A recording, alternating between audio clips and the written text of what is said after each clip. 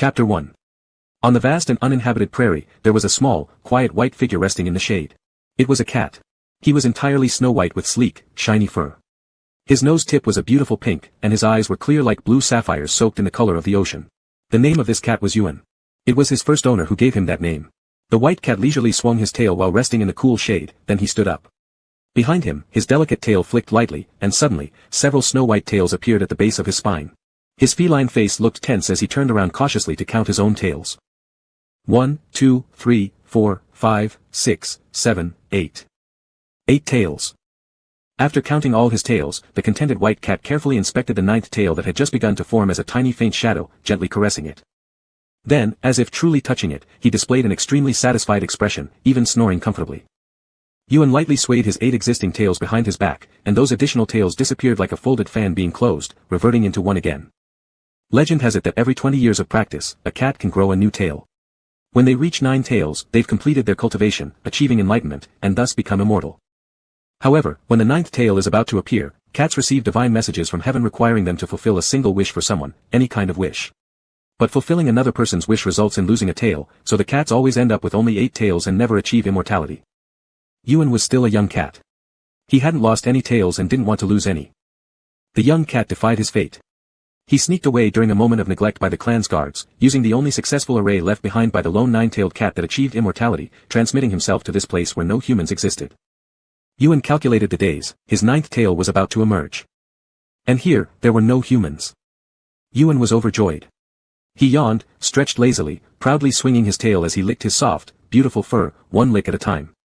This was a paradise populated solely by animals. The drought season was nearing its end, and the barren grassland, scorched by extreme heat, was about to welcome sweet rain.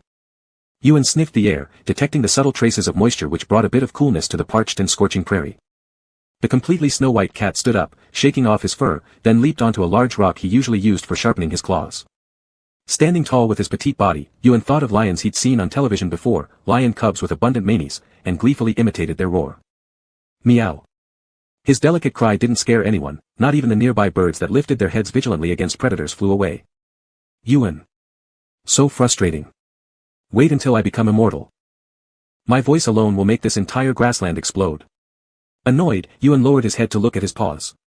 His claws came out and gently scratched the big stone under his feet. Satisfied when he saw 5 deep claw marks appear, he retracted his claws. He jumped off the stone, tail upright, strutting confidently toward the water reservoir within his territory. Ewan had been in this place, lacking spiritual energy, for decades now, ever since he had 5 tails. He had claimed this land as his home without moving elsewhere. Actually, calling this place lacking spiritual energy was already generous. Even in the late law era when few cats could awaken their spiritual wisdom and start practicing, there was more spiritual energy than here. Ewan could roughly guess he was no longer on Earth. Here, the oxygen was thinner, and the flora and fauna he encountered were much smaller than those on Earth. The sky was always hazy with a red hue, and the oppressive heat did not come from the sun but from beneath the ground. But that didn't matter. His growth of tails had little relation to spiritual energy. As long as he lived, they would grow. Whether or not the spiritual energy was sparse only affected the potency of the small spells he used. For instance, the thunder spell that once could collapse an entire wall directly could now only be used to catch fish. Ewan kept fish in the reservoir. During the drought season, sometimes audacious little animals would sneak into his territory and steal a few. Sometimes Ewan noticed, but he wasn't bothered. All living beings strive for survival. It's just that others struggled, while he lived relatively carefree. Being an immortal will be even more carefree. Happily imagining this future, Ewan strolled toward the nest he had built, carrying a fish he had stunned with his spell. Once he became immortal, Ewan wouldn't care about saving fish, one would be eaten and another discarded.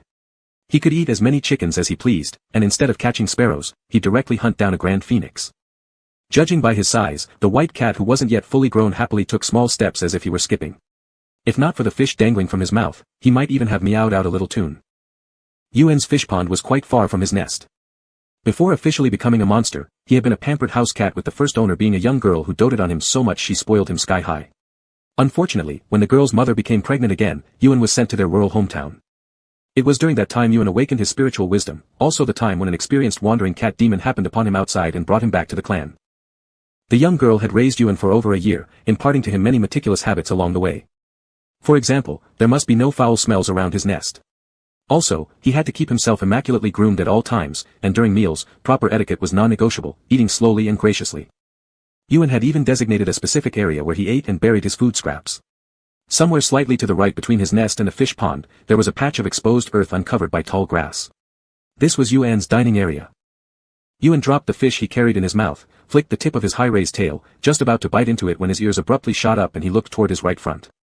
Without warning, he coiled his body, pushed off with his hind legs, leaping forth like a bolt of white lightning. Among the rustling tall grasses, Yuan reappeared shortly after with an animal clamped in his teeth that resembled both a bird and a chicken. The animal had already been bitten to death by Yuan, who easily dragged this creature, twice his own size, back to his dining spot. Using claws sharper than usual, he expertly skinned and dissected this prey which came straight to his doorstep.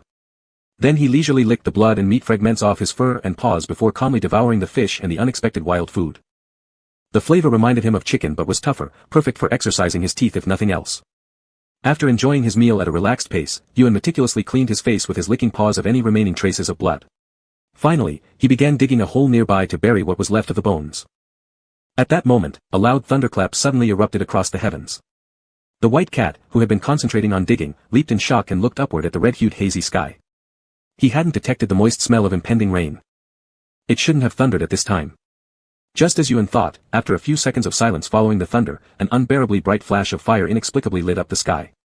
The light grew brighter and brighter until eventually piercing through the misty heavens, descending as if a comet breaking through the atmosphere, trailing a long fiery tail, wreaking catastrophic havoc aimed toward this barren land. Yuan watched as the suspected comet drew closer, passed overhead under dramatic vibrations in the ground, and landed. My nest. The fish bone dangling from Yuan's mouth, plop, fell to the ground, revealing several parts of surprise, injustice, and shock on his adorable feline face. His fur stood completely on end, disregarding the remaining food residue, he raced back toward his nest with all four paws flying. Unfortunately, the outcome was predictable. Yuan squatted beside a large grayish-black oval-shaped object that radiated alarming heat. Looking at the remnants of his hard-built home, where he'd lived for decades, sorrow welled up to the point of bringing tears to his eyes. Even though the little white cat had ash smeared across him, he neglected cleaning himself. Instead, he walked around the dark coal-like sphere a few times and finally stopped, letting out soft meows in his tender voice, brimming with resentment. His resentment lasted only moments before turning into anger. Yuan reached out his claws to scratch at the coal ball that destroyed his home with all his strength. Yuan was a demon. Demons possessed astonishing fighting capabilities, physical constitution included. He angrily clawed at the extremely hardened sphere that survived the searing burn of passing through the atmosphere, tearing it apart as effortlessly as scratching through paper. After scratching for a short while, Yuan noticed the texture under his claws suddenly change, as if he touched something inside. Next came a faint, crack, sound from within the sphere. Yuan's ears twitched and perked up alertly as the colossal coal ball split open with a seam from the middle. Yuan retracted his claws, took a few steps back, and in the next moment, he saw the true appearance of the thing wrapped in the coal ball. It was a milky white glowing object that looked like an egg, though it wasn't an egg because it was slowly opening, revealing what it protected inside. It was a person. A battered and bruised person with a gaping hole in their stomach, blood-stained all over and barely breathing. This person still had a thread of life left, their willpower incredibly strong as they slowly opened their eyes. Human. Yuan's internal alarm went off at full blast. Upon realizing what was inside the egg, he wasted no time, turning around to flee without hesitation. But it was already too late. The cat about to grow his ninth tail felt a divine revelation from above at this moment, inevitably hearing the deepest desire in the heart of the dying man just before he would take his last breath. To live on. Wanted to survive. Yuan pretended not to hear, fleeing as fast as he could, running desperately with all his might. But suddenly, as he ran, he felt a sudden lightness in his rear. He turned his head only to see one of his tails lightly fall onto the ground. Yuan stopped mid-step, shivering as he flung all his remaining tails about, defiantly counting them. After finishing his count, Yuan let out a roar filled with sorrow and fury, glaring at the severed tail lying on the ground and the human who was healing rapidly right before his very eyes. Darkness clouded his vision. Me. I'll curse your immortal ancestors. Chapter 2. Yuan finally understood what the senior members of his clan meant when they earnestly told him, fate cannot be defied. Holding his dusty tail that had fallen to the ground with both paws, he stroked and rubbed it repeatedly, unwilling to let go. After the tail fell off, it would gradually vanish as the human's wish was fulfilled. Yuan helplessly watched his treasured tail slowly dissolve into a faint shadow, and those blue eyes filled with the hue of the ocean seemed to shimmer with moisture. So infuriating. It couldn't get any more unjust. As Yuan watched his tail fade away until there was no trace left, he kicked with his hind legs and leaped onto the human lying in a large egg-shaped protective shell. Seeing the exposed chest muscles outside the torn clothes, Yuan became even angrier. Just losing the tail. That was indeed fate. But the one who ruined his aspirations to become an immortal wasn't a young lady. No. It was a hard-bodied, smelly man. Yuan's anger made his tail fur bristle, and his cat eyes grew wide and round. He squatted on the blood-streaked belly of this man, feeling the growing vitality under his feet. Unable to resist, he extended his sharp claws, raised his paw, and looked at the rising and falling chest before him, pondering where to strike so that this foolish human could pass away peacefully in his sleep. But thinking that this person was saved at the cost of losing a tail, Yuan's paw stopped just above the man's skin. There will be others if not him. Just like what the old seniors of his clan said while smoking and stroking Yuan's fur after many years of cultivation and much life experience. Until someone sincerely wished for the cat to ascend to immortality, the nine-tailed cat would inevitably suffer the tragic fate tied to its ninth tail. Yuan glanced at his nails, then at the defenseless human unconscious before him. Since I sacrificed my tail to save this human, his life is mine now. Thinking this, Yuan retracted his claws, and his soft pads landed gently on the man's chest. The relaxed chest muscles felt soft and bounced up and down with each breath. Distractedly recalling the earnest warnings from the elder seniors in the past, Yuan couldn't help but knead with his paws instinctively. The elders had said, rather than resisting, why not find a fresh and good-looking, kind master who tastes good? Anyway, after 20 years, once the wish is granted, one can simply disappear. Where would you spend these 20 years anyway? What if by chance, the person wishes sincerely, hoping both of them can ascend to immortality? It was only young nine-tailed cats like Yuan who would try to escape the destiny of their tails. Those who had experienced it several times had basically given up the struggle, finding some satisfactory humans to serve as masters. After all, maybe with a stroke of luck, they could achieve transcendence during daylight. Yuan, upon considering this, moved his beautiful blue cat eyes slightly and directed his gaze toward the man beneath his paws. When he looked down, he directly met the man's gaze. The pitch-black eyes resembled a tranquil night sky, light spilled into them, leaving behind starry glints. Yuan paused in his kneading motion, stunned. Ji Xiuyun never thought he would have another chance to live. Even less did he expect that upon opening his eyes, apart from some numbness and weakness in his body, he felt almost no pain. His chronic ailments and even those hidden injuries that required long-term rest and recuperation were completely gone. His body felt like it underwent a complete overhaul, removing all discomforts and leaving only the vigorous flow of youthful blood coursing through his strong physique. Of course, the most unexpected thing was, being fondled. A native of the Milky Way, the current de facto marshal of the Since Empire, the dream lover of billions of young girls, the man hated by enemy armies and space pirates to gnash their teeth, and whose name could silence crying children in enemy alliances, Ironblood Silverblade Ji Xiuyun, Marshal Ji. In the moment of critical injury and near death, yet mysteriously restored to full health, he was fondled by a fuzzy, cuddly, seemingly very cute unidentified creature. What a truly refreshing and intense experience. Ji Xiuyun looked calmly and indifferently at the creature, which had its eyes wide open and appeared to still be growing, as he thought thus with great calm and aloofness. Yuan stared dumbfounded at the human for a while, then looked down at his own paws resting on the other's chest. He tilted his head slightly, silently withdrew his claws, and repositioned them on the other's belly. Seeing that this man's chest was smeared black with soot from his dirty paws, he decided to pretend nothing had happened and turned his head to look at the scenery. This place was originally a small hilltop crowned by a large rock. Beneath that rock was a massive cave, dry and warm. The area was rich in geothermal resources, and even during the rainy season when everything outside was damp, the high-placed stone protected it from wind and rain. Hardly any water seeped into their cozy nest, keeping it dry and comfortable overall. Yuan had spent decades here, adoring his nest immensely. But now, not only was the nest gone, the natural stone cave itself was shattered, partly carbonized due to high temperatures. Remembering this, Yuan got angry again, but there was no use scratching the man, so he angrily hopped twice on the man's stomach. Ji Xiuyun. After hopping, Yuan wagged his tail, letting its soft and warm fluff gently brush against the man's abdomen. The faint moisture in his territory had been evaporated by the falling giant egg, it was hot and dry now, except for a hint of coolness lingering around this man. Lowering his head, Yuan looked at his fur already dyed black with ash, then glanced at the human who wasn't much cleaner either. Under the man's gaze, he let out a meow and raised his paw lightly waving it. Several streams of water appeared out of nowhere, as if having a mind of their own, constantly moving back and forth between the disheveled human and the cat, washing away blood and dirt. Embarrassingly enough, this spell used to be described in ancient times as powerful enough to move mountains and reverse seas, an exceedingly amazing skill, but when he was on Earth, all it could do was clean him after bathing. Here, it couldn't even achieve that. Each time, only a tiny amount of water could be conjured, barely sufficient for drinking when thirsty or cleaning spots his tongue couldn't reach. Lifting his forepaw, Yuan used the streams of water to clean the dirt off it, revealing originally cute pink paw pads underneath. After finishing his front paws, he raised his hind legs. Ji Xiuyun watched the little creature atop his stomach casually clean itself, his weakened fingers twitching ever so slightly, finally beginning to recover his strength. Yuan didn't notice this change. After cleaning both himself and the man, the first thing Yuan did was look up at the human's face. Yuan had no real concept of human aesthetics, his taste was heavily influenced by his first owner.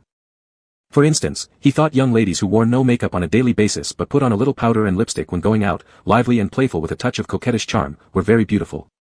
And the role models those girls admired, often fierce older sisters in leather jackets and high heels with bold red lips, Yuan also found attractive. As for males, the kind of men that young ladies used to fondle Yuan over while gushing in front of computers about were usually pale-skinned, delicate beauties with fine features. Thus, Yuan believed that these pretty boys were the best-looking among males. When Yuan managed to accumulate enough spiritual energy to transform into human form, he specifically sought out a mirror, discovering that he resembled this type himself, feeling highly satisfied with his reflection. However, the man before him wasn't such a type. His facial contours were strikingly sharp, his gaze calm to the point of icy coldness, making him appear far from approachable. Scanning the cleaned-up body of the other party, Yuan observed a tall physique with smooth and perfect muscle lines, nearly devoid of any excess fat. Even lying completely powerless at the moment, Yuan could distinctly feel an overwhelming sense of intense strength radiating from him. With no discerning eye for male beauty, Yuan's gaze returned once more to the face that couldn't possibly be considered as handsome as those pretty boys. This guy is really ugly. The kitten lacking human aesthetic sensibilities thought.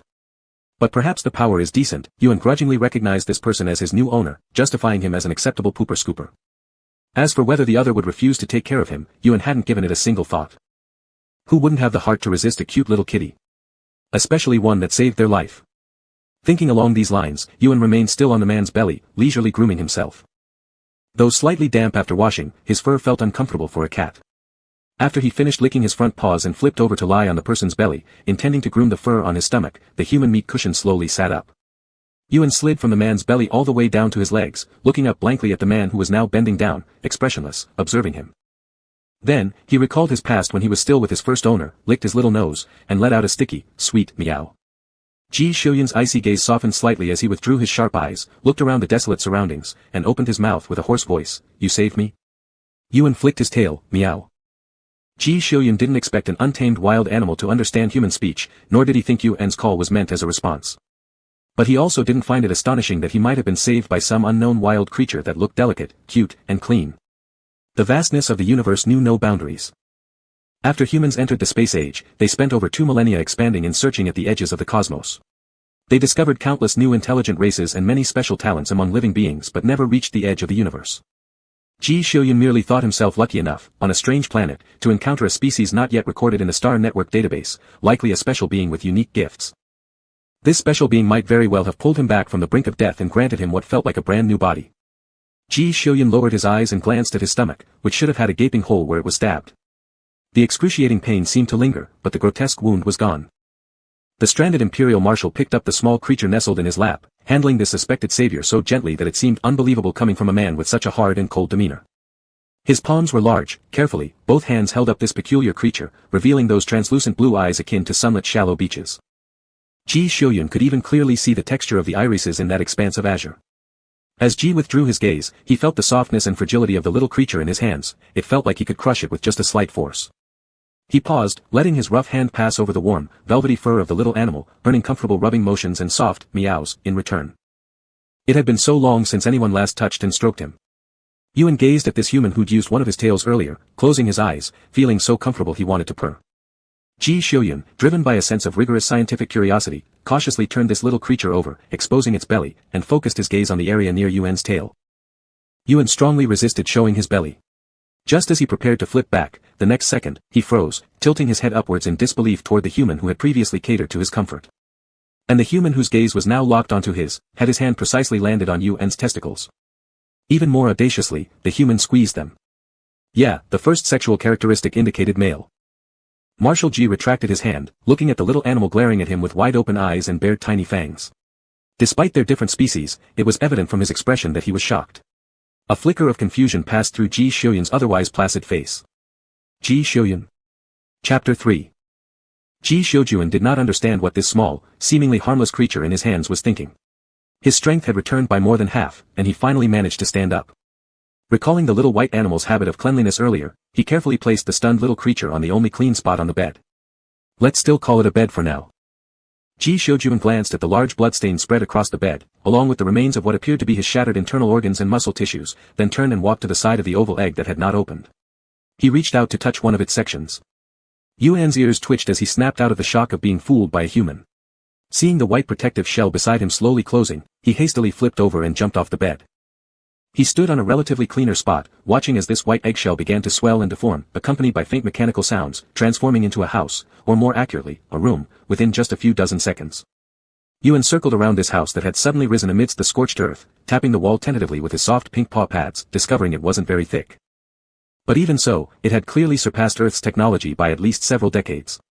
Yuan ambled around the corner, stopping where it looked like there was a door. Earth's technology had advanced to this extent already. Yuan thought about the cats of his kind who disliked finding masters and instead transformed into human forms to indulge in gaming marathons. He figured if he could go back and find them now, they'd definitely recommend all sorts of new and exciting games to him. Decades had passed, and Yuan also missed those cats from his clan who occasionally gathered to complain about their master's whimsical wishes. Since the newly appointed Pook Shoveler had arrived here, though it seemed he had encountered misfortune, it was no problem. He was certain there would be a way to return. Humans were always unexpectedly clever. It might be nice to go back and greet his fellow clansmen, just to let them know he was safe. Thinking this, Yuan swayed his tail tip happily, feeling quite at ease. After activating the safety mode, Ji Xiujuan entered the house only to discover that the white little ball which should have been on the bed was missing. The marshal paused his steps slightly, a few fine lines appearing between his eyebrows. But ultimately, he made no superfluous movements. Instead, he took some clothes out of a small cabinet and changed into them, then pulled out a small bottle, drawing out a transparent patch stored within the bottle cap, no larger than the size of his fingernail, doused it with the liquid from the bottle until it was soaked through, stuck it under his nose, and took a deep breath. This was a small tool commonly used by residents of the Interstellar Alliance, a portable oxygen patch, soft, colorless, breathable, skin-friendly, and completely unnoticeable when sprayed with specially formulated liquid oxygen and stuck under the nose. A single patch could last 3 hours in an oxygen-free environment. Clearly, this planet was not suitable for human habitation. With low oxygen levels, dry air, and gravity higher than that of normal habitable planets, walking felt just like exercising in a beginner's weight training room. Though Ji Xiujuan's physical condition was excellent and he had previously adjusted his breathing to endure until his body recovered, by this point, he also needed to replenish oxygen. Marshal Ji moved methodically, looking extremely calm. Sitting on the ground, he patted the wall beside him, swiftly inputting a string of numbers on the digital shadows that appeared on the wall. Immediately, images were projected into the air before his eyes. These were recordings made by the defense system of the security chamber after Ji Xiujuan had chosen to enter it. The purpose of recording was to document facial features and evidence, preventing the enemy from arbitrarily opening the chamber door after escaping or being captured, causing casualties inside. At the same time, these recordings could serve as evidence presented at the Galactic Court when the user successfully returns. Marshal Ji Xiujuan was ambushed while routinely patrolling the territory of the Star System Alliance. The Alliance conducted inspections every 5 years, each lasting for a year. Currently, the two marshals of the Since Empire were mobilized together, one responsible for the southeast and the other for the northwest. Ji Xiujuan was the one in charge of the southeast. Those who ambushed him belonged to the notorious space pirates in that star system, but Marshal Ji's expression remained unchanged as he watched footage of his spaceship and mech being destroyed. He was ambushed when he was alone. As the Empire's marshal, Ji Xiujuan usually had guards accompanying him, rarely ever being alone. And it was during these rare moments of solitude that he was ambushed. It was obvious, there was a traitor among the marshal's guards. However, Marshal Ji Xiujuan seemed to pay no attention at all to the fact that there was a mole in his personal guard unit or that he had been suddenly attacked by space pirates. Instead, after quietly slipping away from the enemy's range of vigilance in the security cabin, he began to concentrate intently. He needed to confirm his coordinates. As for the mole, the marshal didn't have it on his mind, as he believed his trusted subordinates would quickly ferret out that person. His luck was exceptionally good, the security pod hadn't been thrown too far away by the gravitational and repulsive forces in the universe.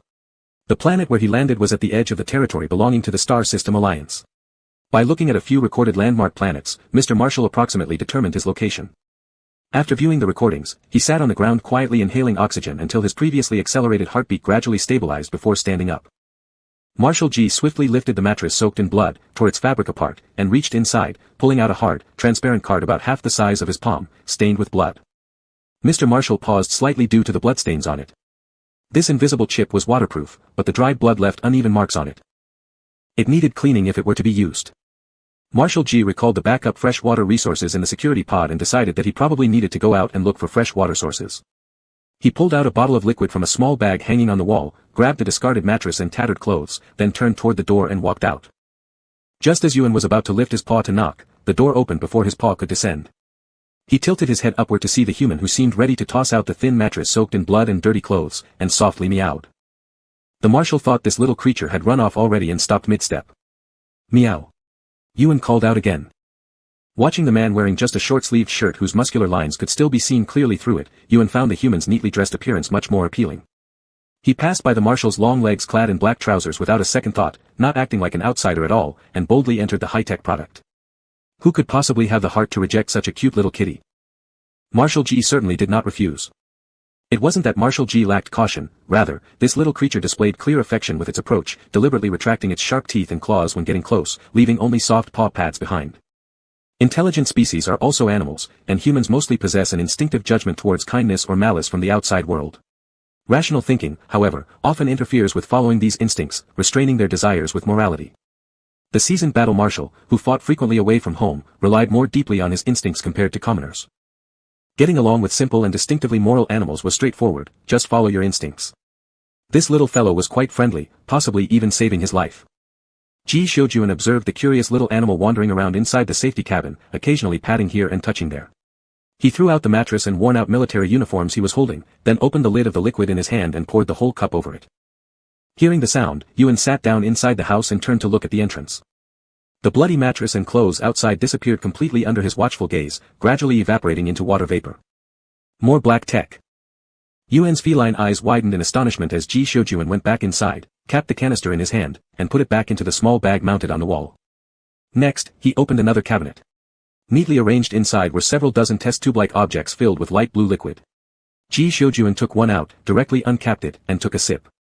Curiosity and greed are feline instincts, especially when they see a human eating right in front of them. Yuan couldn't resist walking up to the human, standing upright and placing his two forepaws on the other's lower leg, stretching his neck while emitting meows that drew the marshal's attention.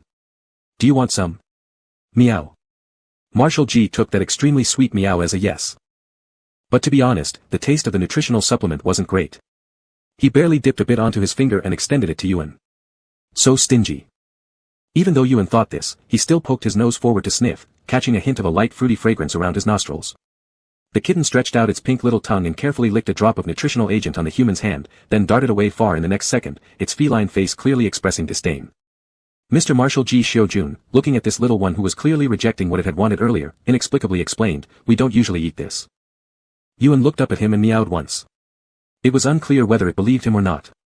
Marshal Ji Xiujun, with zero understanding of cat language, glanced at the liquid in his hand that didn't taste great and gulped down the rest of the nutritional agent.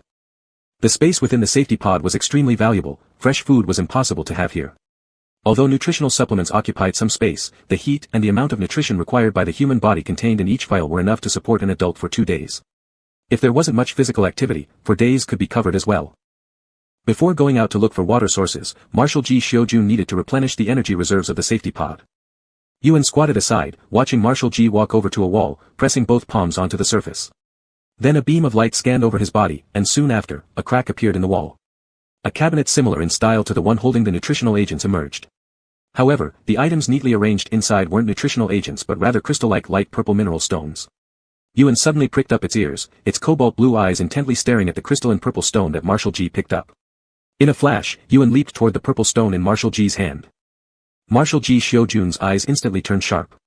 Sensing Yuan's target, he swiftly pushed the cabinet door shut, retreated to a corner while simultaneously pulling his hand back, thus avoiding the sudden attack from the small creature. Seeing his lunge missing the mark and the cabinet retracting beyond reach, Yuan swatted at it multiple times with his paws but failed to open it. He cried out loud, continuously running around Marshal Ji's feet, restless with frustration. He absolutely hadn't been mistaken. The purple stone in Marshal Ji's hands was none other than the spirit stone that elders in his clan had worshipped for over 100 years. They had endured a steady decline in magical power, ultimately unable to transform into their human forms, all just to avoid touching a single bite of such a stone. And this person actually had a whole cabinet full of them. An entire cabinet. After eating just this cabinet's worth of spirit stones, Yuan would become like those grandmasters who accumulated hundreds or even thousands of years' worth of energy and turn into a human form capable of traveling the world. Perhaps even for more than a year. In a fleeting moment of inspiration, Yuan felt he'd embraced an extraordinarily robust golden leg. Marshal Ji realized the interest this being had in the energy crystal in his hand, shaking the stone slightly. "Do you want it?" The marshal's voice always carried a cold edge, like ice that never melted, with an expression as hard as frost and eyes brimming with coolness. Grown amidst battlefield trials since childhood, the title of marshal was earned through piles of battle achievements. Even when trying his hardest to be gentle, his demeanor remained severe and unyielding. The aura of slaughter and bloodshed couldn't be concealed. While Marshal Ji was the dream lover of billions of young girls, he was also a terrifying figure that children avoided and animals kept 3 miles away from. This furry little creature willing to approach him already far exceeded Marshal Ji's expectations. Yuan stared unwaveringly at the crystal in Marshal G's hand, responding hastily to his question with a quick, meow. Marshal G looked down at him, seemingly deep in thought, without speaking. Watching Marshal G's indifferent expression, Yuan grew angry enough to want to scratch him with his claws. I sacrificed my tail to save you. And you won't give me even a single spirit stone. You've got a whole cabinet of them. Yet you wouldn't even give me one. Yuan nearly exploded with rage. With eyes wide with longing fixed on the spirit stone, Yuan glanced again at the part of the wall where the cabinet had retracted and deliberated between getting a cabinet full of spirit stones now versus possibly obtaining even more later. This new feeder seemed incredibly wealthy, not lacking in spirit stones at all. If he followed this person away from here, might there be countless spirit stones to devour? Devouring more spirit stones meant he could be just like the legendary great demons. One flick of a claw would shake the heavens and move mountains, accomplishing wonders with a mere wave of the hand. It sounded incredibly dazzling. Yuan's heart surged with excitement as he looked up at the spirit stone, his gaze becoming even more intense. After pondering for a long time, Marshal G finally spoke, use your innate talent of generating water sources once more. You won't even give me a single spirit stone. And now you're asking me to use magic. Does spiritual energy grow on trees or something? Yuan glared at Marshal G, almost turning his back on him to express his protest. Marshal G vaguely understood the meaning behind this and added, if you do, this energy crystal will be yours. Before the words had even finished leaving his mouth, Yuan swiftly swiped a claw, gathering several thin streams of water in the exceptionally dry air. Marshal G Xiujun observed closely, the streams seemed slightly finer than what he had seen before. He first used these streams to clean the bloodstains off the invisible chip and then looked down at Yuan who was anxiously scratching at his pants. You understand what I say, Marshal G stated. Yes. Yuan cried out in affirmation. It was you who saved me, Ji Xiujun said again. Meow. Yes yes yes. Why is a grown man so much fussier than a little girl? Yuan stared at the spirit stone, feeling so anxious he wanted to bite someone. Marshal G observed this cute little one for a while, then bent down and placed the energy crystal by his feet. Thank you for saving me, the marshal concluded, introducing himself, I am Ji Xiujun. And you? The white cat hurriedly hugged the spirit stone closer upon hearing this and paused for a moment, looking up at Ji Xiujun with his usual cold expression. After hesitating for quite some time, Yuan finally tightened his hold on the spirit stone in his paws and gave a response. Meow. My name is Yuan. I don't understand your language, Marshal G explained after giving it some thought. For now, I'll just call you Whitey. Yuan. Yuan. Yuan could hardly believe it. So why even bother asking? Chapter 4. General G had no idea that he was already on Yuan's little blacklist. Holding the clean chip in his hand, he walked to the operating table. This invisible chip was a point-to-point communication method. The one in Ji Xiuyun's possession connected to another general of the Empire, Kevin. It was a secret known only to the maker of the chip and the two parties involved. The ruling class did not wish for the military department to be as close-knit as a family, so outwardly, Kevin and Ji Xiuyun were merely nodding acquaintances. Occasionally during some important meetings, they even displayed an air of being at odds with each other. In reality, the two generals had quite a good relationship behind closed doors. As is widely known, when Ji Xiuyun was accumulating battle merits, he used to be one of the top generals under Marshal Kevin. However, just when Ji Xiuyun's battle achievements were enough for him to be promoted to general, awaiting the official documents to take office, General Kevin publicly scolded Ji Xiuyun in front of hundreds of thousands of troops. Regardless of whether the two parties cared or not, others who knew about this incident certainly paid attention. After the event of Ji Xiuyun being scolded happened, the first one to send condolences was the previous emperor of the empire. Very few people knew that Ji Xiuyun and Kevin could be considered an unacknowledged teacher-student duo. There was nothing objectionable about a teacher reprimanding a student, and Ji Xiuyun did not feel embarrassed about being scolded in front of hundreds of thousands of soldiers. As a commander of the army, making the wrong decision deserved far more severe punishment than mere verbal abuse. As soldiers, it was necessary to have the courage to face mistakes and sacrifices, especially among commanders. Bear in mind, those soldiers who sacrificed their lives because of his mistaken orders no longer had the opportunity to witness Ji Xiuyun being disciplined. Ji Xiuyun inserted the chip into the card slot of the operating table, unsurprised by the empty message area. He swiftly completed a rigorous identity verification, entered a brief set of coordinates, and after displaying that the transmission was complete, decisively removed the chip. The general's mech and spaceship were both bombed into space debris. The escape pod, though equipped with thrusters, lacked the power needed to penetrate the planet's atmosphere. Leaving this place would require waiting for rescue. Unclear as to what exactly was happening outside, it wasn't hard to imagine that heaven knows what chaos was unfolding. The iron-blooded silver blade known as Sinters was actually attacked and disappeared while conducting routine inspections. This big news would cause shockwaves throughout various star alliances and likely stir up some opportunistic thoughts among those countries and alliances that had ill intentions towards the Sinters Empire. Without going into detail, the pressure Kevin was under was surely enough to pull out handfuls of hair. General Ji offered his polite sympathy from afar to his teacher, whose balding tendency was becoming apparent. The general knew that the arrival of rescue would not be slow, but due to the complexities of power, sabotage, and foreign enemies, it probably wouldn't come very quickly either. They should still prepare to stay on this planet for a few days at least. Water sources and food were the primary concerns.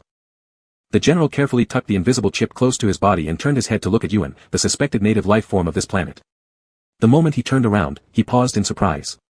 Because Yuan was currently holding a mineral stone almost the size of his head with two paws, munching away bit by bit.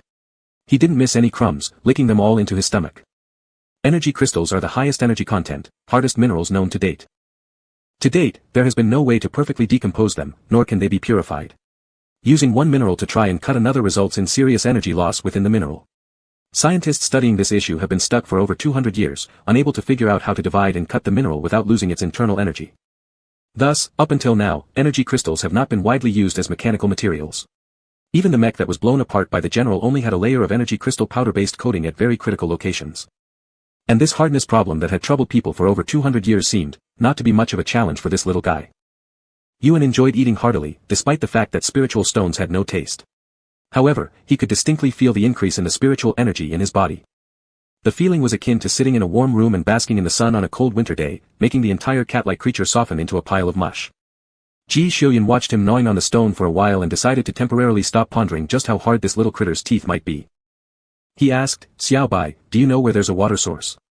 Yuan glanced at him while chewing on the stone, then turned over with his treasure spiritual stone in his paws, presenting Ji Xiuyan with his backside.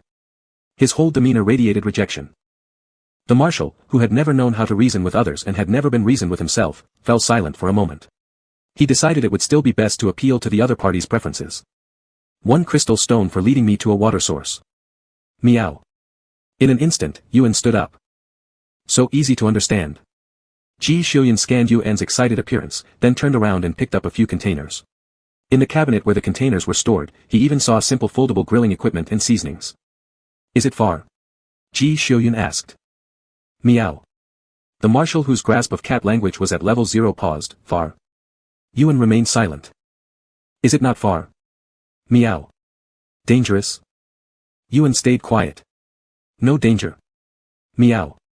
The marshal glanced at the seasoning and foldable barbecue tools again before asking, are there any aquatic animals? Meow. Perfect, nearby, no danger, and with the presence of aquatic animals. Ji Xiuyan put a few of the containers back, feeling that he might exhaust a year's worth of speech communicating with this little creature. Thinking about the disdainful look his savior had cast toward the nutrient agents earlier, the marshal decided to prove that human taste buds weren't defective by bringing along the grill and seasonings. After some consideration, he also took a tube of antidote just in case. Yuan, having been away from human society for many years, only recognized which containers were used for holding water, while the purpose of other tools was entirely unknown to him. But this didn't concern him, what concerned him was solely the spiritual stones. Looking at Ji Xiuyan, Yuan meowed, pressing the stone he had already gnawed halfway into under his paws. Then, glancing longingly at the wall filled with spiritual stones, he extended his neck as if craving more. Typical greed, the bull's food isn't enough, he wants what's in the pot. Stretching his neck further to watch. I'll give you more when we come back, the marshal promised. Yuan crouched in place, looking intently at the human for quite a while before abruptly turning around, lying down with the spiritual stone clutched close and declaring that he wasn't cooperating anymore. Ji Xiuyan. This method of protest was straightforward to the point of being alarming. If such behavior occurred in the military, he'd simply toss them straight into the brig. After observing Yuan for a long while, Ji Xiuyan, accustomed to commanding unyielding orders in the military, instinctively chose not to compromise. For his part, Yuan kept silent, munching bit by bit on the spiritual stone. His beautiful cat eyes were half closed, occasionally turning to glance at the man standing still. Despite feeling somewhat exasperated, Ji Xiuyan appeared even colder-faced. Should I give it to you now? Do you plan to take it along the way to eat? The marshal inquired. Meow. Ah, well, that's easily solved. Completely unaffected by the human expression, Yuan started meowing at him. Carry me. I carry the spiritual stone. Together, let's embark on an across-species heart-to-heart walk. Marshal Ji was completely unable to decipher the complicated meaning behind this little furball's actions. Gradually, the anticipation in Yuan's eyes disappeared, and his ears drooped one by one. Feeling aggrieved, he gave up meow, and approached Ji Xiuyan, putting his two front paws on the latter's long legs, trying to tell him through body language to pick up this adorable little cat right away. Yet, the unromantic marshal remained utterly confused. TSK. Having failed to charm his way through, Yuan retracted his claws, resentfully jotting another note in his mental ledger, pushing his half-eaten spiritual stone to a corner for safekeeping. Then, muttering unhappily, he went over to scratch at the door. Unbeknownst to the marshal, his name had once again been added to the little feline's list of grievances. Taking the situation as Yuan's surrender, he cheerfully opened the cabin door. With Yuan's 4 tiny short legs moving at their slow pace, they reached the edge of the pond he claimed within merely 10 minutes or so. The fish in the water seemed to have sensed the commotion on the bank and quickly submerged underwater with a flick of their tails. This pond wasn't large but was deep, with underground water continuously bubbling up from the bottom due to geothermal heat. It was flowing water, though small, approximately 4 to 5 square meters. It was very clear despite its depth, letting the observer see all the way to the bottom. The fish inside were scarce since most were taken by small animals searching for food during the dry season. Yuan plopped down on the edge of this little pond and leisurely licked his paws. Ji Xiuyun turned his head to look at him, then glanced around at an area showing no sign of large carnivorous animals. To be able to secure a spring in this place during the dry season, this little guy was indeed impressive. Ji Xiuyun filled the containers he carried with water and looked at the fish near the bottom of the pond. These fish were familiar to Ji Xiuyun. They appeared in the common recipe books of the 13th star system, known for their sweet taste and non-toxicity. To avoid paying another piece of energy stone, Marshal Ji directly took out the pointed thin sticks used for barbecuing, moved as swiftly as lightning, and skillfully speared 2 fish with a single jab. Yuan got quite startled by his movements and widened his cat eyes, turning to stare at him. Marshal Ji said nothing, opening the portable energy stove and taking out the seasonings and oil. Under the watchful gaze of that beautiful pair of sapphire-like eyes, he began barbecuing unhurriedly. The marshal himself had risen from the ranks of soldiers, having spent countless times surviving in the wild. Due to needing to handle everything himself too often, he'd honed an unparalleled barbecue technique, limited to barbecues. Yuan watched Ji Xiuyun apply layer after layer of something to the fish with an organized pace. Some smells he could barely identify, others completely escaped him. But it smelled delicious. Even a cat's appetite was stirred. After roasting the fish, the marshal turned his head to see the white fur ball that had unknowingly come closer to him. Yuan looked at him, then at the skewered grilled fish, then back at him again, then back at the grilled fish, finally stretching out a paw to press on the hand of Mr. Yuan Shuai, the marshal, poking his head close so the pink little nose sniffed around the roasted fish. It was hot, but posed no harm to a monster's physical attributes. For a cat tongue, it might have been slightly uncomfortable, but this paled in comparison to the appeal of delectable food. Humans' pursuit of delicious food is truly endless. While eating the fragrant grilled fish, Yuan thought to himself. Seeing the furry lump eat the roasted fish with graceful but incredibly swift movements, and locking eyes with those blue ones, the marshal said calmly, "We usually don't eat nutrient agents." Yuan. How could he still bring this up? What a petty person you are. Yuan gave an extremely perfunctory meow, and turned to look at the other fish in the marshal's hand. This one is mine. The marshal rejected him. Yuan stared at Ji Xiuyun, walked over to the edge of the pond, targeted a fish, and swiped with his paw. A thunderous roar erupted, unlike the fine almost invisible electric light one would normally imagine. A bolt about the thickness of a child's arm came crashing down with the thunderclap, splashing water all over the unprepared human and cat sitting next to the pond. Together with the splashing water, the fish in the small pond were blasted out. All the fish. Ji Xiuyun. Yuan, catface stumped.jpg. Marshal Ji took one look at the thoroughly soaked barbecue fish. Yuan nervously shrunk his neck, really not expecting half a spiritual stone to amplify his magic like this. He uncomfortably stepped on the ground, turned to pick up all the fish flung onto the shore, and neatly arranged them in front of Ji Xiuyun. Sitting behind this row of fish, he tilted his head upward toward Marshal Ji and let out an adorable meow, attempting to charm his way through. Ji Xiuyun wasn't angry, this was no big deal after all, and this little guy had saved his life. Instead, he found the ingratiating demeanor of this small cute ball of fluff amusing. Moreover, the new power Yuan just showcased had sparked great interest in the marshal. Ji Xiuyun knew this curiosity was somewhat twisted. Still maintaining his signature cold face, after silently staring at the white fur ball for a minute, Marshal Ji diverted his gaze, discarded the ruined grilled fish, and started anew, silently spearing 3 of the fish retrieved by Yuan to roast them. Relieved, Yuan lowered his head to look at his own paws, still shaken by the lightning strike earlier. The arid high-temperature environment made their wet traces dry up quickly. The barbecue also cooked very fast. Yuan watched those 3 roasted fish, moving closer with great anticipation. However, the moment he drew near, the marshal hoisted his work high into the air. Yuan tried to reach for it with his claws, discovering he couldn't even touch it. Yuan looked at Ji Xiuyun, whining pitifully, meow. Listening to the meow, Marshal Ji had the urge to pat him, but his expression remained unmoved on the surface. He even cruelly gave Yuan a choice, this, or the energy crystal stone, which one do you want? Yuan stared wide-eyed at Ji Xiuyun, feeling that this human was truly shameless. How could he even ask such a question? Yuan angrily jumped onto Ji Xiuyuan's leg and without hesitation flipped over to reveal his fluffy, soft little belly. Then he let out a soft, sweet meow. What a load of rubbish. Of course, I want both. Chapter 5. Ji Xiuyuan had never imagined that her teasing of this white ball of fluff would result in it exposing its little belly to her. Commander Yuan paused for a moment, but in the end couldn't resist and reached out his hand towards the soft-looking little belly. Yuan swatted him away with one paw. Meow. No fish and you want to rub my belly. Dream on, buddy. Commander Yuan stared down at the furry ball lying on his lap for a while. One dark gaze clashed with a blue one until finally, Commander Yuan made the first move, quickly grasping Yuan's tiny fluffy paw still resting on his hand. Then, without any expression, he pinched Yuan's little paw pads. Soft, warm, and fluffy on the other side, it felt extremely comfortable to pinch. Commander Yuan lost control of his hand and pinched again. Meow. Yuan pulled back his paw, indignantly flipped over, and tucked his exposed little belly away. He lay down on the commander's legs and looked up longingly at the 3 roasted fish. Through his pants, Ji Xiuyuan felt the warmth of the furball resting on his lap and remained silent for 2 seconds before saying, 1 fish for 1 energy crystal stone, agree and you can eat. Yuan turned to look at Ji Xiuyuan in disbelief. You're so full of yourself. Why don't you just go rob someone? Facing the reproachful look of the little creature, Commander Yuan narrowed his eyes slightly and found a sense of pleasure. Satisfied with his own mischief, Ji Xiuyuan was in an excellent mood as he placed the roasted fish down in front of Yuan. Then, expressionless and serious, he said, I was joking. Yuan could not believe what he was seeing. Ji Xiuyuan's standard cold face left him wanting nothing more than to scratch him with his claws. But under the sugar-coated bombardment of the roasted fish, the cute little kitty reluctantly chose to submit in anger. The commander watched Yuan devouring the food voraciously.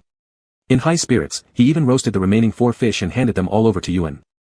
When eating the last fish, the little furball hesitated, then turned and meowed at the human sitting beside him, watching him eat with his hand propped up on his cheek. Commander Yuan looked puzzled. Yuan pushed the roasted fish closer to him. Ji Xiuyuan was surprised, not expecting that after teasing the little furball, the latter would actually think about sharing his food with him. Commander Yuan stretched out a finger and gently poked the little guy's head. I'm not hungry, you eat. Nutrition supplements could last several days' worth of energy expenditure, and the commander truly wasn't hungry, eating would have only been satisfying his cravings. Seeing how popular his barbecue skills were, Ji Xiuyuan was pretty happy and didn't feel the need to compete with his feline savior over food. After finishing the last piece of fish, Yuan watched Ji Xiuyuan wash and pack up the barbecue tools, then ran over and nudged against his leg, placing both front paws on the commander's long legs. This time, he didn't resort to the same trick again. Instead, he directly extended his paw, controlling the force and climbed up Commander Yuan's pants smoothly. Startled by suddenly being treated as a tree, Commander Yuan stuffed the tools in his hands into a storage bag, then reached out to support the furball already climbing up to his waist. Meow. Taking advantage of the help, Yuan stepped on Ji Xiuyuan's hand, walked along his arm for a couple of steps, and perched on his shoulder. Yuan's body was small, but Commander Yuan had broad shoulders and a slim waist, allowing Yuan to balance firmly there. The soft touch of the fur near Ji Xiuyuan's face made him stiffen for a second before relaxing. Yuan wanted to be lazy and didn't feel like walking himself. But Commander Yuan thought he had successfully tamed the little furball just by cooking a meal for him. The animal world was truly simple and beautiful. As Commander Yuan walked back, he reflected with some sentimentality, then his steps paused briefly. He suddenly realized that this little furball might not just be an ordinary animal. What is an animal? Broadly speaking, it refers to heterotrophic organisms composed of cells. From a narrow subjective human perspective, animals are those living beings that lack complex emotional perception and intelligence. Commander Yuan suddenly realized, this white furball who saved him had emotional perception and self-awareness. In fact, it shouldn't even be referred to as it should be he. He could even clearly communicate with Commander Yuan through rational thought. Realizing this, Ji Xiuyuan suddenly became aware that what was squatting on his shoulder might not be an animal in the strictest sense, but rather a sentient life form at the top of the food chain, sharing the same class as humans. Thinking about what he had done to this little creature earlier, Commander Yuan recalled everything and fell into a silence so deep it could almost be called desolate. He seemed, on the premise that this was the furball who saved his life, to have teased him, petted his fur, and fed him several roasted fish as if he were a pet. Most importantly, he had also shamelessly pinched the little guy's primary sexual characteristic. No wonder at the time, the little fellow had looked so shocked, as if he had lost his mind. Marshal Yuan swore that he absolutely had no intention of being perverted. At the time, he really just wanted to determine little Bai's gender characteristics with a scientifically rigorous attitude. After all, among the vast majority of animals, apart from special lactation periods and certain stages of growth, males generally possess stronger attacking power and territorial awareness than females.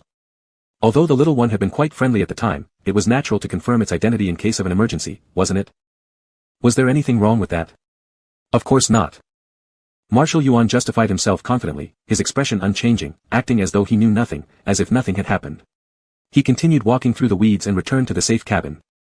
Yuan jumped down from Marshal Yuan's shoulder, and the first thing he did was grab the half-piece of spirit stone he had stashed away in the corner and huddled beside the hidden cabinet with it. Marshal Yuan didn't hesitate, unlocked the cabinet again, and took out a piece of energy crystal stone, which he placed into the ball of Fluff's arms. Yuan gleefully hugged the spirit stone and started munching on it. He chewed on the 2 stones all day. The next morning, when Marshal Yuan opened his eyes, he found a fluffy white ball curled up next to his pillow.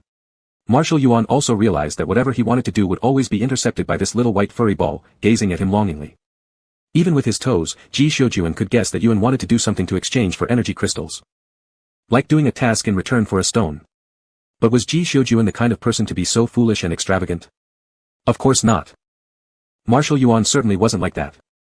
Not only was he not foolish, but he was rather intelligent. So he refused Yuan and said, energy crystals must be reserved for replenishing the safe cabin. Yuan's ears drooped, and he let out a disappointed meow. I'll give you the rest when the rescue arrives, he assured. Yuan perked up his ears and squatted on the control panel, tilting his head up to look at Ji Shoujuan. Little by, you. Marshal Yuan paused, do you want to come with me? Yuan tilted his head, almost about to agree, when he noticed that Marshal Yuan still had more to say. He sat on the control panel, his pupils, now relaxed from lack of harsh light, were round and pitch black, encircled by a pretty blue ring. They made him look innocent and pure. You saved me, and I should repay you, but it's impossible for me to stay here. Ji Shoujuan spoke clearly, without any hint of tact or concealment. Your strength is great, both publicly and personally, I hope you will come with me. I will take care of you and provide you with energy crystals regularly. Marshal Yuan paused for a moment, his tone still calm, if you are unwilling to leave, I can also arrange for someone to deliver energy stones to you periodically. Yuan remained silent. He hadn't expected to receive such benefits. Although there were plenty of spirit stones at Ji Shoujuan's place, Yuan could tell that they were important resource reserves. In other words, they weren't cheap. In fact, Yuan didn't even dwell much on the fact that he had saved Ji Shoujuan. For Yuan, the loss of his tail, despite all his efforts to protect it, wasn't unexpected. After all, years ago when he declared he'd seclude himself deep in the mountains, never interact with humans, and directly ascend to immortality, the elders of his clan had looked at him as if he were an idiot. To Yuan, losing his tail was simply accepting the inevitability of fate, it cannot be avoided. Anyway, a 9-tailed cat regrows a tail every 20 years without needing cultivation or particularly arduous experiences. Besides disappointment, there was no significant regret after such a loss.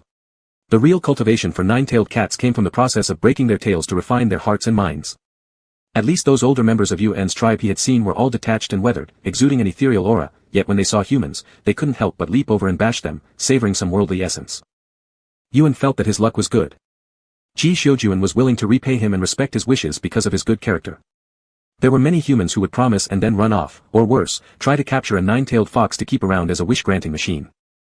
A human who sincerely and unreservedly dedicates themselves to repaying a favor with all their strength generally has a decent disposition.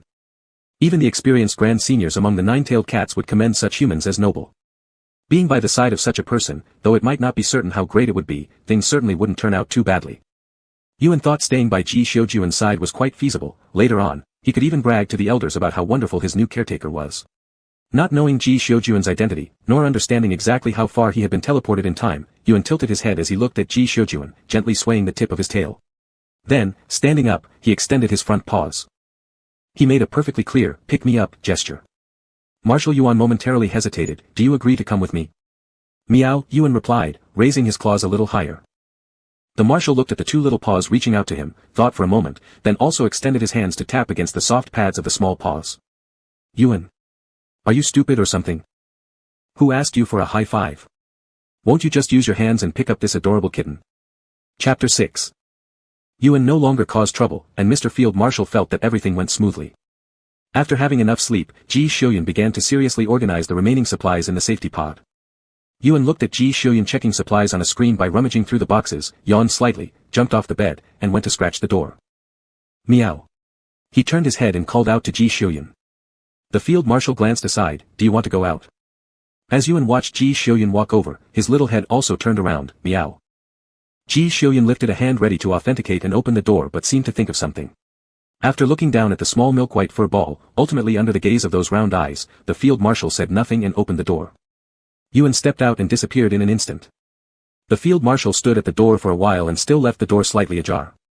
He had wanted to ask Yuan what he was going to do, but then realized he could not understand Yuan's meows. Thinking about this communication barrier, the field marshal became somewhat worried as he tidied up the supplies. Since Yuan had already agreed to go with him, Ji Xiuyun naturally started to consider the issue of taking care of Yuan. Although using the term, taking care, to describe the relationship between himself and a being of equal intelligence might seem inappropriate, given Yuan's petite size and some habits extremely similar to beasts, Ji Xiuyun couldn't find a suitable descriptive term right away. The issue of communication must be resolved. The field marshal casually recorded this matter on a light panel attached to the wall nearby. And to determine the level and kind of the young one's abilities, since they were willing to follow along, if their abilities were sufficient and they didn't mind, Ji Xiuyun would certainly bring the small furry bundle along when entering battle. After all, the small bundle possessed special abilities. Once noticed by others, complications would surely follow one after another. It would be much more convenient to carry them along. In addition, after returning to the Imperial Star, a gene test would have to be conducted on Xiaobai, registering the genes into the Star Network database. There was too much to do. Mr. Field Marshal gazed at the items noted on the memorandum and stopped, continuing to turn his head to count the supplies. When Yuan returned, Ji Xiuyun had just finished checking the messages in the invisible chip, but the message box was empty. Marshal Kevin did not reply. Ji Xiuyun heard some rustling from outside, pulled out the chip, and turned his head to look toward that crack in the door. A white, furry claw tip poked in from the crack, striving to pry open the door. The field marshal watching the chaotic flapping of the claws couldn't help but feel a bit amused. Yuan outside flickered his ears, sensing the footsteps inside. Meow. Yuan retracted his claws and called out toward the crack. Ji Xiuyun opened the door. Yuan walked in, picked up the bag of seasonings, then returned to the doorway, extending his claws to hook Ji Xiuyun's pant leg. Meow. The field marshal lowered his eyes to this fur ball. The fur ball also looked up at the field marshal.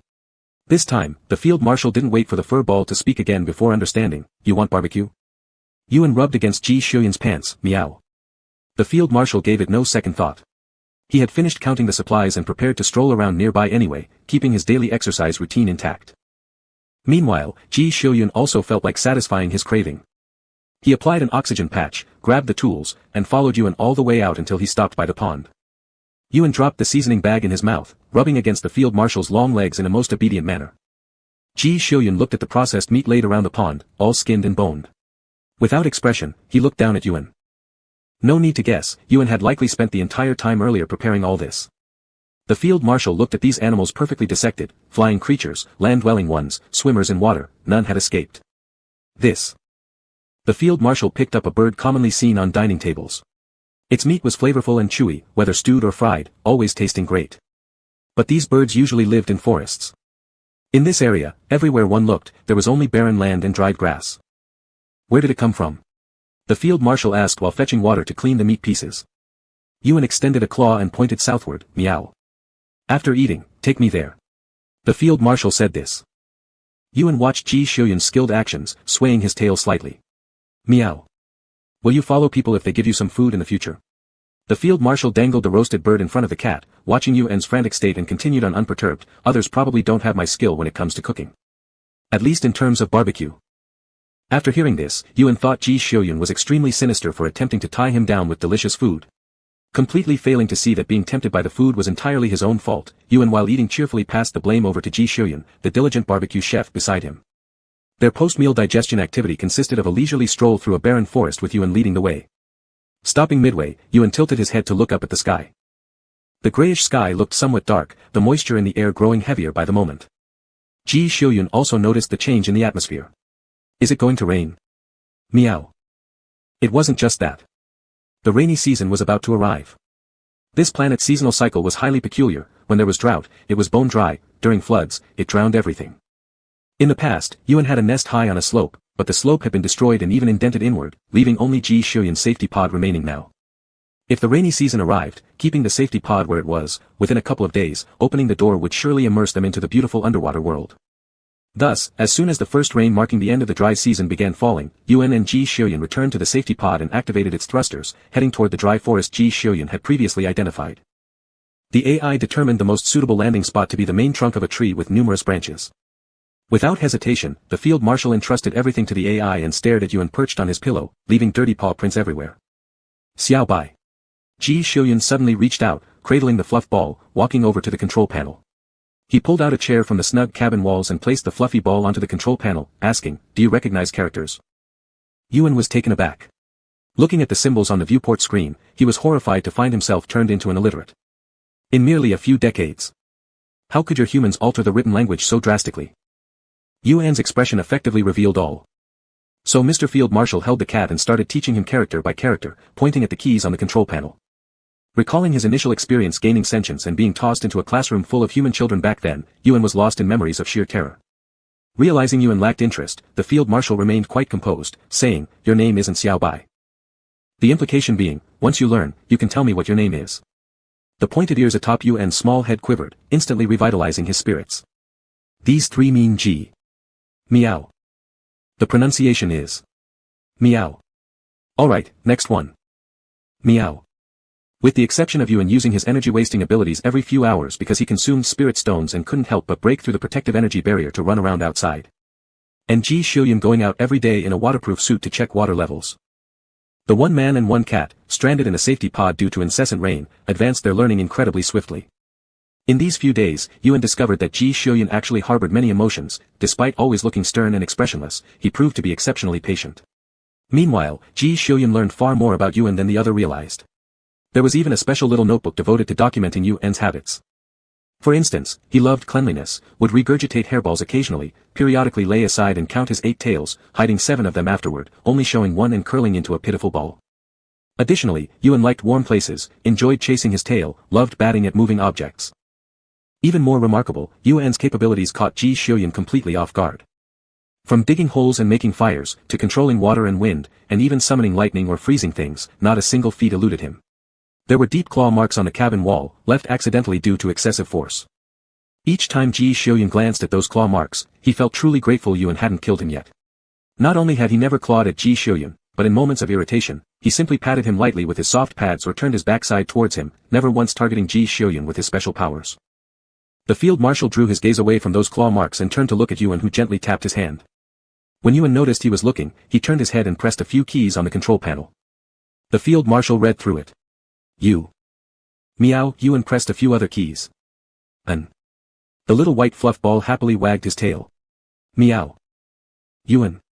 Ji Xiuyun puzzled for no more than 2 seconds before snapping back to reality. Is this your name? Meow. Yuan. Field Marshal Ji's lips slightly twitched, and his slightly upturned, normally intimidating eyes curved just a bit, barely revealing what could almost be considered a smile.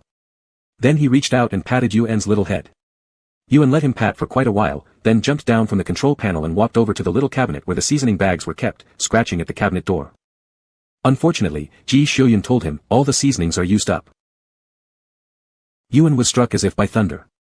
He turned his head to look at the Field Marshal, who was inserting a chip at the control panel, and cried out in an extremely pitiful tone, "Ayo. Without spirit stones was one thing. And now there wouldn't even be any barbecue to eat. Oh no. What was the point of living as a cat?" Yuan squatted in front of the cabinet, curling into a sad ball. Ji Xiuyun was performing his daily routine check of messages in the hidden chip. After inserting the chip, during the validation and startup period, he approached Yuan, crouched down, and lightly poked the small furry ball. "There is still food." Yuan looked up at him. In fact, apart from the nutrient agents in the safety pod storage, there were also about 10 boxes of fairly tasty compressed ready-to-eat foods. These foods were included to relieve the psychological pressure of those escaping in the cabin. After all, when facing tough situations, people always tend to develop pessimistic thoughts, and delicious food can at least make them feel better psychologically. Meow. Yuan placed his 2 paws on Ji Xiuyun's knees, his cat eyes shining brightly. As Ji Xiuyun stood up, ready to fetch the items, he turned around and saw a message on the screen. It was a string of frequency numbers. The Field Marshal immediately got up, memorized the frequency numbers, deleted the message, and pulled out the chip. Then, he opened the communication system of the safety pod and input that sequence of frequencies. The person on the other end of the frequency port seemed to have been waiting for a long time and answered instantly the moment the call was sent. The person who appeared on the screen was Ji Xiuyun's deputy. He was so excited that he almost stuck his whole face onto the screen. "Commander. Are you alright?" Upon hearing this title, Yuan paused, walking to Ji Xiuyun's side and looking up at him. He clearly felt that Ji Xiuyun's aura had changed. The casual and relaxed atmosphere that made Yuan want to nap disappeared completely, replaced by a sense of authority that made every hair on Yuan's body stand up. The presence indeed matched the title of Field Marshal. Ji Xiuyun looked like he was in his late 20s or early 30s, quite different from the usual middle-aged marshals Yuan remembered. Apparently, in these past few decades since he left, Earth had not only developed a new written language but had entered the space age. Even the highest military rank had become less traditional. Yuan thought, shook off the bristled hairs on his body, slightly extended his nails, and began climbing up along the pants of the gentleman marshal. Meanwhile, the person on the screen kept asking questions. What injuries do you have? Do we need to bring medical soldiers? Supplies? Is the planet environment still safe? Is the remaining material inside the pod still usable, and... The field marshal didn't answer any of these questions. He sensed the movement of the little fuzzball on his leg, directly lifted it onto the control panel, then cut off his deputy's words coldly. Location. Yes. The 1st Legion is currently stationed in the capital of the main star in the 13th star system. The deputy reflexively straightened his back. The next second, his gaze landed on the little white fluff ball sitting on the control panel, curiosity and confusion evident all over his face. Marshal G showed no intention of answering his deputy's curiosity. He gave a direct order instead: the entire army shall pull out and return to the Imperial Star. When passing by the 22nd planet of the S-13 system, dispatch a D-class reconnaissance ship. Yes. And, the field marshal swept a glance at Yuan, who was tilting his head and watching the screen, with his tail swaying back and forth behind him. He coolly added, prepare some snacks on the warship, and put them directly in my bedroom. As soon as the words were out, the field marshal decisively ended the communication. Deputy. Deputy. Snacks. Could the marshal have been injured in the brain? The expression of the deputy instantly turned into one of horror. Chapter 7. Stellar Calendar 2017, November 2nd. The Sinter's Empire, which holds the richest resources in the 18 star systems and tens of thousands of habitable planets that have been explored so far, was struck by a major news story. Among the 3 Grand Marshals of the Empire, Marshal G Shojuan, the youngest, was ambushed during his routine inspection tour, and is now missing. Upon the release of this news, it immediately garnered attention from all sides. Ji Shojuan is a general highly regarded across the entire empire. Young and accomplished, he possesses an exceptionally high level of military competence. He's a sharp blade that has expanded the territory of the empire, having conquered a star system for the empire, earning him the title of Sinter's War God Silver Blade. Most importantly, in the age of the vast universe where the average lifespan is over 300 years, this marshal has just turned 90, in his prime, with a very bright future ahead. Under public pressure, the military department pretended to be dead for 2 days but eventually buckled under the strain. They sent out a spokesperson who confirmed the truth of the matter. Although there's no evidence proving Marshal G's demise yet, a rescue team has already been dispatched to search the star domain where the marshal went missing. Even though the military department issued such a statement, the citizens were not very hopeful. After all, the official report stated that the ambush occurred at the main planet of the 13th star system located at the border, and it happened before entering the main planet's atmosphere. In other words, Marshal G disappeared in space before reaching a human-friendly planet. Disappearing in space means more than just the various radiation issues without protective gear. Just the vacuum environment alone could kill someone within a few short minutes. Even a leader of the highly esteemed War God Army with superior gene grade cannot alter the fact that humans are extremely fragile in space environments.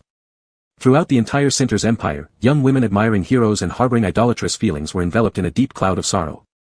On the Star Network social platforms, candles were already being lit for this exceptional commander who was almost certainly lost in the vastness of space. The military department was driven mad by these people who refused to think positively. Marshal G's death hasn't even been officially declared. His body hasn't even been found. Can't you guys just imagine better outcomes? However, just a day later, the military department's optimism was quickly shattered. Crazed media outlets began broadcasting reports left and right. The 5th rescue team detected an abnormal gravity field on the outskirts of the 13th star system. The 1st rescue team recovered ship debris near the 13th star system's border. The material was tested on-site and determined to be part of the propulsion system of the War God, Marshal G's personal vessel. The 8th rescue team discovered remnants of an exosuit at the edge of the 13th star system, identified as parts of the energy source from the Marshal's Silver Blade mech suit. The 6th rescue team found the primary body of the Silver Blade mech at the edge of the 13th star system, damaged at an alarming 93%. The 3rd rescue team successfully recovered the main body of the War God ship from the 13th star system's border. Its damage level reached 70%, with the remains of 2 personal guards found inside. Such continuous updates only darkened the shadow looming over the hearts of the Empire's populace. For those within the military department still hoping for miracles, their last bit of confidence was being crushed blow by blow. Finally, on the 5th day, the military department received a message through internal channels from the 4th rescue team, reigniting hope for a miracle. The 4th squad reported that they had discovered remnants of the safety pod section of the War God. After data restoration, all 6 safety pods displayed an emergency ejection status. Currently, with no discovery of the Marshal's body, there is still hope. A week of intense search operations passed, and finally, the military department stationed on the Imperial Star received a message from the 1st Legion, which accompanied Marshal G Shojuan during his inspection. They reported signs of the Marshal being found, confirming his good condition. The whole army has now decamped and will return to the Imperial Star alongside Marshal G in 3 days. The military department finally let out a long breath of relief and managed, by the second day, to get in touch with the marshal who had been missing for an entire week. One of Marshal Ji Xiujuan's top generals, having waited patiently, provided a detailed account of the internal espionage purge conducted after his disappearance. If possible, we hope you'll make an appearance in front of the media when we arrive at the Imperial Star. The military department's press officer looked anxiously at the projection image in front of him. I agree, the projected marshal nodded slightly, his voice cold like a 1,000-year-old unmelting ice block. Different from his usually relaxed demeanor when facing Yuan, Ji Xiujuan merely maintained a neutral face when alone with the little milk-white ball of fluff, concealing his emotions out of habit. But in front of his colleagues and the public, he consistently maintained an unyielding composure. The empire needs a sharp blade, the army needs a pillar, and the people need a beacon. There needs to be someone standing at the top, leading them forward, protecting them, giving them a sense of security. Marshal Ji Xiujuan was precisely such a figure. The golden age of Marshal Kevin has passed, his physical condition is declining. Meanwhile, Marshal Ji Xiujuan is seen by everyone as the promising successor. Thus, he must be sharp, resilient, and ruthless. Such an imposing aura, even across vast distances of space and time, can still make literary officers who have never experienced battlefield trials tremble in their legs when merely facing a projection. After a brief exchange, the marshal cut off the communication first. The press officer exhaled deeply, calmed down for a while, then immediately began preparing for the upcoming press conference. The missing marshal of the empire had not perished. He would soon return triumphantly. This news thrilled countless citizens. The media swarmed into action, camping out a full day in advance near the location provided by the military department. And the eagerly awaited marshal was currently undergoing a physical examination aboard his warship. No one knew what Ji Xiujuan had gone through. They only knew that the ambush which caused the marshal's disappearance inflicted heavy damage on both his vessel and mecha, resulting in the loss of 2 personal guards' lives. Everyone braced themselves for the possibility of the marshal being critically injured or even deceased. No one could have imagined that Ji Xiujuan, during his first communication after going missing, appeared entirely unharmed. And upon being retrieved by reconnaissance vessels, he looked more spirited than ever, showing no sign of abnormality. To the medics responsible for the marshal's health, it was all the more miraculous. All traces of Ji Xiujuan's latent injuries and old ailments were gone, leaving his body rejuvenated. If it weren't for all the identity verification processes proving this was indeed the marshal himself, the medics tasked with checking him might have suspected someone else had taken his place. Few battle-hardened veterans lacked chronic illnesses or old wounds. Marshal Ji Xiujuan, known as the war god Silver Blade, was especially prone to these conditions. Despite his genetically optimized attributes and astonishing mental strength, even he couldn't escape such inevitable consequences. Yet after his mysterious disappearance and return, Ji Xiujuan's body had been perfectly restored to its genetic peak. Inside the medical bay, the medic examined the returned marshal multiple times, eventually having to admit their previous assumptions were incorrect. "Marshal, did you encounter something unusual? Your body." Ji Xiujuan acknowledged with a nod, finishing dressing in his military uniform, sitting up and glancing toward the small white fluff ball that had squeezed through the door. Meow. Yuan leapt onto the bed, settling on Ji Xiujuan's lap. Extending his claws, he shredded the corner of the mattress in protest. Meow. Meow. The marshal lowered his head, making eye contact with the little critter for 2 seconds before understanding his meaning and explaining, "I need to undergo inspection." Yuan swiped the mattress again. Meow. "Is this the reason you abandoned me among strangers? This ship is so big. If I hadn't relied on my keen sense of smell, I might not have found you." As Yuan pondered, he angrily scratched the mattress harder. The 2 medics watched as the milk-white little creature threw a tantrum and couldn't help but worry that the next moment would see bloodshed. All knew Marshal Ji was a cold-blooded killing machine. However, reality contradicted their expectations. Under the startled gazes of the 2 medics, the marshal picked up the little fluff ball and said, "It won't happen again." Yuan remained silent. The beautiful cat eyes contracted into a fine line under the bright lights of the medical room, revealing an attractive light blue hue. The marshal glanced at the 2 medics standing beside him, placed the white fur ball on his shoulder, and walked out. Yuan felt uncomfortable pressed against the sharp epaulets on Ji Xiujuan's military coat but understood the dignity a marshal required. So after they left the medical room, he swiped his claw directly across Ji Xiujuan's face before rudely sliding into his coat, poking just his little head out from the other's chest. Sorry, Ji Xiujuan realized not everyone could remain composed in unfamiliar surroundings, especially a youngling like Yuan brought out from his home planet.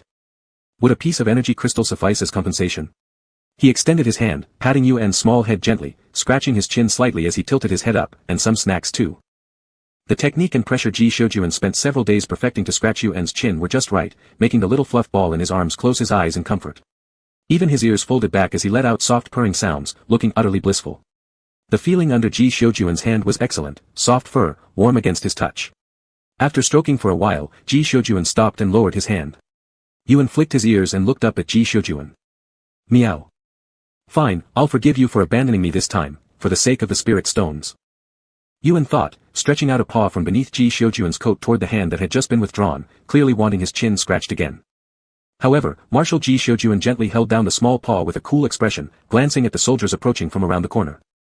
The soldiers were taken aback for a moment. Then they immediately saluted sharply, "Marshal."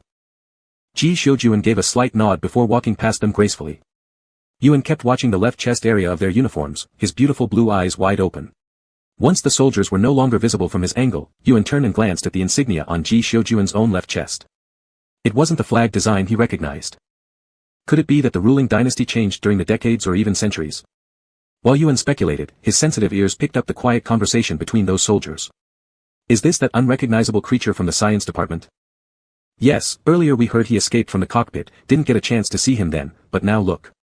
He is actually pretty cute. He doesn't seem quite fitting with the marshal. Ha! If not suited for the marshal, would you prefer having him paired with you? Yuan wiggled his tiny ears happily, enjoying the humans complimenting how adorable he was. Ji Xiujuan carried Yuan through the broad, brightly lit corridors of the warship back to his quarters. As soon as they entered the room, Yuan noticed several crates stacked neatly in a corner filled with snacks. Instead of fetching those, Ji Xiujuan placed Yuan on the ground and walked straight into the bathroom, carrying Yuan along with him. In front of the bathroom mirror, both human and feline stared. Yuan appeared utterly confused. After a long pause, Ji Xiujuan frowned slightly, gazing at the mirror where a sharply dressed figure in black stood beside a snow-white cat. Not matching. They fit perfectly fine if you ask Ji Xiujuan, confident in his thoughts. Yuan. How does this cold-faced guy who cuddles such a cute kitten like me have zero self-awareness? I think it works. As if reading Yuan's silent doubts, Ji Xiujuan calmly questioned, "What do you think, Yuan?" Yuan swayed his tail, lowering his head to lick his paw. "One energy crystal," the marshal declared. Yuan paused for a second. With no emotion on his face, Ji Xiujuan raised the price, 2. Yuan looked up. 3. Staring intently at Yuan, Ji Xiujuan opened his palm and asked, "Do we match?" Without hesitation, Yuan planted his paw firmly on Ji Xiujuan's palm and bent his head down without reservation toward the promise of spirit stones. Meow. Of course, we're super matched. Nobody could match better than us. Anyone who says we don't match will get their head pounded by Yuan as he leaps into action. Chapter 8. Even though the medics had repeatedly assured everyone that the marshal's physical and mental state was perfectly normal, the generals of the 1st Legion serving as captains on the various escort ships unanimously requested that the marshal be allowed to rest for a day first. The marshal spent the whole day in his room with Yuan. There was nowhere to go outside the room anyway. After returning to this battleship, they immediately opened a wormhole, and now the entire fleet had entered the wormhole channel. After a day, the fleet would exit the wormhole near the Imperial Star and enter its gravitational orbital path for the final landing. Yuan was nibbling at the spirit stone given by the marshal while sprawled on the marshal's lap. Although Yuan was a demon, he retained the feline instinct to habitually find a warm place for a nap. Inside the spaceship, the temperature was constant, so there wasn't any particularly warm spot. Therefore, the place where Yuan spent most of his time was either on Mr. Marshal's lap or in the bed where Mr. Marshal slept. A physically healthy person always radiated warmth. As the elder in their clan used to say, it meant abundant yang energy. Marshal Ji Xiuyan belonged to the type with exceptionally strong yang energy. Although his usual cold expression always chilled others to the bone, the warm sensation from his body was something cats found very appealing. Mr. Marshal didn't bother being polite with those generals, he said rest and just stayed in his room all day, watching Yuan chew on the energy stones. Once Yuan finished with the energy stones, he moved on to tearing open several large boxes of snacks. Marshal Ji finally discovered the joy of feeding Yuan. The feeling of the little fuzzball holding his hand with 2 paws while eating was extremely heartwarming. Whether it was the sensation of the small tongue licking his fingers, the side of the palm touching the soft little belly, or the paw pads brushing against the skin, all these things gave rise to a spontaneous sense of peace and happiness. Yuan, who was being fed, also felt like he was in paradise. With someone feeding him, caring for him, warming the bed, and giving him laps to sleep on, life couldn't get any better. Although those laps always liked to pinch his little belly for advantage, but it didn't matter, it tasted good after all. Thinking about the prospect of more delicious food when they returned to Earth made Yuan's tail want to wag sky high. On the second morning, Yuan poked his little head out from the warm, cozy bed only to see Mr. Marshal sitting upright on the chair, already neatly groomed. Yuan's movements were quiet, but in the overly silent room, they were still quite noticeable. Ji Xiuyan turned around and glanced at him. "You're awake." "Meow." Yuan softly responded, emerging from the quilt, crouching on the bed and cleaning himself by licking his paws. Mr. Marshal had grown accustomed to having a little furball sneak into the bed every night. In the past, inside the safety pod, he had seriously warned Yuan multiple times, but with repeated failures, Ji Xiuyan reluctantly gave in and submitted to the cute charm of this exposed belly. Until today, he could comfortably greet Yuan with a good night and good morning. After finishing grooming his fur, Yuan immediately jumped onto the leftover snack box and dragged a bag of untried flavors, running over to Mr. Marshal's feet. Unexpectedly, however, Marshal G refused the feeding request. Not today. Mr. Marshal lightly touched the semi-transparent panel in front of him. There will be a meeting shortly. A few reports sent by the generals aboard the escort ships appeared on the Marshal's light brain. These reports served as an outline for the day's military discussion and contained relevant materials. The language in those reports was simple and direct, lacking the diplomatic euphemisms of official documents, reflecting the decisive manner of military personnel. Sitting at the simple office desk in the bedroom, the Marshal reviewed the floating virtual file suspended midair. Though still unable to fully understand the text, Yuan tried to grab at the hovering virtual document with his paw after jumping onto the table with the snack bag in his mouth, only to lose interest upon realizing it was merely a hologram projection, and he went back to snuggling on the Marshal's lap with a little yawn. The Marshal's uniform was a dignified black, adorned with glittering golden edges along the buttons and cuffs. The decoration extending from the center of the military cap to the brim seemed to be some kind of flower design, pure gold intertwined with vibrant red, looking rather splendid. The mantle hanging on the chair behind included shoulder badges decorated with dangling golden tassels, which were incredibly eye-catching to a cat. As Yuan watched the golden tassels swinging idly with his tail, trying to suppress the urge to reach out, Ji Xiuyun stood up first. He gently placed Yuan on the table and looked down at him squatting there, gazing back at Ji Xiuyun. After some thought, Ji retrieved an energy stone from a nearby cabinet and stuffed it into Yuan's arms. He was about to head to the main warship's meeting room for a conference, so it would be best if Yuan stayed in the room nibbling on the energy stone. After all, this was such a massive battleship. If Yuan really got lost, finding him would be a daunting task. Besides, the spies weren't something that could be completely uprooted within just these few days he had been missing. At least based on the reports received so far, there were still deeply hidden spies aboard this very warship who hadn't yet been discovered. Stay here obediently and don't go out, Ji Xiuyun said. Then, realizing that no one except himself and his deputy could even enter the room, he paused for a moment and pulled open a drawer, retrieving a small diamond-shaped ornament. The centerpiece of this decoration was a beautifully translucent blue sapphire, much deeper in color than Yuan's eyes. The gem was mounted on a gray holder, exuding an artificial mechanical feel, and overall was quite attractive. This decoration was rather small, slightly larger than a thumbnail. Its design indicated it was a pendant, with a necklace attached to it. However, judging by its size, it seemed intended for human use. Ji Xiuyun roughly coiled the chain twice. Wear it. Yuan tilted his head, evading Ji Xiuyun's hand to show refusal. It's a communicator, the Marshal explained simply, demonstrating by pressing the central sapphire. Immediately, a communication request popped up on his light brain. Upon seeing this, Yuan obediently stretched his neck forward. His creamy white fur covered the delicate chain, leaving only the tiny pendant dangling on his chest, swaying gently. All right, I'm off to the meeting, the Marshal said while scratching Yuan under the chin. With his eyes half closed, Yuan lifted his chin to let the Marshal scratch, lazily murmuring, meow. Ji Xiuyun draped the large cloak hanging on the chair over his shoulders and turned to leave the bedroom. Holding on to the spirit stone, Yuan without hesitation dove into the long empty snack box he'd long coveted. This box's material was different from the paper boxes he used to like, but it was narrow and snug, with a soft touch, complete with some breathable small holes, making it seem custom-made for a little cat. It constantly exuded irresistible allure. Yuan had already eaten an entire boxful yesterday, now jumping into the empty one and flipping around joyfully, burrowing and playing endlessly. Yuan's fluffy little paws poked around through those breathable holes, and after playing enough, he flipped over again, using his 4 claws to bite into his own tail a few times. Finding the tasteless experience unpleasant, he then remembered the spirit stone he'd kicked to the corner earlier. Letting go of his tail, he once more hugged the spirit stone tightly to his chest, opening his mouth to reveal sharp little teeth as he grunted and chewed. With the infusion of spiritual power into his body, Yuan found not only had his magical abilities grown stronger, but his physical constitution had also become significantly more robust. In short, his claws and fangs became sharper, his legs' explosive strength improved dramatically, and even his fur grew smoother, sometimes emitting a faint spiritual glow in pitch-black environments. Such transformations made Yuan more convinced than ever of the idea that he must hold tightly onto Ji Xiuyun's leg. Rumors had it that Ji Xiuyun controlled the vein of energy stones on an entire planet. An entire planet. Vein. Nothing less than hundreds of years of continuous chewing would be required to finish that. Yuan happily indulged in these thoughts while munching on the spirit stone, wagging his tail all the while. At that exact moment, the room's door opened. Yuan's ears twitched lightly as he peeked through the hole in the cardboard box toward the doorway. To his surprise, it wasn't Ji Xiuyun who entered, but rather the deputy he had met only twice. One time was on the screen inside the safe cabin, the other when Ji Xiuyun left him abandoned in the cockpit during an inspection. Yuan did not have a favorable impression of this overly dramatic deputy, especially when this person disregarded his wishes in the cockpit and tried to forcibly pick him up to stroke him, which made Yuan dislike him even more. While licking the spirit stone, Yuan watched this deputy come in and seemingly activate some device, beginning to search and investigate throughout the room. This behavior did not resemble someone coming to help retrieve items or tidy up the place. Yuan kept licking the spirit stone in his arms, his round eyes fixed on the young man exploring every corner of the room. As Yuan continued watching, he saw the young man find a hidden cabinet. Yuan remembered that hidden cabinet clearly. It contained blood samples delivered from the medical ward, collected from Ji Xiuyun. Blood was a highly significant medium whether on the scientific side or the mystical side. Even the medical soldiers who examined Ji Xiuyun's physical condition had to operate entirely under his watchful eyes.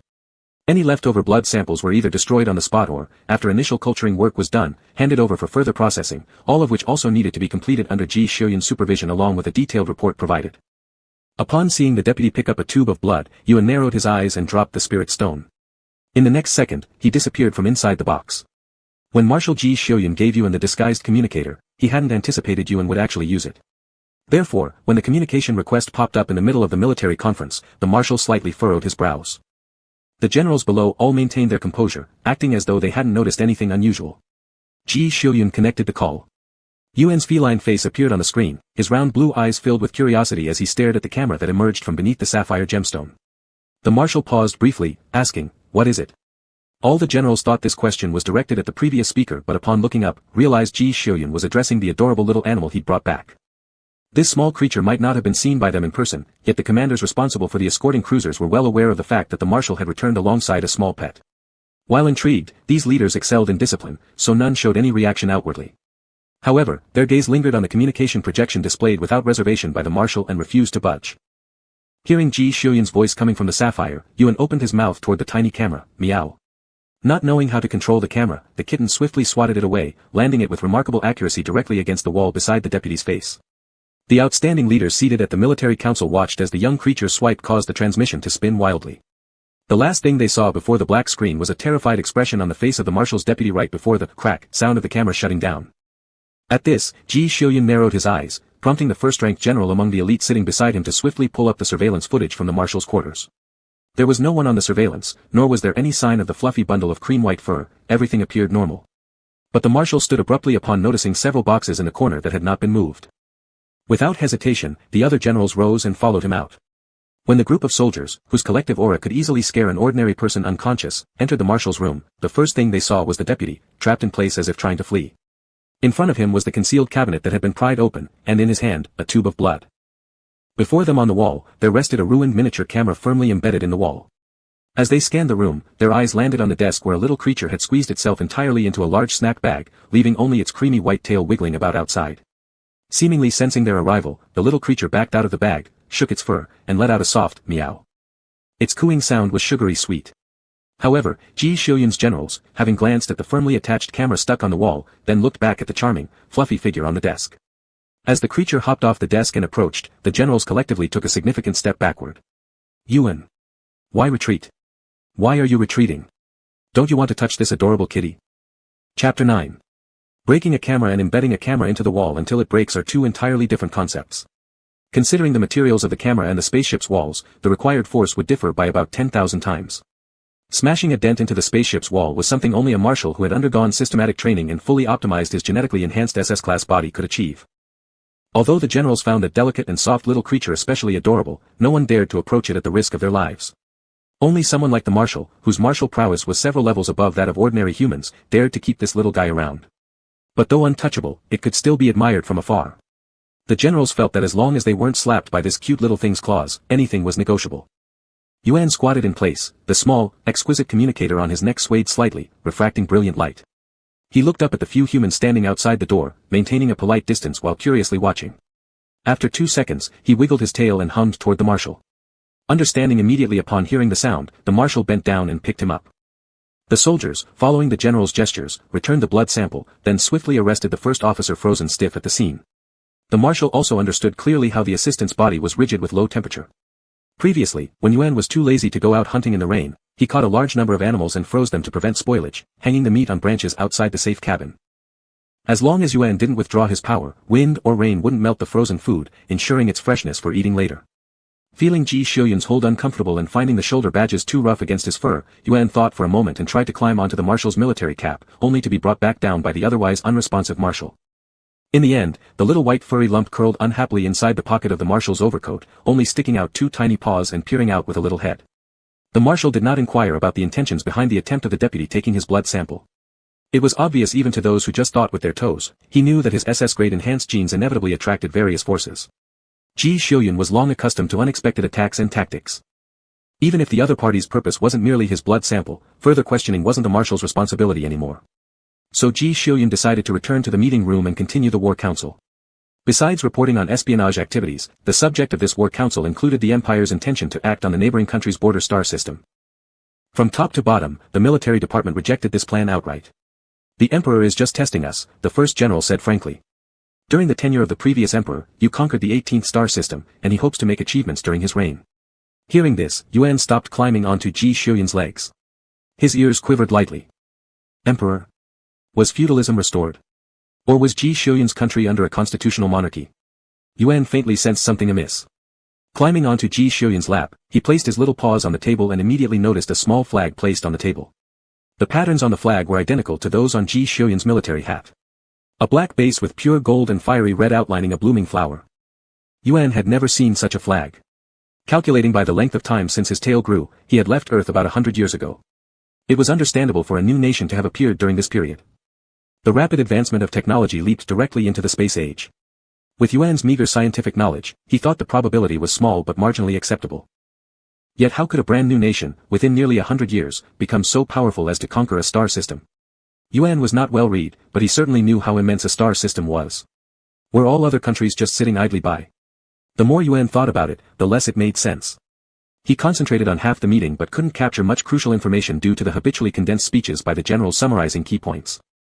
As the meeting approached its end, a sudden brightness disrupted the serene darkness outside the window.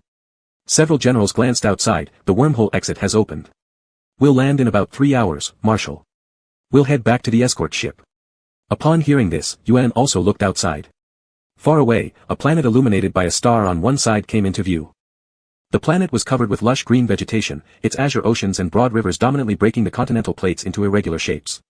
In high-latitude areas blessed with clear weather, several towering white snow peaks were clearly visible. However, Yuan couldn't spot any desert. The planet's vegetation coverage was extraordinarily remarkable, with barely any large tracts of barren land to be found. Zintisi Star, the imperial star of Zintisi Empire, Ji Xiuyun softly explained as he gently patted Yuan's head. But Yuan stared with wide eyes and suddenly leapt onto the table, anxiously patting Ji Xiuyun's hand back. Meow. Meow meow. Earth. This isn't Earth. This is not the vehicle leading to Earth. Ji Xiuyun didn't understand Yuan's anxiety, but he could feel it. After all the subordinate generals had left, the marshal handed an input board over to Yuan. Yuan extended his paw and tapped out a few characters. Ji Xiuyun paused in surprise. Earth. Yuan was frantic. Meow. A hint of astonishment surfaced uncontrollably on Ji Xiuyun's face. Are you an Earth organism? Meow. The expression of astonishment froze on the marshal's face for a few seconds, unsure of how to start. Yuan, Ji Xiuyun regained his composure. Earth, humanity's mother planet, it has already perished. Yuan looked at Ji Xiuyun blankly for 10 seconds. Meow. If Earth has disappeared, then what about the cats from my clan? Each one of them was so smart, there's no way they'd meet their end. Humans, who are so fragile, managed to persevere into the space age. Surely our incredible nine-tailed cat race would be fine. But Ji Xiuyun continued after Yuan calmed down. It's been more than 2,000 years now, and except for humans, no other Earth organisms have survived. Yuan went silent. Marshal Ji Xiuyun considerately refrained from interrupting him at this moment. He speculated that Yuan must have crossed through time and dimensions due to some abnormal spatial fluctuations or a mini wormhole when Earth still existed, ending up on the planet where they met. As for how Yuan adapted to living on such a desolate, foreign planet so vastly different from Earth, Ji Xiuyun neither knew nor cared enough to guess. Any creature facing the threat of death can unleash extraordinary strength. Especially someone like Yuan, who possessed quite extraordinary abilities from the start. It took Yuan a full 10 minutes to come to terms with the fact that a mere step into the teleportation array had transported him thousands of years into the future. So much time has passed. The cats from my clan probably either became immortals or have already gone extinct. How many remain by now, it's hard to tell. Though knowing the inevitability of experiencing time passing and everything changing when heading toward immortality, this was still the first direct confrontation with such reality since Yuan gained intelligence. Naturally, he couldn't help but become dispirited. Seeing the usually energetic and playful cream-colored furry ball looking so dejected, Ji Xiuyun reached out and scratched under his chin. Yuan lightly nuzzled against the warm hand, responding feebly, meow. The marshal also didn't know how to console him. Fortunately, Yuan's lethargy didn't last long. The little white fur ball lay on his back, allowing the human tenderly stroking him to pet his soft belly for quite a while until all the distress seemed to fade away. He then flipped over, suddenly remembering the half-eaten spirit stone he had tossed aside in the corner of the room. Amidst the shifting of world events and the coldness of human relationships, only the spirit stones and the warmth of his belly still remained unchanged. Meow. Yuan returned to Ji Xiuyun's cloak pocket, poking his head out to urge him along. Ji Xiuyun, increasingly familiar with Yuan's various behaviors, asked, "Do you want to go back?" Yuan curled deeper into the pocket, still slightly subdued. Meow. Ji Xiuyun simply shrugged on his cloak, gave Yuan another rub as he slipped inside the pocket, and then rose to leave the meeting room. The guards waiting outside the meeting room silently followed behind the marshal. Between the meeting room and the marshal's quarters were a cockpit and a training area. As they passed through the corridor of the training zone, two men dressed in uniforms different from those of regular soldiers approached. Upon seeing Ji Xiuyun, they hesitated for a moment before stepping aside and saluting. In the past, the marshal would merely nod slightly without looking straight ahead before walking past them, but today he actually stopped in front of them. Then he pulled a white furry something out of his pocket. Wasn't this that unfamiliar small animal? Ji Xiuyun said, Science Division. Yes, Marshal. Is there a backup archive of the genetic sequence of Earth organisms? Yes, Marshal. When Yuan heard the keyword, his ears twitched as he snapped out of the state of being a dried fish dangling from the marshal's hand. Ji Xiuyun had originally planned to wait until they returned to the Imperial Star so that after getting Yuan's approval, they could conduct a thorough gene test in a large and well-equipped scientific research institute. But after learning that Yuan might be an Earth organism, his existence became much more significant. In the Great Space Age, humanity, having lost its true mother planet, harbored an intense obsession with ancient Earth. Even if it wasn't useful, spaceships heading for the universe always carried Earth's information on board. It was faith, their root. Yuan, would you agree to undergo a genetic test? All we need is a strand of your hair. Ji Xiuyun lifted Yuan to eye level. Yuan looked into Ji Xiuyun's eyes, which were filled with honesty. Unlike ordinary cats, Yuan didn't shed. Pulling a single strand of fur off him would be difficult. Among those present, only Ji Xiuyun could achieve such a task when serious. To safely forcibly obtain genetic material seemed like an impossible mission. After some consideration, Yuan swiped his paw on the cheek of the marshal, his future caretaker, then rubbed himself against him. A few dazzling white cat hairs floated and landed on the dark military sleeve of the marshal, standing out remarkably. The marshal picked up just one strand and handed it over to the science team. Cross-reference this with the Earth Gene Bank. I want the results before landing. The two soldiers of the science department were quick-witted. Upon hearing Ji Xiuyun say this, they immediately realized the possibility and looked at the tiny fur ball nestled back into the marshal's arms with bright eyes. They let out a howl of excitement upon grabbing the strand, and disappeared in a flash. On November 8, 2017 by star calendar. Almost a week after Marshal Ji Xiuyun of the Zentisi Empire went missing and was attacked, he returned safely. When he appeared before the media after landing on the Imperial Star, there was a small, entirely white creature perched cutely on his military cap. Under the puzzlement of hundreds of media outlets and tens of billions of live-stream viewers, he answered the questions of the military press officer. This is a cat. Marshal Ji gently took down Yuan, who insisted on making an appearance while perched atop his military cap, and faced the gathered media at the exit of the landing field. In front of all 18 star systems of the entire Zentisi Empire and tens of billions of live-stream viewers, he announced the genetic sequence of this little creature. A treasure left behind by humanity's mother planet, ancient Earth. The last existing cat in the entire universe. The last cat in the entire universe. The citizens of the Empire were ecstatic. Chapter 10. A single stone stirs up 1,000 layers of waves. The media went crazy and issued news reports. In their news, the appearance of ancient Earth creatures stole the limelight from the returning missing marshal. The entire Zentisi Empire fell into a strange and fanatical state. Even though there were only a few photos published by the media about the creature named Cat, it didn't dampen the public's enthusiasm at all. They dug out every piece of information on cats from the interstellar database. However, in the publicly available information, there was very little about cats. Most materials dealt with Earth's evolution and human evolution. Most other ancient Earth creatures had only a cold name and a brief introduction, followed by a sentence stating that they had vanished along with ancient Earth. The diversity of Earth's species was immense. Even just looking at this rough summary could dazzle the eyes. But once targeted, everything became clear. The scarce information made the eager public, who wished to learn more, feel dissatisfied. They were fortunate enough to witness an ancient Earth creature in their lifetime, even if they couldn't actually touch it. They still hoped to see more of this little guy, whether through sight or access to more searchable data. Understanding it better would also satisfy them. It looked so small. So cute. So fluffy. Even someone as intimidating as the marshal couldn't resist getting close to the little cat. Its personality must be super adorable and gentle. People began seeking various channels to send petitions to the department responsible for these archives, hoping that more information about the cat would be disclosed. While personnel from the Information Security Department responsible for document confidentiality were laboriously organizing materials on cats from various databases, Ji Xiuyun brought Yuan back to his residence on the Imperial Star. Perhaps everyone across the galaxy would not have expected that Ji Xiuyun, whose fame reached far and wide and caused neighboring countries to tighten their defenses, did not own the mansion people imagined. Even during an era where land resources weren't overly scarce, Ji Xiuyun, who held a high position and possessed considerable wealth, lived in a simple duplex house of no more than 200 square meters, no different from most people's homes in this interstellar age. The only specialty perhaps was its location, a place where military elites and their families resided. In terms of safety, it ranked second only to the royal palace. Both of Ji Xiuyun's parents were martyrs, and he himself was known for his aloof character and lack of visitors. He hadn't spent much time on the Imperial Star in his early years, and even then, he mostly stayed in the barracks. This house was inherited from his parents. Although he rarely came back, it was still maintained by enlisted personnel regularly cleaning it, making it barely considered his home as a marshal. Due to the particularity of his mysterious disappearance after being attacked, Ji Xiuyun probably wouldn't be leaving the Imperial Star anytime soon. So, he simply carried the white milky fur ball in his arms and headed directly home. Ji Xiuyun's clearance level is different from ordinary people. What normal citizens couldn't view, he had the authority to access. The first thing the marshal did after arriving home was to use his light computer to enter the confidential database and browse detailed information about the cat. As for Yuan, upon entering the house, he immediately dashed out. Patrolling his new territory, memorizing its structure and finding interesting places within it. Even for a nine-tailed cat like him, instincts such as these could not be resisted.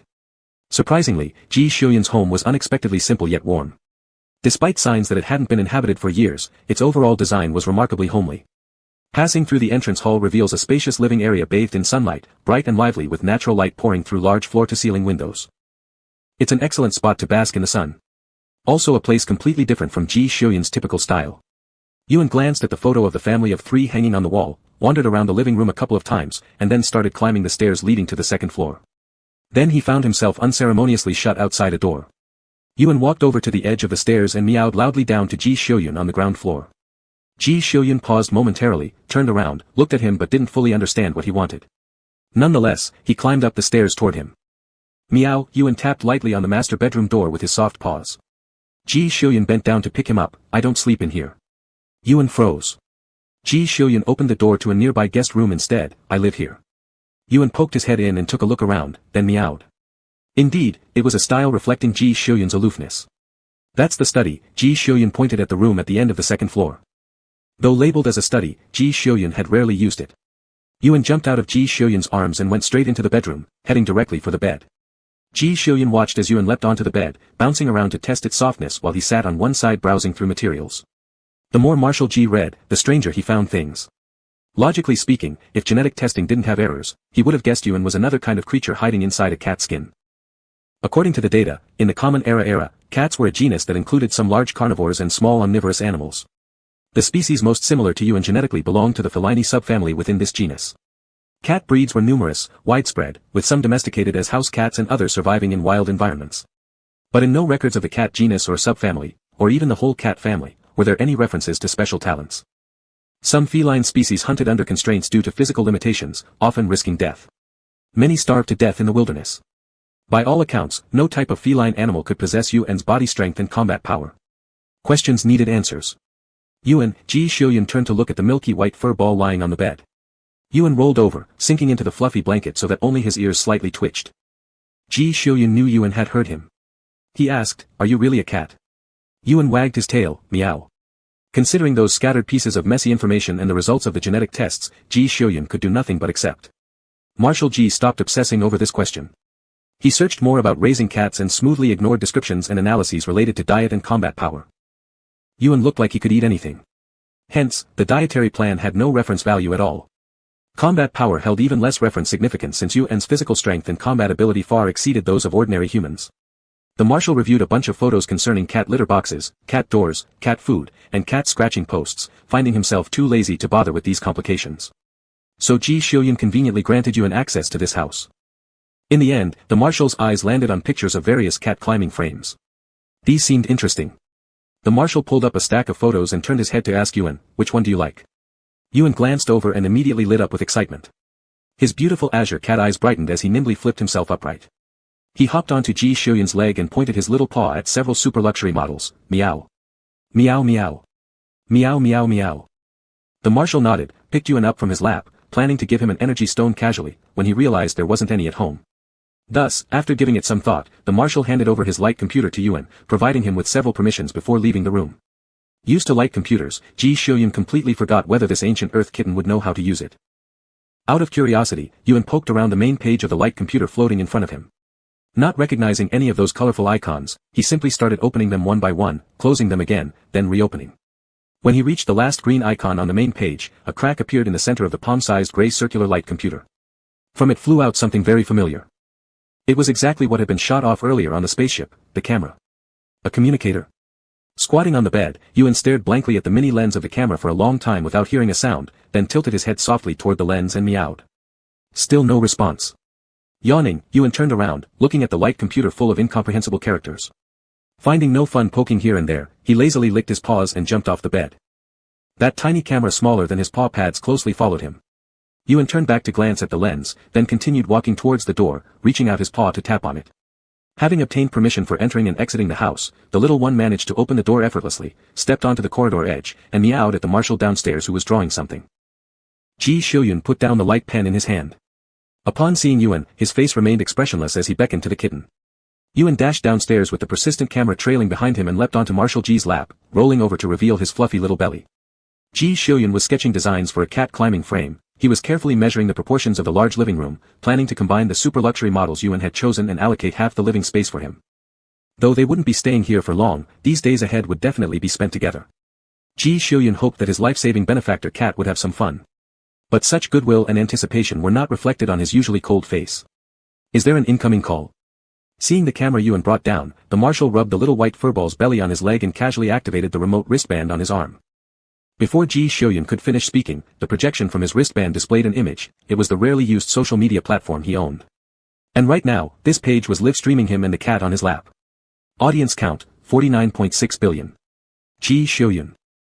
Chapter 11. Marshal Yuan's military uniform was still on. In the picture, the soldier in a solemn black military uniform relaxed, leaning back in a warm yellow single-person sofa, slightly lowering his eyes to look at the cat on his lap, gently rubbing the belly of the small animal, which had one of its paws stretching out towards him, as if trying to hook his chest badge. Sunlight spilled through the floor-to-ceiling windows. Although the soldier's expression remained cold and distant, the sunlight in the room still secretly cast a soft glow around him. Light and shadow, cold and warmth. It was like an absolutely marvelous painting.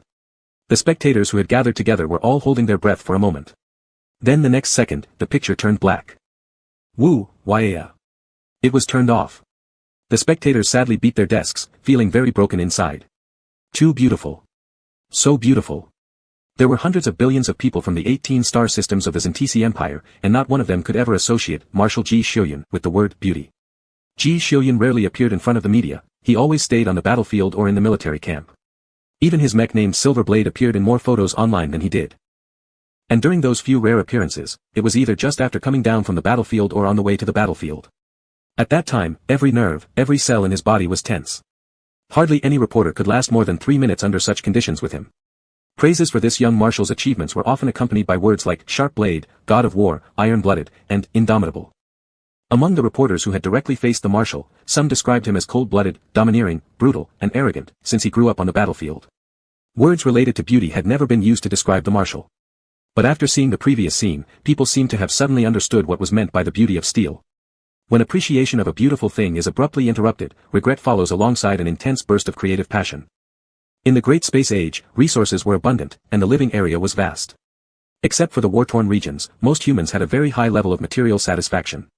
When material needs are highly satisfied, humans place more emphasis on the pursuit of spiritual entertainment and self-worth.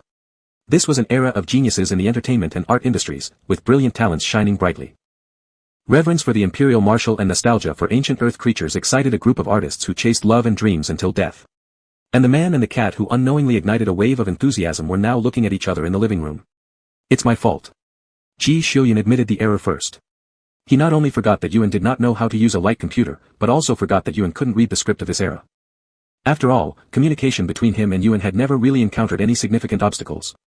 Yuan somewhat understood upon seeing that image. He flipped over on his back, his 4 paws hugging Marshal Ji's hand and rubbing it as a form of comfort. Meow. Ji Xiuyun took the opportunity to scratch his chin and picked up the camera lying on the ground. He then opened the page of that social platform on his bracelet. Speaking of which, probably no one would believe this, but the private account of the Marshal had existed for decades, with over 100 billion followers, yet there were only dozens of posts. A scroll down revealed nothing but news of victories reported from various battles across different planets and star systems. Precisely because it wasn't used much, it ranked as the last item on the light computer.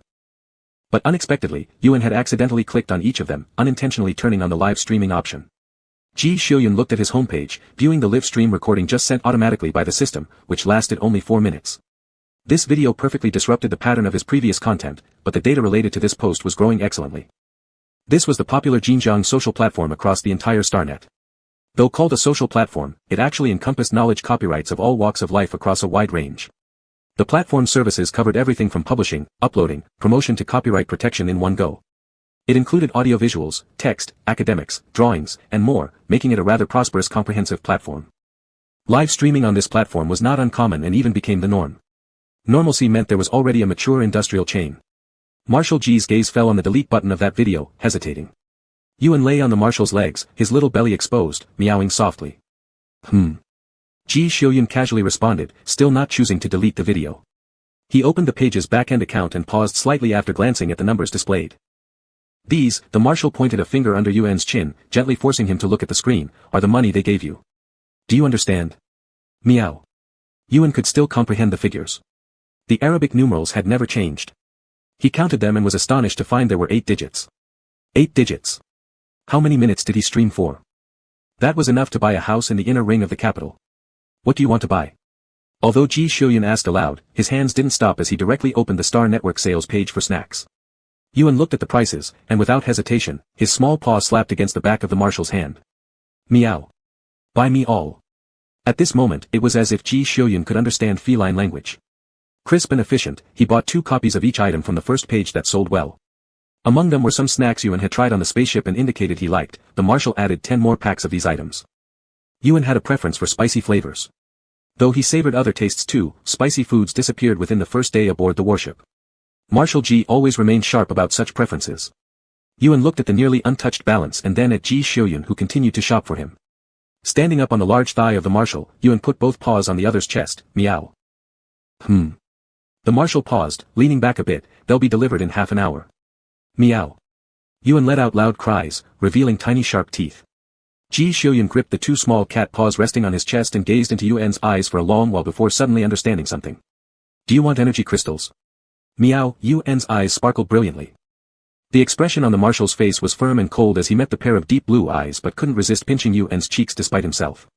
That's a non-saleable item, he said.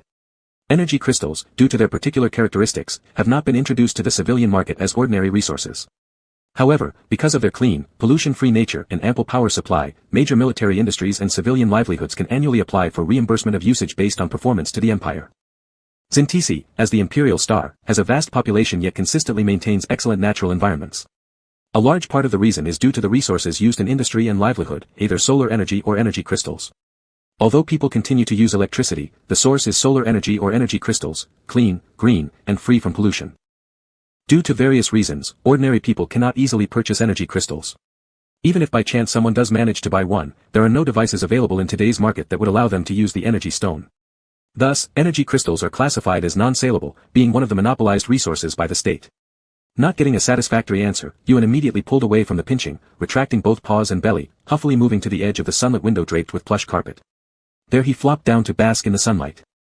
Marshal Ji, despite being abandoned like this, didn't get angry but instead kept shopping for Yuan. No one would casually chat with the Marshal about which snacks tasted good or which home-cooked treats on the StarNet were delicious. So Ji Xiuyun simply scrolled according to popularity and ended up purchasing over 100 different types of snacks.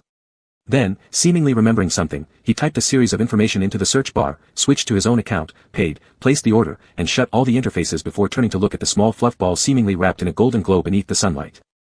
Energy crystals. Ji Xiuyun slowly said, aren't completely unobtainable. Upon hearing this, Yuan's ears perked up immediately, turning around to look at Ji Xiuyun. Marshal Ji merely stared at him quietly.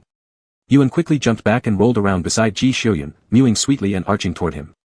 Both his tiny paws stepped onto Ji Xiuyun's leg, climbing up and down, even the sounds becoming sugary, displaying a complete lack of principle, a perfect representation of a fence-sitter blown whichever way the wind blows. The Marshal looked at this little fence-sitter and said, you can find them in the black market. Meow. Why don't you buy them for me? Why didn't you say there's a black market earlier? What's the point of teasing others? If you were in our clan, I'd rip out your teeth and nail them to the wall. As one of the highest military commanders, Ji Xiuyun was granted an energy mining planet by the emperor to ensure his financial source and status. Although Ji Xiuyun never personally managed the affairs of the mining planet, its ownership was officially registered under his name. So every month, when the overseer of the mining operation submitted the accounts, they would also include a proportional amount of energy crystals based on that month's earnings. In the past, Ji Xiuyun usually handed over the energy crystals directly to his generals for them to stockpile military resources. Even though selling these energy crystals on the black market could earn him a significant fortune, to the marshal, no amount of wealth could outweigh the lives of his subordinates. One reason Ji Xiuyun's corps was known as the Invincible War God Army was precisely because their commander had been generously supplying them with energy crystals year after year without reservation. With this thought in mind, the marshal turned his head towards Yuan, who had already started walking back and forth on his relaxed thighs. Oh, he now knew that this habit among cats is called kneading. Ji Xiuyun grasped the two furry paws, feeling the tiny claws unconsciously contracting and expanding within his palm. He couldn't help but rub the soft pads at the center of the paws. He asked, "Is 50 energy stones per month not enough for you?" Meow. Energy stones. The more, the better. Ji Xiuyun seemed to have understood Yuan's meaning, so he calculated the price, but with your money, you can only afford 10 or so. Yuan. So had he actually gnawed away millions of credits before? Yuan couldn't help but start to seriously consider whether he should continue his streaming career. He had a feeling that even if he streamed himself sleeping, he could still make several billion per day. The marshal looked at the cat lost in deep thought, just about to reach out and stroke his head when the doorbell rang. It was the snack delivery robot, which arrived earlier than expected. Along with the snacks came more than 10 books that clearly looked very juvenile. Yuan's round cat eyes gleefully awaited feeding time. But right before his eyes, Ji Xiuyun placed all the snacks aside, and then astonishingly covered the whole stash with a transparent protective shield, locking it up. Afterwards, he opened one of the books in front of Yuan. Recognize the words, learn one page thoroughly, and you get rewarded with 5 bags of snacks. The marshal stated. Yuan. That wasn't the deal when you bought the snacks. Ji Xiuyun ignored Yuan's accusatory gaze, picked up the light pen again, and continued pondering how to perfectly fit a cat tree into the living room. Meanwhile, he impassively encouraged Yuan, saying, "Come on." The marshal paused briefly and added, "You are a cat, aren't you?" Chapter 12. Yuan turned his fluffy little behind towards the marshal to express his protest. Ji Xiuyun resisted the urge to ruffle that bundle of fluff. "I'm doing this for your own good." The marshal appealed to emotion. "If you can't read, you won't even be able to buy things." The marshal appealed to reason. But Yuan just turned around and meowed at him, showing no gratitude. "You could just buy things for me. Why so many excuses?" Ji Xiuyun thought for a moment and added, "If you can't read, you won't be able to understand those gourmet recommendations either.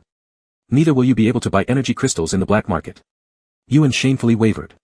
Ji Xiuyun couldn't always be available to accompany him. After all, as the country's marshal, his status and responsibility were significant. Yuan was quite aware of this. Even his first owner, that little girl, had to go to school on weekdays with her backpack, let alone a national marshal. And Yuan was not an ordinary cat who would die of loneliness when its owner was absent. He had a very clear understanding that Ji Xiuyun would be busy with work in the future. Having others translate food reviews or help him buy energy stones from the black market was acceptable once or twice, but asking repeatedly clearly wasn't practical. Ji Xiuyun looked at Yuan's slightly raised and wagging tail tip and continued, "If you can't read, you won't even understand how money is made." Meow. Yuan stood up and shook his fur. "Fine. I'll learn. Isn't it just about learning to read?" Back then, he toughed it out under the ferocious stares of a group of human children and learned. "It's nothing but relearning this time." Yuan puffed up his chest and slapped his paw onto a book with childish illustrations designed for preschool children's education. Then the book sounded out, "Son." Frightened, Yuan jumped and dashed to the corner of the sofa, glaring at the book like it was an enemy. The marshal turned and pointed at one of the words on the book lightly. Thus the book spoke again, "Galaxy." Yuan glanced upward at the marshal, who was unperturbed, demonstrating by poking word after word. Earth. Venus. Jupiter. Saturn. Yuan. All right, I get it. Ji Xiuyun watched the little cat that had been scared away come back on all fours, seriously poking at the audiobook. After setting the parameters for the protective cover that came with the audiobook, he turned contentedly to continue pondering about the issue of the cat tree. A light pen was an extremely useful indoor and environmental design tool. It could draw directly in the air, and one could see what they drew by wearing special glasses. The brushstrokes drawn by the light pen had excellent light sensitivity. After selecting the material effect within and coloring it, through the accompanying glasses, one could immediately see the results of the decoration upon completion. Generally speaking, after having rough design ideas on paper, one could carry the light pen to conduct field design comparisons. However, despite the light pen being so practical, the marshal lacked any design cells. Wearing glasses, Ji Xiujuan slowly walked 2 laps in this not too large living room, referring to the product patterns of the cat trees, awkwardly covering half the living room with drawings. After finishing, he took a look around. The confident Marshal turned to look at Yuan, who had already completed 6 sets of questions from the protective hood and torn open over 30 bags of snacks. Then Ji Xiujuan gently placed one side of the glasses lens in front of Yuan's eyes. Yuan, who was munching on a cookie while poking at the 7th page's words, paused, meow. The Marshal picked him up and said, "Come take a look." Curious, Yuan stretched out his head. The calm Marshal asked, "How's it looking?" Yuan stared at that pile of slanted lines, hesitating to say anything. Ji Xiujuan turned and looked at him. Yuan kept silent. Ji Xiujuan expressionlessly stared at the white ball in his arms for a long time before changing the subject completely. "What do you want to eat tonight?" Meow. Yuan turned and looked at his little snack. "You haven't tried the staple foods of Zintisi planet yet." The Marshal reminded him. Yuan turned his head back, nuzzling against Ji Xiujuan's chest. Meow. "Take me to eat." "Sure." Ji Xiujuan nodded faintly and then placed the lens back in front of Yuan, turning his little head towards the cat tree he had drawn. He asked again, "So, what do you think?" "Yuan." The Marshal's tone was calm and steady. "The staple foods of Zintisi planet taste great." "What the heck? How dare you do this? And not even let a cat tell you your drawing is ugly." Although his heart was filled with fierce fluctuations, Yuan still rubbed against Ji Xiujuan's chin, reluctantly showing agreement. I also think it's good." Mr. Marshal was finally satisfied. He patted Yuan's head, his expression and tone without any fluctuation as he remarked, "Silly thing. Yuan. Let me tell you. If people like you existed on the old Earth, they would have been put in burlap sacks and scratched to death by now." Ji Xiujuan didn't even realize that this cute kitten had already held a grudge against him. This Marshal, full of mischief inside, always liked to tease others over some harmless little matters, maintaining a stern face while watching the other person grow uneasy due to his serious demeanor. His 7 directly subordinate Army Corps commanders were the hardest-hit areas after enduring his antics for many years.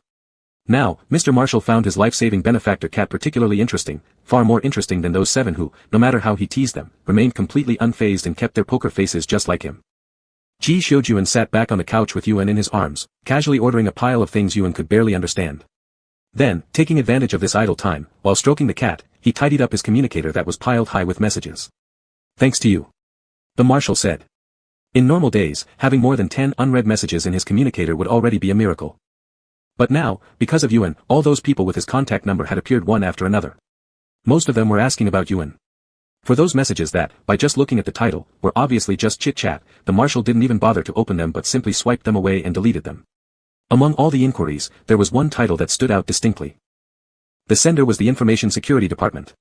The message came with an attachment named, "Final Review Draft on Publishing Data Regarding Cats." The gist was hoping the Marshal would browse through it and, if any modifications were needed, take the time to reply. The Marshal paused, refraining from ruthlessly clearing it away like other messages, and instead opened it. Then, with decisive swipes, he crossed out a large amount of data concerning hunting methods and recipes for feline subfamily domestic cats. He only left information about those ferocious large carnivorous felines. The data mentioning that domestic feline subfamily animals have very weak fighting abilities were also struck out. He only retained points regarding their closeness to humans and being one of the most popular pets of ancient Earth humans. In short, the remaining data looked overall such that anyone would consider cats small, flexible creatures, cute and soft in appearance, close to humans yet possessing a fighting ability that rivals the heavens and earth. There was indeed a certain risk involved, but when the risk-bearer was Ji Xiujuan, known as the God of War, people wouldn't consider it a risk. Ji Xiujuan considered Yuan's uniqueness while deleting these materials. Firstly, give ordinary people some psychological preparation so that if Yuan unleashes some terrifying force in the future, it wouldn't cause panic among the masses. Afterwards, the Marshal replied the heavily edited material back to the Information Security Department's mailbox. As for how the recipients felt upon receiving the reply, that was not within the Marshal's consideration range. The Marshal was very busy. He had to consider Yuan's education issues, how to make a cat tree, where to take Yuan for dinner, the upcoming military meeting, and how to explain to the Empire about the events during his disappearance and why he returned unscathed. While contemplating, the Marshal continued to clear out his inbox. Then, he saw a very familiar sender whose mere sight made him feel nauseous. Ji Xiujuan expressionlessly opened the letter from the research department, which strongly demanded that he hand over the heritage of ancient Earth to the state, and, for once, snorted softly. With an unbending resolve, he replied with a firm no, then decisively deleted the message. The grudge between the Marshal and the Imperial Research Department ran deep. This has to be traced back 50 years, to when the young Marshal was merely 40 and still a colonel. Back then, during his first medical examination after being officially incorporated into the Imperial Expeditionary Army, something significant happened. At that time, the young Marshal had just arrived at the capital planet with his parents from a rural planet where military registration requirements were not too strict. Up until then, he hadn't undergone any detailed gene-level tests. After all, the outdated equipment on the rural planet could only display qualified or unqualified. In the Great Space Age, most humans' genetic grades hovered between C and E. If you had B or above, you could pretty much sign off on a military career directly. Grade A meant exceptional. S grade was considered at the top of the scale. The renowned Imperial Shield, Marshal Kevin, once had S-class genes. For humans, genetic level is largely predetermined at birth. It's theoretically possible to enhance genetic grade through physical training in certain drugs, but not only are such drugs rare, surpassing physical limits alone is almost like going through death once. Throughout history, only the founding emperor of the Zentisi Empire managed to elevate his genetic grade purely through self-effort. And speaking of innate SS-class genes, across the entire universe, whether other countries hit it or not, the Zentisi Empire was clear, they only had one SS-class individual, Ji Shoujuan. Upon discovering this fact, the scientists of the Imperial Research Department were beside themselves with excitement. They completely disregarded the dignity of the military department, kidnapping Ji Shoujuan straight back to their research institute. Though those researchers appeared respectful and dedicated on the surface, behind closed doors they conducted experiments without regard for human ethics. Ji Shoujuan, who'd witnessed and even endured some of these experiments firsthand, certainly knew this well. They dared to scheme against Yuan, thinking they were capable of handling him. What foolishness! Unlike himself, who, despite possessing high genetic capabilities, was still human, Yuan wasn't human, and he definitely wasn't an ordinary cat either. Yuan devoured energy crystals without batting an eyelid. If Yuan got upset and fired off a bolt of lightning to incinerate the entire Imperial Research Department, Ji Shoujuan wouldn't even think twice about it, he might even secretly enjoy it. The higher-ups of the Imperial Research Department were no good apples. The conflict between them and the Military Science Division wasn't exactly recent. The Marshal's rift with these people was widely known. He had long lost patience with them, openly criticizing them in front of the media. The whole empire was aware that the war god Ran looked down upon the Imperial Research Department. Should any issues arise that the military science team couldn't resolve, he'd rather turn to private scientific academies with good reputations than approach the Imperial Research Department. Refusing to hand over Yuan was just tearing the mask off further. After confirming the deletion prompt, the Marshal nonchalantly added the new account to his blacklist. Opening the blacklist tab, every single one neatly listed bore the name Imperial Research Department. This suited Ji Shoujuan's OCD tendencies perfectly. Yuan squatted on the legs of the Marshal, diligently poking at an elementary primer book, completely ignoring Ji Shoujuan's movements. Watching his own cat, within 20 minutes, devour 2 pages full of words and solve related questions from the Protective Shield System question bank, all while earning 10 packs of snacks, the Marshal felt impressed. Our Yuan was incredibly smart. Turning his head towards Ji Shoujuan, the 10 snack packs laid neatly in a row, his azure cat eyes clear and cloudless. Meow. Yuan was proud. His tail flicked with pride. The Marshal, after deliberating, still petted Yuan's head and praised him, impressive. Although the Marshal's tone, even in praise, always came out flat and disinterested, Yuan, who was already used to his master's peculiar way of speaking, accepted the compliment happily. The white furry ball carried the unopened snacks over to Ji Shoujuan, flipped onto his back and wagged his tail waiting to be fed.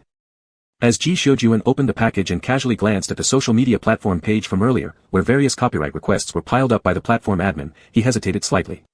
It seemed like he needed to consider setting up a holobrain device and opening an account for Yuan. However, both holobrains and accounts require binding to identity verification documents. Given Yuan's currently disclosed public identity, creating an independent ID would not work. Furthermore, Yuan still hadn't fully recognized the characters, making it unrealistic to set up a separate account just for him. Therefore, it was still best to put Yuan under Ji Shoujuan's name. He'd need to go to the household registration office and get an affiliated holobrain device and account registered solely for Yuan's use. The Marshal absent-mindedly shoved what was in his hand into his own mouth. Meow. Ji Shoujuan snapped out of his contemplation and, upon looking down, immediately locked eyes with Yuan's gaze full of profound grievance. Oh no. The Marshal kept his face stoic, pretending he hadn't noticed a thing, hastily tearing open another bag of snacks and stuffing it into Yuan's mouth. Meanwhile, he unleashed his level 99 topic deflection skill. Yuan. The Marshal slid the holographic screen in front of Yuan and pointed to a clause on it, copyright application. Yuan, munching on snacks, asked, meow. The money will be split with you. Look at whether you want to agree or not. The Marshal pointed to one of the messages. This is an application for copyright of your merchandise image. Then he moved on to the next line, commercial copyright application for your photo likeness. This is about your. The Marshal counted each point until he stopped at the last one, commercial copyright application for derivative works involving you. Meow. Yuan poked the last item curiously. It's using your image. Ji Shoujuan continued, tapping into an example page while explaining. His voice trailed off as both human and cat froze in dead silence at the sight of the thumbnail that appeared, an illustrious military marshal in uniform paired with a handsome youth sporting cat ears and tail, drawn in an unmistakable suggestive style. Ji Shoujuan. Perhaps he shouldn't have changed the subject after all. He should have just watched Yuan cry dramatically and get his chest hammered by pink little paw pads. TSK, what a miscalculation. Yuan. What's wrong with you humans? You'll see what my 90 meow meow claw can do. I'll teach you about honesty, kindness, love for cats, and dedication. Neither human nor cat said a word. The atmosphere grew extremely awkward. After what seemed like forever, the marshal raised his hand first, gently ruffling the kitten nestled in his arms, and tapped to report the content without hesitation. Then as if nothing had happened, he calmly pressed the reject button on behalf of Yuan. Chapter 13. Ji Xiujuan did not dwell on this matter, though he did feel a little awkward. But Yuan couldn't possibly turn into a human. No, actually I can. Yu ained his neck a little, feeling a bit guilty. The marshal pulled the page back to the very top, do you agree? Meow. Yuan's two paws held onto the marshal's hand, and directly hit the confirmation button. The marshal paused for a moment, then turned his hand to gently knead the cat's small paws. You've learned to recognize these two words so quickly. Ji Xiujuan felt as if his cat were growing up. He even completely forgot the fact that Yuan had already chewed through more than 10 pages of a vocabulary book. The marshal glanced at the webcam that had been left idle on the desk after being turned off, placed Yuan aside, and got up to prepare to go upstairs to bring down the light computer. Before leaving, he picked up the audiobook and covered Yuan, who had conveniently lain down on the sofa, continue studying. Yuan, who had already prepared his posture for petting. What kind of person are you? How could there be a cat? Yuan emerged from beneath the book, kicked it aside unhappily, gobbled up the rest of the snacks in one breath, then lazily rolled over and tumbled a few times on the sofa, rolling all the way to the ground while curling with the soft sofa cushion. When Ji Xiujuan came down with the light computer, all he saw was a ball of fur. Yuan's little head stretched out from the fur ball, staring at him before rolling again. Marshal. This is really stupid. Yuan didn't think he was stupid, instead feeling quite pleased. He didn't want to study. Studying makes cats thin. The Mexican burrito cat gave a meow to the marshal as a greeting, then rolled again to the edge of the floor-to-ceiling window. He closed his eyes under the sunlight, curled up tighter, and nestled comfortably inside the warm burrito-shaped cocoon, his ears relaxing in bliss. Cats are creatures that can sleep 16 hours a day, 4 of which enter deep sleep, while the rest are merely naps. Yuan thought he should maintain his nature and dignity as a cat, to be a cute little meowing kitty that lazily snores under the sun. The marshal watched silently as Yuan performed his series of operations, rolling on the cushion, followed by quickly falling asleep, and remained silent for a while. Eventually, he decided not to pick up the cat to force him to study properly. Yuan liked to doze peacefully in warm places, a habit he was clearly aware of. The marshal silently adjusted the doorbell to the illuminated silent mode, and just as he finished the adjustment, the doorbell lit up. He opened the door, declined the robot's help, and gently carried the package delivered to the doorstep into the living room. The sound of unpacking was so quiet it was almost impossible to catch. Inside the package were original woods and pure natural herbal paints purchased by the marshal at great expense. The original wood emitted a very faint aroma that smelled extremely comfortable. The name of this original wood that Ji Xiujuan bought is Ningxin wood, which is extremely expensive and mostly used for severe insomnia patients. The natural aroma of this timber has a calming effect, making it a blessing for insomnia sufferers, and beneficial for stabilizing mental energy in ordinary people as well. However, Ningxin wood grows in demanding environments with incredibly high ecological requirements, making large-scale cultivation impossible to date, keeping its price persistently high. Before each battle, the marshal would stay in a house purely built of Ningxin wood in his legion's base for 2 or 3 days to clear his mind and adjust his state, fully understanding the effects of this timber. The reason for buying this timber was because Ji Xiujuan thought that since Yuan enjoyed sleeping on Ningxin wood definitely be very comfortable and enjoyable. With such thoughts in mind, even though the marshal himself didn't have a Ningxin wood bed, he decisively ordered a pile of raw wood to create a cat tree centered around Ningxin wood for Yuan. Even the glue and paint used for bonding were natural products emitting a faint floral grass scent. The marshal's hands-on skills were inversely proportional to his painting ability. The lines he drew were crooked and messy, but his actions in dividing the wood were clean and decisive. Confident and flowing. One benefit of the significant advancement of technology is that this work can be done quietly without disturbing others' rest. The seasonal changes in the Zentisi Star Empire capital were not significant. Each day lasted 28 hours, with over 16 hours of daylight. The sun moved at a leisurely pace, yet it still easily slipped by unnoticed as the marshal was deeply engrossed in his work. When the main structure of the cat tree was finally completed, and Ji Xiujuan managed to take a brief pause from his work to lift his head, the sunlight that had been streaming into the room had already shifted considerably. The marshal observed as the Mexican burrito cat rolled over sleepily twice, placing himself once more under the warm rays of the sun. In its slumber, the little furball kicked out its legs unconsciously, claws extending to tear through the sofa cushion that wrapped around it. Ji Xiujuan. This probably meant going out to buy another sofa cushion. Looks like his schedule would have to include an additional task, taking Yuan to test his strength level. With that added to his notepad, the marshal glanced at the time again before resuming his creation. Ji Xiujuan's mental energy rating was quite high, he remained unaffected all afternoon despite being surrounded by Ningxin wood. On the other hand, Yuan, this small ball of fur, had trashed the sofa cushion completely, lying on the plush carpet with his tiny belly exposed, sleeping soundly on his back. Ji Xiujuan's efficiency was incredibly high. As the sun was about to set, he finally completed the final step. The luxuriously oversized cat tree, which smelled of Ningxin wood and fresh flowers, measured 8 meters wide and 1.5 meters tall. It featured tunnels, small holes, square fake boxes, several round disc-shaped cat beds, and plenty of hanging plush toys. It took up a significant portion of the living room wall and even extended towards the floor-to-ceiling windows. The marshal was quite satisfied, turning his attention to wake up the kitten. Yuan groggily turned over, holding onto the annoying large hand with all 4 paws, struggling to open his eyes. He yawned, revealing his small pointed teeth made of white jade. Meow. Ji Xiujuan picked him up, scratching under his chin. Take a look. Yuan turned to look, and in the next second, his eyes widened in surprise. Like it? The marshal pinched his cheeks. Yuan held on to Ji Xiujuan's hand with both paws, patting his hand softly, excitement evident on his face. Meow. Are you an angel? You must be an angel. Still held aloft in the air, Yuan kicked his legs impatiently, eager to play. The marshal once again fondled his paw pads, looking at Yuan's enthusiastic appearance, asking, is it exactly like the design? Yuan. I wish you'd snap out of it and face reality. The marshal's emotionless eyes met Yuan's cat eyes blue like the sky. Yuan rubbed against him, cooing, meow. Rarely did Ji Xiujuan refrain from teasing further and instead glanced at the time. Let's play when we get back, he said, I'll take you out to eat.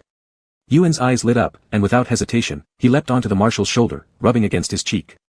The marshal didn't change out of his military uniform or bring along his guard soldiers, merely walking out with Yuan, whose combat strength surpassed 10 guards combined. This was Yuan's first detailed observation of the current era. Previously, returning home via Ji Xiujuan's special military channels, there had been no one around in sight.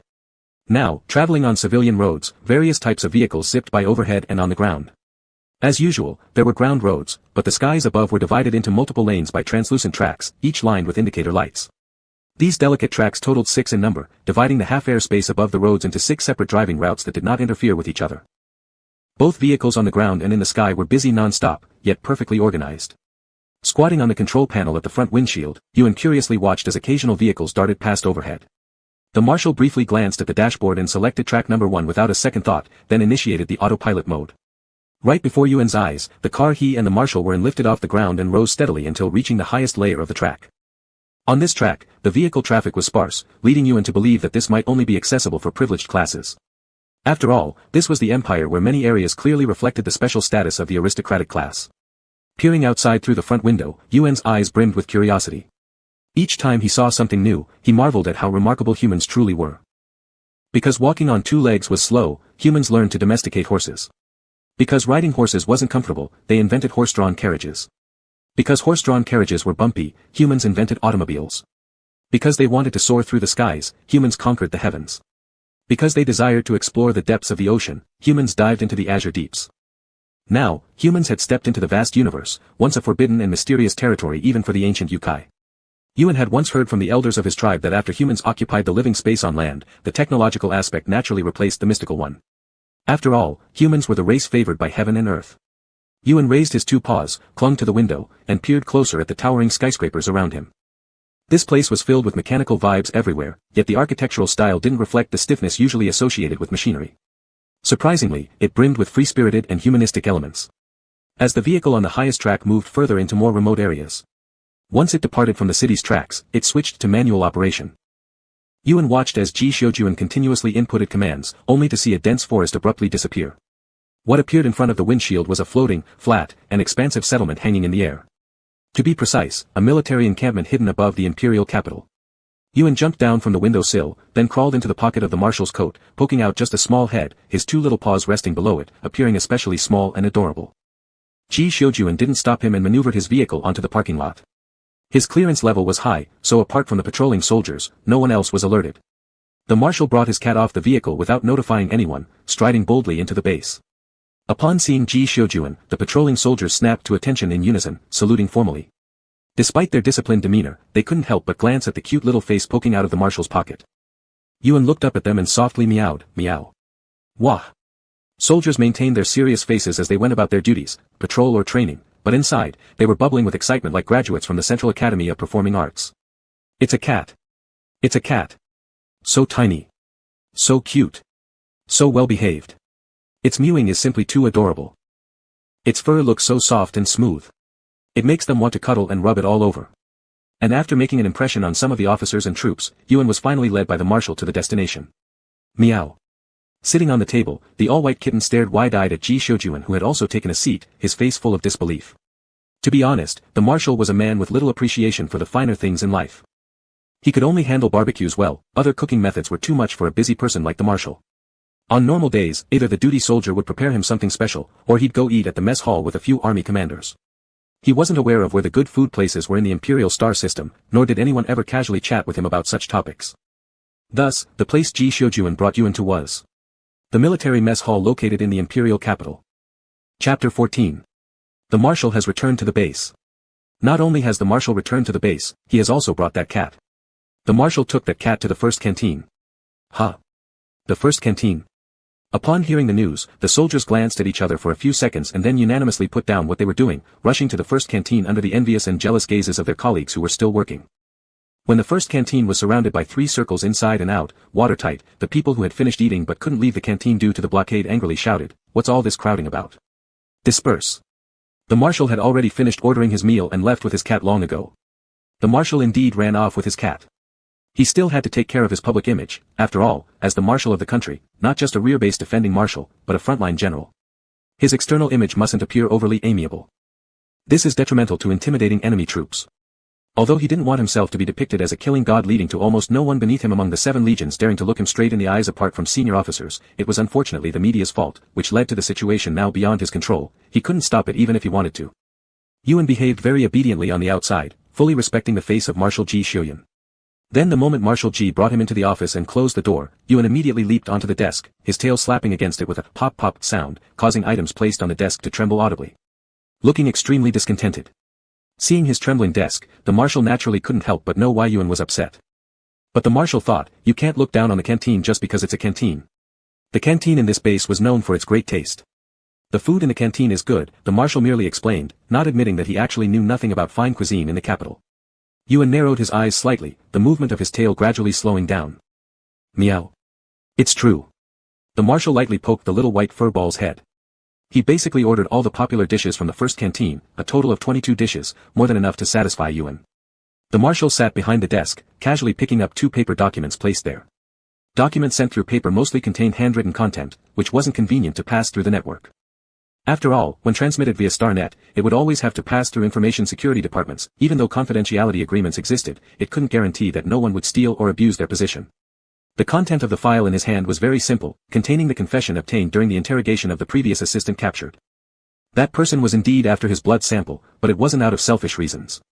Under the threat of his family by someone from the Imperial Research Department, he ultimately did such a thing. Currently, the military has sentenced him with the crime of being a traitor. Due to accusing the Imperial Research Department during the trial, he received a lighter sentence. His family still receives military household subsidies, but he was exiled to a remote mining planet until death, not allowed to leave. Boring to the extreme. The marshal threw the document on the table. Hardship isn't an excuse for betrayal. There were many better ways to handle this matter, yet the person chose the clearest and most repulsive way. The marshal was already accustomed to the Imperial Research Department meddling around him. After all, being the sole SS-grade genetic body in the Zentisi Empire held immense research value. Even deliberately leaving some small openings in his team to allow others to insert something there, avoiding drastic actions like dogs driven to desperation. Alright, he admitted, last time the opening was too big, directly resulting in his spectacular failure. But honestly speaking, the marshal's assistant had been replaced countless times, with hardly anyone staying by his side for over 3 years. Those who stayed for 3 years either quit or were turned by strange people. Replacing assistants again was no issue on Ji Shoujuan's side. After all, the work originally meant for an assistant was already done by the diligent 1st Legion commander of his subordinates, while the person with the assistant title became his attendant. This event had no significant impact on the marshal's life and work. But it was still annoying. Especially that bunch of pesky insects from the Imperial Research Department. Ji Shoujuan looked coldly at the documents on the table with a grim face, glanced at the suddenly popped-out monitor showing the office entrance surveillance, pressed a button, and opened the door. Yuan watched as the duty soldiers from the kitchen pushed a large meal cart over. He stood up immediately, his eyes fixed on them unblinkingly. The 2 duty soldiers also stared unblinkingly at the cat on the desk, then stopped beside a small conference table in the spacious office.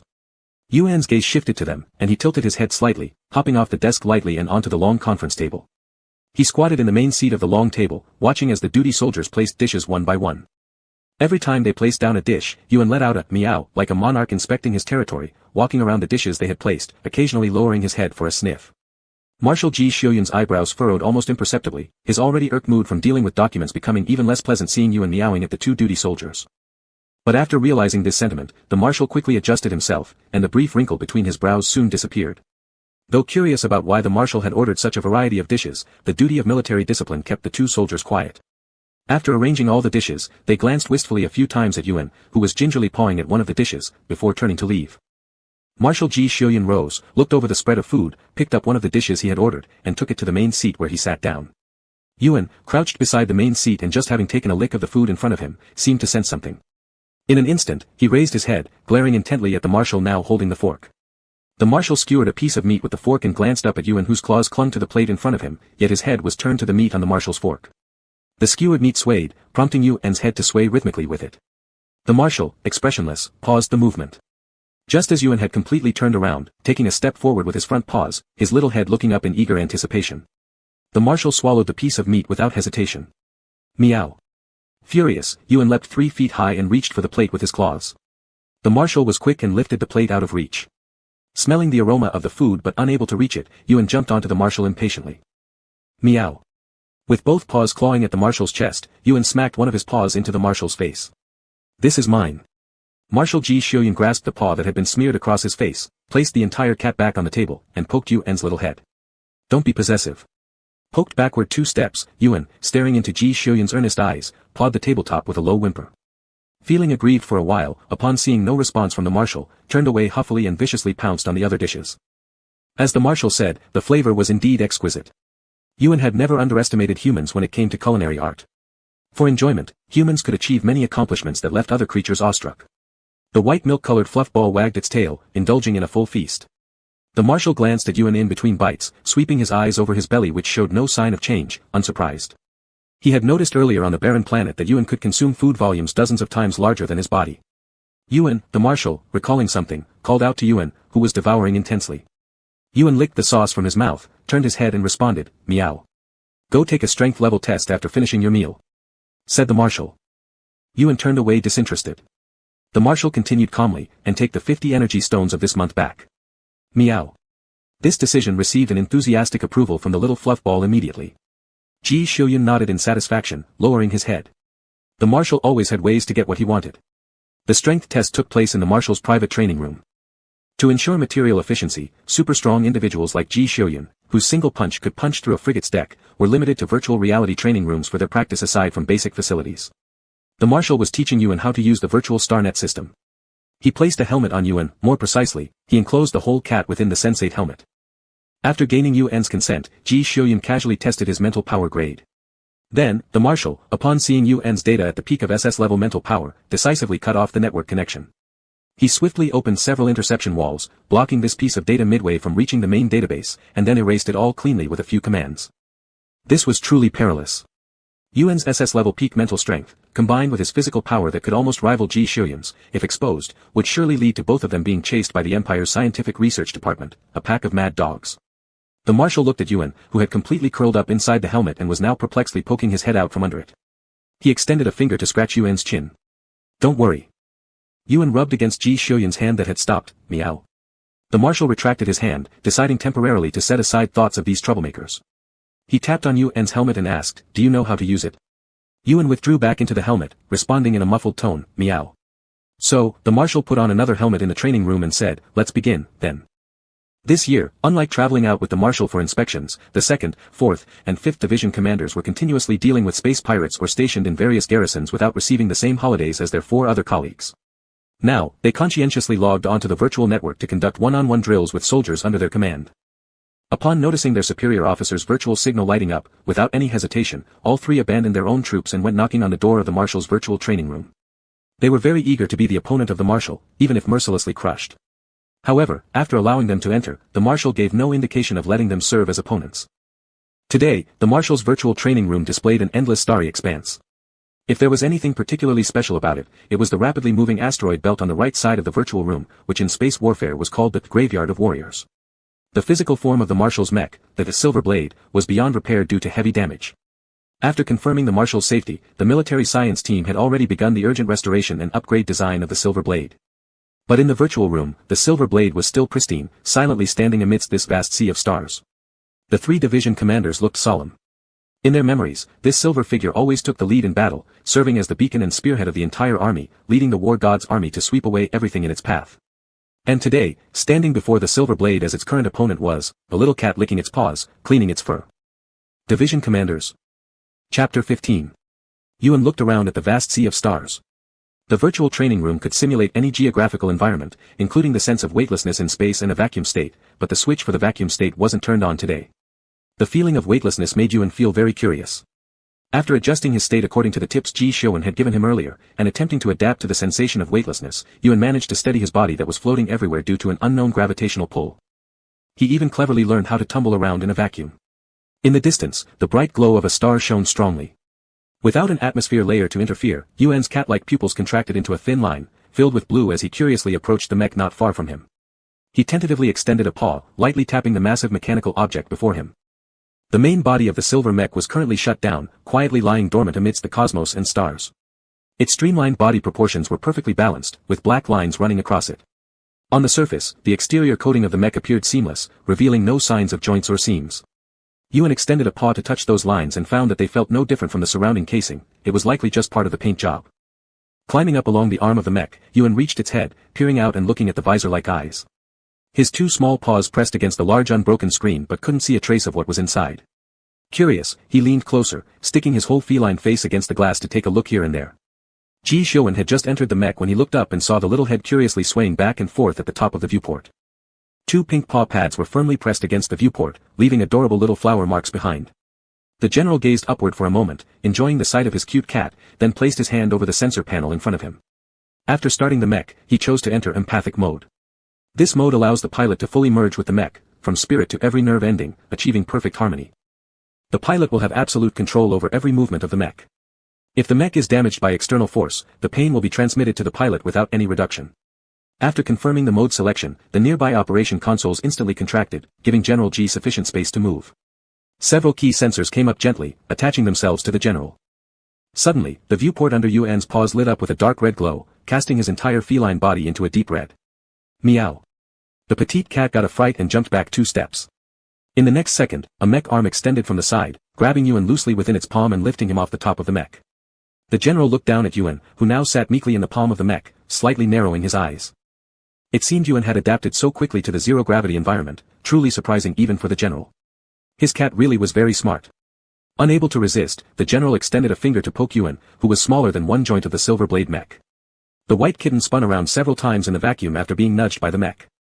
Eventually stabilizing himself, he waved his tender pink paws angrily toward the giant machine. Truly endearing. As the general thought this, he moved his body, ensuring his mech still responded precisely to every tiny motion he made. Then, he beckoned to Yuan with a finger. Through the mech, his voice sounded slightly distorted but was still clearly heard by the other 3 people and the cat present. He announced, "Begin." At the end of his words, Yuan disappeared suddenly from this space. Not a second had passed when he reappeared suddenly, his snowy fur glowing faintly with silvery white spiritual light, just as his fragile hind legs were about to collide with the hard alloy exterior of the mech. So fast. All 3 spectators held their breaths. Though amazed at this small creature's incredible speed, they assumed the little cat would be forcibly ejected from the training room upon impact. Military-grade virtual training systems differed greatly from common civilian ones that were semi-entertainment focused. Military systems directly connected with the user's spiritual energy, sensations of pain and facing death would be transmitted without reduction through the spirit directly to the user. Of course, virtual training wouldn't actually cause the user to die, they would be forcibly ejected from the training room before experiencing true death. Because of the excruciating pain felt in such simulations, growth happened at an astonishing speed. Because of the vivid fear experienced during simulated death, one naturally developed a strong intuition for crises. This mode was very effective in cultivating combat instincts, techniques, and tactical awareness. The vast majority of soldiers had almost rolled around in these virtual training systems before heading into battle, gaining a very clear understanding of key points that determine victory or defeat. They thought Yuan would be defeated by Ji Xiuan the moment they met. Even though the little creature's speed was remarkable, in reality, even they, people with A and S-class genes, could clearly see his movement trajectory with their naked eyes. It was impossible to say how easily Ji Xiuan, piloting a mech in empathic mode with SS-level genes, could track him. Almost all 3 Legion commanders already envisioned the scene where the softly glowing little figure would vanish. But this scenario did not happen as expected. Everyone, including Yuan himself, hadn't anticipated that Ji Xiuan would withdraw at this moment. There was no reason to withdraw. The 3 Legion commanders were astounded. Yuan also momentarily froze in surprise. And in this single instant, he found himself targeted by the cannon port in the palm of Ji Xiuan's mech. Ji Xiuan's hand was steady, and without hesitation, he fired the weapon. Although Yuan had no prior experience of combat against others, his hunting instincts made his heart clench instantly. Without a second thought, he obeyed his instinct and chose to evade. Once again, the man and the cat returned to a state of confrontation. The 3 Legion commanders were dumbfounded. Did you see it clearly just now? No. A SG-94 ultralight-speed ray gun fired from within 3 meters, was dodged. The 3 spectators looked at each other in disbelief and immediately became serious. Clearly, there was a reason why the marshal avoided the blow. Meow. Yuan was somewhat angry. Didn't they agree to conduct a power test?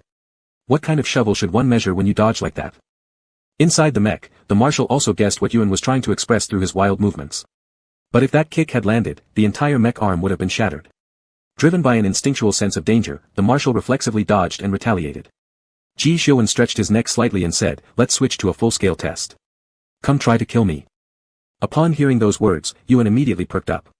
Before entering this virtual chamber, Ji Xiuan had already explained its mechanisms to him. It was safe to fight with everything he had, even to the point of pretending to kill.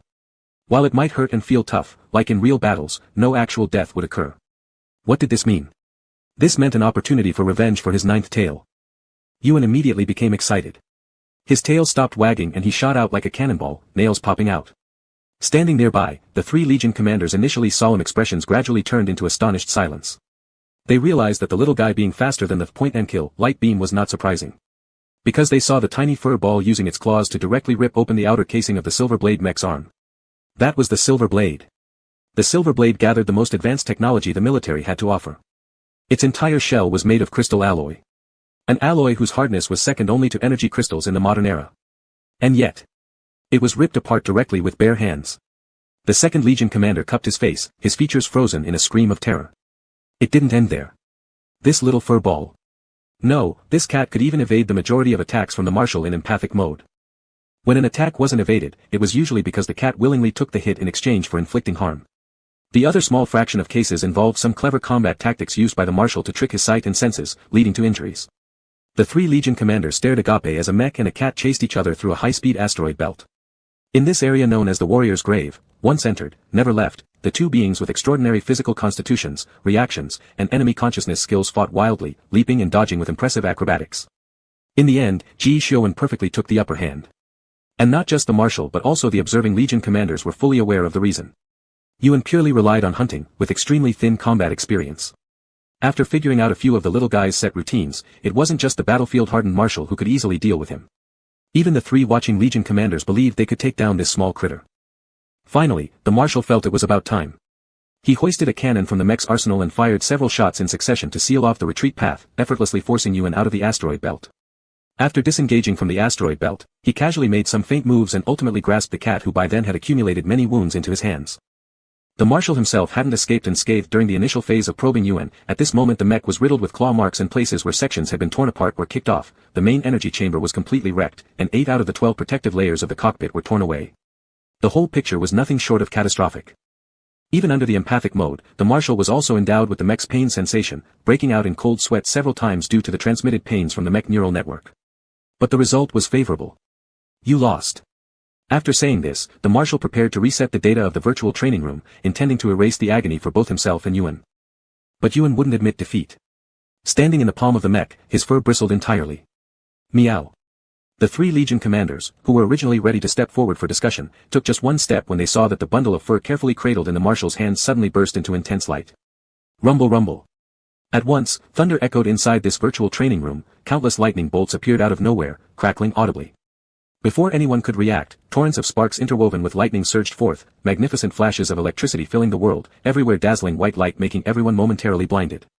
When the glow dissipated, the 3 Legion commanders who were protected by the spectator system looked toward the battlefield to find only the white little kitten remaining inside the arena. His previously wounded body was renewed, now proudly puffing up its little chest, his tail almost reaching up to the sky. The 2nd Legion commander was the first to come to his senses and hurriedly checked the status of his superior's account. Seeing the indicator light gray, he couldn't resist opening the information panel, only to see the 0 defeat streak of Ji Xiuan marked as 1 somehow. All 3 Legion commanders were filled with confusion. Did our Marshal just get bested? They exchanged glances, and simultaneously pulled up the communication screen. What are we waiting for? We must inform the other 4 colleagues about this good news right away. Ji Xiuwen also had a brief moment of bewilderment after being forcibly ejected. He actually got bested. Ji Xiuwen was unusually distracted for a while. But upon deeper reflection, it wasn't really unfair. At the beginning, he didn't explicitly prohibit Yuan from using his special talent, still viewing it merely at the level of Yuan using it to catch fish, never imagining Yuan's unique ability could be so formidable. He glanced sideways at Yuan still curled up in his helmet without coming out yet, pondered a bit, then re-entered the virtual training room. Just as he entered, Ji Xiuwen noticed the 3 expressions of his Legion commanders full of hesitation. Marshal Ji was quite composed, he lightly nodded, I lost. The 2nd Legion commander couldn't believe it, are cats really that powerful? Yuan is rather special, the Marshal said and turned to look at Yuan walking over. Yuan hopped beside the Marshal contentedly, clutching his arm and cooing with self-satisfaction. Ji Xiuwen wasn't upset either. After giving Yuan's belly a rub, he said, do it again. Huh? Can you communicate verbally? The 3 Legion commanders' faces were brimming with curiosity. Yuan is very intelligent.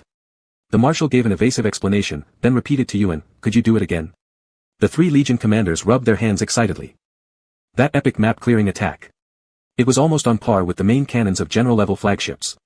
But Yuan hesitated, then spread his claws, turning his backside towards the Marshal, indicating with his actions a firm rejection. Not that he didn't want to use it. The problem was that in his previous bout of hot-headedness, he unleashed a powerful move and depleted all the hard-earned spiritual energy he had accumulated over the years. Where was he supposed to get the spiritual energy needed to conjure magic for Ji Xiuwen now? Muttering discontentedly, Yuan burrowed into Ji Xiuwen's pocket and curled up. The Marshal was slightly startled, somewhat puzzled as to why he was refused. But since Yuan was unwilling, Ji Xiuwen wasn't going to force him either. The Marshal gently stroked Yuan's fur, shaking his head to the 3 eagerly anticipating Legion commanders, then brought up the battle evaluation under their disappointed stares. Yuan's ratings for agility, speed, strength, and destructive power were all at or above level A. However, the only thing that received a pitiful D grade was his combat skill. A rating characteristic of a pure beginner came as no surprise to the Marshal or the 3 Legion commanders. Speaking in terms of fighting people, he's a real rookie, remarked the 2nd Legion commander. According to the records, quite a few ancient Earthlings kept cats as pets. Cats tend to be attached to humans, so they naturally don't fight with humans, the 4th Legion commander expressed his opinion following this. His hunting techniques for beasts, though, are evidently well developed. The 5th Legion commander opened up some video footage, beginning their routine post-battle analysis. The Marshal quietly listened as the Legion commanders each took turns commenting on Yuan's battle with Ji Xiuwen. His attention shifted when he felt Yuan's claws once again touch his hand, prompting him to lower his eyes for a glance. Yuan peeked out from the pocket, fully focused on the Legion commander's analysis of his fight against Ji Xiuwen, his little ears pricked up high. He even disdainfully placed a paw on the Marshal's hand massaging his head, showing disapproval. However, the Legion commanders talked much more about Ji Xiuwen's skills and judgments. It wasn't their fault, after all, Yuan truly had nothing notable about his combat techniques. Meow. Yuan voiced his displeasure toward Ji Xiuwen, patting the Marshal's palm softly with his tiny pink pads. I won. Why isn't anyone praising me? How come no one compliments me? Feeling aggrieved, Yuan sulked silently. At the sound, the Legion commanders turned their heads towards him. The Marshal scratched Yuan under his chin, unsure of what his meow signified but could easily tell from his expression that he felt wronged. After pondering a moment, the Marshal said, he probably feels upset because you've criticized him for lacking technique. Yuan. Not true. Didn't mean it that way. If there's no compliment, then just shut up. But the Marshal had an absolute confidence in being always right. Turning back, he gazed at Yuan and asked, so, how about sparring with them to learn? In an instant, Yuan buried his head deep into Ji Xiuwen's pocket. I'm just a cute little kitty who wants to hang around eating treats and growing my tails longer. Why would I fight with all you humans? Are you dumb? Nope, I'm not dumb, so no fights. Anyway, I'm just going to grab those $50 worth. The Marshal hesitated for a bit, lowering his gaze to Yuan's instantly re-emerged little head from the pocket. The one we lack at home. Ultimately, the Marshal didn't mention the energy crystal. If someone discovered that Yuan could snack on energy crystals like candy, Yuan might get snatched away at some point, his teeth pulled out and nailed onto a wall. Just thinking about it filled him with dread. And you really do need to learn these skills, the Marshal stated, this era is scarier than you imagine. Yuan's sense of crisis was deeply ingrained. Otherwise, he wouldn't have been in such a rush to sneakily use the family's teleportation array as soon as he grew his 5 tails. After much deliberation, Yuan eventually nodded his agreement, flicking his tail slightly under the hopeful stares of the 3 Legion commanders. Ji Xiuwen then exited the virtual training room after reminding Yuan not to use his special talents. Mr. Marshal put down his helmet and watched Yuan curl up underneath his armor for some time before standing up to leave towards the door. What Mr. Marshal never expected was that as soon as he stepped out of the training room's door, 4 other Legion commanders immediately surrounded him, their gazes full of morbid curiosity. The youngest 7th Legion commander, who joined the team most recently and had suffered for years from Ji Shouen's mischievous antics, now looked absolutely thrilled. All these years. Finally suffering all these years. They finally caught something big on Ji Shouen. Overwhelmed with excitement, raising his head slightly to look at Ji Shouen, who was a whole head taller than him, he said. Marshal. I heard. You crashed. It seems there was finally someone who could bring this weirdo down. This was truly a piece of huge good news. Chapter 16. Ji Shoujuan looked at his 4 corps commanders without the slightest surprise. He just appraised each of them in turn, finally focusing on the young one who had spoken. I remember you're on leave, said the marshal. The commander of the 7th Corps still had a gleam in his eyes, showing none of the icy, stern face he usually reserved for subordinates. There was an unmistakable air of visible joy about him. Yes, sir. The 1st Corps commander quickly covered the young colleague's mouth with his hand and smiled warmly. We just wanted to see what kind of person is capable of defeating you. Ji Shoujuan wasn't annoyed by such words. These few subordinates who had worked their way up with him over the years, after being bullied by him for so long, it was only natural for them to behave this way. After all, once their schadenfreude was over, they would have to obediently get back to work and be bullied again. Only with balance can things last long. With that thought, the marshal simply replied, in the virtual training room. As soon as he finished speaking, Ji Shoujuan gave them a slight nod and turned to leave. The corps commanders glanced at each other, incredulous, so he just let us off. Is losing one such a blow to the marshal? No, I think there must be some sort of retaliation planned. The commander of the 7th Corps said confidently. Retaliation or not, it's probably aimed at you anyway. The 3rd Corps commander stretched lazily and turned to leave. Hey! The 6th Corps commander pushed the fuming young colleague, urging him, to the training room, go, go, go. Ji Shoujuan listened to the commotion behind him as he walked down the quiet, empty corridor, narrowing his eyes slightly. Joke. Do I really need to lift a finger to mess with you? Treating you like some accessory? Dream on. The marshal felt quite content, the cold aura around him becoming even stronger. As he walked, he opened the notes interface and started a new page, recording some bad habits of Yuan during fights. This nasty habit of trading injuries must be corrected. Fighting without paying attention to the surrounding terrain, having no sense of using the advantage of the terrain, also must be corrected. Attacking and dodging purely by instinct, this point must absolutely be improved. After all, he planned to take Yuan into battle in the future, and in such places, these could all cost lives. Even if Yuan didn't want to fight on the battlefield, staying on the Imperial planet still required vigilance against endless hidden arrows. After all, the research value of ancient Earth creatures far exceeds that of even an SS-class gene entity like himself. Even if Yuan has some powerful ultimate techniques, as long as people desire his existence, one day someone will succeed. Since the end of the Earth era, humanity has spent hundreds of years battling other intelligent species in the universe, eventually achieving victory and securing the largest survival space. Once humans have a purpose, achieving it is basically just a matter of time. Unless you grow as fast as those clever humans do. Thinking about Yuan's future situation, the marshal looked at the items noted on his notepad and became even more resolute. Change. It must change. No snacks unless he changes. Yuan suddenly felt a chill running through the virtual training room and sneezed while analyzing a previous combat video with the 2nd Corps commander. The latter turned to look at him curiously. What's wrong? Mew. Looking left and right and finding nothing abnormal, Yuan shook his fur and continued to sit obediently listening to the explanation. Maybe due to his innate combat talent as a demon, Yuan understood the subtle tricks and inducements mentioned very quickly. Sometimes, even before the corps commanders explained how to resolve a certain situation, he already knew what to do. Once these techniques and methods were revealed, they became ordinary. They quickly went through the entire video together, both sides eager to engage in another bout. The 2nd Corps commander looked around. We don't have control permissions for the marshal's training room, and Yuan doesn't know how to use it, so let's head to mine. The remaining 2 humans and 1 cat had no objections. Yuan hopped onto his shoulder, glancing at the commander's virtual image without a military cap, and regretfully stayed there. Just as they exited, they encountered the other 4 corps commanders rushing over excitedly. The 4 remembered seeing Yuan's claw drive the camera into the wall and couldn't easily be pulled out, so they hesitated momentarily. Here you are. The 2nd Corps commander greeted them cheerfully. Let's head to my place. Not. The commander of the 3rd Corps suddenly realized something. The person who made our marshal lose, could it be this cat? Yuan wagged his tail. Meow. Do you have any complaints? The commander of the 2nd Corps corrected him. He has a name, it's Yuan. Out of an instinctive caution, the 1st Corps commander asked steadily, is there a combat evaluation? Yes, but I'm not showing it to you. The 2nd Corps commander led the group plus 1 cat into his virtual room. Let's do this. Anyone want to go first? Everyone except the 7th Corps commander, who was looking curiously at Yuan and hadn't reacted yet, took 3 large steps backward. This is a joke, right? If the marshal can flip over, what are they even going up for? To offer themselves as food on a plate? Don't tell me they don't care about saving face. Without hesitation, the first corps commander betrayed his youngest comrade. Go, little seven. Check out the situation first before acting. Ji Xiujuan took out a box containing 50 energy crystals from his private warehouse and placed it in the car. Then he slowly returned from the landing pad, went back to the office, glanced through several files that had been tossed aside by him before, stamped them with approval, and finally returned lazily to the training room, put on the helmet, and entered the virtual room of the second corps commander. As soon as he walked in, even Mr. Ji Xiujuan, who had seen countless major scenes, was shocked for 2 seconds by the sea of people suddenly appearing in front of him. There were soldiers from all corps here. Wearing different uniforms, they sat in perfect order like when arranging troops, each according to their respective corps distribution and responsibilities, and had even consciously left aisles. The virtual room had the characteristic of infinite extension, occasionally being used for joint practical exercises between 2 or 3 corps. Therefore, its capacity was quite remarkable. But now the number of people. Marshal Ji looked around once. It seemed almost all the station soldiers without missions on their hands were here.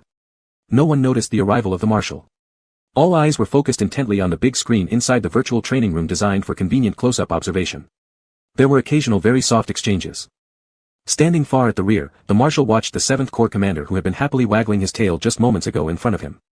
Without warning, Yuan tore down 3 energy compartments one after another, leaving both the main and backup energies drained. He was declared defeated in a flash. During the battle evaluation summary, Marshal Ji heard soldiers whispering from the front. This must be the 8th time the commander of the 7th Corps lost, right? Yeah, he won twice against the cat after losing twice, wasn't the cat named Yuan? But after halftime, when some of the Corps commanders probably gave Yuan some pointers, the 7th Corps commander kept getting knocked down. Could cats be that strong? I saw the Information Security Department's latest data release. It mentioned that this is one of the most popular and common pets among ancient Earth people. A pet. If cats could be treated as pets, ancient Earth people's fighting power must be incredibly high. They might all be like the marshal. I've read the data too. Even though it's a pet, felines are always fierce carnivores, just extremely friendly towards humans. But I think the way Yuan thrashed the 7th Corps commander doesn't seem very friendly. I think this is normal. I've researched a lot of ancient Earth data previously. Do you guys know about water-dwelling creatures called prawns? They were quite favored food among ancient Earth people. So what? Prawns can create sparks underwater with a punch. And they were still put on the dining table anyway, even said to be mass-fished and farmed. Hey. Our ancestors were truly fearsome. Sorry, I dishonored my ancestors' genes. Although originally from the Milky Way galaxy, Marshal Ji, whose interest leaned more toward cultural studies of ancient Earth, listened quietly to these soldiers discuss. Had he not read the complete data and kept a backup copy, he might have almost believed their claims. Looking at the battle evaluation displayed on the large screen, the marshal was greatly surprised to find that Yuan could improve his techniques from D level to C level within just an hour. And then, Yuan seemed to use C-level techniques while unleashing S-level, even SS-level physical strength, pinning down the 7th Corps commander and violently grinding him down. Marshal Ji glanced at the rest area and felt that his young subordinates might be questioning their existence already. Finally, the marshal picked up his last shred of conscience. After inputting a series of instructions onto the translucent air panel in front of him, he directly appeared at the forefront of the spectators' seats. His appearance instantly silenced the scene. Everyone knew about the marshal's loss at Yuan's hands. After all, the marshal's record panel had always been on display without concealment, with the recorded defeat count changing from 0 to 1, glaringly visible for everyone. It was as if clearly announcing to everyone that their myth had been broken.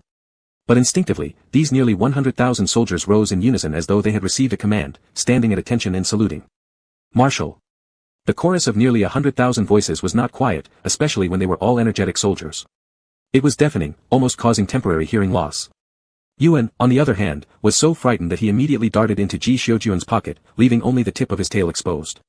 Not an ounce of that superior feline air remained that could pin someone down with ease. The marshal first returned a military salute to those soldiers, then glanced down at the tip of the tail sticking out from his pocket, feeling the little guy inside bunched up in fear. He turned to signal the 1st Corps commander who had stationed himself next to him. Each corps commander then announced the dismissal to their respective troops, instructing them to go back and study the battle footage they just watched. Once the surroundings quieted down, Yuan peeked out, glaring at Ji Xiujuan with a mewing protest. The marshal mistook this as him trying to earn affection and rewards, pulling him out of the pocket. He gently rubbed his head and scratched under his chin with an unusually skillful technique. Yuan's shock-induced anger dissipated quickly under Ji Xiujuan's adept and highly skilled petting, slowly softening into nothing more than a fluffy white cat pancake on Ji Xiujuan's hand. No dignity left as a cat. He even emitted purring sounds symbolizing comfort and security. The marshal looked at Yuan exposing his little belly to him. This must be the greatest advantage of an SS-grade gene pool, learning everything fast, including how to pet cats. The second corps commander cancelled the battle arena, switching it to a lounge setting. The young man who'd been pressed against the ground by Yuan several times promptly collapsed onto the couch as soon as it ended, exuding a sense of fatalistic weariness. The marshal cast a glance at him, sat on another single-person couch, placed Yuan in his lap, and then looked up to ask, "Are you all done fighting?" "Just little 7. The first corps commander fondled the younger colleague's head like a dog. "We decided to handle things privately." Ji Xiujuan turned his head and saw the young man lying on the couch, who hadn't moved at all upon hearing the words. Yuan also looked back at the first corps commander lightly petting the dog head, and then at the seventh corps commander being touched yet remaining motionless on the sofa like a corpse. "Yuan. You humans really lack love for your comrades. If we were cats in this situation, we would lick each other's fur." With this thought, Yuan comfortably lay back in Ji Xiujuan's lap, raising his little belly and happily playing with Ji Xiujuan's hand by biting and kicking it. The entire cat was soft and supple, making sweet tender cries, incredibly adorable. There wasn't a trace of the ferocious demeanor from before when he used to press people down and grind them into the floor. However, the corps commanders had no time to admire. They nervously watched Yuan's 4 delicate paws easily tearing apart mechas as they kicked around on the marshal's hands, deeply worried that the marshal might vanish from the virtual room in the next second. But the marshal took Yuan's playful antics in stride, paying no heed to his subordinates' worries, directly opening the previous combat footage to start analyzing. When they had gone through all 10 complete rounds and heavily criticized the 7th Corps commander's mistakes and his inability to adjust swiftly against non-human enemies, Yuan had already fallen asleep in Ji Xiujuan's lap, legs sprawling in all directions and softly snoring. In a daze, Yuan felt himself being lifted. A large, calloused hand, warm and familiar, carefully held his body. Yuan opened a slit of his azure cat eyes, scanned the person holding him, twitched his ears slightly, and went back to sleep. He was truly exhausted. The virtual training room was especially energy draining, with intense concentration required during fights and neural pain affecting the spirit caused by the virtual room. It was a great consumption on one's spirit. The 7th Corps commander's worsening condition leading to him collapsing on the couch and refusing to move was partly due to this reason. Ji Xiujuan carried his cat onto the car, placed Yuan on the soft cushion, and sped home all the way. Yuan remained unconscious in deep sleep, directly snoozing all the way until the next morning. Amidst the light gray bedding styled with an aloofness, there was not only a human-shaped imprint but also a small lump of bulge. This bulge shifted a little and took a few steps, finally finding its direction as it peeked out from the edge of the pillow, a milk-white fur ball. Yuan turned his head to look at Ji Xiujuan, who was gradually waking up, then extended his paw and slapped Ji's face. "Wake-up service provided by this cute kitty. Be grateful, human." The marshal reached out to grab Yuan's paw, pulling him over and kneading him back into the covers. Yuan. Yuan. Yuan looked completely bewildered. He climbed out of the bedding again, tidied his disheveled fur, licked his paws for a wash, then jumped onto the marshal's chest, hopping around on his torso through the sheets. Annoyed, the marshal opened his eyes and pointed towards a box in the corner of the room. Energy crystals. Ji Xiujuan's voice after waking up was hoarse and low, carrying a touch of nasal sound, the tone prolonged, sounding especially sensual. But his sensual voice didn't give him any benefit. The only one who heard it, Yuan, jumped off the bed with one kick, leaving the marshal almost losing breath as he painfully rolled over and decided there was no more sleeping left for him. He sat up. Today, the marshal would begin his busy work. That meant Yuan would be alone at home. While crunching on spiritual stones, Yuan watched the marshal finishing washing up without any shame changing clothes before him, sensing another hint of abundant energy forming within, so he softly meowed to Ji Xiujuan. Hearing the call, Ji Xiujuan came over with a luminous computer and placed it into Yuan's arms. The previous communicator was actually still downstairs in the living room, but leaving someone cooped up all day at home without anything to play with seemed cruel, like abusing a cat. So the marshal simply left the computer behind. After all, he had a remote bracelet anyway. Lying atop a box full of spirit stones, Yuan tilted his head looking up at the marshal. Meow. Yuan extended a single paw toward him. The marshal was just adjusting his collar buttons and cuffs when he heard Yuan's call and responded, Having received a reply, a streak of lightning finer than a needle tip flickered at the tip of Yuan's claw, and the next second, it singed a tiny curl onto the marshal's hair. Meow. Yuan wagged his tail, his 2 azure cat eyes sparkling as he looked at Ji Xiujuan. Young sir, considering you've given me so many spirit stones, I'll give you a free perm as a gift. Chapter 17. The Zinter's Empire has 2 major pieces of news today. The first is that their 10,000-year black-haired Marshal Ji Xiujuan has shaved his hair into a buzz cut. The second piece of news leaked from the military is a video about a cat. In the vast star web, there are no secrets. Even the strictest armies cannot be completely impermeable. The photo of the marshal was released by the media. The crisp buzz cut did not ruin his image but made him look sharper and more masculine than his previous slightly soft tousled hair. A few photos had thousands of young admirers drooling. In times of conflict, people are always filled with a sense of crisis. This makes them especially drawn to strong, masculine figures that evoke feelings of safety and dominance. Like Ji Xiujuan, and Ji Xiujuan types.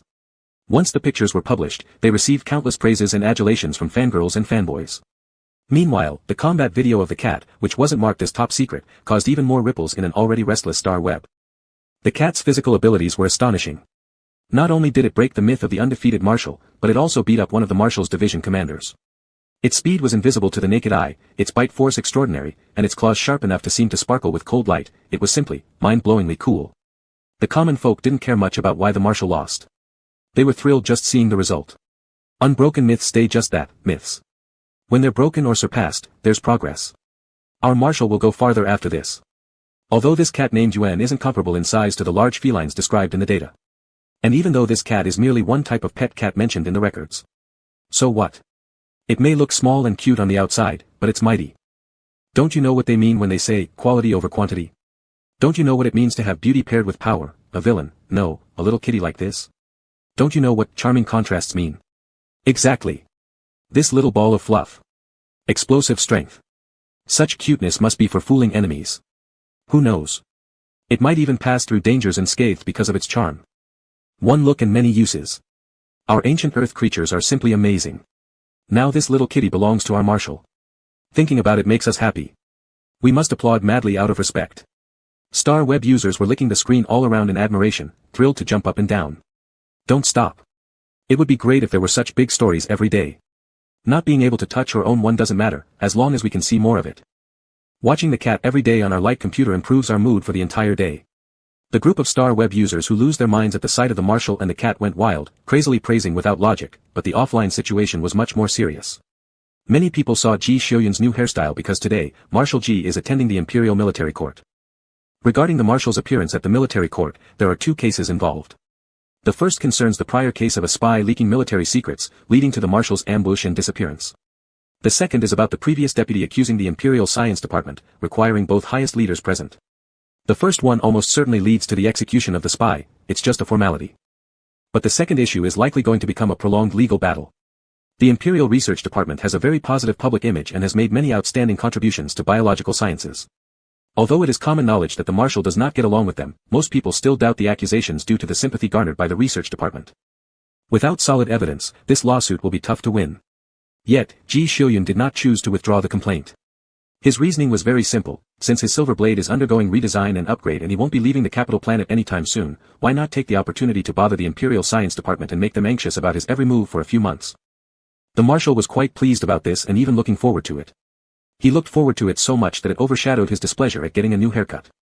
Ji Xiuyun had a broad mind, but he also held grudges. For reasonable doubts and valid criticisms, he could accept them openly.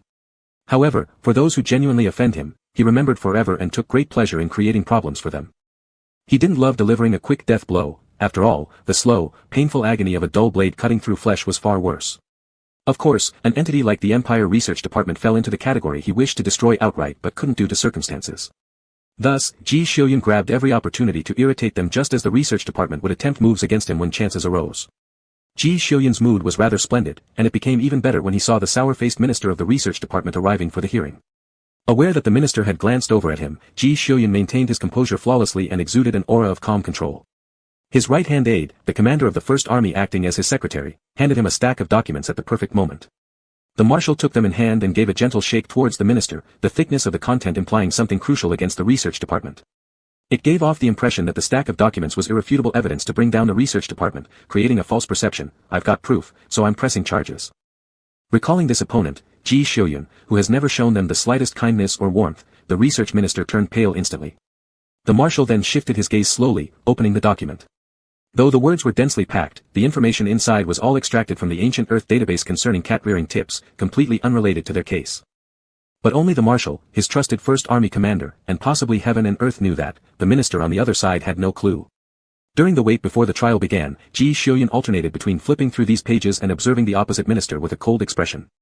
Seemingly unfazed and holding some critical piece of leverage, he terrified the opposing minister into breaking out in cold sweat.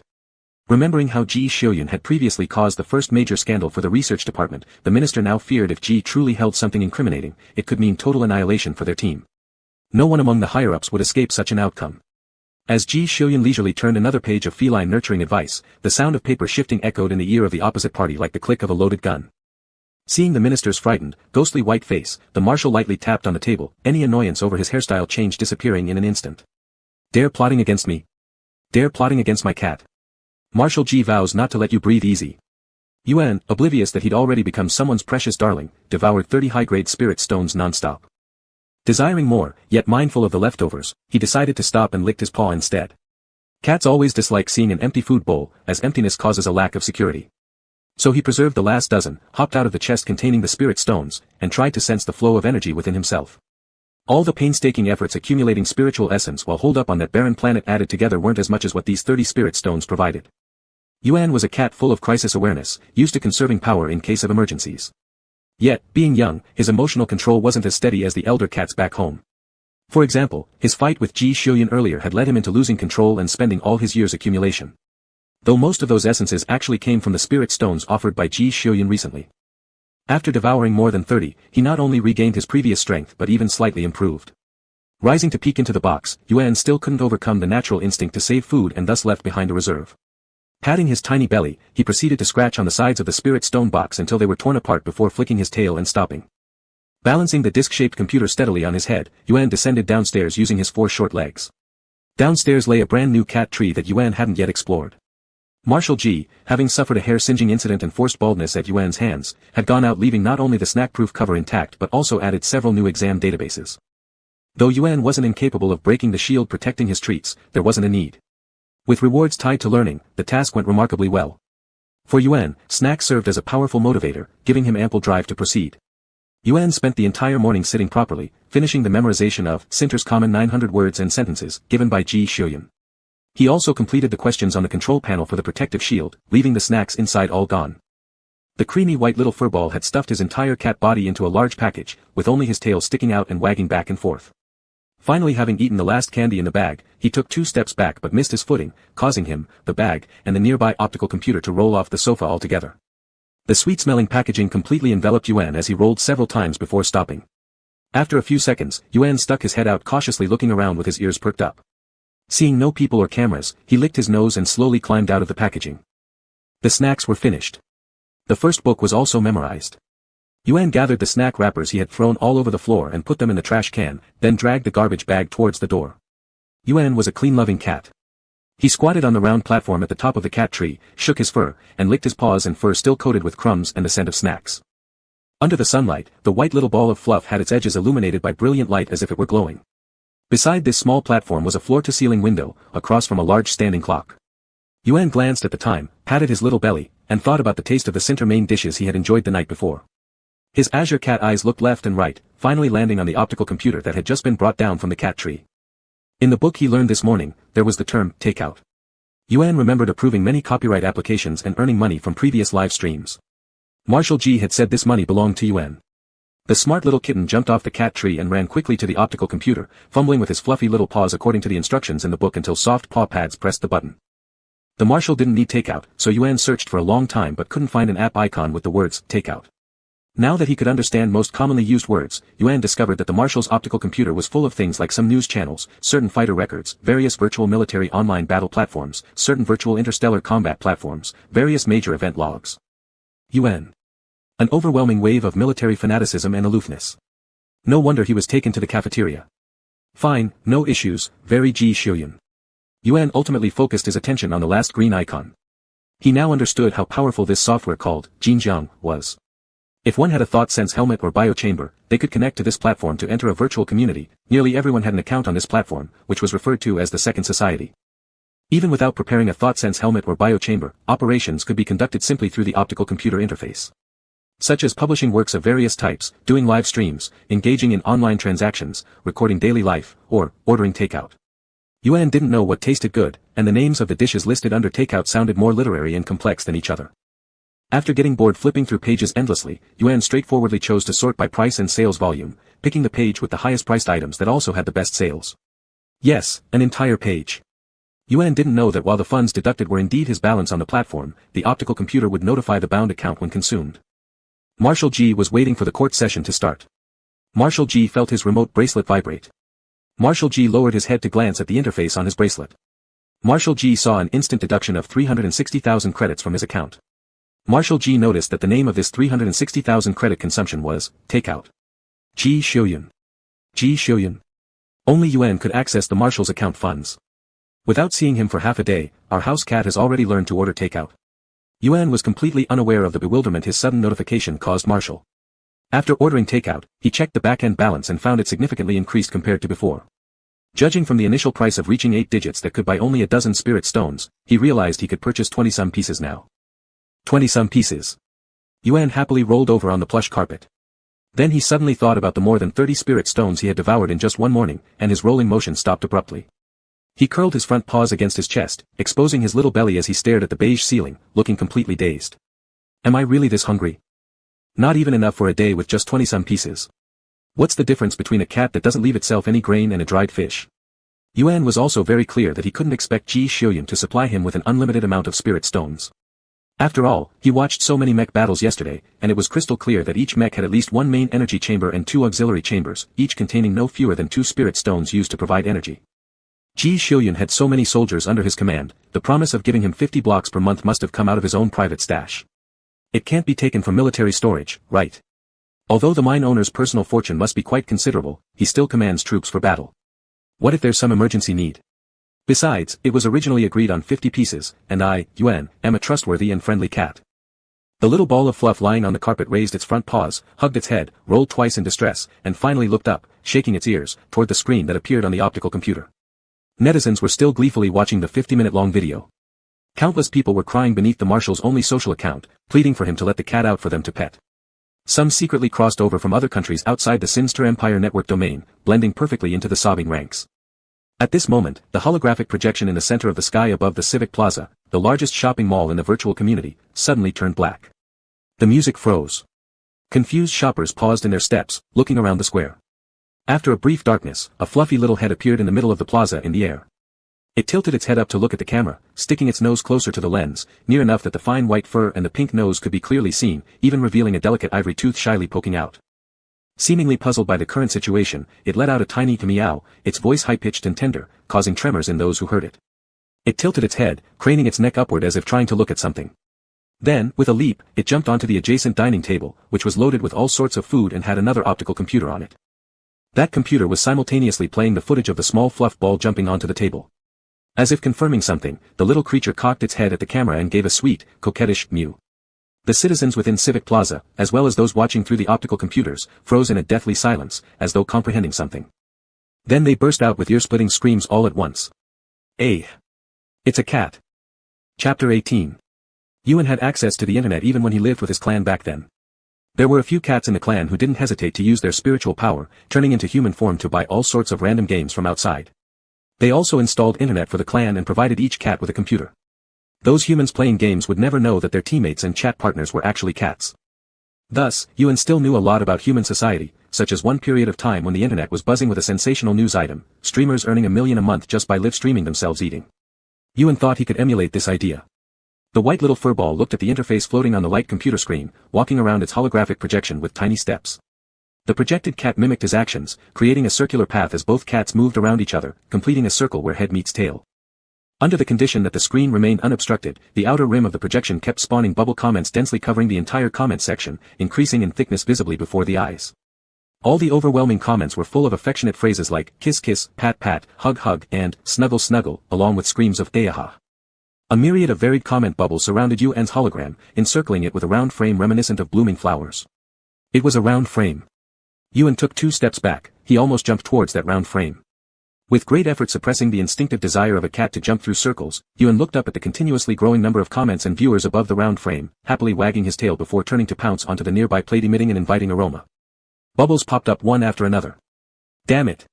Why turn on smell simulation but not touch simulation? Wah I want to touch the kitty. Sobbing uncontrollably.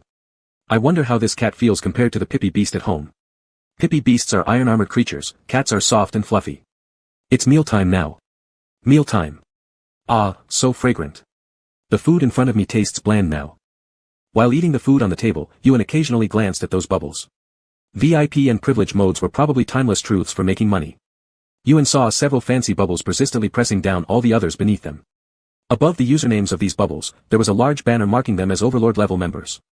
And beside the bubble column, there were two lists, one was the member ranking list, the other was the current gift-giving ranking list.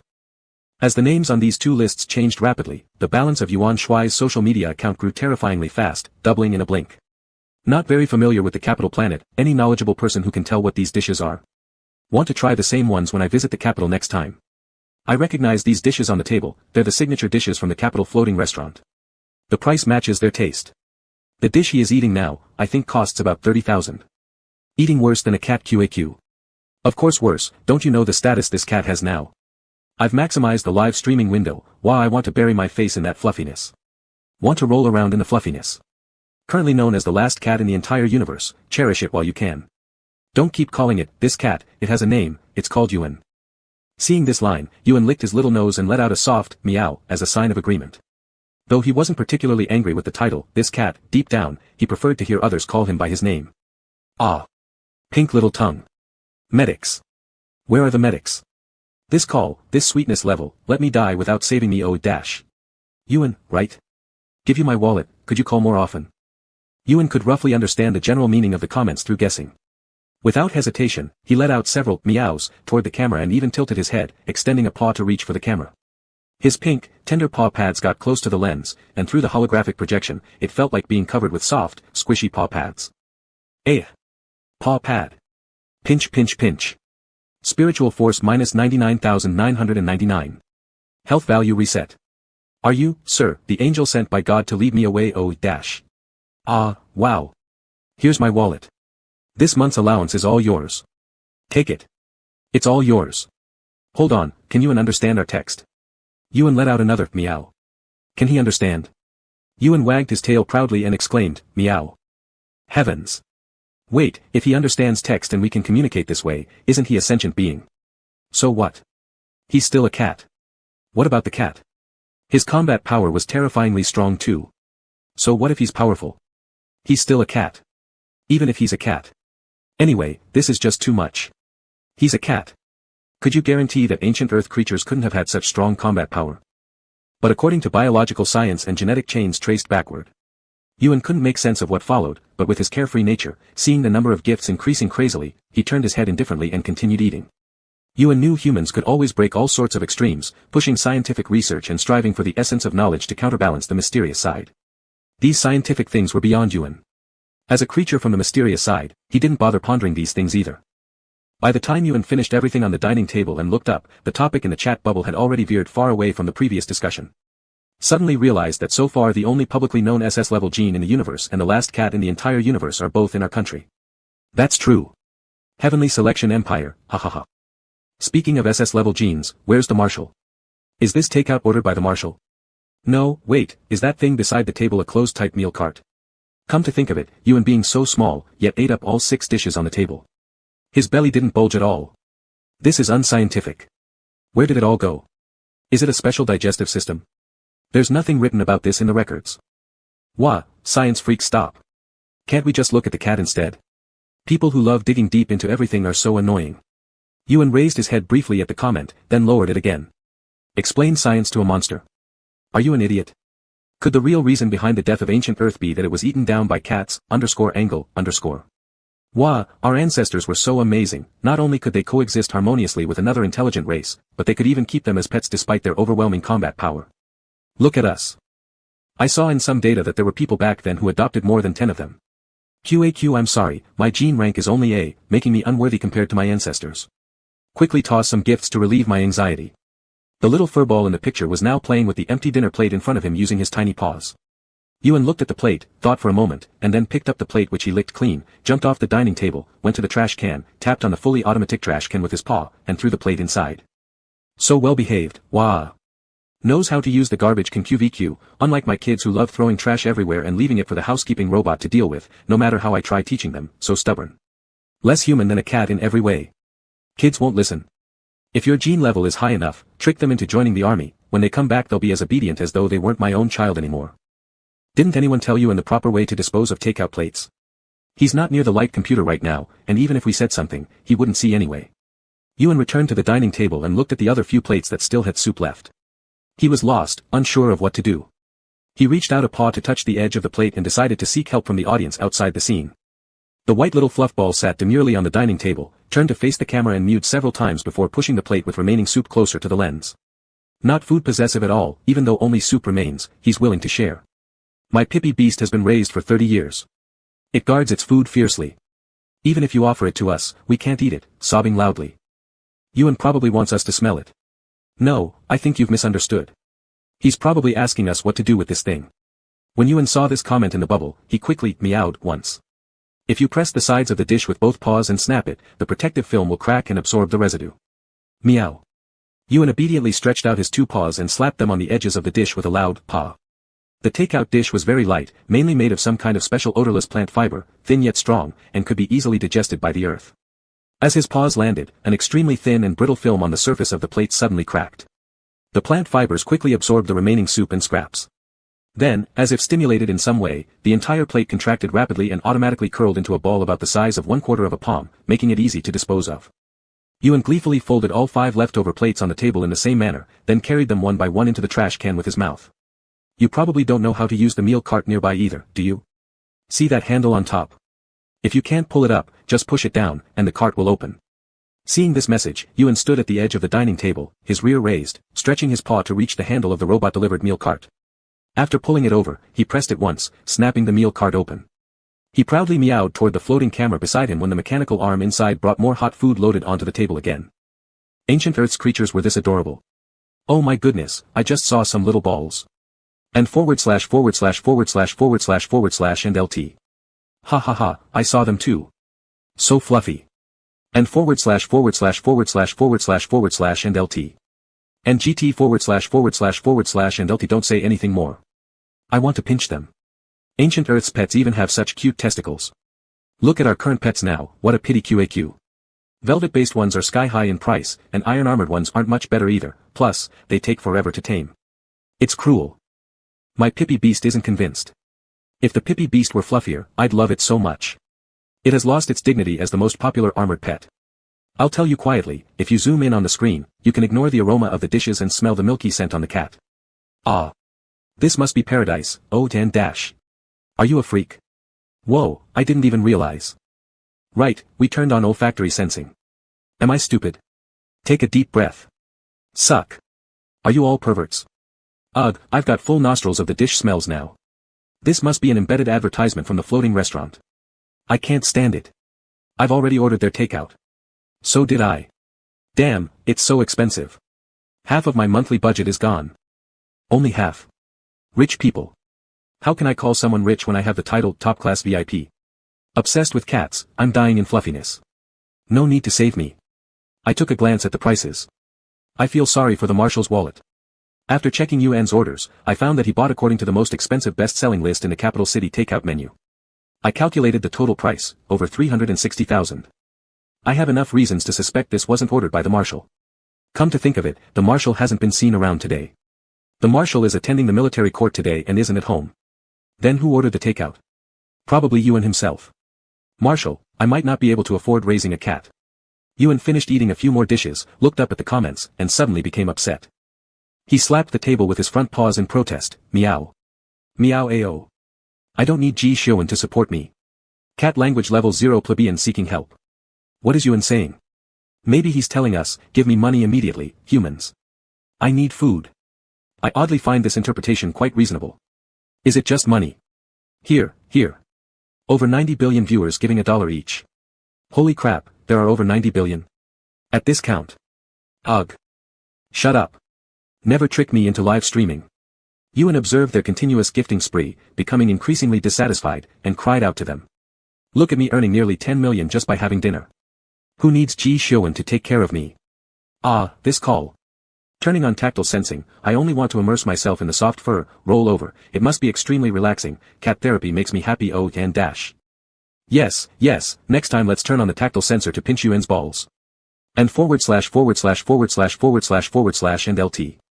He, that's right, and / and LT.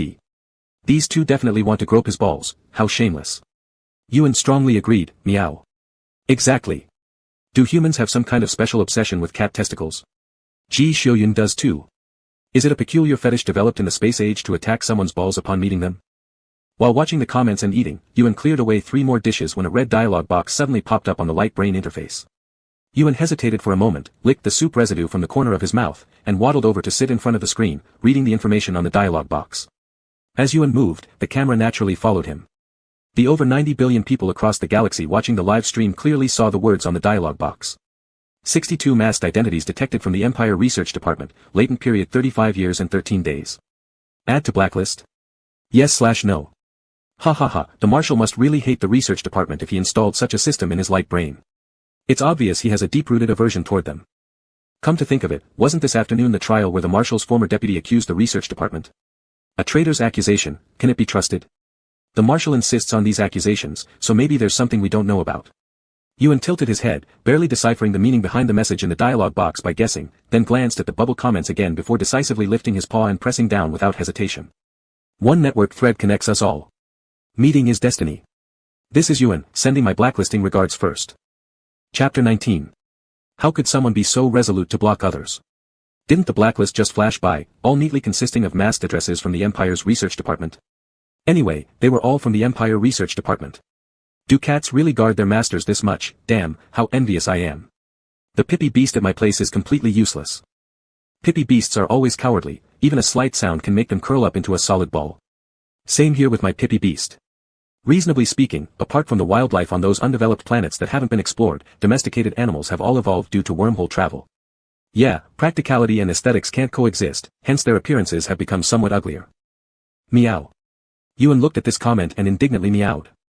This time, someone immediately understood his meaning. Practicality and aesthetics harmoniously combined in Yuan showed disagreement. Yuan puffed out his little chest and wagged his tail, meow woo. See you cute. This word seems to be tailor-made for creatures like cats. Yuan proudly snorted and sat on the dining table licking his paw. A pink little tongue licked the furry paw stroke by stroke, then slightly curled as it gently rubbed over his snow-white face.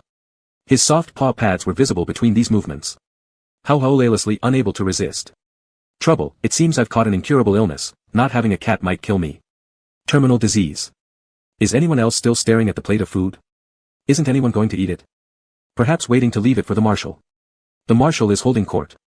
Leave it for when he comes back. So obedient, laughing face. Just started holding court not long ago, but by the time he gets back, everything will be cold. Yuan's ears trembled slightly, revealing black onyx pupils beneath cat eyes that shone brilliantly like fine blue sapphires. The dining room was brightly lit, but no sunlight fell directly. His round cat eyes appeared innocent and pure, lightly mewing, connecting him firmly to words like warmth, beauty, and purity. This fluffy little bundle of cuteness resembling freshly fallen snow slowly put down its paw after seeing those comments, arched its back stretching lazily, and turned around, eating the last dish on the table clean. Amen. LOL. Ha ha ha ha, didn't see this coming. This cat was just taking a mid-session break. Laughing too hard. Yuan, I ordered takeout by myself with my own abilities. Why should I leave it for the Marshal? Meow woo. That's right. Yuan stretched out his 2 front paws, snapped the last takeout container in half with a loud clap, threw it in the trash bin, then bolted towards the cat tree he hadn't played on properly yet, dragging the light brain along. The fluffy furball tossed the device aside carelessly, diving straight into the small tunnel. The tracking camera hovered left and right at the tunnel's entrance. In the next second, it was tackled to the ground by a white fluff ball and pinned securely under its claws. Come catch me. Come grab me. Suck my paw pads. From the wide-angle lens, the jawline curve is incredibly cute, showing a tender muzzle and GT // and LT. Even his little fangs are visible. They're adorable. Yuan idly flicked the unresisting camera a couple of times, lost interest, retracted his claws, and glanced upward toward the hanging plush toys under the small platform above. Cats are utterly incapable of resisting things that wiggle and move when touched. For example, fishing poles, hanging plush toys, hopping bugs or frogs, and birds flying in the sky. Oh, and the laser pointers humans invented before. Yuan spread his hands, jumped onto the first level of the cat tower, then bounded up to the second level, crouching at the edge, repeatedly flicking a little plush toy mouse with his claws. To be honest, it looked a bit ugly. But it was quite remarkable that Ji Xiuyun could identify the toy mouse from the extremely old and blurry photograph records and managed to recreate it by hand. Yuan patted the green plush mouse, tilting his head following the swaying motion of the toy. Fellows. Haven't you smelled the Ningxin wood fragrance? Too focused on petting the cat, I didn't notice. Yes, there is. And judging from the amount, it should be considerable. You guys talk and I suddenly feel a bit sleepy. As clever as me, I have already informed several elders troubled by insomnia to come over for the Ningxin wood. Weep weep weep weep, want to pet him QAQ. Want to pet him and even keep him. When can we get another cat? Cloning is legally prohibited. Shut up. Cultivating intelligent life forms based on genetic sequences is also prohibited by law. You people are so annoying, Aya. Stealing pets is, well, no one could steal a cat from the Marshal. What's wrong with wanting to keep a cat? Nothing wrong. Even if we can't keep a cat, we can still contribute money. Right, send money. Speaking of which, UN's takeout money might actually be the money we sent last time. Yeah, the Marshal wouldn't snatch money from a cat. Emphasizing again, cats are intelligent beings. Once it's confirmed that an intelligent race is harmless, we must treat them kindly and equally. This is written in the basic law we learn at school. In fact, the platform has announced many copyright details about UN's image, but detailed negotiations with manufacturers should still be ongoing. This is also about money. So in conclusion, UN is technically being kept by us all. Terrible. I can't control my hands from sending more money. Then can little UN turn on tactile sensations? It won't bother you. You can set restricted areas. Praying for it to be turned on. After 3 months of continuous overtime work, even my A-grade gene constitution is struggling. The pressure is exploding, and I can vaguely see the ultimate end of death. Begging the great cat lord to heal me and LT dash. UN jumped down from the second level and was surprised when he saw such a comment. Meow. UN tilted his head and looked for quite a long while, but couldn't find the setting to activate touch sensitivity anywhere. What are you looking for? Sensory settings. UN wiggled his ears at the camera, meow. The holographic sensory setting defaults to only olfactory sensitivity. I remember the sensory settings icon is the third one in the top right corner. Following this, UN clicked into it and placed large X on his balls and tail in his body model diagram. Then he obediently squatted down and clicked confirm. I'm dead. Don't save me. No one save me. Crying loudly. Mama, I touched a cat. Paradise. My time on this earth wasn't wasted. So soft QAQ. Love. Can't let go. After squatting there for a long time, UN never found the next comment from the person who said they were dying from working overtime. He remained still where he was, the plush carpet beneath him soft, making his claws instinctively push into it. UN was highly sensitive to the term overtime. His first owner, the father of the young girl, would work long hours, eventually collapsing from fatigue. He had spent several months in the hospital recovering. The girl had to study and went to bed early. Her father would not be home by the time she slept, and he would leave before she woke up. Sometimes her father would even work whole nights and weeks continuously at the company. The little girl cried several times in her bed, hugging UN and complaining about her father working overtime, lamenting how every parent meeting was attended solely by her mother, and classmates thought she lacked paternal care. The usually cheerful, laughing girl crying in her arms left UN with an extremely deep impression. UN felt very grateful to this young girl who brought him back home from the cardboard box where he had been abandoned and took care of him for a year. If it weren't for her, he probably would have died in that box. So later, when he was privately given away by her parents, UN did not feel resentment. He had visited her afterward. The little girl had a younger sister now, along with a British Shorthair and a big golden retriever. Her father also successfully got promoted, freeing him from the necessity of killing himself working overtime. The family was harmonious, happy every day. On the desk in the little girl's room, there was still a picture frame polished spotless. In it was a photo of the girl supporting UN, still too young to be weaned and just having opened his eyes, smiling joyfully. UN felt content with this. And he also remembered vividly the cause that made the little girl cry. His tail swung back and forth on the plush carpet, the white fur distinct and shiny with luster, appearing almost to glow when basking in the sunlight. UN stared at the interface intently. Wow, what a huge surprise waiting for me as soon as I got back. Zooming out, my face buried in the fluffy fur is such bliss.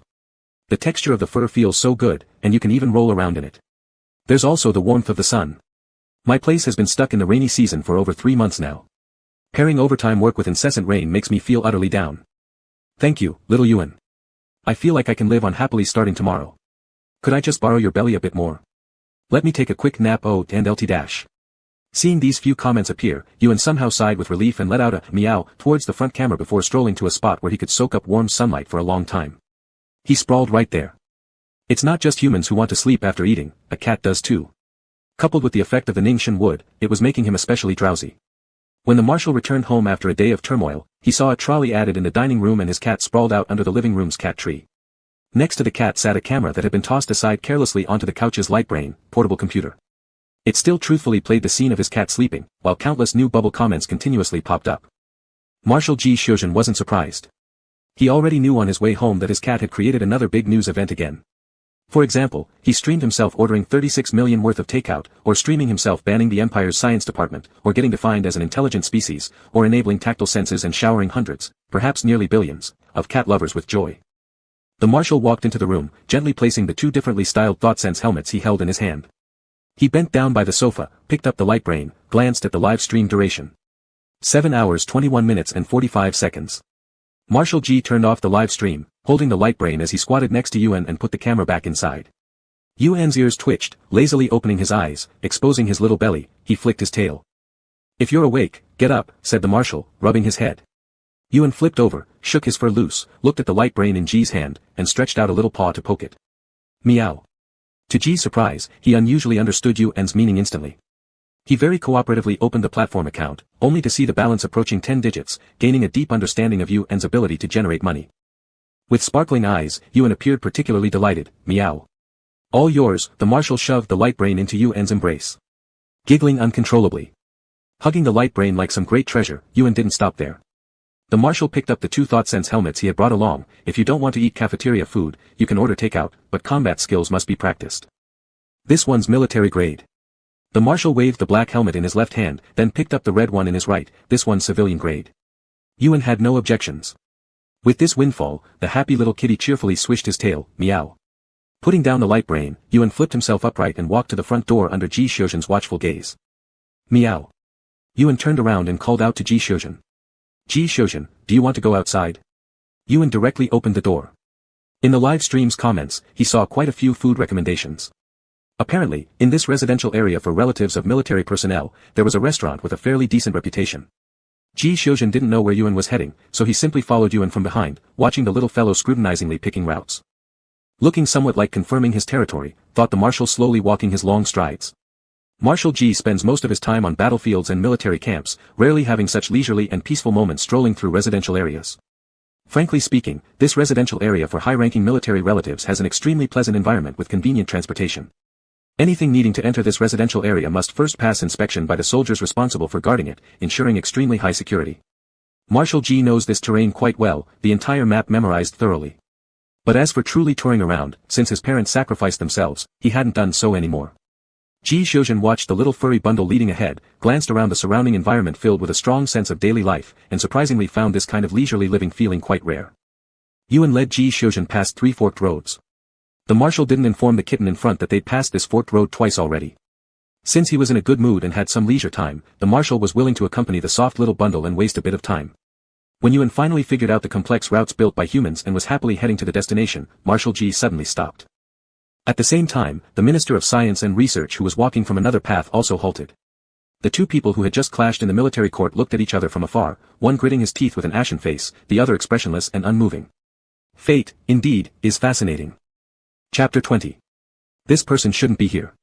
The Marshal discreetly appraised the other side with an unchanging expression. The Minister of Science and Research was still wearing the same outfit from today's court session. Compared to how disheveled he looked at the end of the hearing, he now appeared much tidier, as though he had carefully groomed himself, even meticulously styling his hair. But regardless of all that, this person should not be in here. This was a military residential area. Without the consent of someone inside, not even the Minister of Science and Research had the authority to enter. After all, under the Empire's system of separation between the military and political authorities, which checked and balanced each other, the military's status was sensitive due to their control over massive military forces. As part of this system of checks and balances, their families were kept on the Emperor's Star, the political hub of the Empire.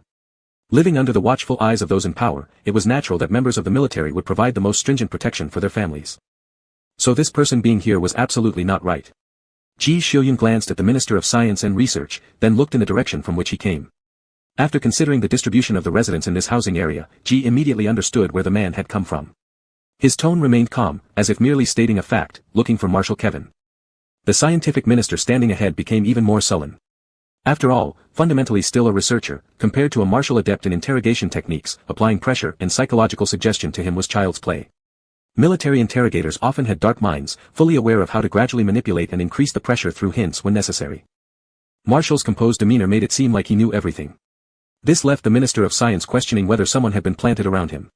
His face darkened further. And when Ji Xiuzhen saw his expression, he knew he had guessed correctly.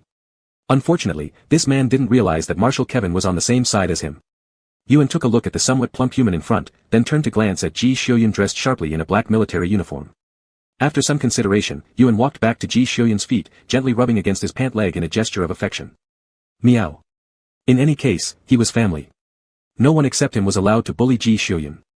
The marshal lowered his gaze and looked at Yuan, who was meowing up at him, before crouching down to lift the small white furry ball and allowing Yuan to climb onto his shoulder. He didn't mind having his military uniform sleeves dirted by little paws. Casually patting the grayed spots, he stepped forward with long strides, easily bypassing the scientific minister standing rigidly in place. Which way? The marshal asked. Meow. Yuan pointed toward the road on the right. The marshal nodded slightly, turning and walking along the path indicated by Yuan. Yuan glanced back at the person still standing frozen there. After some thought, he swiped a streak of spiritual energy over the man's body, leaving a mark. Ji Xiuyun sensed something, but upon slightly tilting his head, he noticed nothing out of the ordinary. What are you doing? Meow. Yuan casually rubbed against the marshal's cheek. The soft, fluffy touch carried the warmth of sunlight. Thus, the ignored marshal stopped asking. He only reminded, those people in that kind of uniform aren't good ones. If you see them in the future. After pondering for a moment, the marshal added, beat them up or run away. The regular uniforms of researchers in the scientific department differed from those worn by the upper echelons. Regardless of location or era, things representing privilege and hierarchy always exist. Even within the scientific department, the content of their work might overlap in some areas, but mostly consisted of ordinary researchers diligently conducting research and contributing to society. To give a simple example, the takeout box that Yuan used earlier was the result of an invention by a plant science research group within the scientific department. The Imperial Scientific Department was, after all, the holy land of biological research students from various universities across the empire, gathering the best biological science researchers from the 18 star systems of the entire Since Empire. If they claimed second place in terms of biological scientific achievements, no other institute would dare to claim first. However, in every field, there are always a few fanatics who seek extremes at all costs, disregarding ethics and laws, not hesitating to tread into forbidden areas. Imperial law clearly stipulated, apart from heinous criminals sentenced to death, live research on other innocent intelligent beings is strictly prohibited. Cloning was something that should never be allowed to happen under any circumstances. To ensure cloning technology would not become a widely accessible mass production technique, after the human survival environment stabilized, even the cloning technology for livestock was directly destroyed in its entirety. There will always be people who want to touch what they shouldn't. It's important to know that once a mature related industrial chain is developed, it will inevitably be followed by large-scale human trafficking, as well as issues concerning human rights, ethics, and societal stability. Arbitrarily manipulating someone's life is one of the greatest taboos for humanity. Once the latent arrogance inherent in humans is unleashed without restraint, it becomes Pandora's box, bringing disasters that could almost destroy the world. Even in today's era when life sciences are rapidly developing, humanity cannot lose the most fundamental respect for intelligence and life. The researchers at the uppermost echelon of the scientific department, indulged in the cutting edge of biological science, have long since fallen into obsession and disregard these legal restrictions and ethical morals. The Since Empire, with its vast population, never lacked for death row criminals. However, most of these criminals didn't possess anything particularly noteworthy. For instance, SS-grade genes. The then Marshal had unwittingly walked right into their crosshairs. How precious were SS-grade gene bodies? They were enough to make those madmen, who were already fed up with merely conducting human body research, abandon all decorum and rush straight to the military department to grab people. What exactly happened during those 2 months after Ji Xiuyun was taken away by the scientific department was something he did not want to recall at all. He overturned the lab bench and created a big commotion, finally allowing him to return to the army. After that, he clenched his teeth and charged ahead on the front lines of the battlefield, becoming a national marshal before reaching 70 years old, a level of combat ability that not even the founding emperor of the Since Empire possessed back in those days. Even the great Marshal Kevin, who had upheld an entire era, only ascended to the rank of marshal at the age of 122. Why did Ji Xiuyun push himself so hard? At first, it was just to preserve his own safety, at least because he was excellent and admired by many. The group within the scientific department who always schemed against him couldn't attack him head-on and could only try indirect tactics. So, the marshal knew extremely clearly and deeply what those few people at the pinnacle of the current scientific department were secretly doing. They left no banned experiments untried. If they hadn't previously researched the SS-grade gene type and thus weren't fully aware of his physical strength, Ji Xiuyun believed he would have certainly perished on the test bench, never getting the chance to observe and overturn the situation. Ji Xiuyun did not detest people who pursued knowledge sincerely and passionately, but he held profound resentment towards those several individuals from the Imperial Scientific Department, extending this dislike to the whole department. And apart from those few people in the scientific department who tried to manipulate him, nobody dared come near him to show off their presence. Those people are also targeting you. The Marshal, while walking forward, recalled the strongly worded document he received earlier under the name of the scientific department and reminded Yuan, be careful if you go out alone, don't mess things up. Yuan jumped off Ji Xiuyun's shoulder and looked at the other's serious expression, unable to help but sit properly as well. Meow. The marshal was quite satisfied that his cat listened to him. Discovering that his cat brought him out for enjoying fine food made him even happier. Over the years, the marshal had honed his skills in quickly adjusting emotions. All the unpleasantness from having faced undesirable faces disappeared now. In its place arose joy derived from unsettling a few higher-ups. Unable to resist, Ji Xiuyun gave Yuan's head a rub, only for Yuan to shove him off while eating. Meow. Eat if you're going to eat, why all the fuss? The marshal expressionlessly watched Yuan lowering his head to take small bites and slowly savor his meal, then reached over and pulled the plate in front of him closer. Yuan. I'll feed you. The marshal said this and picked up the knife and fork, expertly cutting the meat on the plate into small pieces the size of thumbnail caps, then speared one piece and presented it in front of Yuan.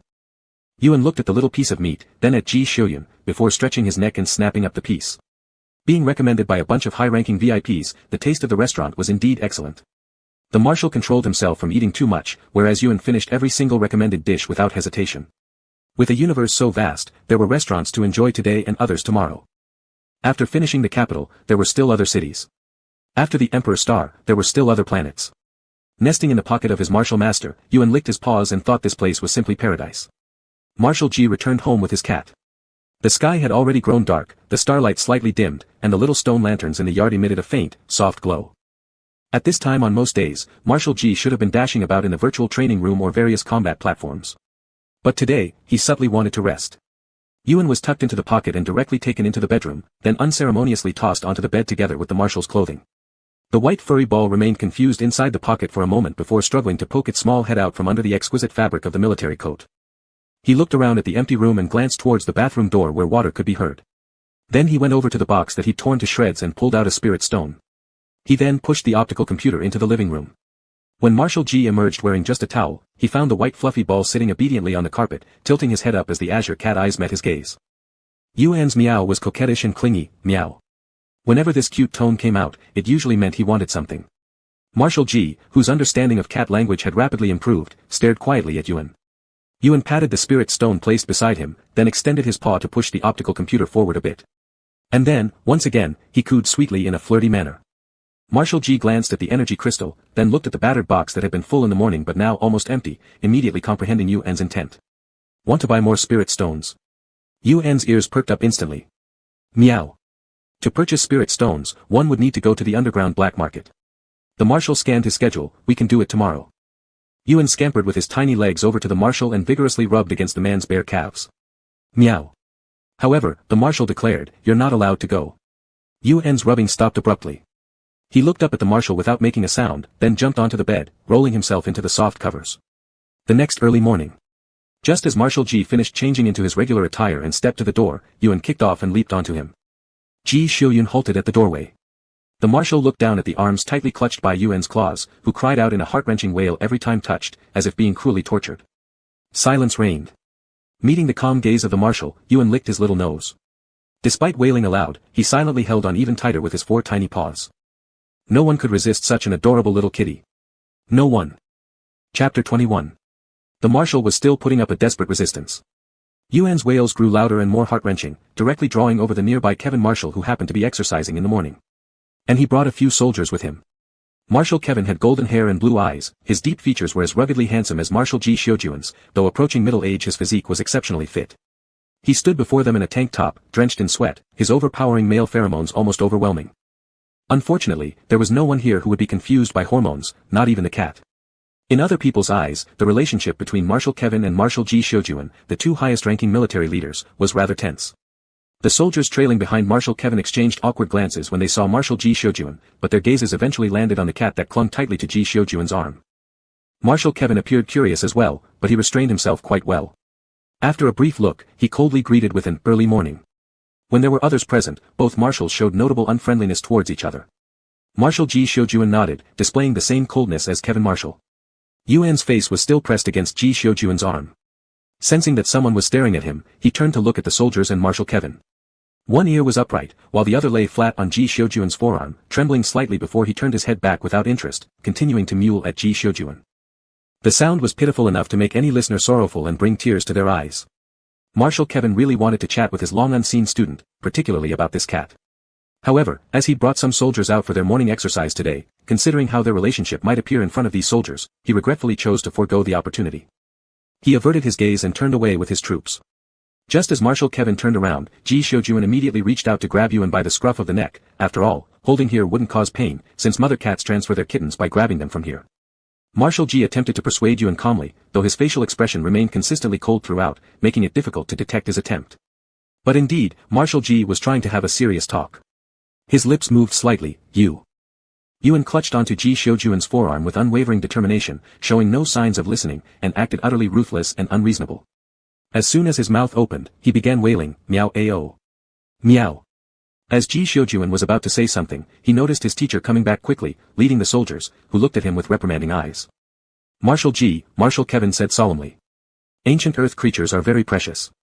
Please don't abuse him." Ji Xiujuan. I didn't." Yuan twitched his ears, turning his head toward Marshal Kevin and gave an aggrieved meow. Ji Xiujuan. Drama King. Kevin Marshal, looking at the white little ball of fur clinging firmly to Ji Xiujuan's arm, asked seriously, "I remember your name is Yuan. Would you consider changing owners?" Before Ji Xiujuan could react, Yuan quickly turned his head, showing the back of his skull to Kevin Marshal, clinging tightly to Ji Xiujuan's arm with all four paws, exhibiting a determined demeanor of, "I will never let go, come what may." Ji Xiujuan glanced at his mischief-making teacher and then at the small bundle of fluff resting on his forearm, and finally decided to give in. "All right, I'll take you there." The moment those words were spoken, Yuan happily let out a meow, as if the deafening cries just now weren't from him. Loosening his grip, he swiftly leapt up Ji Xiujuan's arm and perched on his shoulder, extending his little head to affectionately rub the man's cheek. Kevin Marshal, seeing this, lightly sked in disappointment. Ji Xiujuan coldly shot his teacher a death glare before striding off without hesitation. Marshal Ji felt that he had better return home early today. After all, judging from his teacher's heightened interest in Yuan, it seemed like he would likely stop by later for another chat. After achieving his goal, Yuan squatted on Ji Xiujuan's shoulder, his tail hanging down over the marshal's back, curving up into a tiny arc, its tip swaying contentedly. Ji Xiujuan got into the car with Yuan. Yuan hopped onto the viewing console, watching as the marshal set the destination address and memorizing it, then curiously observed Ji Xiujuan pull out a hidden compartment from beneath the console.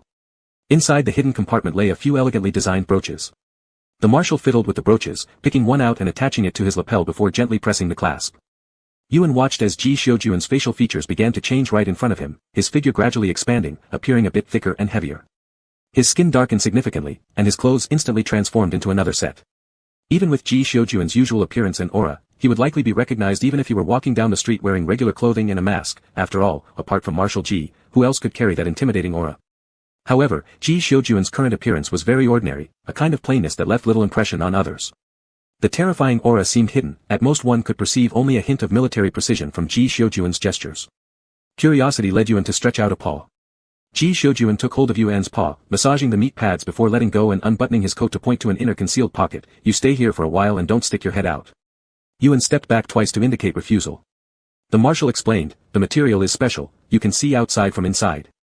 Given Yuan's intent was indeed to memorize the route, he thought about it and rather reluctantly agreed to this proposal. There was a reason why the marshal didn't want to bring his cat. As an Imperial Marshal, it wasn't possible for him to visit the black market with his true face, was it? Although the boss behind the black market had cleared things both militarily and politically, it was still a black market dealing in prohibited goods. So disguising himself was inevitable. And first off, this kind of disguising brooch was something Yuan couldn't use. If Yuan were some ordinary pet like a pipey beast, bringing it along wouldn't have been much of a problem. But Yuan was a cat. The last cat in the universe. All over the galaxy, everyone knew this extremely precious cat was living together with Ji Xiujuan. Parading Yuan around would be tantamount to declaring, "I am Imperial Marshal Ji Xiujuan, and Ji Xiujuan has come to browse the black market." If such a thing really happened, there would be no need for any media sensation or intervention by the military court. Marshal Kevin would be able to beat his brains out. Moreover, they had to guard against anything unexpected. What if something truly went wrong? The marshal still clearly remembered how this little cat had saved his life. He hadn't yet repaid the debt of gratitude with just dozens of energy crystals, and there was absolutely no way he could lose this cat. Anywhere else Yuan wanted to go, Ji Xiujuan would surely agree without hesitation, but the black market was different. Even if they were legally authorized, it was still a den full of lawless desperados. What wouldn't they dare to do? But judging from Yuan's earnest desire to come, Ji Xiujuan looked at Yuan clinging round-eyed to the front viewport, staring outside. The little furball noticed his gaze, its ears quivered, then put down the two little paws pressed against the viewport and turned its head toward Ji Xiujuan with a strange face. Meow. Never mind. They've already come out. Pondering those concerns was futile. Marshal Ji let out an almost imperceptible sigh. The entrance to the black market was scattered throughout a bustling commercial district, a total of 5 locations. If told to normal people, few might believe it, the largest black market on Zinti's star was located beneath the most prosperous commercial district of the capital of Zinti's empire's home planet. The sources of goods at the black market varied widely. There were stolen items, spoils taken by space pirates from legitimate merchant fleets, clandestine operations run by noble lords, and various mine owners regularly supplying goods to the black market. Similarly, people buying goods here also represented various social strata. This place operated without rules, the sole principle being, the highest bidder wins. In simple terms, here one either conversed through strength or money. With an incredibly common appearance, harboring a cat in his arms, the marshal stood calmly in the descending elevator. Yuan crouched in a concealable pouch inside the garment, having a clear view of the route. He turned his head to look at the other few people inside this small elevator cabin, each occupying a corner, exuding an icy atmosphere and not engaging in conversation. Yuan gave an idle yawn inside the concealment pouch.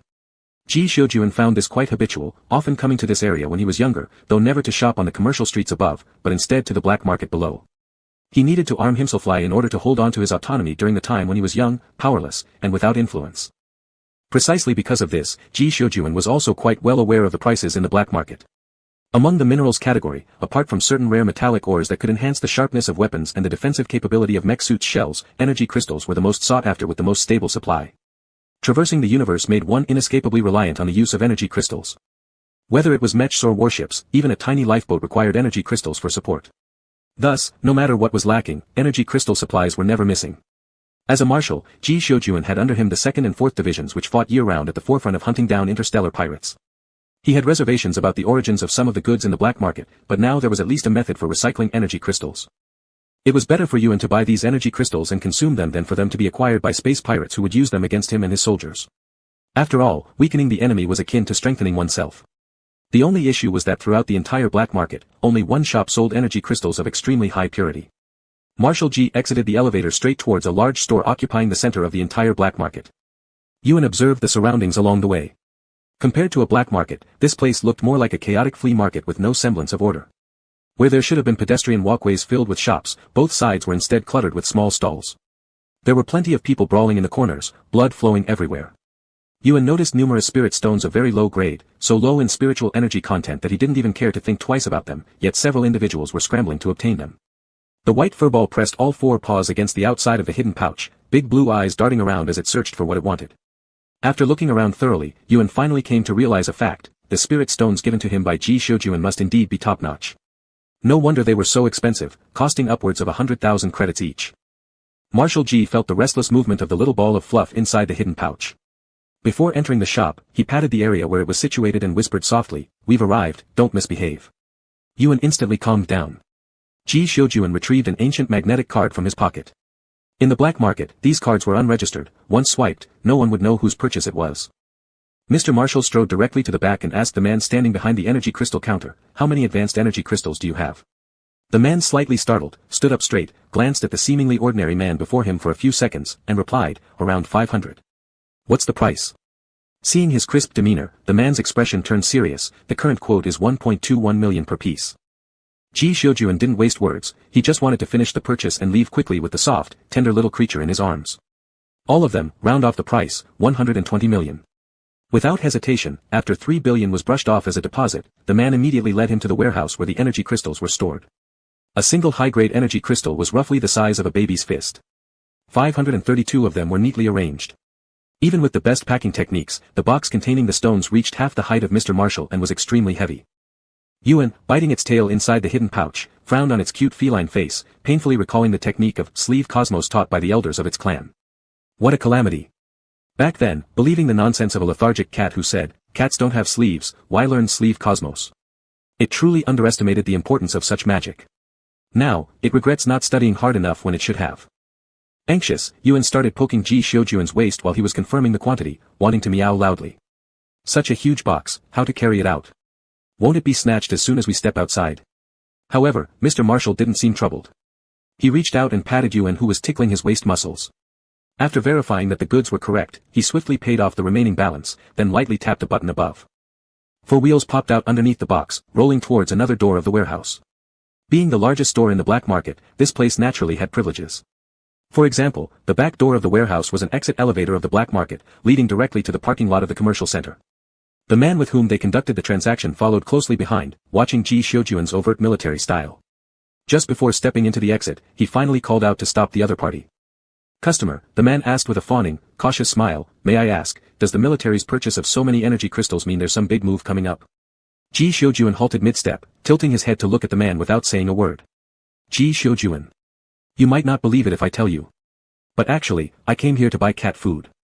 Chapter 22. Honestly, if the truth came out, no one would believe it. Nonsense, of course no one would believe it. The students in the military academy all know what more than 500 energy crystals could do. More than 500 energy crystals could support 3 Admiral-class main warships for long-distance wormhole travel, arm at least 85 of the latest military standard mechs from the department, or sustain a small team of 10 reconnaissance ships on a space operation for 2 months. What kind of concept was this? Looking throughout the entire empire, there were only 2 Admiral-class main warships. Sending out 85 mechs was enough to completely destroy a large city within an hour.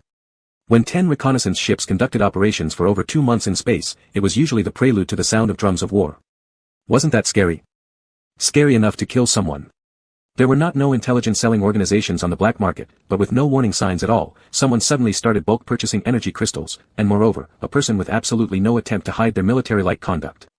Naturally, the black market merchants, with their instinctive sense for danger, could detect the abnormality within. Of course, he was not just shocked at the moment, he could also smell the heavy commercial opportunity contained within. For people like them who cared more about money than life, what was the best kind of wealth to make? War profits, naturally. The man didn't know whether his excitement outweighed his tension or vice versa at this point. Was the empire planning another large-scale war recently? Was it expanding its borders, or suppressing rebellion in some place? Or maybe responding to a plea for help from an allied friend? Or, possibly, it might even be a civil strife. The merchant rubbed his hands, looking at the guest before him with anticipation, not blinking an eye as he tried to deduce some information from his facial expression. But Ji Xiuyan had honed his skill of maintaining composure even if Mount Tai were to crumble before him many centuries ago. He remained entirely unmoved by the merchant's probing. Since the truth wouldn't be believed anyway, let him guess wildly. So Ji Xiuyan said nothing. After a brief stay, he took the more than 500 crystals and left directly. The exit led straight to the parking lot. As it was the exit of the black market, there were no surveillance cameras on this section of the road. No surveillance cameras also meant that someone might be lying in wait here, targeting those qualified to come out from the exclusive exit of this largest black market shop, ready to carry out a robbery. Yuan was crouched in a hidden pouch on Ji Xiuyan's chest. Feeling the atmosphere's abnormality based on an animal's instinct for impending danger, his 2 ears were alertly erect. His beautiful cat eyes were wide open, his gaze moving around within the limited field of vision. Cats have extremely sensitive hearing, wild cats can wake up from sleep due to slight wind sounds. His finely furred ears turned occasionally, flicking lightly every now and then. Yuan caught several soft, prolonged breathing sounds. His gaze swept across several blind spots, and faint electricity gathered around his claw tips. Ji Xiuyan felt a sudden brief stabbing pain from where the hidden pouch was sewn onto his waist, accompanied by a momentary numbness, as if the hand had been pierced by power leaked from an electroshock gun. He paused slightly, sharply hearing several muffled groans coming from different directions. With a glance, he saw people falling down in several blind spots, exposing their upper bodies or heads. One with explosively messy hairstyles, whose clothes smelled scorched but showed no wounds. They twitched twice on the ground before losing consciousness. They weren't dead. Whoever had struck was obvious without any thought. Yuan, who silently handled most of the assailants, was crouching in the dark pouch. He looked around carefully, his ears turning as he attentively listened to the surrounding sounds, satisfied to find that the remaining few breaths, after a brief pause, gradually faded away. Yuan moved inside the pouch, softly meowing through the cloth covering him. Ji Xiuyan knew exactly what happened, using even his toes to deduce. He didn't linger further, grabbing the box near his waist and stepping outward. His long strides covered twice the distance of other steps, and in just a few minutes, he returned to his vehicle. The moment he got in, Yuan wriggled out of his arms, leaped onto the box, and called out to Ji Xiuyan, who was removing a brooch, his tail raised high and his head tilted upwards with a look of "praise me quick." Admiral Ji Xiuyan returned to his usual self, taking a glance outside the window at the rapidly retreating scenery, gently scratching under Yuan's chin. Yuan lay on the box, his eyes half closed as Ji Xiuyan skillfully scratched him under the chin. His ears flattened, and his little head leaned completely onto Ji Xiuyan's palm, making a soft purring sound. Ji Xiuyan glanced downward, looking at Yuan who seemed ready to fall asleep in pure enjoyment, then stopped his motions. He thought of Yuan's unique talent. During their first meeting, he had clearly noticed there was a difference between the 2 streams of water Yuan summoned. The second one was thinner than the first. And when they were sitting by the pond roasting fish, Yuan's bolt of lightning lifted up more than half the water from the pond, shocking even the cat itself. At that time, Yuan had just eaten half a piece of energy crystal. His cat wasn't meant to eat energy crystals. Yuan could consume many things, anything humans could eat, but showed a peculiar fondness for energy crystals. Combining this with how earlier in the morning, after nibbling a few bites of an energy crystal, his fur caught fire and burned slightly, Ji Xiuyun had a bold idea. He woke Yuan, who could easily nap any time. Yuan bit him lightly in protest, not hard enough to leave more than a slight sting. The admiral pulled his hand away, gently patting the small furball's head. He asked, "Yuan, does your talent rely on energy crystals?" Yuan lay flat on the desk, hearing the question, and turned over to look up at Ji Xiuyun without any intention of concealing anything. Meow. No wonder. Ji Xiuyun stroked Yuan's head stroke by stroke, looking at the big box full of energy crystals. My life-saving kitty is quite hard to take care of. That was what Admiral Ji was thinking, but then it occurred to him that all the money for this box came from Yuan's earnings. Admiral Ji lapsed into silence. This made him seem too useless, didn't it? The more he thought about it, the more Admiral Ji felt like this was indeed true, so he opened his mouth and asked, "Yuan, do you want anything?" The little furball's ears twitched, and its paws stretched out, tapping the box where he lay. The Admiral hesitated a moment, anything other than energy crystals. Immortality. Yuan thought about his 8 tails, looked up at Ji Xiuyun, pondered for a while, and then rolled over to expose his belly. Meow. Admiral Ji quietly stared at Yuan for a long time before finally realizing the brutal truth. It seemed he was being treated like a human massage machine by his cat. Unjust. Admiral Ji certainly wasn't poor, in fact, he was extremely wealthy. He owned a mine and some side businesses, and on top of that, he received high wages and various subsidies. To attract a young, capable general, the emperor never hesitated when it came to spending money. But Yuan did not need to spend Ji Xiuyun's money. His ability to make money might even be stronger than the admiral's. As Ji Xiuyun seriously considered whether he should hand over his salary card to Yuan so he wouldn't appear too useless, they arrived home. The car parked in the garage, and Admiral Ji effortlessly carried the boxes inside the car, dragging them back into the house. Lying on the box, Yuan smoothly entered the house, only to see Admiral Kevin lying on the couch fast asleep. Yuan paused, tilting his head to glance at Ji Xiuyun. Ji Xiuyun did not show any surprise. His teacher always had permission to enter this house, given since his parents were still alive, and Ji Xiuyun had never thought of revoking it. Admiral Ji moved as silently as possible. The indoor temperature was constant, so no worries about catching a cold. Yuan watched Ji Xiuyun's actions and understood that the relationship between these two people was probably not as distant as it appeared in the morning. Based on what Yuan knew currently, Ji Xiuyun's interpersonal relationships were overly simple. This sparked his curiosity about the admiral who had access to Ji Xiuyun's home.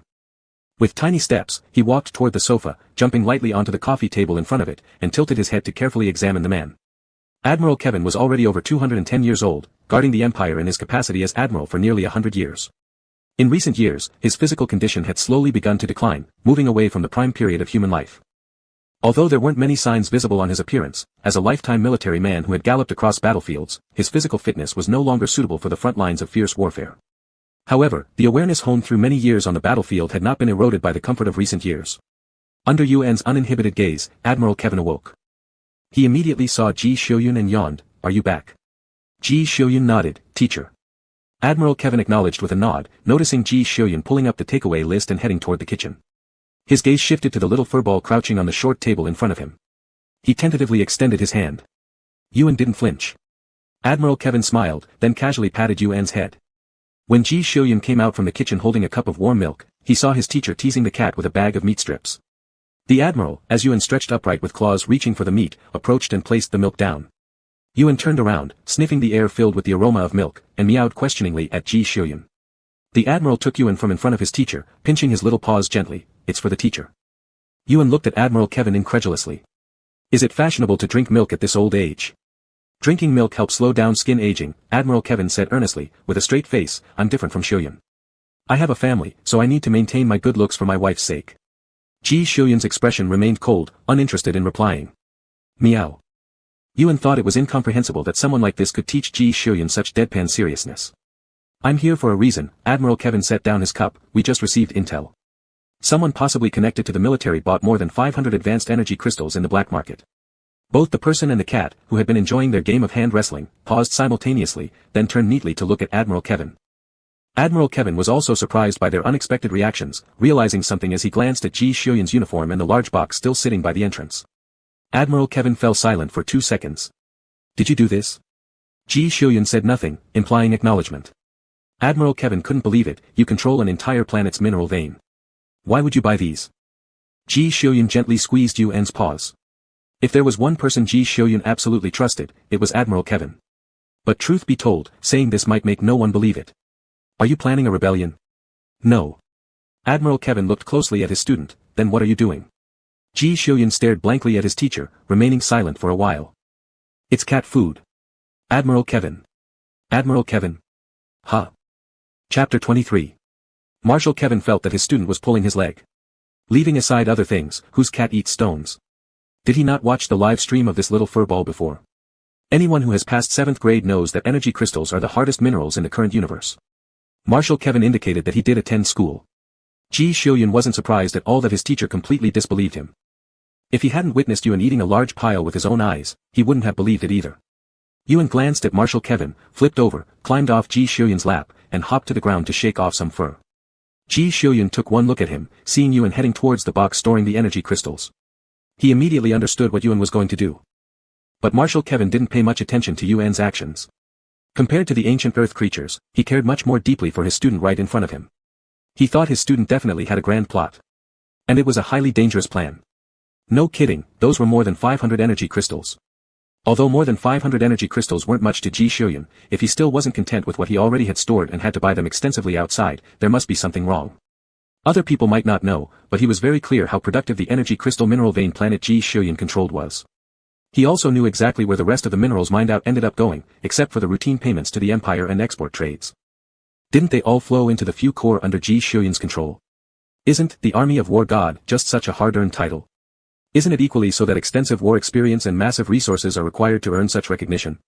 Excluding Ji Xiuyun's private reserves, 2 or 3 warehouses among the 7 core under him are definitely used exclusively for stockpiling energy crystals. With Ji Xiuyun's reputation, if he really wanted to rebel, it would not be impossible to overthrow a star system while the Empire was unprepared, stabilize it, and establish a stronghold. Marshal Kevin knew Ji Xiuyun was very unhappy about the high-ranking researchers in the science department challenging him and defending imperial politics. Ji Xiuyun and Marshal Kevin hadn't spared efforts in creating obstacles and scheming against their opponents, both openly and secretly. Everyone understands these kinds of dynamics clearly, but using this dissatisfaction to topple the current peaceful regime and throw the nation into internal turmoil is certainly wrong. Previously, when Ji Xiuyun went missing, the imperial elite worried more than the military department. Fighting for power within the group is one thing, but losing key figures truly escalates into major external issues. This, they all understand perfectly well. Marshal Kevin also knows the years Ophi's student endured, which directly manifested in his firm refusal to return to the capital star unless it was for extremely important matters, always citing the reason of Marshal Kevin, the shield of the Empire, guarding the Imperial Star. If you're really upset and itching for a fight, the Free Army in the 18th star system is causing trouble again. Once your Silver Blade is reconstituted, go chase them away. Marshal Kevin earnestly advised. Needlessly dragging the country into chaos is not wise. Ji Xiuyun. It's really just cat food. Ji Xiuyun swore that while he had his grievances with imperial politics, he absolutely never entertained any improper thoughts. Over the years, he has only given face to the emperor alone, not due to blind loyalty, but simply out of a desire to protect himself and maintain the peace of this nation. He was born and raised here, expanding the territory and pacifying unrest for the empire purely out of love for his homeland and to uphold the will of his parents. Ji Xiuyun's parents were just commoners living in a border star system of the empire, childhood sweethearts since young. When they were small, during a border conflict, they brushed shoulders with death, saved by a young Marshal Kevin who arrived just in time to block the cannon fire that would have ended their lives. After the incident, the two resolutely enlisted in the military. Unfortunately, despite decades of effort on their own, they never managed to leave the border planets and join the core on the Imperial Star. In the end, it was the young Ji Xiuyun, who joined the army early following his parents and showed extraordinary talent, earning enough rank from the remote border star to qualify for entering the core on the Imperial Star, thus gaining the opportunity to reach the capital. Later, his parents, along with Ji Xiuyun, unhesitatingly joined the core under Marshal Kevin. Since the genetic and mental force levels of Ji Xiuyun's parents were not sufficient to enter the frontline units of the Imperial Corps Legion, they eventually ended up in logistics. Marshal Kevin once came for an inspection, finally giving Ji Xiuyun's parents a chance to face their benefactor and express gratitude to him. It was also during that visit when Ji Xiuyun recklessly ran out from the research department and was quickly brought back to his own troops by Marshal Kevin with a decisive manner. Marshal Kevin had a very deep impression of Ji Xiuyun's parents. They were two young people who embraced everything in this world with extreme love and passion. At least in Marshal Kevin's memory, among the countless people he saved, only these two had spent decades as soldiers to come before him expressing their gratitude, while also saving countless lives with their own hands. The sacrifices made by Ji Xiuyun's parents left a deep impression on Marshal Kevin. Even until their end, these two young people who had only lived for more than 100 years, still did their utmost to protect an orphanage within the war zone, ensuring that none of the children there received fatal injuries. Just like how Marshal Kevin had protected them at first, they also protected these children. They said, these innocent children are the ones who should never die because of war. The oldest kid in that orphanage at the time now has already infiltrated Ji Shiyun's legion, being the youngest yet to defeat all competitors, becoming the commander of the 7th Army directly under the guidance of his benefactor. Marshal Kevin once thought that such sincerity and innocence, perhaps, was what it means. And perhaps, this was the legacy.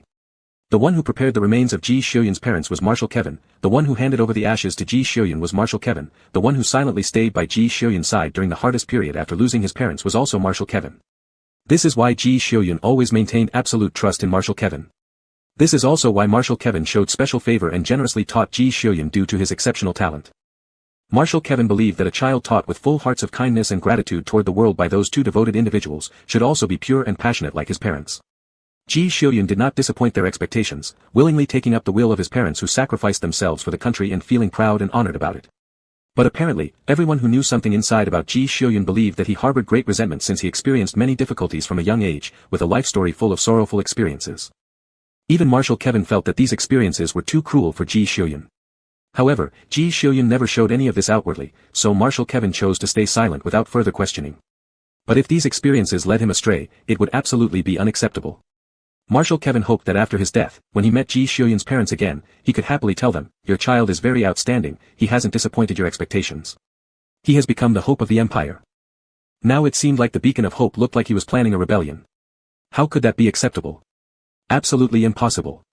Marshal Kevin, looking at Ji Shiyun with no expression on his face, spoke with an extremely gentle tone but with heartfelt weight. "If you're really upset with those guys in the research department, just talk to the emperor. Even if it's difficult for him, he will definitely give you a proper explanation. After all, since his ascension to the throne, you've given him all the respect he deserved, and no matter what he has to do, he must make a decision." However, if Ji Shiyun really did this, the emperor's attitude towards Ji Shiyun and the military side would certainly change. For all these years since Ji Shiyun was promoted to the rank of marshal, he never asked the emperor for anything. The emperor kept handing over wealth, honors, and status to him, and then Ji Shiyun accepted the orders, led campaigns, or quelled rebellions. War is never a good thing. But human ambition keeps expanding forever. Either you swallow me up or I occupy you. Once you soften your stance, the opponent assumes you are weak and pitiful. In the next moment, they send out a troop to test the borders. Ultimately, only after deciding a winner can there be a peaceful resolution where people can live safely and develop normally. Listening to his teacher lecturing in a voice so soft it was almost frightening, Ji Shiyun finally decided to interrupt Marshal Kevin's act of forcibly feeding wisdom. "Teacher," he said, "it really is cat food." "Nonsense." Marshal Kevin slammed the table. "I've read the materials, whose cat eats stones." Ji Shiyun paused for 2 seconds. "Mine." "Meow." Yuan's tiny paws pushed a spiritual stone rolling all the way over, then it squatted in front of Marshal Kevin and meowed at him. Marshal Kevin lowered his head, looking at the little fur ball sitting on the plush carpet. Yuan was really an incredibly adorable cat. With long snow-white fur, it looked soft and fluffy, like a lump of cloud. Its smooth and shiny coat gleamed under the sunlight as if it were a translucent pile of snow, with only its relatively less dense ears showing a cute shade of pink when bathed in sunlight. Its feline eyes were limpid and bright, staring at people so vividly that it seemed to be constantly begging for attention and wanting someone to play with it. Marshal Kevin's heart immediately softened like melted butter. Then he watched this soft, fluffy little fur ball stretch out a paw to press the energy crystal stone, lean down, and take a crisp bite from it, leaving a small notch in the energy crystal stone. "Marshal Kevin. Marshal Kevin. Grip the grass. The old man has been frightened half to death." Ji Shiyun reaffirmed, "It is really cat food." Marshal Kevin looked at Yuan lying flat on the carpet, its 4 little paws hugging the energy crystal stone and licking and biting it, rapidly devouring an energy crystal stone that had puzzled researchers for 200 years, making it seem as easy as eating candy. "Marshal Kevin. Grip the grass." As if in a dream. The doorbell of the delivery robot broke Marshal Kevin's shock. The tall Ji Shiyun went to open the door, blocking the probe of the robot and not revealing any details of the living room scene. Then he returned with a trolley. "Mostly stuff for Yuan. Let's clarify one thing, it was spent from Ji Shiyun's own salary." Ji Shiyun filled the table abundantly with dishes from the trolley, then looked towards his teacher and his cat. Having lived for more than 200 years, Marshal Kevin matched gazes with his student, rose, took the milk and sat by the dining table, swiftly employing his level 99 topic switching skill. "That's great, I was originally worrying about how to investigate this matter," he said. "Yesterday afternoon, that kid from the research department came to me, saying that the enemy of our enemy is our friend, and wanted me to betray you, in order to show sincerity giving me a piece of information." Ji Shiyun paused mid-sit, turning his head towards his teacher. He said, "They have plans for me to lead an expedition." Marshal Kevin paused briefly, to the 19th star system of the Conquest Empire. Ji Shiyun frowned, rarely showing such emotion openly. Foolish. Marshal Kevin's current physical fitness isn't suitable for frontline duty, let alone heading out to conquer new territories. No one understands better than Ji Xiuyun, who experienced it once, the intensity of resistance in conquering a star system. The free army of the 18th star system hasn't been pacified yet. If I go out to fight, you'll definitely need to stay on the Imperial planet to supervise. Marshal Kevin, with war instincts no less sharp than Ji Xiuyun's, said, the target star system is bordering the 18th star system. If you can't stay in the 18th star system to control the free army, my rear cannot be secured. Ji Xiuyun pressed his lips together. They want you to die in battle. They want the public's hatred for the target star system so that you could use the excuse of avenging my name to send troops legitimately. Marshal Kevin took a piece of meat casually with chopsticks, seemingly uncaring. The person who will succeed me has already been considered by them. However, they must be scared shitless right now. Seeing his teacher's utterly nonchalant demeanor, Ji Xiuyun relaxed his furrowed eyebrows gradually. The kid from the research department just disclosed their recent discussions to me, and then military-affiliated personnel were spotted buying large quantities of energy crystals in the capital's black market. What do you think they will imagine? Marshal Kevin grinned widely. They will definitely believe that the day this order comes out, it will be the time I start a rebellion. That science department boy who leaked the news will definitely get into trouble. Marshal Kevin happily ate while he was excitedly patting his student's shoulder hard. Well done. Anyway, since you don't spend money because of your lack of sexual interest, your balance should be piled up like mountains, right? Keep spending. Don't be afraid. Ji Xiuyun thought back and forth but still didn't tell his teacher that Yuan could sustain itself independently. After all, Marshal Kevin handed over his salary card entirely to his wife and would pitifully wheedle his wife for some pocket money. In short, although Marshal Kevin's salary and benefits were extremely high, he still harbored subtle resentment toward the wealthy. If the teacher ever finds out about Yuan's money-sucking abilities, there's a good chance he might sneak in one midnight and take Yuan back home for a few days of free benefits. After all, Marshal Kevin once secretly bought a game and came over to Ji Xiuyun's place just to freeload on his biosphere pod. The reason? Despite Marshal Kevin being physically strong, handsome, and robust, his wife felt extremely insecure. She forbade him from playing virtual full-system games, fearing he'd one day come home with a green hat on his head. Marshal Kevin loved his wife dearly, but when the gaming itch hit, he'd quietly slip over to Ji Xiuyun's house and sneak in a quick session. Ji Xiuyun had even seen Marshal Kevin's virtual avatar once. It was an unkempt, bearded old man who looked like a vagrant. He'd stand around in the virtual community, repelling every young woman within 10 meters. Marshal Kevin would chat idly with Ji Xiuyun while doing so. Ji Xiuyun would occasionally hum a response but not engage much further. He simply had nothing meaningful to add to their conversation, but listening to the sweet yet chaotic daily banter between his teacher and teacher's wife somehow warmed his heart. Yuan, meanwhile, was highly interested in the glass of milk that Marshal Kevin still hadn't touched. He wanted to know how different this era's milk was from Earth's. Even though cats are lactose intolerant, well, he was a monster after all. Yuan flicked his tail, glancing at the two humans by the dining table as they conversed. Seizing the moment when no one paid attention, he stealthily moved his little head toward the cup. Just as his small head was about to touch the cup's rim, a large hand picked it up. Looking up, Yuan found himself staring into the smiling face of Marshal Kevin. "Wanna try this?" he asked. Yuan gave a coquettish purr, meow. Ji Xiuyun glanced between his teacher and Yuan, then stood and walked into the kitchen.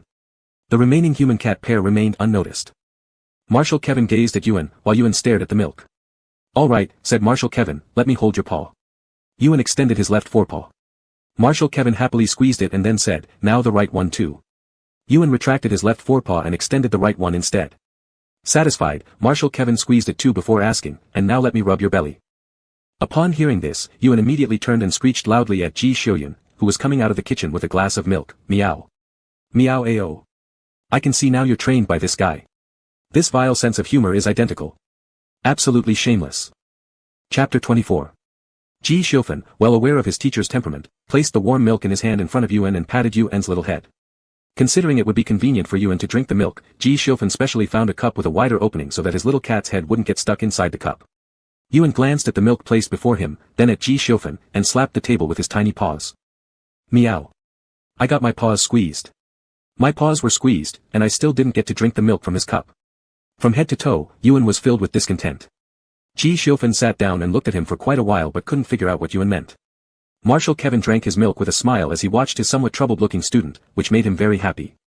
He knew all too well what kind of character Ji Xiuyun had. Because he rose to a high position at a young age, Ji Xiuyun always had to maintain a stern face, enforcing strict measures to ensure no one dared challenge his authority. Most of the time, his cold demeanor frightened people into avoiding him from afar, making him appear like a living tyrant. Even within Ji Xiuyun's own army corps, some believed the media's claim that he was a ruthless killer. This clearly showed how Ji Xiuyun usually appeared to others. It was good now to see a more relaxed and devoted side of his student, radiating a human warmth. After all, humans live better when they have a sense of life, and more freedom. Yuan continued to meow at Ji Xiofan with a delicate voice that softened the hearts of anyone who heard it. Marshal Kevin observed Ji Xiofan seriously staring at the small bundle of fur in front of him, trying to understand Yuan's meaning through his body language. But the answer was clear, he hadn't managed to grasp it. Kevin looked at Yuan waving his little paws around in anger, pondered for a moment, and suddenly realized something. He thought for a bit and stretched out his hand flatly in front of Yuan, saying, "Let you pinch me back." Yuan's call paused as he turned his head along with Ji Xiofan to look at Marshal Kevin. The cream-colored kitten disdainfully took 2 steps backward and sat on Ji Xiufan's hand. Ji Xiufan, seeing his teacher's disappointed face, lifted the cat he was holding and placed him on the empty seat to his left before handing over the milk. Marshal Kevin glanced alternately between Ji Xiufan and Yuan, who lowered his head to lick the milk out of the cup. A mental "oh" popped into his mind. When did his student become so good at taking care of others? No, not exactly others, more like other felines. Still, the difference wasn't big since they were both intelligent beings.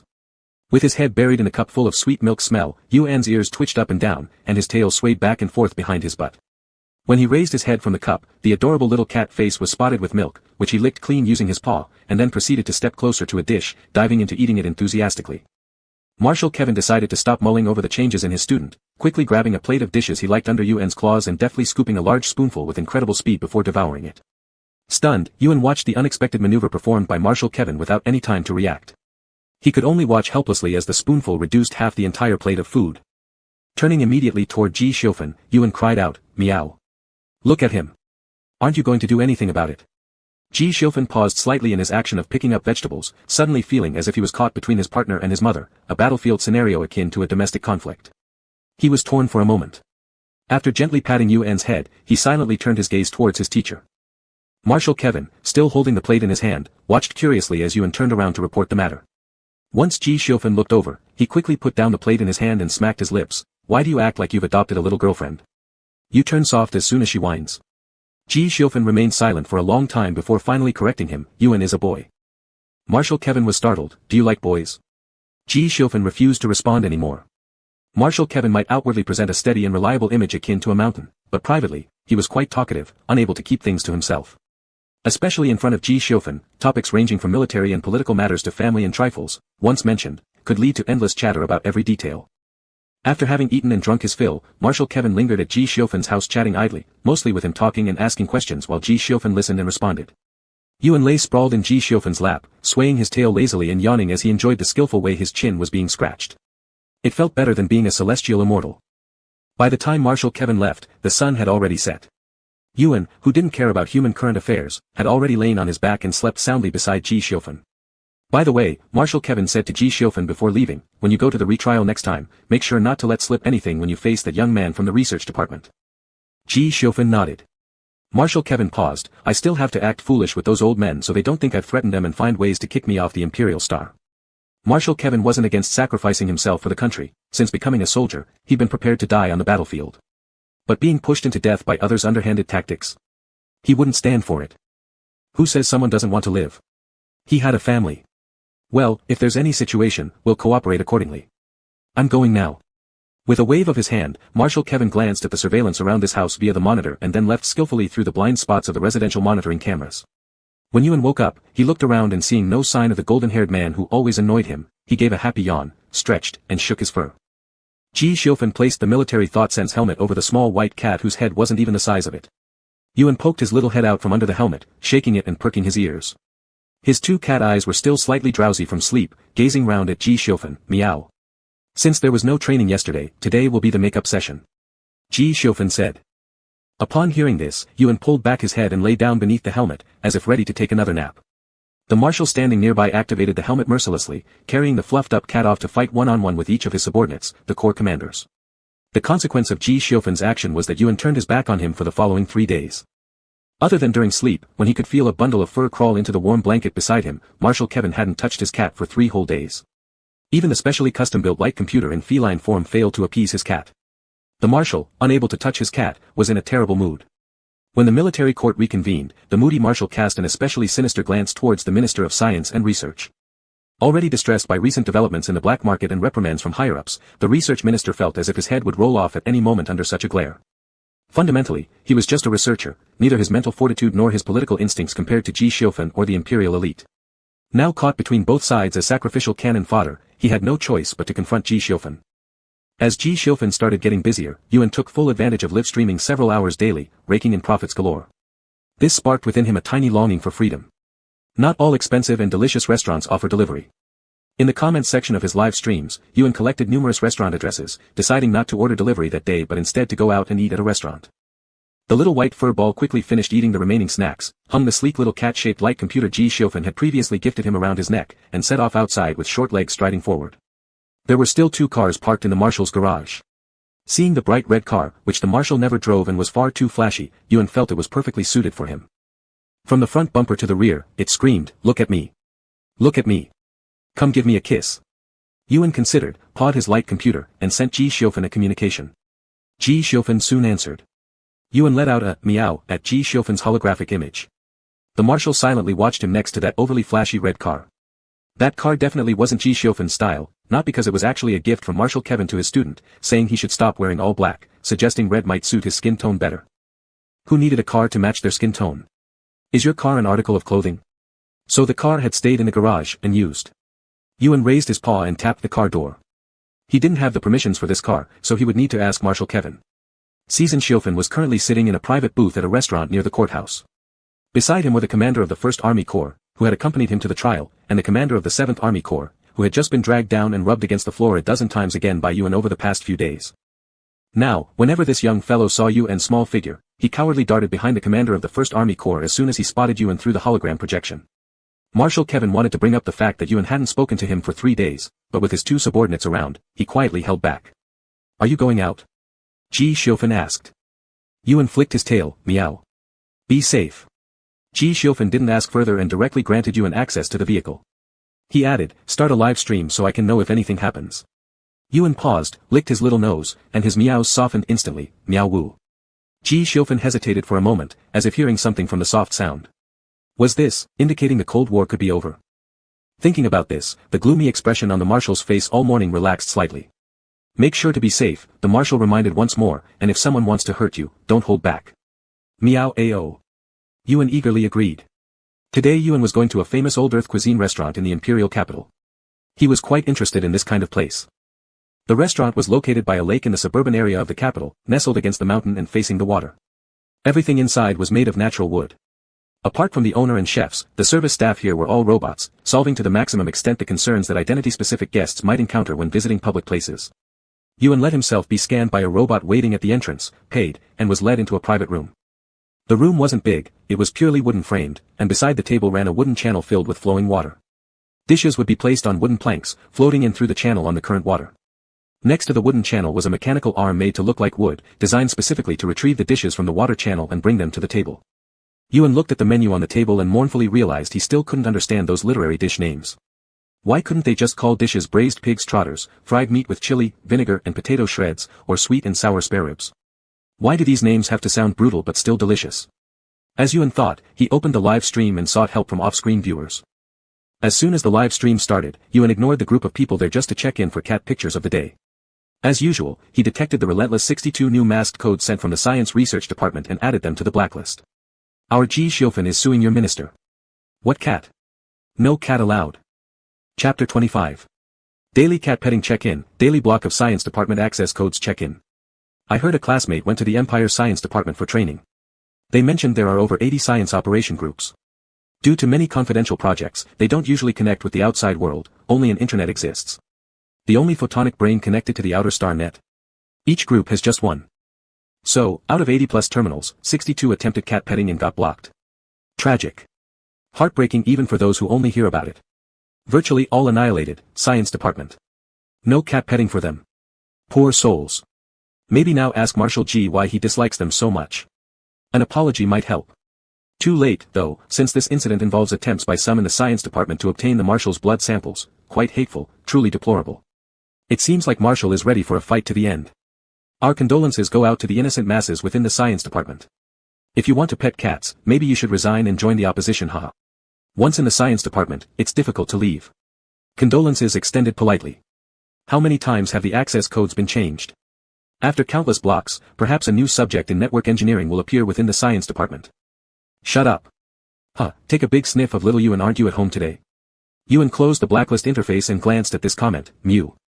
The small white fur ball under the warm light stretched out its paws, opened the menu on the table, touched the first dish, then pointed at the holographic projection of the dish, mewing at the camera. Outdoors? Not sure what to order. Mew. Where's the marshal? Marshal's in court again today, right? As if the marshal has appeared any other time except that first accidental cameo. They let little Yuan, a cat, out. From the decor, it seems to be that ancient Earth-style restaurant in the capital, right? Grass. So close. I'm going to set off right now to steal the cat. Stealing the cat risks being killed by the marshal. Yuan is still waiting for us to suggest what to order. Yuan looked at the comments as dish names popped up one after another, his little paw slamming decisively along the menu, confirming dishes after dishes in a fluid motion without hesitation. Similarly, money flowed away without pause. Mr. Marshall had just finished lunch and was preparing for the afternoon standoff with the science minister. As soon as he stood up, another hefty expense notification popped up on his wristband. Yuan really pulled no punches when buying food, his enthusiasm for indulging in culinary pleasures was deeply felt every time. Marshal Ji Xiaoyun cast a glance at the consumption location, specifically calling on the commander of the 7th Corps, who had nothing better to do during the court proceedings, to keep an eye on Yuan's live stream. Even though the marshal fully understood and trusted Yuan's abilities, he still could not help but worry. After all, Yuan had just started interacting with human society and was quite naive and easily deceived. Despite his formidable power, there's always the possibility of mishaps. A person seasoned in politics like himself nearly slipped once. How could such a delicate, compliant kitten possibly contend with deceitful humans employing endless schemes? Marshal Ji ignored how Yuan had spent 3 days sulking beforehand, attributing adjectives like delicate, compliant, and frail to his cat. Watch carefully. Notify me immediately if anything unusual happens, Ji Xiaoyun said, looking at the suffering face of the commander of the 7th Corps and added, it will be good for curing his psychological trauma. With a pained expression, the commander reluctantly agreed. What else could he do? Forgive him, naturally. Being the one most frequently tormented by Yuan, the commander repeatedly questioned his own existence. He had almost reached the point where the mere sight of a cat would terrify him. For days, he was utterly miserable. After all, the popularity of the universe's last remaining cat was unimaginably high among the masses. On streets, virtual communities, malls, anywhere there were people and large screens, one glance upward would show Yuan meowing and acting cute on camera. These humans, just watching a cat sprawl out its little belly and snore contentedly, could hold their attention all day. Only hiding at home provided the commander any semblance of cold comfort. Now, because he was incredibly bored and had come out to find the marshal, it directly resulted in him losing even that last shred of cold, icy comfort. While opening the live stream, the commander of the 7th Corps thought, you shallow humans, not liking good-looking young men and women but instead indulging yourself in a lump of fluff day by day. This is bound to end badly. You don't know how vicious this lump of fluff can be when fighting. Yuan's live stream room was quite lively, probably because Yuan had been live streaming continuously for several days. The dominant level patrons who regularly lurked in the live stream room were now more familiar with each other. This small and subtle friendship mostly came from helping each other try to improve their understanding of cat language. After all, Yuan couldn't communicate with them, so they either guessed on their own or chatted with others in the live stream room. For example, when Yuan was eating, these people would act as food commentators. This crystal flower dish was called silver ear lotus seed soup back in ancient Earth times. It has a sweet and refreshing taste, dissolving instantly upon entering the mouth after being deeply stewed. Sugar lovers can add a few more cubes of pure sugar for an indescribably wonderful flavor. The starlit currant dish was called cuttlefish noodles on ancient Earth. Yuan wiggled his ears while slurping the noodles, looking at the comments blowing up. Yuan was the kind who couldn't say much in evaluation no matter how delicious the food tasted. After finishing, his feelings could simply be summarized as, not bad, tasty, super great, ultimate delight. The little white fur ball licked its mouth where there was some black residue. After thinking for a long moment, it could only think of the word delicious. Our adorable Yuan looks even cuter with a bit of black on its face. Wah! I've been looking through old Earth cat data recently and found out there's a coat pattern called treading Snow White. Oh my, so cute. I've also been looking into cat patterns from ancient Earth. The book says that male cats can get neutered at half a year. What? Neutering? Yes. It's supposed to be good for health, preventing many diseases. How old is little Yuan? Yuan looked up at the comments. Meow. Our company has already started putting a holographic sensor on everyone's desk, continuously playing Yuan's live streams, saying it helps relieve overtime stress. Your boss really will do anything to make you work overtime. But to be fair, it's genuinely relaxing. Playing with the paw pads and grooming is very tranquil and allows our brains to take breaks. Yuan glanced at a few comments, finished the last noodle, then extended its paw towards the camera. Meow oh oh. Oh my goodness, our dear Yuan is such a sweetheart. Crazy over pinching those soft paw pads. Give money to Yuan. Money, money, money, this entire table is paid for by the funds we provide. Yay, feeling good, seems like Marshall, the true pet owner, has become completely irrelevant. Ha ha ha, no need for his money, no need for his meals, maybe no need for his home either. Come to think of it, the marshal is down to just his face. Yuan stared at this comment, hesitated for 2 seconds, and poked it with a paw. It turned its head toward the camera to express its question, meow. What does it mean by just having a face? Marshal G is so ugly. Only a kind, cute, obedient, and gentle kitty like me wouldn't despise him. Little Yuan can earn money for food and housing expenses themselves. Oh wait, little Yuan doesn't have a household registration, so it can't buy a house. Marshal's presence level 1. No household registration means no bank account, and thus money can't be spent. Marshal's presence level 2. Stop talking nonsense. Our Marshal can conquer the whole universe with just his face alone. That's right. The dream lover of billions of girls isn't a joke. Why count only girls? I feel like you're making things difficult for me as a budding youth who also adores the Marshal. Ah, to think about it, the Marshal is still very competitive. Unprepared, Yuan was blasted by the Marshal's fans in the comments. They blew up with praise about military exploits, experiences, skills, faces, and figures. Even Ji Xiao-yun's perennially unchanging ice-cold expression and all-black outfit were praised as demonstrations of strength and sophistication. One of the dominant-level patrons named U7 Overlord had extremely fast typing speed. They spammed furiously in the comment section, reciting every single achievement and victory of Ji Xiao-yun. The patron comprehensively praised Marshal from hair to toe without any blind spots. Yuan began doubting its feline life. Is Ji Xiao-yun truly handsome? Isn't the attractive one supposed to be his human form, that beautiful youth appearance? Where is the appeal in Ji Xiao-yun's over 2-meter-tall figure with long arms, long legs, a broad back, a wolfish waist, and a muscular build? Although he does indeed look very strong, isn't it true that in human aesthetics, the most popular are those slender and finely featured youths? And they actually think Ji Xiao-yun is handsome. Even the dream lover of billions of girls. The white little fur ball squatted on the dining table, staring at the comment bubbles, and couldn't help but seriously ponder its feline existence. After finishing praising the Marshal, the commander of the 7th Corps felt refreshed. Upon seeing Yuan's eyes glued to the comment section, their scalps suddenly tightened as an alarming thought struck them. Could he have recognized me? No, it doesn't matter even if he did recognize me. Why can't I praise the Marshal? Isn't the Marshal worth praising? Thinking this way, the commander of the 7th Corps immediately regained their vigor. If the Marshal were to publicly announce his engagement one day, the line of women wanting to marry him would encircle the first star system twice. The comment section suddenly fell silent for 2 seconds, then erupted again. No, it's impossible. I think the Marshal has already married Silver Blade. I think the Marshal has already decided to spend his life with cats. I think the Marshal is probably the type who will remain lonely all his life or will find someone with super high combat skills who can fight alongside him _angle_. Why? It's the aura. Yeah, the aura. So this means the possibility that our Marshal prefers boys is higher. Yuan is a boy. A boy with super high combat skills who can fight alongside him. Right. Tearing through mech suits with bare hands. Kicking warships with feet. Smashing enemies into the ground and rubbing them furiously. One person, one cat, one mech suit, together racing through the stars, isn't it wonderful? Grass. Control your brain, you guys. No. Wait a moment. In my lifetime, I still want to hug little Marshal. The commander of the 7th Corps was completely stunned. Just as they were preparing to struggle further, the live stream in front of them suddenly went dark. A large number of question marks swept across the comment section. Yuan shut off the live stream before finishing eating, which was unprecedented. After all, he was so focused on reading the comments just moments ago. The commander of the 7th Corps, remembering Ji Xiao-yun's reminder to report any abnormalities, waited silently for 5 minutes. After 5 minutes, there was still no display. The commander of the 7th Corps stood up, whoosh, and left the private room, taking their light computer with them. Yuan used its tiny paws to prod the camera that had suddenly fallen onto the table. It seemed like the camera ran out of power, unmoving. The white little fur ball twitched its ears and stuck the camera into the cat-shaped light computer hanging from its neck, turning around to gaze fixedly at the door, its ears pointed forward, its front paws crouched slightly, ready to spring at any moment.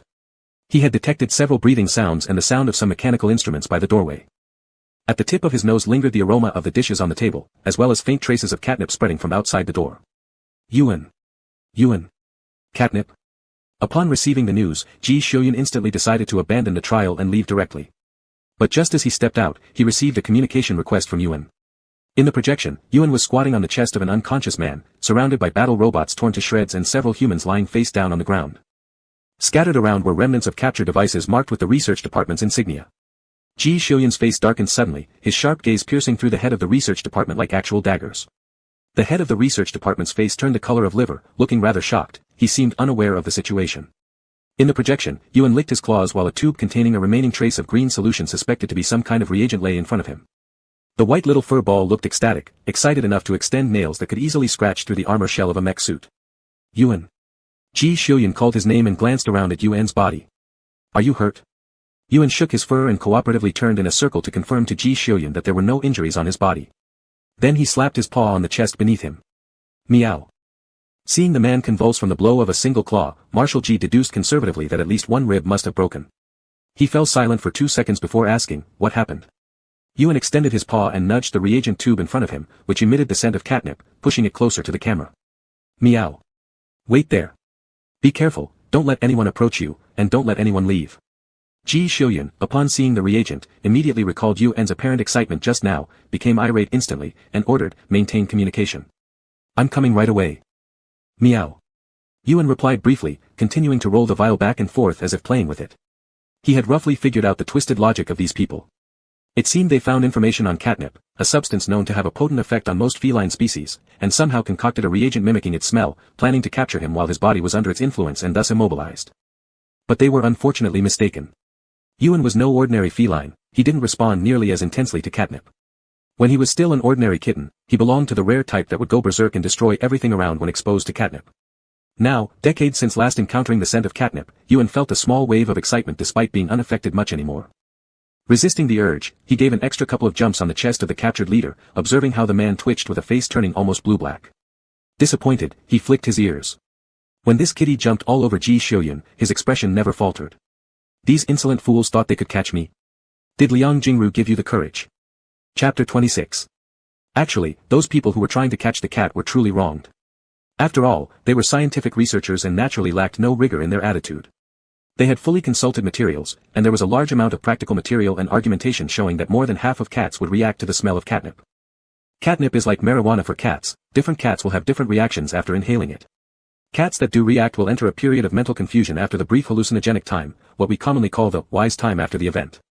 There's another group of cats that become dumb during the hallucinogenic time, lying around blankly with a baffled look on their face. So when they noticed Yuan reacting to the catnip, they all believed this matter would certainly be successful. Who would have guessed that after getting high, Yuan wouldn't enter the final phase at all? The excitement phase lasted too long. They were all waiting outside without entering because inside was a cat capable of dueling with SS-level genetic organisms and winning. No one was stupid enough to engage in direct combat with such formidable fighting power. But since they didn't go in, Yuan grew impatient and darted out. The result was exactly as Ji Xiuyun had witnessed. The people who came to capture the cat were completely annihilated in the blink of an eye without even a chance to struggle. One by one, they were kicked into the room by Yuan, some were knocked unconscious, others torn apart. In order to send a signal of safety, Yuan shredded all the running instruments until only a faint layer of pale green liquid remained, thus successfully sending out communication. This group's combat ability was far too weak. It couldn't demonstrate how badass this kitty truly was. Yuan glanced around this mess, shook his ears slightly, held the test tube where only a shallow layer of pale green liquid remained, buried his little nose into the mouth of the test tube, and deeply inhaled. He rolled around on the ground with pleasure. It had been so long since he last got high. Yuan kicked the test tube aside, which now had not a single drop remaining, stood up, swayed his head, and shook his fur. Since Yuan's attack speed exceeded reason, these humans and battle robots hadn't had a chance to retaliate before he had swiftly ended the fight. There were no human waiters in the dining hall, and the restaurant's reception robots would only approach if given instructions. As though nothing had happened, everything returned to normal. The white furball crouched in place, lost in thought for a while, and looked at the communicator where Ji Xiuyun was decisively giving orders and rushing over with a group of people. After pondering, he simply jumped back onto the dining table and turned on the live stream again. In the grand scheme of things, eating is the most important. Wasting food is disgraceful. Yuan glanced at the chaotic mess on the floor and began a second live broadcast without any concern amidst the disorder. There was already a lot of food piled on the table, and Yuan, looking at the lens floating out from the computer, meowed twice, and then began eating without any psychological burden. The viewers watching the live stream were shocked, dropping the melons they held. How did the once spotless dining hall turn into a garbage site in less than 10 minutes? What happened in the 10 minutes we weren't informed about? Is Yuan maintaining contact with the Marshal? I seem to see the holographic projection of the Marshal when the camera swept past. Wait, did the lens just show a leg? I think I saw a corpse. Is it really a corpse? You're not mistaken, I saw it too, and there's more than one. Lifting his head from the bowls and plates, Yuan took a look at the comments and then at the 4 humans lying haphazardly unconscious in the room. The small ball of fur lazily yawned on the table, licked the soup off its mouth, and continued eating. Yuan's calm demeanor did not pacify the comments section as viewers kept gasping in surprise with each shift of the camera lens. The intelligent system of the camera automatically adjusts its angle and direction based on the movement of the subject, light, and other factors. Before long, the people watching Yuan's live stream pretty much got a full view of the entire room. If I'm not blind, that lump next to the table leg should be the front limb of the latest ZD-41 formatted battle robot. Its intelligence is extremely low, specifically designed to carry out suicidal missions. Upon closer inspection, it is indeed the ZD-41, and altogether, there should be 3 units, but the weapons on the front limbs have been modified. What the heck? Battle robots? The suicidal mission ones? What's going on? Not just that, the guy on the left side of the room is holding an advanced signal jammer we worked on in our department. We only handled the outer shell design because it was a top-down requirement. The department spent a long time researching materials and flexibility, so it left a deep impression on me. So, the live stream being cut off earlier was due to this jamming machine. All destroyed. The modifications on the ZD-41's front limbs are actually capture devices, specially developed for catching smaller planet creatures. They differ somewhat from civilian hunting capture devices but are still roughly recognizable. Capture devices? Damn, who dared to steal a cat? Where's the person who said they were going to steal the cat? I didn't do it, don't slander me. I haven't even left my house. Xiao Yuan has such strong combat power, and you've got a marshal involved. Am I insane to try and steal a cat? Apparently, someone really did try to steal a cat. Who was it? Take a closer look. Anyone using the ZD-41 is either affiliated with the government or military, or perhaps tied to locations requiring high security measures. Yuan flicked his ears, faintly hearing the commotion outside the restaurant. He looked up at Ji Xiuyuan's expression through the holographic projection, seeing a research department director sitting stiffly behind Ji Xiuyuan with a pale face, flanked by 2 army commanders. This person had been directly pulled from court by Ji Xiuyuan since the instrument bore the emblem of the research department, leaving no way for the director to shirk responsibility. Yuan licked his paw and mewed at Mr. Marshal. Ji Xiuyuan sat in his car, turning his head when he heard Yuan's voice. What's wrong? He asked. Meow. Yuan extended one paw towards the door. Mr. Marshal paused, asking, is someone coming? Meow, responded the little furball. Ji Xiuyuan glanced at Yuan, realizing that the small creature now broadcasting live could attract large media swarms. This tiny furball, which came from the lost ancient Earth across time, was currently dining at a restaurant in the suburbs of the Imperial Star. Since the live stream started, merely half an hour had passed. Considering the restaurant's location and the traffic in the capital city, it was enough time for journalists to leave their headquarters and arrive here. And now they seem to have stumbled onto some major news. Don't let them ruin the scene, wait for me to get there. The marshal glared coldly at the live camera facing him and sternly said, if those media people try to intrude without permission, make sure they lie down as quietly as the people inside. Yuan swished his tail, puffed out his chest, and chirped, meow. It's over, I already foresee how the media will portray the marshal tomorrow. Military Publicity Department, we beg you, G. Marshal, please keep quiet. Military Publicity Department frowned, sensing something serious about this matter. Forget worrying about the Military Publicity Department right now. Someone, tell me who that fat guy sitting behind the marshal is. Aren't you paying attention to current events? That fat guy is the director of the research department who just went to the military court with the marshal. Whoa. Right. The research department. I finally remembered. That capture device bears the research department's mark. Because it was damaged, it felt familiar but I couldn't place it. Once you mention the research department, everything clicks into place. Seriously? The research department? Seriously, I don't believe it. I aim for the biological research field of the research department. In another year, I'll be eligible to apply. Hasn't everyone learned yet? The law explicitly forbids experimenting on innocent intelligent life forms. Would the official research department not know this? Stay calm. You can't condemn a whole group based on individual actions under any circumstances. Putting that aside, what was the motive behind the research department? Motive? Don't you all understand the immense research value of ancient Earth's organisms? This motive seems very sufficient. After finishing eating, Yuan turned around and looked at Mu Qi, where no more dishes would be served. He also took a peek at the entrance. He heard the commotion getting louder near the entrance, seemingly as the restaurant owner stood firm to block the journalists attempting to barge into the restaurant. Yuan raised his head to see Ji Xiuyuan getting out of his car. This time, the marshal brought a large group of people over, those responsible for maintaining the scene, gathering evidence, and press officers dealing with the media. They all came together in one group. The media, which had been buzzing just moments before, went silent as Ji Xiuyuan stepped out of his car. The crowd parted like the Red Sea, giving them a path, and the area outside the restaurant became eerily quiet except for the sound of cameras clicking. The marshal looked extremely irked today, filled with menace. He yanked the research minister by the collar, dragging him out of the car, and marched straight into the restaurant without any pretense towards the minister in front of the media. The media members who had squeezed inside were asked to leave by Ji Xiuyuan's men. They could only watch as Ji Xiuyuan dragged the research minister and headed directly towards Yuan's private room. The white fluff ball shook off its fur, ended the continuous communication, turned off the live stream, and jumped down from the table. It then casually stepped on the faces of a few individuals with its stubby little legs and walked to the door, opening it. Ji Xiuyun threw the research minister into the room, not caring about his painful cries as he fell among the mechanical debris. He bent down and picked up Yuan.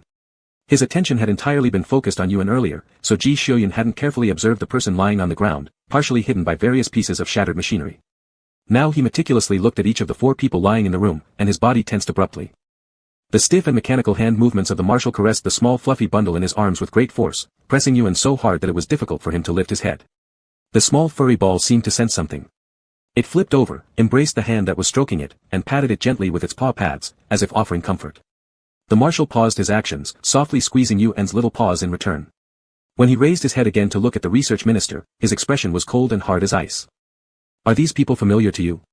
As he spoke, he kicked the nearest middle-aged man's head with his foot. "Coincidence? I know them very well. Could he not be familiar?" During those 2 months without sunlight, 6 experimenters frequently appeared before Ji Xiuyun. 2 of them were here now, lying on the floor. The remaining 3, including the research minister, were the ones who had injected him with sleep-inducing agents during a physical examination at the military department, bringing him to the lowest level of the research lab beneath their headquarters. Enemies met again, greed knew no bounds. They still dared to capture Yuan. It was madness. While gripping Yuan's paws, Ji Xiuyun looked at the research minister, who was sweating beads of sweat, panic-stricken, wanting to say something but held back due to the presence of ordinary soldiers nearby. He took a step back, gesturing to the soldiers behind him to take the people away. The marshal stood motionless for a long time, silent and icy cold, like a stone. The soldiers waiting behind him for evidence exchanged glances, unsure whether they should enter at this moment. Yuan looked up at the silently staring man and reached out with his claws to pull Ji Xiuyun's shirt. The marshal looked down at him. The white little fluff ball clung to his black shirt, soft paw pads gently patting his face. The furry head rubbed against Ji Xiuyun's neck while meowing soothingly, extending the final notes with comfort. Having been 3 days without close contact with his cat, the marshal hesitated for a while before slightly brushing his chin against his cat. "I'm not angry," he said, "shall we go home?" Upon hearing this, Yuan leapt out of the marshal's arms onto the dining table in an instant, slapping his tiny paws against the menu, making the empty plates on the table rattle. "Go home. The meal wasn't finished yet. Why go home?" "Not going." The marshal, who had just regained some mood thanks to the comfort of his cat, froze for a second when it abandoned him. He then turned to look at the timid restaurant owner standing beside him. With a voice that seemed capable of freezing everything, the marshal asked, "Has Yuan's food not been served completely?" The restaurant owner was a middle-aged man who instinctively shivered upon being questioned and quickly checked. He hurriedly replied, "There are still 42 dishes that haven't been served." Though already expecting this reality, the marshal still felt somewhat displeased. But what could he do about being displeased? Forgive the little one, of course. Feeling a bit suffocated, Ji Xiuyun told the restaurant owner, "Continue serving the rest." He lifted his foot to circumvent the large mechanical wreckage and walked over to the side of the dining table, then nodded to a few soldiers outside who were conducting evidence collection. Yuan allowed the marshal, whose mood had soured again, to pinch his paw pads and pet him, while his bright blue cat eyes watched the soldiers gathering evidence without blinking. His gaze followed the test tubes they carefully placed inside their evidence bag. Catnip. How invigorating it must be. I wonder if there's any stock left in the research department. Yuan glanced at the bag containing the test tubes, and couldn't help but flick his tail tip, which hooked onto the marshal's wrist. A bold idea sprouted in his mind. Chapter 27. The media of the Xinti's empire exploded. Once news spreads on the Star Network, it can no longer remain a secret. There was actually someone audacious enough to directly block live broadcasts in front of hundreds of billions of eyes, bringing along modified ZD-41 combat robots in an attempt to kidnap an intelligent life form. This brazen and overbearing attitude incited fury among public opinion. Have criminals become so shameless now? And this happened in the capital of the Imperial Star. It's simply unbelievable. The media professionals, after doing some calculations, realized that if they expanded on this topic a little, they'd have at least a week's worth of front-page content without any worry. The public on the Star Network was even more riled up. After the media released high-definition holographic projections of the 4 people who had been knocked out by Yuan, within less than an hour, their resumes were completely exposed. After someone provided evidence that the missing emblem on the forearm weapon of the ZD-41 combat robot did indeed belong to the research department, it immediately stirred up a hornet's nest. Humans always yearn for scientific progress. In the Great Universe era, every step forward in human science in all areas proves that humanity has taken another giant step forward on the difficult path of survival. Most people regard those geniuses standing at the peak of intelligence, making contributions to humanity, with reverence and faith. But when such beliefs collapse, the pain inflicted on those who once trusted and revered them is immense. For senior members of the research department, under the watchful eyes of hundreds of billions of people, recklessly cut off communication signals, attempting to use highly lethal robots to capture an intelligent being. The only intelligent being remaining from ancient Earth. This is certainly not what the people they once revered should be doing. Witnessing everything unfold helplessly, the public was filled with anger but powerless to stop it. On the Star Network, the masses were inflamed. People organized themselves, petitioning on the sole public page of Marshal Ji Shojuan, hoping the Marshal could ensure Yuan maintains a certain level of contact with the outside world when he cannot be by his side, allowing immediate detection in case of disappearance or accidents. The remnants of ancient Earth are not just of scientific value, they carry symbolic meaning too. These are traces of humanity's original home planet and the origin of humanity itself. This is a matter of faith. Even those not from the Zindi's empire do not want the cat remaining from ancient Earth to encounter any mishaps. Marshal Ji Shojuan also worried about Yuan's safety issues. However, Yuan would broadcast freely whenever he felt like it, sometimes playing until tired and then starting a live stream before going to bed, sleeping for hours on end during a live stream. Sometimes, he'd just broadcast eating a meal and turn it off right after finishing. With the wealth he accumulated, Yuan became increasingly capricious. According to friendly tips from Marshal Kevin, this white furball had already been spotted at various corners of the residential area at different times. Moreover, considering Yuan's behavior today of going out to eat, General Ji could easily guess, even with his toes thinking, that this little ball must have grown restless and wanted to roam around. This kind of mindset, Marshal Ji understood completely. But strangely, the general also had an inexplicable certainty that no matter how wild Yuan's heart got, he would definitely return to him. Because even though Yuan roamed through the entire military housing complex, every day he still went back home to wait for Ji Shojuan before he returned. Seeing the petitions beneath his social media page, the Marshal handed the decision over to Yuan himself, who was yawning lazily while sprawled across his legs. Because Yuan noticed Ji Shojuan's low mood today, on the way home from leaving the restaurant, he remembered the tricks he used to cheer up his first owner when she was sad. Consequently, he acted especially clingy on the journey, constantly snuggling into the general's embrace. Now exhausted from all the snuggling, Yuan lay on the general's leg rolling around lazily, yawning all the while. Seeing the interface pulled to his face by Ji Shojuan, Yuan drowsily blinked, seeing only the two words, live broadcast, appearing frequently on the screen. He carelessly pawed at the live button on the screen, lazily meowing once at the miniature camera that emerged from the optical brain in Ji Shojuan's hand, then promptly lying down in Ji Shojuan's lap to sleep soundly and comfortably. Ji Shojuan. You're just falling asleep. As Marshal Ji watched the live streaming picture and the comments popping up, he momentarily didn't know what to do. Yuan, his paws stretched upwards, slept peacefully with his little belly showing. This left Marshal Ji awkwardly facing the open lens of his cat, unsure whether to close it or not, finding difficulty either way. The audience in the live stream room got a fright when they saw Ji Shojuan's face. Only after Marshal Ji redirected the camera focus solely on Yuan, the little cat, did the viewers regain their senses. Seeing the Marshal nearly scared me to death. Ah, seeing little Yuan safe calms me down. Here's my wallet as an offering to ease his mood. He was so carefree that he fell asleep. From the news projections I saw, Marshal Ji was truly furious, dragging the head of the research department by the collar with his veins popping out in anger. Yuan came back with the Marshal after all. Yeah, and it was after that attack. Yuan must have accompanied the Marshal through a very tough time. Perhaps it was Yuan who saved Marshal Ji. Ji Shojuan silently scanned the comments while absent-mindedly pinching Yuan's small paw pads. Indeed, he had survived because of Yuan. Even though he had crash-landed directly into the most advanced hospital ward on the Imperial Star after suffering such injuries, there was no guarantee they could have saved him. To this day, Ji Shojuan still had no idea how Yuan managed to save him. When he opened his eyes, Yuan was already crouching on his stomach watching him, a cute, soft white little bundle. There were certainly intelligent races in the universe with special abilities, but none were as diverse and astonishing as Yuan. Yuan's talents were both terrifying and irresistible.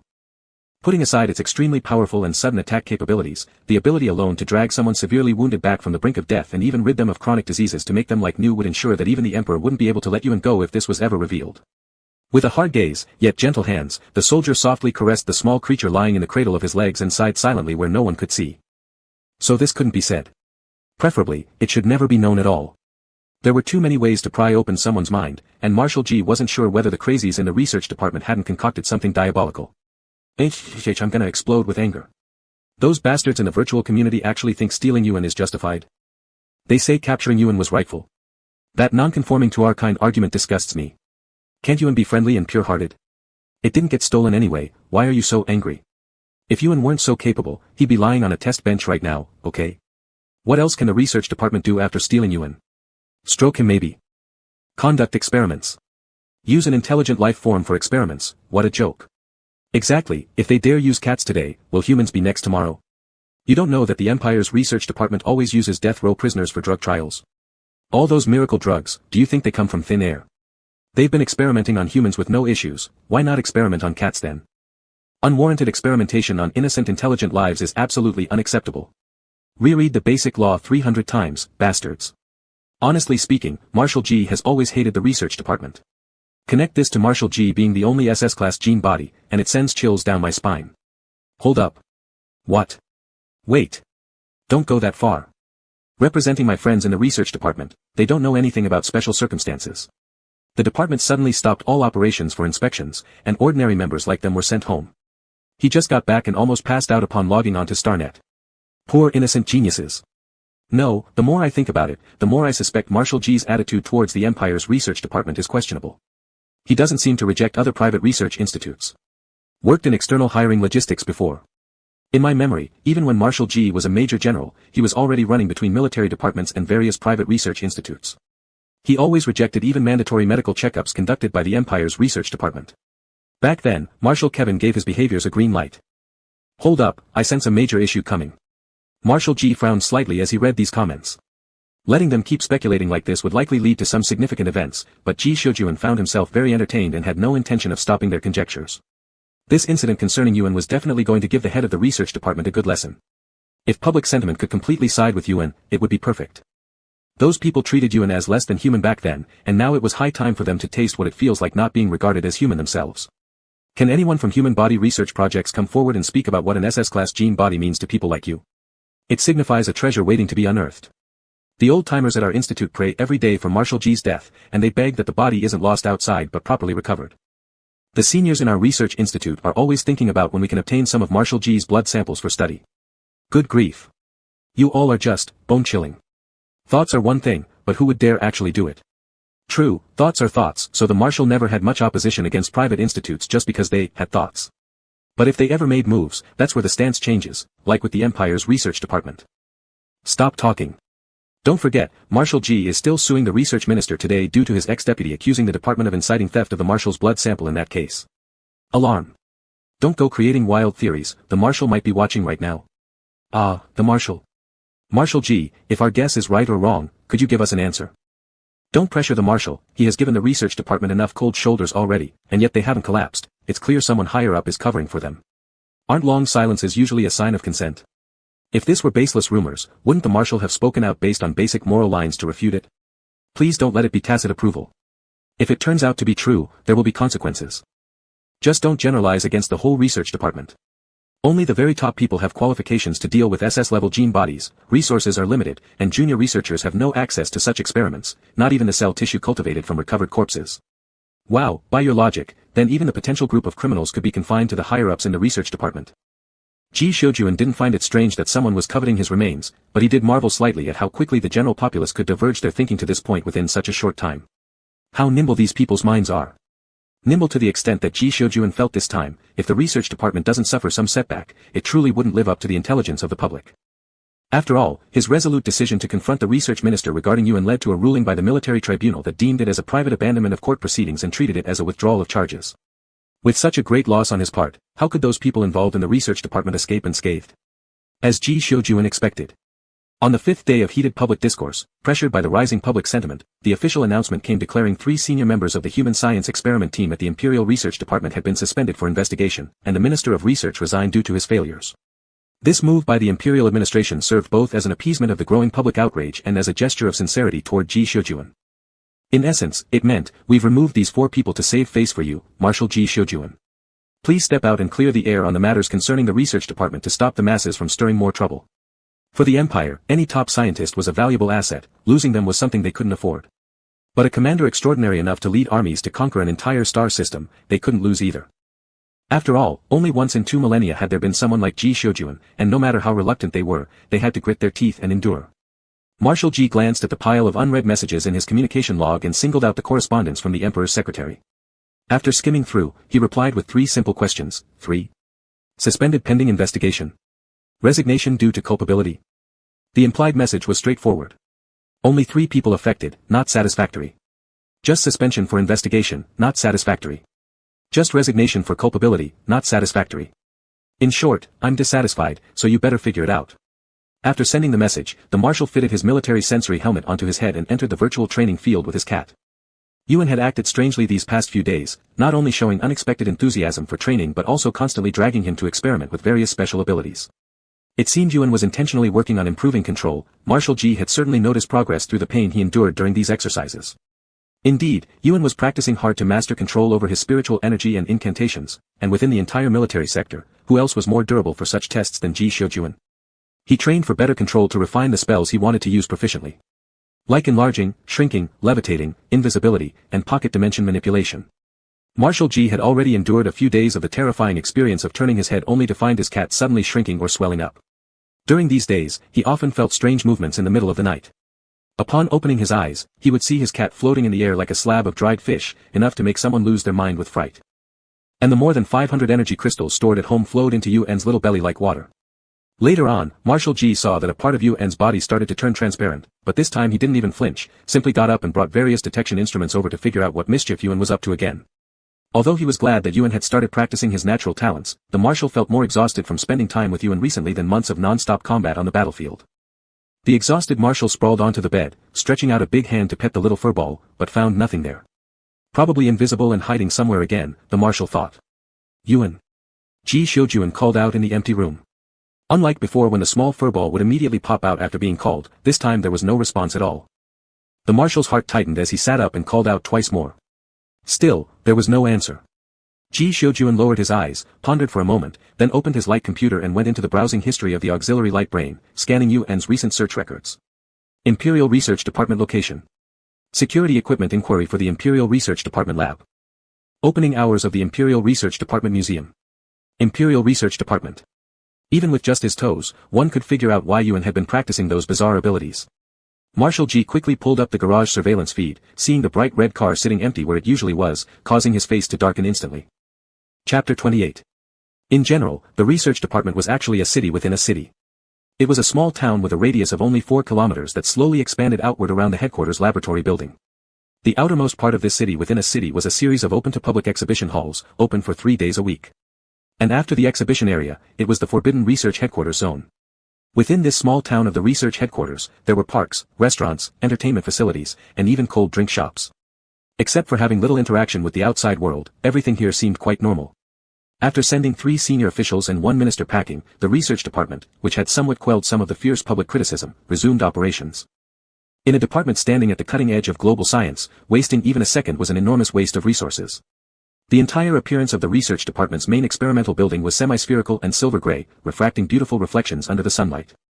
At night, even with just a slight light source, the special material of its semi-spherical surface would continuously reflect that light, giving the whole architectural body a shimmering, fine brilliance.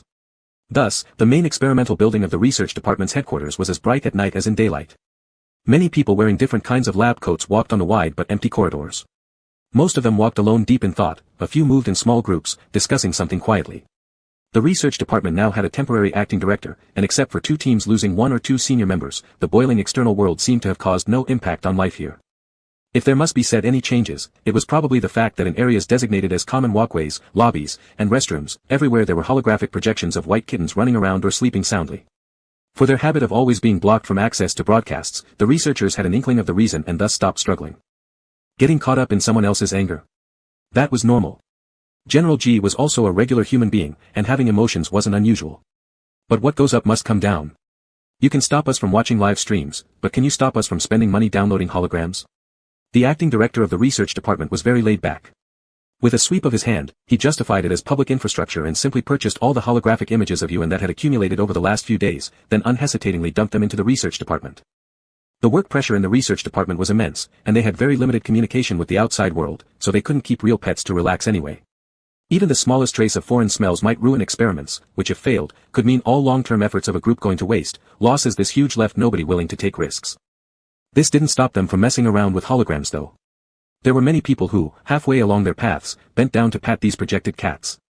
Some chose to relax temporarily in the rest rooms, stroking the holographic kittens to clear their brains before returning to their dorms to sleep. When Yuan, who had secretly sneaked out without telling Ji Xiujuan, bypassed the science museums and result display venues surrounding the research department's exterior and stealthily followed a supply truck into the headquarters, he immediately saw 3 versions of himself. Yuan. What? Staring at the 3 holographic versions of himself lounging lazily around, playing and dozing off, Yuan was dazed for a while before realizing they were indeed holographic projections. Yuan moved further inside and found that every dozen meters or so, he could spot 1 or 2 of his own projections. It seemed these holograms had been modified, enhancing behavior patterns and intelligent operation modes. For example, these projections, upon seeing humans or other projections, would curiously approach and wander all around the corridor in chaos. Those researchers passing by, dressed in various garments, took it all in stride. After pondering a bit, Yuan simply deactivated his invisibility, boldly striding in with his 4 tiny legs into the building. No one noticed anything amiss. The people walking around here were linear thinkers, not suspecting a thing, and occasionally, someone even bent down to pet Yuan's head. The building had numerous entrances, and its internal structure and corridors were quite complex. Since every kind of experiment needed to be conducted in different laboratories, and a team of dozens of people couldn't possibly focus on just one experiment, various laboratories with different conditions were built inside the building to meet scientific research demands. If this building's construction had to be compared to something, the most appropriate reference would likely be an anthill. Yuan wandered around those corridors for half a day but found no clue, and he even didn't find a proper laboratory. Confused by various fork roads and passages, Yuan angrily lay down to rest for a while. Then he casually followed a researcher into a break room, jumped onto the table, looked at the small snacks placed there, sat beside them with his butt, stretched his head and poked into the snack bag. The white little ball of fur ate everything inside the snack bag clean, then licked its claws and shook its fur, meowed, meow, once at the researchers coming out from the cleaning room as a thank you, then shamelessly turned around and squeezed through the door gap to leave. The researcher who heard Yuan's call was stunned in place. His partner walked in from outside, picked up the snack bag on the table casually, and upon discovering it was empty, looked up at him and questioned, "Did you eat my snacks?" "No, I did not." "Don't talk nonsense." The researcher being questioned stared blankly for a moment, turned to his partner, and asked, "In our institute, those holographic projections do not have sound, right?" "Yeah, otherwise with so many projections, it would be too noisy. I just saw one that could make sounds." "Huh?" The two people stared at each other for a few seconds, thinking back to the incident where several senior personnel were suspended for stealing cats, and both changed expressions simultaneously. Shit. Could someone have done something stupid again? Is the idiot who steals cats lacking brain cells? Yes. What should we do? I don't know. After being dumbfounded for quite a while, they finally came to their senses. We should report this. Report, let's stop messing around. Meanwhile, Yuan, unaware that he'd been discovered, eventually wandered into an open, spacious, wide overall hall. This hall had a round arched construction, the surrounding walls hollowed out into small squares, in which all sorts of trophies were displayed. Close to the ground was a circle of elevators arranged neatly, operating continuously, with people frequently rushing out of one elevator and then quickly turning to enter another one. Just like busy worker ants. There were some resting chairs next to the hall, with a few individuals sparsely seated, each person stroking a cat projection's fur and pinching their paws, rarely idly chatting. Yuan thought about it for a second, ran over with his little short legs to the side, crouched near one of the projections, and pricked up his ears. I wonder if Commander G's situation is true. One of them said. Another responded, stealing cats when carrying ZD-41 is possible, it wouldn't be surprising if Commander G acted against us. The temptation of SS-level genetic bodies is enormous, it's natural to want to act. It has probably been a long time since the action was taken. Do people remember from when the commander started showing us bad faces? When I joined the institute, Commander G was still a major general, he was already. How long ago was that? I've been in the institute for more than 30 years. Such karma. Who knows what the seniors are doing under staircase number 1? Besides the minister, no, the former minister and a few centenarian veterans, no one else has permission to go down there anymore. Yuan shook his ears, looked up all around, then headed directly for the elevator marked with a 1. It sounded like experiments that shouldn't see the light of day were taking place under staircase number 1. Yuan stretched his head left and right, then extended his claws, carving a small circle only fit for a cat to pass through in a corner of the elevator door, then pushed the cutout piece inside. His sharp claws were able to scratch marks on energy crystals.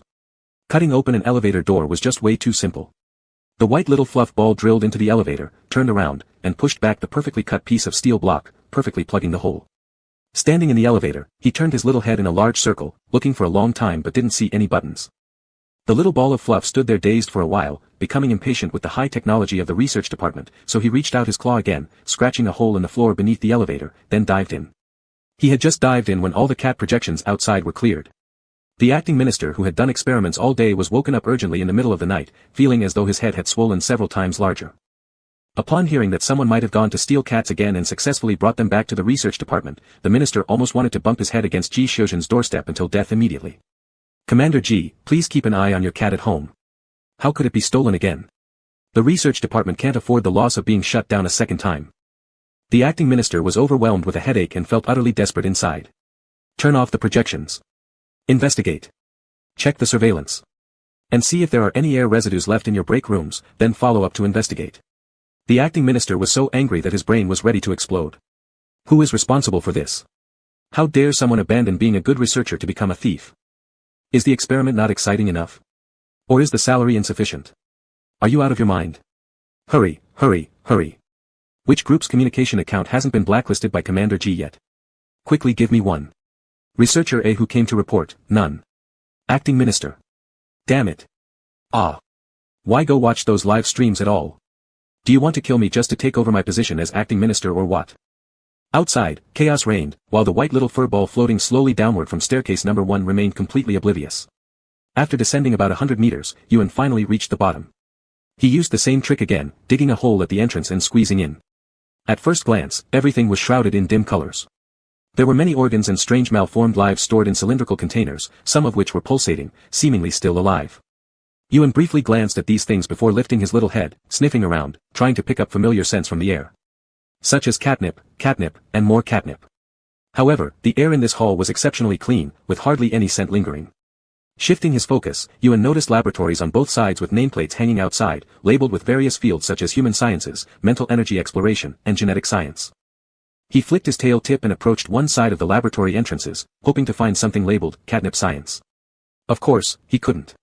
Instead, he found the plant science laboratory next to genetic science. Beneath the sign, in the experimental records section, there was a category marked as Ancient Earth Plant Specialized Research. It seemed filled with the essence of catnip. Without hesitation, Yuan lifted his paw and tore open the door of the laboratory, slipping inside. The atmosphere in the laboratory smelled even cleaner than outside.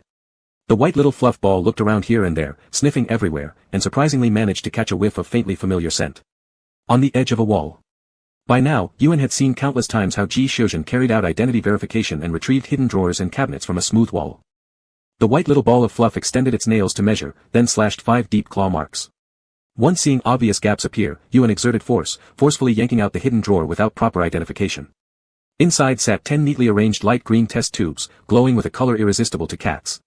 At the exact moment, an alarm suddenly blared through the entire headquarters building of the research department. Alert, alert, unauthorized intrusion in the lab under staircase number 1. Alert, alert. Holding his throbbing head due to lack of sleep, searching painfully for the thief and the cat, the acting minister paused upon hearing the alarm sound, only to realize it referred to the staircase number 1 labs where he himself had no access rights, making him feel faint immediately. Damn it. Distinguished members from staircase number 1, have mercy. I implore you all. Could you please leave some living space for us healthy and positive ordinary researchers? The acting minister frowned deeply. He sensed that he would go bald by the 3rd day of taking office. Chapter 29. The laboratory of the research department had a rather complex authorization procedure. The more advanced and specialized the research institute, the more complicated its certification process. It's impossible that if I ask you for access to the lab, you grant it to me and I can just walk in. Such things are not feasible.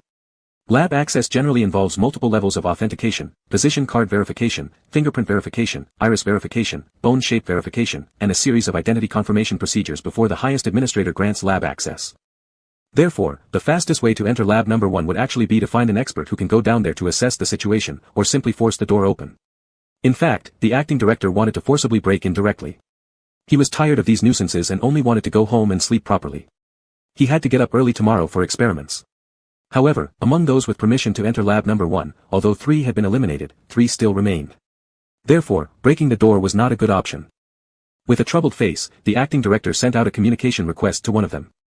The research department's external communication signals were completely cut off.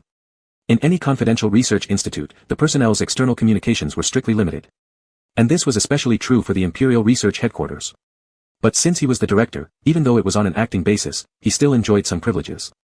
Lab number 1, whether it was the experimental record files or the laboratory itself, was extremely confidential. Throughout the entire research department, those with permission to review or enter could be counted on one hand. The middle-aged man who received the communication looked extremely disheveled. The acting director knew it wasn't due to staying up late for experiments. Because this middle-aged man was also one of the people under investigation, and he hadn't been to the research department for nearly a week. Lab number 1 has been intruded, the acting director stated plainly, very straightforwardly informing the other party of the matter. The middle-aged man's expression changed. Intrusion. Yes, I suspect there may be danger below. Although he said there might be danger, the acting director seemed unhurried. Do you know who is currently conducting experiments in lab number 1? No one. The middle-aged man answered without hesitation, wait for me, I'll be right over. As for this claim of no one, the acting director didn't believe it. Apart from a few of them with access rights, who else could enter lab number 1 undetected? Personally, the acting director leaned towards the idea that they messed up their attempt to use cats as test subjects, which led to chaos now potentially raining down below like havoc in heaven. Havoc, thought the acting director. Quickly mess those old troublemakers around, hopefully till they're dead. Rather than doing proper research, all they do is fool around. Old men these days never give anyone peace, it's quite frustrating. Looking at the terminated communication, after pondering a bit, the acting director raised his hand and turned off the incessantly ringing alarm. The two young researchers standing beside him glanced at each other, unable to suppress their curiosity. Acting director, what exactly, about lab number 1? Confidential, tell everyone to disperse. After the acting director responded thus, he looked at these two young men, sighed, and patted their shoulders. I feel our department is missing something. The two young men paused. What? The acting director waved his hand. Come on, let's make 2 banners, we'll hang them in the hall later. Banners? Right, the first one reads, respect life, thank life, cherish life. The second one says, be well versed in the basic law, it benefits us all. Let's add another one, whoever steals a cat next is an idiot, we'll kill every one of them. What about lab number 1? The acting director waved his hand, just assume the matter has been resolved. Don't ask. Even if someone comes, they won't bring us down there. Does this mean there really are such experiments down there? The young man gestured dramatically. Ho hum. What are you curious about? Close your brain. The acting director slapped the young man's head. Can you know something I don't have authority to know? Go make the banner. Seemingly understanding something, the two young men instantly shut their mouths and followed closely behind the acting director like smoke dispersing quickly. To maintain confidentiality and prevent experimental information from being leaked or spied upon, none of the first 20 laboratories were equipped with surveillance devices. Not only did the acting director have no idea what happened down there, but even if they went to the security department of the research headquarters, they wouldn't know anything either. There was simply no clue as to what had transpired below. Ewan downstairs also had no idea what was going on upstairs. To be honest, Ewan hadn't mastered the art of sleeve-containing infinity yet. Back then, he had foolishly trusted that lazy cancer cat too much, truly believing that one couldn't master the technique of sleeve-containing infinity without sleeves. Even now, this notion still hasn't changed. Idealist magic focuses mainly on subjective impressions, so with his preconceived notion unshaken, all the practice in the world wouldn't help him. The white fur ball waited for several minutes and saw no one coming. So, it boldly jumped onto the drawer, extended its paw, and carelessly smashed all 10 vials of catnip reagent. The sound of the test tubes breaking was very crisp, accompanied by a strong smell of catnip. Since it couldn't take them away, might as well use them immediately, enjoy and run, wouldn't that be perfect? The little cat completely indulged itself in the smell of catnip, becoming restless. Each vial contained about 10 milliliters of liquid, which quickly vaporized when exposed to outside air, filling the lab momentarily with the smell of catnip. Rolling around on the floor, twisting into shapes of S, C, and occasionally flattening out like a long rectangular pancake, Ewan couldn't contain its excitement. At moments, it would climb up the walls and scratch them, leaving half a wall covered in fierce claw marks. Ewan knew not to touch laboratory equipment or peculiar substances inside. Haven't movies always portrayed such scenes? Someone enters a lab, accidentally breaks a reagent, releasing a virus causing zombies to roam around. Generally, extras killed at the beginning died from excessive curiosity. With a powerful push from its back legs, Ewan jumped onto the wall, spread its 4 paws wide, and firmly clung to the wall. Then relaxing its 2 back legs while digging its front claws into the wall, it slowly slid down making an elongated zzzzzzz noise until reaching the ground again. The special hard surface of the lab wall became a scratching board for this little white fur ball, every spot on the 4 walls now bore its scratch marks. Once home, it would ask Ji Xiuan about the material of this wall and perhaps buy some to use as a scratching board. Scratching away on the wall, Ewan thoughtfully slid down to the ground. Retracting its claws, it took 2 steps back, preparing to leap once more, when suddenly it caught sight of a chip wedged in the seam it just scratched out. Small, black, roughly the size of a thumbnail, carefully preserved in a transparent box. The cute little white bundle looked at it with its beautiful azure blue cat eyes, tilting its head, curious enough to go closer for a peek. On the preservation box of the chip, it found a row of words written. 029, Catnip Reagent Experiment Records. Oh. It's better to teach a man to fish than to give him a fish. Allow me to collect it first. The little white fur ball stretched out its soft fleshy paw pads and gave a non-soft smack that shattered the transparent box. It then picked up the chip and turned to leave. Carrying the chip, it exited the plant science laboratory and glanced at the genetic science laboratory next door.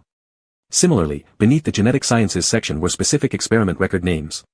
Among them, Ewan noticed an experiment record name ranking fairly high, SS Grade Genomic Foundation Exploration.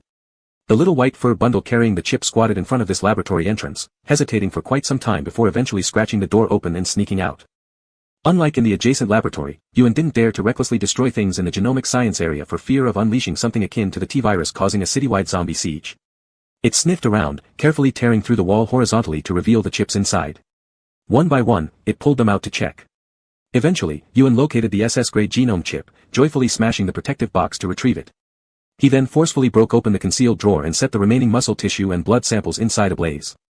Having completed this task while holding 2 chips in its mouth, the little white fur bundle turned its head towards the doorway, ears flickering slightly, before vanishing into thin air, slipping out of the lab quietly. At the elevator entrance rushed in 2 middle-aged men, one of whom was precisely the person the acting director contacted earlier. Their faces both appeared grim. Watching these 2 pull out weapons from the doorway and hastily burst into the 2 labs with destroyed doors, Yuan remained unseen. They discovered nothing. Yuan squatted lazily nearby, watching them act suspiciously.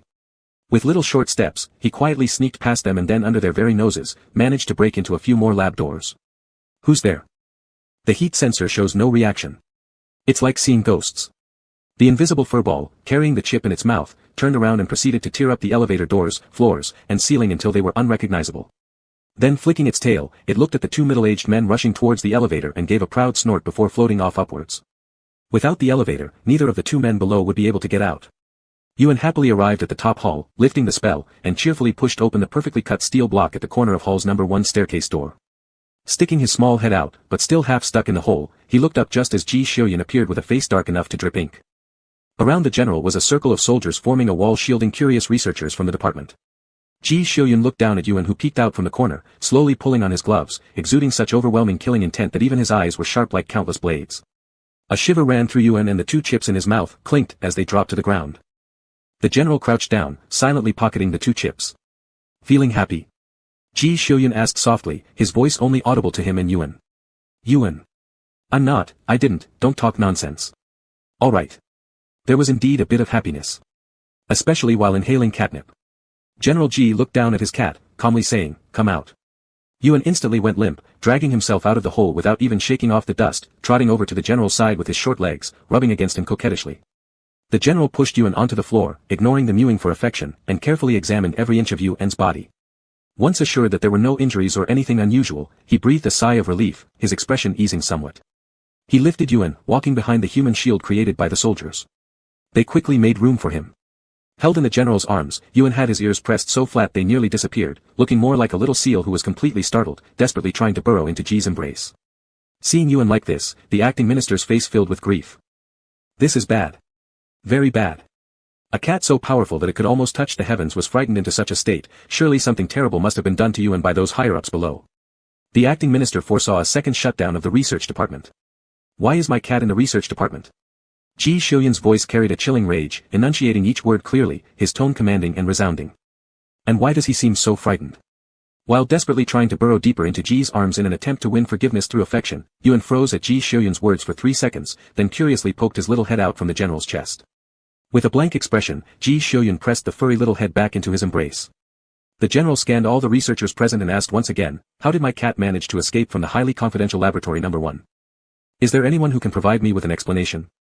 Truly, profoundly sorry, General Ji, said the acting minister guilt-ridden, although I am unaware of the true situation, as the acting minister, I bear inescapable responsibility. Yuan. Yuan. Isn't this situation wrong somehow? Shouldn't Ji have come here to cover for him after he secretly entered unnoticed? Why do these lines sound so off? What exactly is this acting minister apologizing for? Once again, Yuan curiously poked his little head out from Ji Xiuyun's embrace, only to be quietly pushed back in place by Ji Yuan Shui. What I need is not apologies and explanations. Ji Xiuyun pointed at the elevator door leading to the lab number 1, what I want to know is what they've done to my cat. The general stated firmly, I'm going down. Yuan. Hold on, what development is this? Isn't this what's called, preemptive strike? Oh wait, no, it's shifting the blame. You're actually such a Ji Xiuyun. Chapter 30. Ji Xiuyun's demand plunged the entire hall into silence. Confidentiality, something that research departments and certain military projects both hold in equally high regard, was understood by all the adults present. If they really nod their heads and let Ji Xiuyun proceed, should anything happen later, who would be held responsible? Who would take the blame? The acting minister didn't want to carry this burden at all. If he nodded, a dark pot of blame would surely land squarely on his face.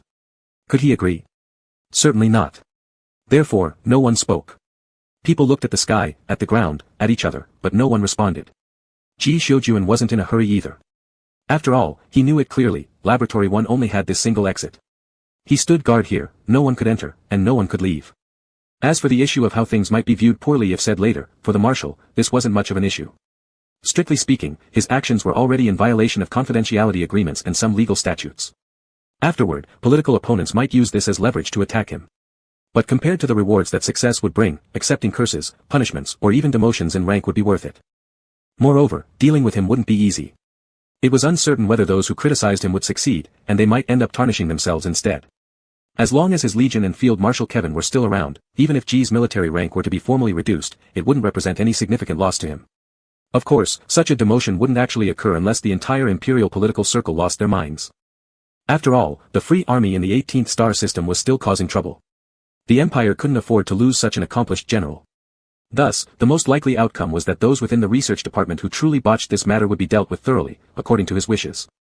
As for how the Emperor's side might respond afterward, Ji Shoujuan didn't care in the slightest. After all, after this task is completed, the Field Marshal himself will leave the first star system to fight wars. If there are any attempts to secretly undermine the military forces behind the scenes, let Professor Kevin deal with them properly. Ji Shoujuan calmly glanced down at Yuan, who was nervously cowering inside his overcoat, then poked the little head with his finger lightly. Meow, Yuan hugged the finger with two tiny paws. The acting minister seemed to be jolted awake by this soft, delicate cry.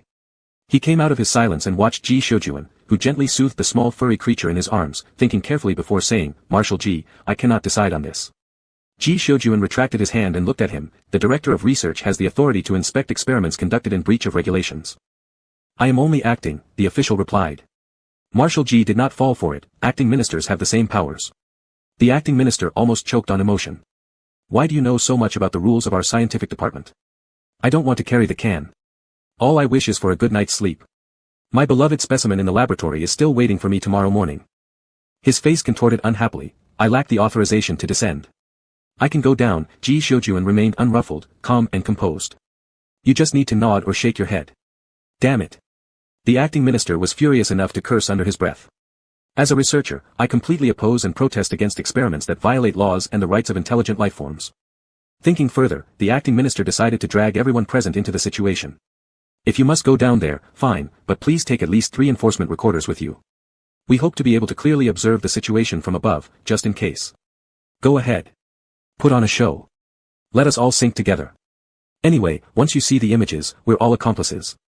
The acting minister gave up on resistance altogether. This request was like sending a pillow when Ji Shoujuan was already sleepy. Had it not been for the signal-blocking shield, Ji Shoujuan would undoubtedly have started a live stream. Marshal Ji unhesitatingly nodded, all right. After pulling everyone present into the mess, the acting minister became extremely pragmatic. He graciously made a gesture, please proceed. Ji Shoujuan took off his large cloak and handed it to a nearby soldier, holding a white furry ball peeking out with half its little face.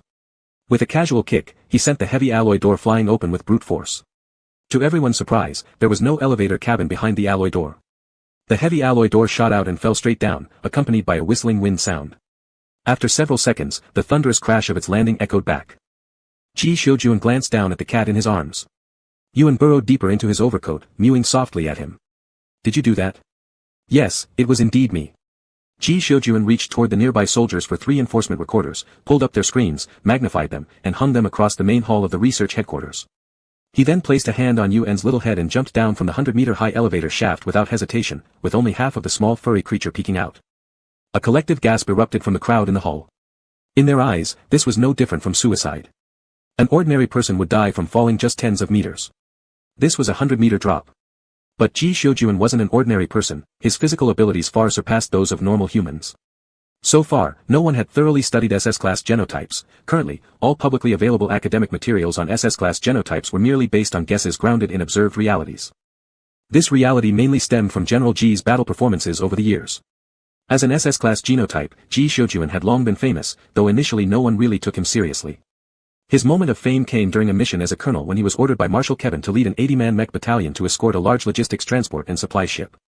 During the escort mission, they encountered a pirate fleet. That fleet consisted of 2 escort ships and a heavy laser flagship. For the battalion equipped with light mechs, it was akin to drawing the short straw, a complete equipment disadvantage. No one was optimistic about the success of this escort mission. Even Marshal Kevin had explicitly stated that if necessary, they would detonate the supply ship and retreat the entire battalion. But Ji Shoujuan didn't listen. Driving his agile lightweight mech under the cover of his comrades, he avoided fire and stray projectiles, maneuvering himself onto the deck of one of the pirate escort ships. In front of everyone's eyes, he smashed through the deck of the enemy escort ship with a single punch, scaring the pirates who thought they'd had victory within reach. Next, Ji Shoujuan led his comrades with their few hyperspeed gravity guns and obliterated the entire pirate escort ship. By the time they approached the enemy flagship, the pirates had already fled like cowards. Though he almost got thrashed by Marshal Kevin afterward, the result was nothing less than a textbook perfect victory. This single combat performance not only solidified Ji Shoujuan's fame but also sparked immense interest among many human body science researchers regarding SS-class genotypes. Smashing through the deck of a warship had completely redefined the concept of physical attributes beyond what ordinary humans could ever conceive. From any perspective, be it physical fitness, strength, resilience, or healing ability, an SS-class genotype was incomparably superior to an S-class genotype by multiples. Most scientists believed it to be an evolution. A breakthrough achieved after long-term accumulation in the grand space era, human genes were perhaps preparing humanity to enter the universe purely through physical might. Even Ji Shoujuan himself wasn't entirely sure about his own limits. Jumping from a 100-meter height, his feet left 2 deep dents in the hard alloy door, leaving him merely with slight numbness in his legs. This explained why Yuan bouncing around on others with some force would result in fractured sternums, whereas doing so on Ji Shoujuan could only leave him slightly breathless. Looking at Ji Shoujuan calmly tearing open the elevator ceiling via the 3 big monitors, the researchers almost forgot how to breathe. This is an SS-class genotype. He's already way beyond the scope of humans. I seem to remember there was an SS-class psychic from hundreds of years ago, right? Yeah, his home country immediately dissected him, so he never got a chance to display the full glory of SS-class psychics. Isn't there even a rumor that the star web was built using his brain as a blueprint? The acting minister turned sharply and barked, "Silence." The researchers instantly shut up, obediently craning their necks to watch the giant screen, staying quiet. Ji Shoujuan tore open the ceiling, looking downward with lowered eyes as 2 middle-aged men armed with weapons approached the elevator entrance upon hearing the commotion. His gaze fixed on their faces, examining them from high above, and casually tossed the remains of the ceiling aside. "It's been a long time," he said coldly, his voice icy enough to drop shards of frost. The middle-aged man being observed by Ji Shoujuan turned pale, his lips trembling as if he wanted to say something. Involuntarily, his weapon aimed at Ji Shoujuan standing on the elevator ceiling. Near the general, 3 small enforcement recorders faithfully relayed the scene here upward. The middle-aged man croaked, "How can you be here?" Upon hearing this accusation, Ji Shoujuan momentarily showed a bizarre and mocking expression, but quickly returned to his calm demeanor and stated flatly, "You stole my cat." The middle-aged man glanced back at the messy scratches inside the lab, looking increasingly uneasy. "Who stole your cat?" The general's tone remained casual, "You did." Furious, the middle-aged man glared at the little fur ball peeking from Ji Shoujuan's coat collar. "Bullshit." The little fur ball nestled in Ji Shoujuan's arms. Yuan hissed angrily at the man below. "Bullshit. Our master hasn't eaten or needed litter for over 100 years. You're the one farting." Although Ji Shoujuan didn't understand what was said, he realized Yuan was mad at that man. Since he couldn't make sense of it, he assumed Yuan was cursing for him. And to ordinary researchers who had no idea about the whole ordeal, believing that some bigwig had stolen a cat for experiments, they perceived Yuan's yowling as an innocent little creature feeling both anger and fear after being harmed. Sinful. Will you nightmares keep you awake tonight? The acting minister initially wanted to tell them to shut up, but upon turning around and seeing the disapproval on their young faces, swallowed his words. Well, he thought. Pursuing the root cause is every researcher's basic quest, but losing respect for life would not be acceptable. Reassured by this line of thinking, the acting minister turned his head back. Ji Shoujuan took a step forward, slightly bending down and preparing to jump off the elevator ceiling. The middle-aged man raised his weapon, "Don't come down." Ji Shoujuan ignored him, casually picking up 2 small pieces of fractured alloy and threw them down, knocking the weapons out of those 2 men's hands.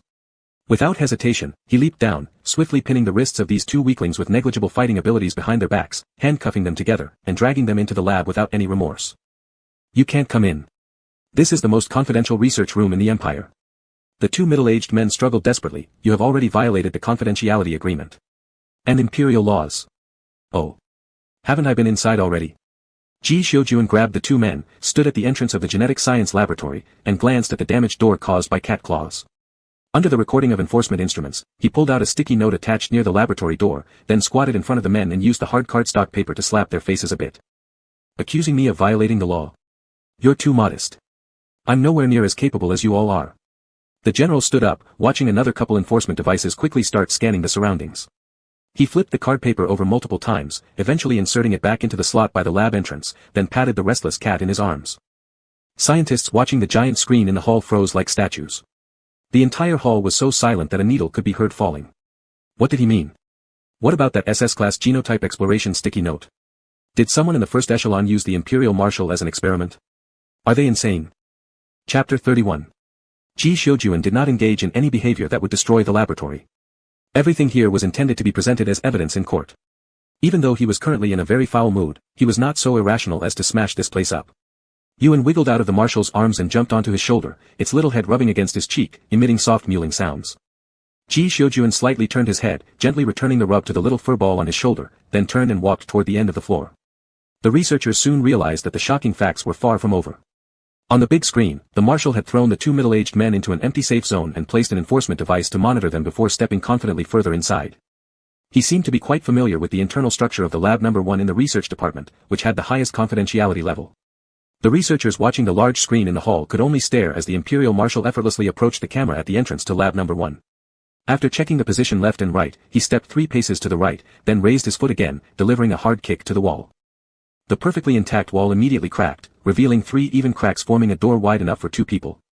Ji Xiujuan kicked open this ingeniously hidden door and strode in with long steps. It was a long and ghastly white corridor, not wide at all, its walls coated with spotless white paint. Even a faint light source made this walkway blindingly white. The marshal barely took a few steps forward when he involuntarily stopped. He had an exceedingly deep impression of this place. He knew that at the end of this corridor, after making a turn, there would be a row of neatly arranged detention cells. Inside were 12 members of a wise race possessing special talents. Decades ago, when Ji Xiujuan escaped, he also released these lives. They trusted no one, ultimately splitting up as soon as they exited the building. But Ji Xiujuan knew that now those detention rooms must still be holding someone, perhaps other intelligent races. Cloning technology was strictly prohibited and kept confidential by law to the outside world, but it wasn't in this lab.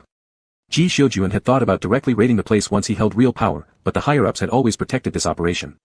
With 7 legions under his command, having gained power didn't mean anything. It rather tied his hands, preventing him from finding a reason to act. Many things required justification. Ji Xiujuan had waited for years to seize such a legitimate development. If he didn't grab the chance to wipe everyone out, it would simply tarnish his reputation as a war god. What is the most important thing in war? Seizing the opportunity. Hitting where it hurts. Once you've got a hold of them, give it everything you've got. Beat them until they're dead. Ji Xiujuan took a deep breath, closing his eyes slightly.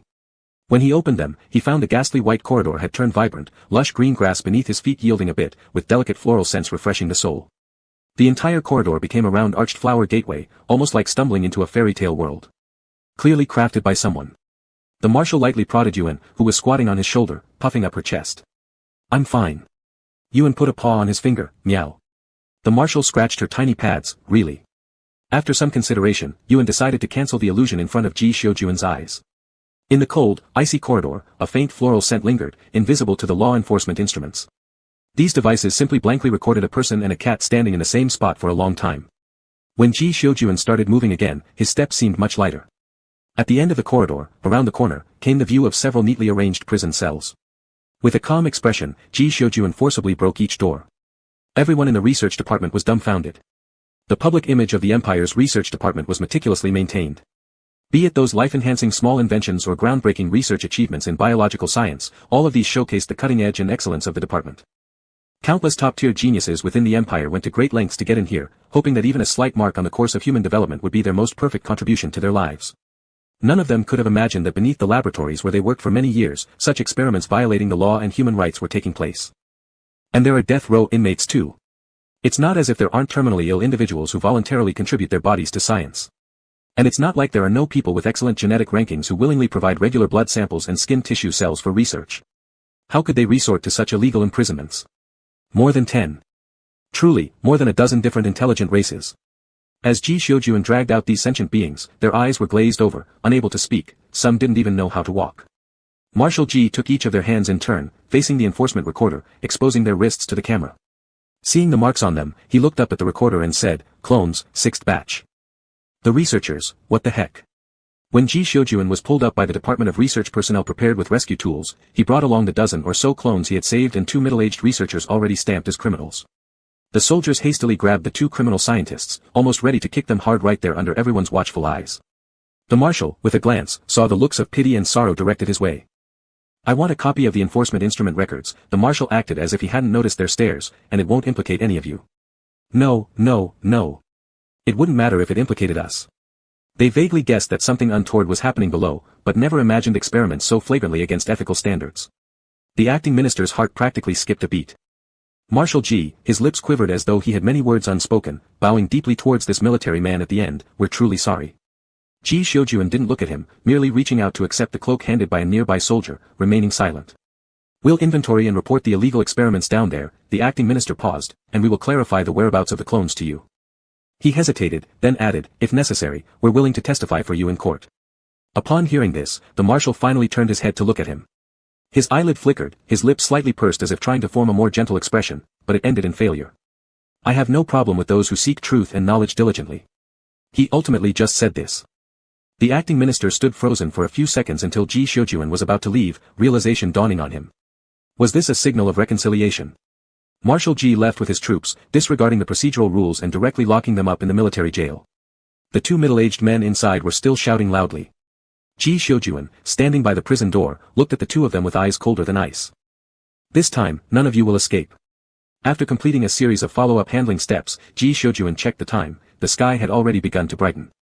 Yuan, after being carried around all night long, curled up in Ji Xiujuan's pocket and fell asleep during the journey. Ji Xiujuan gazed at the white bundle in his pocket for a while. Initially heading towards his office, he suddenly changed course and went to the cafeteria first. Yuan woke up from the aroma of food. He opened his eyes, poking his little head out of Ji Xiujuan's pocket, stretching his neck, sniffing around with his pink nose. Still groggy, Yuan climbed his way up along Ji Xiujuan's coat all the way to the table. The marshal ate in his own office as usual. Besides his own meals, he also ordered a pile of additional food specifically for the bottomless stomach of Yuan. Seeing the full spread on the small conference table, Yuan instantly snapped awake. What could make a cat happier than waking up and eating till your heart's content? Marshal Ji put a portion of food in front of Yuan. Eat, he said. Yuan's ears twitched, hesitating momentarily as his sleep-drenched brain worked through the major events that happened before falling asleep. Instantly, he cowered. Eat, Marshal Ji said again, after you're full, we'll talk. Yuan, meow. It sounded no different from preparing a hearty meal before the final journey. It's fine, eat, Ji Xiujuan gently patted Yuan's droopy ear, you can talk while eating too. Yuan took 2 bites, glancing at Ji Xiujuan, then another 2 bites before looking up again. In the end, he stopped eating altogether, stretching out his furry little paw to push the bowl towards Ji Xiujuan. Ji Xiujuan pushed the bowl back, I've already eaten. Yuan glanced at the sweet soup in the bowl, which shimmered with an orange hue. Considering for a moment, adhering to the principle of not wasting food, buried his head into the bowl and started drinking. The marshal looked at the completely white cat before him with no trace of any other color, his tone very calm as he spoke. You shouldn't do this again, he said. At least, tell me beforehand if you're going to. As Ji Xiujuan recalled how worried he had been when Yuan disappeared, he couldn't help but gently pinch Yuan's ear. Don't just vanish suddenly, the marshal said. Yuan obediently endured the pinching, meow. You mustn't do reckless things without saying a word. Meow. The marshal had more things to say, countless no's came to mind. But eventually, he let out a gentle sigh and kept all the no's inside. Don't ever do this again, I will worry. Marshal Ji wasn't concerned about Yuan going into battle, nor was he worried about Yuan getting into fights, even less so about Yuan wandering around or foraging. Given Yuan's abilities, which could almost be described as a bug, anyone who faced Yuan would surely end up on the losing side. The only thing Ji Xiujuan feared was Yuan encountering someone with ill intentions, luring him in only to betray him. But there are more good people than bad in this world, it wouldn't make sense to restrict cats, humans just because of a few bad ones, right? That would be throwing out the baby with the bathwater. The marshal thought that Yuan had saved his life, and he should ensure Yuan lives happily and freely, doing whatever he wished as long as he didn't harm others. Ji Xiujuan would never limit Yuan's actions out of fear of ambushes. Moreover, not being able to keep an eye on Yuan and stop him from getting involved in trouble ultimately reflected his own lack of strength. Ji Xiujuan always held himself accountable rather than blaming others, and the principle of being strict with oneself yet lenient towards others, taught by his parents, was deeply ingrained in him. If he were stronger, then Yuan wouldn't have slipped past his vigilance. If he were stronger, he wouldn't have tolerated those men for so long before finally having a chance to confront them now. Thinking it over, the marshal concluded that the blame rested solely on his own insufficient strength. Yuan tilted his head back to look at Ji Xiujuan, rubbing his little head carelessly against the man's wrist. The marshal looked down at the grease smudges left on his wrist. Little devil. With no expression, Ji Xiujuan wiped off the grease and extended a finger, flipping the furry ball crouched on the table with a light push. Yuan turned back over immediately, realizing that the danger was gone. His spirits lifted once more, and he began to call loudly at the marshal, asserting his indignation over being pushed over. After hearing for a while, the marshal reached out again to push Yuan down. Meow. Yuan slapped the hand trying to flip him, sitting on it stubbornly like it was a chair, continuing to eat. Realizing it was best to stay within Ji Xiujuan's sight to comfort the human lately, Yuan decided to find some easy and fun leisure activities for himself. Ji Xiujuan indeed was quite busy. Matters related to the research department had always been extremely sensitive under public opinion, and the noise Ji Shojuan created when leading troops into the research department wasn't small. It exploded into a heated topic online, prompting everyone to guess what exactly had happened. This lawsuit, Ji Shojuan knew, was unavoidable. However, how much information to disclose to the masses was a matter that needed discussion between the military publicity department and the imperial propaganda department. After attending a full day of meetings with his legal team and the military publicity department head, Ji Shojuan returned to his office, planning to send Yuan home first. Yet, upon entering his office door, he saw his 3 division commanders and a cat gathered around the 4 sides of a cubic hard-shell box, the atmosphere serious and tense. 1 bamboo stick. Bong. 3 bamboos. Eat 5 tens of thousands. Meow. Meow meow. I've won. Ha ha ha. An incensed Yuan jumped up, meow meow meow. The bet is accepted willingly. The commander of the 4th division grinned and extended a hand toward the kitten next to him, come on, let me pat your paws. Yuan reluctantly stretched out his tiny paw pads to be patted and immediately pulled them back afterward. He then meowed at Ji Shojuan, tapping the box with his small claws, walking over to Ji Shojuan's feet, nudging him toward the only vacant position. Ji Shojuan glanced down at the carved blocks haphazardly arranged on the hard shell box. The carvings were ugly, uneven, clearly scratched out casually by Yuan's nails with no real care. Yuan nudged Ji Shojuan's hand. Meow. Give me a counterattack. Or I'll never let you rub my belly again.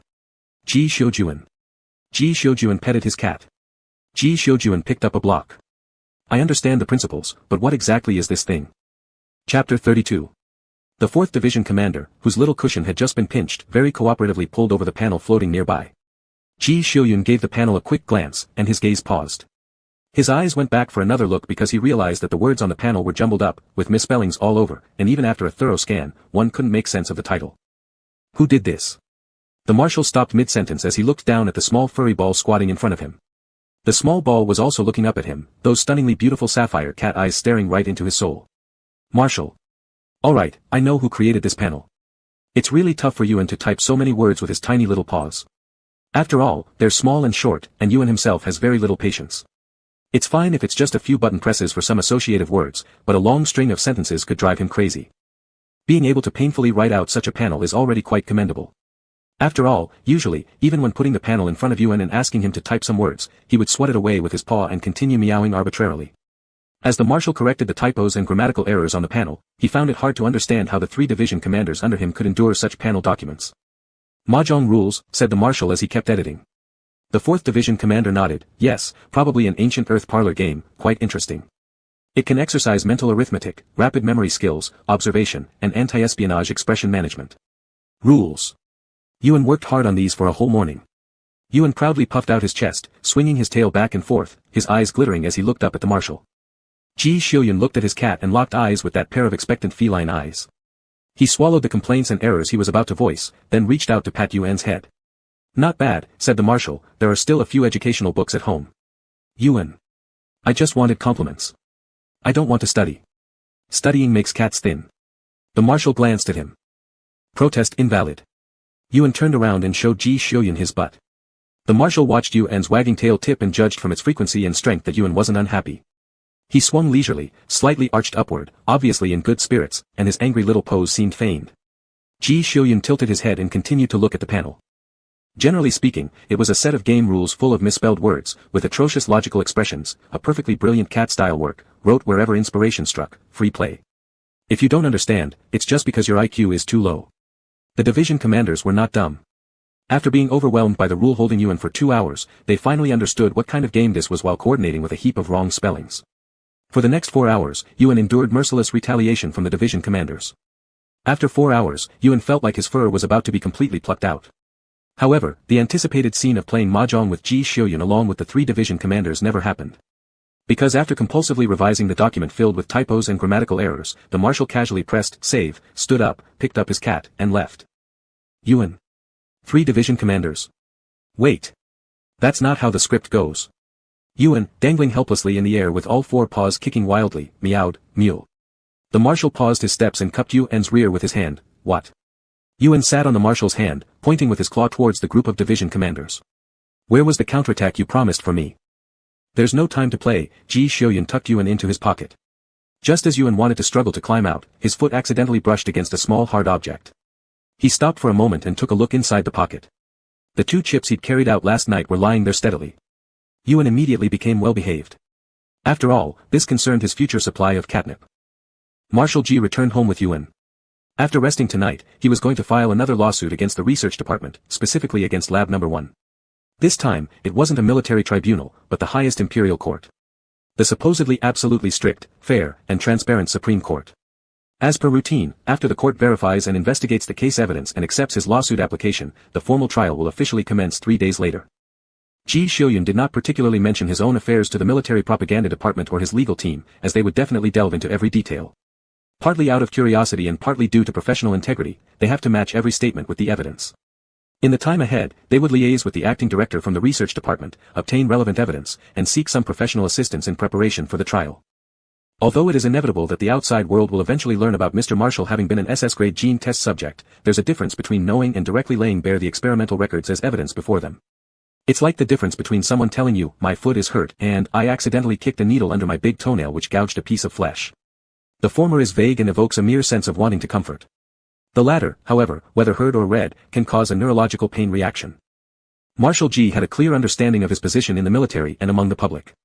If all the text and audiovisual records of the experiments were disclosed, it would be disastrous. Not only would the people involved in Lab Number 1 explode, but the entire research department and the image of all scientific researchers would also plummet instantly. Mr. Marshall was not willing to see such an outcome occur. Exploring life and pursuing the mysteries of the universe and its origin is a highly commendable and affirming endeavor. However, ordinary people, overwhelmed by anger and a sense of justice, wouldn't understand things as clearly as he does. They would simply lump all scientists together and develop hatred and fear towards this group. While drafting the complaint document, Mr. Marshall also stressed that the experiment details used as evidence must not be disclosed to the public. After bringing Yuan back home, Ji Xiuyun sat on the sofa, massaging his temples wearily for a moment before picking up the 2 chips that Yuan had carried out. When Yuan took the chips, he didn't bring the box, so neither could distinguish which chip belonged to whom. But Ji Xiuyun assumed both chips contained information related to his experiment records. Until this point, Ji Xiuyun still thought Yuan went to the research department out of anger over the attack incident, possibly incited by comments made while watching the live broadcast. Yuan probably intended to bash their heads. Marshal G never doubted that the chip Yuan carried out might contain useless information. His cat may be lazy, but it's incredibly smart. Marshal G inserted 1 chip into the optical brain as he contemplated. Yuan flipped himself on the carpet and leaped onto the couch, crouching on Ji Xiuyun's legs, exposing his belly and hugging the marshal's hand with his forepaws. Ji Xiuyun is tall and large compared to average people, including his hands, which could almost cover half of Yuan when spread out, leaving just a little head exposed.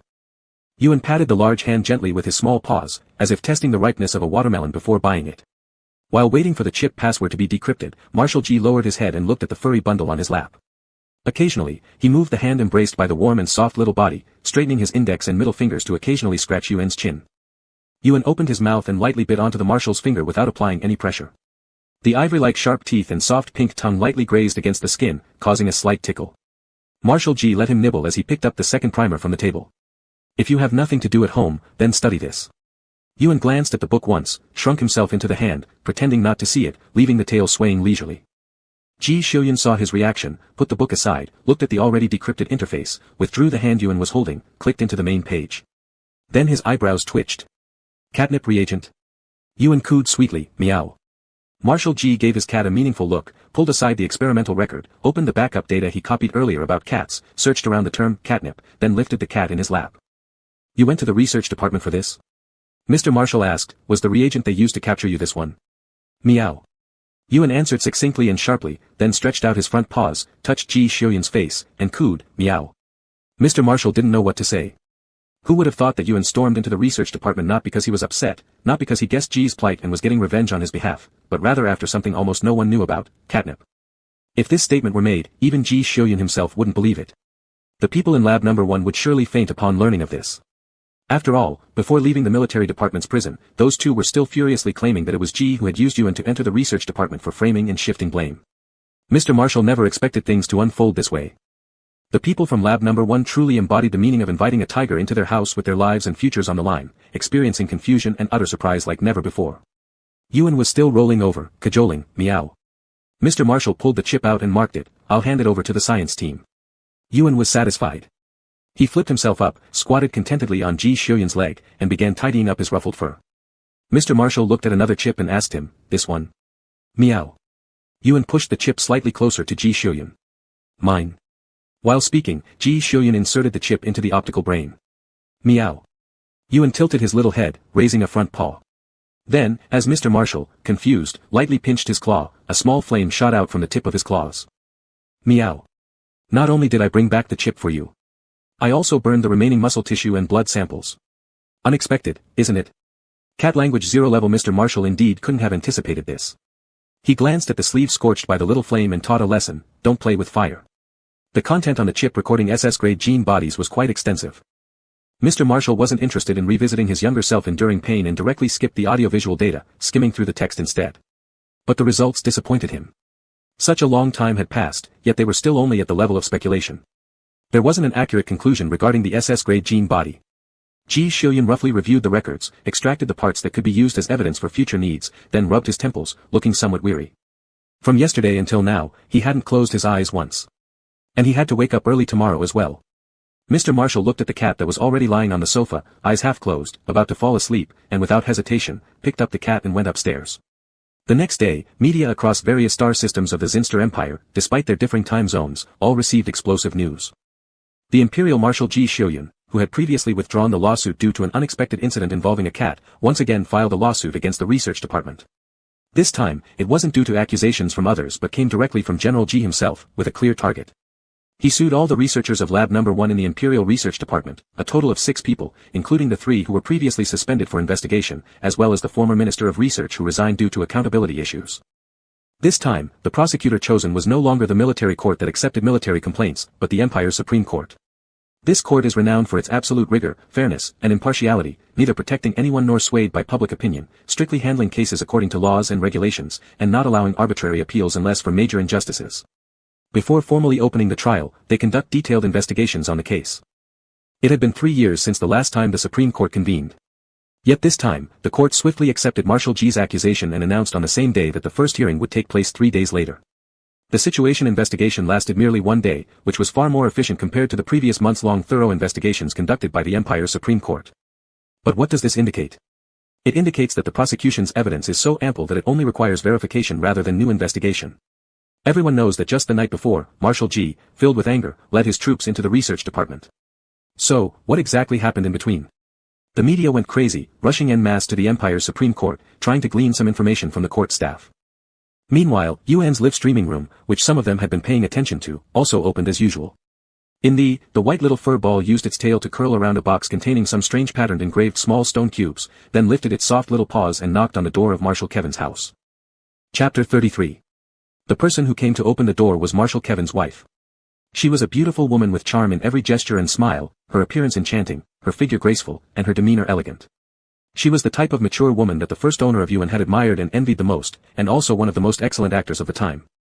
During the period when Yuan wandered outside, he often encountered the Marshal's Kevin couple in this residential area. They always walked hand in hand, whispering sweet nothings into each other's ears, with every glance and smile filled with tenderness. Even as a cat, Yuan could see that the affection between them was very good. Of course, Yuan wasn't bringing Mahjong to find them because he liked this beautiful older sister or because he had any significant fondness for Marshal Kevin, it was because whenever they saw him in the neighborhood, except the first time when they didn't have anything on them, they would always carry some little trinkets. When they saw this snow-white little fur ball, they'd pat his head and feed him a little snack. They were completely different from others who just wanted to pet him without feeding him anything. In Yuan's view, anyone willing to feed cute little kitties was not a bad person. Yuan tilted his head, his tail hooking onto the small handle of the Mahjong box, meowing at Mrs. Marshall who stood by the door. The beautiful lady looked down at him, her stunning face displaying a slightly surprised expression. The kitten squatted outside the door. At this moment, there was a small black feline-shaped optical brain hanging around its neck, with a mini camera flying beside it. His tail had just released the handle of the box behind him, the box dragged all the way, showing signs of wear on its bottom. Right now, above the kitten's head floated an interface of the optical brain, and various bubbles kept popping up from the live streaming platform above the white fluffy ball. Mrs. Eli looked at Yuan, whose head was covered with bubbles, and tilted her head while looking at her, giving a sweet smile. What's wrong? She squatted down and skillfully patted Yuan's head. Meow. Yuan rubbed against that soft hand and jumped behind the box, pushing it towards the lady. Is it for me? Meow. Can I open it now? Yuan licked his paw, meow. The lady opened the box and saw the neatly stacked small squares inside, pausing for a moment. Who's here? Marshal Kevin emerged from the house wearing casual loungewear, his lower body clad in large shorts, and disheveled as usual. He suddenly stopped when his eyes caught sight of the camera next to Yuan, and hurriedly retreated back into the house. Mrs. Eli used one hand to scratch the kitten under the chin and the other to flip through those small squares. There were many patterns, each appearing 4 times. Rough and shoddy, they didn't look like any kind of craft. After all, except for the neatly cut white squares, there was nothing praiseworthy about them overall. Crafts must have appeal to be sold, right? Mrs. Eli took a quick glance at the useless livestream comment section, then repeatedly turned over the first layer of the neatly arranged small squares but still couldn't figure out what these things were. She gently scratched Yuan's chin, unfazed by not knowing what this thing was, and frankly asked in front of the live streaming lens, "Little Yuan, what is this?" Meow. Yuan lifted one of his small paws and pulled down the page of the floating optical brain above his head. He pushed the live streaming interface aside and flipped to the rule page that Ji Xiuyun had revised for him yesterday, presenting it to her. Mahjong, rules. Mahjong? Mrs. Eli finally realized that this wasn't something that could be explained in just a few words. While glancing at the rules, she stepped aside and said, "Come in first." Meow. Yuan hooked the box handle with his tail again, dragging it inside. He wiped his small paws on the doormat to ensure they weren't full of dirt that could soil their floor. Marshal Kevin had already changed into proper everyday attire and walked out, seeing Yuan's cat lying on his wife's lap, leisurely wagging its tail and enjoying the caresses. Mrs. Eli's palm was soft and smooth, and she was now focused on the well-illustrated rules displayed on the panel. Her long, beautiful, and jade-like fingers gently stroked the milk-white cat resting on her knees. Marshal Kevin looked at this scene and felt nearly dead with anger. It had been years since he had enjoyed such treatment, yet a cat he'd known for less than a month did better. That little brat Ji Xiuyun not only caused him trouble worth 500 energy crystals, but now actually dared to send a cat to steal his mother-in-law's affection. Pfft. He should be condemned. Marshal Kevin almost wanted to rush over and push the cat aside so he could take its place. But that was just in his thoughts. He sat next to his wife with a solemn, calm, and reliable face. "What's this?" he asked. Yuan's ears twitched. He glanced at Marshal Kevin who had sat beside him, then disdainfully moved aside, turning his back towards him. "Marshal Kevin. Let me tell you, when I get angry, I'll go crazy petting soft and fluffy little kitties." Mrs. Eli amusingly observed the interaction between her husband and the cat, gently shaking her hand to bring her husband's attention back. "This is an ancient Earth game, quite interesting, but we're missing one person." She looked at the live stream page that Yuan had once again pushed onto her head, thinking for a moment before saying, "We'll just choose someone from the audience." At this moment, the audience in the live stream room seemed to have completely forgotten about their initial concerns regarding Ji Xiuyun and Yuan, going crazy clicking the event registration button in the live stream. Are you kidding? Do you know who organized this event? The last cat in the entire universe. Imperial Shield Marshal Kevin. Interstellar superstar Mrs. Eli. Who among them isn't such a big deal that their presence makes people tremble? And it's randomly picking from billions of people. Sign up. Anyone who doesn't is a fool. Various media professionals who had been lurking in the live stream room all afternoon, hoping to indirectly deduce some information from Yuan, found themselves without a single blockbuster story as evening fell, instead filled with bizarre content about Mahjong. No way. With the performance indicators looming large, they had to produce something. The media people brainstormed and slapped down 3 themes. Imperial Marshal Ji Xiuyun filed a lawsuit against 6 members of Research Department's No. 1 lab to the Empire's Supreme Court, which accepted the case on the same day. Was it privilege or solid evidence? Recent broadcasts by Yuan have not shown any IP address blocks from the Research Department. Has the Research Department finally given up, or have both parties reached a reconciliation over the No. 1 lab issue? Feline friendship. Yuan brought an ancient Earth game to Marshal Kevin's home. Does this symbolize a thaw in relations between the two marshals? What nonsense! What fabrication out of nothing! What seriousness in utter falsehood! Exactly. Look at these topics. They're brilliant. Media personnel put their brains to work, dispersing their thoughts widely. Then, when most users' attention was drawn to Mahjong, they published their articles, bringing them back to the main point. Ji Xiuyun was extremely busy today. First, he took the 2 prisoners from the military prison and handed them over to the reviewers of the Empire's Supreme Court. Then, acting as a show of force, he accompanied them on visits to the other 4 defendants, ultimately arriving at the Research Department under the escort of his legal team and military publicity department after multiple stops. The researchers of the Research Department were highly professional. What they had seen through law enforcement devices 2 nights ago was known by very few within the department itself, yet not a word had leaked outside. Even the soldiers brought by the marshal clamped their mouths shut despite being repeatedly questioned by colleagues. During the evidence gathering and verification process, the interim director of the Research Department was very cooperative, supplementing some minor details overlooked by non-experts. These small details, when presented in court, would be straws added one by one, increasing the punishment for the accused. Ji Xiuyun admitted that due to his own experiences, he initially harbored prejudices against the researchers of the Research Department. However, after this incident, he started to look at these scientists differently. By the time all submitted evidence and case developments were thoroughly verified and the Empire's Supreme Court announced the trial would commence in 3 days, it was already getting dark. Marshal Ji walked out of the Supreme Court office building with two worried group commanders insisting on following him. A car stopped in front of them, the window rolling down to reveal the face of the emperor's secretary. Ji Xiuyun wasn't surprised. The reason for directly appealing to the Supreme Court was that this was the only court where even the emperor couldn't interfere, even able to judge the emperor. As long as the evidence was sufficient, even suing the emperor wasn't something one couldn't win. Ji Xiuyun didn't feel the least bit surprised that the emperor would approach him over this matter. It was only unexpected that the young emperor didn't rush over himself to confront Ji but instead sent his secretary. Apparently, he had grown quite a bit in the years they hadn't seen each other. General Ji graciously pulled open the car door and got in with his two corps commanders. General Ji, hasn't the military been making too many moves recently? The secretary didn't bother with unnecessary pleasantries. The emperor was practically losing sleep over this situation back at the palace, and there was no time for beating around the bush. Your Majesty has treated you generously since ascending the throne. Such a public show of force from you is highly inappropriate.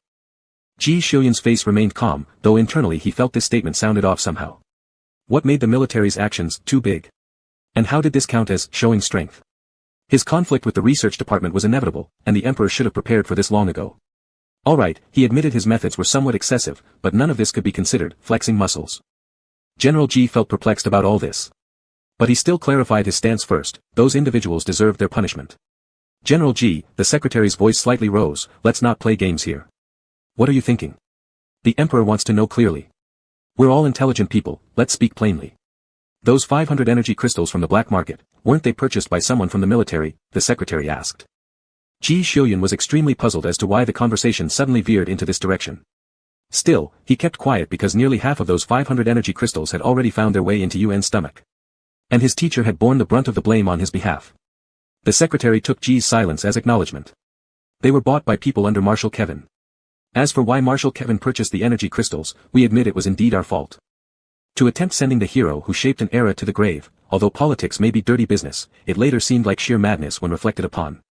Marshal Kevin bought 500 energy crystals to respond to our actions, which is nothing wrong in itself. But His Majesty hopes you don't become estranged from him because of this.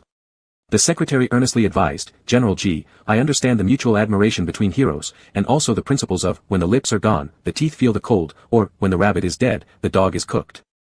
Ji Xiuyun remained silent, not because he understood exactly what the secretary wanted to say yet. Even though the words were straightforward, they still seemed cryptic. You're worried about following in Marshal Kevin's footsteps, so you wish to mend your relationship and ally with him again. This sentiment can also be understood by the emperor. The secretary looked at Ji Xiuyun, whose outward demeanor remained unchanged, unable to discern what he was truly thinking, so continued speaking. But higher-ups have dropped the idea of moving against Marshal Kevin. We hope you will continue to oppose him, maintaining a balance where you mutually check each other. You wouldn't want to see the military department becoming overly unified and thus feared by those in power, ending up defeated and scattered, would you?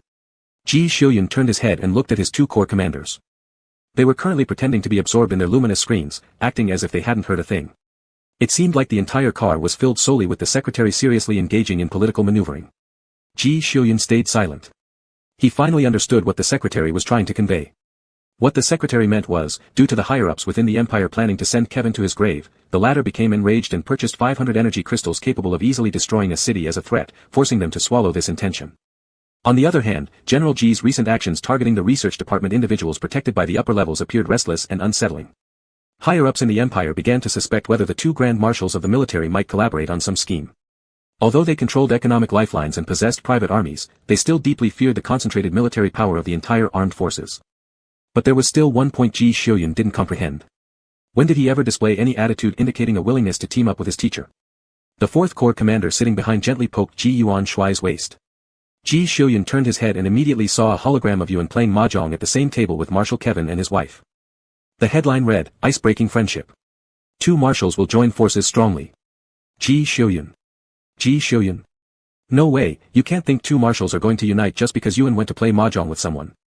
Don't you find this a little too far-fetched? Are we not allowing people to have some entertainment activities now? General Ji looked at the secretary, feeling lost for words.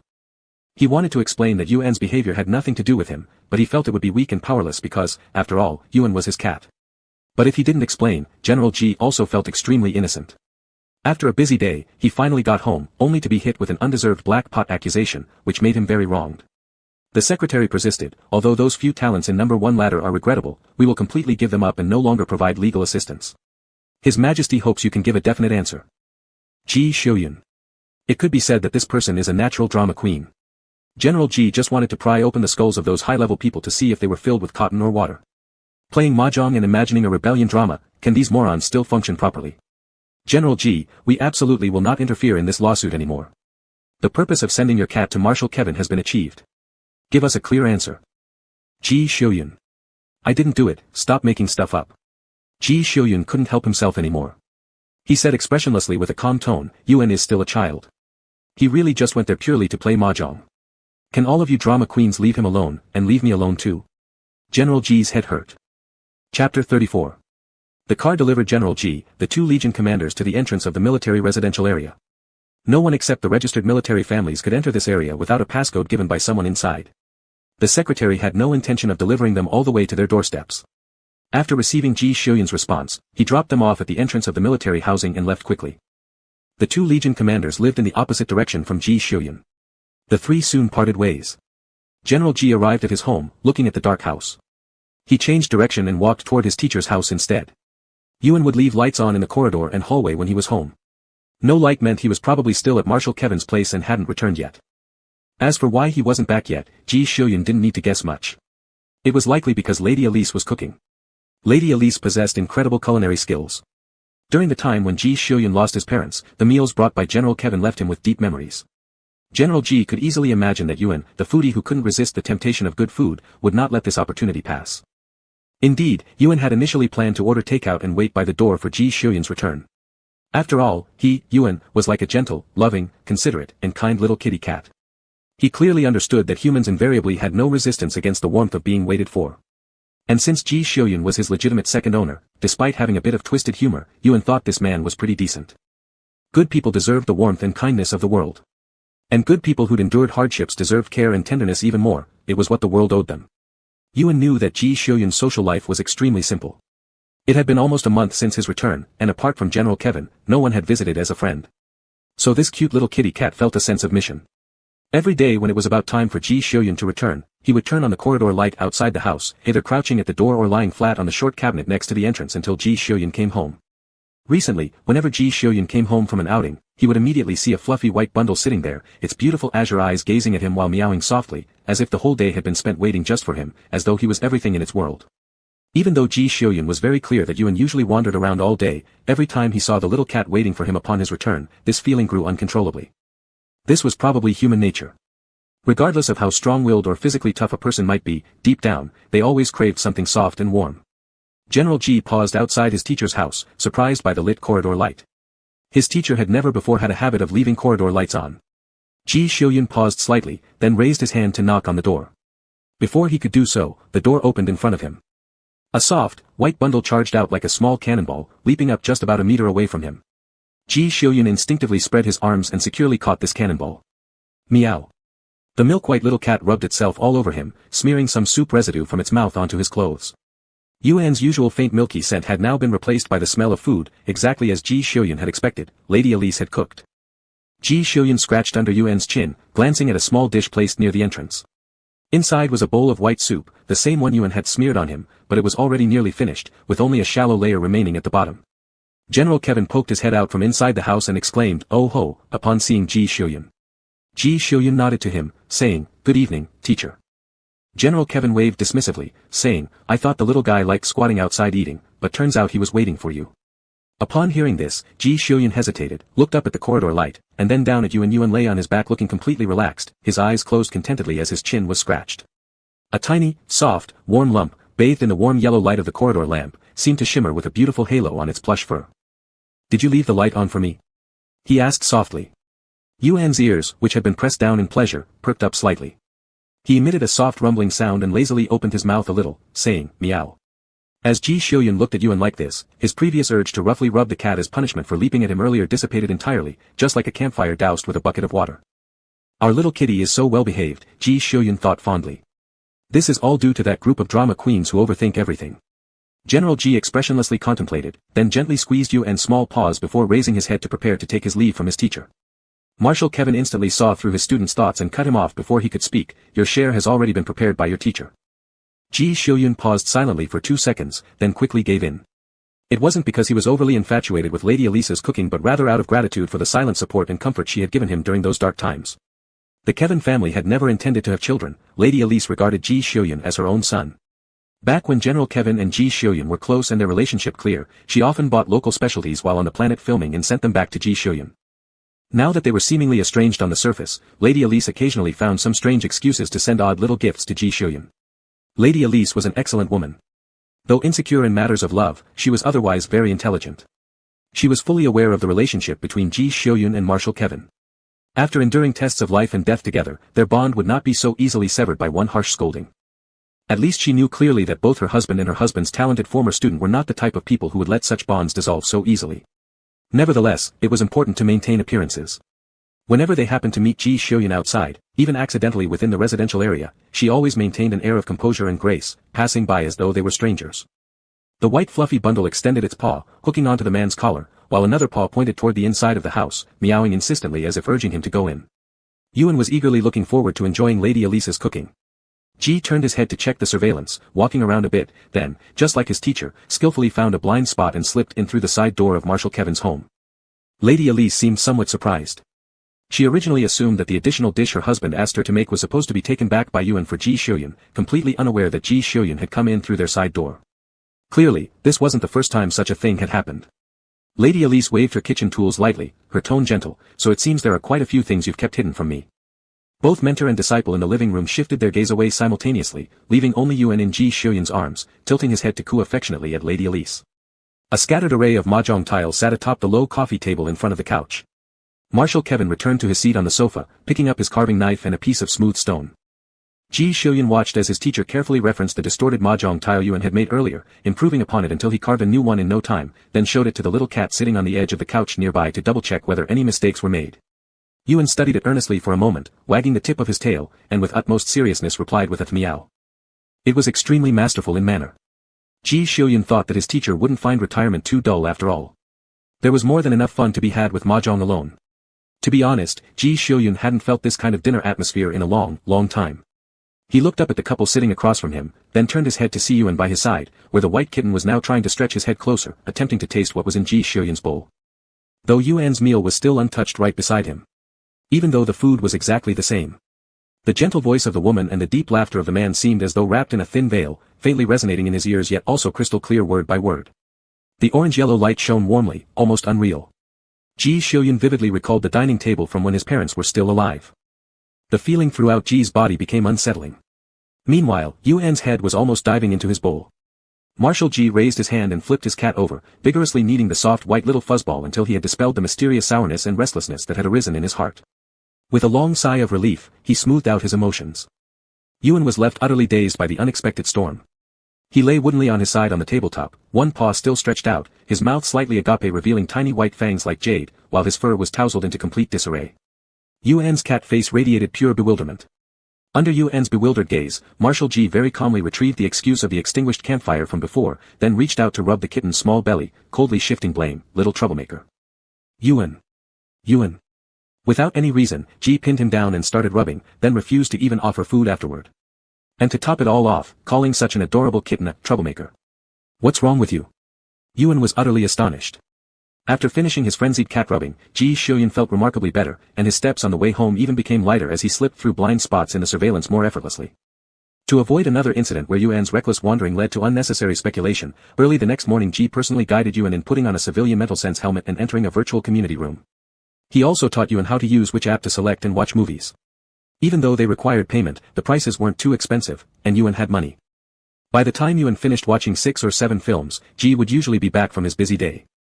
This way, there wouldn't be any chance of something happening again, like Yuan live-streaming himself going to Marshal Kevin's house for dinner and sparking gossip among the media and high-ranking officials. Nor would there be a chance of Yuan being captured by peculiar researchers while searching for food outside. Everything seemed almost perfect. The sound of Marshal Ji's internal abacus clicking away echoed loudly, and seeing Yuan's small body completely enclosed in a sensory helmet and unmoving, seemingly thoroughly immersed in the movies, he left the house quite at ease. But is Yuan the kind of cat who would obediently sit through an entire day of movies? Of course not. After all, cats are creatures that easily grow tired of old things. Once the initial curiosity about the fully immersive holographic movies wore off, Yuan, uninterested in the plots, began exploring the functions of the virtual community instead. Civilian virtual communities differ greatly from military virtual training rooms, their functionalities are much broader. For example, within a virtual community, everyone has a basic property assigned to them. Inside this property, you could upgrade your property, renovate, or engage in various activities, but all of those require spending money. Even if you want to virtually try exotic cuisine from a planet tens or hundreds of millions of light years away, it's possible, though the community only simulates taste and texture without providing actual satiety. And, of course, all that requires spending money. That said, prices are far cheaper than reality. In short, it works much like a simulated homestead system. Your real-life residence may be modest, but in the virtual community, you can purchase luxurious mansions at a fraction of the real-world cost. Apart from needing regular nutritional supplements and body cleansing, everything else can be accomplished within the virtual community, for less money than the real world, while achieving luxuries far beyond what real life offers. As a result, many people have become deeply engrossed in the virtual community, gradually forming a complete industrial chain and income expenditure system with available jobs and consumers, leading to the creation of a second virtual society. Just as Yuan began figuring out the nuances of this system, someone visited Marshal Ji's virtual property. Yuan checked the panel and discovered it was the commander of Ji Xiuyuan's 1st Division. Yuan considered it for a moment, thinking it might be nice to have someone bring him around the virtual community for a tour. Yuan opened the door. Behind the 1st Division commander stood a whole line of people, everyone present except the 7th Division commander. Division 7 is following the Marshal today, the 1st Division commander explained. Yuan flicked his tail. Meow. The 1st Division commander smiled, pulling out a book of letters and placing it before Yuan. The Marshal instructed us, if little Yuan doesn't watch movies, study diligently. After finishing one book, you'll get a reward of 1 catnip stick. Yuan. Take a good look at me. A proper look. Am I the kind of cat that would cave just for a single catnip stick? Certainly not. Yuan jumped up and snatched the book from the 1st Division commander's hand, pressing a paw firmly on the cover. Then he began to study earnestly. Chapter 35. Yuan had a strong obsession with catnip. Catnip isn't addictive, but Yuan always wanted it for 2 reasons. Inhaling it felt good, and it also brought a sense of familiarity. Cats seem aloof, yet by nature they fear unfamiliar environments. Stray cats are better at handling this, but domesticated ones like Yuan, who was picked up and raised as a kitten before he even opened his eyes, tend to be particularly affectionate toward familiar humans or other cats. For example, his first owner, or the old seniors in the clan who were always smoking and petting his fur while lecturing him on life lessons. Now none of these were around anymore. As Yuan missed them more and more, even the name, Perth, began to carry some special meaning in his mind. The only thing that still felt familiar to him was catnip. Yuan remembered how his first owner kept talking about wanting to get some catnip, but the girl didn't have much pocket money and couldn't buy any back. She craved it so much, which made Yuan crave it too. Later, after Yuan was picked up by the senior clan members and brought back to their territory, he still thought about the catnip. He discussed with the other cats in the clan, who had developed intelligence for years, to buy several potted catnips and inhale. A group of restless 9-tailed cats quickly agreed and secretly turned into human form to go out. However, they were all knocked out together at the flower market from being overwhelmed by too much catnip. When they were brought back to the clan area, they were grounded by the older generation. As the youngest and most mischievous cat, Yuan got his butt thoroughly spanked while sitting on the lap of one of the elders. This memory was extremely vivid. Even thinking about it now, Yuan's little bottom still tingled faintly. Yuan was a very smart cat, though he often avoided studying due to laziness. Once he started focusing seriously, his progress was quite fast. Back when he was on the desolate planet, within just a few days, following Ji Xiuyuan's random lessons teaching him phonetics, he learned the basic notes and even managed to tap out his own name on a panel to inform General Ji. During the 3 days waiting for the court session to begin, several Legion commanders spent their time every day in the virtual community playing with the little cat, except for the 7th Legion commander, who almost developed a phobia against cats. Staying in the virtual community during downtime didn't affect anything. If something happened or someone came looking for them, they could just exit the virtual world immediately. To better supervise UN studies, the Legion commanders even brought over a cosmic sand table. They split into 2 or 3 factions and simulated battles there. In 3 days, Yuan devoured 4 entire books, finished related question banks, and happily wagged his tail while holding on to the 4 vials of catnip reagent Ji Xiuyuan had given him. Today, General Ji would be presiding over the court session. He put on an exceptionally formal military uniform and took out one by one the medals representing honor from a dust-proof display case inside his room, pinning them on his cloak's shoulder epaulets and chest. Over the years, Ji Xiuyuan accumulated remarkable achievements and won countless major battles. The first thing he did upon becoming a marshal was to follow the command of the former emperor, leading troops to conquer an entire star system without a single defeat. He was undoubtedly a war god. Similarly, he had also received a significant number of medals.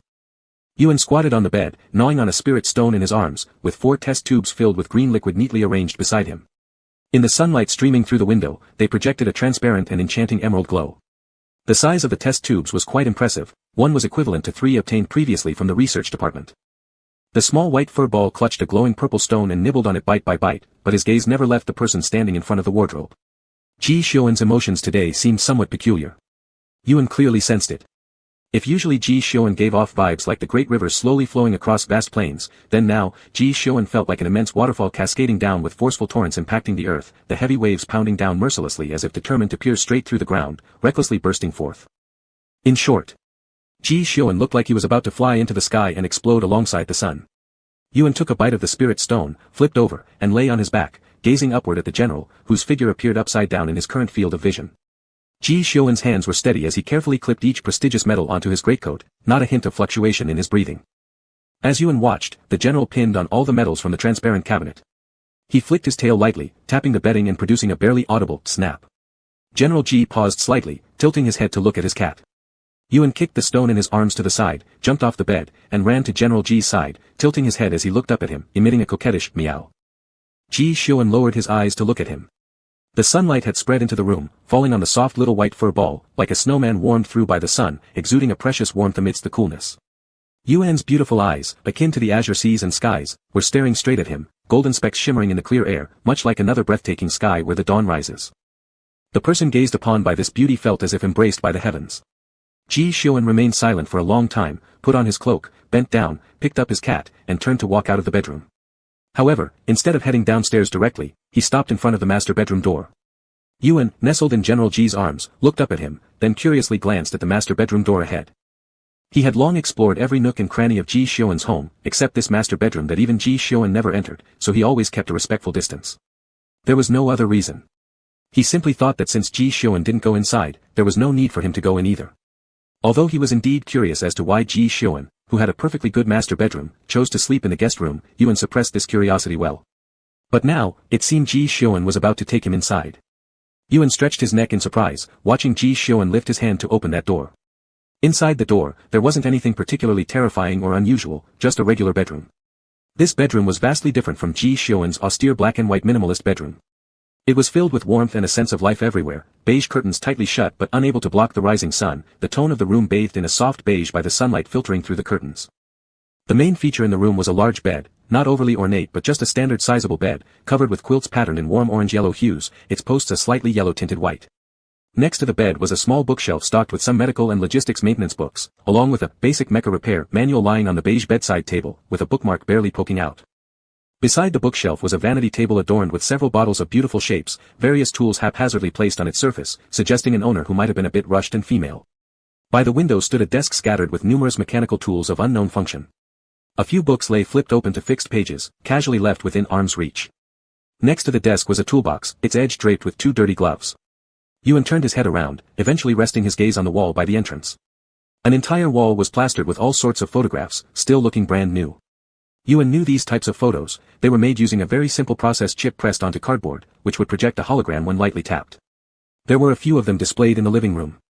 Holding his cat, General Ji swept aside his long mantle, sat cross-legged right in front of this wall, and stared quietly. This was Ji Xiuan's parents' room. Yuan suddenly realized this, because on the family portraits hanging on this wall, he saw the same people depicted in the photos displayed in the living room.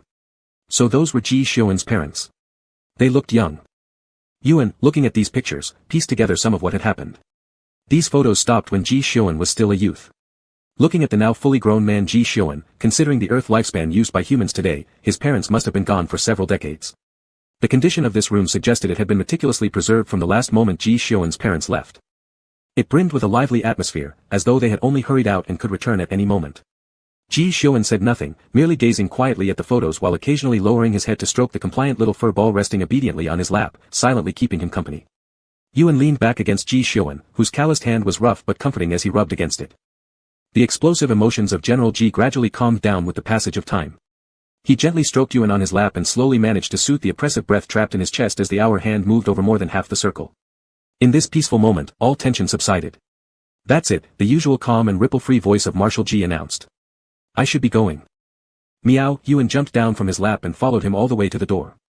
The 2 division commanders who were set to accompany Ji Xiuan to the trial had just arrived by car, both saluting and shouting, Marshal. These 2 division commanders had also dressed formally for today, their shoulder badges and left chest adorned with numerous merit medals. Ji Xiuan slightly inclined his head toward them and then turned around, crouching down. He gently scratched under Yuan's chin, listening to the soft purring sound he made as his beautiful cat eyes closed in comfort. Suddenly, without any warning, he flipped his hand over, turning the kitten, who was still basking in the pleasure, onto his back. Yuan opened his eyes in bewilderment, that vast blue now tinged with a hint of moisture as he looked up at Ji Xiuan with an aggrieved expression. Behave well today, Marshal Ji poked Yuan's little belly, opening his mouth as if to make a promise, but realized Yuan's contentment could be fulfilled by very simple things, no reward from him was necessary. All the Marshal could think of offering were energy crystals, food, catnip, or mechas. Playing with mechas was certainly possible. But operating mechas required either hands or synchronized mental control, neither seemed practical for Yuan, whose spirit power was extraordinarily strong but operated differently during synchronizations where the mech mimicked physical actions. At the mere thought of a perfectly good mech rolling on its back, licking its paws, and exposing its belly under Yuan's control, Ji Xiuan immediately dismissed the idea of bringing Yuan along to play with the mecha. Innocent as it might have been, Ji decided, the mech would not deserve such treatment. Yuan flicked his tail, wrapping his 4 small paws around Ji's fingers, tilting his head curiously. Meow. It's nothing. The Marshal retracted his hand, looking at Yuan, still lying belly up and staring back at him, an uncommon feeling of inadequacy creeping over him. He calmly said in his even tone, it would be easier if you were human. At least then they could go together to play with mechas. As it was now, it seemed quite embarrassing for a prestigious marshal like himself to have no means at all to please a cat. Everything he could offer, Yuan could already easily obtain himself. Yuan blinked softly, giving a tender meow. I'm off. Ji Xiuan stood up. Meow. Yuan swept his tail across the ground, watching Ji Xiuan get into the car before slowly flipping himself over to sit up. After consuming so many essence stones, he'd long been capable of transforming into human form. But being a cat, he naturally preferred his original self, a furry, diminutive, and adorable figure that drew affection from everyone. And being regarded as an ancient Earth relic from the Great Universe era suited him too. Yuan thought his original form was close to perfect. Still, if Ji Xiuan wanted him to transform into a human, it wouldn't hurt to try once in a while. After closing the door, Yuan returned to Ji Xiuan's room, continuing to gnaw on essence stones while his tail lazily tapped against the soft bedding beneath him.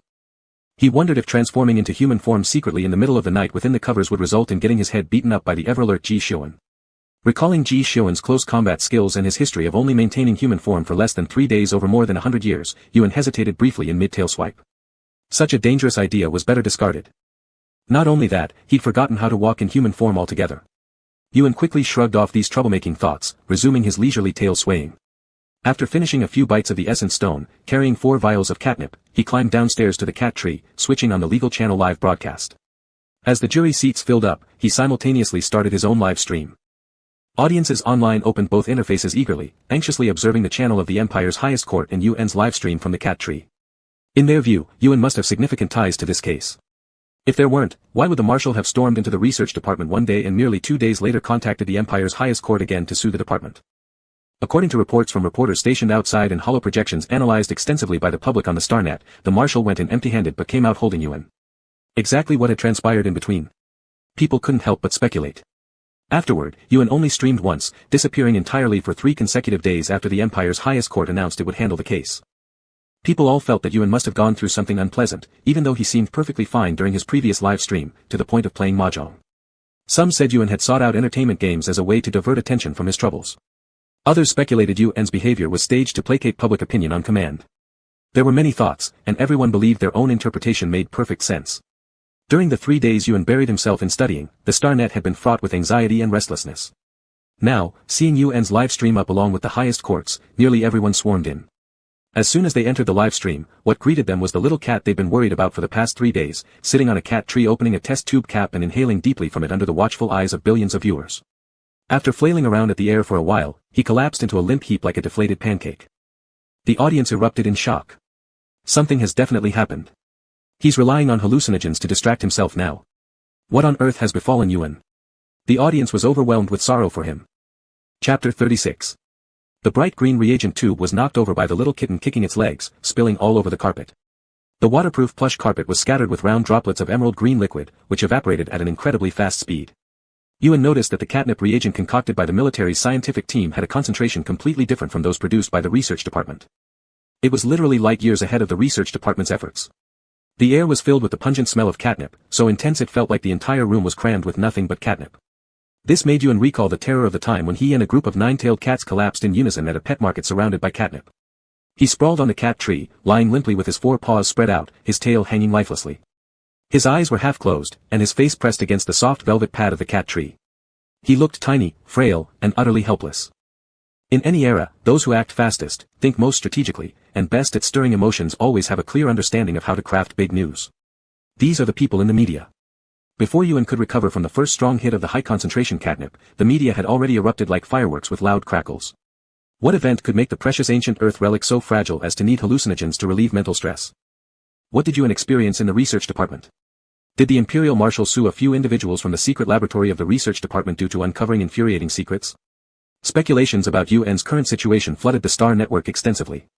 Not only were people within the Xindi's empire interested in such scandals involving top-secret institutions, but many foreign media outlets also paid close attention. Any significant news regarding the Xindi's empire, especially anything related to Ji Shoujuan, hardly ever went unnoticed across the galaxy. The number of viewers in Yuan's live stream hit a record high, breaking the trillion mark and still climbing sharply. The platform had to work overtime to prevent the server from crashing. The trial of the Imperial Supreme Court was scheduled for 10 a.m. Xindi's star capital time. Though there were large time differences between star systems, this didn't stop people from staying awake through the night eagerly awaiting the big scoop. The trial process of the Imperial Supreme Court was entirely open to the public. Individuals choosing to file their lawsuits here would sign certain agreements with specific terms. Before the official commencement of the trial, the court would handle confidentiality agreements concerning privacy and evidence based on reasonable requests from both sides. Ji Shoujuan strongly opposed revealing the detailed content of the experiments publicly. Even if this might lead to misunderstandings by the jury on the defendant's responsibilities or result in a somewhat reduced sentence, Ji Shoujuan still refused to disclose the details. After all, it was an issue concerning the image of all researchers and public trust, and releasing the details outward was inappropriate no matter how you looked at it. General Ji was quietly waiting for the trial to begin, while two accompanying army commanders occasionally exchanged quiet words. The rules of the Imperial Supreme Court were very strict. After entering the waiting room, all their communication devices were blocked. They had no choice but to wait quietly. The lawyer sitting nearby silently reviewed the documents, preparing for the upcoming battle. Yuan knew little about legal procedures in any era, nor was he particularly concerned. He didn't even bother turning his head to glance at the live broadcast comments, simply lying on the cat tree for a whole hour. Not until hearing the chime of the hourly announcement did he sluggishly rise up, opening the windows reluctantly with regret to air out the room. On the nearby holographic projection, Ji Shoujuan already appeared on screen. Today's Ji Shoujuan was entirely different from what Yuan usually saw. His military uniform was perfectly pressed, adorned with medals representing the honors gained from years of warfare, decorating his black cloak neatly and properly. His military cap was aligned correctly, his expression calm yet icy cold. His pitch-black eyes were like a tranquil and boundless universe. Just like back then on the barren planet, upon obtaining the contact channel number and initiating communications, that oppressive aura almost seemed to burst through the hologram and overwhelm him. Yuan swayed his tail, thinking that although Ji Shoujuan might not be the prettiest human, his sense of strength and imposing presence was unparalleled. The small, scruffy ball of fluff that had been steadfastly insisting the Empire's dream heartthrob for millions of young men and women was ugly finally returned from the ventilated window when realizing the main event was about to begin. He dragged out the box of snacks Ji Yuanshui had prepared the night before. Ji Yuanshui didn't own a housekeeping robot. As he rarely came back to this residence, it was usually set in closed dust-free mode. Another reason was his family had never favored robots since his parents' time. It was said that sharing housework could make a family more harmonious. Whether there was any actual effect or not, Ji Shoujuan had inherited his family tradition of manual tidying quite well. Yuan opened the box and jumped in, picking out the snacks one by one. The bubbles in the live broadcast comments section never stopped. They had initially been condemning the research department fiercely but were now bombarding gifts like crazy. Their fervor seemed as if they were going to crash the Xinjiang platform servers or completely drain Yuan's account balance. From the comments, it appeared that because those humans had done something wrong, their fellow humans hoped to offer some kind of compensation through this gesture. Yuan bit open the snack bag and glanced at the comments section for a moment before turning away again just as quickly to look once more. We're so sorry little Yuan QAQ. Most humans are good people. Don't ignore us Q to the power of Q. Yuan, please look at us QVQ, inhaling too much hallucinogen isn't good. Yuan, here's my little heart and wallet. Stop inhaling hallucinogens, they will cause mental confusion _angle_. They harm your body quite a bit too. Aren't hallucinogens classified for treating extreme psychiatric disorders? Wah. QAQ, we're so upset.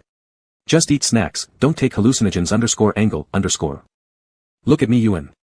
I'll recommend you some delicious snacks. Yuan. Yuan looked utterly confused. What on earth? He looked down at the snack under his paw. Was this a hallucinogen? Wasn't it the same snack he often ate? Yuan hesitantly turned his head toward the camera and meowed once. Meow meow meow. Meow meow. Meow. We're all good people Yuan. Please don't misunderstand us due to the research department QAQ. Seeing this comment, though Yuan still didn't understand why the other party was saying that, he nonetheless meowed twice toward the lens. On Ji Shoujuan's side of the screen, everyone was already seated, and the court session was about to commence.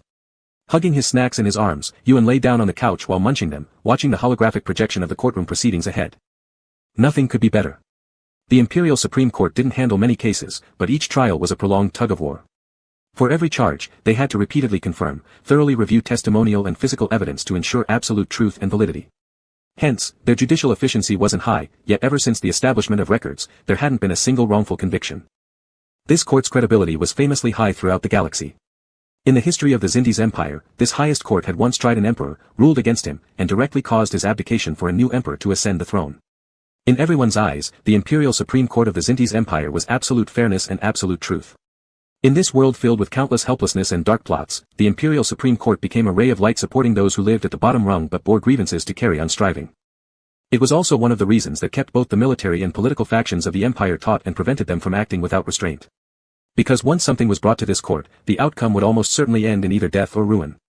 Ji Xiujuan planned to start off by hitting hard right away. Because the greater the charges they began the lawsuit with, the more fierce the resistance would be from the defendant's side. And this would lead to a terrible impression formed by the jury and the public regarding the defendant's side. There was no way they could accumulate the charges gradually, starting with soft and weak ones that wouldn't result in the death penalty to allow the defendants to confess happily and give the jury and the public a feeling that the defendant shows a positive confession attitude, has realized their crimes and is willing to correct. After all, these people from the Empire's scientific research department were top talents. The general public looked at top talents with rose-tinted glasses most of the time. Anyone familiar with public opinion management wouldn't commit such a naive mistake. Therefore, the first accusation presented by the prosecution side on the first day of the trial was that the defendants had conducted illegal experiments. The scope of the illegal experiments was quite broad. Among this wide range of experiments, the lawyer on Ji Xiujuan's side took the lead in pointing out the most untouchable one. Cloning. Cloning technology was not some incredibly difficult technique. In today's era of rapid development in life sciences, creating one's own cloning technology was very simple. So simple that even graduates who hadn't yet entered formal research institutes could carry it out. But all across the galaxy, this technology had always been suppressed and strictly forbidden. There were indeed very few people who dared to attempt it. The reason for this strict ban was that the Galactic Legal Code honored universally during the Great Spacefaring Age clearly prohibited any experimentation with cloning under any circumstances. Violators faced capital punishment. Over 1,000 years, countless stubborn scientists challenged the authority of the Galactic Legal Code only to end up utterly defeated. Each failure strengthened the credibility and authority of these regulations. The jury and live-streaming viewers alike were shocked. The reason why this technology was banned was extremely straightforward. No one could bear the idea of there being another exact replica of themselves in the world. Just imagining coming home one day and finding your house occupied by someone who looked exactly like you was an absolutely horrifying scenario. Taking it deeper, it was hard to assess the value of the lives artificially created through cloning. They might become laborers or creators, they could be bought and sold like commodities. Worse still, these artificial beings might be branded as inferior, treated like livestock and subjected to arbitrary mistreatment. What would happen if one day, you suddenly saw a slave sharing your face and genes? No one could accept that. Anyone with sense knew perfectly well that if such a situation were to arise, society would descend into chaos. If humanity lost its moral and intellectual constraints, it would no longer differ from beasts. The provisions of the Galactic Legal Code were precisely meant to suppress the loss of basic respect for life caused by the rapid advancement of science and technology. Now, the admired, venerated researchers who represented the light of human progress had shattered this prohibition first. This was unacceptable. Absolutely impermissible. Research personnel differed from ordinary people. They possessed superhuman intelligence and stunning foresight. From a philosophical standpoint, some ordinary people might even admit that outstanding researchers were a class above them. But this didn't mean they could break taboos that all humans were forbidden to touch. Humans have an exceptionally keen perception of crisis. This awareness made both the audience and the jury appear very agitated upon learning about the situation. Yuan watched as the research department fiercely resisted and rebutted this accusation. It seemed they hadn't informed their hired lawyers of this fact beforehand. At this point, the expression on their lawyer's face was absolutely priceless, almost as if he wanted to devour his employers alive. Ji Xiujuan was prepared. Witness after witness, evidence after evidence, came forth. Whatever the opposing side countered with, they presented corresponding evidence. Regarding the cloning of 13 intelligent races with special talents. Regarding the illegal experimentation on wise beings including Ji Xiujuan himself. Regarding. One charge followed another. Even the memory chips of the robots responsible for the mechanical and complex basic experimental operations in experimental room number 1 were brought forward as physical evidence. At the request of the prosecution, only a summary outline was disclosed while the specific content wasn't revealed to the jury or other viewers. The Imperial Supreme Court guaranteed the absolute authenticity of the evidence presented. The prosecutor's accusation against the individuals involved in Research Department Laboratory No. 1 lasted for 2 hours. During this period, Ji Xiujuan maintained an aloof demeanor and showed no wavering due to his own involvement in the experiments. Yuan noticed that in his live stream, the comments refreshed at a speed almost too fast to read. Just looking at the long strings of various exclamations and numerous blocked curse words gave him a very clear understanding of what collective public outrage truly meant. It wasn't only within the Xiantez Empire. The whole galaxy exploded with the news. Indeed, the Silver Blade reputation of the Xiantez Empire struck fear in neighboring countries. However, aside from the nation that Ji Shoujuan once destroyed entirely, which loudly cheered, other nations and federations expressed deep sorrow over the young general's experience with illegal experimentation in his early years. An SS-level genetic body was valued not just by Xiantez citizens alone. If Ji Shoujuan ever decided to defect one day, there would be plenty of places willing to take him in. This was precisely why the political factions within the Empire had the audacity to act against Marshal Kevin but wouldn't dare interfere too much with Ji Shoujuan. The first day's trial only lasted a mere 4 hours, 3 of which were devoted to presenting case details and the prosecution's accusations.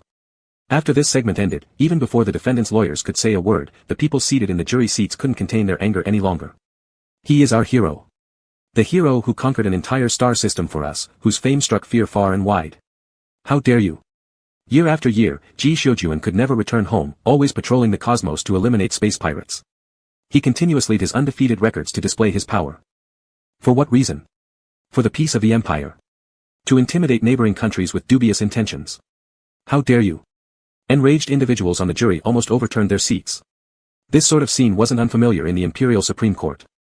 Cases handled by the highest court generally consisted of major trials or grave injustices, during which it was common for the jury to either explode into rage or faint out of anguish when hearing the details of the case. Yuan looked at the images of jurors seemingly about to leap up and attack the defendants, sighed at the sheer richness of human emotions, then extended his fluffy little paw, fishing another bag of snacks from the box beneath the sofa. Biting it open, he began munching as he watched the drama unfold. With round, azure eyes wide open, Yuan observed that if the experienced members of the Supreme Court hadn't wisely removed potential weapons from the jurors beforehand, those standing in the defendant's seat now would have probably already been beaten to death. Jurors were strictly required not to wear heavy jewelry, only allowed to wear soft fabrics to prevent accidents. High heels or hard-soled shoes were forbidden too, only soft ones were permitted. All these precautions were taken to ensure no cases were prematurely concluded because either the defendant or plaintiff got bludgeoned to death by infuriated jurors using their accessories or footwear. Amidst the chaos, Ji Shoujuan, along with his 2 division commanders, stood firm like statues without wavering.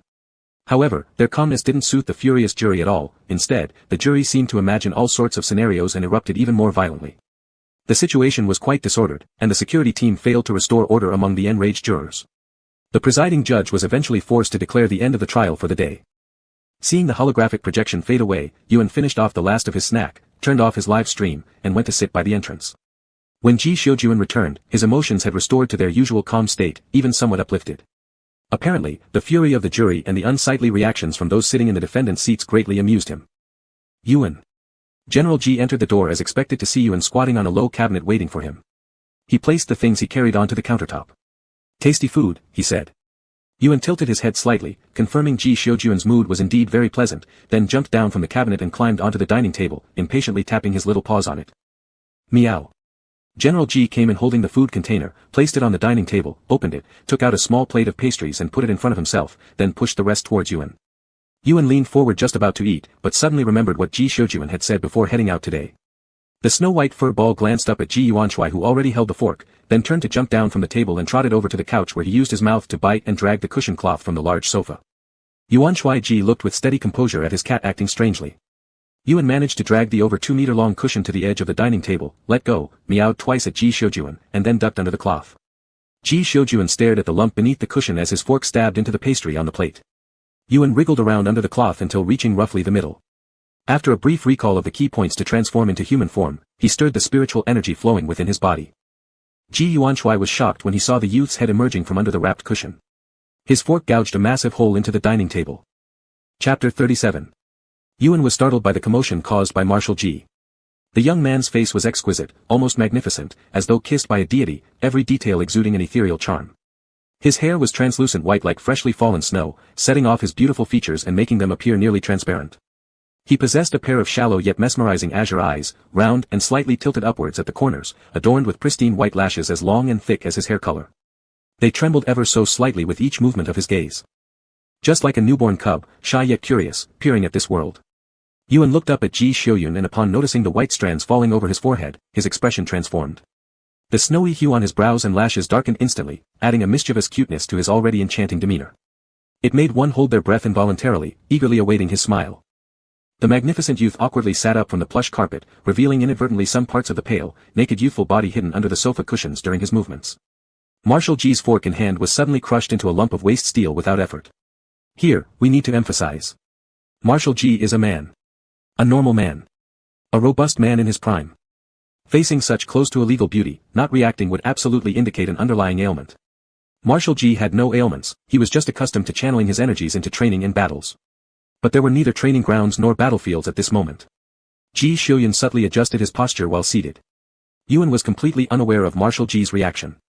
He hung his head low, unaccustomedly splaying out his claw, or rather, fingers, then more clumsily controlled these 5 digits to slowly clutch the cushion cover around himself tightly. Sitting on the carpet, Yuan raised his head again toward the marshal seated in the chair. Opening his mouth and preparing to meow, he found it terrifyingly impossible to do so. A cat's vocal system differs greatly from a human's. For Yuan, who had barely been human-shaped for less than 72 hours, confusion swept across his face. He didn't know how to speak in human form. After all, the last time he took on human shape was over 100 years ago. He merely glanced into the mirror before joining other 9-tailed cats also in human form, attempting to buy catnip in the city. They failed miserably and almost left behind bodies. Since then, he'd never taken human form again. Yuan was baffled. Yuan was bewildered. Yuan was at a loss. Looking at Ji Xiuyun, whose expression turned as blank as his thoughts, he felt a bit panicked. Didn't you want to see me in human form? Why are you not reacting at all now? Tightening the cushion around himself, Yuan pushed against the ground with one hand to try and rise up like his original feline self, but due to being unable to adapt to the length of human limbs, actually 4 paws, he wasn't steady enough and tumbled to the side. Marshal G reacted instinctively, standing up and reaching out his hand, capturing the slender waist of the young man just in time to prevent his face from crashing into the ground. With a sharp collision sound, Yuan spared from a face-first meeting with the table edge only thanks to Marshal G. Yet the impact of his knee hitting the table corner was severe enough to break the corner, leaving him holding onto the cushion in pain, huddling up miserably. Marshal G, holding Yuan's firm and delicate waist, watched as the bundle sniffing pitifully in his arms flashed countless thoughts through his mind, none fully forming into clarity. Then suddenly, the firm small waist pressed against his arm quickly reverted into the familiar furball. Ji Xiuyun. What? Wait a minute. What happened? Where did the person just now go? Naked. Wrapped in cloth. So beautiful. And so big too. How did they become a cat?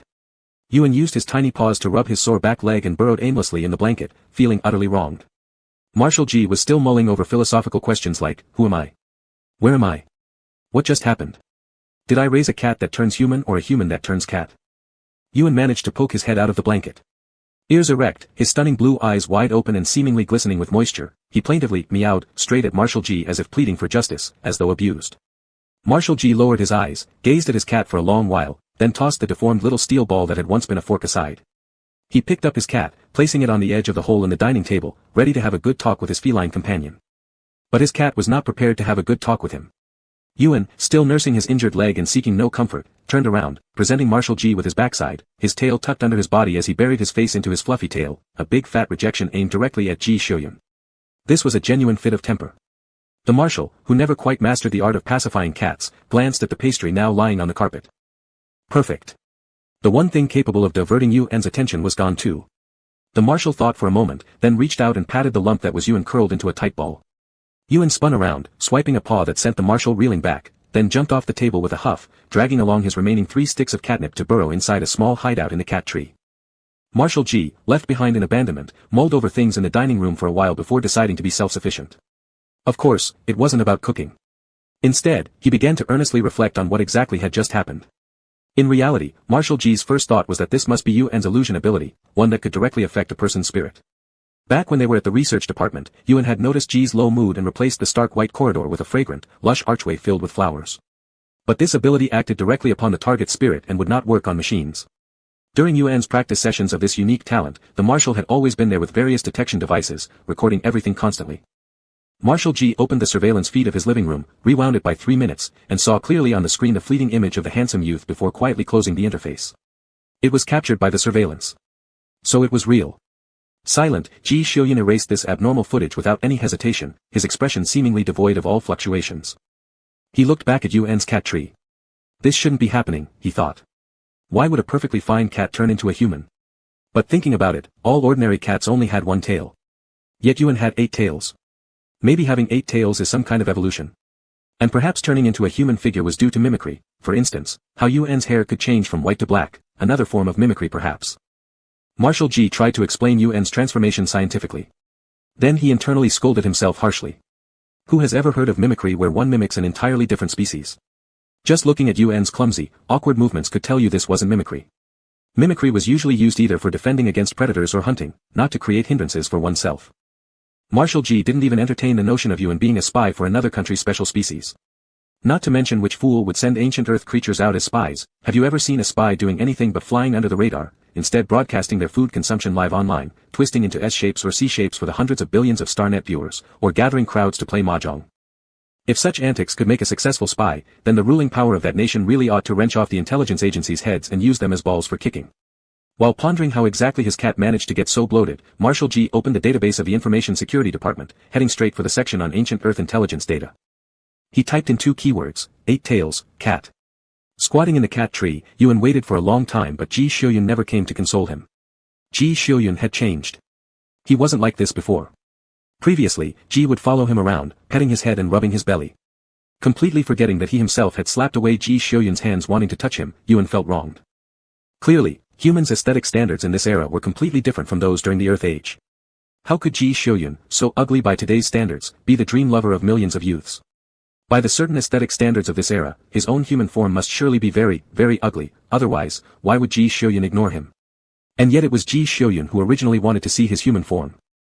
I haven't even found his ugliness repulsive, how dare he find me unattractive? Yuan curled up into a ball, giving up even on catnip, shrinking into a tiny lump in a little corner of the cat tree's hole. Young, pitiable, and helpless. When Ji Xiuyun bent down to have a serious talk with Yuan, what caught his eyes was Yuan curled up pathetically, looking at him with beautiful sapphire eyes that shimmered with a watery glow. Ji Xiuyun. Ji Xiuyun. What's wrong here? Yuan, come out. Marshal Ji extended his hand palm upward and rested it on the entrance of the hideout. We need to talk. Meow. Yuan cried out miserably. This person must be thinking I'm too ugly in human form and wants to get rid of me.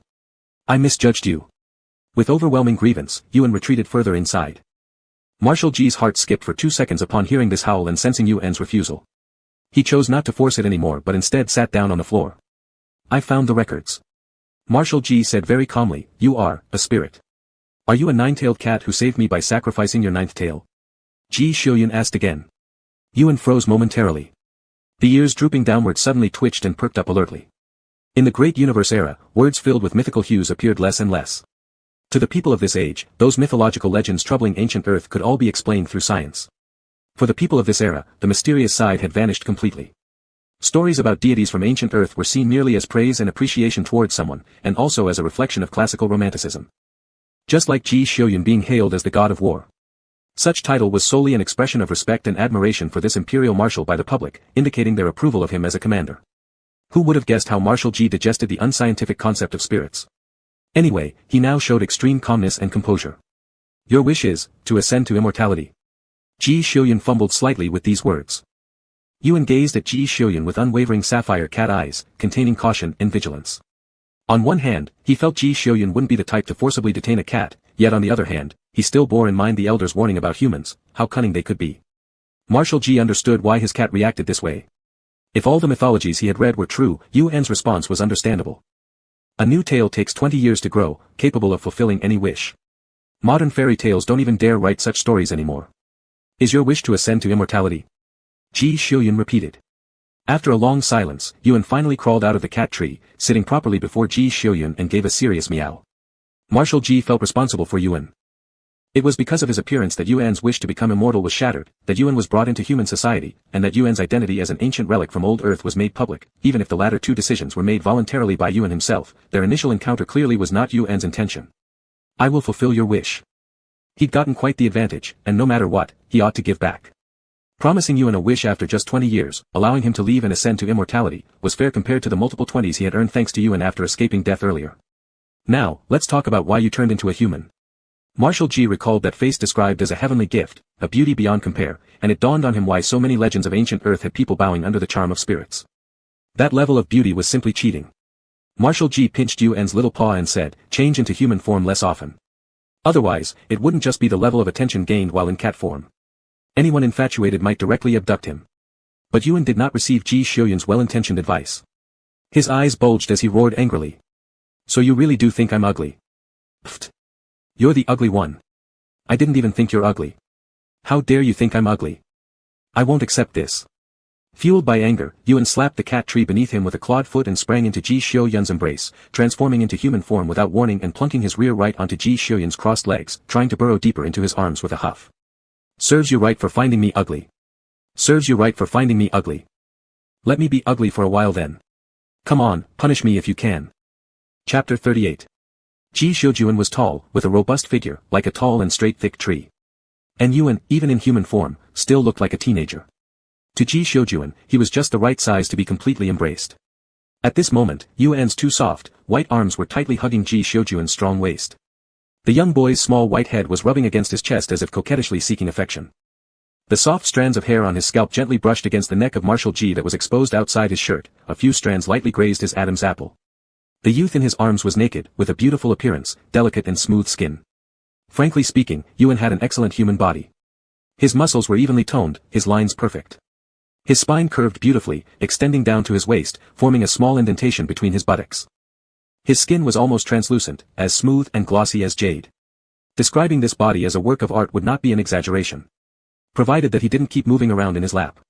Marshal Ji, due to his very special and rare genetic grade being highly averse to finding sexual partners for release, had basically dumped all of his excess energy into training fields and battlefields. Now he felt like he was dying. Marshal Ji took a deep breath, quickly taking off his military jacket to cover Yuan, gently pushing the boy who was constantly burrowing closer away from him, adjusting his posture. He then restrained Yuan with one hand and pinned him down firmly. Then he said coldly, "Change back." Yuan paused, turning his head, looking at Marshal Ji with utter shock on his face. All over his face was written with grievances. "You are actually being harsh on me. You've never been harsh on me before." Yuan sniffled, transforming back under Marshal Ji's gaze into a fluffy ball of fur. Marshal Ji looked at the little furball wrapped up in his coat, calming his breathing. Once his body had gradually calmed down, he extended his hand, lifting the coat to expose the cat who'd brought him such great stimulation, giving him a rough rub. Meow. Yuan raised his two paws, hugging Marshal Ji's large hand and bit down onto it. Marshal Ji never worried about Yuan causing him harm. Just like how when Yuan usually pretended to scratch him but ultimately only tapped him with his soft, fur-covered paw pads. Even though Yuan was biting him now, there wasn't any force behind it. He just showed his tiny sharp teeth with a fierce expression, and then gently nibbled down, extremely tender. Marshal Ji had no fear. Yuan's tail slapped angrily against the coat padding beneath him, making a slapping sound. "My bite could kill you. Isn't it just because you're relying on my favor? Spoiled brat." Yuan lifted his head to angrily mew at this shameless human. Marshal Ji had absolutely no understanding of the key meanings behind these several mews of Yuan's. He still hadn't even understood why Yuan suddenly jumped into his arms earlier. So Marshal Ji resumed the topic which had been interrupted moments ago, saying, "If you turn into a human, you'll be taken away." Honestly speaking, what Ji Xiuyun was really worried about wasn't actually the fact that Yuan would be taken away. After all, given Yuan's combat ability, anyone wanting to capture him would end up unfortunate instead. What Marshal Ji worried about was Yuan, unfamiliar with human society, using too much innate power while resisting or escaping, attracting others' covetous attention. There were no shortage of national institutions trying to court him openly and secretly for his SS-level gene composition, always ready to extend olive branches when opportunities arose. Not to mention Yuan, who was an ancient Earth relic, and likely the sole surviving mysterious life form under the cover of the technological side. Such troubles, if left unsolved, would grow larger like a snowball rolling downhill. The best way is to avoid trouble from the beginning. For example, not revealing the fact that Yuan possessed combat strength comparable to a Marshal-class main warship. As time went by, Ji Xiuyun came to understand more and more about Yuan, and also increasingly recognized his preciousness. If all the information he knew were disclosed, Marshal Ji had no doubt that the interstellar war that had ceased for hundreds of years would be ignited again. Yuan's value was too high. His value in all aspects was too high, high enough to make those in the upper echelons of the nations ignore the hard-won peace existing now with only some minor frictions. Everyone wants to be strong. There are countless people who want to become strong. For those without the talent yet craving to stand at the pinnacle of humanity, someone with outstanding abilities or special talents holds a value that transcends the ordinary from birth to death. As a man always being watched by various factions and ready to be poached from the Sinter's empire at any moment, Ji Xiuyun fully understood the contemporary human elite's thirst for such exceptional individuals. So far, apart from Ji Xiuyun himself who had been blasted out of the virtual training ground by Yuan's attack, only 3 other division commanders had witnessed Yuan unleashing his power. And these 3 division commanders kept silent about what they had seen, not even hinting at it to their closest colleagues. They all knew very well what this kind of strength signified. To avoid trouble, the 3 commanders wisely remained quiet. This secret should stay buried within them, it must remain buried within them. Their silence led outsiders to believe that Yuan merely possessed exceptional physical strength. It was best if there were no more occasions requiring Yuan to use his powers, Marshal Ji thought. It would be better if Yuan could just be an untroubled little cat. Don't let others see your human form, wear a disguise brooch when you go out, Ji Shoujuan said while stroking his cat. Yuan poked his head out from under Ji Shoujuan's hand and glared at him. Marshal Ji didn't understand why. When it came to his cat, he was often in a state of confusion. Only when Yuan displayed obvious physical reactions related to emotions could Marshal Ji make a rough judgment about his intentions. Ji Shoujuan lowered his gaze and stared back at Yuan for a while. Eventually, Yuan turned away angrily, and the marshal stretched out his hand, gently rubbing his cat's small belly with practiced movements. Although unable to fully comprehend Yuan's feline language, Marshal Ji still managed to make his furry master extremely comfortable. Yuan closed his eyes blissfully, purring softly, and almost immediately forgot the matter about Marshal Ji calling him ugly earlier. But Marshal Ji needed to continue his talk. However, walking among people in human form in human society would indeed be much more convenient. The pair of small ears atop Yuan's head twitched, and his azure cat eyes opened. This clever little cat calculated quickly, this litter scooper always trying to get him to study and progress likely wanted to force him into studying again. I'll set aside time to teach you about human lifestyles, said the marshal. At least, he needed to learn some basic things, like walking and speaking. Once communication became smoother, probably many issues could be resolved easily. As a cat, Yuan was indeed unique. Some tasks required him to transform into human form to blend with the crowd to complete. Though such tasks requiring his personal involvement were exceedingly rare in this era when one could stay indoors for an entire year without stepping out, they weren't entirely non-existent. As Ji Shoujuan spoke, he opened up a shopping interface without hesitation and filled the shopping cart with piles of black and white clothing. Yuan, looking at the old-fashioned designs chosen by his superior, expressed deep disdain toward this middle-aged man with such a stereotypical masculine taste in fashion. Why haven't you inherited Mrs. L's sense of fashion? Lifting his paw, Yuan stopped Ji Shoujuan from making the payment, climbed onto his leg, and brought the shopping interface to his face. The marshal watched as Yuan, squatting on his thigh, solemnly began selecting clothes with a serious expression. When Yuan chose the first piece and paused at the size input box, Ji Shoujuan calmly stated a string of numbers. Hearing the numbers, Yuan froze, turning his head toward Ji Shoujuan with blue eyes full of doubt. These sizes are too small. Marshal Ji lowered his eyes and met Yuan's gaze, seeming to understand his confusion. He explained, these sizes are for you, I'm buying them for you. Yuan. Didn't you just hold my human form briefly? How do you even know my sizes? I don't even know my own human measurements. Why are you so knowledgeable about this? Yuan felt complex emotions brewing within him. Never expected you, with your strong eyebrows and stern look, to actually be such a seasoned lecher. Still oblivious to the tumultuous emotions churning inside his little kitten, Marshal Ji saw that Yuan wasn't moving, so he simply reached out himself, inputted the sizes, and added them to the cart. Anything else you like? He asked. With complex emotions swirling in his heart, Yuan continued picking out clothes he liked. Yuan had a rather warped sense of aesthetics when it came to human faces, but he was quite excellent in terms of clothing aesthetics. This was still thanks to his first owner who had habitually held him in front of the computer while watching all sorts of fashion shows on stage. Yuan randomly picked out clothes with the thought of casually rescuing the fashion sense of older male youths. In passing, he also chose some suitable for Ji Shoujuan.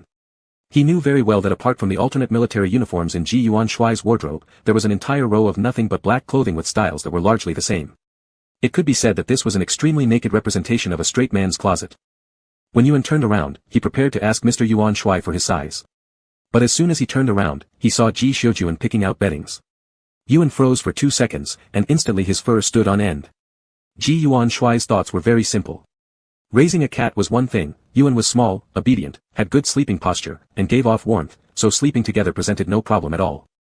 But since Yuan could turn into human form, that was another matter. Who knows when Yuan might suddenly get the idea to crawl under the covers and change into human form. That wouldn't be good. For him, for Yuan, not even for their dignity. So the Yuan Shuai decided they should sleep in separate rooms. After all, there were still a few empty guest rooms in the house. With dust-free mode enabled, furniture could be moved in directly. However, Yuan exploded. He felt that believing in Ji Shoujuan and transforming into human form this time was undoubtedly the dumbest decision he had ever made. Look how much he was rejected now because of his human form being ugly. They were even planning to make him move out of the room. Yuan jumped up and swatted away Ji Shoujuan's hand that was selecting bed sheets, mewing angrily at him. How dare you? Am I not your little darling anymore? Ji Yuan Shuai lowered his eyes to look at the pathetic little furball squatting in front of him, meowing miserably, looking extremely upset. He paused for a moment, then reached out and picked him up. Although he didn't understand what Yuan was thinking, this pitiful appearance was indeed too heartrending. Lifting up by the arms, Yuan kicked his legs and flailed his claws, attacking Ji Yuan Shuai's palms with his paw pads. If you're unhappy, then I won't buy the bed, Ji Shoujuan guessed aloud. Yuan immediately stopped kicking his legs. Ji Yuan Shui instantly hit upon the reason for Yuan's anger. But you promise me, when we sleep at night, don't suddenly transform into human form, he added. Yuan's ears quivered as his azure feline eyes stared daggers at him. Won't transform? So what? Who needs it? Yuan had learned his magic from the elder cats of his clan, demanding to learn this particular spell because back then, in a society dominated by humans, walking the world in human form was more convenient and safer than cat form. But in this present era, his true form was far more popular than his human form. The legacy of ancient Earth. The last cat in the entire universe. Super incredibly cute little Yuan. Is there anyone else?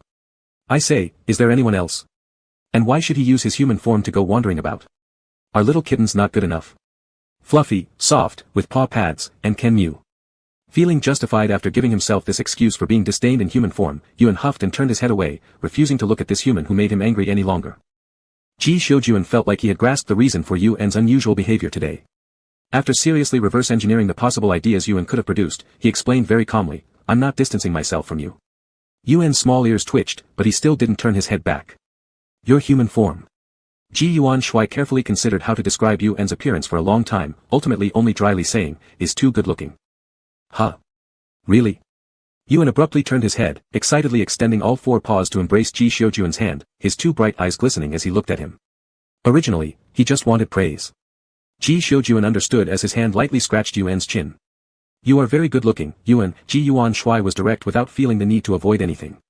But I am a normal adult male human, so please do not transform into human form on my bed, especially since you usually transform without clothes.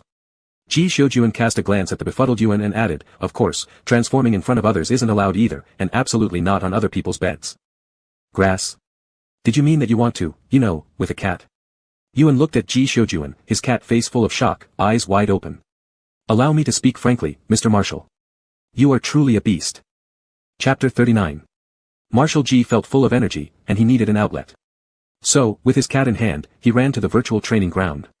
He locked it down so no one could watch, and then both man and cat unleashed all their strength without restraint, causing chaos everywhere. The end result was Yuan's defeat. After expelling his extra energy, Ji Xiuyan removed his helmet. The two then rested for a while from the lingering nerve pain brought on by the fight before Yuan gave Ji Xiuyan a claw strike. Of course, still without extending his nails. Marshal Ji consoled Yuan by scratching under his chin until Yuan relaxed and lay down on the couch. Ji Xiuyan then took a shower, and after that, holding his cat, fell asleep. Yuan had an excellent sleeping posture, small and fluffy, occasionally burrowing into warmer places but otherwise sleeping very deeply. Cats like warm, narrow spaces. Coincidentally, Marshal Ji is healthy and warm-blooded. Once inside the covers, he radiated warmth, making the entire bed cozy. So every morning when the Marshal lifted the covers, he always found his cat sprawled out over his stomach or curled up beside him, or clinging tightly to him in various positions, looking content. Just like now. When Marshal Ji opened his eyes, he felt a fluffy mass pressed against his neck, lodged in a gap between his shoulder and the pillow, spread out haphazardly. Ji Xiuyan glanced at the time and sat up. The little fur ball at the edge of the pillow, having lost its heat source, fidgeted restlessly. Finally, it shoved its head under the pillow, flipped its little belly, and went completely still. It looked as if the pillow had severed its head, creating a rather shocking visual effect. As Marshal Ji prepared to change clothes, he picked up his military uniform from the hanger. Realizing something, he turned and saw Yuan still sprawled out in deep sleep. So Ji Xiuyan took the military uniform and changed in the bathroom instead. This privacy awareness must be cultivated from the details. Marshal Ji thought as he changed, so that Yuan doesn't get used to seeing him change clothes in front of him. If this habit persists and someday transforms back to human form and goes out, thinking it's normal to undress in front of others, that would be a disaster. After finishing changing his undershirt and getting ready to put on his coat, Ji Xiuyan heard Yuan meowing outside the bathroom door, accompanied by soft paw taps against the door. His movements paused slightly, and as he slipped into his coat, he opened the bathroom door. Yuan waddled in on 4 tiny legs, and during Ji's grooming, he also jumped onto the sink to groom himself together with the reflection in the mirror. Yuan didn't hate water. When other cats were extremely averse to contact with water, Yuan enjoyed playing with it. His first owner, that little girl, had already prepared everything for his first bath, thick rubber gloves on both hands, a mask and waterproof goggles worn, and a waterproof apron around her body. She had been frantically researching online strategies for bathing cats a week ahead of time, mumbling to herself day and night. But when she finally placed Yuan in the warm water basin, this cat didn't struggle at all. Instead, it even squatted down happily and immersed itself fully in the water quite cooperatively. Due to the exhaustion from yesterday's battle, Yuan wasn't fully awake yet. However, he was accustomed to getting up at regular times with Ji Xiuyan, so despite not being fully awake, he bravely resisted the temptation of sleep. Dazedly, he followed Ji Xiuyun through his morning routine, accepting a thorough cleaning of his paws with hot water and careful drying, and eventually drowsily seeing Ji Xiuyun off at the door. Meow. With the sleepiness lingering, the kitten's voice was tender and soft, tempting anyone to want to cuddle and rub him. At this moment, this meow probably meant goodbye. Ji Xiuyun looked at the little cat seeing him off with calm expression, but inside, he was considering whether they should exercise like yesterday afternoon every day from now on. On one hand, it could improve Yuan's combat skills, on the other hand, it might give himself a bit more fun too, wouldn't it? Usually, the only time you could hear such soft sounds from Yuan was when he needed something from Ji. But recently, since Yuan had become self-sufficient, Ji Marshal rarely heard those soul-stirring calls anymore. It was really too bad not to be able to listen to them more often. The innocent little kitten had no idea what sinister calculations were running through the mind of Marshal Ji, who looked perfectly proper right in front of him. After being cleaned, the pink paw pads waved a little toward Marshal Ji, and when Ji Xiuyun got on the car, Yuan squatted outside on the corridor, enjoying the sun and breeze, almost drifting off to sleep again. But he couldn't, not yet. His stored spiritual energy had decreased significantly once more. Yesterday afternoon, he had even unleashed the map cannon that had previously made Ji Xiuyun's vehicle crash. However, unfortunately for Yuan, with Ji Xiuyun's combat experience, he wouldn't make the same mistake twice. As soon as Marshal Ji sensed Yuan preparing that attack, without hesitation, he bombarded Yuan continuously during the charging period, not only interrupting his spellcasting but also using the recoil from the cannons to quickly escape. 3 consecutive map cannons failed to make Ji Xiuyun's vehicle crash, and Yuan felt utterly drained. He sluggishly walked back to the bedroom, lifting his paw to pull open the box containing spirit stones, ready to replenish some lost energy. However, upon glancing inside, he saw that there were only about 30 or so left. This realization jolted Yuan awake instantly. Meow. Yuan cried out, turning around immediately to look for Ji Xiuyun. But Ji Xiuyun wasn't in the room. Ji Xiuyun had already gone out. Yuan, this lonely little cat, stood motionless for a good while before abruptly shutting the box with a bang. After all, he knew the address of the black market now. He couldn't keep relying on Ji Xiuyun, who was, after all, a marshal. Self-reliance was the way to prosperity. Having decided to be self-sufficient, the little cat turned around and pulled open the wardrobe door, crawling inside. The clothes purchased yesterday had all arrived.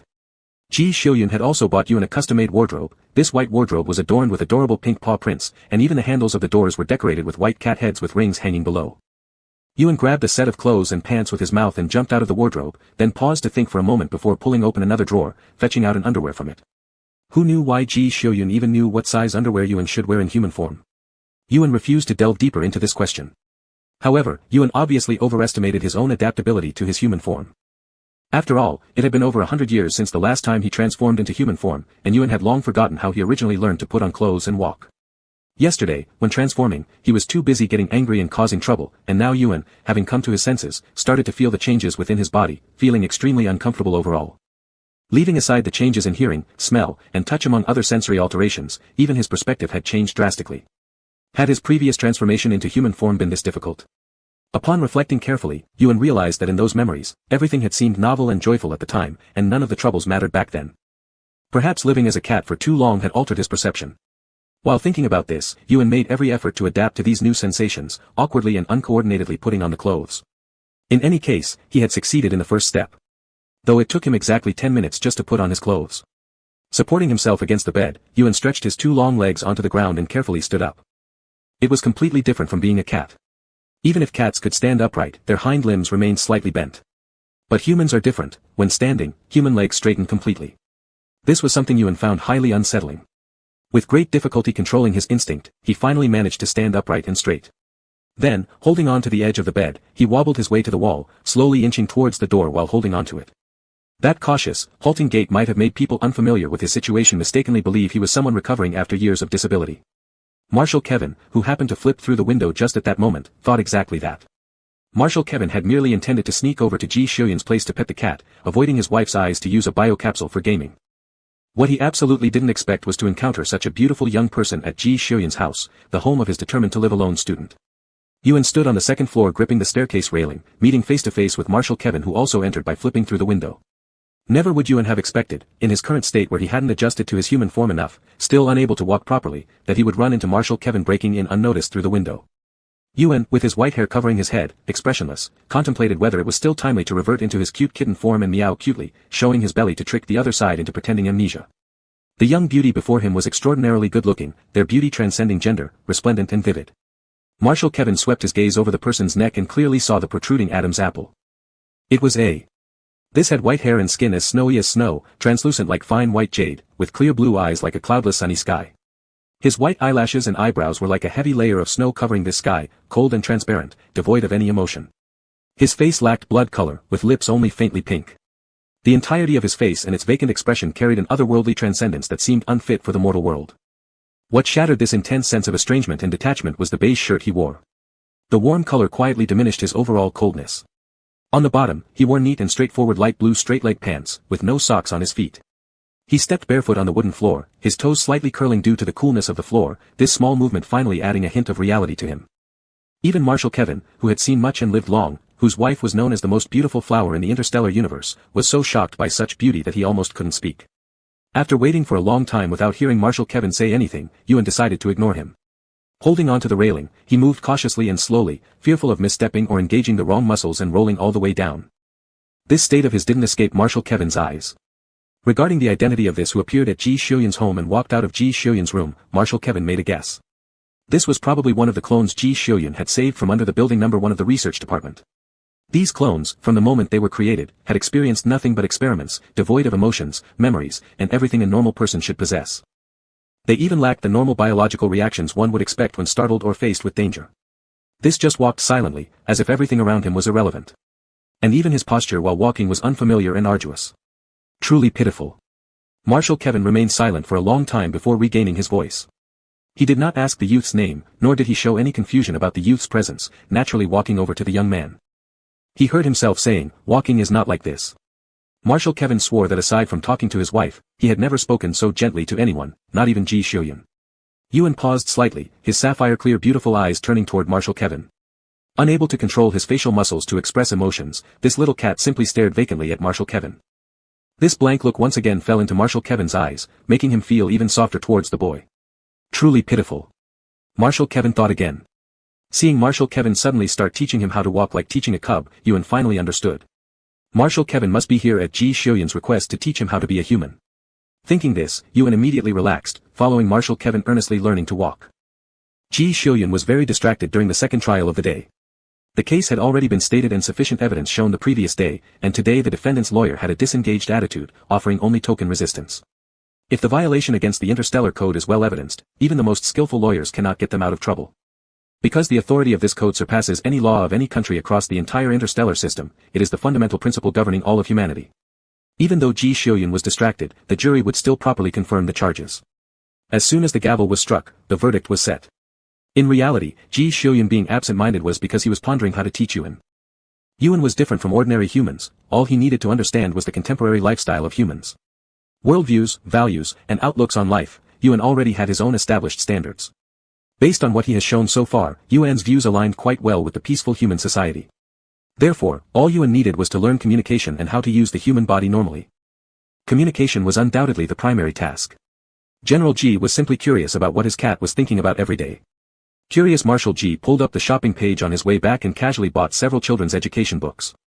The two division commanders who witnessed their marshal purchase children's educational reading material were horrified, while Marshal G appeared completely calm as if nothing had happened, brazenly reading the book on his light brain interface. Marshal Ji Shioyun never expected that after quickly finishing one of the books with renewed confidence, upon opening the door at home, he would immediately see Yuan in human form sitting face to face with Marshal Kevin. And Yuan, with a completely straight face, was calling his teacher brightly and earnestly, "Dad." Marshal Ji Shioyun. Marshal Ji Shioyun stood by the doorway, silently staring at Marshal Kevin who was holding a children's education book, teaching Yuan how to pronounce words, and he felt an overwhelming urge to hit someone. Marshal Kevin had completely shed his usually composed and steady demeanor, laughing like a silly old father. With no expression, Marshal Ji Shioyun walked into the living room, quietly looking at his teacher. "I've received your desire to have children. Please go harass your wife instead. Don't treat our Yuan like a child." Marshal Ji Shioyun glanced upward at the second-floor window hidden from surveillance, then returned his gaze to Marshal Kevin. "The window is over there. Please leave. Thank you so much." Chapter 40. Marshal Kevin had an incorrigible bad habit, he preferred sitting directly on the floor over chairs or sofas. In Ji Shiojuan's house, even the empty guest rooms were covered with a thick, soft carpet, including the bathrooms. Made of special materials, they neither absorbed water nor accumulated dust, and had a lifespan of up to 70 years. Ji Shiojuan's parents laid them down to prevent small accidents like falls. Not only did they prevent accidental injuries, but they also attracted Marshal Kevin.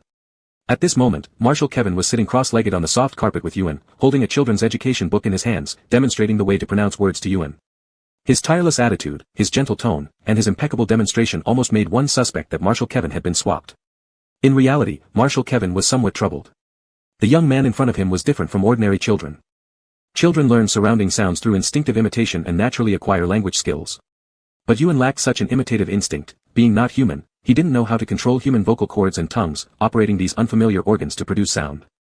It took Marshal Kevin a good 40 minutes just to teach Yuan how to pronounce the single word, dad. After Yuan finally mastered the technique of using his vocal cords, it then took another half hour to teach him how to control the movements of his tongue and lips to speak standard human language. Before that hour, Marshal Kevin had been teaching Yuan how to walk and control body muscle movement to ensure normal actions and walking. This clone seemed to be a blank slate in this aspect. Apart from having good physical qualities, other aspects of his development were even worse than those of a newborn human child. Newborns at least cry, make sounds, and have their own emotions, gradually growing into perfect, independent individuals. But this clone didn't possess these things, even if they should be any creature's instinct. Perhaps he once had them, but after experiencing long periods of darkness, such instincts were gradually forgotten by him. Of course, why did Marshal Kevin so firmly believe that this wasn't his student's young lover but a clone?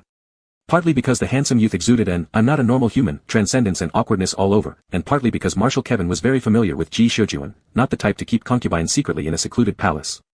Today, if anyone were asked who knows Ji Shoujuan best, Marshal Kevin would claim second place without hesitation, and absolutely no one would dare to claim first. How opposed Ji Shoujuan was to finding bed companions, others might not know, but as a teacher, Marshal Kevin was extremely clear about it. He also knew the reason clearly. Ji Shoujuan has special genes, and who knows what series of chain reactions could occur after something happened with a bed companion. After all, given Ji Shoujuan's status and unique gene level, there are always many considerations regarding such matters. Marshal Kevin completely understood his student and fully grasped his character, so there was no way this young man could be Ji Shoujuan's secret lover being kept at home. The last time he visited, there wasn't such a person, yet when Ji Shoujuan returned from raiding the science department, suddenly there was someone. The chances were 9 out of 10 that it was one of the saved clones. To ensure the lives of these clones after they were rescued, their data were absolutely confidential to the public, and even someone at the rank of Marshal Kevin would need to apply to the science department for legitimate reasons to access the information. Therefore, Marshal Kevin had very reasonable grounds to consider Yuan as one of the rescued clones. As for why Ji Shoujuan would bring back a clone, he didn't know, but he understood his student well. If Ji Shoujuan didn't have confidence in handling the situation, he would never let anyone approach arbitrarily, let alone allowing the youth to walk out of his room. While teaching, Marshal Kevin pondered whether to perform a genetic test. If there were no problems, he'd consider adopting the boy. He even sent a message to his wife to consult her opinion. Marshal Kevin didn't care if Yuan wasn't human. After losing their home planet, humanity fought fiercely for thousands of years, eventually securing a niche in the universe and establishing their authority. Afterward, the entire galaxy became much more peaceful and stable. In these years of peace, humans adopting younglings from other intelligent species wasn't uncommon. Similarly, it wasn't rare for other intelligent species to adopt human offspring. Ji Shoujuan would probably only stay on the Imperial Star for a few more months. The preliminary design sketches for the redeveloped Silver Blade had already been created by the top mech suit designers of the Empire, including the original creator of the first-generation Silver Blade who personally designed its upgrades. Once the sketches were reviewed and approved by Ji Shoujuan without any special requests for changes, they could be officially stamped to proceed with detailed design and parts production. Ji Shoujuan was willing to wander outside, accepting his flagship-grade main battle cruiser as home without hesitation. He could endure it, but not everyone else could. To maintain his intimidating presence over surrounding star systems and cosmic criminals, Ji Shoujuan spent years navigating through the vast, silent universe. Except for when he and his legion briefly landed on a planet for supplies or to suppress rebellions, the rest of the time they stealthily searched across star systems for traces of space pirates and other criminals. This lifestyle would last for several years, and even most psychologically tough soldiers wouldn't be able to handle it. Therefore, Ji Shoujuan's forces rotated every 6 months. In the absence of emergencies, after prolonged interstellar voyages, soldiers would alternate positions with garrison troops under Ji Shoujuan's command every half year. Even his subordinates, the Legion commanders, took turns between sailing missions and garrison duties every 6 months. Only Ji Shoujuan himself could tolerate staying aboard a spaceship for years without ever setting foot on solid ground. Considering this clone had just been rescued from the darkness, both mentally and physically, long-term interstellar travel would not be suitable. Thus, Marshal Kevin believed that now was the perfect opportunity to adopt and properly nurture this child.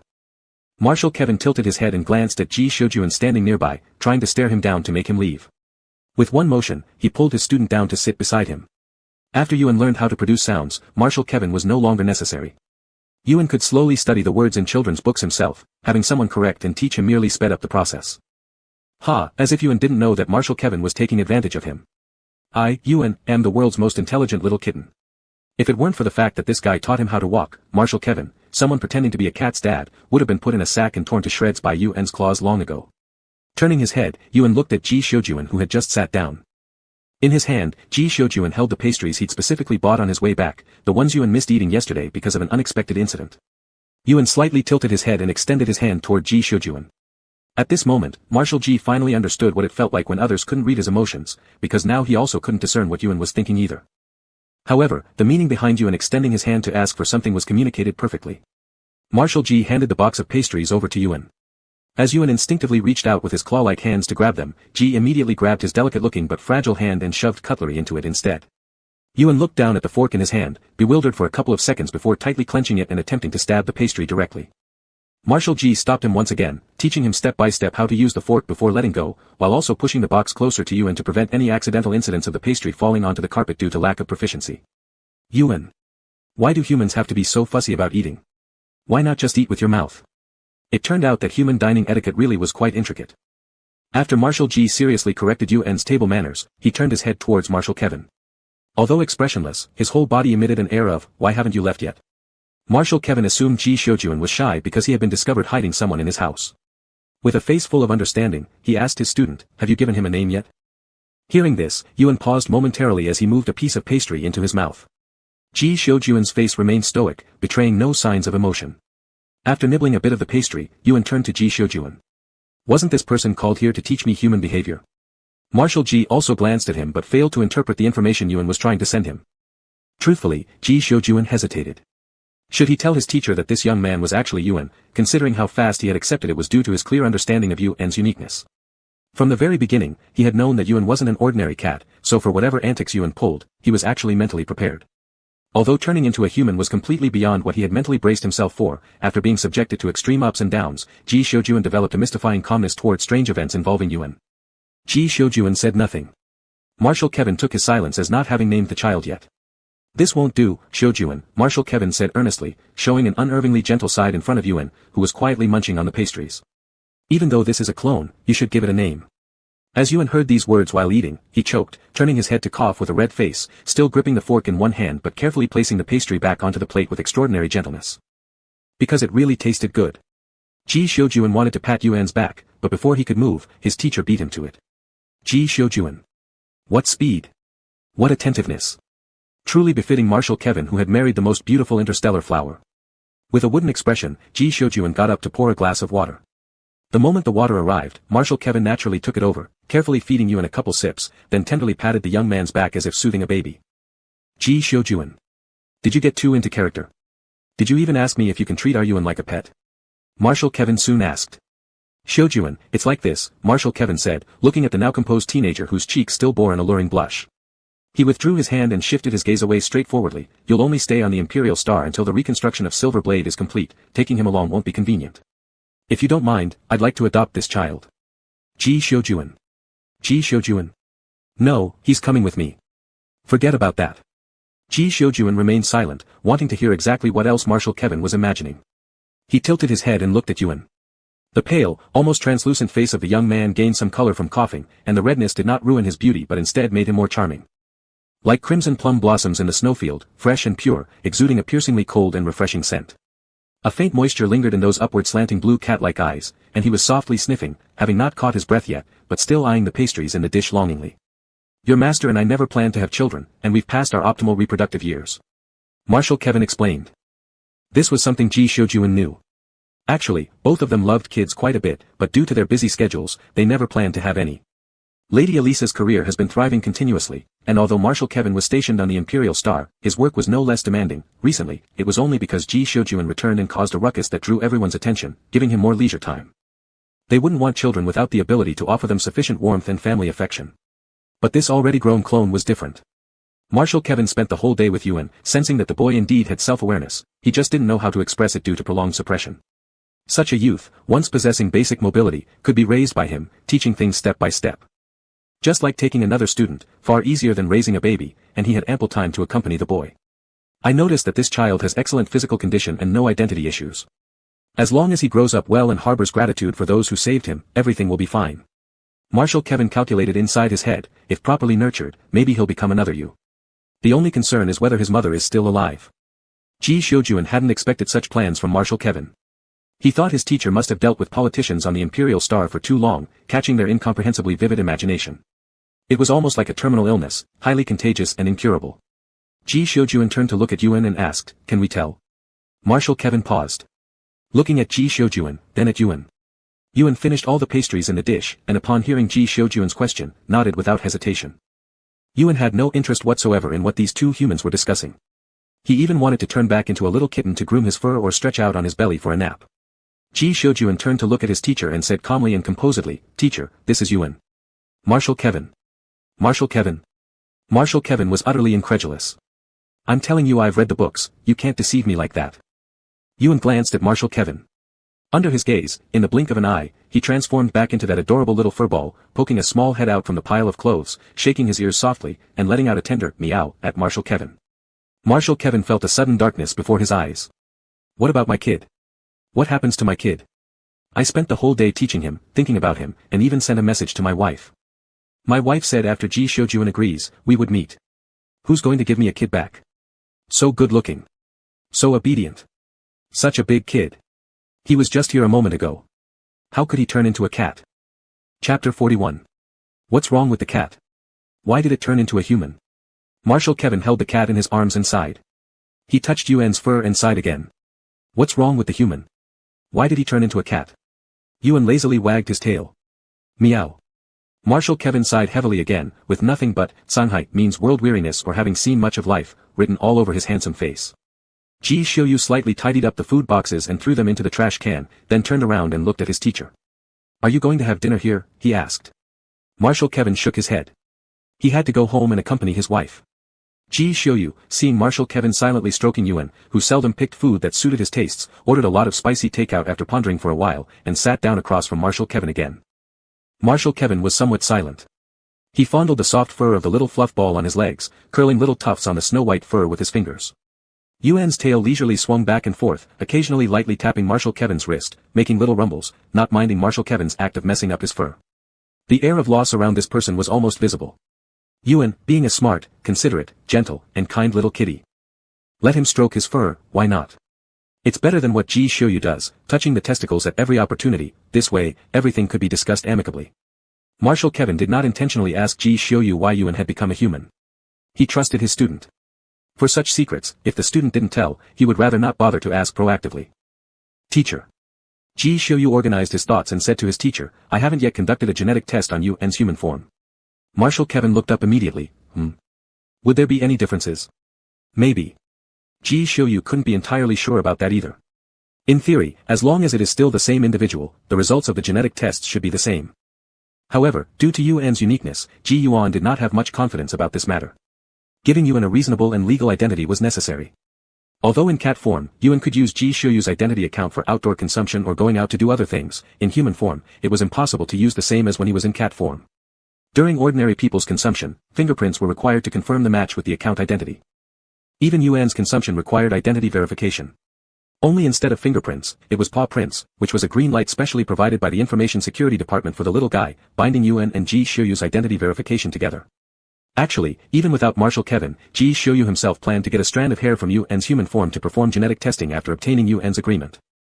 If there was no problem, conventional methods would be used to give Yuan's human form a proper identity.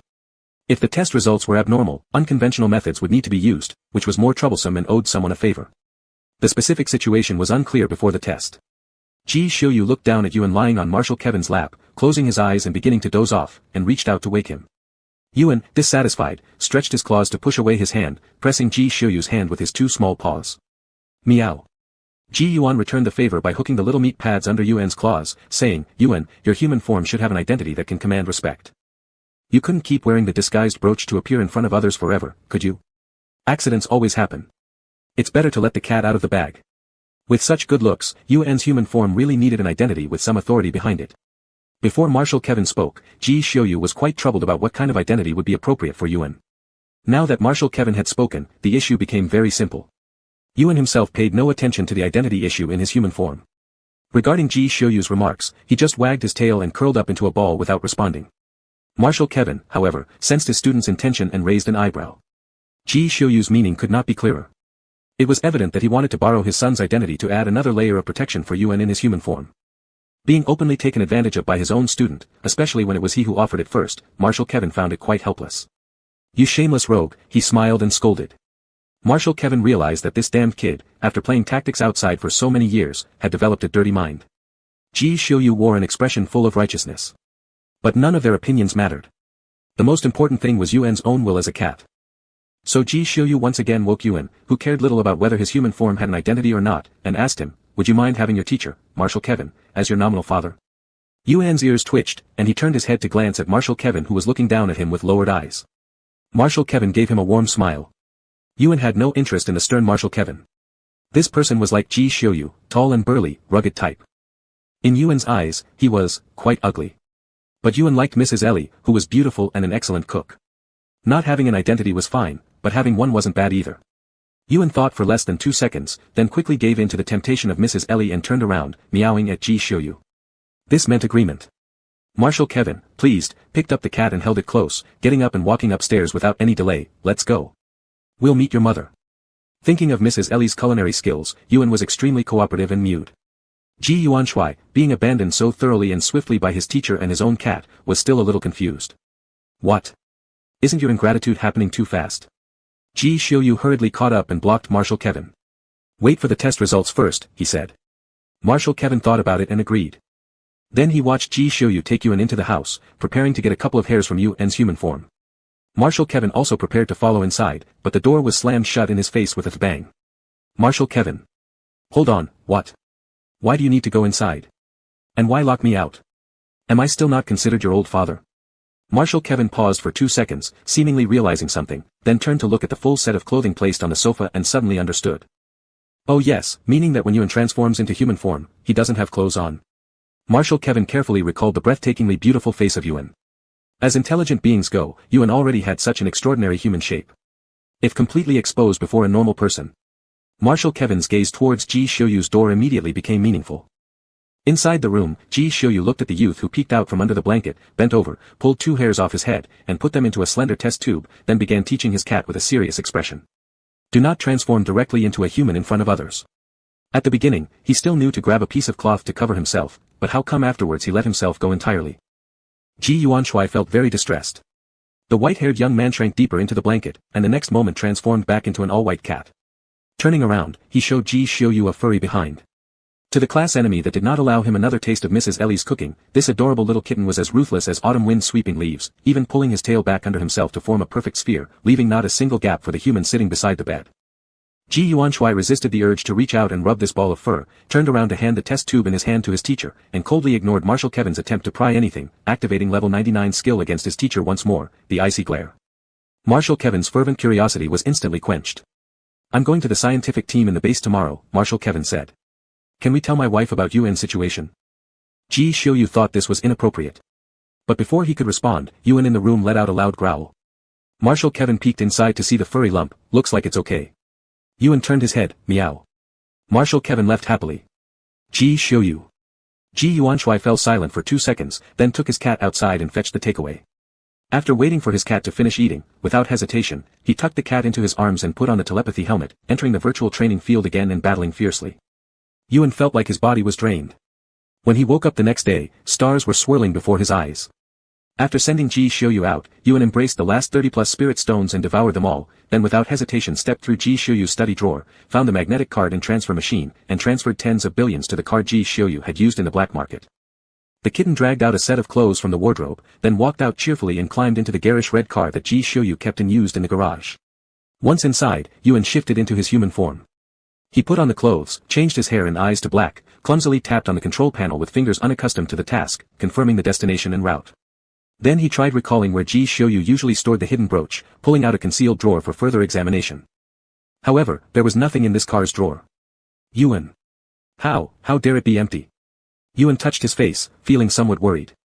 Illusions could be pierced by machines, and he would need to exert influence over so many people along the way, an enormous consumption of spirit energy. He wasn't a master of disguise like Huapi. Even if he changed his eyes and hair to colors as varied as rainbows, changing his face was beyond him. Being too handsome could sometimes be a sin. If all else failed, invisibility would have to suffice when shopping. Thinking thus, Yuan started rummaging through the car's compartments while quietly repeating phrases that Ji Xiuyu had used during their previous trip to buy spirit stones. There were only 3 sentences, and given Yuan's accelerated learning ability after achieving enlightenment, they weren't overly difficult. This vehicle offered ample interior space, enough for someone to stand up and take a few steps.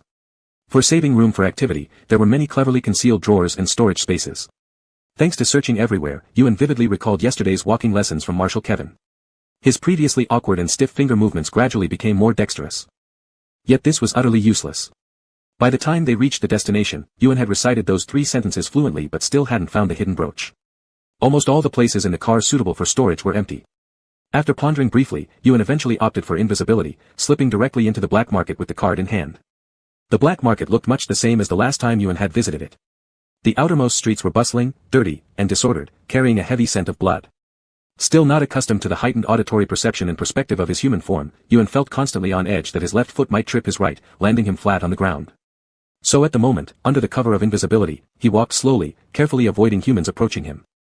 He headed toward the largest shop at the center, casually glancing around at the smaller shop's items along the way, finding mostly unfamiliar minerals and mechanical parts. Those casually displayed street stalls often witnessed fights breaking out without reason.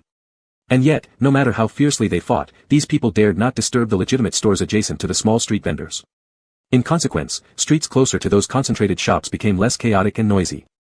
Seeing no interesting sights, Yuan lost interest quickly, focusing solely ahead and marching straight toward the shop Ji Xiuyu had once taken him to.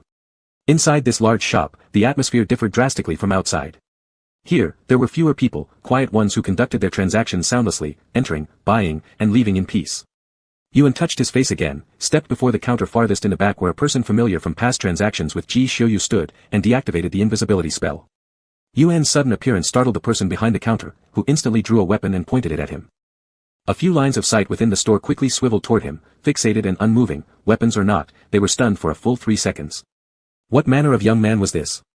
Tall, slim, and meticulously dressed, his perfectly proportioned limbs and slender waist were entirely exposed by clothing tightly hugging his body. The wrist and neck skin revealed were as white as if dipped in milk. His black eyes were calm and emotionless, the upward slant of the tail giving off a mischievous liveliness. Such lively, sparkling eyes seemed almost an affront to simply call its bearer a treasure. This youth stood calmly before the counter deep in the shop, facing the intimidating gravitational weapons, his expression unchanged under everyone's watchful eyes. In their gaze, this youth slightly opened his pale lips. He said, "High-grade energy crystals, how many do you have?" His voice soft and pure, perhaps out of habit in pronunciation, extended his final sounds with some nasality, creating an inadvertently coquettish tone. That trailing note lightly caressed one's heartstrings, inducing tingles down the spine from scalp to bone marrow. Yuan waited for quite a while but received no response from the person in front of him. He raised his hand and swatted the weapon still held by the other person to the side. Accompanied by a grating wall-cracking sound, he asked again, "High-grade energy crystals, how many do you have?" The person behind the counter glanced at the youth before him, then at the gravity weapon that had been firmly plastered onto the wall, impossible to pry off. Trembling, they quickly averted their gaze. Other guests who had been greedily staring at the youth reacted similarly. The man behind the counter took a deep breath and said, "The shipment just arrived, 800 pieces total, guest." 800. Enough to let this adorable little kitten break Season Xiuyun's teeth and nail them to the wall. Yuan was so delighted he wanted to meow. This joy only slightly disturbed the calm blackness in his eyes. He paused, then asked, "Price?"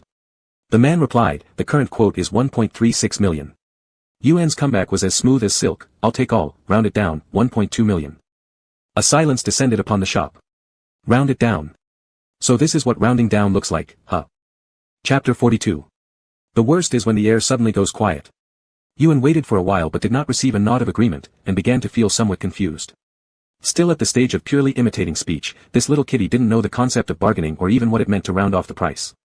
He had only memorized the 3 sentences Ji Xiuyun mentioned before when purchasing spirit stones, then repeated them verbatim. Advanced energy crystals, how many are available? Price?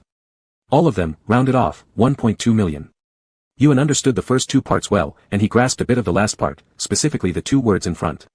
Yuan silently stared at the merchant who didn't say a word, vaguely feeling that he must have made some sort of mistake. He didn't speak. Nor did he know what he should say. At the moment, there wasn't anything suitable for him to say either, after all, he had just learned to pronounce sounds yesterday. Meanwhile, the merchant found their conversation familiar, the last person who said, "all," left quite an impression on him. Upon reflection, weren't these exactly the same words as before?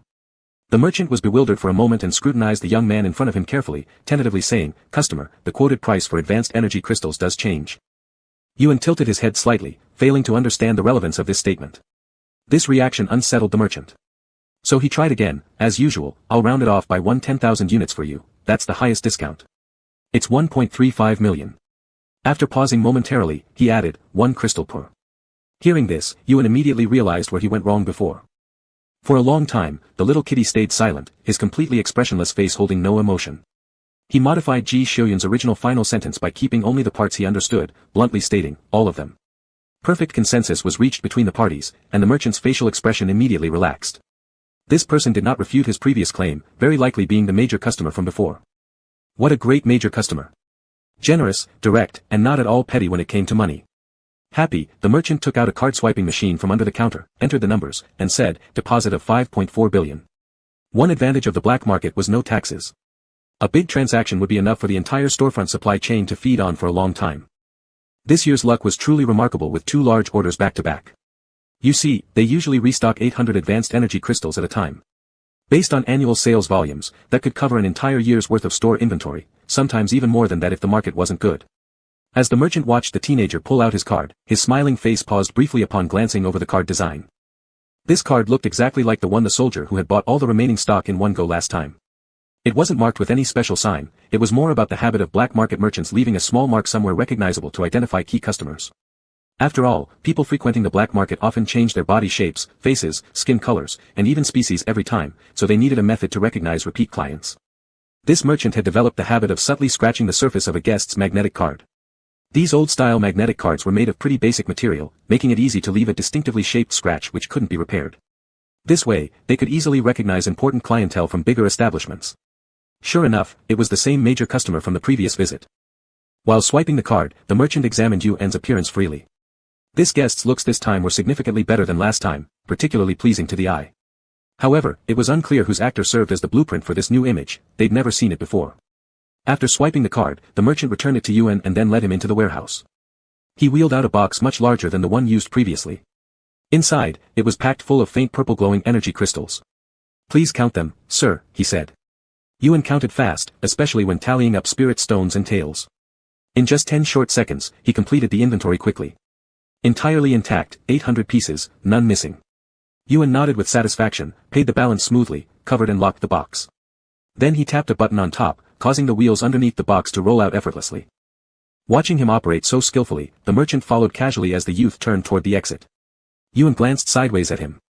The merchant still wore his smile as he noticed Yuan's gaze and asked, "Are the energy crystals you bought last time used up?" Yuan looked at him and gave a slight nod. The merchant observed Yuan's lackadaisical demeanor now versus the military bearing from the previous visit, realizing that last time this individual might have been in disguise. Thinking about the information he had circulated, he suddenly felt rather awkward. "You're not with the military department?" Upon hearing this, Yuan shook his head. The merchant rubbed his hands together and ventured to ask, "Might I be so bold as to ask where you got your disguise equipment?" Yuan was already standing by the elevator door when this question came. He slightly froze in place. "Huh. Looks amazing," the merchant praised effusively, well versed in flattery for such important customers. "I haven't seen a disguise device this intricate and good-looking in a long time, it even has special functions." Yuan mentally noted down the term disguise device, pushed the box into the elevator, turned around to face the smiling merchant, hesitated for a second, then nodded. The merchant interpreted this as an acknowledgement of satisfaction. As Yuan watched the elevator doors close, he placed his hand on the box next to him.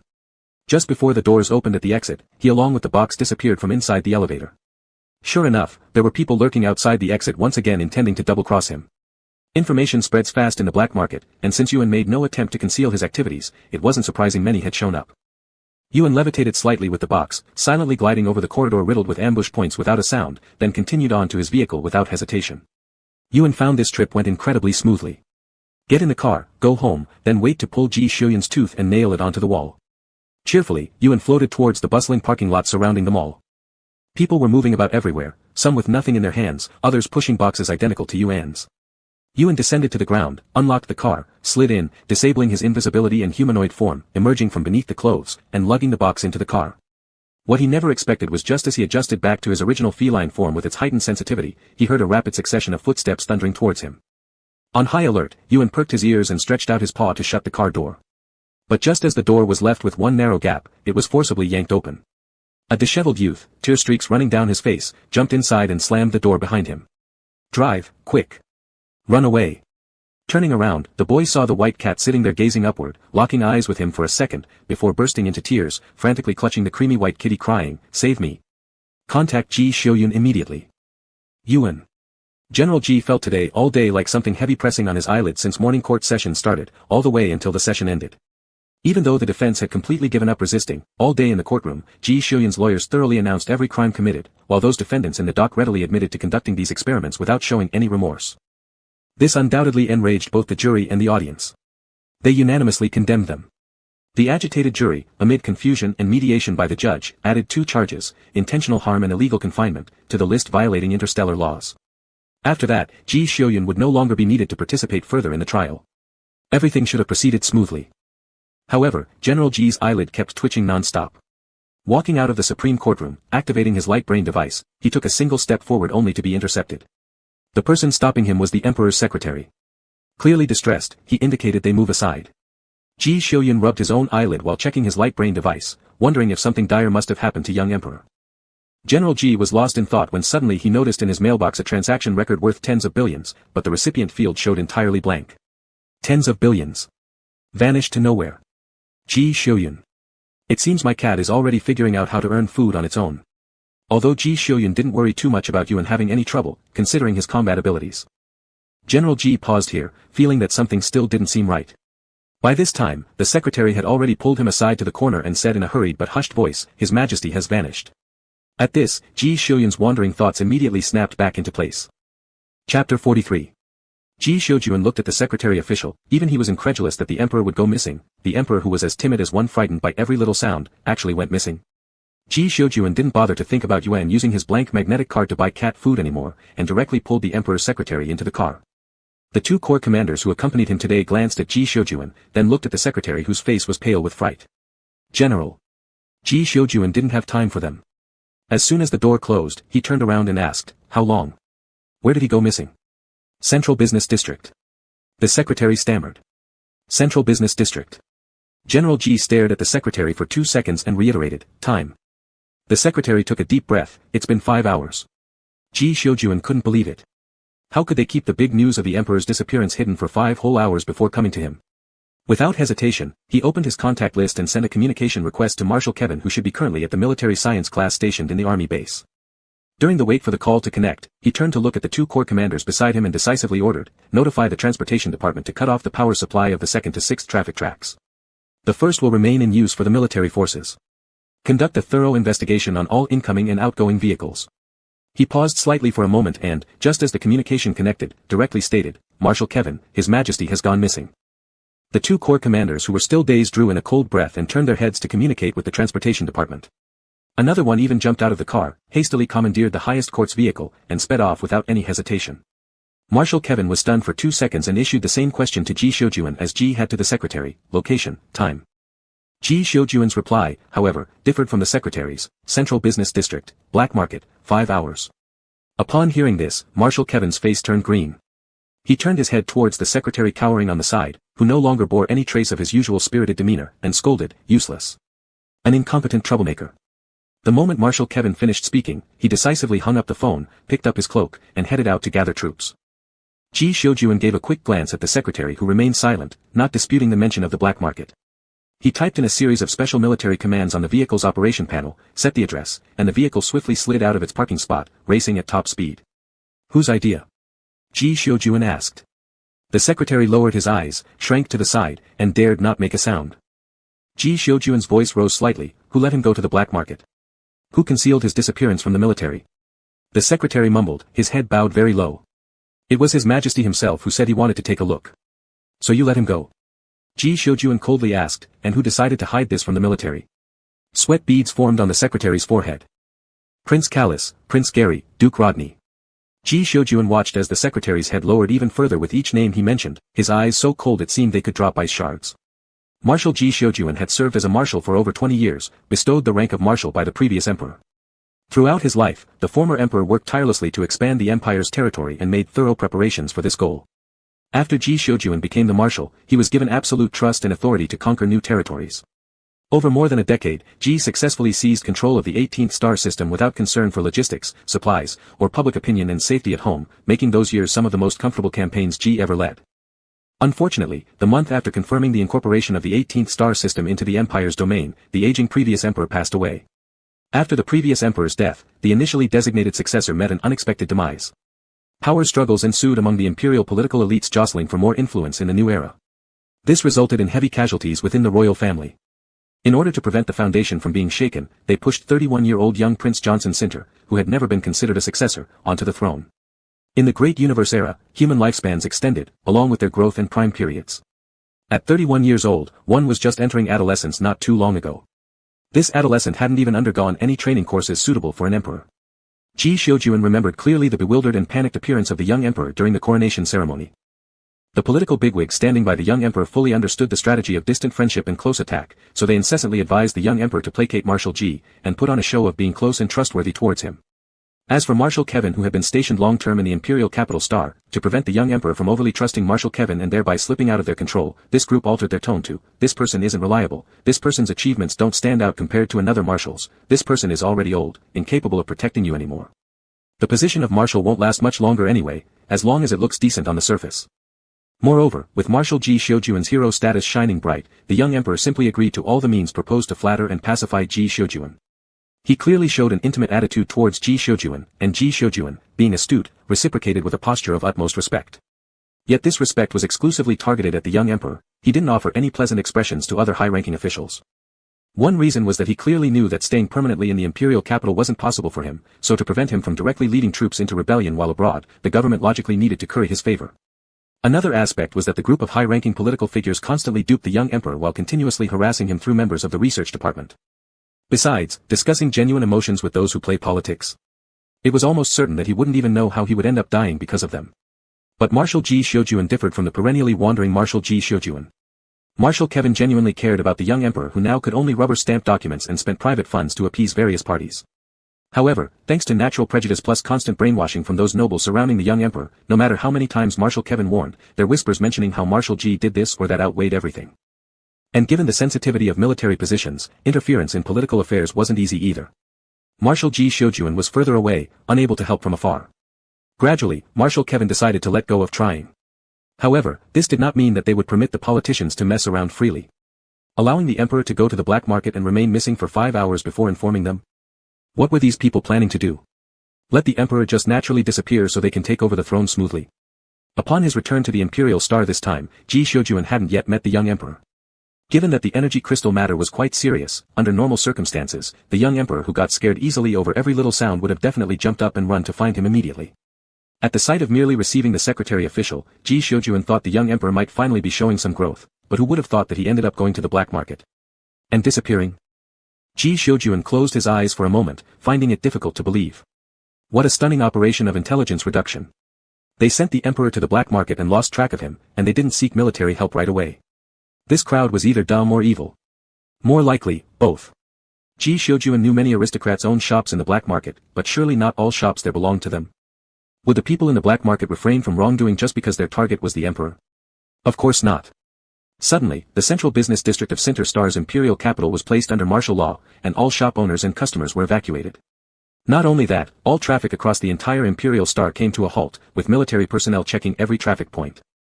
Marshal Kevin arrived first and directly entered the cordon area, disappearing from the sight of bystanders soon after. Yuan at that moment had just grabbed the boy suddenly appearing before him and shoved him to the ground, narrowly dodging a sudden thin beam of light. Both the youth and Yuan were bewildered. The young man didn't expect the situation to escalate from mere pursuit to someone wielding lethal weapons against him. Meanwhile, Yuan wasn't clear what was happening yet. He'd gone smoothly without any issue when buying goods earlier, and it was clear those outside were targeting the sobbing youth. The boy timidly whispered, You save me. I know Ji Xiujuan, I know Ji Xiujuan's contact number, I'll recite it to you. Afterward, the boy immediately rattled off a series of digits. Indeed, it was Ji Xiujuan's contact number. Meow. Yuan patted the face of the deathly pale youth, his soft, warm paw gently slapping against it. By the time the youth regained his senses, the white cat sitting on his chest had already opened the car door and hopped out.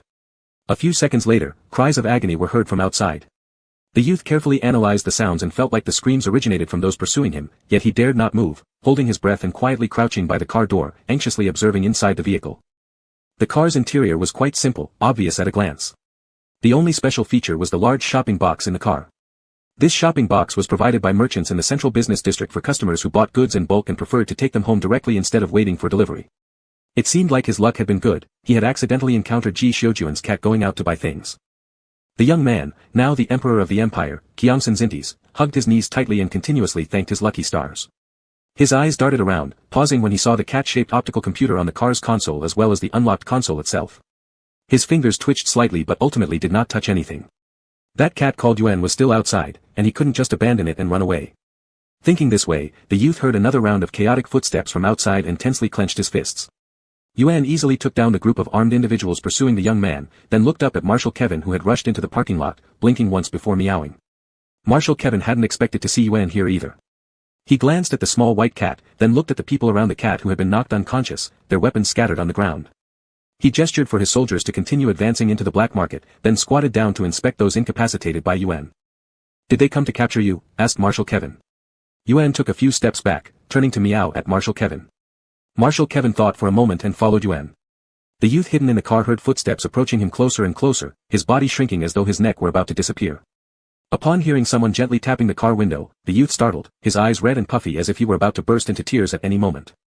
Marshal Kevin simply opened the car door and helped stabilize the youth who fell out with the opening of the door, letting out a long sigh of relief. "Your Majesty, there's nothing to worry about anymore." The youth abruptly turned around, seeing Marshal Kevin standing straight and immaculately dressed in military uniform. Suddenly relaxing, he jumped up and clung tightly onto Marshal Kevin, crying loudly.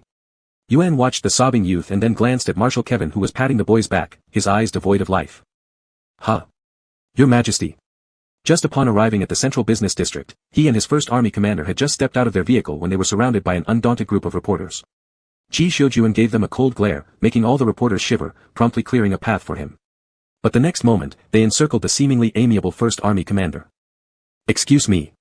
Could you provide some details about the event? The entire capital's transportation has been halted, greatly affecting people's lives. Could you disclose something that required the deployment of both marshals?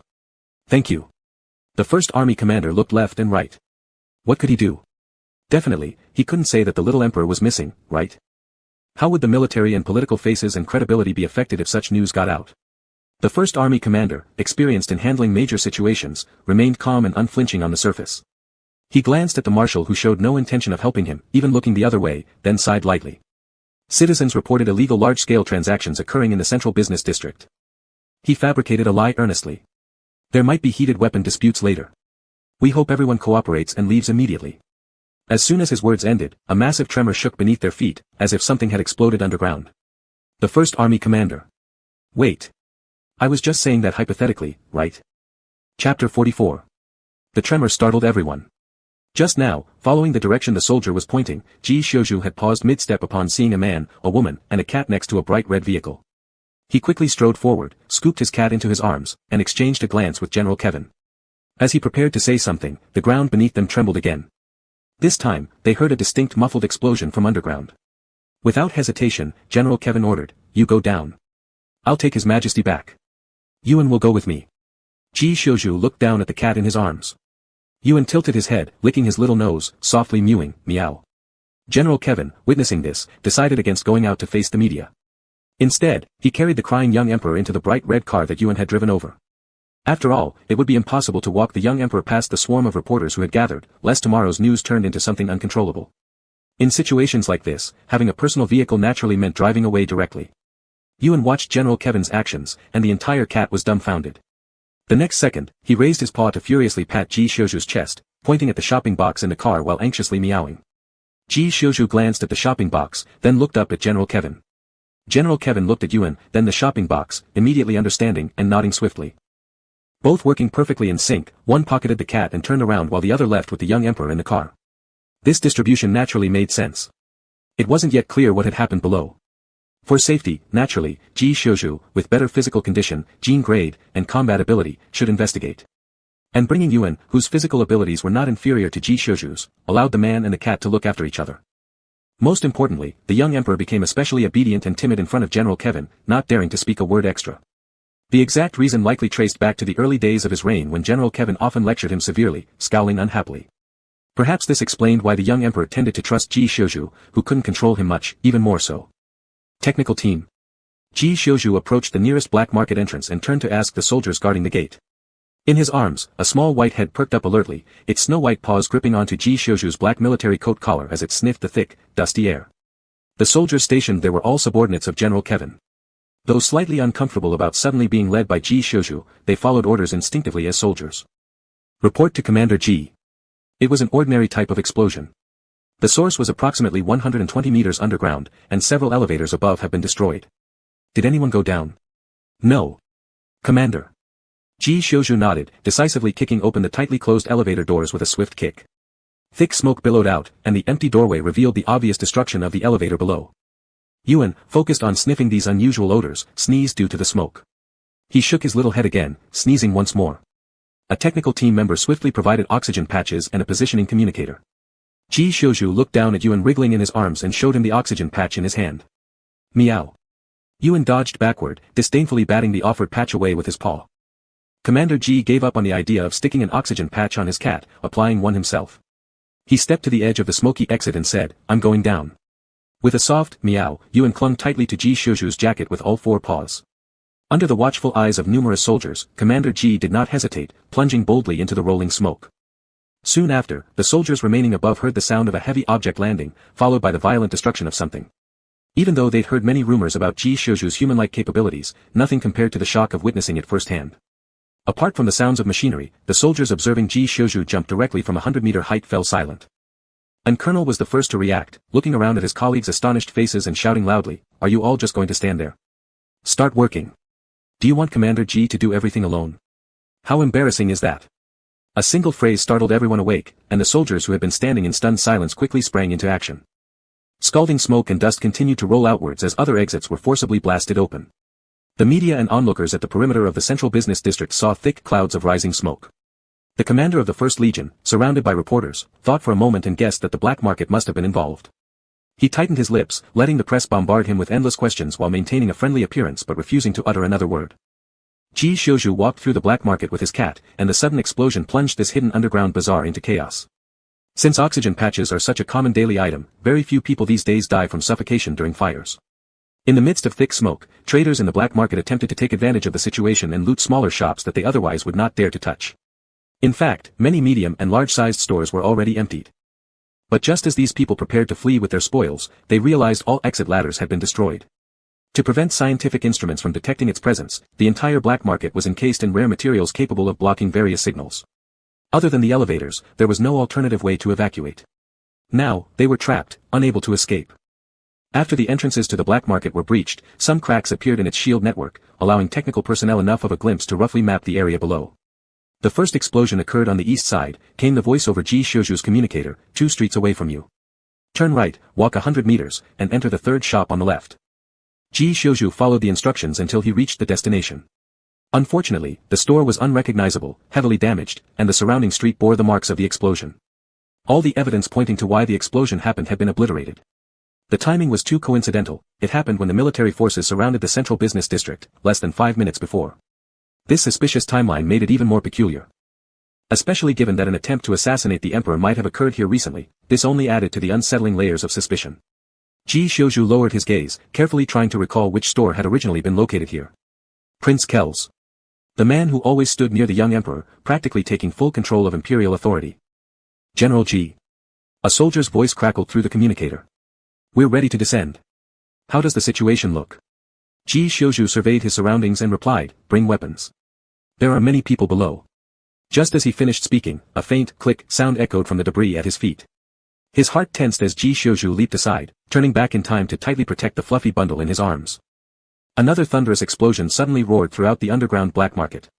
Due to the close proximity of the second blast, the transmitted sound caused ear-ringing and dizziness among the technical crew connected with Ji Xiuzhu via their communicators.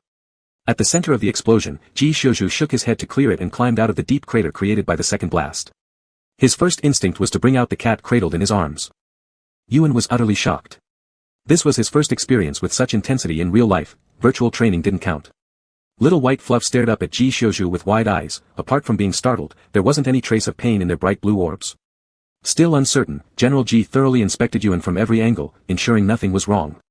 Not until Yuan regained awareness from the shock and slapped Ji's reckless hand with his paw did the general finally relax. Meow. This loud call indicated everything was normal. Satisfied with hearing the robust meow, G finally put his mind at ease. General G finally sighed in relief, carefully placing Yuan aside before turning around to check himself over. He discovered that not even his clothes were torn. He turned towards Yuan, who was gazing around, and asked, "Was it you?" Yuan knew he was referring to the barrier that had protected them and immediately puffed up proudly, "Meow." General G stroked Yuan's head. This is the second time. Once again, Yuan had saved him. Ji Xiuzhu felt that when they returned from this mission, he had to get a high-yield energy crystal mine planet for Yuan from the government at all costs.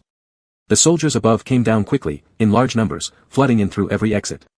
The tech team brought equipment to clear mines and dismantle bombs, and soon had caught everyone left in the black market who could still put up a fight. There were so many media outside, there had to be an explanation for the public about this operation. Now those with good luck enough to survive until the end in the black market became the official explanation to the public. Ji Xiuzhu returned to the surface, watching as the soldiers dragged these people out in batches. He walked past the media intentionally, then had the captives escorted away. Meow. Yuan placed a small paw on Ji Xiuzhu's chest and rubbed against his chin. Ji Xiuzhu returned his gaze and gently rubbed the furry bundle in his arms. Then General Ji coldly abandoned his first army commander to the mercy of the media, climbed into the vehicle, took out his data pad, and sent a communication to General Kevin. At this moment, General Kevin didn't take the Emperor back to the palace but went directly back to the military headquarters with the Emperor and his secretary. He couldn't trust any of those people in the palace now. Ji Xiuzhu glanced at the surroundings on General Kevin's side and asked, "Who agreed for His Majesty to go to the black market?" The secretary hesitated. But the Emperor did not hesitate for a moment. He sniffed and frankly said, "It was Uncle Kel's." Hearing this answer, Ji Xiuzhu felt confident now. He continued to ask, "Who decided to act against General Kevin earlier?" "I did not agree." The Emperor glared, neck stiffened, restating, "I did not agree." Indeed, politically speaking, the Emperor did not have much backbone and harbored natural prejudices toward General Kevin. However, in matters of right and wrong, he knew the difference. In recent years, General Kevin's brilliance might not match Ji Xiuzhu's, but he was still an outstanding general who had stood alongside the previous emperor and was a hero who had guarded the empire for more than 100 years. Ordinarily, skirmishes between the military and politics were normal power struggles. But to use such power plays to send a hero like General Kevin to the grave absolutely shouldn't be tolerated. "I did not agree," the young emperor repeated. He looked completely deflated and depressed, entirely showing his powerlessness and inadequacy, but they made this decision anyway. Fortunately, this decision did not get carried out. Those who made the decision were caught off guard by the matter of the 500 energy crystals, stuffing their ideas back into their heads. Afterwards, worried that Ji Xiuzhu would misunderstand him because of a series of actions he had taken, the little emperor eagerly threw the secretary in front of Ji Xiuzhu, wanting to ask for a clear-cut attitude. Ji Xiuzhu merely fell silent for a moment but did not find anything surprising about the whole thing. How indecisive the little emperor was, he understood perfectly well. Ji Xiuzhu simply continued asking, "Your Majesty, the mastermind behind the action against General Kevin, was it Prince Kel's?" The little emperor nodded. Ji Xiuzhu's eyes eventually fell upon the secretary beside the emperor. Under his stare, the secretary held out for half a minute but ultimately couldn't bear it. With a rigid face, he confessed, "It was also Prince Kel's who forbade notifying you. I contacted you privately." Ji Xiuzhu slightly nodded his head and surprisingly praised him, "Good job." General Kevin frowned, "What are you thinking?" Ji Xiuzhu paused, His Majesty wasn't being obedient, so someone couldn't sit still anymore. For the puppet emperor who had always been very compliant, suddenly having thoughts of his own and starting to oppose them certainly didn't make those in power happy. Whether they wanted to scare the little emperor, replace him with a new emperor, or even ascend themselves to the throne, in short, they needed someone obedient, whose interests aligned fully with theirs, to stand in the position representing the highest authority. If the little emperor wasn't obedient, they'd scare him into compliance. Or, they could secretly kill him somewhere. That would work too. Unfortunately, no matter what their plans were, accidents had already happened. Judging from the situation, it seemed that the young emperor managed to escape on his own and coincidentally met Yuan. The secretary also couldn't withstand the torment of his conscience and informed Ji Xiuzhu about the matter. The conveniently timed chain explosion in the black market was clearly aimed at eliminating evidence without a trace. This way, they could avoid the military really uncovering anything, which might result in them being directly accused by the Empire's Supreme Court. Marshal Kevin obviously realized this point as well and bluntly asked, "Have you gathered any evidence?" Ji Xiuzhu shook his head, "No, everything got blown up." The young emperor looked at Marshal Kevin, then at Ji Xiuzhu in the communication link, as if he understood something. The confusion and helplessness in his eyes gradually disappeared. Summoning an unknown courage, he suddenly stood up, went to Marshal Kevin's side, and looked up at the hero who was gradually entering old age. "I was wrong before, I'm sorry." He tightly closed his lips, clenching his fists, and bowed deeply to Marshal Kevin. When he spoke again, there was a trembling sob in his voice, but he stubbornly held back the tears. He trembled as he said, Can you help me?" Marshal Kevin was stunned for quite a while, never expecting such behavior and awareness from this little devil, awkwardly letting out a dry, "Ah. Help me," the young emperor wiped away his tears hurriedly. "I don't want things to keep going like this. I want to be as excellent as my father." Marshal Kevin looked at the young emperor, then at Ji Shouju. His student slightly nodded on the other side of the communication link, and Marshal Kevin immediately felt relieved. "Yes," he nodded and replied. "Your Majesty, I have a request." Ji Shouju stroked Yuan, who was looking eagerly at the young emperor in his arms. "Could you give me another energy mineral planet?" Chapter 45. The young emperor was stunned. Ji Shouyan's request scared him so much that he almost burst into tears. An energy vein star was not an inexpensive price at all. Moreover, a stable production energy vein star could be used for a variety of purposes. After all, 7/10 of the energy crystals produced each month on the planet Ji Shouyan currently owned were directly sold at low profit to the Empire, leaving only 3/10 within his free control range. These 3/10 had basically been used to fill the Legion warehouse, with only a small portion going into his private vault. What do you need an energy vein star for?" asked the young emperor. "Our military budget has been controlled by Prince Kells. Besides some self-sustaining industries, our funds are rather tight." Ji Shouyan responded seriously and convincingly. "One energy vein star cannot meet the operational needs of 7 legions. Nonsense.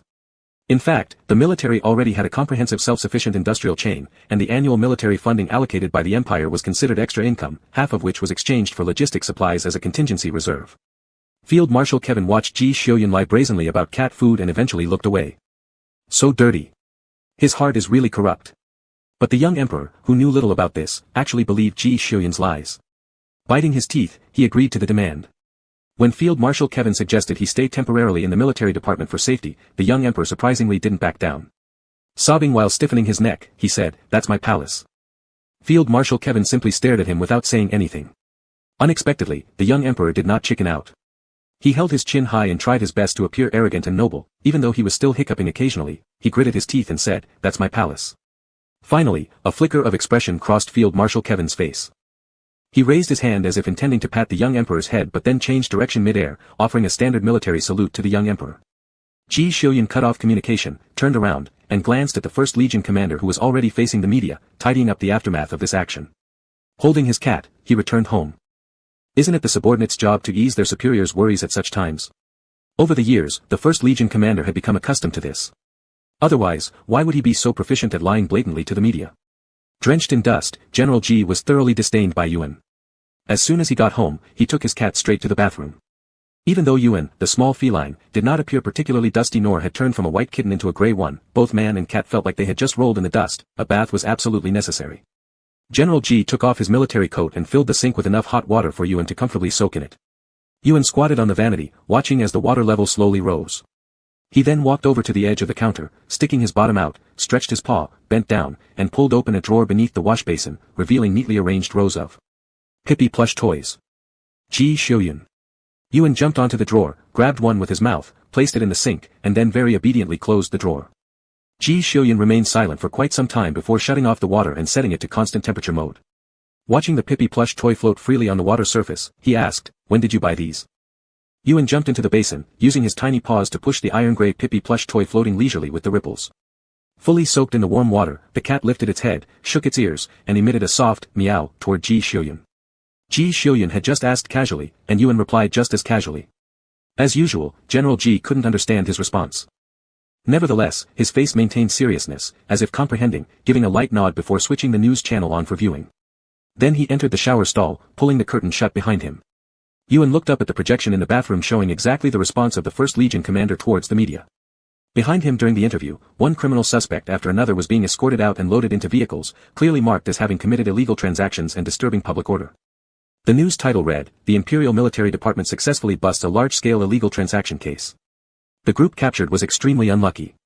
Thinking about this, Yuan slapped the toy with his 2 paws, plop. As Ji Shouyan washed himself, he listened to the 1st Legion commander eloquently lying to the media in a completely serious manner. He would have to memorize the commander's every word so as not to contradict him should he be questioned later.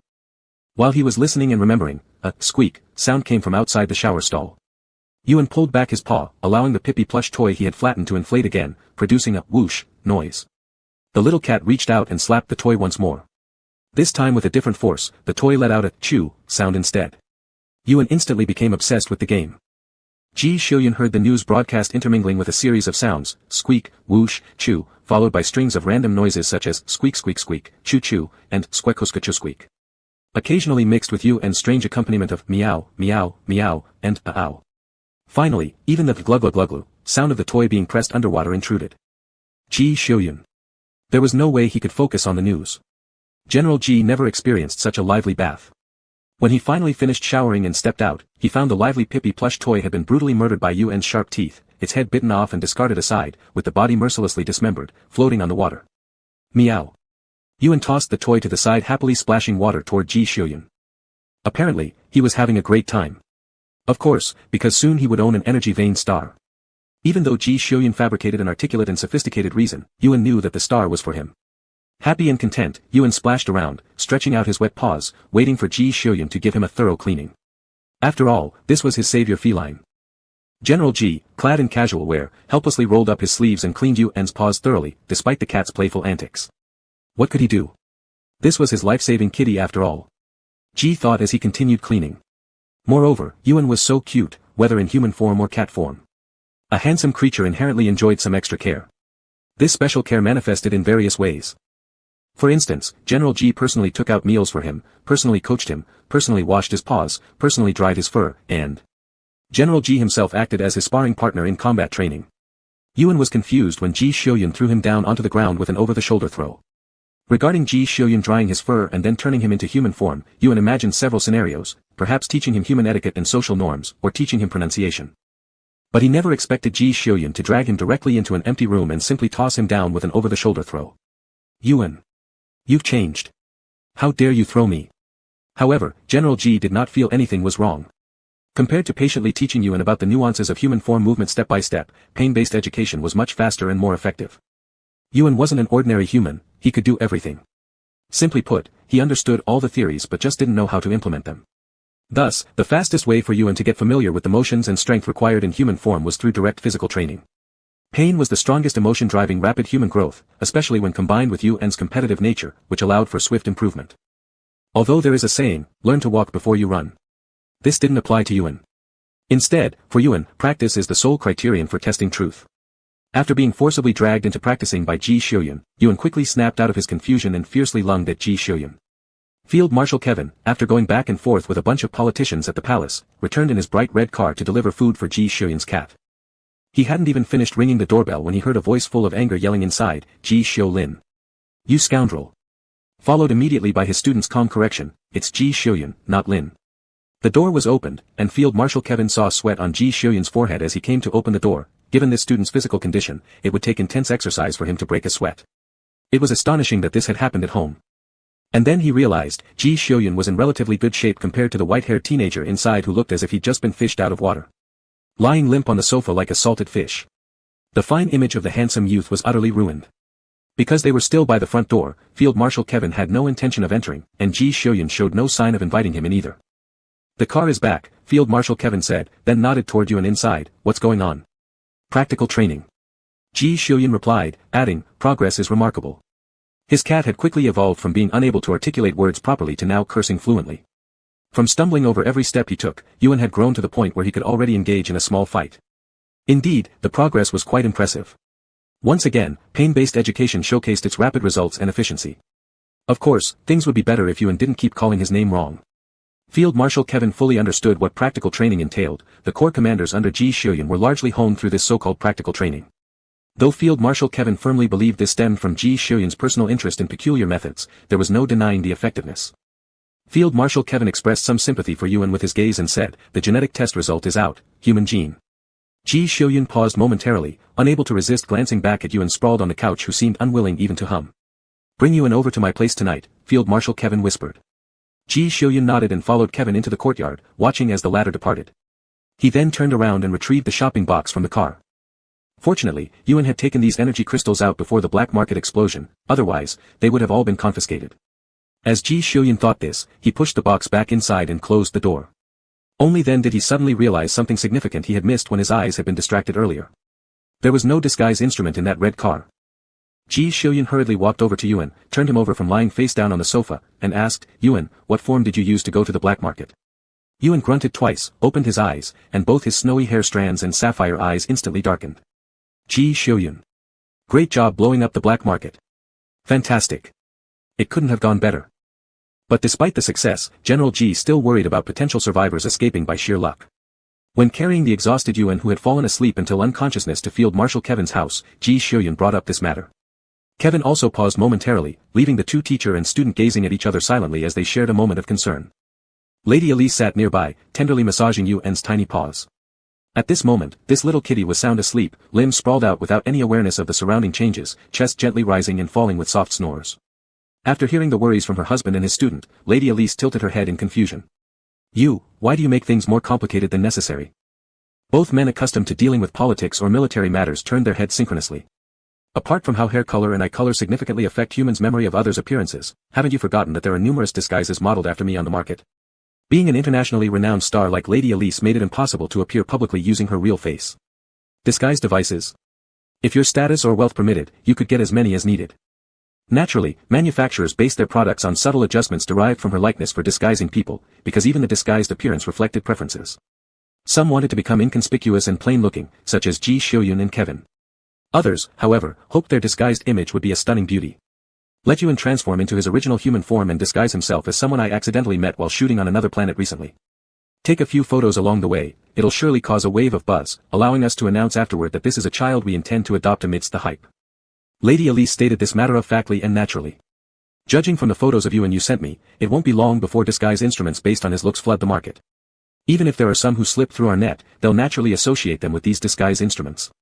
Ji Xiuyun, a man of military affairs, completely failed to anticipate this move. Likewise, Kevin, a man of political matters, also never expected such an approach.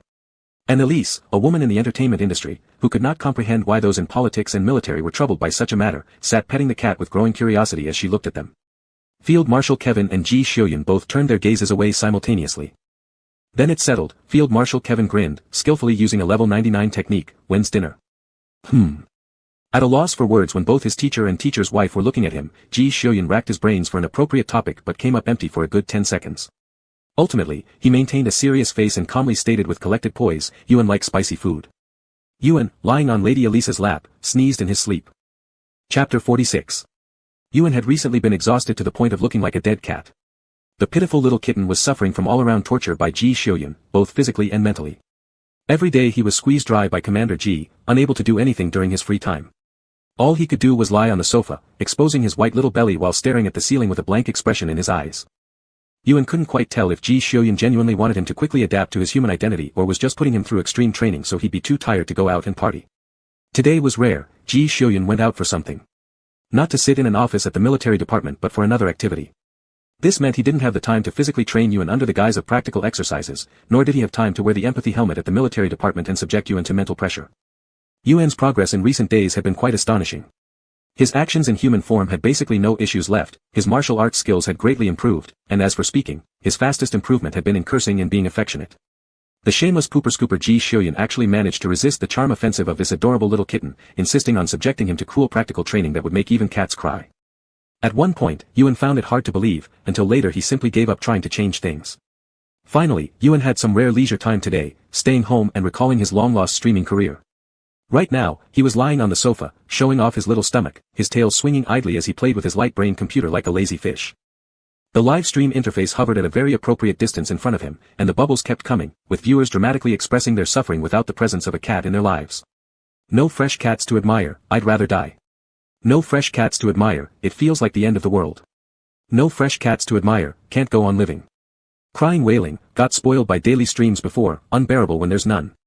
Yuan tilted his head, with absolutely no special thoughts about these comments. Although saying this might sound like a heartless scumbag, but Yuan was already not short of money. Various toys and games based on his image were already in production. Unlike the internet, the sale of toys and games knew no boundaries. The sales points spread across the galaxy, and the profits were quite substantial. Yuan spent every day lying at home making money, entirely becoming a rich little kitty cat. Ji Xiuyun didn't even come close to matching him, of course, not counting the various fixed industries under Ji Xiuyun's name. Yuan flipped over, changing from lying on his back to lying face down, with the interface of the light brain following suit and maintaining a steady position right in front of his eyes. When Yuan didn't say anything, the audience in the live room were particularly good at chatting and joking around to entertain themselves. They could talk about current affairs and politics, then shift to food cultivation, rambling about topics ranging from south to north, sometimes even touching on investment and finance. There were many dominant personalities in UN's live stream who could comfortably maintain their spots at the top of the bubble comment section without being quickly covered. This was one of the privileges enjoyed by this class of people. And this title was only obtainable if one consumed at least 50 million monthly on the platform. It was said that some people weren't even there for the cat but for the side classes taught by these bigwigs as they casually chatted, with some people seriously taking notes hoping to fly alongside these tycoons. Ewan lazily used his tail to play a recommended tap tap tap game in the live stream, not even moving his paws. There's another big news today. We're always getting bombarded with huge news stories lately on our planet because of the anti-corruption campaign. Last week, we dismantled a large drug plantation base. There has been so much happening. Guess I overestimated you guys. If you're not involved in the entertainment industry, it's normal not to follow this kind of news. Go check the entertainment section of Interstellar News. Zintisi Empire has been constantly producing big news recently. Not long after the military section published news about Marshal Ji Shiryan being attacked and missing, the social section reported on the news of the last cat in the universe. Immediately after, the legal section suddenly announced that the Imperial Supreme Court would convene its session, and before this news settled, there was more commotion involving large-scale illegal transactions occurring underneath the central business district of the imperial capital. A week after the military department cracked this case involving large-scale illegal transactions, the entertainment section exploded with another piece of big news. Lady A.I. Lee, the wife of General Kevin and a renowned star in the galaxy, known as the most radiant flower, was spotted during an advertisement shoot on film Planet Number 31 in the second star system behaving intimately with an unknown man. Coupled with this news was a long string of photos that were obviously paparazzi shots. The profession of paparazzi, having survived countless years, has not been wiped out by the tide of time. Instead, it has become even more unpredictable due to the development of technology. This has led to the growing popularity of disguisers among celebrities in the entertainment industry. As for opinions on this news, there's inevitably an argument about portrait rights and privacy issues first, followed by discussions on the news itself. After checking it out, can we go round up some sheep on General Kevin's head? I don't care. Our Ollie is truly beautiful. Clickbait, that man is not a stranger at all. Stamped sitting next to Ollie, he looks no older than 30. Putting that aside, this young man really is handsome. Young beefcake. Young wolf pup. Adorable youth. General Kevin, I don't think it's appropriate. Isn't the age gap too large? Not thinking about the age gap, these two faces together are truly pleasing to the eye. Wait, have you guys so easily accepted the fact that Lady Ollie might be cheating? General Kevin, not appropriate. Ewan put down his tail, looking at the panel showing the end of the game, raising his eyes slightly to glance at the comments before following them to check the news. At a glance, he froze. Wasn't this the fake photo he deliberately took with Lady Ollie a few days ago? Lady Ollie will hold a press conference soon to clear things up. I found a close-up shot. Why has such a good-looking young man never been exposed before? Me too. Don't you think this young man looks a bit like little Ewan? Didn't notice until you mentioned it. But now. White fur, blue eyes, delicate features. Cat spirit. Seeing the comments, Ewan finally decided to utter a soft meow. Could they not look alike? Ewan thought proudly, that good-looking young man was me. Does little Ewan feel the same way? Don't know if the young man is a newcomer to the entertainment industry. If he is, then we'll see what happens in Ali's press conference later. If it's cleared as not being an infidelity, I'll support him. Absorbing cats while absorbing cat spirits, doesn't that sound nice? Maybe during the press conference, they'll say this young person from the studio just joined us. Seeing these comments, Ewan roughly guessed what Lady Ollie was planning to do. Naive humans. Ewan patted his little belly, stretching out his paw to pull out the small snacks he had bought but never had time to eat, opening the bag. Just wait till the press conference, it'll scare the pants off you. Lady Ali's press conference was bustling with energy, almost every well-known media outlet in the entertainment circle had sent people. Lady Ali didn't waste much time with idle chatter, cutting straight to the chase. I know everyone is here for one particular matter today. Lady Ali looked calm, her posture still elegant and dignified, appearing in great spirits without any sign of agitation over the breaking scandal. First, as per usual, let me state clearly that we will be pursuing legal responsibility against Weekly News for stealing photos and making false reports. Second, I'll clarify the identity of the young man in the pictures that everyone has been paying attention to. I met him a month ago on film Planet Number 31, since he resembles Ewan, yes, that cat, we chatted briefly, gradually becoming acquainted. Lady Ali's words were rife with implications, dropping bombshells that left spectators speechless, jaw-droppingly shocked. What kind of true love affair announcement was this? General Kevin, how are you holding up, General Kevin? Go take a look in the mirror, are green lights starting to flicker atop your head? He's an orphan, not yet old enough to leave the orphanage, and only has a serial number, no name. As you all know, my husband Kevin and I have been married for over a century, but because of our busy schedules, we've rarely been together and never had children. Our optimal childbearing years are also nearly over. Lady Ali paused momentarily, watching as the audience live streaming the press conference experienced a momentary lapse in their thoughts. After 2 seconds passed, they snapped back to reality, carefully mulling over her words, sensing something amiss beneath the surface. Then, the stunningly beautiful woman known across the stars as the ultimate blossom of the galaxy revealed a warm, gentle smile toward the camera, reminiscent of the pleasant sunlight in winter. Therefore, my husband and I have decided to adopt this child. Lady Ali continued, today is precisely the day when my husband takes him to register his identity. When Yuan heard this, he slightly froze, his ears atop his head twitching lightly as he heard the rustling sound coming from the window on the second floor. This sound unmistakably indicated that under broad daylight, the Grand Marshal of the Empire had come to climb through the window again. Yuan slapped his paw and quickly turned off the live broadcast, leaving behind a group of bewildered viewers in the live room. He then looked up at General Kevin who was climbing through the window on the second floor. General Kevin held a bunch of prefabricated false documents, waving at him from the second floor with particular excitement, shouting, "My son." Yuan shook his fur, refusing to acknowledge him. General Kevin descended from the second floor, tidied up the snack bag next to Yuan, and threw it away before scooping up Yuan lying on the couch and weighing him. Then, like an old father who hadn't seen his son for a long time, he said, "You've lost weight. Yuan. Wake up quick. Ever since this cat has gained sentience, its weight and figure have already been fixed. Don't add drama for yourself." General Kevin was completely unaware that all his heartfelt devotion as a loving father wasn't being appreciated. Holding his soft and warm offspring in his arms, he didn't rush to leave but asked Yuan, "Do you want to go out and play?" Yuan's ears lightly trembled as he turned to look at General Kevin. General Kevin rubbed Yuan's little head, "After registration, Dad will take you out to play." Meow. Yuan sat up, his 2 deep blue eyes intently looking at General Kevin. General Kevin smiled happily, stretching out his hand, palm upward, in front of Yuan, asking, "Go play mecha?" "Let's go." Without hesitation, Yuan placed one paw on General Kevin's hand. "Let's go. Doing anything is better than being beaten by Ji Xiuyun for fun." The man and the cat came to a perfect consensus, got dressed, and swiftly escaped through the window. Yuan's human name registered was still Yuan. General Kevin and the newly added little cat spirit on the household register faced the peculiar stares of the household registration office staff but went through all procedures solemnly.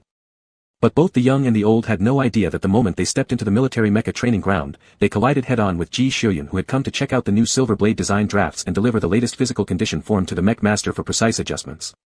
Seeing the 2 dumbfounded faces, General Ji circled his gaze around his teacher before finally landing on Yuan. He immediately guessed why these 2 had come. General Kevin's tricks were too familiar to Ji Xiuyun. Back when Ji Xiuyun was still under his command, he had found out, General Kevin's way to cajole children was only one thing. "Want to play with mechas? Come to play with mechas?" General Ji asked calmly. Yuan, who had been battered for a whole week, almost let out a meow involuntarily. But resisting his instinctive impulse with great effort, he kept a straight face and nodded at Ji Xiuyun, responding clearly, "Yes." "Good." General Ji nodded, "Since I have some free time, I'll be your sparring partner too." "Yuan. I don't need your accompaniment. Why are you available all the time? How does the highest commander manage to keep slacking off yet prevent the military department from collapsing so far?" Yuan was utterly baffled. Chapter 47. Marshal Kevin had only intended to bring Yuan to the military headquarters to experience the atmosphere and play with mechs. However, things changed after encountering Ji Xiuyun. Marshal Kevin was well aware of Ji Xiuyun's abilities. To be honest, he couldn't match his student anymore. There was a tremendous gap in their physical conditions, compounded by a decline in his own skills. It was inevitable that he could no longer fight Ji Xiuyun on equal terms. Practicing privately to stretch their muscles was fine, but getting a lesson in public wasn't enjoyable at all. Moreover, 2 marshals teaching a novice just seemed too perfect for anyone watching.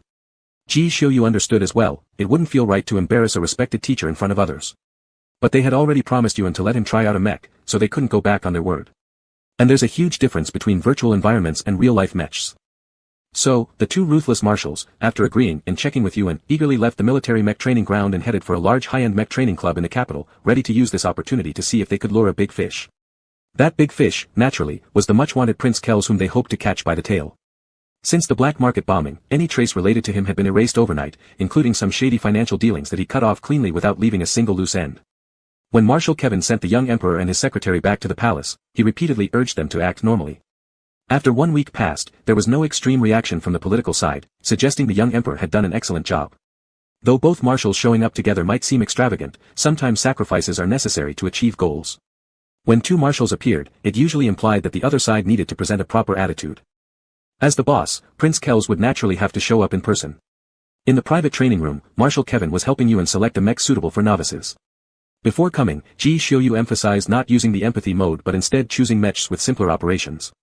After all, Yuan's gene and mental power grades had been faked, showing above-average levels which were considered mediocre in the military department.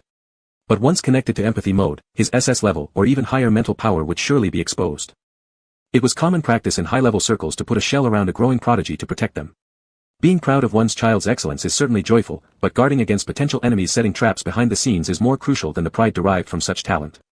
Hence, it was better to hide temporarily and keep under the radar. They weren't a common family that needed exceptional talents to open doors for their futures, being overly conspicuous offered no benefits. Ji Xiuyu looked over at Marshal Kevin and Yuan who were selecting mechs, adjusted his expression, and observed the old man and the youth with a cold face. Prince Kells was indeed greatly surprised by the joint visit of the two marshals. He stared at his assistant reporting the situation, his plump face wrinkled with confusion. What are they here for? Can't the military training field resolve their needs? The assistant paused for a moment before giving a hint. Marshal Kevin brought his adopted son. The somewhat overweight prince was momentarily stunned, then suddenly understood. All the mechs in the military headquarters were fully battle-ready and definitely unsuitable for pure beginners like a clean slate. Even when military standard mechs were converted for exercises with blank ammunition shells, they often caused injuries, making them unfriendly for beginners. Thinking about the relationship between Marshal Kevin and Ji Xiuyu, Prince Kells quickly guessed the reason why both of them came. Marshal Kevin must have wanted to teach his adopted son how to use mechs, while Ji Xiuyu naturally took this chance to evaluate the future opponent's skill level. Teaching mech skills on the very first day of adoption is pushing it. Prince Kells muttered this but still felt something was amiss. What about the adopted son's profile? The assistant replied, Gene grade A, mental power grade B. Fake, Prince Kells stated bluntly without batting an eye. That old man Kevin would never just casually pick up a child to raise. He's getting old. As people grow older, they tend to urgently seek ways to pass on their legacies, which is one of the natural instincts of human life. According to evolutionary rules, physically strong offspring have a higher chance of survival than weaker ones, and choosing outstanding children for focused mentorship is another instinctive behavior of humans. Especially someone as excellent as Marshal Kevin, who would undoubtedly be even more meticulous in selecting outstanding children. Decades ago, he picked up Ji Xiuyu, and after 20 years of training under him, Ji Xiuyu became a marshal at just over 70 years old. Despite Ji Xiuyu becoming ungrateful, it's undeniable that Marshal Kevin's professional guidance was indeed remarkable. Prince Kells stood up as his assistant helped drape the coat around him, then continued, the boy he adopted this time and registered in his own household surely won't be much worse than Ji Xiuyu.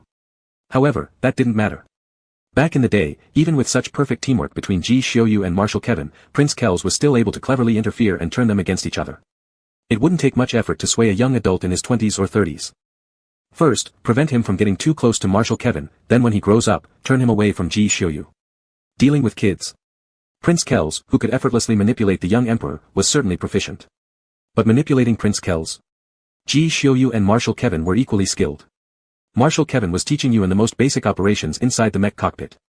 The cockpit of a beginner's mech had 2 seats, perfect for one-on-one tutoring. Meanwhile, Ji Xiuyu maintained his cold expression, keeping a fixed gaze on that particular mech. When Prince Kells waddled over with his heavy body, what greeted him was exactly this scene. His face crinkled into a grin as he walked next to Ji Xiuyu and commented, Marshal Kevin sure loves being a teacher. Ji Marshal didn't even spare him a glance. Prince Kells was already used to Ji Xiuyu softening only toward the emperor. He didn't care. After all, Ji Xiuyu obeying the emperor meant obeying him indirectly, whether the surface formalities were observed made no difference to Prince Kells. Prince Kells continued, clearly Marshal Ji is far superior. If there's a promising talent, he should be the one teaching. Just as he finished speaking, the mech that had been motionless suddenly raised its arm swiftly and fired a blank shell directly at where they were standing. Seasoned as always, Ji Xiuyu remained still like a mountain, while the powder-filled blank shell exploded onto the wall 1 meter away from Prince Kells, filling the prince head to toe with the dust inside. This rather bulky prince perfectly shielded Ji Xiuyu from the dust cloud, leaving only slight residue on Ji Marshal's shoulder. Inside the mech cockpit, Marshal Kevin laughed heartily, patting Yuan's shoulder, good aim. If it were a real bullet, this guy would have turned to ashes already. Having Yuan target Prince Kells was Marshal Kevin's idea, but even he didn't expect Yuan to be so quick in implementing theory after hearing about hand operation techniques. Too smart. Put him in a military academy, and he'd become yet another legendary genius. However, someone with such talent would waste time in a military academy, bringing him directly to battlefields to experience the ever-changing warfare was far more effective. While thinking this, Marshal Kevin opened the cockpit door and leaped down, addressing Prince Kells, even if I'm not as great as you make it sound, I'm still many times better than someone who can't dodge. Prince Kells wiped his face, flames flaring in his eyes. Bah! That old bastard Kevin. Looking at Prince Kells, Marshal Kevin's face split into a grin. Bah! You old schemer, Kells. Finally, Ji Xiuyu tore his eyes off the mech and chose another beginner-level mech, driving it straight toward Yuan. Marshal Kevin appeared somewhat unhappy, furrowing his brows slightly. It was an act. And upon seeing this demeanor, Prince Kells grinned broadly. Seeing Marshal Kevin upset brought him joy. Marshal G's abilities are beyond doubt, and having him tutor the child will surely be beneficial, said Prince Kells. No duh, do we really need you to say this? Marshal Kevin sat by the edge of the training ground, his eyes glued to the two mechs on the field.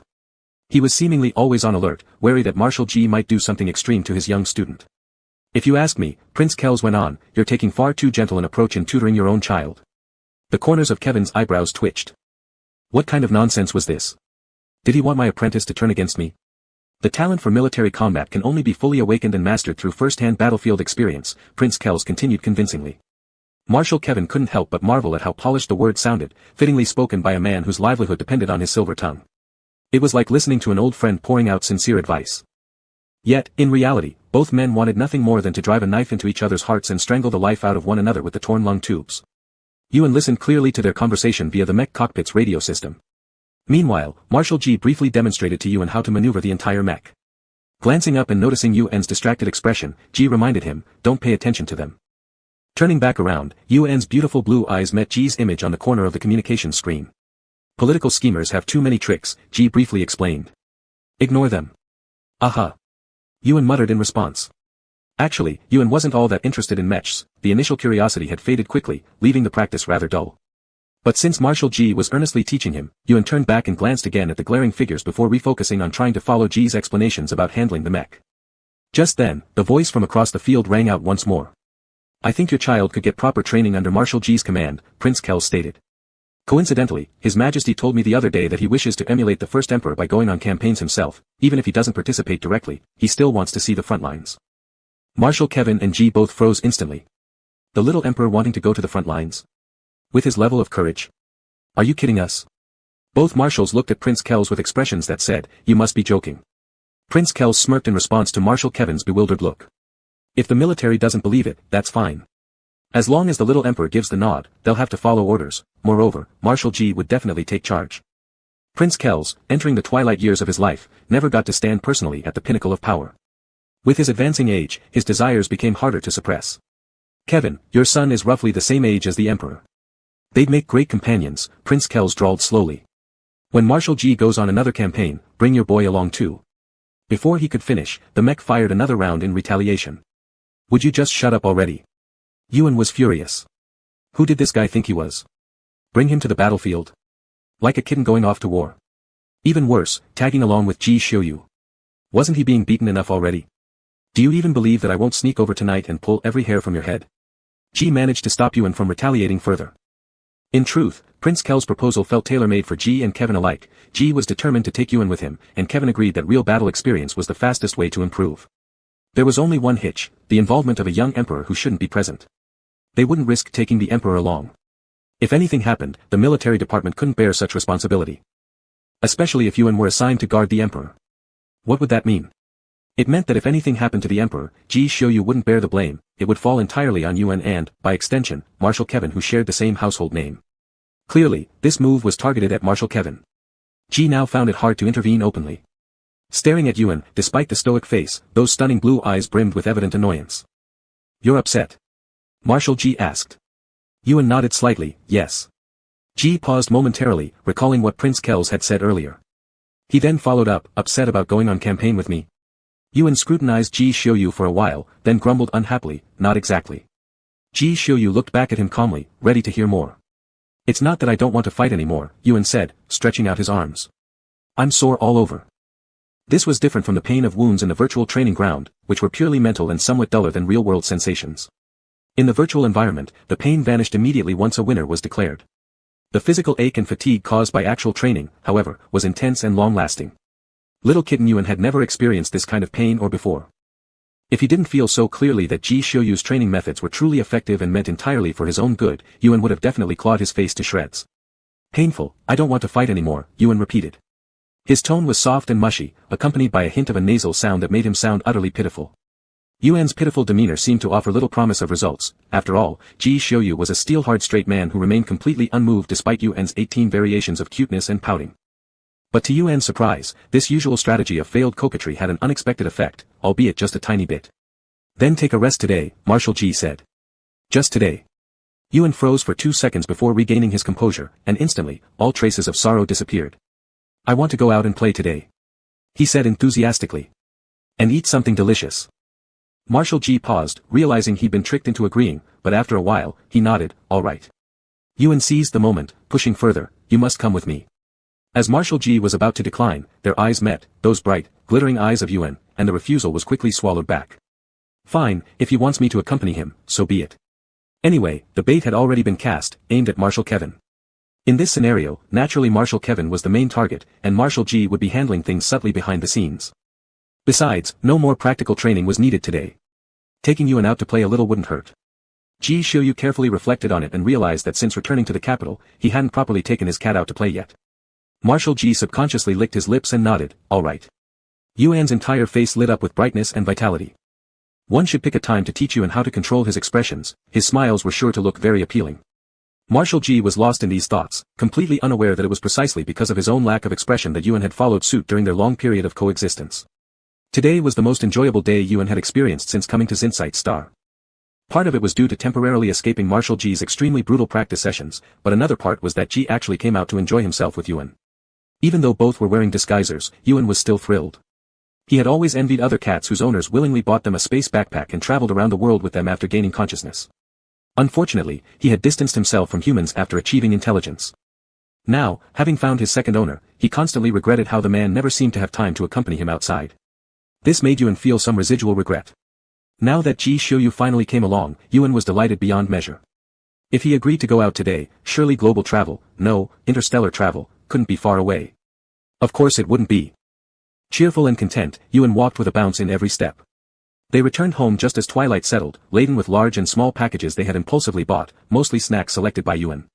Before getting into the car, Yuan had been full of energy. The moment they entered, he flopped onto the sofa like a dead fish. Go wash up first. Ji's words got stuck in his throat. Such a scene seemed to have played out frequently in this house.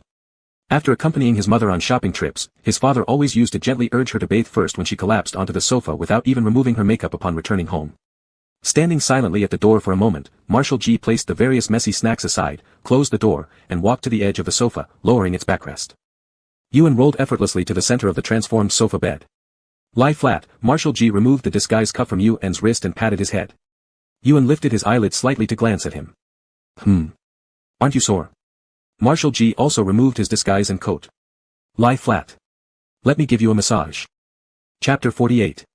Yuan could never have imagined that Ji Xiuyan still had this trick up his sleeve.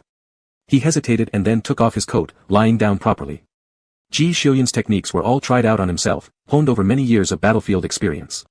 This kind of body soreness caused by exceeding one's limits or overexercising was, for him, an everyday occurrence.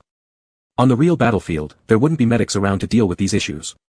In his early days serving in a remote rural planet with a low military rank, it was only his parents who could teach him some basic self-care knowledge.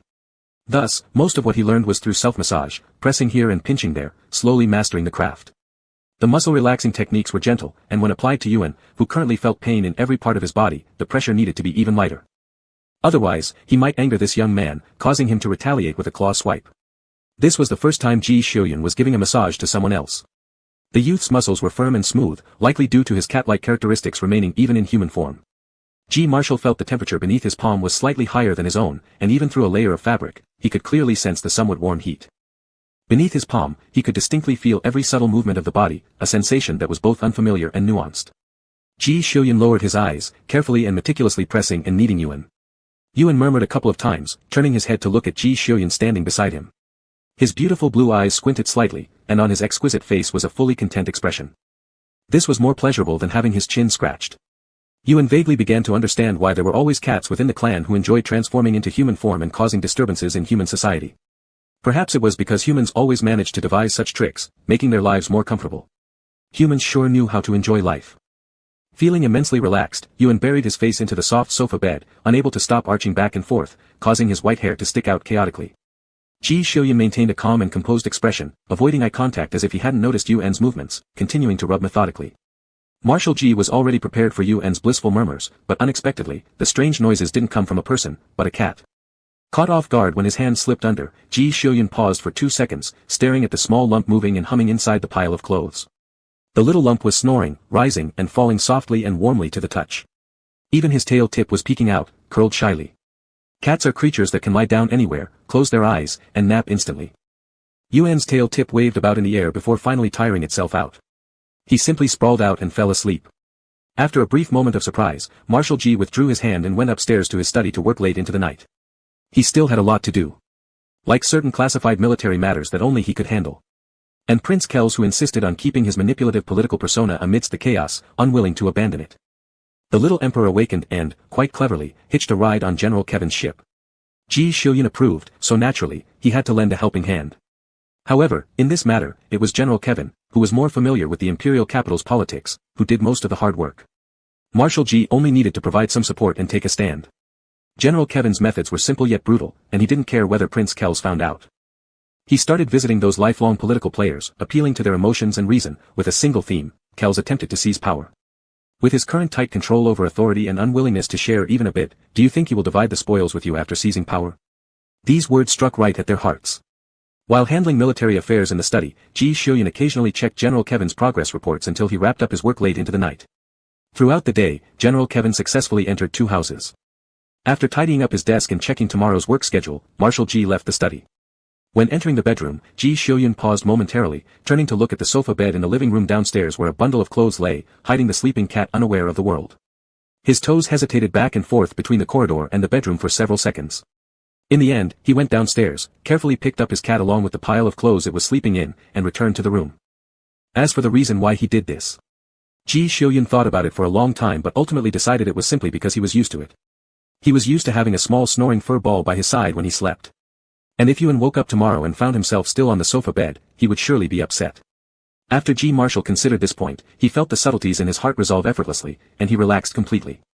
Even ancient earthlings couldn't resist the charm of cats, so lowering his standards because of them seemed inconsequential. However, Ji Shiyun got proven wrong the very next day. It's well known that one shouldn't relax before their pets or children overcome their laziness or aversion and successfully form good habits. For instance, Yuan didn't like Ji Shiyun's practical training exercises at all, but out of trust in Ji Shiyun, he persisted even though he disliked it. But after resting for an entire day yesterday, his aversion to these exercises resurfaced again. Having tasted the sweetness of rest, he instinctively wanted to stay lazy and keep playing dead.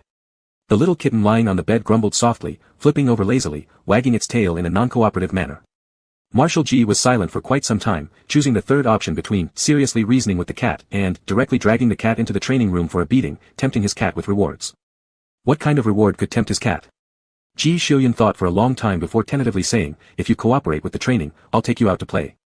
Yuan's ears twitched as he flipped over, sat up, and looked up at Ji Shiyun. Meow. Is this true? Ji Shiyun paused, picking up his cat and stroking it while asking, "Do you like me to accompany you outside?" Yuan wagged his tail, rubbing against Ji Shiyun's palm and responding softly, "Meow." Could cats really depend on humans this much? Ji Shiyun recalled information about house cats and finally attributed it to the breed. It was said that some breeds were indeed temperamental, loving and clingy. Although he wasn't sure if demons could be categorized under this category. But understanding his cat's preferences made communication easier, especially when those preferences could only be fulfilled by him. Ji Shiyun felt as if he had rediscovered his value in front of Yuan. Regaining his worth, Ji Marshal was more spirited, training the cat more vigorously. And Yuan, believing he had already made great progress, ended up being beaten by Ji Shiyun until he doubted his life as a cat. After the daily morning routine, Marshal Ji stood at the door, looking back at the heap of clothes where his cat lay helplessly sprawled out. He paused and called his name. Yuan grunted twice, slowly sitting up and raising his eyes to look at Ji Shiyun. Ji Shiyun, seeing his dispirited, questioning the universe expression, said, "Actually, you've become pretty strong." Yuan licked his paw without commenting on Ji Shiyun's claim. Marshal Ji encouraged him calmly, "If you don't believe me, go take a walk through the virtual community's battlefield." Having said that, Marshal Ji waved his hand and left, not mentioning anything else, showing no sign of ulterior motives. After watching the gate close, Yuan's ears twitched. His 2 front paws paced anxiously on the carpet, struggling for a while before eventually crawling out to fetch the civilian sensory helmet.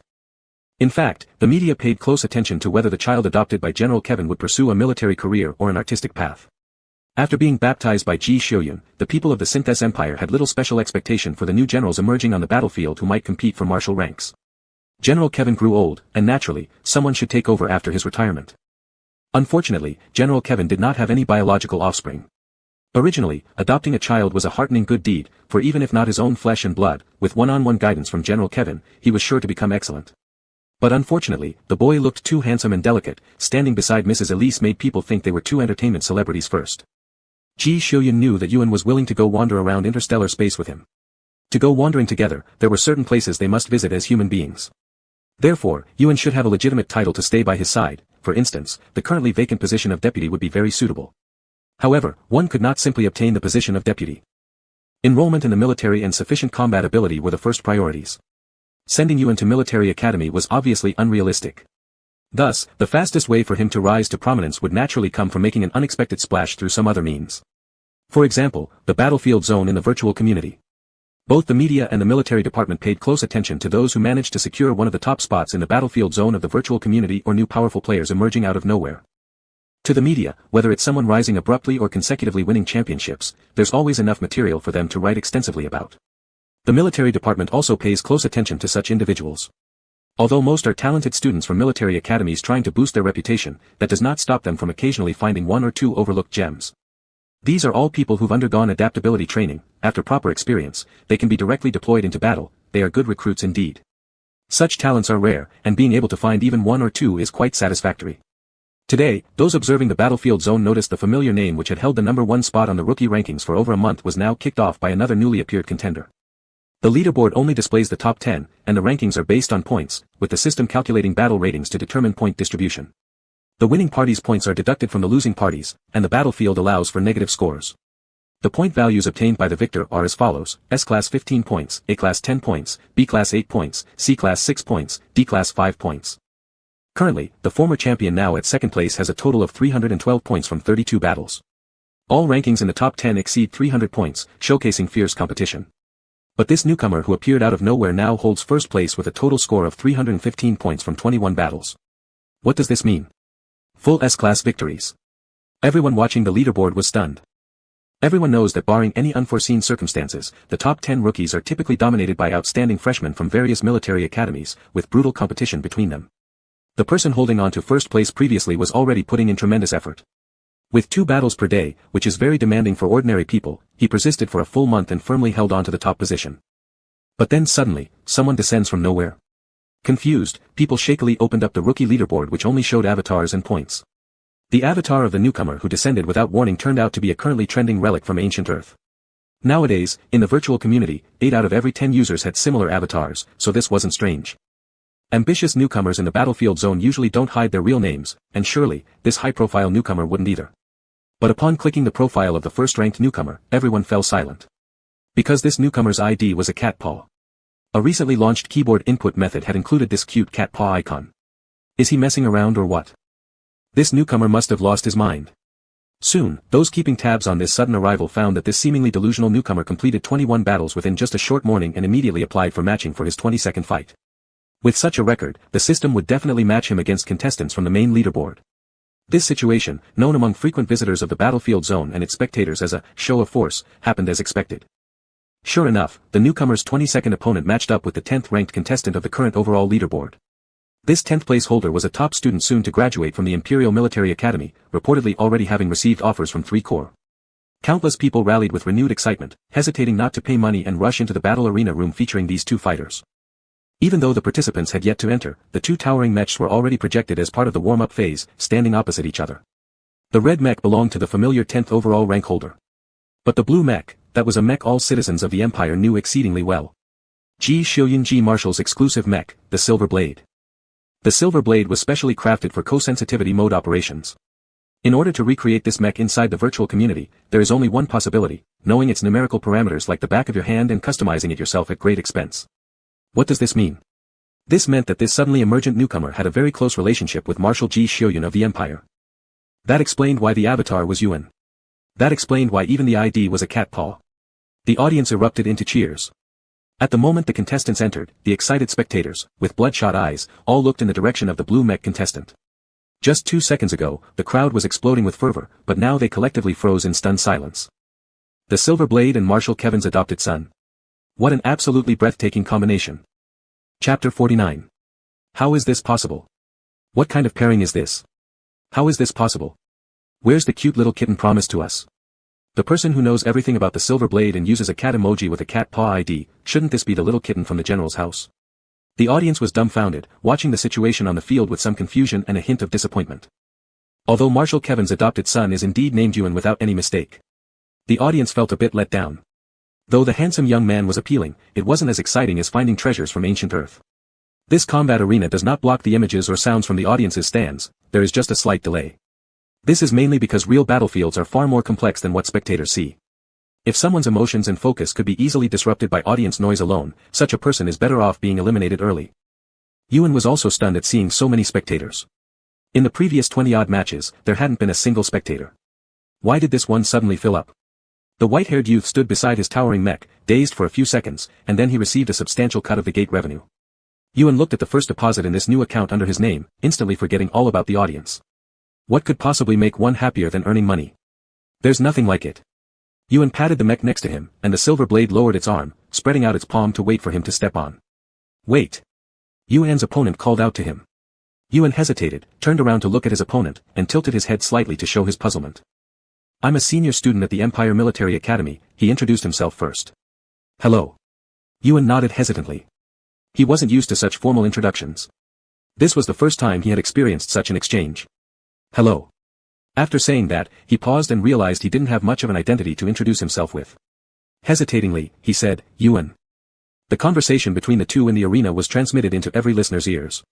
The face of the delicate-looking, slender boy displayed no obvious emotion, but his hesitant demeanor was clear, falling into others' eyes and interpretations. Some saw it as arrogance, while others read it as introversion and social awkwardness.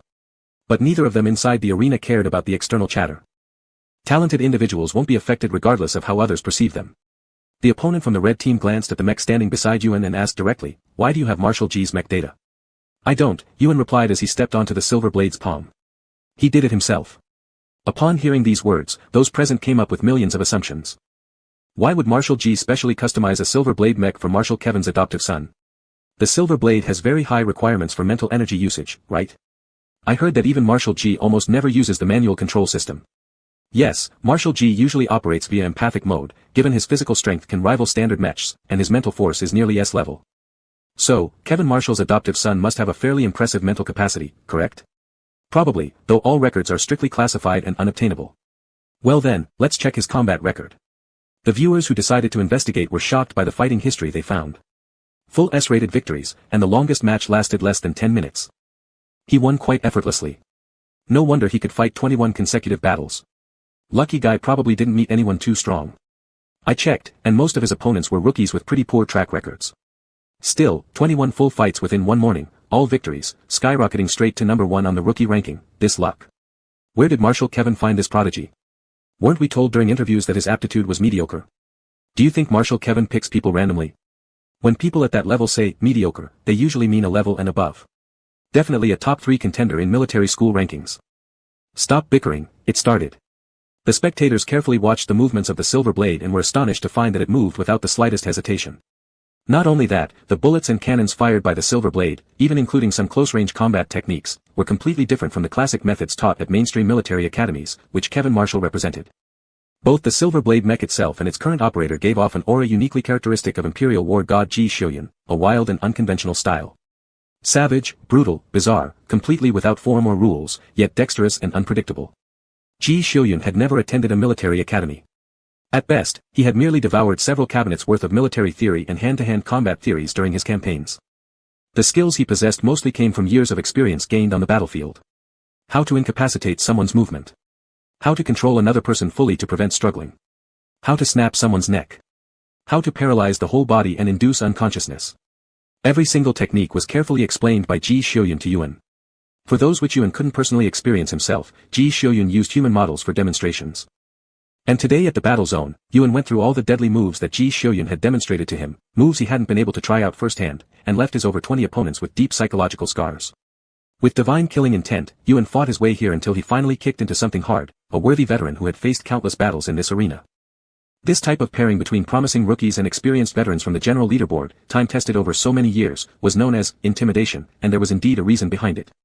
Yuan's physical qualities were indeed extraordinarily formidable, his mental energy equally impressive, but the amount of time he had spent learning human fighting methods was simply too short. After more than an hour of intense fighting, Yuan gritted his teeth and decided to go down with both of them, mercilessly blasting straight through the other party's cockpit. Meanwhile, the silver blade's cockpit also received a direct horizontal cut from the opponent's blade. The final result, a draw. The combat rating given as a draw. A draw against number 10 on the general leaderboard. Kevin Marshall's adoptive son gave viewers an unexpected surprise. They hoarsely screamed themselves raw, yelling Yuan's name in excitement. But the owner of that very name they called stayed numb inside the cockpit of the Silver Blade, disbelievingly staring at the battle evaluation panel before his eyes. A draw? Could it really be a draw? Apart from the few days when he wasn't familiar with the fighting techniques, Yuan had never lost to anyone except Ji Xiuyun, though that was in cat form. But now, his human form, despite not being weak either in terms of physique or mental strength. He actually tied with a military academy student. Yuan logged out of the virtual community and looked down at his hands, doubting everything he ever knew about life as a cat. Finally, he understood why Ji Xiuyun wouldn't let him go easily, always dragging him into various forms of martial arts practice. Because his human form can't even beat a military school student. Even if he didn't use magic or revert to his original nine-tailed feline form, failure is still failure. To walk among humans, although adopting a cat form might indeed be very popular in this era, it also meant being noticed wherever he went. Having a bit of fun occasionally was okay, but if his whereabouts were known at all times, that was no good. Not only did the danger level soar, but if one day his identity as a nine-tailed fox-like feline was exposed, even Ji Xiuyun wouldn't be able to protect him. Thus, staying in human form would be much more convenient, but his human form's combat ability needed to catch up. It couldn't be possible to fight in human form, then switch back to the original form when losing, that'd be even worse. Ji Xiuyun, or even the entire Sinter Empire combined, probably couldn't save him from the mess. Moreover, magic itself required spirit stones to sustain. Besides, if he were to accidentally reveal his magical powers in front of people, Yuan felt it wouldn't matter who tried to protect him, protection wouldn't be effective at all. Fear of unknown forces could outweigh any sense of morality and conscience humans may have. Sure, Yuan could run, hide, and the universe was vast, finding a deserted star somewhere, Yuan could bide his time until the ninth tail grew out. But what for? Sooner or later, he would meet a human who would make a wish, and Yuan would need to fulfill it. Yuan realized that sticking close to Ji Xiuyun was necessary, seeing it through for these 20 years, indulging a little in worldly pleasures, and then ascending happily to immortality afterward. Having thought about such an outcome, Yuan turned around, put the helmet back on, and once again charged into the battlefield, burying himself deeply in fierce battles. As Yuan was laying waste to hordes of challengers within the virtual community, the outside media were busy writing volumes of articles celebrating Kevin Marshall's extraordinarily talented adoptive son. Some guessed Yuan's gene level and mental force ranking were both at least A or perhaps even S class. Others speculated that the two marshals were finally going to mend fences and restore their old friendship. There were also speculations that Yuan was the specially raised adopted son of Marshal Kevin, intended to irritate Ji Xiuyun. After all, the resemblance in both appearance and name between the adopted son and Ji Xiuyun's cat was uncanny, almost identical. Meanwhile, during an interview with the Empire Central Radio, Marshal Kevin remained composed, stating that his son's gene level and mental force ranking were A and B respectively, as documented. He added that there could be no higher levels. Kevin further explained that he entrusted his son to Ji Xiuyun because Ji could take him into battle without being confined to the rear lines. And unlike others, Ji Xiuyun wasn't one to project any personal grudges onto the next generation. If he took someone in, he would devote himself entirely to their teaching. Ji Xiuyun calculated quietly. At just over 20, Ji Xiuyun had already been battling on the front lines. As Kevin's adopted son, if he truly possessed surprising talent, sending him straight to war was undeniably the best way to temper him. Ji Xiuyun, observing the big news stirred up by Yuan and his father, slightly narrowed his eyes. The pair worked together so seamlessly and energetically, it was quite commendable, Ji thought. According to military regulations, once Yuan broke into the top 10 of the general leaderboard, he would be granted an exceptional enlistment into the military. Inside Ji Yuan Shuai's mind, the abacus beads clacked furiously. Upon finishing his day's work and heading home, he casually instructed his orderly to pick up several popular delicacies recommended online. He had barely stepped through the door when two nut-sized objects struck his head, painlessly bouncing off before rolling softly onto the plush carpet. Ji Yuan Shuai looked up toward the sofa where his feline companion sat, his gaze sternly fixed on a bag of nuts beside him. A civilian ThoughtSense helmet rested nearby. Yuan cautiously extended a forepaw, its soft cushion pressing gently against a nut, which promptly vanished. A moment later, Ji Yuan Shuai felt another small object strike his head painlessly, it too rolled to the ground, another nut. It appeared Yuan was practicing some strange special ability. Setting down what he carried on the dining table, Ji turned to his cat and asked, "Would you like a massage today?" At once, Yuan retracted his paw, leaping onto the backrest of the sofa with a meow. Ji Yuan Shuai fetched a casual robe, draping it over the cat. Within seconds, a refined-looking youth emerged from under it, hastily pulling on the sleeves and tying the sash before lying comfortably on the couch. Ji found this amusing. Lowering the backrest of the sofa, he nonchalantly asked, "What were you practicing just now?" After a moment's thought about how to articulate his words, Yuan said hesitantly, elongating his final syllables unconsciously, "Sleeves, no, not correct, something more like, boundless universe in fur." Ah. Ji Xiuyun did not fully understand. It's Yuan needed to deliberate on his pronunciation carefully, speaking slowly, shrinking things, hiding them within my fur. Yuan had planned meticulously, morning spars with Ji Xiuyun, virtual community battles in the daytime, practicing boundless universe in fur at night until his human form became stable. Then he'd carry hundreds or even thousands of spirit stones hidden inside his fur for extra peace of mind. Though somewhat regrettable since due to cats having no sleeves to learn sleeves secret art, the technique kept failing. Ji Xiuyun likely guessed which characters Yuan was attempting to pronounce. Looking at Yuan sprawled out on the couch bed, Ji idly asked, for cats, things are hidden in fur, for humans, in sleeves. Upon hearing this, Yuan froze momentarily, abruptly sitting upright. Raising his hand to examine the cuffs of his human form. Right. I now have sleeves, I don't need to hide things in fur anymore. Yuan slapped his forehead, running his hand beneath the couch bed while under everyone's watchful eyes. The bed trembled slightly, shrinking approximately an inch in each direction. Yuan stared speechlessly. Why isn't it working as planned? No worries, Ji Xiuyun firmly pressed him back down, we're not in a hurry yet. Yuan adjusted his position slightly, muttering, not yet. Ji's hands paused momentarily before swiftly resuming their actions. Yes. Ji Yuan Shui nodded slightly, but if possible, I still hope you can do better. Yuan turned to look at Ji Xiuyun, full of confusion in his blue eyes. I don't want you to endure the history I've lived through, Yuan. Ji Xiuyun lowered his gaze to meet Yuan's. You must advance faster than those who covet you, Yuan. Chapter 50. General Ji has been feeling somewhat troubled these days. In fact, his cat has been working very hard recently. Things have been progressing smoothly on the teacher's side too. By all accounts, there shouldn't be any troubles at all. But the troubles do indeed exist. And this trouble comes from his suddenly motivated cat. Here's what happened. His cat has recently been practicing new skills. This is a good thing. No problems there.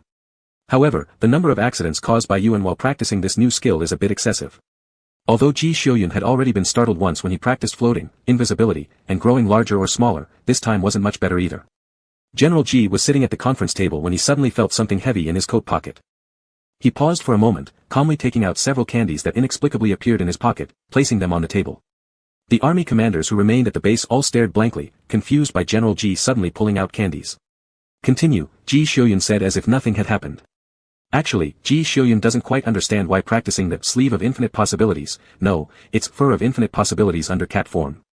Why would practicing the fur of infinite possibilities, which is supposedly shrinking objects and then hiding them within fur, result in the practice props haphazardly appearing around the house? For instance, strange things often fall down from nowhere when they're home. Or when sitting on the couch or bed, they are startled by some object pressing against them. Or when walking around the house, they randomly kick something. Most of these items are small snacks that Yuan uses as practice props, or little trinkets he grabs at random for practice. When in cat form, most of the falling objects are small nuts and snacks. When in human form, it's all sorts of things like pens, notebooks, books, water cups, combs. Yesterday evening, there was even a sofa cushion that appeared unexpectedly in front of Ji Xiuyun, resulting in him smashing it to pieces with a punch. Of course, these are all minor nuisances without much impact. What truly troubles General Ji is that during their morning training sessions every day, strange objects always end up falling out from Yuan's body, whether he's in human or cat form. Ji Xiuyun can hardly describe how he feels when, while stroking the cat and combing its fur, little nuts, candies, and plush animal models keep dropping out. Looking at Yuan's equally perplexed expression, it's obvious he didn't expect these things to appear either. This influence is too great. General Ji thought. It's not just the strange issues that arise during morning training, but even when Yuan exposes his belly to him on his lap, meowing and begging for a rub, he can't touch him directly. Nowadays, he must shake the cat first to see if anything falls out. And it really does. Shaking the human form results in a pile of oddities falling out. Shaking the feline form releases an entire box of snacks. A cat, living life like a treasure pot. Actually, it's because, while practicing, some things may have truly been shrunk into the small spaces in Yuan's sleeves or fur. Some things shrink but disappear without knowing where to, others simply vanish entirely only to reappear a second later in some corner of the house. No one knows which have succeeded and which have flown off to which nook and cranny of the house. Even Yuan himself doesn't know. Because he hasn't yet had time to practice the technique of retrieving the hidden items, and the reason he isn't practicing this skill is that he doesn't even know what he's hidden in his sleeves and fur. Since the practice hasn't gone smoothly, Yuan feels very disheartened. Today, Ji Xiuyun promised to take him out to play after finishing work for convenience, so he brought him along to the garrison. During the period General Ji went to attend meetings, the little cat who hadn't fully mastered the fur of infinite possibilities and sleeve of infinite possibilities worked tirelessly, persistently practicing this very useful skill. Unlike Ji Xiuyun, who doesn't understand why such accidents happen, Yuan knows clearly why this occurs. Fundamentally, the sleeve of infinite possibilities is a type of spatial magic.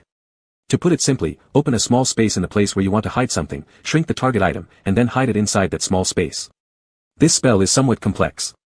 He has just started practicing it, so he hasn't yet grasped the techniques of creating small spaces, shrinking items, or transferring them. However, he knows where the objects will eventually end up, as this is tightly related to his thoughts at the time.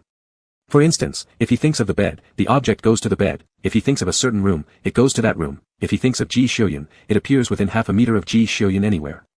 So, the random movement of target items all over the house doesn't surprise him at all, because there are only a few places familiar enough for him to vividly imagine in his mind. Due to his lack of proficiency, Yuan can't consciously control the complete closure of the small space yet, so things keep falling out when he jumps around. But this skill must be practiced. In the past, Yuan only needed to lie lazily on his back basking in the sun. Things are different now. He is now an interstellar heavyweight existence. A beautiful young cat coveted by billions of humans. Yuan feels it's absolutely necessary to carry around an arsenal and a spirit stone warehouse, regardless of whether he's in human or feline form. At this moment, Ji Shouyun had just finished listening to the division commander's report and was preparing to speak when he felt his pocket grow heavy again. This sensation was so familiar. Familiar enough that General Ji has already grown accustomed to it. To avoid strange items suddenly appearing in his pocket, bulging and even tearing it, General Ji reached in and touched the item before placing the pen that had suddenly appeared on the desk. Then he composed himself, showing no sign of anything unusual happening, and began speaking calmly. When Yuan was practicing in General Ji's office and noticed that items kept disappearing but were not reappearing anywhere else in the office, he stopped pawing at once. He felt a bit guilty. Because all he could think about now was why Ji Shouyun hadn't returned yet, so he guessed where those missing trinkets had gone. They definitely went to Ji Shouyun. Deciding not to continue practicing, Yuan simply lay down sideways on the desk, idly swinging his tail, and his emerald blue cat eyes gazed about the room until they finally rested on the penholder and water cup on the desk. His mischievous little paws instinctively itched for trouble. He looked left and right, his pointed cat ears alert, still lying flat without flipping onto his belly. He crawled slowly toward the water cup, stopping after crawling just a tiny bit to listen for any sound. The soundproofing in this office was excellent, with 2 guards standing outside the door and a patrol passing through the corridor every 5 minutes. Yuan carefully and laboriously advanced to the edge of the water cup, stretching his furry paws out, lightly pushing the cup towards the edge of the desk. The sound of the bottom of the cup scraping against the desk was quite pleasant in Yuan's ears. He twitched his ears, glancing toward the door, and then quickly pushed the cup off the table in one breath. There was a carpet on the floor, but not as thick as the one in Ji Shouyun's home. The cup didn't break or lose its lid when it hit the ground, but it made a thud sound. Peeking halfway out from the desk, Yuan lowered his gaze to watch the cup roll around on the floor, glanced back at the intact surface of the desk, and felt indescribably refreshed. After enjoying the sensation, he turned his head toward the nearby penholder, stretching out his paw, unable to control his unruly hands any longer. By the time Ji Shouyun returned after the meeting, his cat had swept everything standing on the office desk onto the floor. Fortunately, there wasn't much on the desk, and Yuan sensibly avoided messing with important documents. During these tens of seconds walking from the door outside to inside, Ji Shouyun, accustomed to cleaning up after his cat, picked up everything off the ground along the way. When General Ji reached the desk, he saw his cat sprawled out on the chair with 4 legs sticking up, revealing his belly, a sensory helmet enveloping him, indicating it was in use. It was a civilian-use helmet. Clearly, Yuan had run off to gain some presence in the virtual community again. Well, why not? Thinking this, General Ji placed the pens he was holding into the penholder. Accomplishment and vanity are both emotions that can motivate people forward. Compared to repeatedly and mechanically practicing combat skills and special abilities, Yuan clearly preferred activities with clear wins and losses and rankings to climb. In recent days, Yuan has been shamelessly dominating the ranking charts in the battlefield zone. Although he hasn't yet broken into the overall rankings, he has become a newly rising star that everyone is watching. Judging from the media's unstinting reports and the recent beaming smile of Marshal Kevin, it's clear just how outstanding Yuan's performance has been lately. Even Ji Shouyun, as Yuan's teacher and the master behind this rising star, has seen his popularity among the public soar to new heights. Although Marshal Kevin continues to insist that his protege has no extraordinary talent, nobody believes him.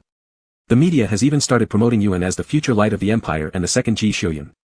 After pressing the notification button on the outside of the helmet and realizing Yuan hadn't logged out immediately, Ji Shouyun understood he might still be in the midst of an activity.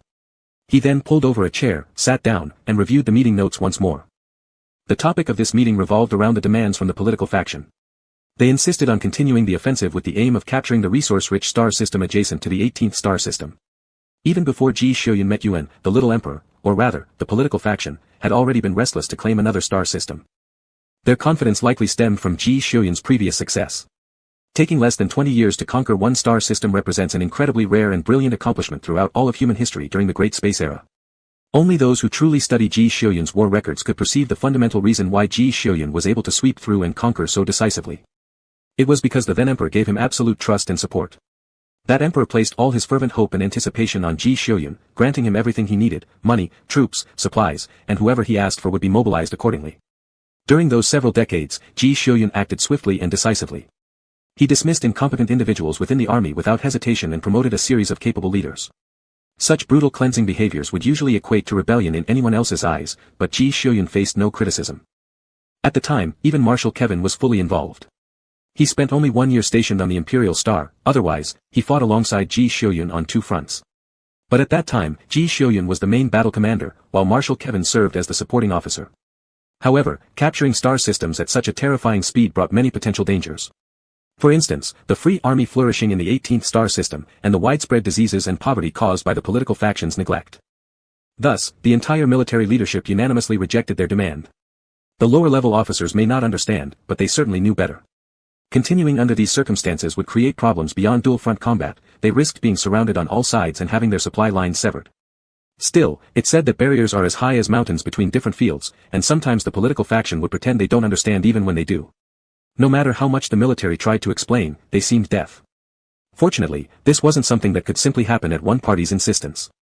With the military standing firm, there was no way the political faction could force them out. While conquering new star systems isn't allowed, suppressing rebellions in the 18th star system remains necessary. Construction of the Silver Blade is already halfway done, Yuan's enlistment preparations are complete, and as soon as he breaks into the top 10 of the general rankings, he can officially join Ji Xiuyun's unit. Ji Xiuyun doesn't have much time left for preparation. Under these circumstances, he needs to recall all 7 of his army group commanders and may even need to borrow 2 experienced generals from Marshal Kevin's ranks to ensure the operation's success. After receiving an A-grade rating for his victorious battle, Yuan noticed someone calling for him and promptly exited the virtual community. He jumped onto the desk, where his eyes immediately caught sight of the floating holographic map of the star system. Above it were dense layers of intelligence data. Ji Xiuyun continued examining the star map, constantly pulling up various data pages and jotting down important information on the control panel.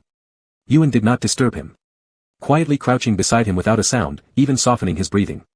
It was extremely rude to interrupt someone when they were focused on a serious task.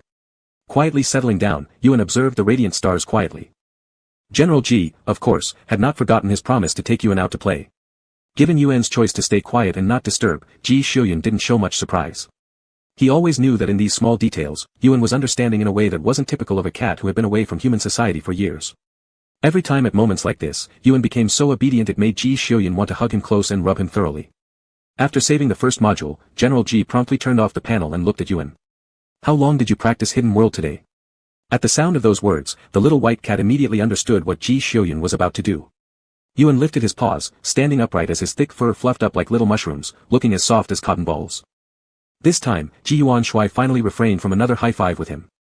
Ji Xiuyun picked up the cat and gave a gentle shake. A pile of candies, snacks, a few pens, and lastly, a soft, adorable milk-white plush toy gently floated out. It was shaped like a cat. Exactly like Yuan. The texture felt almost identical too. Ji Yuanshui was already familiar with this doll. It was modeled after Yuan, bought by Ji during one of his earlier outings and kept in his office. He would unconsciously play with it whenever there was nothing better to do. Yuan wrapped his paws around the plush doll, then looked up at Ji Xiuyun. Ji Xiuyun looked down at him. With wide innocent blue feline eyes, Yuan opened his mouth and cooed softly, mew. General Ji's gaze flickered between the real cat and the plush one. His lips curled slightly. Plush, Ji explained dryly, it feels nice. Huh. Yuan blinked twice, puzzled as to why Ji Xiuyun needed to explain. And Ji Xiuyun wasn't sure either why he explained. It felt like he'd just bought a sex doll and got caught red-handed by his lover. Though inappropriate, it wasn't all that serious. Realizing something, Yuan jumped off Ji's arms and began pulling open Ji Xiuyun's desk drawers one by one. In the second drawer on the right, counting upwards, he found an exact copy of the plush toy in his arms. Truth be told, the plush doll that fell out from shaking Yuan yesterday was actually Yuan's purchase. Little did he know, Ji Yuanshui also secretly bought one, and admitted it inadvertently. Squatting in the drawer and glancing at both identical plushies, Yuan looked back up at Ji Xiuyun, who had betrayed his secrets. Realizing the same point, Ji Xiuyun looked down at Yuan, silent and unresponsive. The situation grew awkward. After about 10 seconds, Yuan was the first to recover. To avoid staring endlessly into each other's eyes until eternity, Yuan softly mewed again. He brushed against the 2 plush toys, leaped onto the table, and stretched out his paw towards Ji Xiuyun sitting before him.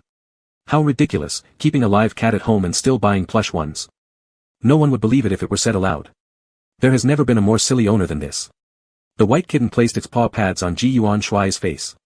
Here are the paw pads for your enjoyment. No charge. Chapter 51. For reasons unknown, General Ji took Yuan out for a few rounds on the day and then, upon returning home, bought more than 20 cat dolls. He also set up a small bed beside his own and placed all the dolls on it. Then he told a confused Yuan, "The dolls are for you." Yuan's cat ears twitched, his feline face full of shock as he looked at Ji Xiuzhen. "Are you insane?" General Ji was somewhat puzzled by Yuan's shock. "I saw you liked them," he said. The happy look of Yuan rubbing against a doll in his office wasn't far from memory. Meow. Yuan shifted his gaze, leaped onto the small bed, and buried himself within the doll pile. Upon waking, General Ji discovered that his bed now held not just pillows and blankets but also over 20 cat dolls. Yuan lay curled up by his waist, hugging one of the dolls, both the cat's and the doll's tails playfully sneaking into Ji Xiuzhen's pajamas. General Ji quietly sat up, caught several falling soft toys, and gently placed them beside Yuan before walking softly to the bathroom. In his feline form, Yuan had exceptionally sharp senses, and after thorough training and adaptation recently, his perception even in human form had gradually improved. Ji Xiuzhen was well aware that when he woke, Yuan was probably already awake but still wanted to snooze for a few more minutes. So within those brief moments, Ji Xiuzhen wouldn't disturb him. Yuan stretched out his forepaws, hugged the nearby doll tightly, rubbed his body hard against the doll with fur very similar to his own, turned over, and followed Ji Xiuzhen to the bathroom on his short legs. Recently, Ji Xiuzhen had become busier. After the laid-back period passed, work piled up like mountains. Sometimes there was no time even for daily morning exercises before heading out directly. Just like today. Previously, Ji Xiuzhen said he would spend time playing outside with him, and he even stayed up all night working multiple times just to squeeze out half a day yesterday. Despite Yuan trying to dissuade him, Ji Xiuzhen brushed him off with a pat on the head. With such an intense workload, Yuan never brought up wanting Ji Xiuzhen to accompany him outside again. What is merely one scent star anyway? They would later go wandering through the universe together. At that time, with Ji Xiuzhen by his side, the vast skies were theirs, and they could find distinctive delicacies after battles, capture space pirates in the air, or grab strange cosmic creatures while resting on barren planets. And they could catch those creatures, have Ji Xiuzhen roast them, and even indulge by roasting and tossing away one if they felt fancy. Wouldn't that be blissful? Wagging his tail, Yuan sent Ji Xiuzhen out the door as usual. Thankfully, General Ji no longer had to worry about Yuan slacking off at home during his absence. Because Yuan had developed a good habit of exercising daily and rolled around the virtual community regularly. The creamy white little furball squatted by the door, watching Ji Xiuzhen leave with several army commanders, calculating the gap between his points in the virtual community and the last place on the leaderboard, and decided to cut back on a few games today, saving time to visit Lady Elise and keep her company. Even though since being registered under the names of Marshal Kevin and his wife, their meetings weren't frequent. Yuan believed he had gained a significant advantage, so if he didn't fully fulfill the responsibilities of being a son, at least he could bring some joy to the beautiful lady. Yuan didn't know, however, that Lady Elise had already found immense pleasure in his presence. After all, Yuan was now a rising star under everyone's watchful eyes. His adoptive father was the first marshal, Kevin, his teacher was the second marshal, Ji Xiuzhen. In the virtual community, he piloted the silver blade and handled it so smoothly and gracefully, it was basically a foregone conclusion that he was outstandingly brilliant. Not only was Marshal Kevin thrilled beyond measure these days, but Lady Elise too carried a warm and proud demeanor, a constant gentle smile gracing her usually dignified and elegant features. But if only Yuan could come visit more often. Today, there were a few military family ladies visiting Lady Elise. These ladies were prominent figures in their respective fields, open-minded and sociable, discussing topics spanning the heavens and seas without any awkward silences. This was when Yuan came knocking. Carrying a large box. After Marshal Kevin had the documents sorted out, he gave Yuan permission to enter and exit his house. This time, Yuan came in directly. The few ladies inside the house were momentarily taken aback, including Lady Elise, who also slightly froze. Yuan was equally stunned for a couple of seconds as his gaze scanned over the graceful and noble ladies seated in the living room before finally settling on Lady Elise. Stammering for 2 seconds, he pursed his lips and quietly called out, "Mother." That voice was so faint that the ladies sitting in the living room didn't hear it. Yuan paused, then raised his voice a little, "Mother. Good afternoon, ladies." Then, under the gazes of these ladies, he shrank again after a second and muttered, "I am back." Lady Elise, who was being called "Mother" for the first time, remained dazed for several seconds before her beautiful face suddenly lit up with an extremely charming smile. She stood up and took out the indoor slippers she had prepared for Yuan earlier from the cabinet. "What have you brought?" she asked gently. After putting on the slippers and stepping inside, Yuan replied, "Some small games." He then added quietly, "From ancient Earth." Lady Elise seemed to understand. The other ladies also looked over curiously. Yuan carried in a very large box. Inside the box were the results of Yuan's morning endeavors, purchasing paper cards and physical printing tools to slowly study and create small gadgets. Items like Monopoly, card games, flight chess, werewolf game, Three Kingdoms assassination, military chess, Chinese chess, and others. Some parts weren't yet finished, but he figured they could still try a few now. More advanced ones even Yuan himself didn't fully grasp. These were all online games he had played in the past. He clearly remembered the rules and card designs, so he drew them one by one and wrote the rules neatly on each panel. Human hands and technology indeed were far more agile and convenient than cat paws, which Yuan admitted reluctantly after working on 5 or 6 games for an entire morning. These are poker cards. Yuan pulled out the poker deck, carefully controlling his pronunciation, while bringing up the record panel onto the table, where it displayed the methods and rules of the poker games he had played. There are many ways to play. After saying this, Yuan also took out the finished Monopoly and flight chess games and placed their corresponding rules on the table. The ladies, already fond of this remarkable youth who stirred quite a storm in the virtual community, all copied a set and started reviewing them. Yuan arranged everything he had finished. Then he glanced at the ladies who were focusing intently on reading the rules and examining the props, and went to a small corner with the tools and materials from the box to continue working. His jump chess still lacked 3 colors to be completed. Coming up with these little trinkets wasn't easy. Yuan had racked his brains to think of them. He wanted to give Lady Elise some pleasant memories, but he wasn't entirely sure what humans would consider precious memories. For Yuan, being rescued by that human girl initially was a pleasant memory.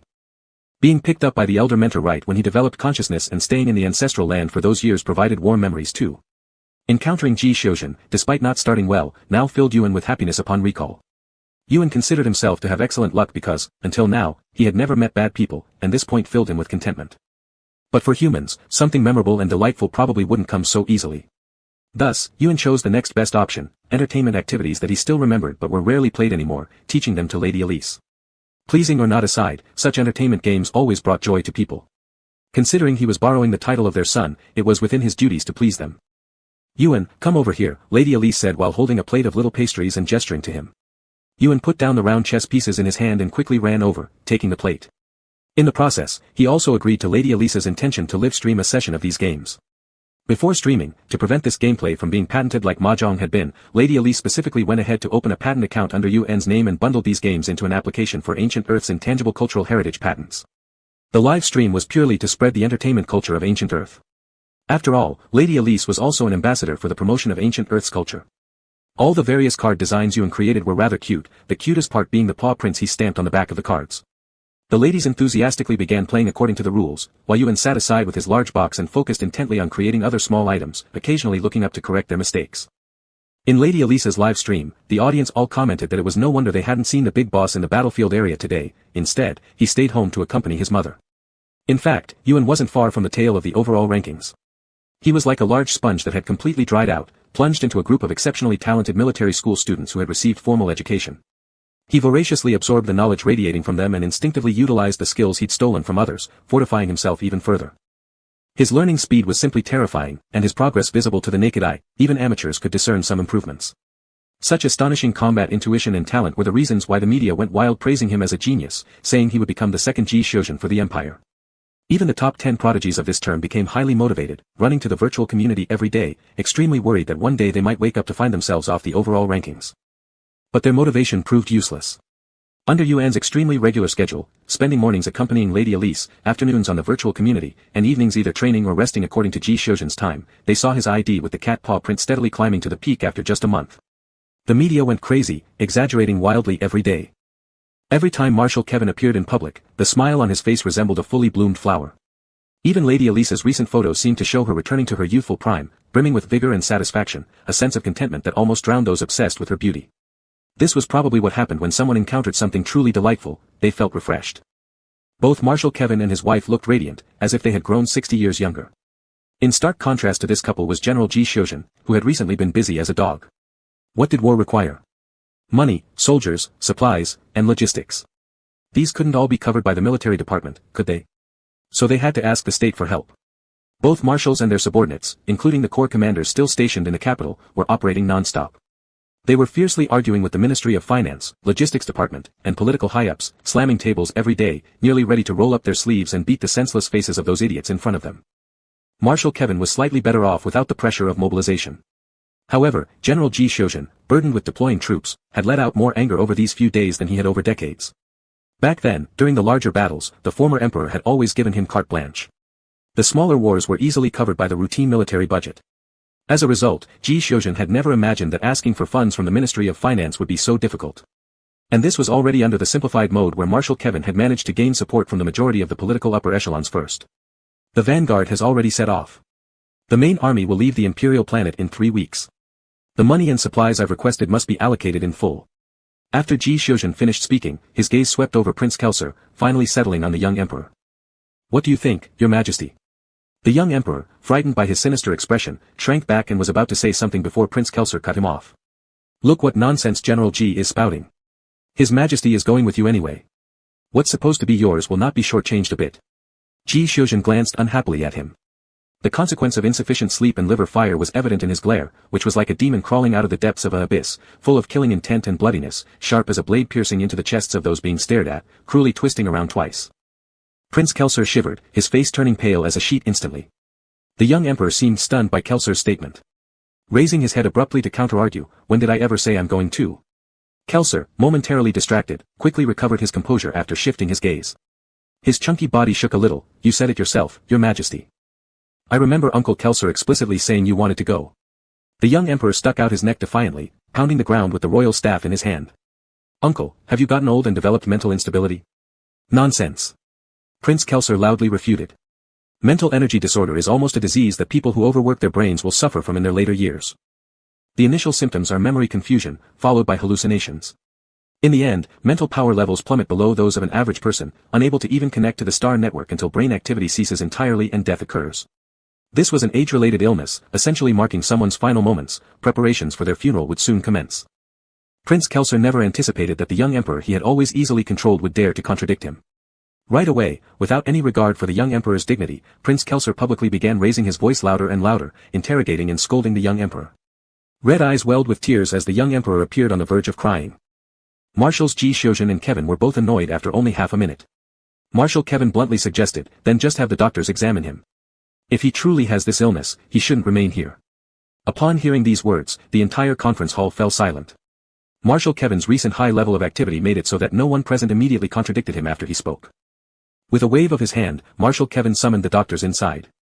That sharp and decisive gesture, along with how swiftly those doctors forcefully subdued Prince Kelser, left no ambiguity among those in the conference room. It was a ruthless clearance operation, perhaps ordered by the young emperor now sitting in his rightful place, who clearly seemed unshaken, whereas before he would have already broken down in tears. No one else, aside from the protesting Prince Kelser himself, spoke out against what was happening. Soon enough, Kelser lost even the ability to speak.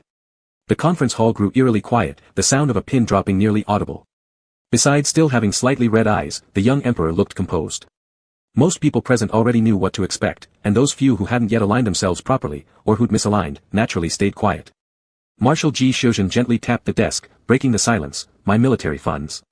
For so long, they had deliberately gone through all formalities just to lull the prince into complacency, preventing him from sensing something was off and fleeing the imperial planet to escape persecution. During this time, Marshal Ji endured quite a bit of indignity. All he wanted now was to go home, hold his cat, take a deep breath, stroke its little belly, and rub its small head. The young emperor's eyes were still moist, but he managed to maintain the expected imperial composure. Without hesitation, he picked up the seal and stamped the document before him, and also stamped the transfer agreement of the energy planet's veins beneath it. Feeling the sting of giving up such valuable resources, the young emperor sniffed and declared, I approve. Marshal Ji showed no sign of lingering and took both documents before turning and leaving. This back and forth had lasted a long time, and when Marshal Ji walked out of the meeting room, it was already dark outside. Still, Marshal Ji checked reviews for nearby restaurants with good food and bought a pile of takeaway for Yuan. Tomorrow, Lady Elise was going to enter seclusion to film at Entertainment Planet, and today she cooked a grand dinner. Unfortunately, it was just her and Yuan eating together. Yuan gave enthusiastic support. Aside from setting aside portions for Marshal Kevin and Ji Shojin, he eagerly cleaned the table completely, his speech sugary sweet, which kept Lady Elise smiling continuously. I'll bring some back for Ji Shojin. Yuan watched as the housekeeping robot tidied up the plates, packed the portion for Ji Shojin into a lunchbox himself, then kissed Lady Elise on the cheek before hopping and skipping all the way home. Both Yuan and Ji Shojin returned home around the same time. Just as Yuan turned on the corridor light, Ji Shojin entered right behind him. Standing in the vestibule, Yuan turned around upon seeing Ji Shojin walk in and lifted the food box in his hand. Tada! The youthful, vibrant tone radiated with vitality. After careful tutoring from Lady Elise, his once rigid expression now beamed with an engaging smile as he approached Ji Shojin. Love meal from Mom Elise. Aren't you surprised? Marshal Ji paused for 2 seconds, placing Yuan's food box and his own takeout container on the short cabinet by the door. Then without further discussion, he firmly embraced the boy, pulling him snugly into his arms. There wasn't a cat to hold, so embracing a person was just as good. Although Yuan's figure was slim, feeling him under his hands revealed a strong, well-built physique underneath. That tuft of white hair was as soft as kitten fur, and his body emitted a tranquil, pleasant milky fragrance. His body temperature was slightly higher than normal, warm like a little sun. Commander Ji, utterly exhausted, embraced Yi in his arms and rubbed his face against him again and again. Yuan tugged at the fabric around his waist. "What's wrong?" Commander Ji replied vaguely, "I'm tired." Upon hearing this, Yuan nodded understandingly. How could he not be tired? Pulling all-nighters and working through late into the night, heading out early in the morning, and returning home very late at night. The work content for the commander surely wasn't easy, especially during times like this when an expedition was imminent. Recalling how humans comforted each other, Yuan stretched his hands to return the embrace around the commander, whose figure was quite tall compared to him. He then soothingly patted the commander's back. Commander Ji stopped his motions, looked down, and gazed at the small white head in his arms. Yuan looked up at him, his beautiful blue eyes full of curiosity. "Are you so tired that you've lost it?" "No." Ji Xiuzhen released his grip and carried the food boxes from the sideboard into the dining room. Yuan followed closely behind, joyfully opening the takeaway box. As Ji Xiuzhen watched Yuan savor the food with satisfaction on his face, he eventually turned away his gaze. The warmth of the youth seemed to linger in his palm and around his neck, that delicate and gentle touch, along with the slightly hot breaths, nearly burning his skin. The place where his back had been lightly patted still seemed to echo with that strange tenderness. "Are you not going to eat?" Yuan turned and looked at the lost-in-thought Ji Xiuzhen and asked him. "Eat." Commander Ji picked up the utensils. If only this wasn't a cat that would leave after 20 years, it would be great. This is what Ji Xiuzhen thought. Chapter 52. As Ji Xiuzhen ate, he was deep in thought. According to records, after achieving immortality, one would go to a place called the Xianjia, or some say, Tian Ting, or other similar titles. In general, it is another space not belonging to Earth. In the era Ji Xiuzhen now resided in, based on the research of old scholars studying ancient Earth culture, the so-called gods in ancient Earth legends were supposed to be a kind of humanoid intelligent life with special talents who accidentally arrived on Earth tens of thousands of years ago. Regarding the claims about places like Xiangong, Xianjia, or Tianting, there were two schools of thought. One claimed they were purely fantastical creations, things fabricated and embellished by human imagination over many years and then documented.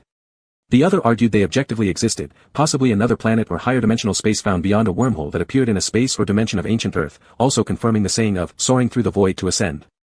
Now, ancient Earth has disappeared, and it's impossible to conduct field investigations anymore.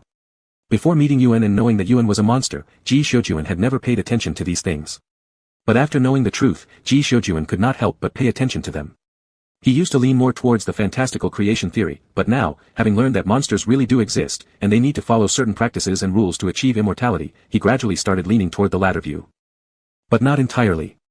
At least he now believed that the notion of ascending through breaking the void could be that monsters or humans with special talents, after accumulating their strength to a certain level, could use their own power to create a wormhole, and without additional defense, cross the wormhole to reach the world at its other end. A strange planet. Or perhaps even a higher dimensional existence. What did the ancient texts describe the Xianjia as?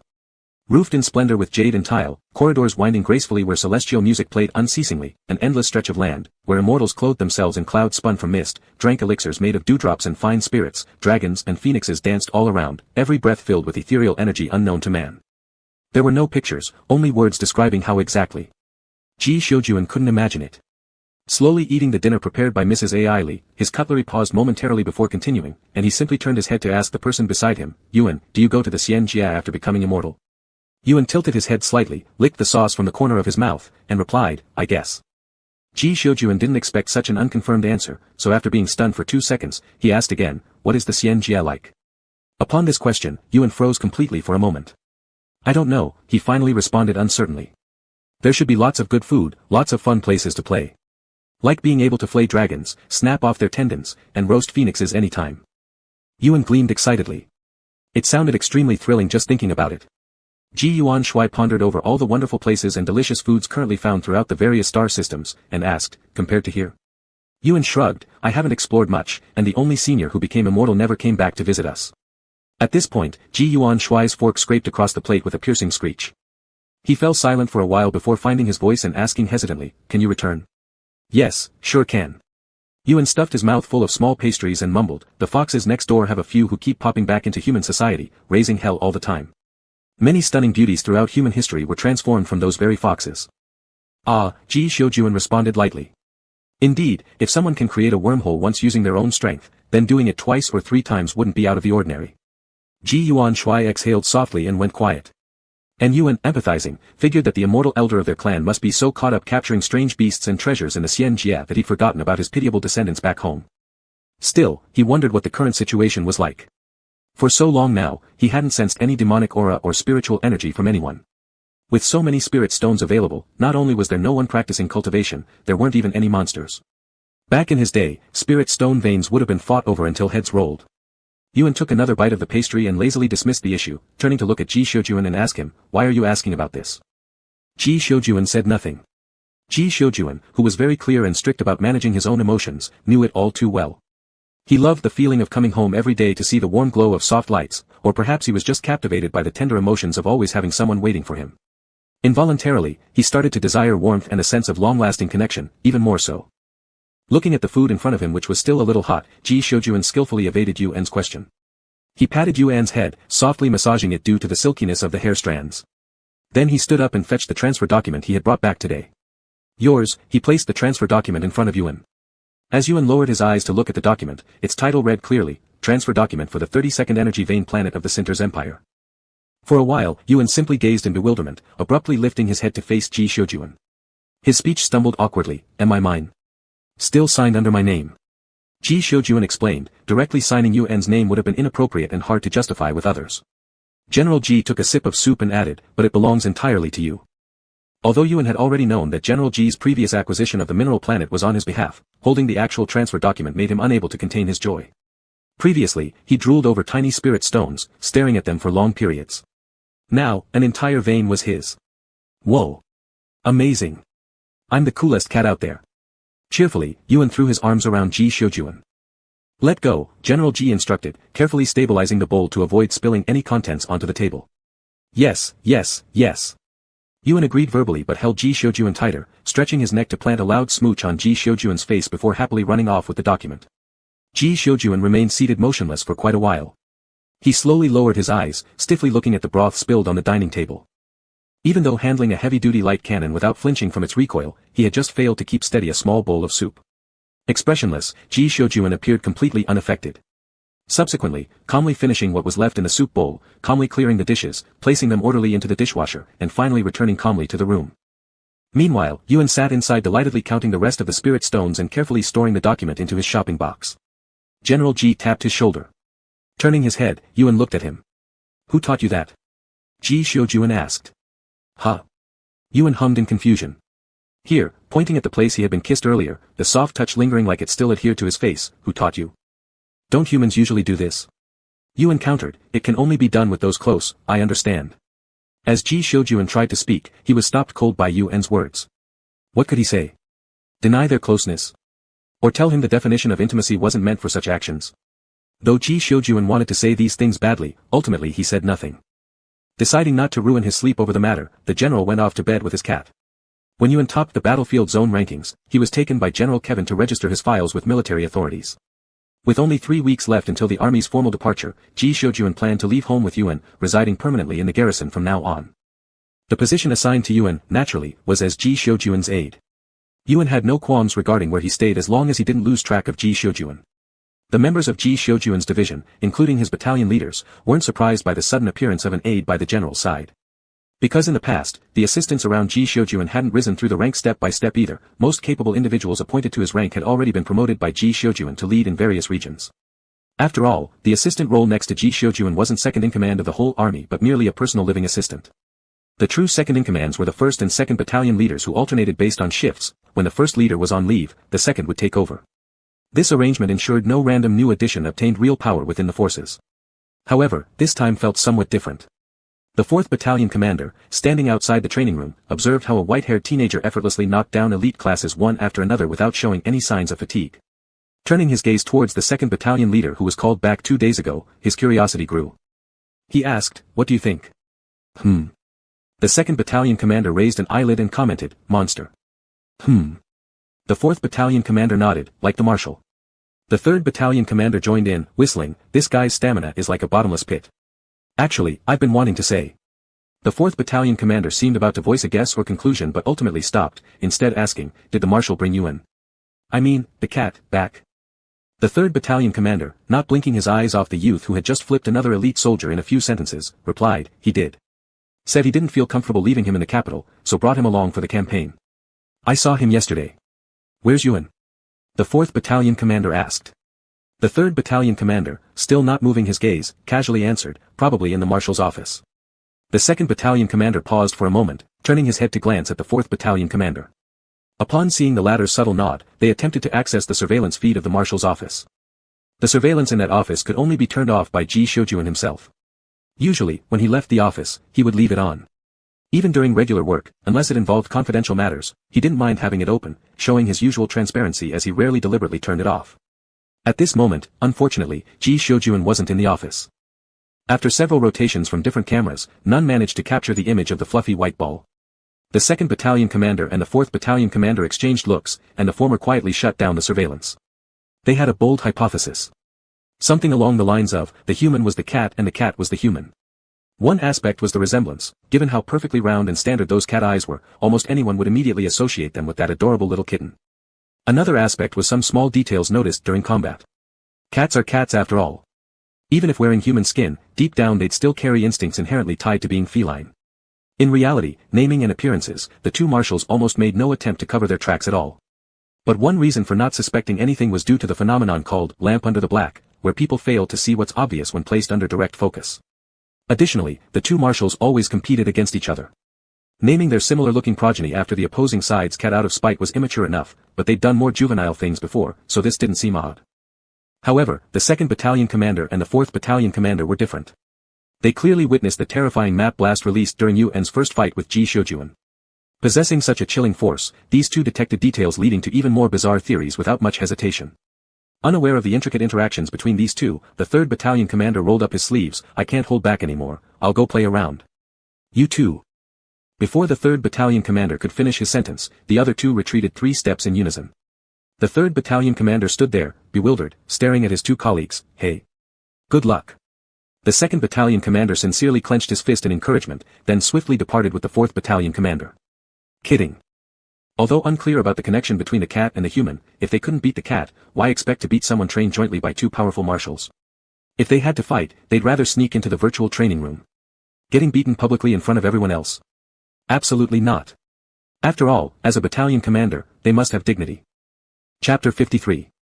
The elite class all felt a bit ashamed. After all, they were the reservists of Ji Shoujuan's direct command forces, the sharp edge of the formal military units, and their lowest rank was major, mainly consisting of officers. They were all people who had received military honors and medals. As the top figures in the pyramid of nearly hundreds of millions of soldiers in the Empire's 18 major star systems, today, they were actually defeated by one person, a young man, who took out 3 squads at once. Even though one squad consisted of only 15 men, just enough for a raid team configuration, that was still 3 squads. And the guy had barely started to sweat a little. Shameful. An outrageous shame. The members of the elite class felt restless on their faces. There were also their subordinates in this training room. Moreover, this guy was different. It was a matter concerning the face of their marshal. Who in the entire empire didn't know that the relationship between the 2 grand marshals of the empire was tense, ready to clash at any opportunity? So until now, these simple-hearted soldiers firmly believed that Marshal Kevin's eagerness to send his son to serve under their own marshal was, 1, to show off and gain some battle credits, and 2, since their marshal never broke principles or projected anger, he wanted their marshal to provide private tutoring. Look how great our marshal is. They thought. Generous and valuing talent, upon seeing a good prospect, even willing to share the silver blade. Much better than a certain well-known petty grand marshal. But no matter what they thought, they still couldn't beat this young man. Young man was a polite term. To be honest, the human version of someone resembling Marshal Ji's cat at first earned the nickname, Pretty Boy, among Ji Shoujuan soldiers. Later, as this young man named Yuan climbed higher in the rankings of the virtual battlefield area and demonstrated astonishing, smooth operations with the silver blade, these tough soldiers gradually changed their calls. Most of them were once top-ranked individuals, having stormed through the elite battle zones of various military academies, and been acclaimed geniuses capable of leading followers in the academy, so they naturally knew how hard it was to break through in the virtual community's battlefield. Essentially, working hard for over half a month could end with one mistake that reset everything. Thus, they very clearly understood how difficult it was for Yuan to steadily climb the ranks, especially with Yuan achieving a 94% win rate during this process. Therefore, Yuan's title gradually evolved from, that pretty boy, to, that guy, eventually stabilizing as, that young man. These soldiers' likes and dislikes were very distinct. Although the first impression was terrible, with the outstanding performances shown by Yuan, their initial prejudice began fading. Some had even started to think about, when this youngster joined their regiment, how to allocate him and coordinate together. But they absolutely did not expect that Yuan would parachute directly into the position of the marshal's deputy. Their animosity surged once again. Pfft. Parachute appointment to officer rank. This was definitely to come piggybacking on military merits. Hence, when they saw Yuan casually munching on a fruit while walking past the training field, a whole group hooted to stop him. Yuan's reaction was extremely calm. One could tell he had truly inherited the essence of Ji Xiuyuan. He finished eating the fruit in a few bites, wiped his hands casually, and then said 3 words. Oh. Let's go. Then, as solid as a rock, he flattened 3 elite classes, back-to-back battles, without any pretense whatsoever. After finishing them off, he asked quite leisurely, more. Yuan touched the slightly damp forehead, feeling a bit uncomfortable but also somewhat pleased. The discomfort stemmed from the cat's dislike for wetness and stickiness, while the pleasure came equally from the cat's inherent nature. He found prey that could struggle under his claws for a longer period. Exciting. Prey that struggles and bounces around is always more interesting. As Yuan pondered, he asked again, more. But no one responded. The atmosphere grew heavy. Because the members of the elite class were starting to doubt themselves and felt deeply humiliated. I'll come. I'll come. The commander of the 3rd Corps strode into the training ground, shed his coat, and stood right before Yuan. Yuan, right? Let me fight you. Seeing the Corps commander stepping up willingly, Yuan smiled faintly, all right. His smile caused everyone in the training ground to momentarily freeze. They soon snapped out of it. The elite class that had already been trampled upon gave profound respect to the 3rd Corps commander. Worthy of being a Corps commander. Worthy of being the heart of the marshal. Here comes the one seeking revenge for the marshal. Excellent. Absolutely marvelous. We should give it a round of applause. Outside the training ground, having just walked a few steps, they discovered that the 2nd and 4th Corps commanders had actually gone to sacrifice themselves willingly, their faces full of grief. Young man. Still too innocent. You have no idea how treacherous society is. This guy has probably fought you more than 10 times already. Back then, you were piloting a mech while he was just a cat, and he had already beaten you many times. Alas, the 2nd Corps commander sighed heavily. The 4th Corps commander patted his shoulder. How did Sanner go rushing up there like that? The 2nd Corps commander, looking at the two who had already started fighting inside, sighed again heavily. It's fine, as long as it's not Xiaoqi. The 4th Corps commander smiled. Xiaoqi has been working so hard recently. If he still got humiliated in front of so many people, his mental state would definitely collapse. It's better to send Sanner up there to keep Xiaoqi company, so the two can lick each other's wounds together, which is much better than one person suffering alone. That's what the 4th Corps commander thought, feeling that he had really worried about his colleagues' physical and mental health. Seeing the face of the 4th Corps commander, who looked smiling on the surface but was inwardly very vicious, the 2nd Corps commander felt a headache coming on. He decided not to talk about this topic anymore and turned to look at the situation inside the training ground. He was just about to ask how old Four viewed it when he swallowed his words, shook his head, and left the training ground. The news that the 3rd Corps commander and the newly arrived deputy marshal had tied 2 to 2 quickly spread through the several corps. After Ji Xiuyuan found out about this incident, he only patted his cat's head, thought for a moment, and then remained silent. He originally wanted to say that it's better to fight the corps commanders in the virtual training room with closed doors in the future. But then he thought, if the corps commanders come running themselves looking for a beating, and Yuan knocks them down, it doesn't matter anyway. Corps commanders also need pressure to improve, right? And since Yuan is inherently talented and about to go into battle, hiding his true abilities is something done for outsiders. There's no need for that among us. Yes, that's it. No problem. People need to go through setbacks to constantly progress, it's good to beat and hit as needed.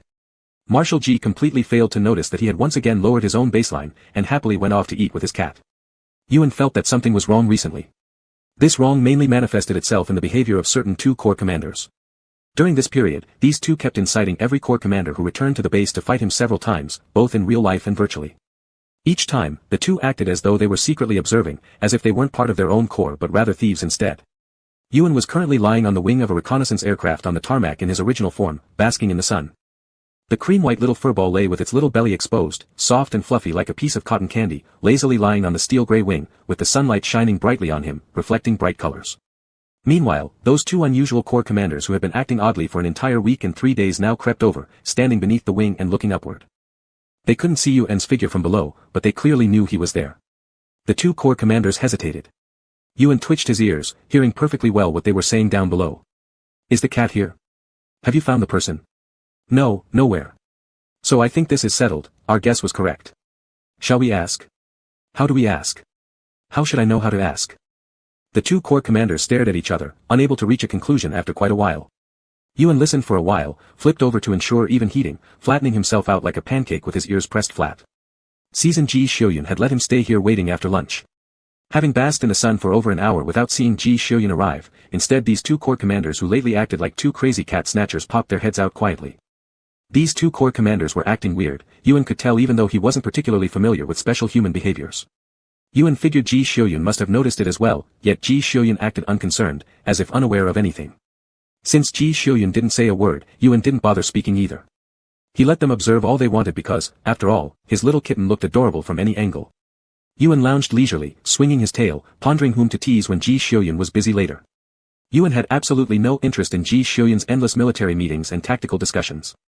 Since Ji Xiuyun couldn't entertain him now, Yuan naturally decided to find his own fun. And yes, that fun consisted of the soldiers stationed here. From the generals commanding the corps down to the ordinary privates, Yuan basically just stood there in the training ground ready for any takers. However, recently, the privates rarely came around, it was always officers of major rank or above who sought him out. Among these, the ones ranking 3rd and 7th, both generals, came most frequently, growing stronger with each defeat. Though their outcomes were always less than ideal, the results of their recent training together were indeed rather pleasant. At least now there were people who would come up to Yuan, slapping him on the shoulder as they went off to the cafeteria together. But since almost every evening Yuan dined with General Ji, who had been busy all day, those running into the courtyard to invite him usually ended up being lunch partners. Among these, again, the brothers-in-arms ranking 3rd and 7th appeared most often. After some deliberation, Yuan decided to bother tonight the 1st Corps commander, whose face always radiated a composed, mild-mannered, gentlemanly air. Like when someone spreads out their blanket at night, only to discover inside it a pancake-shaped cat. Thinking about it made Yuan feel quite excited. Of course, this might result in Ji Xiuyun not finding his cat before bed, then contacting each corps commander one by one in grim-faced inquiry regarding its whereabouts, but Yuan thoroughly enjoyed such startling activities. So far, he'd already startled several corps commanders this way. Again, the most frequent victims of his antics were the energetic figures ranked 3rd and 7th. Having selected his target, Yuan flipped himself upright with a roll and prepared to toddle off to look for Ji Xiuyun. He had just jumped down from the aircraft wing when he found himself face to face with the two corps commanders who were still undecided below. Meow, Yuan courteously offered a greeting. The 4th Corps commander blinked, reflexively replying, meow.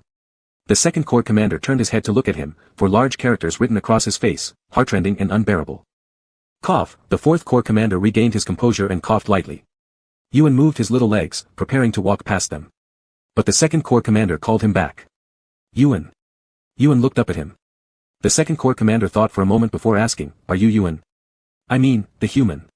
Before he could finish, a voice from behind interrupted him. It was Ji Xiuyun arriving.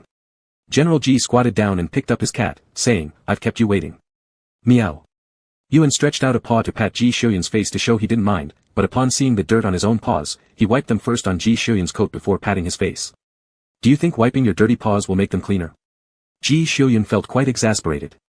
But he didn't show any signs of unhappiness, instead taking Yuan's little paw into his hand and gently squeezing the soft pads. Then he glanced up at his two corps commanders. You two are. He left his question unfinished, yet his meaning was clear. Marshal. The 2nd Corps commander nodded and opened his mouth, ready to blurt out their suspicions. But the words died in his throat as he realized what their marshal cherished deeply, and what the small bundle of fur in his arms represented. Recalling how Ji Xiuyun had said he would have certainly perished without Yuan, the 2nd Corps commander's eyes flashed, a sudden sense of responsibility overshadowing his curiosity. He shook his head at Ji Xiuyun, making a gesture of zipping his lips shut, pulling aside the 4th beside him and turning to leave. They've guessed, Ji Xiuyun weighed the cat in his arms, gesturing for Yuan to express an opinion. But the little ball of fur nestled contentedly into his coat, finding a familiar spot, clinging to the collar and poking its little head out. With a soft meow, it seemed either entirely trusting Ji Xiuyun's judgment or simply uncaring if the secret leaked. Ji Xiuyun trusted his subordinates' corps commanders completely. Old 2, Old 4, and Old 5 had all witnessed Yuan launching a map bomb personally and had never let slip a word of it. And so this matter, right on the brink of being formally asked, hit an emergency stop. Both of their intelligence quotients, IQ, and emotional quotients, EQ, were fully online. They made inferences and conducted reconnaissance regarding the guesswork, maintaining an appropriate balance when drawing conclusions for the overall good. It seemed like their state of mind was adjusted quite well. Marshal Ji habitually assessed the pre-battle condition of his corps commander as he led Yuan away from the airstrip towards the mecha site. Yuan watched as Ji Xiuyun took him straight to the deepest point. A silver-gray streamlined fuselage appeared before the man and the cat, a mecha that Yuan and Ji Xiuyun were all too familiar with. The war god's mecha, the Silver Blade. Yuan's small head turned this way and that, and with one glance, he noticed another mecha next to the Silver Blade. It had an extremely high resemblance to the Silver Blade, its main body a color of black that was easy to hide, with a few slightly dimmed sapphire lines representing the empathy neural system. Mine, Ji Xiuyun pointed at the silver blade, then pointed at the neighboring mecha and said, yours. Yuan's fluffy little head tilted upward as he stared at the mecha, looking as if the whole cat had gone dumbfounded, mouth slightly agape, revealing white jade-like tiny fangs. Same model as the war god mecha, the silver blade. Whoever built it certainly knew what they were doing. Incredibly expensive. Just one small part cost hundreds of millions, paint by the can was 8 million credits, and the full design and equipment for the empathic operating system came in at no less than several billion. The entire mecha cost an uncountable number of zeros. 80% of the silver blade's funding came from the empire, while Ji Xiuyun himself covered 20%. But building a second silver blade, along with modifications seemingly tailored specifically for Yuan, would drain even the richest kitty dry. It wouldn't even be enough to fund a mainframe chassis for the mecha. This must be the difference between aristocratic wealth and nouveau riche. Yuan thought hazily about this. Ji Xiuyun lightly nudged Yuan's head to remind him, pick a name. Meow. Yuan wrapped his forepaws around Ji Xiuyun's fingers. Ji Xiuyun squinted, meow mew meow mew. Yuan patted him, meow. Alright, take your time. Marshal Ji walked over to the bottom of the black mecha and asked, do you want to go up and take a look? Yuan enthusiastically waved a paw, meow. Yes, absolutely. Regardless of how it looked or smelled, this mecha reeked of money, clearly the perfect match for our little kitten. Marshal Ji activated the mecha from the outside, then climbed aboard with Yuan on this unnamed behemoth. As soon as Yuan got inside, the first thing he did was activate the system, opening the AI naming module. In a speed that didn't even give Ji Xiuyun time to react, he entered a string of characters and quickly confirmed the decision. You're it. Meow meow meow meow hoo. Feeling extra cute today, Yuan wagged his tail delightedly, sweeping it back and forth across Ji Xiuyun's stomach through layers of fabric. Marshal Ji began to feel somewhat ticklish under the sweep of the tail and reached out, pressing down gently through his jacket on the cat's tail. He looked down at Yuan, who tilted his head up with bright eyes, as if silently begging for compliments. After much hesitation, Ji dishonestly admitted, it's quite cute.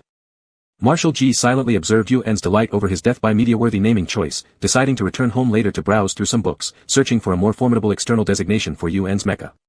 How could reporters possibly cover battle reports and follow them with, meow meow meow meow hoo each time? Are these journalists without dignity? Chapter 54. On his way back, Ji Xiuyun's mind was full of meows and something numbers. Even after he sat down in his office, that maddening name hadn't disappeared from his mind yet. Marshal Ji took a deep breath and picked up the soft plush toy on the table, pinching it gently. Yuan had extravagantly brought over the cat tree and all his little toys, emptying out all the places that should have been emptied at home, not leaving a single thing that could be taken. The bedroom of the marshal and his deputy were very close, both being independent rooms. However, Yuan had rarely slept in the deputy's room. He was unwilling to let go of Ji Xiuyun, this big human-shaped heating pad, so all the small toys were piled up in Marshal Ji's bedroom. Among them were more than 20 cat stuffed animals that Ji Xiuyun bought for him. But strange as it may sound, the main service recipients of these toys weren't Yuan but Marshal Ji himself. Yes, indeed. Marshal Ji, who kept a real cat and even brought it to work, could still only pinch plushies now. Because most of the pre-deployment work consisted of paperwork, and Yuan didn't have any intention of accompanying him in an orderly manner while working. Moreover, Yuan demonstrated a clear dislike for document-related tasks through his actions. Once documents were taken out, no matter whether in human form or cat form, Yuan would dart off swiftly and vanish instantly. Even taking along some of Yuan's favorite snacks couldn't stop the cat from darting away. It was entirely different from the situation when they were at home previously. Yuan always stayed by his side during late-night work sessions willingly. Again, Marshal Ji silently pinched the plushie after another miserable instance of being abandoned by his own cat. He positioned the plushie in a prone sleeping pose, placing it on the desktop to pretend Yuan was accompanying him, then reopened the star map and universe sandbox. Once the army officially departs, they would be heading straight for the battlefield. Preparations must not only be thorough but also aim for the best level conceivable.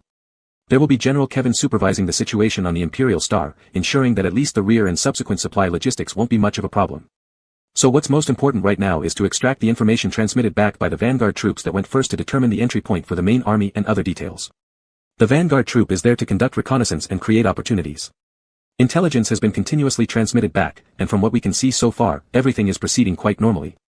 With the impending departure, General Ji's office was rarely empty. Various army captains came and went, and occasionally the members of the marshal's direct subordinate forces peeked their heads out from outside the door. Excluding those army captains who might need to split up for operations later, the marshal's direct subordinate force consisted of a total of 20 people. Carefully selected, they were the cream of the crop, the elite among elites. During Ji Xiuyun's previous encounter with attackers, 2 were lost but quickly replaced by 2 more selected and promoted from the advanced training classes. They were the most critical top-tier fighting forces within the 7 grand armies today. A good hand in surprise attacks, the sharpest tip of the blade when breaking through defenses. Today, every time these important top-tier combatants entered and exited Ji Xiuyun's office, their gaze couldn't help but drift toward the plushie lying on his desk. As soon as Marshal G raised his eyes, he saw the 1st Battalion commander looking at him with a complicated expression, hesitating to speak. Ji Xiujuan lightly tapped his fingers on the table and asked, "Is there a problem?" "This." The 1st Battalion commander pointed to the plushie lying on the desk. "Ah," Ji Marshal did not blink an eye, casually deflecting blame, "it's Yuan's." The image of the little furball popped into the 1st Battalion commander's mind, nodding. "Ah. It's quite normal for kittens to like soft, fluffy things." Thinking about it, the 1st Battalion commander said, "Still, it's better if you put this away, Marshal." "Well, how to say it? It damages Marshal Ji Xiujuan's wise and heroic image." Marshal Ji agreed gracefully, picked up the plushie, and reached for the drawer. Upon opening the drawer, another plushie inside caught the 1st Battalion commander's eye. Ji Xiujuan paused for a moment, realizing at this moment that what he held was one Yuan brought, and the one in the drawer was actually where he had hidden his own. Most awkward silence ever. This scene seemed to have occurred once before. Marshal Ji nonchalantly placed the plushie in his hand into the drawer as if nothing had happened, then began discussing the newly received intelligence concerning the sandbox of the 18th Star System with the 1st Battalion commander.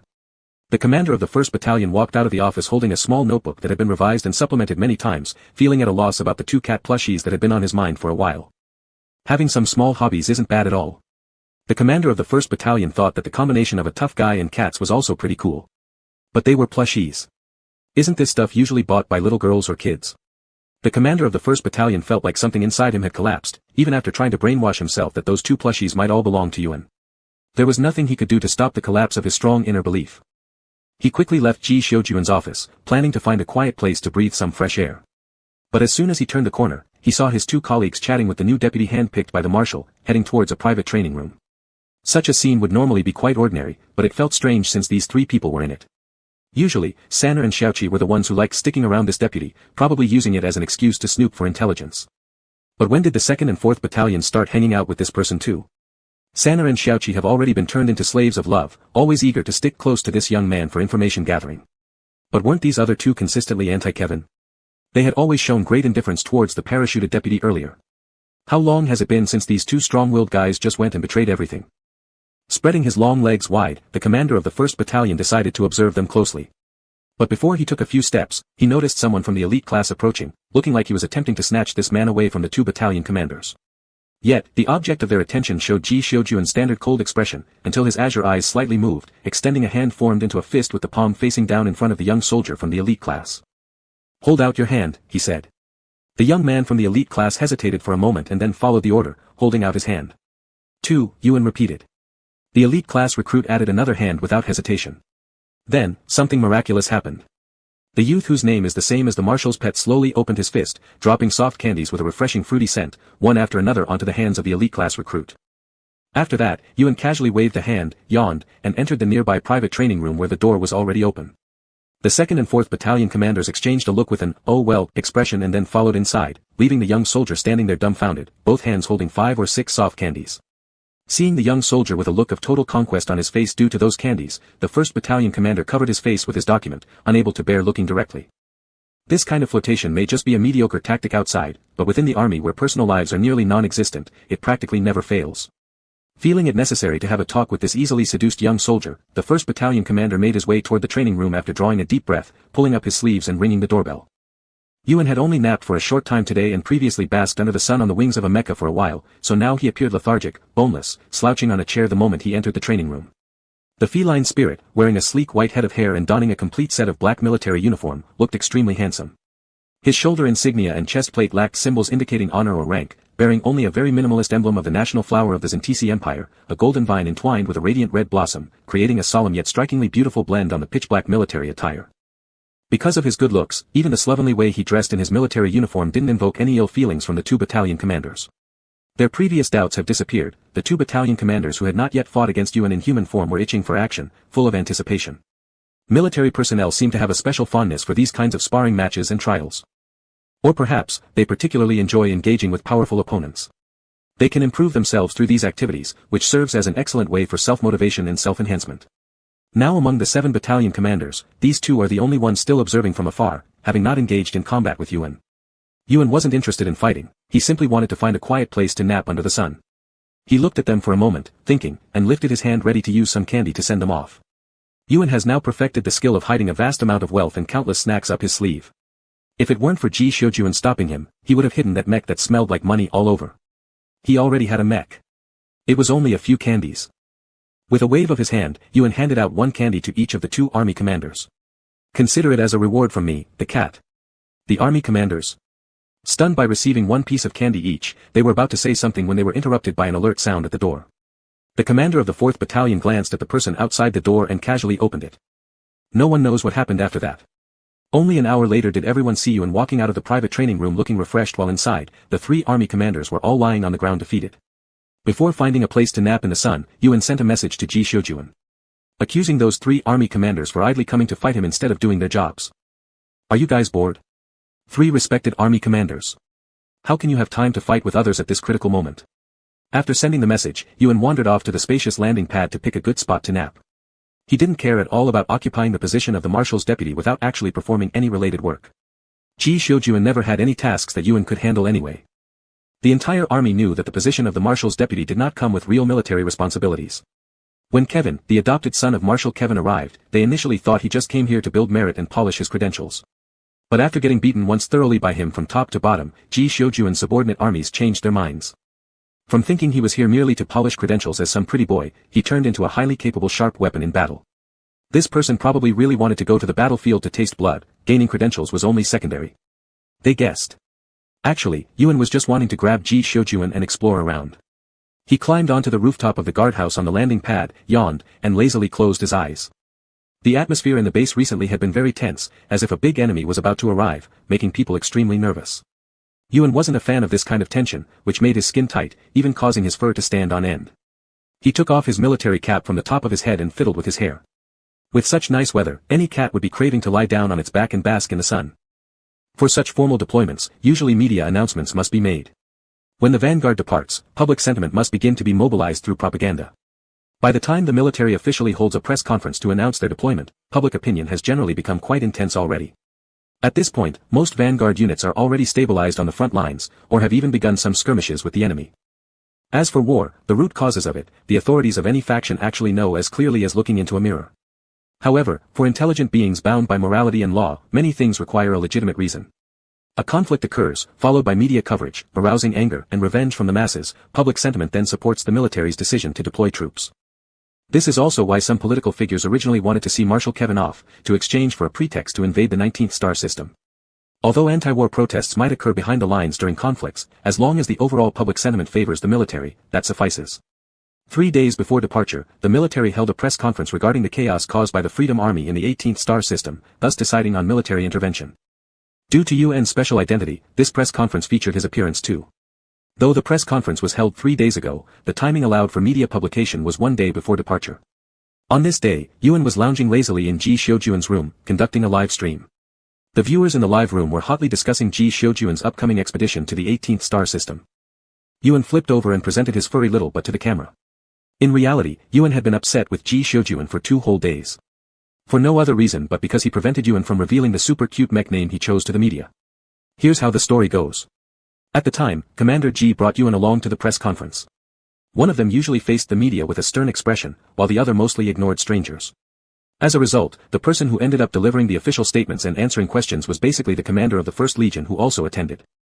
The other 2, one in black and one in white, sat beside them like 2 human mascots with identical expressions of Ji Shoujuan-style coldness. Things were supposed to go smoothly, announce the decision, answer questions, and give inspiring declarations of victory to boost morale. That's how it should have gone normally. However, it all went wrong when a reporter asked if Yuan had a custom mech. After all, Yuan was famous in the virtual community for his skillful use of the Silver Blade mech. In real combat situations, a personalized mech was essential since standard mechs wouldn't fully utilize his abilities. When Yuan heard this question, his previously cold face instantly lit up with excitement. Of course, he replied, and its name is so beautiful. As soon as these words came out, Ji Shoujuan, who was sitting next to him, twitched an eyelid. The moment Yuan started meowing, Ji Shoujuan swiftly covered his mouth, restrained his wriggling, and with lightning speed, calmly declared, "Thunderstrike." The media faithfully recorded this scene. And they faithfully broadcast it later. Yuan was furious. So angry that he didn't speak to Ji Shoujuan for 2 whole days, nor did he meow at him. He even went to sleep in the rooms of 2 other general-level officers ranked 3rd and 7th, although the latter, possibly suffering from cat phobia, always looked panic-stricken upon seeing Yuan's true form and either kicked him out or sent him back to Ji Shoujuan's room. Even so, Yuan's anger was entirely conveyed to Commander Ji. Now, he agreed to stay in Ji Xiujuan's bedroom only because Ji Xiujuan had reasoned with him using emotion and logic. Considering Ji Xiujuan had repeated meow meow several times while maintaining a poker face during the explanation, the adorable little kitty grudgingly chose to forgive him. Yuan glanced at the audio file marked Ji Xiujuan meowing on his terminal and felt profoundly magnanimous for doing so. Chapter 55. When traveling through the wormhole, one could see a faint energy layer enveloping the entire fleet from the window. Outside this energy layer, bursts of small light sparks could occasionally be seen, resulting from violent energy friction. Beyond the energy layer and the light sparks, the scenery was bizarre and dazzling. Yuan leaned on the window, his eyes fixed on the outside without blinking. The last time he traveled from the wasteland planet to the Zinter's Empire star, he had already witnessed such a sight. But that did not satisfy him. In the past, it was an unimaginable scene for him.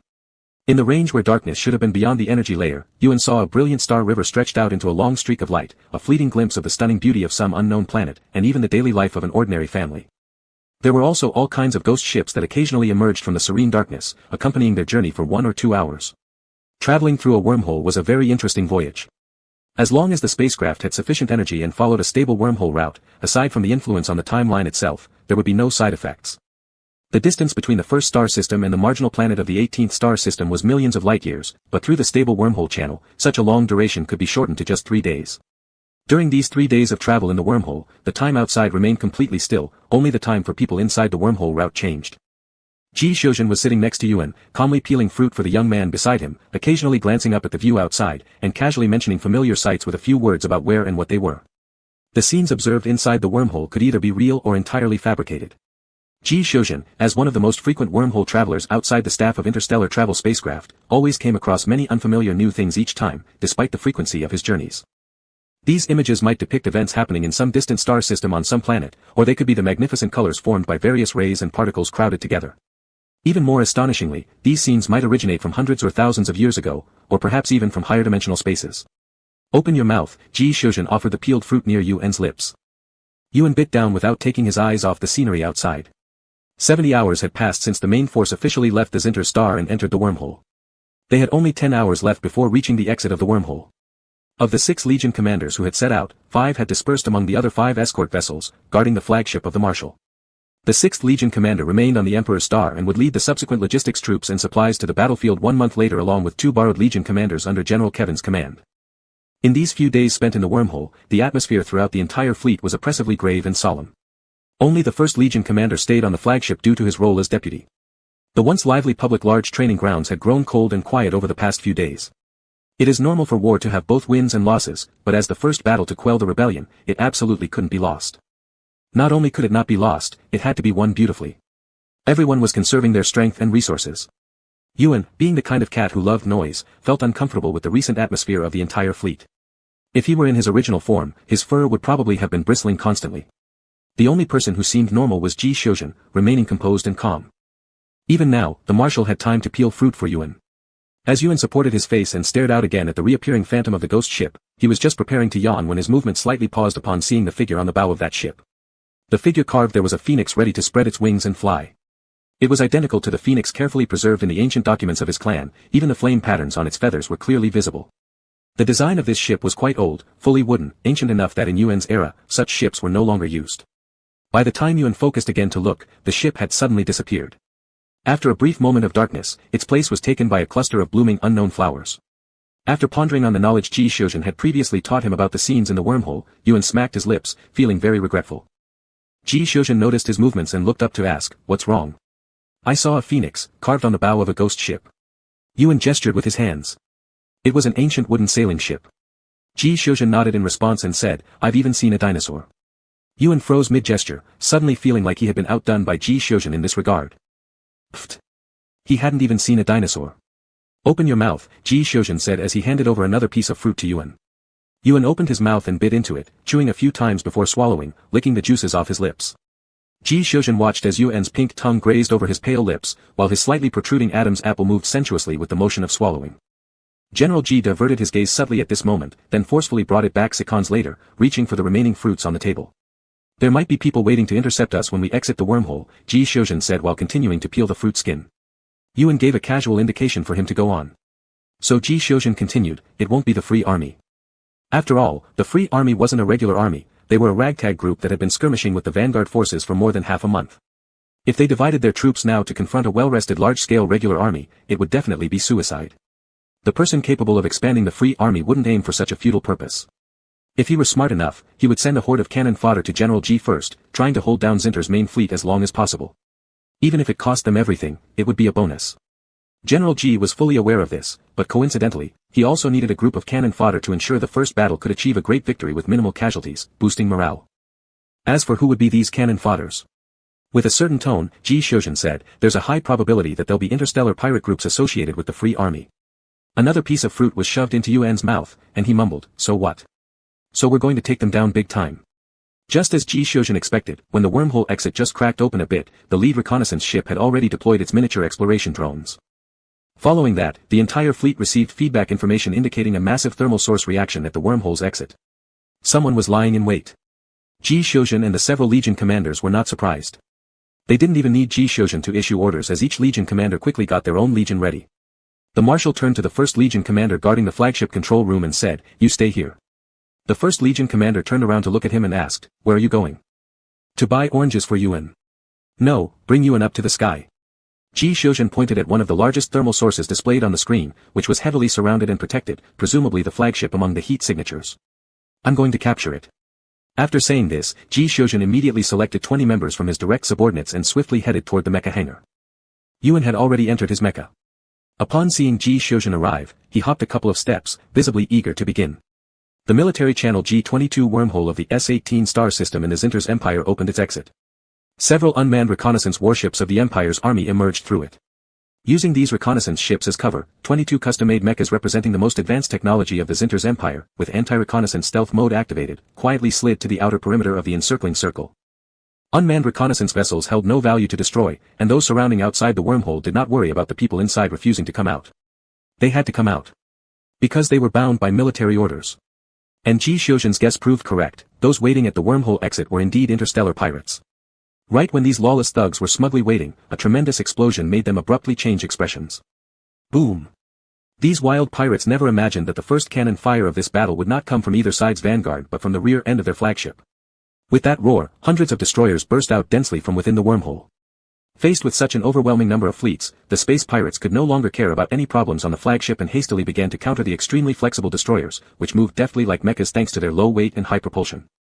The silence was shattered instantly by a sudden bloom of artillery fire.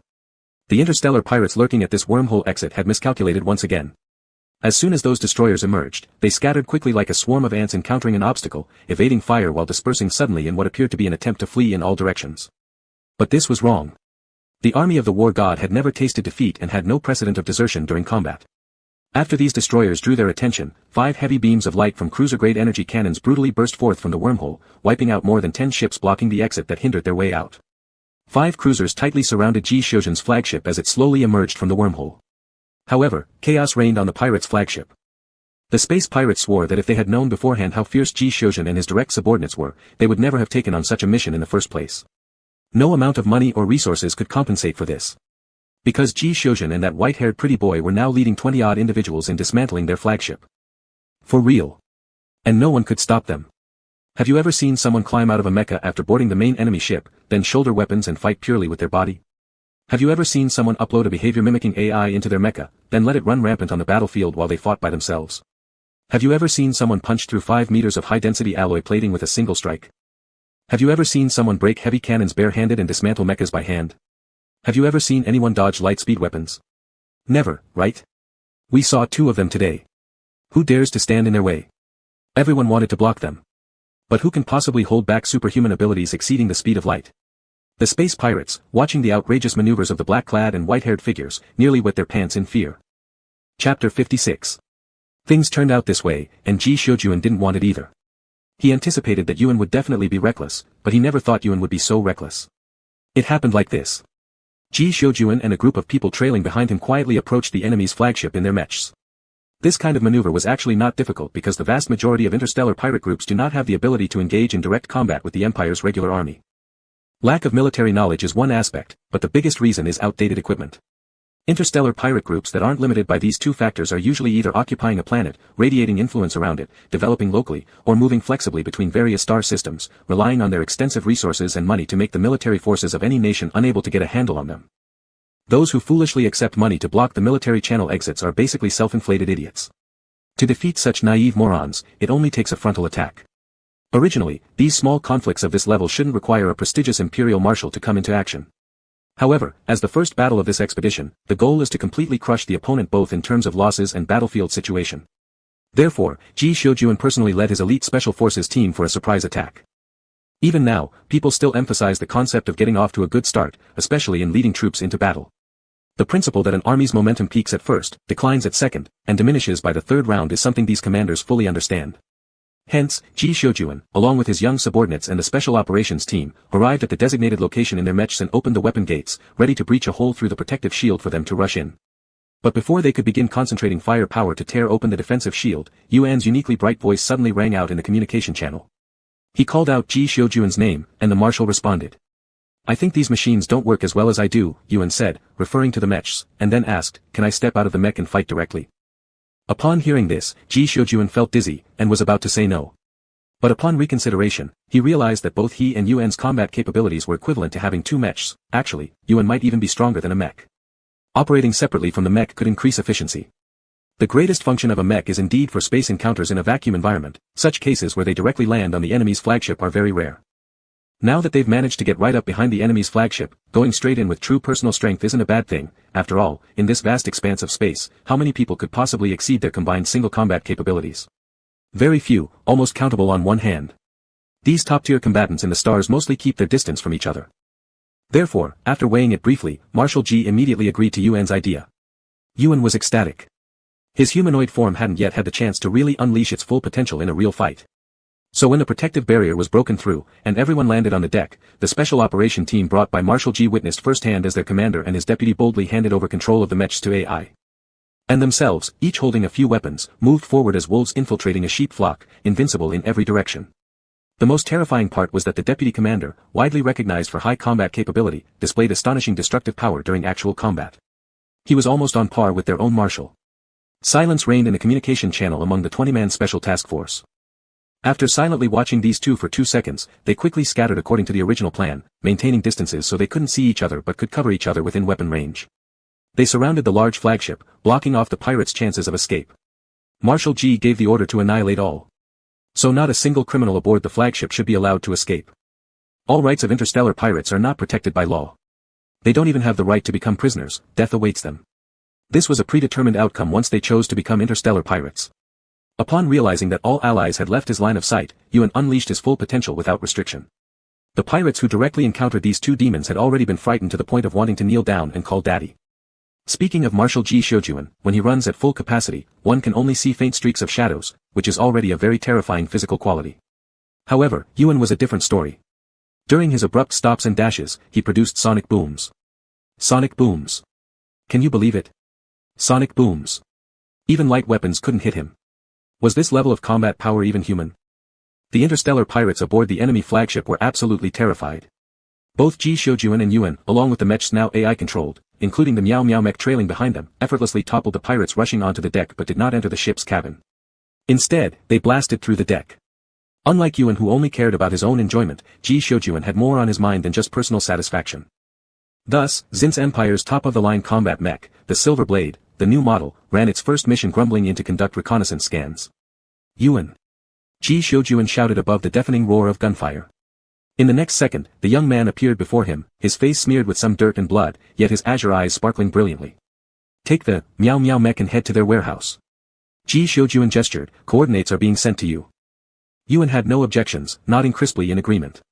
The Silver Blade, having finished its reconnaissance, flew over their heads to switch shifts with Miao Miao. Yuan took one look at the overall visual map of the ship, then swiftly led his mech, jumping down from the deck crack they had blasted open.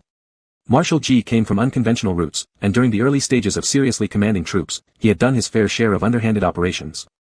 As a regular army general, this habit was often criticized by many for being unbecoming. Plus, Ji Xiujuan's subsequent wars usually didn't lack logistical support, so he gradually stopped doing these things. But this time was different.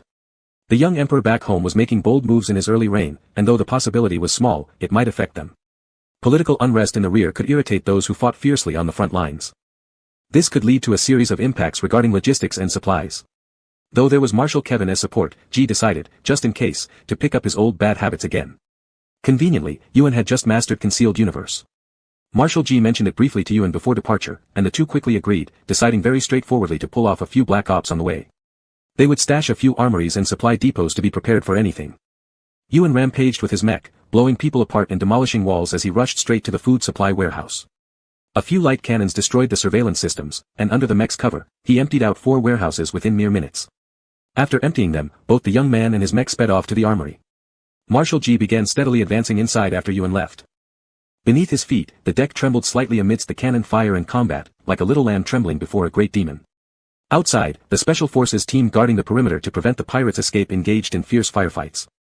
Compared to the resistance faced by Ji Shoujuan and Yuan, the team's opponents were clearly weaker and cut off from any escape routes, thus facing even more terrifying attacks. In the face of overwhelming strength, weaker beings lose the will to fight. Just like the pirates in the presence of Ji Shoujuan and Yuan. These Special Forces teams, although impressive, were seen as somewhat easier targets by their adversaries. I think they seem to think we're easier to handle. What made them have this illusion? Someone suddenly said this in the communication channel. Then followed slight rustling sounds and intense artillery fire. Another voice chimed in, "Isn't it amazing to dream, isn't it noble?" A few brief laughs rang out in the communication channel. Before the laughter faded, the distinctive clear voice of a teenager abruptly joined in. Ji Shoujuan. The young man always dragged out his syllables slightly when speaking, displaying an unusual softness and delicacy entirely contrasting his formidable combat prowess and dashing heroism. Marshal G's voice sounded as he asked, "Done." "Done." Yuan looked at the empty arsenal and glanced up at the ceiling he had blasted through. Standing here, looking up revealed the universe and distant nebulae. Yuan jumped into the mech and bounced twice after connecting to the co-sensory system, saying to the communication channel, "I'm going to throw bombs." A few faint questions came through the communication channel. Only Ji Shoujuan felt his scalp tingle, instantly making his decision to enter the Silver Blade. He turned and flew out of the ship while issuing orders crisply through the communication channel, "Retreat." Although the Special Forces team was puzzled, no one voiced any doubts. Instead, they swiftly moved away from the enemy's flagship along with the Silver Blade. Someone suddenly noticed something wrong, "We're missing someone." "It's Yuan," another said. "Don't worry," Ji Shoujuan replied calmly. As soon as his words left his mouth, a strong burst of white light erupted from the flagship behind them.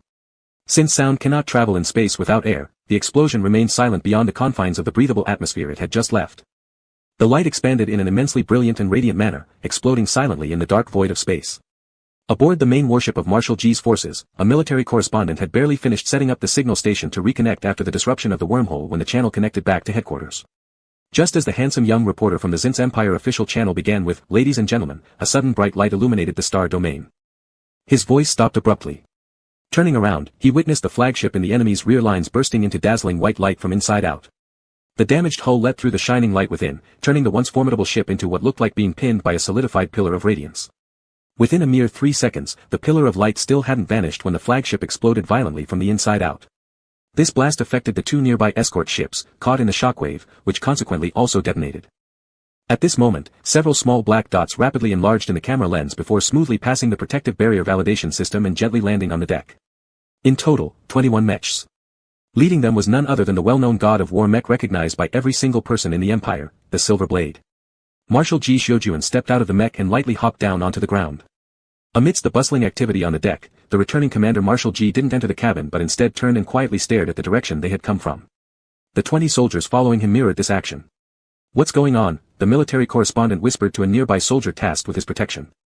The soldier shook his head, indicating that he did not know either. Enemy ships were still being continuously blown into cosmic debris, clearly visible from their current vantage point as Imperial destroyers trailed long streaks of light after completing their missions and heading back. Among these destroyers, there was a nearly pitch-black mech practically blending into the darkness of space. Its co-sensory lines glowed faintly in cyan blue hues, its speed unmatched as it shot forward like a streak of light, then braked sharply before finally descending gracefully onto the deck. The cockpit opened, revealing a slender youth climbing out. Finally, the embedded military journalist understood who the waiting figure, the esteemed Imperial Marshal, and those elite 20 warriors were looking for. Both he and his lens unmistakably captured the moment when Ji Shoujuan, upon seeing the youth atop the mech, instinctively took a few steps forward and raised his arm as if deeply concerned the boy might slip and fall. Noticing this, the young man reciprocated without hesitation, waving at Ji and promptly jumping directly into Ji's arms. Ji easily caught him, demonstrating exceptional skill and familiarity with the movement. "We won," the young man gleefully exclaimed, contrasting greatly with his prior cold demeanor when interacting with the press. Acknowledged the general with his usual impassive face but focused expression as he gazed at the boy. Behind them, the remaining interstellar pirate vessels confirmed their statement, exploding spectacularly in a celebration of their triumph. The rapport and closeness between the two were so evident it completely negated any suspicion or conflict speculated by media reports. So close, in fact, it bordered on gay.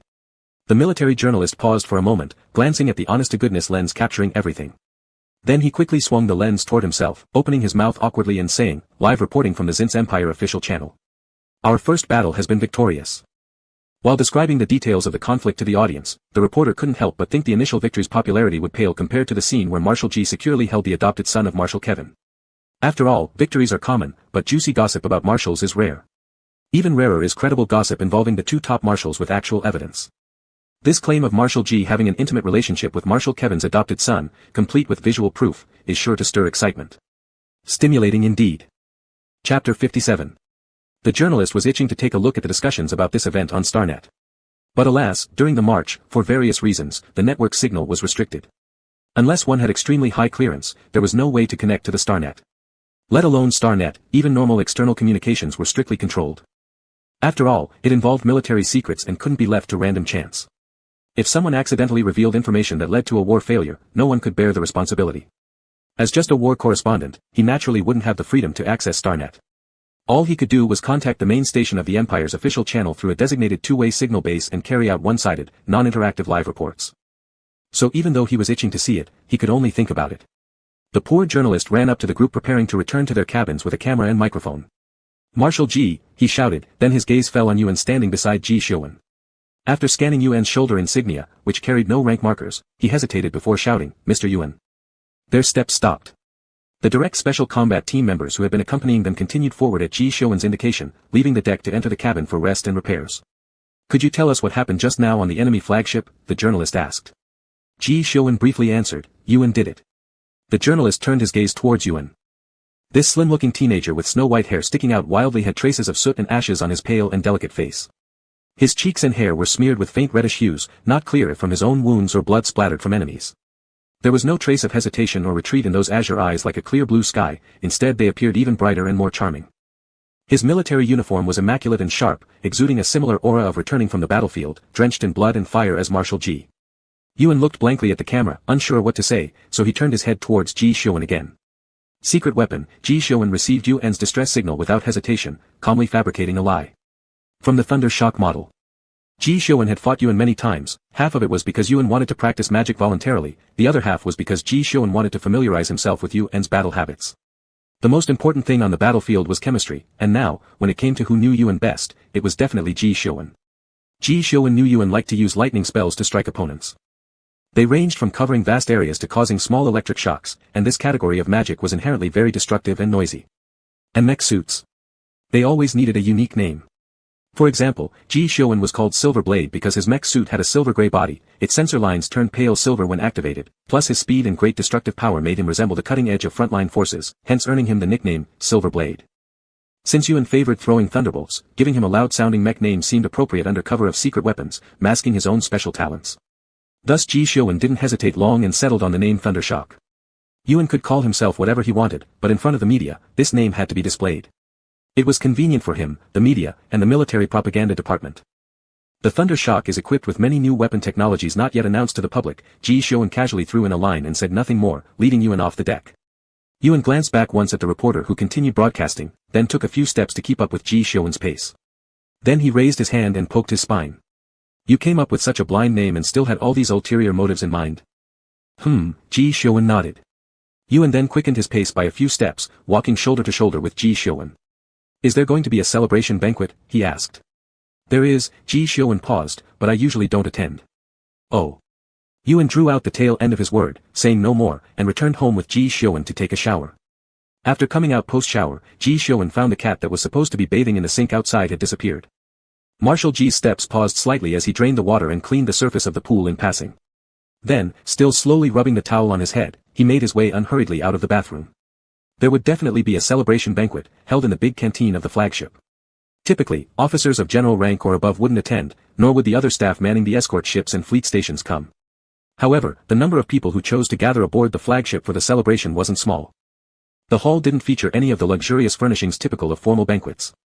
This so-called victory feast was essentially just more varied food than usual. Not even drinks contained alcohol since the military prohibited it. Above the large canteen, today's report from that accompanying war journalist was being played. It was a recorded file Ji Xiuwen had requested from the division commander. Amidst the crowded dining area, when the army men saw the unusually coordinated scene between Ji Xiuwen and Yuan, they were all startled to the point where their cutlery nearly slipped out of their hands. That's not right. They panicked in their thoughts. Isn't Yuan supposed to have ambitious designs and snatch war credit with ulterior motives? Why does it look like everything's going smoothly and harmoniously towards a sweet future together? What's going on? Someone from an elite squad nudged the person next to them. The person nudged by him happened to be one of the marshal's direct subordinate unit members. Same old thing, replied that person. The relationship between Yuan and the marshal is actually very good. Yuan is strong enough to rival the marshal. For a moment, no one spoke, as though they weren't too convinced by what they'd heard. But it didn't matter. There would be plenty of time ahead to witness this firsthand, thought the member of the direct subordinate unit. At just this moment, Ji Xiuwen's mention of secret weapon came through the news feed on screen. Secret weapon. Everyone around turned their gazes towards Yuan all at once, their faces full of gossiping curiosity. So what if you're looking, said the soldier holding his plate as he stuffed another mouthful of vegetables in. Yuan blew up the flagship himself. Before blowing it up, the marshal had already ordered us to withdraw. As for specifics, I don't know much either. The soldier's eyes lit up less with interest now. You want to know? Go ask him directly, suggested the member of the direct unit, gesturing his chin toward the door. Right then, Yuan, who had just abandoned his earlier decision not to join the banquet, grabbed a plate of food and prepared to eat. Seeing a huge group of people suddenly turning their gaze at him with fiery eyes, even he, with such a strong mental constitution, involuntarily shivered. By the time Ji Xiuwen tidied up his attire and confirmed safety issues with several division commanders, slowly making his way to the entrance of the canteen, his eyes fell upon a lively scene under the bright lights, Yuan encircled and clustered by a crowd, laughing carelessly, continuously adding food to his own plate, chatting casually with those nearby, showing a very relaxed demeanor. Ji Xiuwen stopped short at the doorway. Though Yuan disliked unnecessary exchanges with strangers, if those strangers pursued him earnestly or if they were someone Ji Xiuwen trusted, one could find that the seemingly indifferent and aloof Yuan was actually easygoing and approachable. These soldiers fit both categories somewhat. Within just over an hour, Yuan had fully loosened up.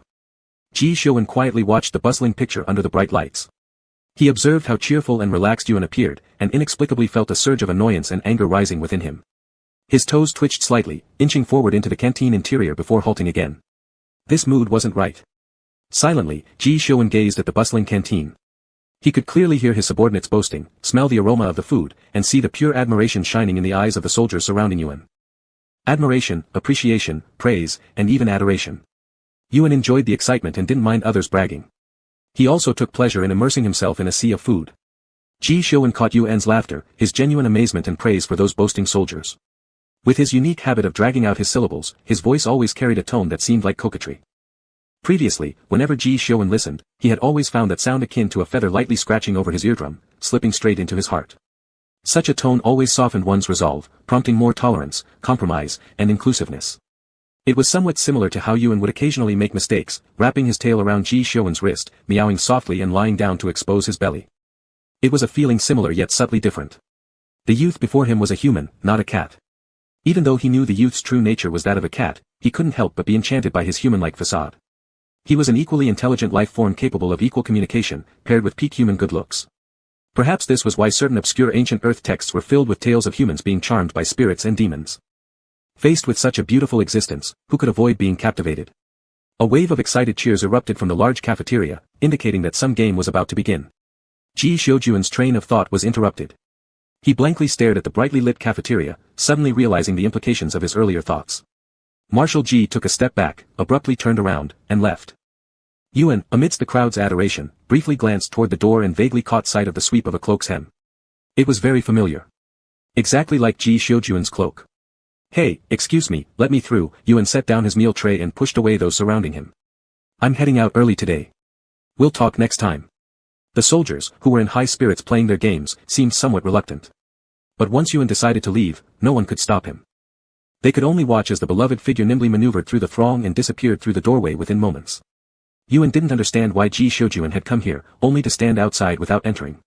But there wasn't much need for counting when it came to guessing. Clearly, it was all because of him. Probably worried since Ji Xiuwen hadn't returned to sleep despite the late hour, so he came looking. Yuan cheerfully walked out of the cafeteria, and sure enough, Ji Xiuwen's presence became distinctly clear along the corridor. He jogged down the hallway, turned a corner, and spotted Ji Xiuwen's silhouette ahead.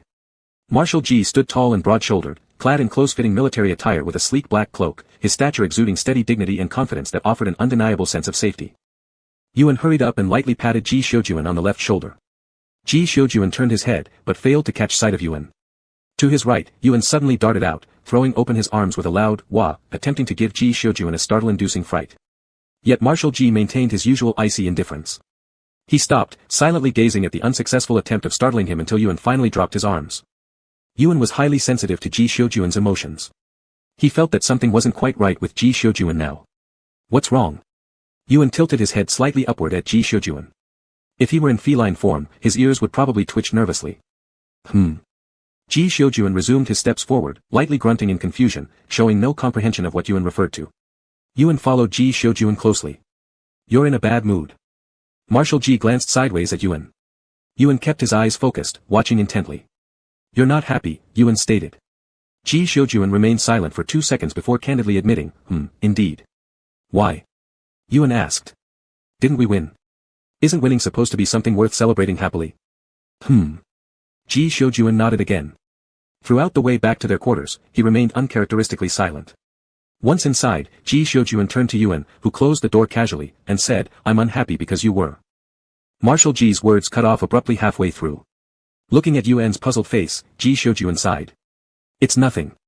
Ji said, patting Yuan's head as usual. Go to bed early. After receiving the pat on the head, Yuan stared at Ji Xiujuan and suddenly understood. Are you jealous? He asked straightforwardly. You're unhappy because I was too cozy with others. At this realization, Ji Xiujuan's hand on Yuan's head paused mid-motion. Once Yuan picked up on this subtle detail, he immediately grasped that his guess was correct. His first owner had once been similarly jealous over him meowing flirtatiously with a stray cat passing by the window, resulting in the man sulking with him for half a day. Humans always seem to take such points very seriously. Don't worry, Yuan lifted his hand too, patting Ji Xiujuan's head. Since you're so good to me, I won't go chasing other cats. No, people. Chapter 58. Ji Xiujuan did not believe that the implications behind Yuan's words could be understood literally. To be reasonable, apart from eating, drinking, sleeping, and playing, Yuan's mind was all about energy crystals. How could there be room for anything else? Would he consider spiritual enjoyment and emotional life? Yuan himself wouldn't believe it if someone said so. Indeed, Yuan didn't even think in that direction at all. He patted the head of Marshal Ji, and upon realizing how good it felt, he couldn't help but touch Marshal Ji's cropped hair.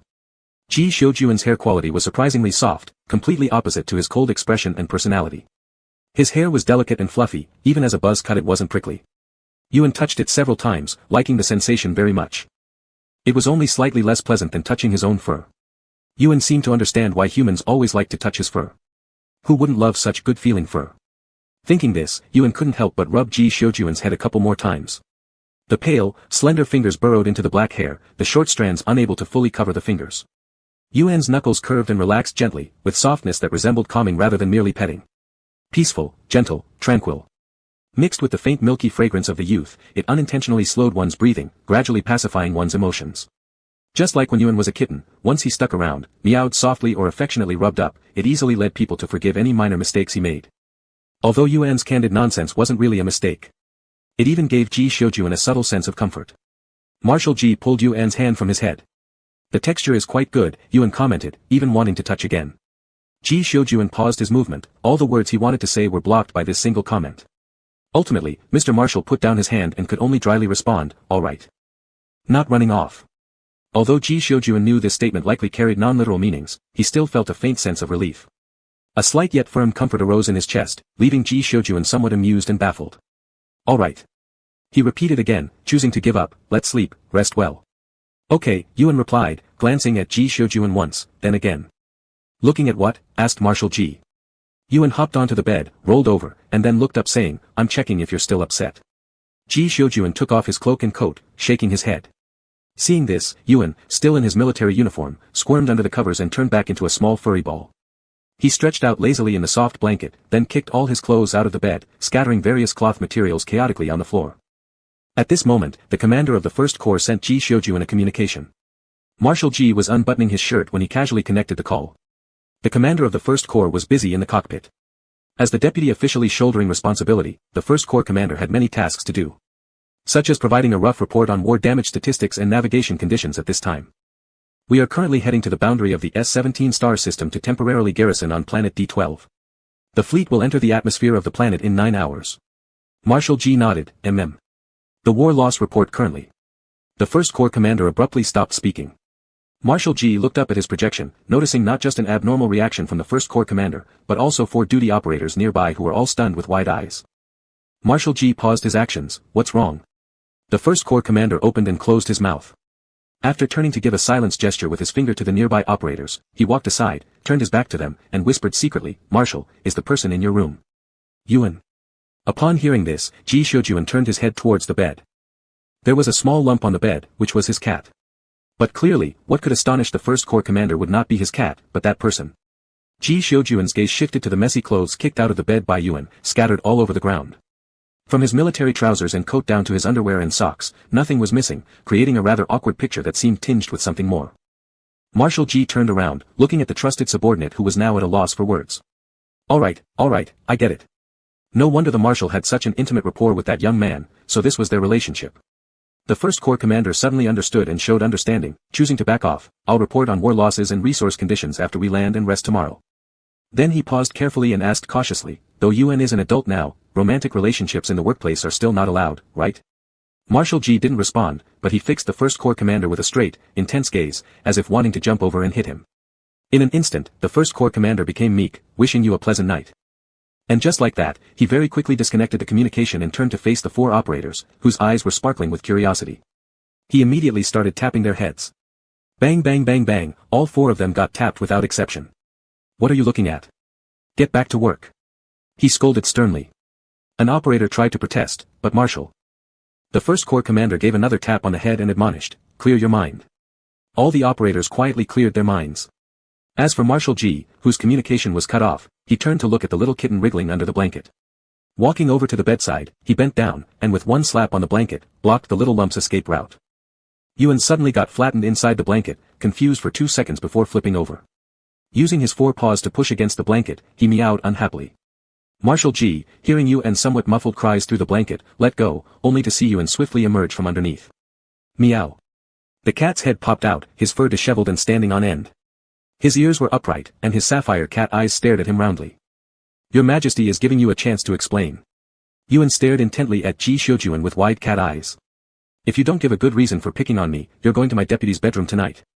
Under Yuan's watchful eyes, Ji Shoujuan calmly lifted the blanket and sat on the bed. Yuan promptly lay down where Ji Shoujuan wanted to sleep, sprawled out flat, blocking his superior from lying down. Marshal Ji hesitated for a moment, realizing this was Yuan's retaliation for earlier when Ji had pinned him under the blanket.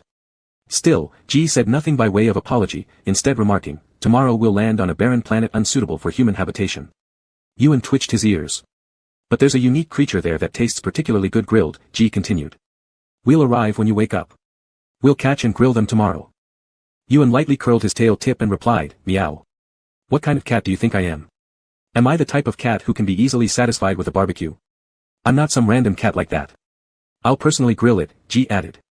At once, Yuan flipped around in a flash, giving the space back to Ji Shoujuan. Marshal Ji silently looked at the cat who'd forgotten the grudge upon hearing about food, feeling a sigh welling up inside him. Why so foolish, huh? Lying down, Ji Shoujuan held up the cat resting on his chest and asked, if you encounter someone who grills better than me, would you choose them or me? Yuan's 4 paws waved frantically in midair, and hearing this question, without hesitation, he meowed. Of course, I wouldn't choose you. Get lost. Certainly choosing me, then. With an icy face, Marshal Ji drew a conclusion. Yuan widened his eyes, finding this person shameless indeed. Marshal Ji gently placed Yuan, who had been flailing all over the place, onto the soft pillow, turned off the light. Go to sleep, he said softly.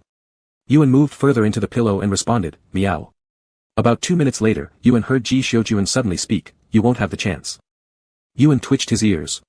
Ji Shoujuan's voice sounded serious, there doesn't exist anyone who can barbecue better than me. Yuan lazily swept Ji's neck with his tail tip as a response. Even if they did exist, they wouldn't have the opportunity to appear before you. Ji Shoujuan spoke with the same serious tone, as though discussing a military strategy rather than being unreasonably jealous. Yuan raised his cat head, incredulously staring at Ji Shoujuan. How can you be so childish? The next day, the overly immature Marshal Ji realized he had underestimated Yuan. This cat was not dumb at all. Because Yuan hunted a total of 10 colossal creatures unique to this planet just for Ji Shoujuan to grill. 10 colossal creatures. Each one was big enough to feed 30 people. It was such a hassle to grill them. But Yuan brought back a full 10. This cat was not dumb at all. Seeing Yuan throw the 10th one in front of him and preparing to turn around for more, Ji Shojuan simply raised his hand and caught Yuan's wrist. "That's enough," he said. Yuan pouted and whined, "Just one meal. The rest, take it back." Marshal Ji gave in. "We'll grill them slowly." Upon hearing this, Yuan happily sat down next to Ji Shojuan. After landing and resting, they naturally needed to walk around properly on actual ground, so several corps commanders gathered together. Initially, they didn't plan to approach Yuan and Ji Shojuan, but once they saw Ji Shojuan open the energy stove with an intent to barbecue, they immediately darted over like wolves who hadn't eaten for 3 days, staring greedily at the meat skewers their marshal was processing. Marshal Ji lifted an eyebrow. "These are Yuan's." 6 pairs of greedy eyes instantly turned to the young man by Ji Shojuan's side. Yuan, feeling good-natured now, was exceedingly generous. Considering the normal human appetite, with a large wave of his hand, he agreed to share the food with these 6 corps commanders. At once, the 6 corps commanders showered Yuan with an intense, thorough praise from head to toe, inside and out. The 1st corps commander, seeing the smug look on Yuan's face, found it strangely adorable. Maybe because he now viewed this young man from a different angle, having removed the conspiracy theory filter, purely appreciating what was before him, it was undeniable that this was a truly exceptional young man. And, well, if he wasn't extraordinary, how could he possibly have captured their marshal's attention? The 1st corps commander couldn't help but glance at Ji Shojuan, who seemed indifferent to all this, cleared his throat, and opened the report he was supposed to make today, ready to deliver it while the moment lasted. "Marshal, this is the damage assessment report. The number of troops deployed was 13,130 destroyers including 4 mecha units. Battle losses were less than 3%, casualties amounted to." As Ji Shojuan listened to the report, occasionally interrupting to ask questions, he meticulously brushed seasoning onto the steaks. Yuan stared intently at the steaks in Ji's hands without blinking. The first steak off the grill undoubtedly went to Yuan. With barbecue tongs, Yuan gnawed at the meat, his bright eyes darting about as he watched Ji Shojuan diligently grilling while discussing matters with the corps commanders. Regarding the problem with the space pirates, here's the situation. The atmosphere between the 17th and 18th star systems is very tense due to their long history of being each other's borderlands, leading to frequent conflicts. Relations between residents of these 2 star systems have always been extremely strained.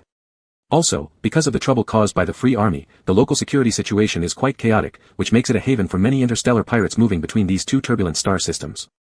The 2nd Corps commander explained, presenting the prepared data. "This star domain witnesses the birth of countless pirate groups every day. The ones who blocked us yesterday were among them, even unrecorded, while these are the old established pirate clans that dominate this area." Yuan looked at the materials released by the 2nd Corps commander. Above were neatly lined pirate names and logos, below were detailed records about the pirate leaders and the pirate groups themselves, fairly comprehensive. The established pirate clans know the rules. As long as you don't mess with their bases, they won't interfere with political or territorial disputes actively, but the newcomers won't understand. The Free Army must have recruited many inexperienced rookies fresh out of the gate as space pirates. Unless they bring it upon themselves during the pacification operation in the 18th star system, do not provoke any pirate groups with these symbols, they might team up against you, making it utterly counterproductive. While chewing on the juicy and tender meat, Yuan's cheeks puffing up with happiness, his gaze suddenly halted upon seeing a red emblem. Wasn't this the Phoenix Phantom he'd just seen inside the wormhole? That massive one. The one carved into the bow of the ship. Chapter 59. Yuan looked at the commander, then at Ji Shojuan who was attentively listening to the report, thought for a moment, and decided to remain silent. A group of the highest-ranking leaders of the Empire's military were sitting cross-legged on the burnt yellow earth in a circle without any regard for their image, seriously discussing military matters. Soldiers moved about nearby, having long grown accustomed to this sight. Contrary to the focus of the officers' discussions on military strategy, what drew more attention from the soldiers were the prey captured by Yuan. These animals were neatly lined up behind the group, one of which had already been dismembered. The commander of the 7th Legion sat next to Yuan, his eyes greedily fixed on the roasted meat in Yuan's hand. Yuan turned his head and glanced at him. The 7th Legion commander also gazed back. Yuan took another look at the other division commanders seated around him with solemn expressions, then turned back toward the distracted man beside him, quietly asking, "You want some?" The 7th Legion commander nodded. Yuan hesitated between keeping the meat for himself or sharing it. He liked this Legion commander very much despite always being driven out of the room when he was in his original form and being chased whenever seen. This didn't change Yuan's good impression of him. After all, the 7th Legion commander was a good friend who would eagerly rush over any time the mess hall served new dishes to share them with him. With a firm bite of determination, Yuan decided to pass the meat over. General Ji, with ears open in every direction, fully heard every sound made by the 2 young ones next to him. He looked at the piece of roasted meat in his own hand and, without hesitation, preemptively placed it before the 7th Legion commander. "Focus," he reminded, not Yuan, but the 7th Legion commander. Across from them sat the 1st Legion commander, observing everything as it unfolded clearly. Knowing part of the secret inside, the 1st Legion commander glanced at his fellow commander with a face full of suppressed remarks. "These are our general's hard-earned blossoms. The 1st Legion commander considered whether it was necessary to remind his colleagues, so as not to hear one day raindrops falling on green grass, affecting the harmony within the Legion. After all, speaking honestly, Yuan was very handsome, and according to the 5-second battle footage submitted by the direct subordinate force of the general involving Yuan, this young man's combat capability was also exceptionally remarkable. Being both handsome and powerful, who wouldn't like that? Especially in an army obsessed with strength, if it weren't for the self-respecting nature of their general whose exterior seemed quite unapproachable, the number of people offering themselves as bed companions could probably have circled the flagship 3 times by now. Sitting there, the 1st Legion commander fretted endlessly. The other protagonists, completely unaware, included one person diligently discussing issues about the space pirates and the free army while roasting meat, one with puffed-up cheeks intently eating until his face was slick with grease, and another person eating meat and engaging earnestly in discussion. Yuan's gaze followed the movement of a red mark. As more data was laid out, gradually covering the earlier page of information, Yuan retracted his gaze. That pirate symbol was among those the 2nd Division commander had mentioned as ones not to be attacked during wartime, albeit positioned last with detailed information inaccessible unless expanded upon. All they knew so far was its name, Phoenix. The Vanguard just relayed intelligence indicating normal conditions at the front line, no immediate reinforcements are needed. Thus, we can make a brief stopover at the 17th star system to repel any scattered free army forces and space pirates trying to take hold of the 17th star system. The 2nd Division commander raised his eyes toward Ji Xiujuan, Commander-in-Chief, the 17th star system is your hometown, so. Ji Xiujuan nodded, said nothing more, and handed over another skewer of roasted meat he prepared to Yuan. He then opened up the star map and began making fine adjustments to the initially set course based on newly transmitted intelligence and the recommendations of the corps commanders. After this short gathering for dining and war council concluded, Yuan watched as the soldiers carried the remaining game into the freezer warehouse before pulling Ji Xiujuan back to the office. Let me review those pirates' files again. Yuan pulled a chair over and sat next to Ji Xiujuan. Ji General turned his head to look at him. What's wrong? I saw Phoenix, Yuan gestured. It looks exactly like the Phoenix they used to show me. Ji Xiujuan immediately sat upright, his expression appearing somewhat serious. He didn't ask who they were in Yuan's statement, instead directly questioning, are you sure? Yuan was taken aback by his reaction, what's going on? Ji Xiujuan directly opened the Phoenix Pirate Group's records. These documents were extremely comprehensive, covering the pirate group's history, combat record, speculation on their power and armament capabilities, etc. All relevant information was available. This pirate group is a very strange organization. Ji Xiujuan carefully chose his words and said, very unique. Yuan glanced at those battle records and histories. They rarely target civilians, and their appearances are very infrequent. Ji Yuan Shui lightly tapped on the battle history page. Yuan was browsing, pointing to some planet names. They only raid energy mineral veins and they show no fear in confronting military forces from any country, because over all these years, no nation has managed to uncover the location of their base. Upon saying this, Yuan and Ji Xiujuan looked at each other. Ji Xiujuan directly pulled up the list of successive leaders of this pirate group. The number of people in this group remains a mystery. The first recorded appearance was 800 years ago when this star pirate group gained its name by carrying out an action that to this day continues to elicit mixed reactions. They destroyed a planet which was then the largest hub for interstellar human trafficking in the universe. After rescuing the trafficked individuals, they carried out a thorough cleansing of that planet. As Ji Xiujuan spoke, he clicked open the first portrait. This is their first leader. In the projection, a youth appeared with a cunning and ostentatious smile, his good looks astonishing, light brown hair, with an overall demeanor leaning toward wicked arrogance. However, from his figure and complexion, there was a sense of prolonged illness-induced weakness. Just looking at him gave one the feeling that he wouldn't live long. Yuan stared wide-eyed at the holographic projection before him. Ji Xiujuan, observing Yuan's expression, slightly pursed his thin lips. Do you recognize him? Recognize. Yuan answered quickly, this is the humanoid form of the old fox who lived next to my clan grounds. Ji Xiujuan looked at Yuan, waiting for him to continue. I left my clan ground before he ascended to immortality. Yuan finished speaking, then looked down at the projections of the following leaders, stopping at the fourth one, and pointed at that portrait. After this one, I don't recognize them. Ji Xiujuan asked, all foxes? Yuan nodded, all foxes, ones who've achieved immortality. These 3 have returned to play after becoming immortals, and I recognize them. Yuan, Ji Xiujuan pointed to the portraits he had clicked open, the leaders of the Phoenix Pirate Group. Each one never lasted more than 50 years, the longest one held on for 49 years. No one knows if they died or what happened. Hearing this, Yuan's eyelids twitched as he looked at the projections of the foxes. They're dead. Yuan lightly touched the projection, brushing past their eyebrows and eyes. It's the phase before death, dictated by destiny. General Ji rubbed his brow. Immortals can die too. Of course they can. Yuan took a deep breath. For our kind who doesn't need to rely on essence to cultivate it's still manageable, but most spirits rely on essence to cultivate. Without essence, cultivation halts, and during crises, they must expend essence to resist danger. If expenditures continuously exceed income, their skills regress, and they revert to their original forms, thus re-entering the cycle of birth, aging, illness, and death. So they plunder energy mineral veins. Ji Xiujuan stated. They've already become immortals, how could they possibly need spirit stones? I mean energy crystals. This stuff can't satisfy them anymore. Yuan said, what they need is immortal qi, in human terms, another more advanced form of energy. After Yuan finished speaking, he froze for 2 seconds. That's right. How would an immortal fox need spirit stones? Robbing spirit stones makes absolutely no sense. Moreover, beings like them cannot use unnatural forces to interfere with human societal development. The reason is simple, back then, human fortune was extremely vigorous. If such spirits caused massive impacts on human development through extraordinary means, they would suffer repercussions, and these repercussions came very swiftly. Human fortune has always been stronger than these demons and ghosts, though this made them feel quite unfair, there was nothing they could do about their congenital disadvantage. Should they stop cultivating? Those who wished to cause chaos within human society, even among the immortals who returned earlier, had to climb to the top using human methods, recognized by the rules of human society to avoid facing consequences. Even Yuan himself could only join the battlefield so casually by taking advantage of Ji Xiujuan's reputation and status. Is this projection before or after he destroyed that planet? Yuan pointed to the first hologram and asked. Ji Xiujuan checked briefly and replied, before. Then it wasn't retribution. If it wasn't retribution, why were all these foxes dying one by one? It was extremely hard for immortals to die after becoming deities, it was even harder for an entire race to look like they were about to perish.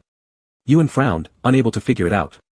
In fact, this star pirate group hasn't made any moves for 6 years. Ji Xiujuan pointed at the last leader, who was female, she has 1 more year to hit 50 years. But people in the outside world guess she's already followed her predecessor's fate. In short, she's likely dead. The only recorded guess about the base of this star pirate group is a death triangle zone. Ji Xiujuan opened another section of data.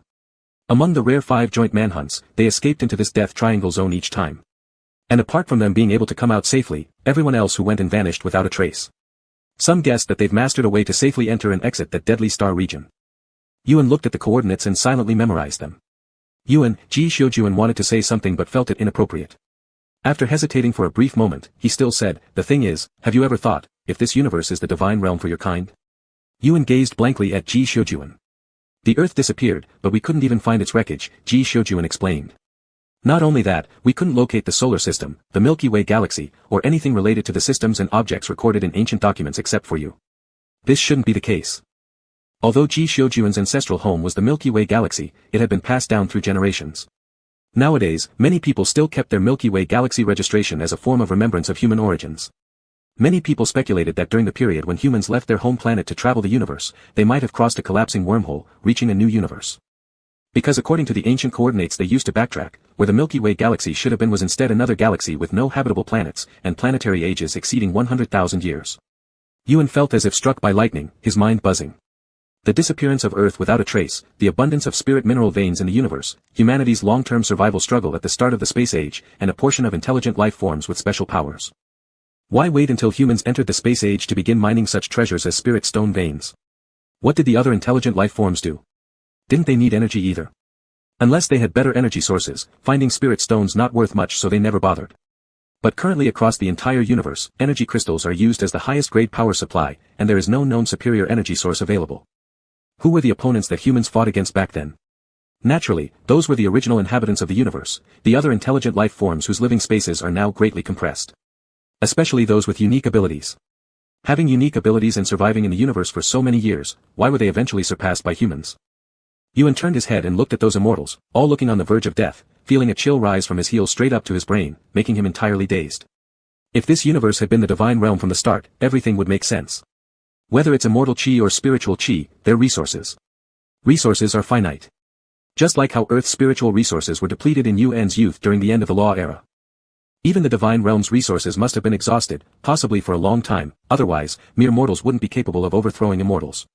When ordinary humans arrived in this universe, they inevitably faced a world that had been mutually destroying itself for many years.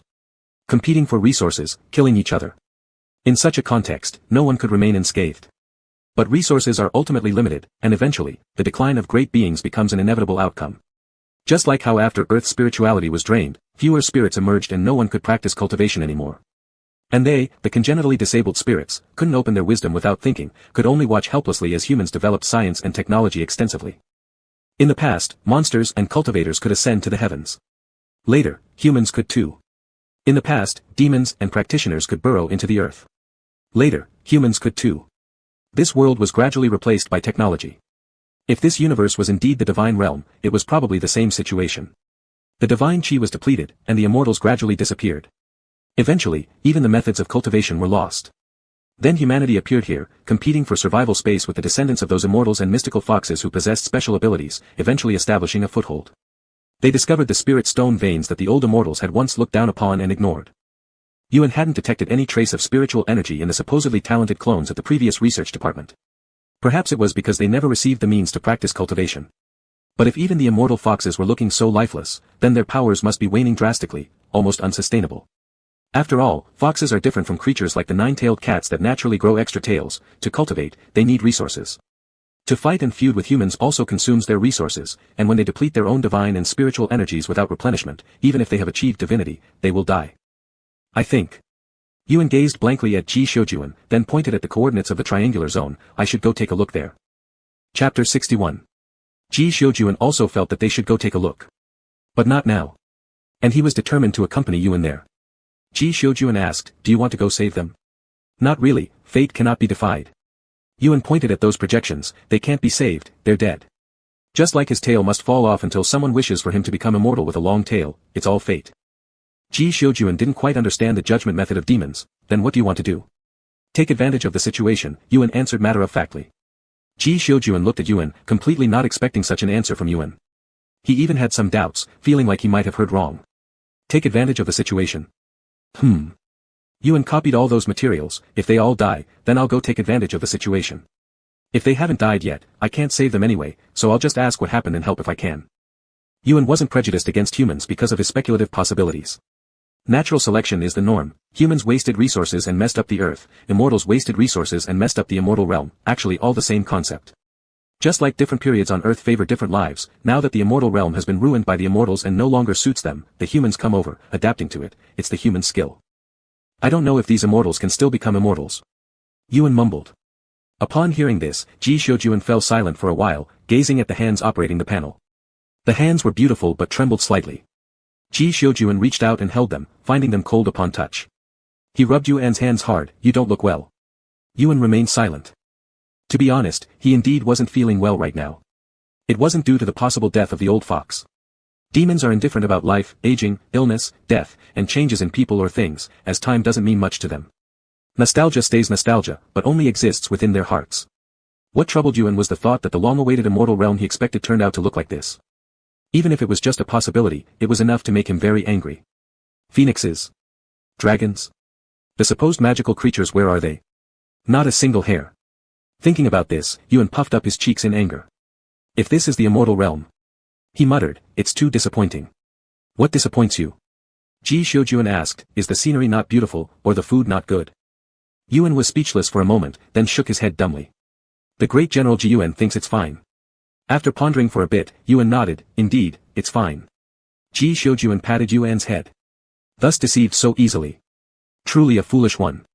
The first division leader was having a small meeting with his colleagues, discussing seriously the apparent blooming of their seemingly perpetually frozen general. Mainly, they were reminding a few division leaders to pay attention to the distance between themselves and Yuan. Especially the 3rd and 7th divisions. Being friends is okay, being brothers is okay too, but boundaries must be maintained. You mean, the general and Yuan? The 2nd division leader couldn't help but voice out loud, knowing that the two UANs were actually the same entity. He glanced at the 4th division leader who also knew the truth. The 4th division leader also wore an expression full of awe. Yes, is there any problem? The 1st division leader asked. No. This fact did not seem particularly unbelievable either. After all, if Yuan has a human form, it would naturally make more sense that he once rescued the general when he was in trouble. Good-looking and incredibly powerful, he had also saved their lives. If they were the general, they'd definitely lose control. Especially given that the position beside their general had always been vacant, with no one able to offer intimate companionship, they'd be more likely to let down their guard in such circumstances. Have you confirmed it? The 2nd division leader asked again. The confirmation is almost complete from the general's side. The 1st division leader replied. Almost? The 1st division leader fell silent. He certainly couldn't say that these two had already ended up sharing the same bed, could he? That's privacy. If he hadn't accidentally discovered it, he shouldn't even know. The 3rd and 7th Squadron leaders, who enjoyed picking fights with Yuan and chatting idly with him, were stunned for quite a while before they dazedly nodded their heads, bringing this little meeting to an end. Then they turned around and went to look for Yuan.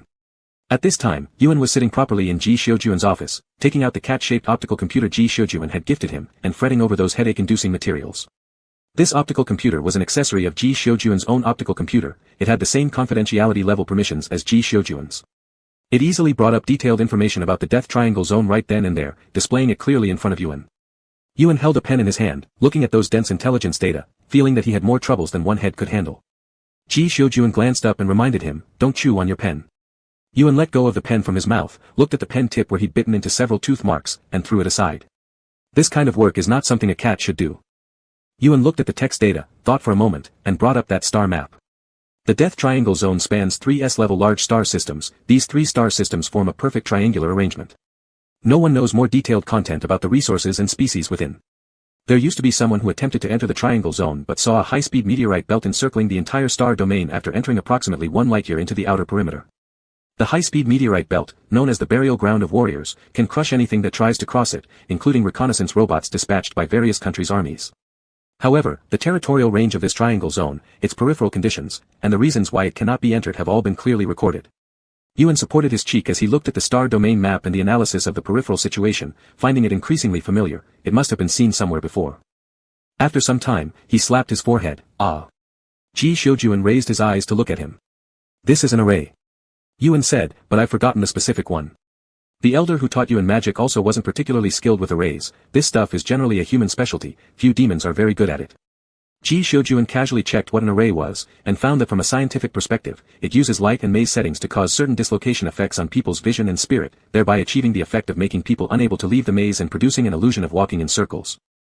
But obviously, the array Yuan was talking about didn't mean this.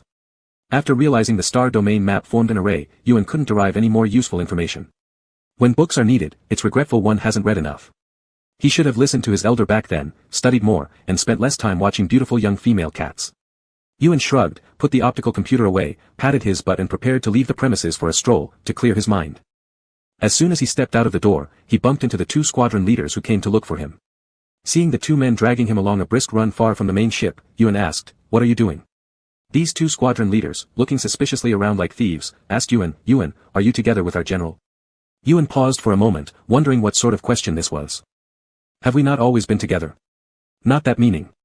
The 7th squadron leader whispered, "That is, have you 2 started a romantic relationship?" It was naturally necessary to confirm such matters directly with the parties involved after all, given that even hearsay coming from the 1st squadron leader should not lead to hasty conclusions without proper verification. Forming fixed impressions on a person or matter without actual understanding is indeed impolite towards said person or matter. So these 2 squadron leaders, who had been specially warned, simply came to ask Yuan himself. "In a relationship?" Yuan was puzzled for 2 seconds. "Me and Ji Xiujuan?" The 3rd squadron leader nodded. "Yes, you and the general." "No." Yuan shook his head resolutely.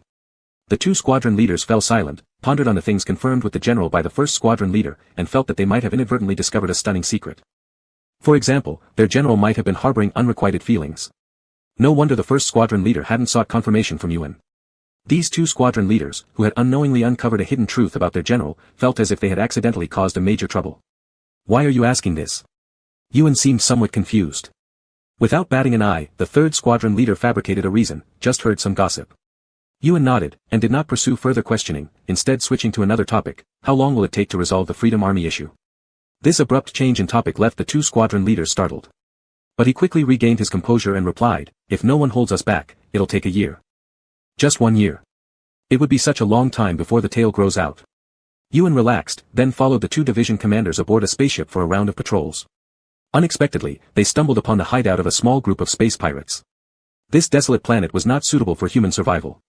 However, due to the existence of oxygen patches, planets without oxygen or with low oxygen levels could not significantly impact daily human life. Therefore, smaller pirate groups often chose some desolate planets as their bases, evading routine military inspections. As long as they had sufficient supplies, they could stay hidden indefinitely. Yuan and the 2 division commanders led the team and swiftly wiped out this pirate group, dragging back a pile of spoils. Commander Ji left this matter to be handled by the division commanders while he stayed in the office staring at the galactic layout map, unmoving like a mountain. After completing his patrol, Yuan returned happily, bouncing up to Ji Xiujuan's side and lightly tapping on his desk. Commander Ji raised his eyes to look at him. Yuan said, someone said we are dating. Ji Xiujuan paused his actions, who said that? After some thought, Yuan decided not to sell out the division commanders and simply said, I just heard it. Okay. Commander Ji responded with a casual tone. Then, closing the document in his hand, he asked, so what? Yuan was just about to take out some snacks to share with Ji Xiujuan when hearing this question made him pause, raising his head blankly. What do you mean, so? Regarding the rumor that we're dating, Ji Xiujuan said, what's your opinion on it? What do I think? How can I possibly? Yuan stopped abruptly mid-sentence. Suddenly, understanding dawned on him as his eyes widened in shock at Ji Xiujuan, and the candy he held fell onto the table with a clatter. Chapter 62. Ji Xiujuan was extremely calm. He neatly placed the documents in his hand on the table, interlaced his hands, and rested them steadily on the papers. He then looked up at Yuan, awaiting his response. Marshal Ji showed not a trace of concern or tension on his face, which rarely revealed any significant emotion, serving as the perfect cover for his current feelings. If there were any indicators of his present state of mind, it would be the tightly clasped fingertips of his interlaced hands and the tense muscles throughout his body that seemed ready to explode at any moment. These details, however, went unnoticed by Yuan standing across from him. Yuan's head buzzed with a cacophony of thoughts. Was this about to turn into some kind of strange ghost story? Was Ji Xiujuan about to deny him the chance to ascend to immortality? Yuan felt like he couldn't breathe. After waiting for a long while for Yuan's response, Ji Xiujuan gradually loosened the tight grip of his intertwined hands. His movements appeared somewhat stiff, likely due to prolonged tension and excitement. As his body relaxed, an empty feeling of fatigue crept in, even making his mind slightly blank due to insufficient blood pressure. Marshal Ji silently waited for this fleeting blankness to pass, his eyes unwaveringly fixed on the dazed Yuan. So? He asked. Yuan regained a bit of awareness, his vacant azure eyes flickering slightly. Yuan, I like you a lot, said Ji Xiujuan without any hint of subtlety. He admitted it was abrupt, but his feelings were crystal clear. If Yuan had remained a cat, Ji Xiujuan, whose aesthetic preferences were those of a completely normal human without any peculiar habits, would naturally not have entertained any inappropriate thoughts. However, the life-saving cat who transformed into a human not once, but twice, and happened to be exceptionally beautiful in every aspect, made it hard for most men to suppress the wild ideas brewing in their minds. Marshal Ji was a very normal adult male and someone exceptionally skilled in emotional control. He had never felt a strong sense of possessiveness toward anyone. Even if one of his subordinate division commanders decided to leave, Ji Xiujuan wouldn't feel upset. At most, he'd merely be bothered by who to promote to fill the vacancy. Possessiveness was synonymous with immaturity in Ji Xiujuan's dictionary. But when such emotions surged and overwhelmed his chest and mind, Ji Xiujuan felt as though he had broken through the dark night sky, and light streamed in, instantly clarifying his own feelings. I think, Marshal Ji, exuding composure and steadfastness worthy of a great general, said, we're quite suited for each other. Yuan. Are you serious right now? We're different species with reproductive isolation. Don't tell me you haven't considered the concept of species differences and biological barriers. Yuan was utterly incredulous. As for Ji Xiujuan's appearance not matching Yuan's aesthetics, Yuan had become accustomed to it, even finding Ji Xiujuan somewhat ruggedly handsome. And regarding the fact that they were both male, it didn't bother Yuan much. Homosexuality wasn't uncommon, there had been a pair of male cats in his clan before who were disgustingly sweet all the time. But the issue was the difference in species. Throughout history, how many love stories between humans and spirits ended happily? Besides, reproductive isolation was a significant problem. The birth rate of half-human half-demon hybrids was incredibly low, and those who survived often perished midway through their growth due to lack of strength compared to regular demons. Yuan wanted cute little kittens. Setting aside his grand aspiration to become immortal, Yuan's goal had always been to find a pretty, soft, cooing female cat to have a brood of fluffy kittens with. With his heart set on kittens, Yuan glanced at Ji Xiujuan and hesitated for a while before stammering, You promised to grant my wish to become immortal, right? Ji Xiujuan had been waiting for a reply for a while, only to receive this question. He fell silent for 2 seconds, lines appearing between his eyebrows. Are you refusing? Marshal Ji's voice was slightly hoarse, tinged with hints of unhappiness. Yuan cautiously observed Ji Xiujuan, nodding his head slightly. Ji Xiujuan looked into his clear blue eyes, paused, and said, If you change your mind, let me know. That's it. Yuan watched Ji Xiujuan resume reading the documents beneath his hand. After meticulously confirming, he timidly asked again, So, about the wish. Marshal Ji had exceptional control over his emotions. By now, Ji Xiujuan's face no longer showed any negative emotions. Instead, he appeared very calm as he said, If you haven't changed your mind, neither will I. Yuan took another careful look at Ji Xiujuan, then reached out to pick up the candy that had fallen on the table and moved to sit behind the deputy's desk. Marshal Ji was reading the documents with utmost seriousness, but only he knew that the file, which had been interrupted by Yuan halfway through, was stuck right there. He couldn't focus on a single word that followed. It was the first time in his life Ji Xiujuan had confessed his feelings to someone, only to be rejected, which was a tough pill to swallow for anyone. And it was especially difficult for Marshal G, who had remained emotionally distant for years and whose emotional functions had just come online. This felt like an incredibly significant blow to him. Ji Xiujuan hadn't intended to reveal his feelings so soon to Yuan. But things had happened too fast. How could he tell Yuan that those rumors were all nonsense? Some things simply couldn't be denied, especially when it came to matters of the heart, and even more so in front of the person involved. Denying it would only mean that any future sincere confessions Yuan might interpret as jokes. In fact, Ji Xiujuan hoped they would spread even more baseless rumors, giving Yuan something to think about and helping him understand his feelings. Ji Xiujuan's logic in matters of the heart was very straightforward and simple. He thought like this: I like you a lot. We're compatible in every way. If everything goes smoothly, we should consider starting a relationship and, if it works out, committing to each other for the rest of our lives. And Marshal Ji himself, aside from military strategy and planning, was not one for beating around the bush. So when Yuan suddenly asked, Ji Xiujuan answered honestly without much hesitation, and only considered alternative approaches if necessary. Unfortunately, his straightforward and simple logic failed to align with Yuan's thinking. Because Yuan's thoughts were also very clear and simple. He wanted to ascend to immortality and have adorable little kittens. Pursuing a relationship with Ji Xiujuan conflicted directly with his goals. It meant Ji Xiujuan might not allow him to leave for ascension, and it also meant he wouldn't be able to have his kittens. Thus, Yuan outright rejected Marshal Ji. However, he didn't want to hold Ji Xiujuan back from finding someone else. Yuan began pondering whether he should return to sleeping alone as a cat. Having grown accustomed to Ji Xiujuan's warm body temperature, Yuan didn't particularly relish the idea of sleeping alone anymore. He'd need to find another heater to keep him company. As Yuan lazily twirled around in the chair, occasionally glancing at Ji Xiujuan immersed in work, he failed to notice that the latter hadn't flipped a page of the document for quite some time. When the commander of the 3rd Division burst into the office, Yuan was sitting cross-legged in a chair spinning aimlessly, lost in thought, while Ji Xiujuan held the document, head slightly bowed, deep in contemplation. The room was quiet, and the sight of both doing their respective tasks seemed harmonious.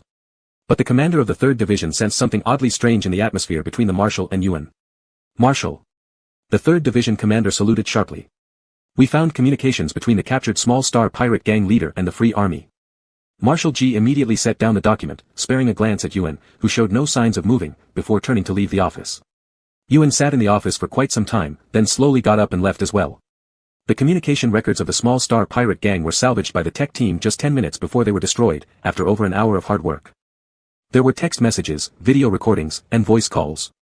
The latter too, if not intentionally recorded, couldn't be retrieved again, whereas the text messages provided many clues. For instance, this small star pirate gang received regular monthly supplies from the Free Army. In return, they patrolled this sector of space and reported back regularly, serving as the Free Army's unofficial outpost in the 17th star system. For such a small star pirate group with limited manpower that couldn't undertake large operations, this arrangement couldn't get any better. However, it had been 10 days since the scheduled delivery date for the supplies, and nothing had arrived. Messages sent out went unanswered. With the promised goods not delivered, there was no reason for them to continue helping. Hence, when Marshal Ji's forces landed on this deserted planet, they went unnoticed. The Free Army must have received news of our arrival at the border, combined with the vanguard troops blocking the way, so they decided to withdraw from the 17th star system. The commander of the 1st Division handed over the compiled data to Ji Xiujuan. The vanguard unit's operation went fairly smoothly, without major surprises and no rash advances. They firmly stayed within the boundary star domain between 2 star systems, preventing anyone from passing through while remaining steadfast despite various lures by the Free Army, showing absolutely no sign of aggressive attacks. As for the pirate gang left behind by the Free Army, due to the sudden disruption of their supplies, they created chaos that was considered as a gift for Ji Xiujuan, even if it couldn't be entirely stopped, making things difficult for them was still commendable. Marshal Ji took the documents and skimmed them briefly, set off in 5 hours, contact nearby garrisons to keep an eye on wandering pirate gangs. We will continue towards the border and after passing G11 star, split up following the old plan. Marshal Ji spoke these words as he headed back to the flagship along with several division commanders. He did not find Yuan in the office. Ji Xiujuan paused for a moment before turning around and heading into the bedroom. Naturally, there was still no sign of him. Moreover, all the cat toys that Yuan always left haphazardly on the bed had vanished without a trace. For just an instant, Marshal Ji felt startled. But quickly he came to understand, Yuan would never leave him. After thinking deeply for some time, Ji Xiujuan figured out Yuan's probable intentions. The marshal glanced at the date on the wall, calculated a bit more, and immediately relaxed. The commander of the 1st Division had been busy all day, and when it was time to sleep, upon lifting the blanket, he saw the cat lying in his bed, alongside a variety of random cat toys. The milky white ball curled up sound asleep among dozens of plushies resembling it, forming a heap of white fur, making it nearly impossible to distinguish which one was real at first glance. Yes, it was right. Deciding that he shouldn't interfere with Ji Xiujuan finding a partner but still unwilling to let go of the human-shaped heating pad, Yuan had come to share the 1st Division commander's bed. However, the 1st Division commander showed no favoritism. He walked leisurely to the door and sent a message to their marshal. Unexpectedly, this time their marshal did not come immediately. Instead, he asked the commander to temporarily take care of this cute little kitten and even had the guards deliver over a small bed previously purchased for Yuan but never used, along with an extra heating device added specially. During the next half-month, Yuan spent his days walking alongside Ji Shoujuan at the forefront of operations against the space pirates, and every night transformed back into a cat to sleep in the 1st Division commander's room. Many people were spreading rumors about whether the little kitten and the marshal had an argument. Marshal Ji didn't comment either way. Since straightforward confession wasn't getting through, he had to choose another strategy. Marshal Ji thought it best to let Yuan stay with someone else for a period. Once Yuan realized how unique Ji Shoujuan was to him, he could bring him back. At least Yuan needed to clearly understand how different Ji Shoujuan was compared to others. Not everyone would accept a cat's coquettish behavior, nor does everyone have time to slowly figure out what meows mean. And since Yuan was a lazy feline type who avoided typing messages, he'd soon realize how exceptionally gentle and patient Ji Shoujuan truly was with him. Some truths become clear only when distance or loss happens. Isn't it simply playing mind games? Marshal Ji indicated he was adept at that. For instance, Ji Shoujuan knew perfectly well that the 1st Division commander was not accustomed to sharing a bed with others, or rather, other living creatures. In reality, the 1st Division commander had never let Yuan snuggle under the covers, instead placing him onto the small bed filled with various cat toys each time. Every time he was picked out of the blankets and placed into the small bed by the 1st Division commander, Yuan felt deeply wronged, missing Ji Shoujuan's naturally warm body immensely as he hugged the heater to sleep. Ji Shoujuan, who provided the small bed and the heater, concealed his actions without any claim of merit. Today, having once again been rejected, Yuan curled into a white ball and meowed plaintively at the 1st Division commander. The 1st Division commander, whose understanding of feline language was virtually non-existent, listened to his continuous meowing for some time, remained perplexed for a while, and ultimately sought help from Marshal Ji. Ji Shoujuan immediately came this time. When he arrived, Yuan was holding his own tail, his face buried beneath his paws, curled up into a fluffy little ball, looking very pitiful and distressed. He missed Ji Shoujuan. In this cold and heartless world, no one cared for cats, except Ji Shoujuan's embrace, where there still lingered some warmth. Yuan. Ji Shoujuan gently nudged the little furball. Yuan let go of his tail and swiped Ji Shoujuan's hand with a flick, not too light but not too heavy, just enough to make Ji Shoujuan release his grip. The 1st Division commander, who had been observing everything, decided to take a walk outside so as not to witness their marshal cooing over a cat and suffer a collapse in faith. Marshal Ji hesitated for a moment before saying, "Don't be angry anymore." Meow. Yuan lifted his head and meowed at him. Big liar. He claimed he liked cats but turned around and forgot all about the cat. For half a month now, he'd been neglecting sleep at night and didn't even try to find the cat. Marshal Ji couldn't understand such complex cat language. But Yuan's pitiful tone was unmistakably clear. Ji Shoujuan's carefully plotted scheme instantly melted into a puddle of mush. All thoughts of winning back Yuan through distance or loss vanished from his mind. "In one more day, we will be landing again," Ji Shoujuan said, trying hard to soften his tone but still sounding somewhat stiff. "The first shipment from your energy mineral planet has already arrived there." Yuan's meowing immediately quieted down by half. "So stop being angry." Ji Shoujuan extended his hand once more in front of Yuan. Without hesitation, Yuan sat on Ji Shoujuan's palm. The familiar warmth, texture, and scent made Yuan uncontrollably curl into a ball, rubbing himself against Ji Shoujuan's palm repeatedly. Ji Shoujuan scratched his little pink paw and asked, "Shall we go back?" Meow. Yuan clutched Ji Shoujuan's fingers, his tail swaying slightly as it lightly wrapped around Ji Shoujuan's wrist. Watching his feline companion cling to him like this, Ji Shoujuan felt a great itch after being deprived of petting his cat for half a month. He finally gave in, twisting his wrist and flipping the soft little kitten onto his back, grabbing both of Yuan's paws with mischievous hands and kneading his pads. Lying supine on the soft mattress, Yuan stared up at Ji Shoujuan with his beautiful cat eyes. "I doubt this person really likes me. What he loves is just my tiny paw pads." Chapter 63. General Ji's little trick of feigned retreat seemed to have truly produced an unexpected effect. At least for now, Yuan was sticking quite closely to him. Ji Shoujuan stood at the door of the shower room, looking down at Yuan who was trying to follow him in, and asked him, "Are you coming in?"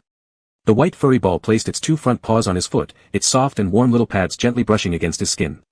The fine fur lightly rubbed over him, as if it were wiping across his heart.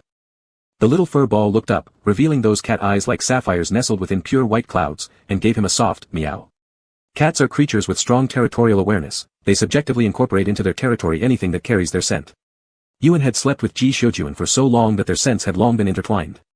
After half a month apart, the cat-like smell of Yuan on Ji Shoujuan had faded considerably. Yuan felt subtly unhappy about this.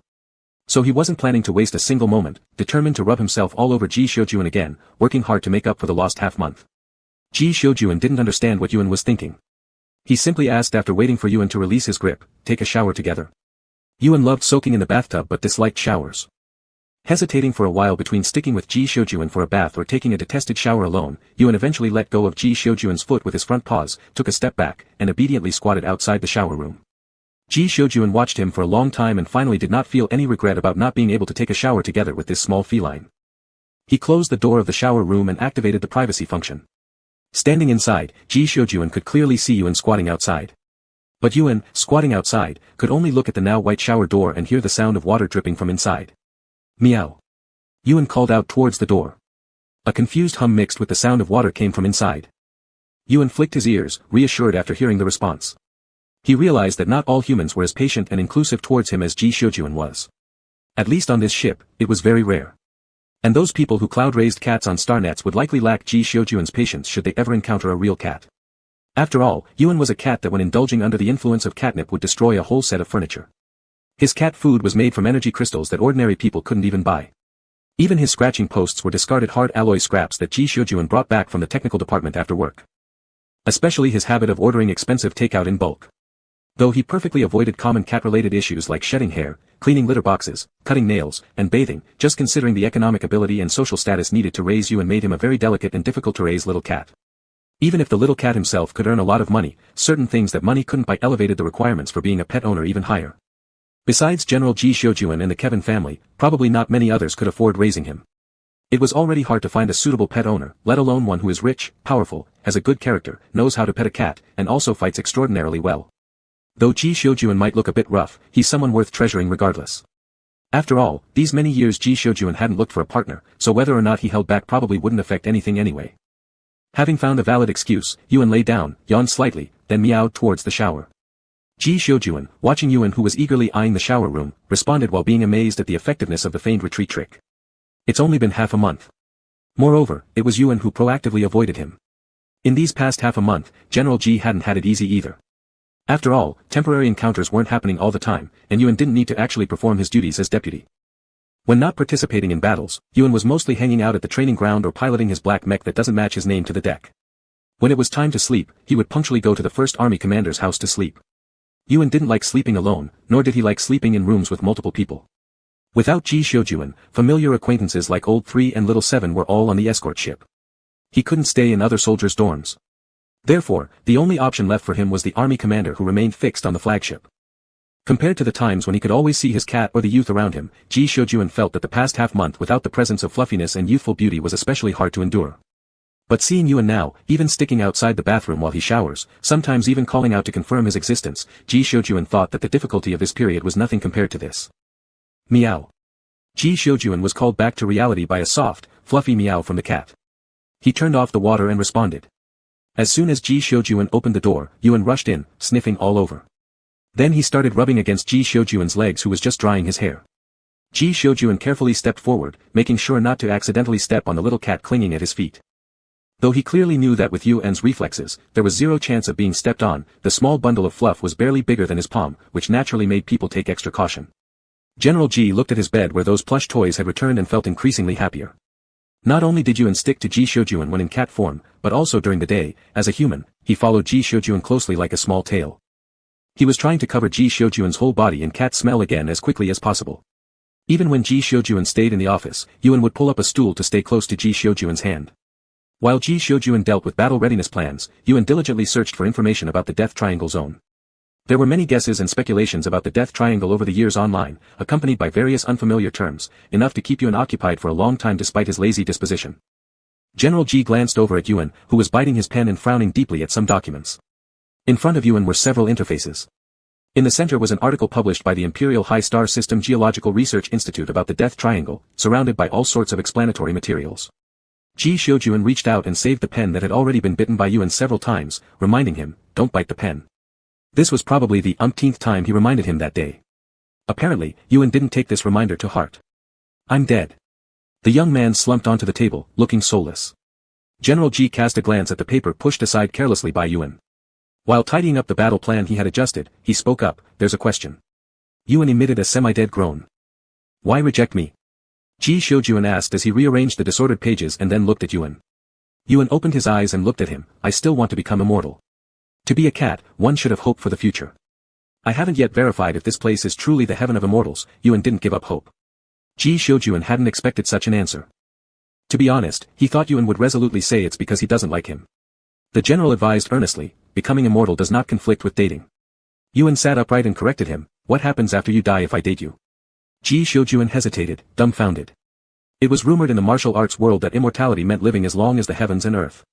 But Ji Xiujuan was human, and humans eventually die. For Yuan, who would remain alone for an endless time, it wasn't fair. From Yuan's perspective, the threshold for choosing someone to love would absolutely match both his power and lifespan.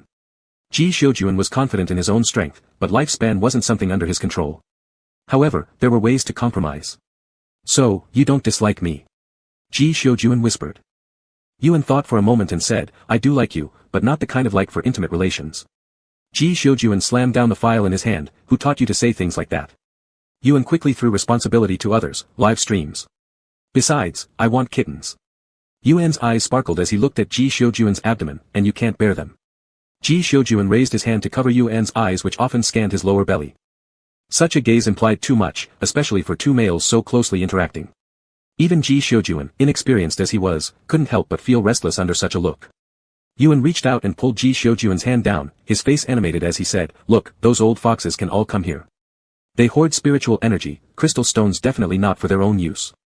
While it might be for maintaining the array's operation, it could also be to provide power to someone else or a spirit. What if there are female kittens? Yuan gleefully imagined already seeing a litter of fluffy, soft meowing kittens. Ji Xiujuan watched as Yuan fantasized about the future, then extracted his hand that Yuan had been holding and covered Yuan's mouth with it. Talking in front of a suitor about wanting to find a female cat to produce kittens was probably something only Yuan would dare do. I don't want to hear this. Ji Xiujuan said. Muffled under Ji Xiujuan's hand, Yuan replied, then I won't say it. Ji Xiujuan released his hand, tidied up the battle readiness plan he was holding, and began thinking how to enlighten Yuan. The methods used on ordinary people might indeed let Yuan recognize his importance and uniqueness, but Yuan was a cat who wouldn't blush at all even when facing someone who clearly expressed affection, and who would even proactively crawl into their bed. He couldn't possibly just stand idly by and watch Yuan run off with a female cat, although whether there even were female cats was still unproven. Yet, he also couldn't force Yuan to ignore his own feelings just because he liked him. Ji Xiujuan knew he actually held the initiative. If he wished later to keep Yuan around, Yuan wouldn't have any choice. The nine-tailed cat, which didn't need personal cultivation and instead steadily grew tails over time, enjoyed great benefits on the path of cultivation, but always encountered some difficulties at critical junctures. A tail every 20 years, so when they met villains upon completing their destiny, there wasn't much they could do.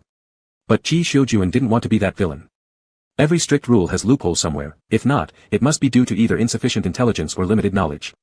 General Ji put down his hand and seriously started considering the feasibility of making a wish. Before this, he had to move Yuan first. The planet where Ji Xiujuan and his army landed again was G11 of the 17th star system.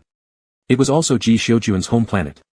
This planet was originally just an ordinary frontier planet, but after producing someone like Ji Xiujuan, various kinds of resources started flowing in, eventually transforming it into a new border traffic hub planet. As a transportation hub, many border trade teams chose to restock supplies on this planet. The more large-scale trade teams, the higher the danger coefficient became, which meant the planet required a large military presence. Thus, this planet had become the safest station on the border between two star systems. Ji Xiujuan went to communicate with the local garrison troops, while Yuan bought a specialty drink and held a few skewers that couldn't clearly identify what exactly was on them, eating as he walked. He was heading towards Ji Xiujuan's house. The property of Ji Xiujuan's parents was preserved in the old district of the planet's capital. According to Ji Xiujuan, the first batch of goods was stored at his house, and he granted Yuan access, saying if Yuan was impatient, he could go retrieve it himself. Yuan didn't hesitate, immediately patted his bottom, and dashed off leaving Ji Xiujuan behind. Military personnel were very popular on this planet, especially those bearing Ji Xiujuan's subordinate corps emblem. When walking along the street and buying something, merchants would give out a ton of freebies, 1 for 1, 1 for 2 discounts were common perks, with overwhelming hospitality. When Yuan followed the navigation to reach that neighborhood, his arms were already full of stuff, this was even after quietly stuffing plenty into his boundless sleeves. The old district wasn't lively, rather, it could be described as peaceful.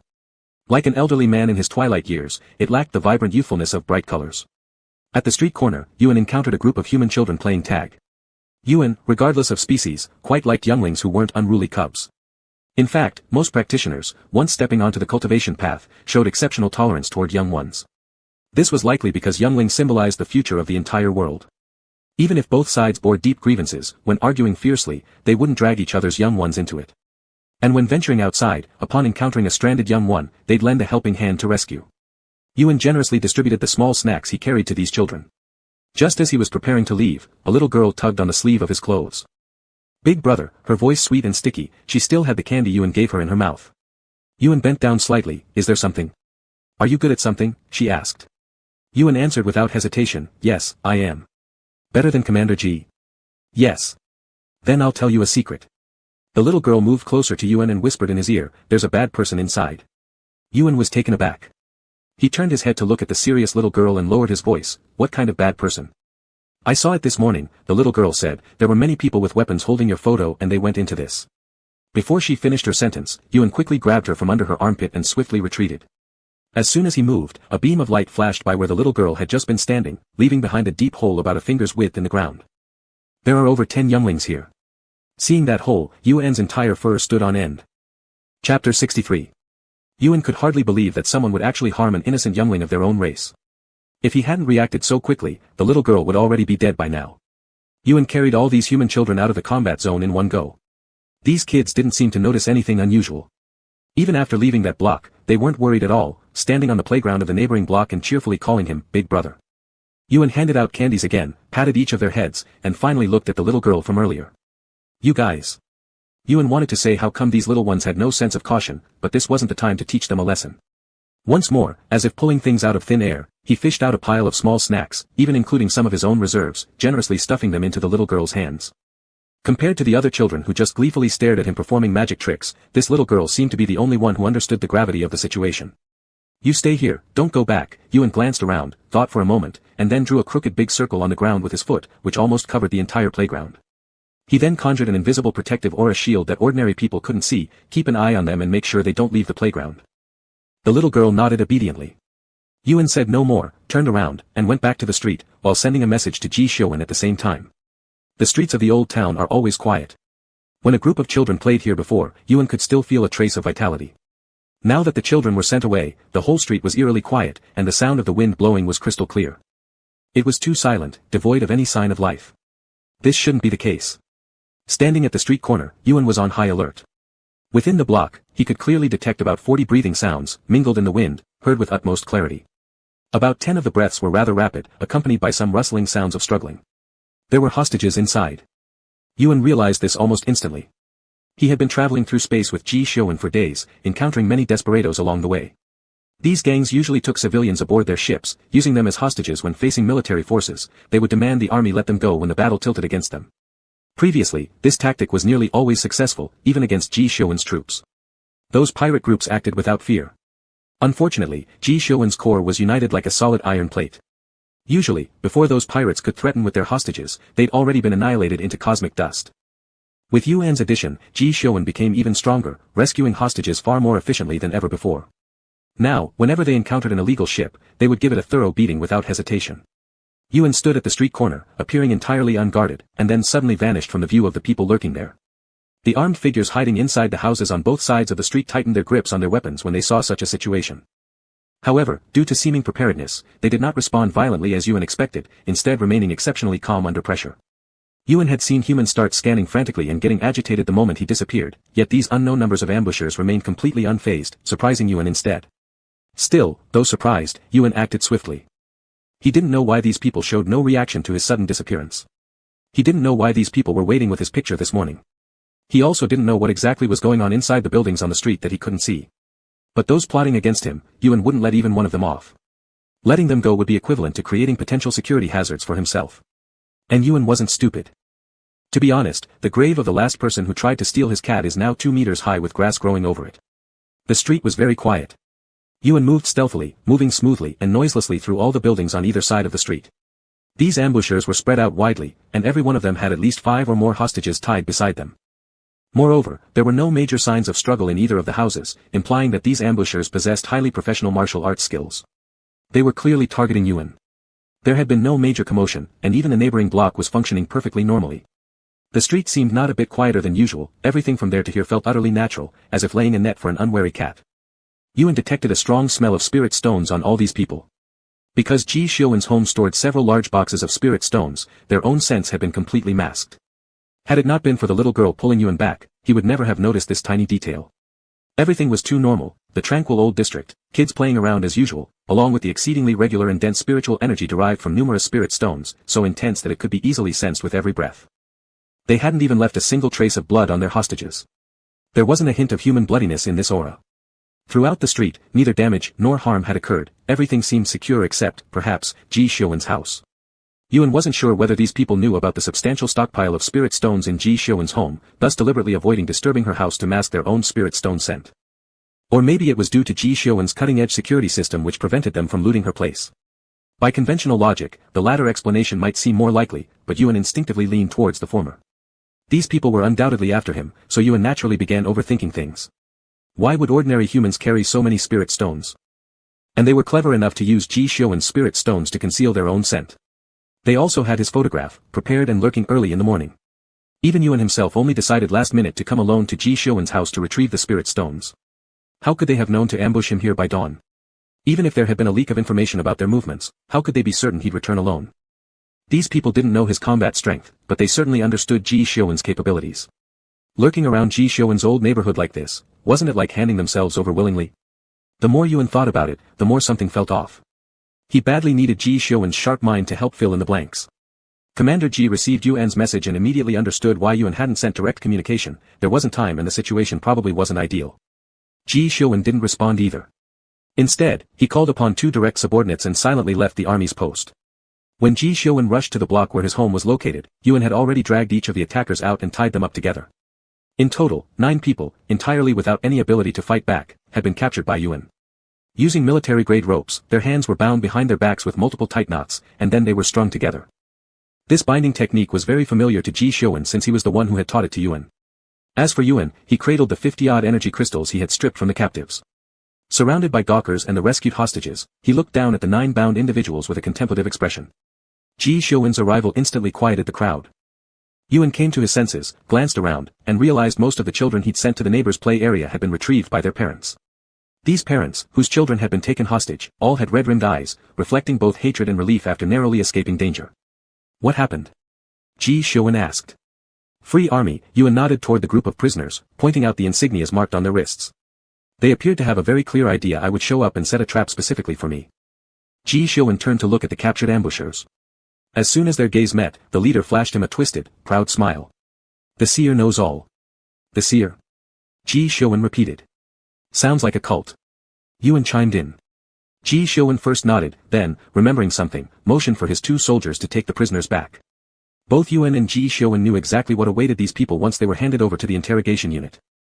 The local troops' response was rather slow, seemingly due to issues with surveillance and patrol distribution in this block, which delayed their timely arrival. After Ji Xiuwen's soldiers had taken away the captives. Knowing they were in the wrong, they didn't dare question Ji Xiuwen about releasing the prisoners. Upon receiving news and arriving, they quietly conducted the aftermath work instead. Yuan and Ji Xiuwen were the last ones left, they still needed to return home to retrieve those several large boxes of energy crystals. Regarding this, seer, do any of your abilities involve precognition? Ji Xiuwen asked quietly. Precognition. We do have something similar, but it usually pertains to very specific events at a given time. Typically, it's more of a racial talent, Yuan thought for a long while. Do you think their so-called seer is a cultivator? No. Ji Xiuwen shook his head. If it were a cultivator, the Free Army would have crushed his entire army by now. Specific reference to Yuan's frequent display of immensely powerful spells. It might be a regression to the mean type of talent, or maybe an accidental acquisition of some extraordinary item. What's this regression thing? Sounds terrible, we generally call it awakening. Yuan grumbled softly in his mind. So what use could they possibly have for me? Yuan absent-mindedly fiddled with his hair. Other than being adorable, he couldn't think of anything valuable enough for them to covet. You're a 9-tailed cat, Ji Xiuwen reminded him, which made Yuan look up with a steadily transforming expression from calm to horror-struck. They want to capture me to make wishes. Ji Xiuwen nodded. Perhaps. Yuan anxiously clutched Ji Xiuwen's sleeve and decided that upon returning, he would devour as many spirit stones as necessary to ensure his safety, probably in the thousands. As Yuan prepared to drag Ji Xiuwen back home to collect the goods and leave quickly, he turned around to find a little girl peeking out from behind a wall corner, watching them. In the present where all children had been fetched by their parents, only she remained on site. At first, I didn't notice it, it was this little girl who told me, Yuan whispered beside Ji Xiuwen.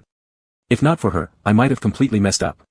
After finishing his sentence, Yuan tugged Ji Xiuwen over and bent down to ask the girl, where are your family members? Why hasn't anyone come to pick you up yet? No one will come for me. My mom passed away due to illness, and my dad has gone to fight. He said he'd come back after the war. The little girl wasn't afraid, her voice sweet as ever, showing no sadness when she said these words but rather turning her head toward Ji Shiowen with expectation. General Ji, when will the war end? I miss my dad a little bit, she murmured. Yuan froze, straightening up to turn his head toward Ji Shiowen. Ji Shiowen wasn't the type of general known for being close to the public, he had never directly faced such a question before. What people on the internet mostly did was either extol his achievements or hurl curses and abuse at him. No one had ever approached him with such hopeful anticipation, asking, when will the war end? The general fell silent for a moment, then turned his head toward Yuan. Unlike Yuan, who was new to the battlefield and mainly dealt with notorious space pirate groups, Ji Shiowen had once been a decorated admiral renowned throughout the galaxy for conquering an entire star system. He had seen far too many devastated families, many caused directly by his own hands. Faced with the little girl's straightforward and innocent inquiry, Ji Shiowen felt momentarily overwhelmed and at a loss for how to respond. General Ji received no help from Yuan. Eventually, he shifted his focus back to the little girl before him, taking a long pause until just as the light in the young girl's eyes started to dim. Then, with solemnity akin to making a vow, Ji Shiowen answered slowly but firmly, soon. Yuan looked at Ji Shiowen for a long while, then dumbfoundedly turned back to gaze at the little girl. The expectation and joy in the young girl's eyes shimmered like beautiful diamonds reflecting splendid radiance. Ji Shiowen's determination and benevolence were steadfast like 10,000 years of unfrozen ice, unyielding and seamless. It was akin to a believer receiving a response from the divinity she worshipped. This exchange, a uniquely human transfer and reciprocation of faith, was something Yuan had never experienced before, and it seemed to shine as brilliantly as the most dazzling flow of light bursting forth in life. Yuan's gaze settled back on Ji Shiowen. Ji Shiowen turned his head, his eyes, tranquil and dark like the depths of the universe, illuminated by tiny specks of starlight, calmly gazing back at Yuan. At this moment, Yuan suddenly understood why the elders always advised him not to get too close to humans, because immortals could never resist the invasion of human emotions. Because of their brief lifespans, humans often choose to burn themselves fiercely, for a certain emotion, belief, or dream. Such an incandescent, searing posture, reminiscent of falling stars, forever holds a fatal allure in the eyes of the long-lived, whose existence is otherwise remarkably calm across various aspects. In this instant, Yuan realized why the old predecessors had warned him against getting too close to humans, their emotions carried a power too intense even for immortals to resist. Chapter 64. Ji Shiojuan called on a station soldier to send the little girl back. Yuan was tugging at Ji Shiojuan's coat, trailing behind him like a little shadow, following in his footsteps while lost in thought. Yuan felt dazed, as if his eyes had gone deaf or his ears blind. He had just thought that Ji Shiojuan looked radiant and exceptionally handsome. Ji Shiojuan was also very silent on the way. Yuan guessed it might be because of what the little girl had said. Ji Shiojuan rarely thought carefully about the suffering of the people behind the war.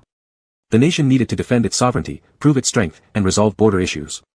Stopping war with war was the most effective method under the current circumstances. Ji Shiojuan had been on this planet for 40 years, when life here wasn't as peaceful and stable as it is now. Chaos and war were almost constantly happening on this planet, especially on the border planets. Large-scale conflicts didn't even need reasons, they just broke out. Now they could develop peacefully, partly because Ji Shiojuan had taken the lead, and partly because their former biggest enemy in the 17th star system had become Imperial territory, severely weakened itself. Although later the Free Army emerged, the border planets of the 17th star system had indeed enjoyed a decade of rest and recuperation.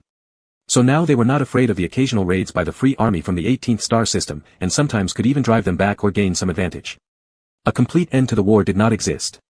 But making the 17th star system return to peace, no longer subject to disturbances as a border area, was something that could be achieved.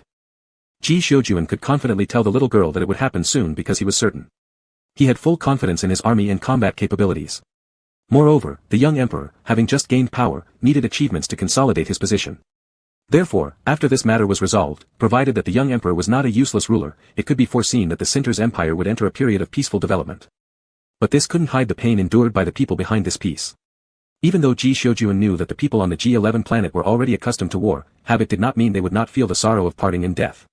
Ji Shiojuan wasn't a person with particularly strong emotions, but he was not lacking in human empathy. The little girl simply asked the questions many others dared not ask him. War was never a good thing. Ji Shiojuan opened the door to his home.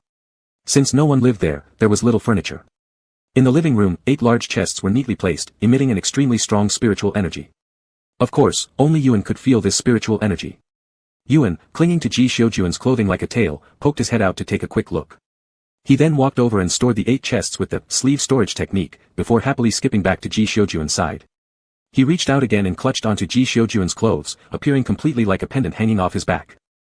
Something was off. Ji Shiojuan noticed Yuan's silence and turned to look at the youth. However, Yuan quickly sidestepped into Ji Xiujuan's blind spot. Ji Xiujuan. What the hell? Don't look at me, Yuan grumbled lowly, and don't let me see your face. Ji Xiujuan heard this and paused for 2 seconds. Why? You're ugly. Yuan blurted out without thinking. Ji Xiujuan. Ji Xiujuan. I'm ugly. General Ji believed Yuan must have been joking. Don't look at me, Yuan dodged according to Ji Xiujuan's line of sight. We've got what we came for, let's go back quickly. General Ji found, no matter how hard he tried, Yuan always managed to stay out of his view in the blind spot. Ji eventually gave up helplessly. While walking out, Ji Xiujuan asked, aren't you going to check the quantity? What's there to check? Yuan muttered quietly, isn't there a security system here reputed to be the strongest along the border? Besides, are you the type who would skim a few stones? Ji Xiujuan certainly didn't lack such stones or money. Moreover, although the house was no longer inhabited, the security system remained consistently updated to the latest version, fully automatic, highly efficient, and required zero manual labor except for recognizing permissions. Ji Xiujuan found these words pleasing to his ears. The fact that Yuan said this shows the intense trust and reliance he had on him. Although Ji Xiujuan did not understand why Yuan wanted to hide, no matter how hard he tried, Yuan couldn't hide far away. Moreover, Yuan was the kind of person who couldn't keep things bottled up. After some time, he would likely come over eagerly to tell Ji Xiujuan. However, this time, General Ji was wrong. Yuan held back. He tightly closed his mouth and gave no hint of what was going on. In truth, Yuan was a little confused. He realized that the words spoken by the ancient predecessor who had lived for hundreds or even thousands of years seemed to be gradually coming true after he encountered Ji Xiujuan. For instance, the prophecy of losing his tail, and the unique charm of humans that monsters couldn't resist. Before these things happened to him, Yuan used to scoff at them disdainfully. Now, however, he seriously recalled what other flags the old man with a cigarette in his mouth had planted for him before. Upon reflection, though the flags were unclear, Yuan remembered quite a few strange things. Starting from when the adjustment on G11 ended and they officially moved towards the 18th star system territory, Ji Xiujuan's army split into 2 routes, choosing to encircle and advance. Ji Xiujuan also noticed that his teenage cat companion had been jumping around quite a bit recently. Skipping over teaching his soldiers wasn't worth mentioning. Even while staying in the virtual training room, he started pulling several resting corps commanders to discuss battle deployments. It turned out their feline companion had such a formidable skill set. General Ji was utterly astonished. The corps commanders were even more shocked. Because Yuan introduced them to human-centered military formations. These formations included illusions, traps, and killing techniques but required the use of mechs. Yuan didn't tell them the truth that the real necessity was the spirit stones inside the mech energy cores. After practical demonstrations, the corps commanders almost wanted to kneel down and pay respect to Yuan. This could greatly improve the survival rate of the soldiers under their command. What could be more important than this during war? If it weren't for Yuan being too young, they would have all cheered unanimously for him to succeed Marshal Kevin. Overjoyed, the corps commanders reported this to Ji Xiujuan. Ji Xiujuan immediately found Yuan. Yuan looked up, and just as his eyes met Ji Xiujuan's, he quickly covered his own. This situation had happened more than once. Almost throughout the week, Yuan reacted like this. Everything was normal except that Yuan avoided eye contact with him. Before Yuan spoke, Ji Xiujuan directly preemptively asked, am I ugly to you again? Caught off guard, Yuan hesitated for 2 seconds. No. Then what is it? Your eyes. Yuan struggled to find the right word, they're too powerful. Ji Xiujuan was filled with question marks. Yuan frowned, wasn't it obvious? Powerful enough to shake his Taoist heart. Now, when looking at Ji Xiujuan, he no longer thought he was ugly but even slightly handsome. Yuan felt there was something peculiar about Ji Xiujuan's eyes. Seeing Yuan's conflicted expression, General Ji did not push further. Since Yuan wouldn't speak, forcing him wouldn't help, right? Ji Xiujuan smoothly changed the subject. You've recently been discussing with the corps commanders. It's the formations. Yuan answered bluntly, projecting a star map on the optical computer. Although I'm not an expert, these simple formations should still work. Regardless, the casualty rate will certainly drop drastically. As for sharing the formations with the corps commanders, Yuan actually had ulterior motives. Because he remembered Ji Xiujuan's promise to the little girl about resolving the war soon, he couldn't help but start thinking about how he could assist Ji Xiujuan. Ji Xiujuan had helped him so much, and for the next 10-odd years, Yuan didn't know how much more help he would need. He thought it necessary to extend a helping claw. All the formations he remembered were pretty rough and basic. Even the largest one only required 20 mechs to form effectively. Ji Xiujuan watched Yuan biting his pen and scribbling on paper, somewhat surprised that Yuan had taken the trouble to ponder something so complex.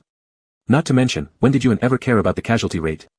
When those 3 words came out of Yuan's mouth, Ji Xiujuan doubted whether he had heard correctly. However, seeing Yuan so seriously contemplating, Ji Xiujuan didn't ask further but instead left to attend a meeting.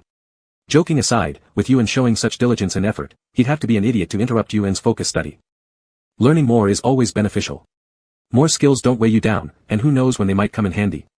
Before leaving, General G still took the time to rescue the pen that Yuan was biting and couldn't help but remind him, "Don't bite your pen." Yuan, furrowing his brows slightly as he stared at a few dots on the paper, gave a perfunctory response. After Ji Xiujuan left, Yuan glanced at the dots on the paper again and summoned the street model from Ji Xiujuan's hometown, then carefully matched those dots onto the model one by one. It was a very simple trapping formation, so simple, in fact, that it was incomplete and had only limited effects. Its main purpose was to immobilize anyone within the array, preventing any movement. "Aha," Yuan muttered, holding the pen in his mouth as he studied the formation. The locations of these points were exactly where the ambushers from the Free Army had previously lain in wait. These humans carried so many spirit stones on their bodies, spread out so far apart, and formed a deficient, almost comically weak formation. Connecting this to what the leader mentioned about a seer, Yuan did some quick calculations and concluded that he was probably encountering a legendary phenomenon, not reincarnation, but the awakening of descendants of immortals. And what's more, these descendants were genuinely naive and gullible. Chapter 65. Yuan investigated the historical records of the Free Army's performance. It had to be said that despite the chaotic and exclusive nature of the 18th star system, the military department had conducted an excellent job in intelligence gathering within it. Yuan perused a large portion of these war records but could not discern any significant patterns. He could only tell generally that in the Free Army's major campaigns, such as those waged under the banner of liberation to expand territory, they mostly emerged victorious. However, in some informal minor skirmishes, like raiding the 17th star system, more often than not, they ended up being chased back home in defeat. Yuan was unsure how the few members of the Free Army managed to infiltrate the heavily guarded G11 capital. Based on the various surveillance and detection device records provided by the local garrison, these machines had failed to record any trace at all. Finding nothing particularly unusual, Yuan leaned his cheek on his hand, legs crossed, sitting on the chair. After a moment's thought, he retrieved the cat-shaped optical brain and searched using Ji Xiuyun's authority. Sure enough, Ji Xiuyun's clearance was much more powerful. Through Yuan's perspective, he found detailed data expanded under the campaign appendices, including texts, images, analyses, relevant news reports from all sides, and even one or two somewhat fragmented video records. After glancing through the battle analysis, Yuan discovered that behind the many great victories in these battles, it was conjectured that the same person commanded the fights. Military advisors or generals capable of leading such missions typically possess their own distinct styles. For instance, Ji Xiuyun usually pushed forward straightforwardly with overwhelming force, whereas General Kevin preferred to find indirect ways to minimize efforts when possible.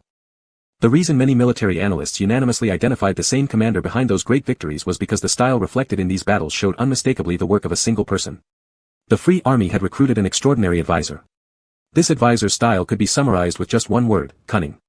In those victorious campaign records and analyses, people noticed that this unnamed advisor always managed to dispatch surprise troops at the most critical moments to upset the balance of power. Especially, when the front lines were heated, they stealthily infiltrated the opponent's rear line, cutting supply lines, plundering logistics resources, or even directly destroying the enemy's command center. It seemed simple on paper, but in practice, the difficulty was extremely high. Supply routes were absolutely confidential, yet this advisor could accurately deploy troops to ambush them along these highly classified channels every time, catching them off guard for victory. Yuan opened a few of the fragmented videos. Though unfamiliar with combat aircraft, requiring study and vast experience, he could still recognize rudimentary formation arrangements in those interrupted clips. There were certain premonition abilities involved. Some crude and weak formation setups were evident. These were barely sufficient to intimidate ordinary humans ignorant of the esoteric side of strength. Yuan repeatedly scrutinized these feeble formations before calming down significantly. With just these capabilities, capturing him would indeed prove quite difficult. That minor mishap earlier didn't count. Yuan glanced at the holographic map of the neighborhood beside him. This incomplete trapping array couldn't confine him. Hence why people truly act foolishly out of genuine emotions. By wielding a few defective and basic formations against the unknowing commoners, they achieved a few grand victories and grew arrogant. Attempting to capture him with such trash, it must be stupidity incarnate. Where does their audacity originate? The sole mystery remaining for Yuan was what exactly that individual sought by attempting to catch him. Wishing for a boon was plausible, yet this reasoning didn't entirely hold. After all, except for himself and Ji Xiuyun, no third party knew the fact that he was a nine-tailed cat. Yuan rose, patted his buttocks, and decided to wait until the intelligence officers of the military worked out the identity of this prophetic advisor. Currently, he had something more important to confirm. Finally, the general's cat did not stay cooped up inside the house today. The soldiers were slightly excited. Yuan, squatting at the edge of the corridor, didn't refuse anyone who casually touched him as they passed by. Yuan intended to saunter into the science class and dig out a few catnips for some stimulation. He had nothing else in mind but to figure out if there was something wrong with him recently. Lately, whenever he was with Ji Xiuyun, Yuan always couldn't help staring at him blankly. Yuan knew what he was expecting when he kept staring at Ji Xiuyun, nothing more than wanting to see that intense and vibrant brilliance again from Ji Xiuyun. However, after staring for a long time, Yuan discovered that Ji Xiuyun looked good even when he was just lowering his eyes and seriously handling work. That fully committed yet effortless youthful vigor was completely different from their procrastinating monsters who often got distracted while working on important tasks. In reality, apart from matters crucial to their lives and strength, the Yoxia were quite lazy about other things. Perhaps because of their long lifespans, unlike humans who constantly race against time and are very crisis-conscious about the passage of time, the Yoxia had too much time. What a human could do in a day, with the efficiency of a Yuxian, could drag on for over a week leisurely. They'd rather spend their time eating, drinking, playing, and sleeping than doing serious work. The only things that could motivate Yoxia to strive were immediate crises or the allure of great power, nothing else. But recently, seeing Ji Xiuyun's full of motivation attitude, Yuan shockingly found himself becoming more diligent as well. He suspected he might be possessed. He desperately needed a whiff of catnip to calm down. Yuan meowed at the young soldier who was still petting him, slightly curled the tip of his raised tail, swayed it, and then walked away. Just like how humans spill their true thoughts when drunk, cats under the influence of catnip get excited, and most of their actions and words reflect their inner selves. Simply put, in extremely excited or less lucid conditions, both humans and cats tend to speak without thinking, saying whatever comes to mind and revealing their inner thoughts. Hence the saying, alcohol emboldens the coward. And catnip does the same for timid cats. Yuan decided to take a big sniff of catnip once Ji Xiuyun returned from the meeting to find out his most genuine thoughts. Meanwhile, Ji Xiuyun held a stack of interrogation results regarding the several captured members of the Free Army, lightly tapping the papers before him. What does the phrase, "our goal is to revive the universe," mean? Ji Xiuyun furrowed his brows slightly. There's no related intelligence, the first army commander shook his head, and the projections of the other army commanders also appeared perplexed. The fifth army commander paused, then said, they also mentioned saving all humanity. Ji Xiuyun remained silent. He lowered his gaze and reviewed the relevant materials. This stack of interrogation records was somewhat surprising. It could be concluded that those captured were intimates of the so-called prophet. The Free Army had already split into two factions. One faction insisted on leading the 18th star system back to the former homeland, while the other was the prophet's faction, claiming to revive the universe and save all humanity. The capture of Yuan was a special secret operation, with the purpose allegedly being the revival of the universe and salvation of humanity, said the 5th Army commander somewhat helplessly. What did Yuan have to do with this? Yet these people were brainwashed, firmly believing in this point and trusting the prophet they spoke of. Let's set this aside for now. Ji Xiuyun placed the documents at hand aside cleanly. Lu has already set off with the follow-up forces and a large amount of supplies. Based on the Free Army's recent major campaign performances, we will likely encounter the counselor who has never revealed themselves. The follow-up forces must remain vigilant along the way. Speaking of that counselor, Marshal, said the 1st Army commander, taking up the topic and lightly touching a few points on the panel before him. Several star domain maps immediately appeared in the middle of the virtual meeting room. Regarding the labyrinthine scheduling method Yuan gave us not long ago, I've discovered some small secrets. The small secrets, referred to by the 1st Army commander, involved comparing the complete array Yuan provided with the operational scheduling data of the mysterious counselor. They found that the scheduling methods given by Yuan were highly similar to the counselor's, but were more complete, flexible, and concealable. The 1st Army commander directly asked, before being adopted, did Yuan have any connection with that mysterious counselor? No. Ji Xiuyun denied it without hesitation, and at the same time gave their teenage cat a big boost. Yuan has recently been studying the Free Army, and he figured it out himself. That was truly an impressive talent. The 1st Army commander quietly suppressed the question about intelligence reading permissions. After all, in his eyes, these two were already together, and Yuan's current performance was genuinely outstanding. Regarding permissions, if the Marshal thought it was fine, then it was fine. Ultimately, the outcome was beneficial for the battle situation. After the meeting ended, Marshal Ji returned with 2 guards trailing behind him, deep in thought about the information revealed by those few Free Army captives. Ji Xiuyun didn't see Yuan in the office. He threw the documents in his hand onto a small table beside the office door, left the guards outside the office, and returned to his room. As soon as he opened the door, the milky white little ball of fluff charged out like a small missile, crashing straight into Ji Xiuyun's face. Ji Xiuyun reflexively blocked the missile, and then gently supported his bottom. How? Meow. Yuan stood up, both front paws hugging Ji Xiuyun's head, rubbing it affectionately against his forehead. Marshal Ji's view was obstructed by their cat, but from the corner of his eye, he caught sight of the flying duvets and pillow stuffing all over the bedroom. Underneath all that fluff, part of a test tube was faintly visible. Looks like Yuan got himself completely high. The feeling of soft fur brushing against his face was absolutely delightful.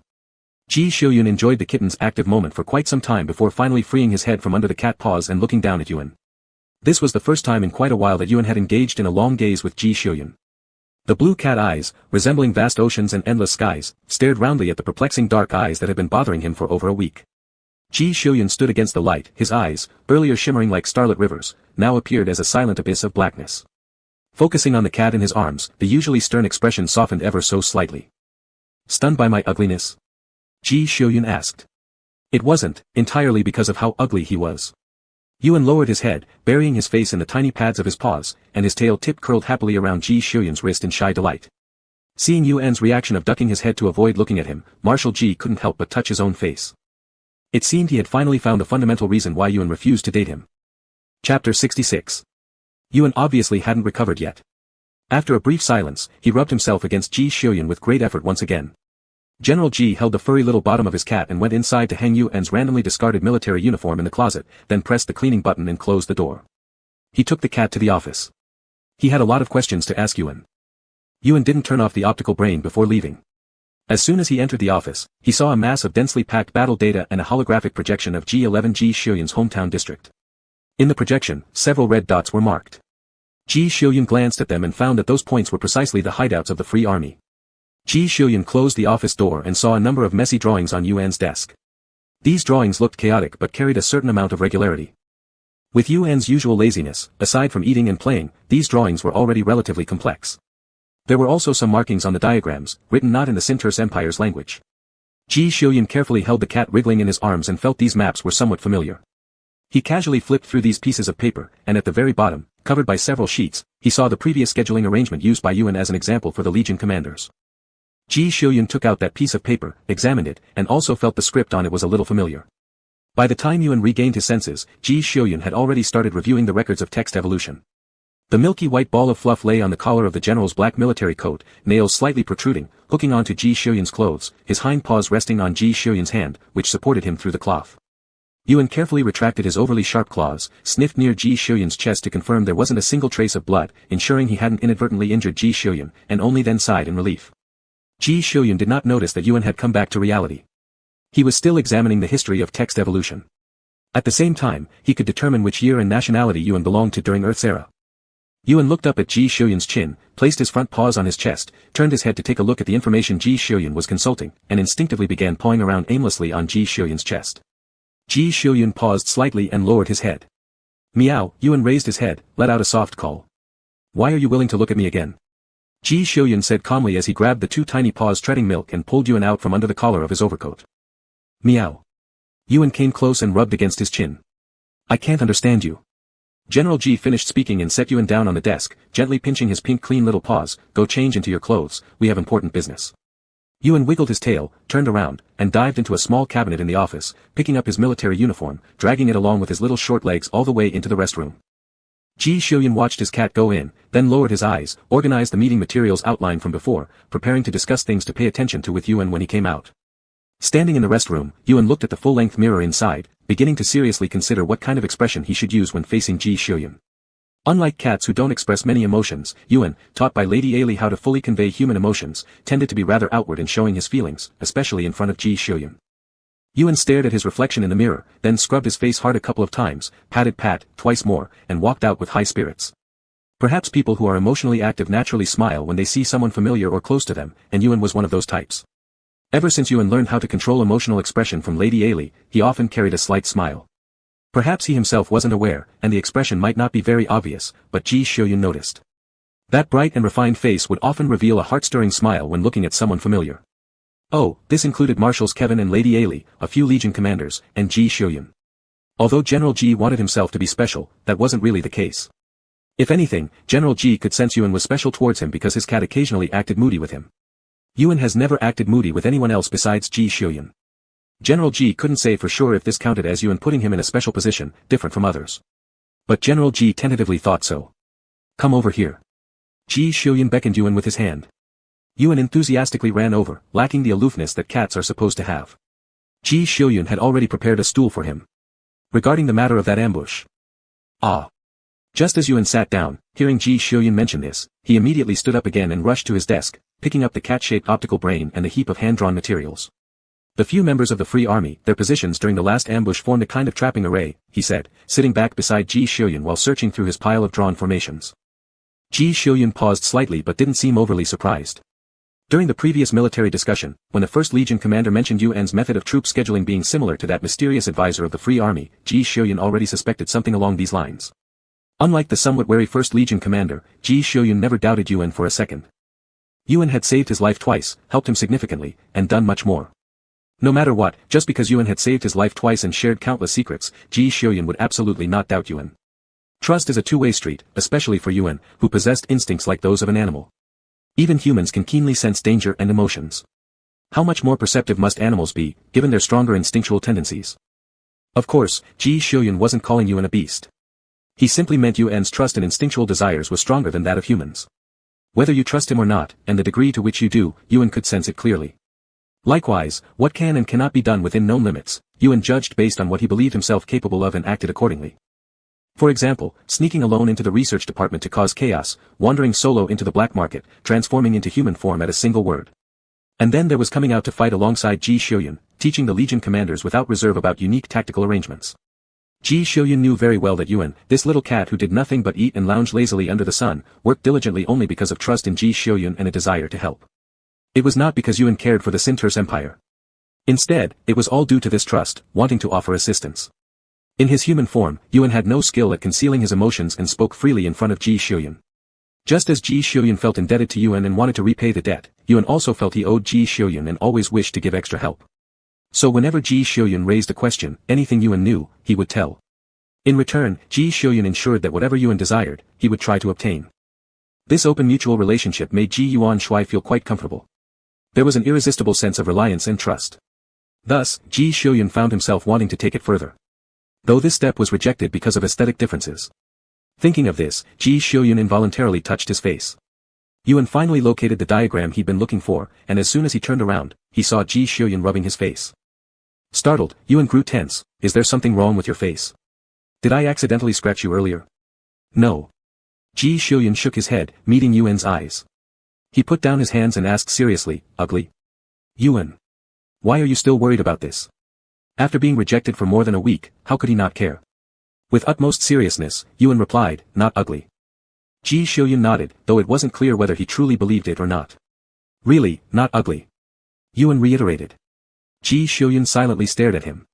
You didn't used to think so. Truly. Yuan patted Ji Xiuyun's face twice, looks good. After pausing for 2 seconds, he added, you're the dream lover of billions of young girls, you're definitely not ugly. Hearing this, Ji Xiuyun seemed convinced and finally averted his gaze, focusing instead on the paper in Yuan's hand. Seeing this, Yuan promptly handed the paper over to him. His array was laid out based on the locations of the streets, using your home with its abundance of energy crystals as the focal point. Ji Xiuyun returned the sheet of paper to Yuan. He, who had grown up in a tech-oriented world, couldn't understand this kind of mysticism. This is the correct and complete version, Yuan said as he pulled out a few more sheets filled with scribbles from his pile of array diagrams. This one is the complete formation used in the second campaign, this one is from the fifth, and this one here. Yuan revealed all the formations he could remember, even simulating them on the cosmic sand tray. Ji Xiuyun looked at the sand tray and asked, conclusion? The conclusion is that the mysterious advisor must be some lucky guy who just happened to pick up some fragments of an ancient formation manual. Yuan smacked his lips again. The seer might have awakened a particular talent or maybe is the fortunate descendant of those who learned divination and astrology, assuming this place really is the immortal realm. Immortals' offspring naturally always had higher potential than ordinary people, and if they were fortunate enough to experience something extraordinary, it wouldn't be particularly difficult for them to restart their cultivation path. Yuan pondered for a while longer. But the most likely possibility is that these two roles belong to the same person. Ji Xiuyun paused, how so? Leaking heavenly secrets brings consequences. That advisor doesn't show up often, probably because after each battle, they suffer backfire and need time to recover. This was also why Yuan thought this person was rather incompetent. On one hand, the array was incomplete, on the other hand, this person dared not only to observe stars and cast divinations but also to use glimpses of heavenly secrets to meddle in things. To put it plainly, anyone in the past who studied star observation and divination and couldn't help but reveal detailed predictions usually ended badly. At most, people would tell you something vague like, you'll have good luck soon or, there will be a disaster coming your way. Giving any further details, and they'd soon face karma's retribution. Reveal such information multiple times, and they'd at least end up losing skin. If they revealed a big secret about the future, there was no room for negotiation, thunder would immediately strike them down, turning them to ash. Anyone with half a brain wouldn't go and serve as a military advisor. Isn't that just asking for death? But I can't figure out why they're targeting me. Yuan was still confused. Even if it's because I'm a nine-tailed cat, how do they know I am one? Ji Xiuyun thought for a moment, speculating, divination. Without my date of birth or any personal medium related to me, they can't perform the divination. Yuan stared bitterly at the array-drawn sheets, calculating military movements by observing the stars is doable and understandable. Ji Xiuyun turned his head to glance at the countless stars scattered across the cosmos outside the window. Then suddenly realizing something, he slightly pursed his lips. Perhaps it's because they confirmed you've used magic. The energy fluctuation of magic is peculiar and violent, akin to a massive explosion of numerous energy crystals. Extra caution is needed when cleaning up the battlefield after a war, hence why Ji Xiuyun had initially said it was a newly developed secret weapon to cover up for Yuan. But no one could have expected that there were people in this world capable of distinguishing this specific energy fluctuation. That could be just an ordinary feline spirit. Yuan retorted. No, Ji Xiuyun pulled out meeting notes from the General Assembly.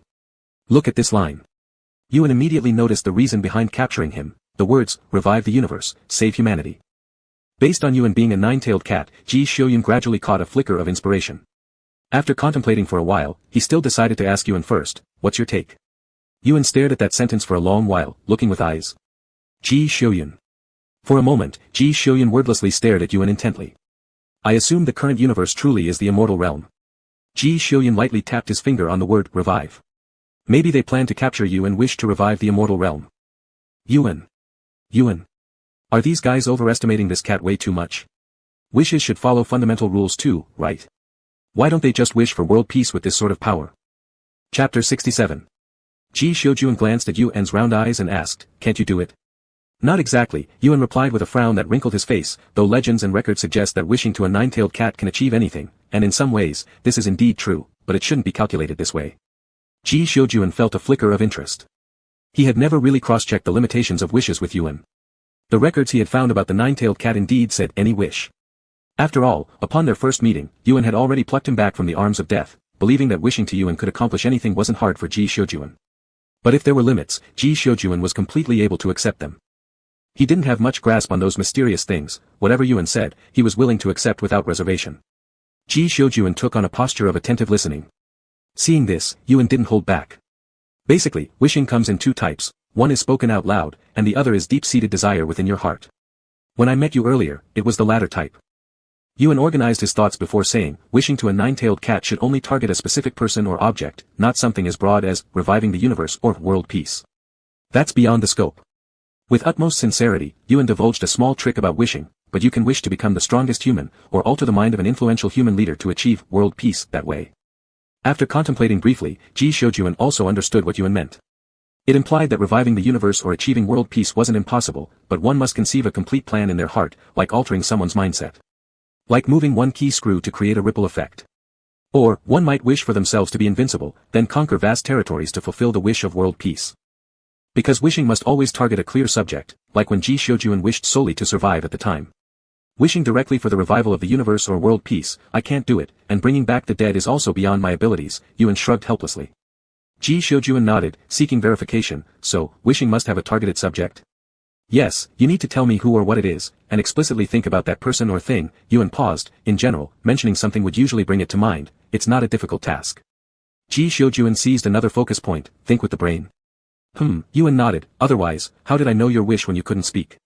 Yuan explained, when the ninth tail is about to grow out, we will be able to hear the most intense wish in someone's heart. Generally, humans' desires are mostly related to themselves, but we still tend to take the verbally expressed wish as the standard. However, if the wisher suppresses their desires and expresses unachievable wishes like world peace, cats generally ignore these wishes and directly fulfill their hidden ones. As for those with no self-interests, they're either relatives or friends who are critically ill or recently deceased, overwhelmed by grief, or they're truly sages. Most of them end up wishing for the recovery or happiness in the next life for loved ones, while for the sages. Anyway, neither Yuan nor any cats Yuan knew had encountered such sages. The cats who meet such sages probably ascend directly. No wonder they're recorded as being omnipotent. Ji Xiuyun suddenly understood, after all, the ability to see through the hearts of people was enough to make humans tremble and refrain from probing deeper. So you never tell outsiders that there are certain wishes you cannot fulfill, Ji Xiuyun stated. Yuan widened his eyes in shock, do we cats care nothing for our reputation? Ji Xiuyun. You make a very valid point. Commander Ji felt somewhat speechless against face-conscious cats. Yuan glanced down at the paper in his hands, turning to grab Ji Xiuyun's sleeve earnestly, even though I'm already very capable now, you must protect me well for the next 20 years. Yuan, with a solemn expression, added, there were cases before where cats were captured and used as wishing machines. Every 20 years, one wish, wealth, honor, longevity, offspring filling the house, such deals were immensely profitable. If Yuan himself weren't a nine-tailed cat, he would have caught an elder from his clan to wish that he ascended long ago. Ji Xiuyun patted Yuan's head and nodded. Even if something happened to him, he wouldn't let anything happen to Yuan. If he were gone, Marshal Kevin could still protect Yuan. If Marshal Kevin also ran into trouble, there was still Shao Qi. The commander of the 7th Legion was one of the children saved by Ji Xiujuan's parents, who joined the Empire's legion solely for gratitude. If Ji Xiujuan somehow messed up completely, the commander of the 7th Legion wouldn't stay in the army anyway but would leave immediately. Ji Xiujuan had already made arrangements. If they needed to run, Yuan, with his incredible strength, should tag along. This dual insurance shouldn't be problematic. Ji Xiujuan wasn't the type to overthink his escape route too much, which could be seen from his overly straightforward and aggressive battle style. Occasionally resorting to surprise attacks was mainly about boosting morale by cutting off enemy commanders' heads. Thinking about retreat strategies was the job of the 1st Legion commander, who served as his true deputy. However, when it came to Yuan's safety, Ji Xiujuan meticulously prepared 3 layers of safeguards. Although he didn't think he'd fail. Upon seeing Ji Xiujuan nod, Yuan immediately relaxed. Yuan trusted Ji Xiujuan. In his view, Ji Xiujuan actually didn't owe him anything. It was said at the start that fulfilling human wishes was the destiny of the 9-tailed cats. Meeting ordinary people or villains was just fate, while encountering good individuals was sheer luck. Granting Yuan's wish to let him ascend would signify someone who could truly control their desires, a rare kind of human being. Initially, Yuan was indeed quite upset that Ji Xiujuan appeared and caused problems right when his 9th tail was about to grow. But this situation would have occurred even without Ji Xiujuan. It might have been someone else instead. And Ji Xiujuan was willing to repay his life-saving favor. To be honest, Yuan didn't feel it was owed to him. Just look at those humans in the past whose wishes were granted by the cats, how many remained grateful afterward? They either left heartlessly or tried to take the cat with them due to insatiable greed. Yuan remembered how an elder once told him about encountering a few people who promised to wish for his ascension 20 years later. However, these individuals either met unexpected accidents and died or reneged on their promises when the time came. After all, humans are fragile with very short lifespans. 20 years can change so many things. Meeting someone like Ji Xiujuan, who shares spiritual stones and keeps promises, was absolutely top-notch. Strong combat abilities, high status, and extremely wealthy. Combined with Yuan's current super-abundant backup resources for accumulating spiritual stones and energy, after some introspection, Yuan felt that practically dominating the universe wasn't a problem. Therefore, Yuan not only didn't feel Ji Xiujuan owed him anything but believed he himself owed Ji Xiujuan quite a lot. Like the teachings of writing and martial arts techniques. Like a vein of spirit stone planets. Like a mech suit. Besides, with his occasionally impulsive nature and small tantrums now and then, Ji Xiujuan didn't voice any objections. Sometimes Yuan clearly realized he'd been unconditionally spoiled by Ji Xiujuan to the heavens. Thinking back and forth, Yuan reckoned there was nothing left for him to do for Ji Xiujuan except help deal with the Free Army. Yet without him, Ji Xiujuan surely could manage that. Yuan hadn't forgotten that when he asked the 1st Legion commander, the latter confidently told him they could resolve the issue within a year without being held back. Uncomfortably fidgeting with Ji Xiujuan's garment hem, Yuan thought for a moment and said, "You're still young." Ji Xiujuan. Ji Xiujuan. What? Ji Xiujuan couldn't understand why the topic had suddenly jumped here. Commander Ji admitted he was still young, but what was with Yuan's tone that carried a hint of experience? Both in terms of physique and personality, Yuan was certainly much younger than him. Naturally thinking this way, Ji Xiujuan then abruptly realized Yuan was already close to growing his 9th tail when they met. And this was not the first time for his 9th tail. Looking at Yuan, Ji Xiujuan found his thoughts momentarily stalled. He heard himself ask the person beside him, "Yuan, how old are you?" Yuan paused briefly, "Over 160. Why do you ask?" Ji Xiujuan was silent for a moment, slowly shaking his head, deciding to pretend this matter had never happened. General Ji quickly shifted the topic, asking, "What were you about to say?" "I was going to say. Anyway, you're still young. If. Yuan hesitated here, looking up cautiously at Ji Xiujuan. "If anything unexpected really happens later, I can accompany you for another 20 years. Ji Xiujuan's muddled brain took a while to comprehend what Yuan meant. It implied that if anything unfortunate did happen, he'd be given one chance to regret. Meaning willing to satisfy one more of his wishes. Ji Xiujuan found it amusing, unsure whether he should tell Yuan not to curse him blindly, or reassure him that such things wouldn't happen. Or maybe, be moved by Yuan's initiative to give him such an opportunity. This was a rare honor indeed. After much contemplation, he patted Yuan's head and said, "But what if this place is already where you're destined to ascend?" Yuan was flabbergasted for 2 seconds. Although many of his and Ji Xiujuan's guesses were already based on the premise that this universe is actually the immortal realm, he truly hadn't considered this fact before. In the kitten's little brain, aside from eating, drinking, and sleeping, there was only becoming an immortal left. And a small part was reserved for thinking about matters related to Ji Xiujuan. Alright, only a tiny bit was dedicated to Ji Xiujuan. As for what he should do if this place really was the immortal realm, Yuan hadn't thought about that at all. Yuan turned to look at Ji Xiujuan.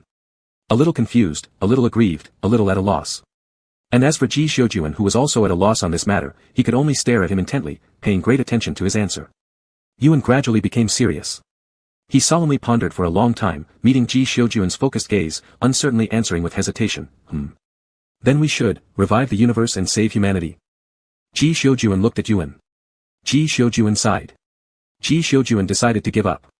He should have known. How could he expect Yuan to say something about staying by his side to accompany him? General Ji felt that before solving his lifespan issue and appearance problems, Yuan probably wouldn't consider these aspects yet. Since Yuan didn't get any response from Ji Xiujuan, he could only think quietly by himself. The more he thought, the smarter he felt. No flaws. Reviving the immortal realm directly couldn't work, no problem. There's always an indirect approach. Though currently he wasn't sure what that was yet. I think this idea is pretty good. Yuan got excited and rubbed his hands together. Once we catch that guy in the Free Army, let's ask him, see if he has any suggestions. Then dispose of them afterward. Never forgive anyone plotting against the kitten. Break promises once crossed. That's just how ruthless it gets. Yuan contemplated, if this place is the immortal realm, then wouldn't it be so much easier for Ji Xiujuan to cultivate after everything's restored? Although he didn't know the cultivation techniques for humans. But no worries, that's no big deal for Yuan. Isn't it just a matter of making a wish? There's nothing that can't be resolved by making a wish, and if there is, make two. Anyway, if this place really is the immortal realm, he definitely won't ascend until it's restored. Because ascended nine-tailed cats neither lose their tails nor have celestial destiny anymore, thereby losing the ability to grant others wishes. On the other hand, a nine-tailed cat's own combat strength will be one of the best within its rank, there are gains and losses involved. Moreover, the benefits of ascending are numerous. Regardless of anything else, as long as one doesn't end up doing something that harms heavenly harmony and gets struck by lightning, simply in terms of lifespan, that's longevity equal to heaven and earth. Throughout history, immortality and eternal youth have been the lifelong aspiration for many humans. Isn't this the perfect way to repay Ji Xiujuan's favors? Ask which human wouldn't want to ascend. And his little kitty, after ascending, can still come with a personal caretaker stroking fur, scratching behind the ears, and rubbing the chin, how pleasant would that be? The more Yuan thought, the more exquisite he found the plan. With a whoosh, he jumped up, ready to share his extraordinary and ingenious thoughts with Ji Xiujuan, but the ship's alarm blared out loud. The broadcast across the ship announced, the vanguard forces of the Free Army. They bypassed the Imperial Regular Army's forward defense line and directly reached the main forces' route to carry out an ambush. Just as Yuan had come up with a brilliant and ingenious idea, someone showed up at their doorstep. Yuan's eyes sparkled brightly. Without any hesitation, he patted his behind and left General Ji Xiujuan, who wasn't planning to go out, in the dust. He darted out of the office like a streak and hurried, thump thump thump, towards the deck. Chapter 68. Yuan was intercepted by the commander of the 1st Legion on his way to the deck and brought to the command room. Yuan, who was eagerly preparing to rush out to capture people, followed the commander of the 1st Legion into the command room with a look of confusion. In the command room, apart from the commander of the 1st Legion and 2 messengers, there were also projections of the commanders of the 4th and 7th Legions. Their actual selves were stationed on 2 escort ships, so only their projections appeared on this Admiral-class flagship. After splitting the troops, these 3 had accompanied Ji Xiujuan together. The other 3 Legion commanders, except for the 6th Legion commander who departed with the logistics force, took a different route. An encounter battle and an ambush on such a scale didn't require Ji Xiujuan's involvement at all, he didn't even need to appear in the command room. He fully trusted the abilities of his subordinate Legion commanders. After Yuan rushed out, Ji Xiujuan casually turned on the surveillance in the command room and leisurely reviewed the historical materials on the evolution of writing. In the command room, 1 person and 2 projections among the 3 Legion commanders were gathered together watching the situation outside. Yuan glanced at the panoramic map in the command room and let out a slight sound when he saw the projection of the battle simulation. Wasn't this one of the formations he had discussed with the Legion commanders before? It came from that mysterious advisor. Which campaign was it again? Yuan always found it hard to remember things like this. After trying to recall but failing, he simply gave up and walked over to gather with the 3 Legion commanders. Wow, Yuan, you're here. The projection of the 7th Legion commander moved beside him, excitedly pointing at the simulation projection. I've been studying this for several days. Let me try it this time. I don't know what they are thinking. To have the vanguard army with such a small number confront our regular army head-on. The 4th Legion commander shook his head in disbelief. Isn't the advisor of the Freedom Army known for using unfamiliar maze-like deployments to fight battles with fewer numbers? The 7th Legion commander replied without hesitation, amazing. Yuan listened, then turned to look at the commander of the 1st Legion who brought him over. The 1st Legion commander also looked at him and asked in a low voice, can I ask you to stay and supervise? The 1st Legion commander still felt a little uneasy. Unlike Ji Xiujuan, who has full confidence in his own strength and firmly believes that no one can stand in their way, as the legitimate second-in-command to the admiral, the 1st Legion commander needs to consider the advance and retreat of the entire large legion. Although there is an incomparably confident and combat-effective superior officer, which indeed makes one feel reassured as if supported by a pillar, since Ji Shoujuan isn't very interested in handling Legion trivialities, the 1st Legion commander always thinks comprehensively and meticulously by habit. Although this kind of array has been drilled many times on the sand table, it's still the first time in real combat. Out of caution, he hopes Yuan can watch over nearby. After all, these tactics were taught to them after Yuan thoroughly studied them. Yuan slightly puffed up his cheeks. He wanted to go wandering in his mech, while catching someone he was looking for. Yuan looked at the simulation projection, then at the commander of the 1st Legion, feeling somewhat reluctant. But even being reluctant means he would still agree. He was currently in the position of Ji Shoujuan's deputy, although it was just in name, his actions symbolized part of Ji Shoujuan's authority. For the commander of the 1st Legion to show such a consultative attitude was already quite respectful.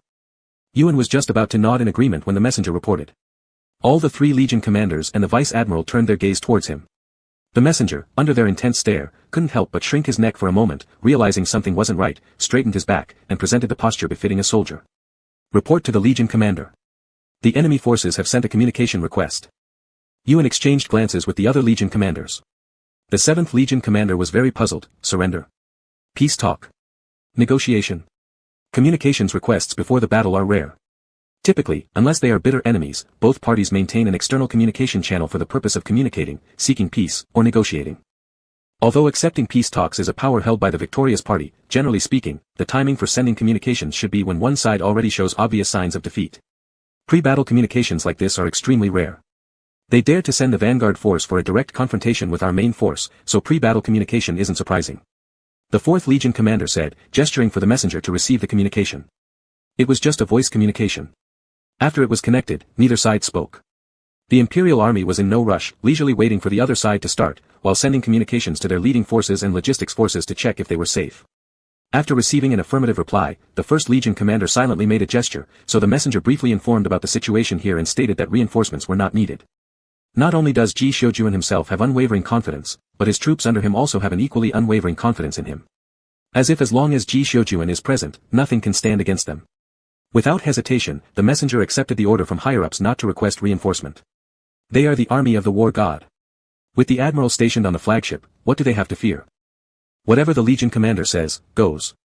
No reinforcements needed, such is their confidence. Eventually, the Free Army, spread out in an encircling formation around the fleet, broke the silence. Unaware that inside the command room the decision to refuse reinforcements had already been made, they were concerned that delaying would bring forward reinforcements to outflank them. A slightly hoarse male voice came through the communicator. Negotiation. The 1st Legion commander arched an eyebrow. Negotiate what?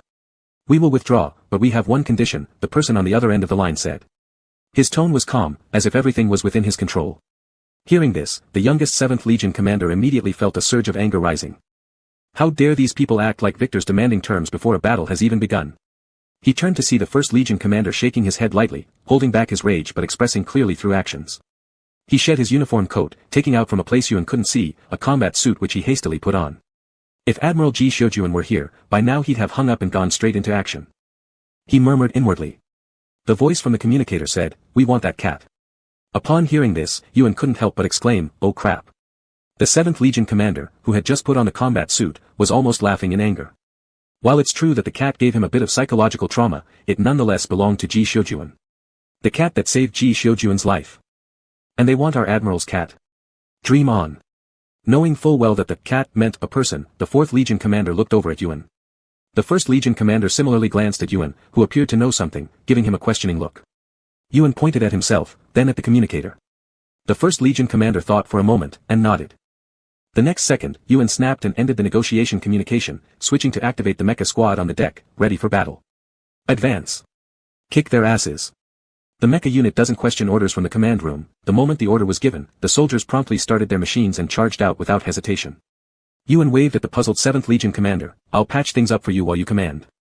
Having quickly changed into the combat suit, the 7th Legion commander immediately caught on, glancing at the situation, issuing continuous commands in quick succession. The two messengers worked deftly, swiftly opening the corresponding communication channels and dispatching the instructions respectively. The 1st Legion commander felt as if he were suffocating. Because such unconventional tactics reminded him so much of how their own admiral operated, disregarding formal strategies and always charging ahead with his men. The habitually cautious 1st Legion commander had suffered under Ji Shoujuan's methods. Now, it seemed he would have to endure suffering under Ji Shoujuan's disciple too. Darkness filled the 1st Legion commander's vision. Yuan was still quietly adding more support for the 7th Legion commander, closely watching the battle developments, gripping that communicator tightly. Ji Xiujuan sat in his office, looking up at the surveillance screen of the command room, feeling a faint twinge of sympathy for his subordinate 1st Legion commander. That little bit of sympathy disappeared the instant his eyes returned to the battlefield. Originally, the Free Army was lying in ambush here and should have been the dominant party, but it seemed as if they had met their nemesis, with everything going wrong. Just when they had dodged a cannonade from the left, a light blade on the right cleanly sliced off a small section of one of their mech's arms. Or, after somehow breaking free from the encirclement of several enemies, retreating only to find themselves unknowingly trapped again by another encirclement formed by different mechs.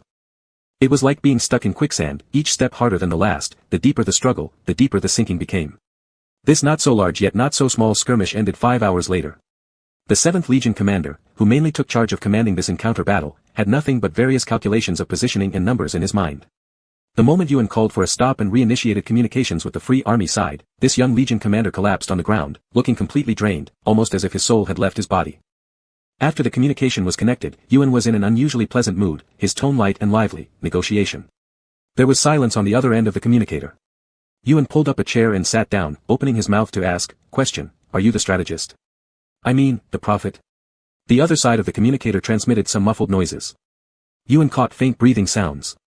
"No," the person on the other end answered. "Oh." This answer confirmed that the strategist and the prophet were indeed the same person. While pondering, Yuan continued speaking, "Even though you're not, we won't withdraw our forces or let you go." Both sides maintained an awkward silence. The 1st Legion commander had never seen such an odd negotiation. He undid the top button of his shirt, fearing he might suffocate himself. "You now send a communication to tell your, whoever," Yuan slowly said. "If he wants to take the cat, then he must come himself." No response came from the other side of the communicator. "If he isn't coming, could it be because he's dying?" Yuan asked this with great certainty, as if he had already gotten his hands on reliable intelligence. For a brief second, the person on the other side lost composure. How? Sure enough, this time he didn't come to the front lines, likely because of the repercussions of revealing too much, resulting in poor health. While casually throwing this intelligence into his mental memo panel, Yuan continued saying, "Since he's dying anyway, it's all the more reason for him to come himself. You dare. You can talk or not, either way, we're about to capture you now. If you don't want to be a prisoner, then take care of yourself quickly." Yuan directly cut the other party off, his voice lightly rising at the end, showing how relaxed and cheerful he was. It was as if defeating this vanguard force was just as simple as playing a game, making the person on the other end of the communicator fume silently. Before the other side started cursing, Yuan quickly hung up the communicator, mentally going over the intelligence he tricked out of them, jotting down relevant guesses in his mental notebook before standing up, completely burden-free and preparing to head for the cafeteria to eat. "Yuan!" The 1st Legion commander called out to him. Yuan turned around, looking at him curiously. "Those intelligence reports of yours." "Oh." Yuan put on an expression of sudden realization, then incredibly quickly threw Ji Xiujuan under the bus. Go ask Ji Xiujuan. All this was taught by Ji Xiujuan. Watching the entire process unfold from his office, General Ji stayed silent. When faced with a cat throwing pots around unreasonably, what else can you do but accept the blame willingly and forgive him? Chapter 69. After throwing the blame, Yuan hopped away and clearly headed straight for the canteen. A 5-hour battle was a bit stressful for the soldiers on the front lines who had been physically and mentally tense for a long time. Although their genetic levels were generally high, fatigue would not therefore disappear.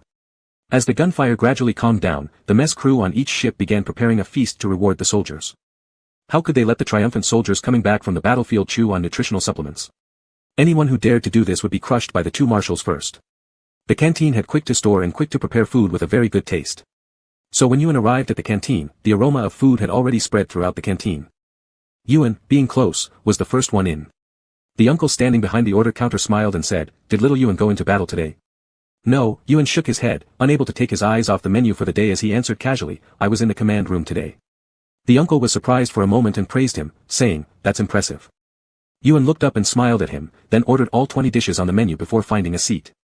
Meals could either be self-served or delivered by robots. During space travel, manpower is cut wherever possible, so various convenient robots are used to save manpower and space. Yuan chose to have the robot deliver the meal because he still needed to think about the intelligence he had just gathered. It was certain that the seer and that advisor were the same person. It was also certain that this person's poor health prevented them from going on military expeditions. These 2 points were not too surprising for Yuan. But to what extent the body was unhealthy, Yuan still needed to ask the interrogators. Yuan wasn't sure if the ambush this time was calculated by that person or simply due to Ji Xiujuan not concealing the route after leading a large group to the 18th star system. After all, with such a weak physique, it was rather unlikely that someone would try divination. However, Yuan thought that being able to dispatch a vanguard force with over 600 mechs and 6 standard escort ships showed that the seer held considerable power within the Free Army. No need to mention how much money and resources these represented. For a person of unknown origin who never revealed himself to be capable of commanding such a force, Yuan guessed that this seer must have earned the trust of the leader of the Free Army. The seer's strategy was first formally displayed 5 years ago. In 5 years, to rise to such a core position, it was either genuine allegiance or extremely tight mutual benefit. Yuan glanced at the notes recorded on his memo pad while eating, contemplating whether this seer had gone around boasting about the nine-tailed cat matter to gain people's trust so quickly.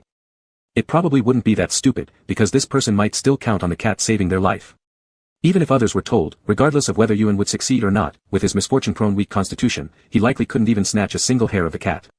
However, the possibility of genuine mutual appreciation between the leader of the Free Army and the seer could not be ruled out. Sighing while eating, Yuan felt very worried. All this happened because the kitten was overly cute, causing everyone in the universe to chase after it. Speaking of which, it was quite a sin. Yuan believed that such a big love full of sinful stormy rains should rather sit on the powerful Ji Xiuyuan's head who can withstand such storms. Thinking about this, Yuan quickly finished the table of food before the main force entered the canteen and took 2 rolls, eating them as he walked towards the deck. Of course, the First Army commander, abandoned by Yuan, still had to deal with post-battle tasks. Problems like cleaning up the battlefield and receiving prisoners, although others were handling those, the person responsible for summarizing and submitting everything to the marshal was still him. And now, the First Army commander went straight to Ji Xiuyuan's office to find out what exactly was going on with the pot Yuan threw at Ji Xiuyuan. Honestly speaking, most confidential intelligence wasn't really a secret to the First Army commander. Yuan's record before being adopted was also spotless, and there was no possibility that he could be someone who had his own intelligence network. But Yuan eventually negotiated with the leader of the Free Army Vanguard Force, let's tentatively call it a negotiation. During their talks, the First Army commander actually felt a bit bewildered by the questions Yuan raised. He hadn't heard any of these pieces of intelligence before. This wasn't scientific. Ji Xiuyuan willingly took responsibility, lifting his head slightly as the First Army commander knocked and entered, giving a slight nod. Marshal. The First Army commander saluted sharply, getting straight to the point, I request you inform me about the intelligence Yuan mentioned in the command room. Ji Xiuyuan paused briefly, setting aside the brief history of character evolution and asked, such as? For example, he seems very knowledgeable about the never-seen advisor, or rather, the seer within the Free Army. The First Army commander showed no restraint in this statement. Oh. Ji Xiuyuan nodded casually, we bluffed them. The First Army commander choked on this reply for a moment, so you know. Ji Xiuyuan nodded again. Then where did you learn that the advisor and the seer were one person? From the same thing those 9 ambushers possessed. Ji Yuan Shui flipped over the array diagram drawn by Yuan, waving it slightly towards the First Army commander. Yuan just guessed randomly. In short, it was still a bluff. Who would have thought the other party was a straightforward fool? One bluff, and they basically exposed everything. After thinking for a moment, the First Army commander accepted this explanation.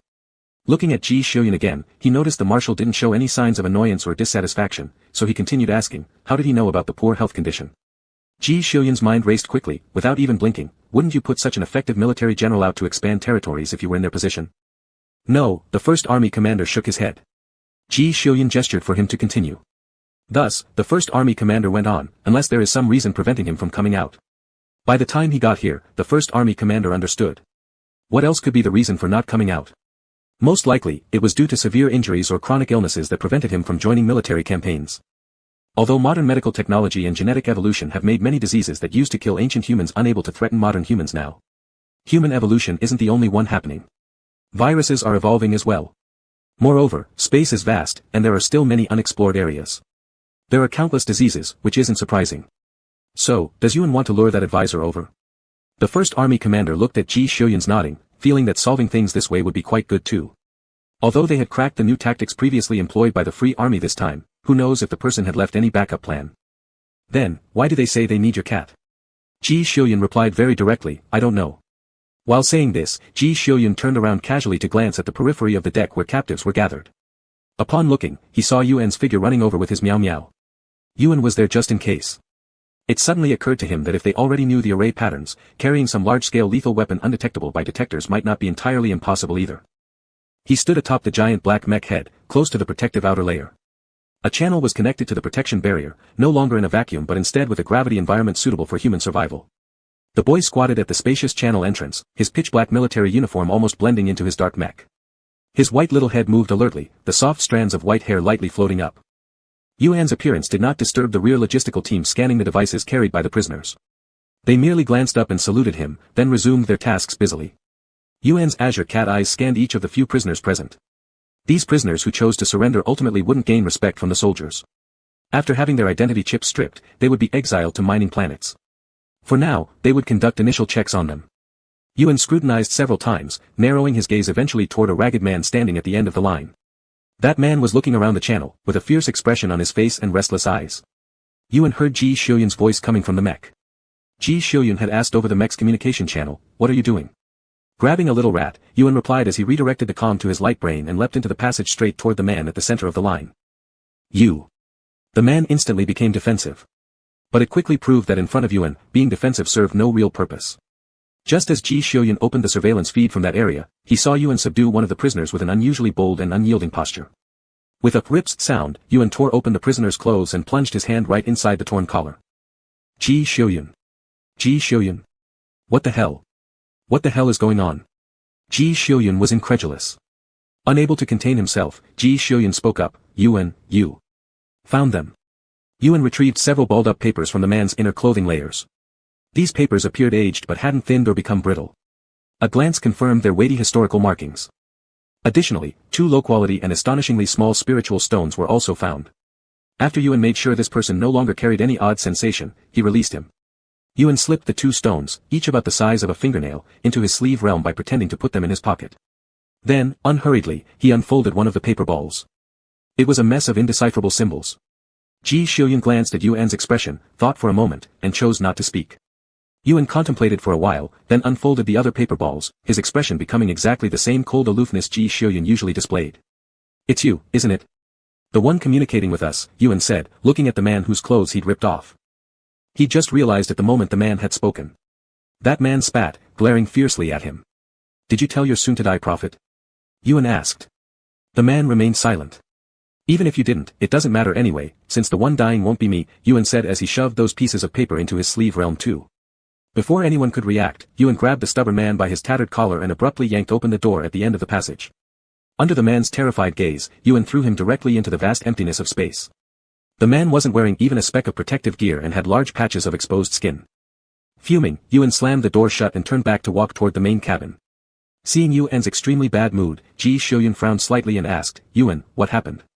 4 thunderstorm talismans, 2 fire talismans, 1 teleportation talisman, plus 2 spirit stones, or rather energy crystals used to activate the talismans.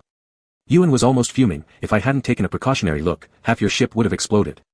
If we were on a guard ship, it might have blown up entirely." With those talismans tucked under his arm, Yuan entered the cabin, his face full of fury. His tough fur wasn't afraid of such explosions, but Ji Xiuyun was different. Although Ji Xiuyun's physical abilities far exceeded humans, facing a powerful close-range explosion would still leave serious injuries or worse. If anything happened to Ji Xiuyun, where would he find another human so suited to his liking? Who will compensate if Ji Xiuyun dies? The more Yuan thought about it, the angrier he got, though there was also a bit of relief mingled in. He decided to find a secluded place later to use the teleportation talisman and send all these explosive talismans to its destination. Best case scenario. The teleportation target is the Free Army's headquarters. This cat will send them straight to heaven. Chapter 70. As Ji Xiuyun waited for Yuan to return, he paused and said to the First Corps commander, "Go take care of other things." The First Corps commander, who had just seen the scene and listened to the communication crystal clearly, turned around and silently looked at Ji Xiuyun. He wanted to know what happened. Although he didn't understand every word, he still clearly heard the part about an explosion. Ji Xiuyun did not change his mind. He looked at the First Corps commander and gently shook his head. The First Corps commander gave a standard salute and left Ji Xiuyun's office. Everyone has secrets. A boy who could be adopted by Marshal Kevin for no reason also should have secrets. That was normal. After all, that was the Marshal with actual power who had seen countless people. A child adopted by this kind of person couldn't be an ordinary one. The story about Mrs. A.I. Lee adopting him when she went out to shoot advertisements because the boy appealed to her is just something that would fool ordinary people. In fact, Yuan was indeed extraordinary. His talent for combat can hardly be described as genius. Even when Ji Xiuyun was young, his progress was absolutely not as fast as Yuan's. Just based on the battle talent alone, Yuan had already confirmed the speculations of the Imperial high-ranking figures regarding this youth when Mr. and Mrs. Kevin said they were going to adopt the child. How sharp was Kevin Marshal's eye? Back in the days when Ji Xiuyun first entered the Core Legion of the Empire, Kevin instantly recognized the unusual qualities of this young man. Now it's Kevin himself who is formally adopting a son, so at least the son should not be much inferior to Ji Xiuyun. It was very normal for such a person to have secrets. Not being able to find out the corresponding secret was merely because he did not yet have such qualifications. It's like classified materials are divided into different levels. Anyway, apparently, their marshal was well aware of this teenager's secrets, and the boy also trusted their marshal very much. After all, those new troop arrangement techniques without any reservation were taught to them corps commanders, and that was sufficient proof that the boy was friendly enough. That was enough. As long as the marshal knows it in his heart. Although Marshal G always goes against common sense, occasionally making some rather capricious and reckless decisions during critical military discussions, all the decisions he made never disappointed anyone in terms of the results. Just as Ji Xiujuan delivered trust and confidently handed over the trivial matters of the 7 armies up and down, as well as the command of battles of medium level or below to him, the first corps commander also had full confidence in this marshal who always drove him to despair inside. When the first corps commander pushed the door open and walked out, he immediately saw Yuan rushing towards him with a fierce momentum. Yuan also startled upon seeing him, and in an instant, the "I'm super fierce" expression on the face of this exquisite and youthful boy disappeared. After greeting him politely, he again hung the upgraded version of the "I'm super fierce" look and stormed into the office. The first corps commander tilted his head. The last scene he saw before the office door closed was Yuan slamming a piece of paper on the table in front of Ji Xiujuan. "We can't recklessly capture prisoners anymore. Think about who we're fighting right now. If I hadn't gone to check because I felt uneasy, we would have failed this time," Yuan said, his tone and expression indicating that he seemed somewhat frightened afterward. And Ji Xiujuan, his eyebrows didn't even flinch as he very calmly accepted the fact that someone slammed the table and yelled at him. First Corps Commander. The last person who slammed the table and yelled at their marshal was punished with 2 years' worth of labor services. Pure manual work, without allowing any machines. Actually, Yuan slapped more than one sheet. He threw 6 talismans in a row on Ji Xiujuan's table. Yellow paper, red lines. Drawn very intricately, and incomprehensible. Seeing that Ji Xiujuan did not understand, he asked, "What are these?" Talismans, the most skilled thing human cultivators do. Yuan had not personally seen this stuff, but when he saw the talismans, he immediately realized it because this was once emphasized as dangerous items by the elder who instructed him repeatedly. Yuan explained each of these things to Ji Xiujuan one by one. Ji Xiujuan was quite curious. It was his first time touching something so closely related to metaphysics. This feeling of novelty was like touching a weapon for the first time, which ignited the inherent enthusiasm of a warrior. "What material is this paper?" he asked. Yuan thought seriously for a while and answered, "It seems like it's made of the ash from burning something, mixed with water from somewhere in special paper pulp, then refined with a special technique." Ji Xiujuan. Truly worthy of our Yuan. Ji Xiujuan thought, not a single crucial thing was remembered. Ji Xiujuan asked again, "What about the pigments?" Yuan puffed up his chest, full of pride on his face, "Cinnabar and the blood of the maker." Ji Xiujuan carefully pondered what cinnabar was but couldn't recall it from any known terminology he had learned. It was probably how Yuan's era referred to some material. General Ji shook the paper that had been previously crumpled into a ball but showed no trace of creases after being unfolded. "How do you use it?" "Ether energy," Yuan said, then paused, pointing to a small circle in the middle of the talisman and added, "Or use an energy crystal, just insert it here, and it will take effect within 1 second. Ji Xiujuan nodded, thinking of the drawer on his right side stuffed by Yuan full of energy crystals. He felt as though he could hardly control his reckless hand. But Yuan kept him under control. As Yuan touched these few talismans, his expression became one Ji Xiujuan had never seen before, sinister. "There's also a transmission talisman, it should be used for escape after the ship explosion. I don't know where the landing point is, but surely there'll be someone waiting to pick up the fugitives. I plan to activate all these talismans and toss them through the transmission talisman, gifting them an extraordinary heavenly bomb package." Ji Xiujuan still held a thunder talisman, flipping it curiously, and when he suddenly heard Yuan say this, he put down the talisman in his hand. "Better not," he said. Yuan looked at him, puffing his cheeks in discontent. Ji Xiujuan wanted to pinch down the inflated cheeks of Yuan. What if the landing point is their main headquarters, and we end up blowing the seer away? Yuan smirked, "I don't really need him anyway. Do you not want to know where he learned the formations, or how he started predicting things, or even where all these items come from?" Ji Xiujuan waved the talisman paper in his hand. Yuan found this reasonable, he indeed wanted to know. But if he couldn't retaliate with equal measure, his frustration deepened. "Why are you so angry?" Ji Xiujuan was somewhat confused why Yuan was so upset. He paused briefly, "Why so mad?" Upon hearing this question, Yuan found it quite unbelievable. "Aren't you angry?" "You almost flipped over." Ji Xiujuan shook his head, "Not angry. The outcome is that I'm still sitting here perfectly fine." Ji Xiujuan is a thorough result-oriented person, clearly demonstrated by the many outrageous operations he constantly creates, driving the corps commanders to collapse. "You didn't get blown up because of my merit," Yuan emphasized to him. "Yes, noted in your credit," Ji Xiujuan patted Yuan's head. "But you were almost exploded, aren't you the least bit upset?" Yuan grabbed his hand tightly and began rubbing furiously, venting his frustrations. "If something happened to you, who would compensate me?" Another Ji Xiujuan. General Ji lowered his eyes to look at Yuan's hands. The young man's hands were white and soft. Despite having done plenty of heavy work and carried weapons during this time, they still hadn't developed calluses. Ji Xiujuan looked back up at Yuan. So. General Ji slightly narrowed his eyes. You're this upset because you're worried about me? Who else would I worry about besides you? Yuan replied as if it was the most obvious fact. Ji Xiujuan quietly gazed at him attentively. But Yuan seemed to see a hint of laughter in his eyes. Yuan was somewhat perplexed, then he carefully reflected on what he had just said. He gave Ji Xiujuan's hand a hard squeeze. I mean. If you get hurt, who will grant my wish for immortality? General Ji appeared as though he hadn't heard Yuan's cover-up. You said you're worried about me. Yuan, nonsense. General Ji reiterated, you said you're worried about me. Yuan. General Ji was very persistent, you worry about me. Yuan felt the conversation couldn't go on. His sincere words spoken without hesitation being relentlessly repeated made him feel both embarrassed and irritated. Yuan abruptly threw off Ji Xiujuan's hand, stood up, and rushed out of Ji Xiujuan's office in the blink of an eye. Yuan stormed in full of anger, then stormed out even more furiously. The whole process didn't exceed 10 minutes. The guard at the door watched Yuan, his face flushed red, with a fierce expression as he ran out with a sound of da-da-da, completely unaffected and even finding him somewhat cute. And the G Marshal left in the office did not chase out after Yuan left. He cheerfully gathered all the talisman papers Yuan left on the table and carefully stored them in a hidden cabinet on the wall, away from various energy crystal-driven devices, his steps unusually light. Marshal G's mood was excellent. So good that he felt like singing a few songs. He thought he could probably sense the fragrance of spring.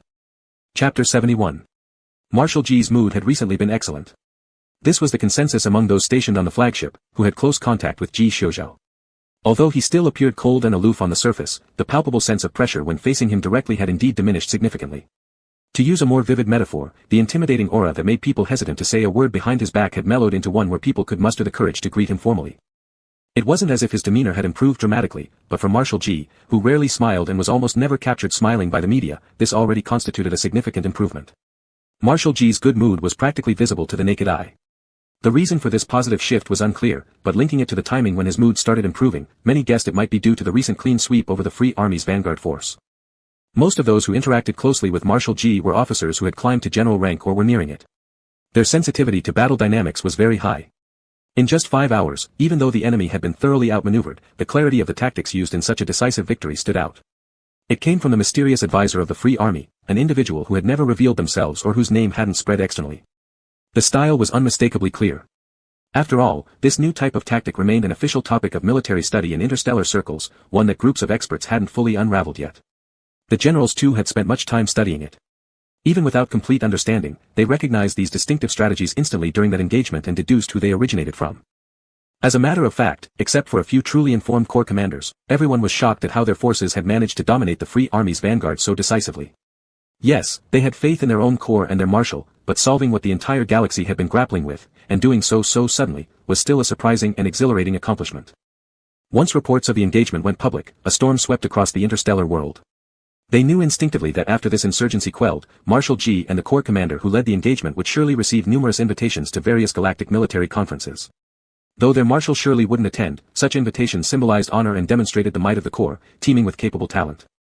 Marshal Ji may find such military conferences troublesome, but he wouldn't complain about the amount of accolades directed his way. So, everyone agreed that the theory of why Marshal Ji's mood was so buoyant because of this reason was quite plausible. But the commander of the First Corps didn't agree at all. Because he had witnessed firsthand the true reason behind Marshal Ji's improved mood. Once Commander Ji realized something about himself, it was like opening floodgates, he couldn't get enough of love. Especially when it came to teasing Yuan at every possible chance, there was no stopping once he got started. Apparently, young Yuan hadn't experienced anything like this before, as he quickly turned away after a couple of words each time. Recently, he even started avoiding Marshal Ji altogether. Currently, they were en route to Planet A01 in the 18th star system to rendezvous with the advanced forces. Along the way, they traversed several E-class minor star systems, not far enough to require a wormhole, making this journey rather lengthy. On this trip, aside from venting excess energy through training, their main activity revolved around encountering pirate bands to defeat them. For the soldiers, Yuan's combat ability was a formidable peak they found difficult to scale, making the training session somewhat dull, while Yuan remained active, standing out on the front lines. Despite his jet-black mech, he caught eyes simply because of the large number of enemies he destroyed. Yet, during downtime, things became rather boring. More than once, the commander saw Yuan crouched beside his mech, named Meow Meow Meow Ufuf Meow How, or playing with its AI system. Looking utterly miserable, completely desolate. Of course, he also thought it was pretty sad that their marshal, having flirted the other party away, now could only stare at him through surveillance cameras. He couldn't immediately tell which scenario was sadder, this situation or theirs. These two seemed like perfect examples of self-inflicted suffering. Today, the First Corps commander had come to report on the movements of the subsequent troops. They were already approaching planet A01 in the S-18 star system. After landing, they would announce the initiation of the war and the post-war reconstruction plan for the entire 18th star system. This was a rule that must be followed now during warfare. This point had a significant connection to the status of the subsequent forces. The First Corps commander knocked on the door of the marshal's office. Once the door opened, he stepped inside and, as expected, the young man wasn't there. However, he saw the cat that usually stayed cooped up in Marshal G's bedroom, standing on the desk and turning its head to meow at him before jumping down. The First Corps commander's view was blocked, but he noticed Ji Shoujiao's hand moving under the table, seemingly lightly touching the cat. He guessed the cat might have been lying on Ji Marshal's lap. Indeed, Yuan was lying on Ji Shoujiao's lap. After playing with his mech AI for several days, becoming lonely and feeling awkward about Ji Shoujiao's words, Yuan had wisely realized that once he turned into a cat, Ji Shoujiao couldn't say those things that made him feel uncomfortable. The smart little kitten extended its fluffy little paws while the First Corps commander was reporting and hooked the drawer on Ji Shoujiao's right side, which he had stuffed full of spirit stones. It stepped onto Ji Shoujiao's leg, placed both front paws on the edge of the drawer, and dug out a spirit stone from inside, throwing it between Ji Shoujiao's legs. Then it closed the drawer, returned, and started gnawing on the spirit stone. Neither the First Corps commander nor the surveillance cameras could see what was happening under the desk. Yuan bit into the spirit stone, his small ears twitching, casually listening to the First Corps commander's report. Today, the First Corps commander came to inform them about matters concerning the subsequent troops. In addition to some backup supplies, personnel, and manpower, the subsequent forces also brought quite a number of hard-working officials selected from various star systems. These people were diligent and capable of governing jurisdictions thoughtfully and reasonably. They represented the resources Emperor Jun intended to use to reclaim power. Their safety was absolutely essential to protect. After Ji Shoujiao drove away the Free Army, these individuals would take control of the relevant region's political power as quickly as possible, truly developing the area. One of the main reasons the 18th star system became fertile ground for the Free Army was because the follow-up political strength and financial policies hadn't caught up after capturing this star system, leading to residents' living standards being worse than before. Common people can be easily satisfied. As long as they can eat well, wear warm clothes, and have a little spare money to pursue their dreams or satisfy personal desires, and they can see hope in life, in the interstellar era, they really don't care much about which country they belong to. It was very unfortunate that the former emperor passed away before finalizing the decisions and funding allocation related to the 18th star system. If he had finished these preparations, not just the Free Army, but any military force wouldn't have been able to stir up trouble. However, remedying the situation now wasn't too late either. Boiling it all down, the most important factor was still military strength. As for many grievances, as long as they aren't deliberately exposed, they will gradually heal and disappear with time. Since Commander Yuan's new tactics were handed over to Xiao Lu, until communications ended, the subsequent forces haven't encountered interception by the Free Army yet, and navigation has been proceeding normally. The First Corps commander continued, pulling out a speech manuscript from his remote bracelet and placing it in front of Ji Shoujiao. This is your speech manuscript for the media.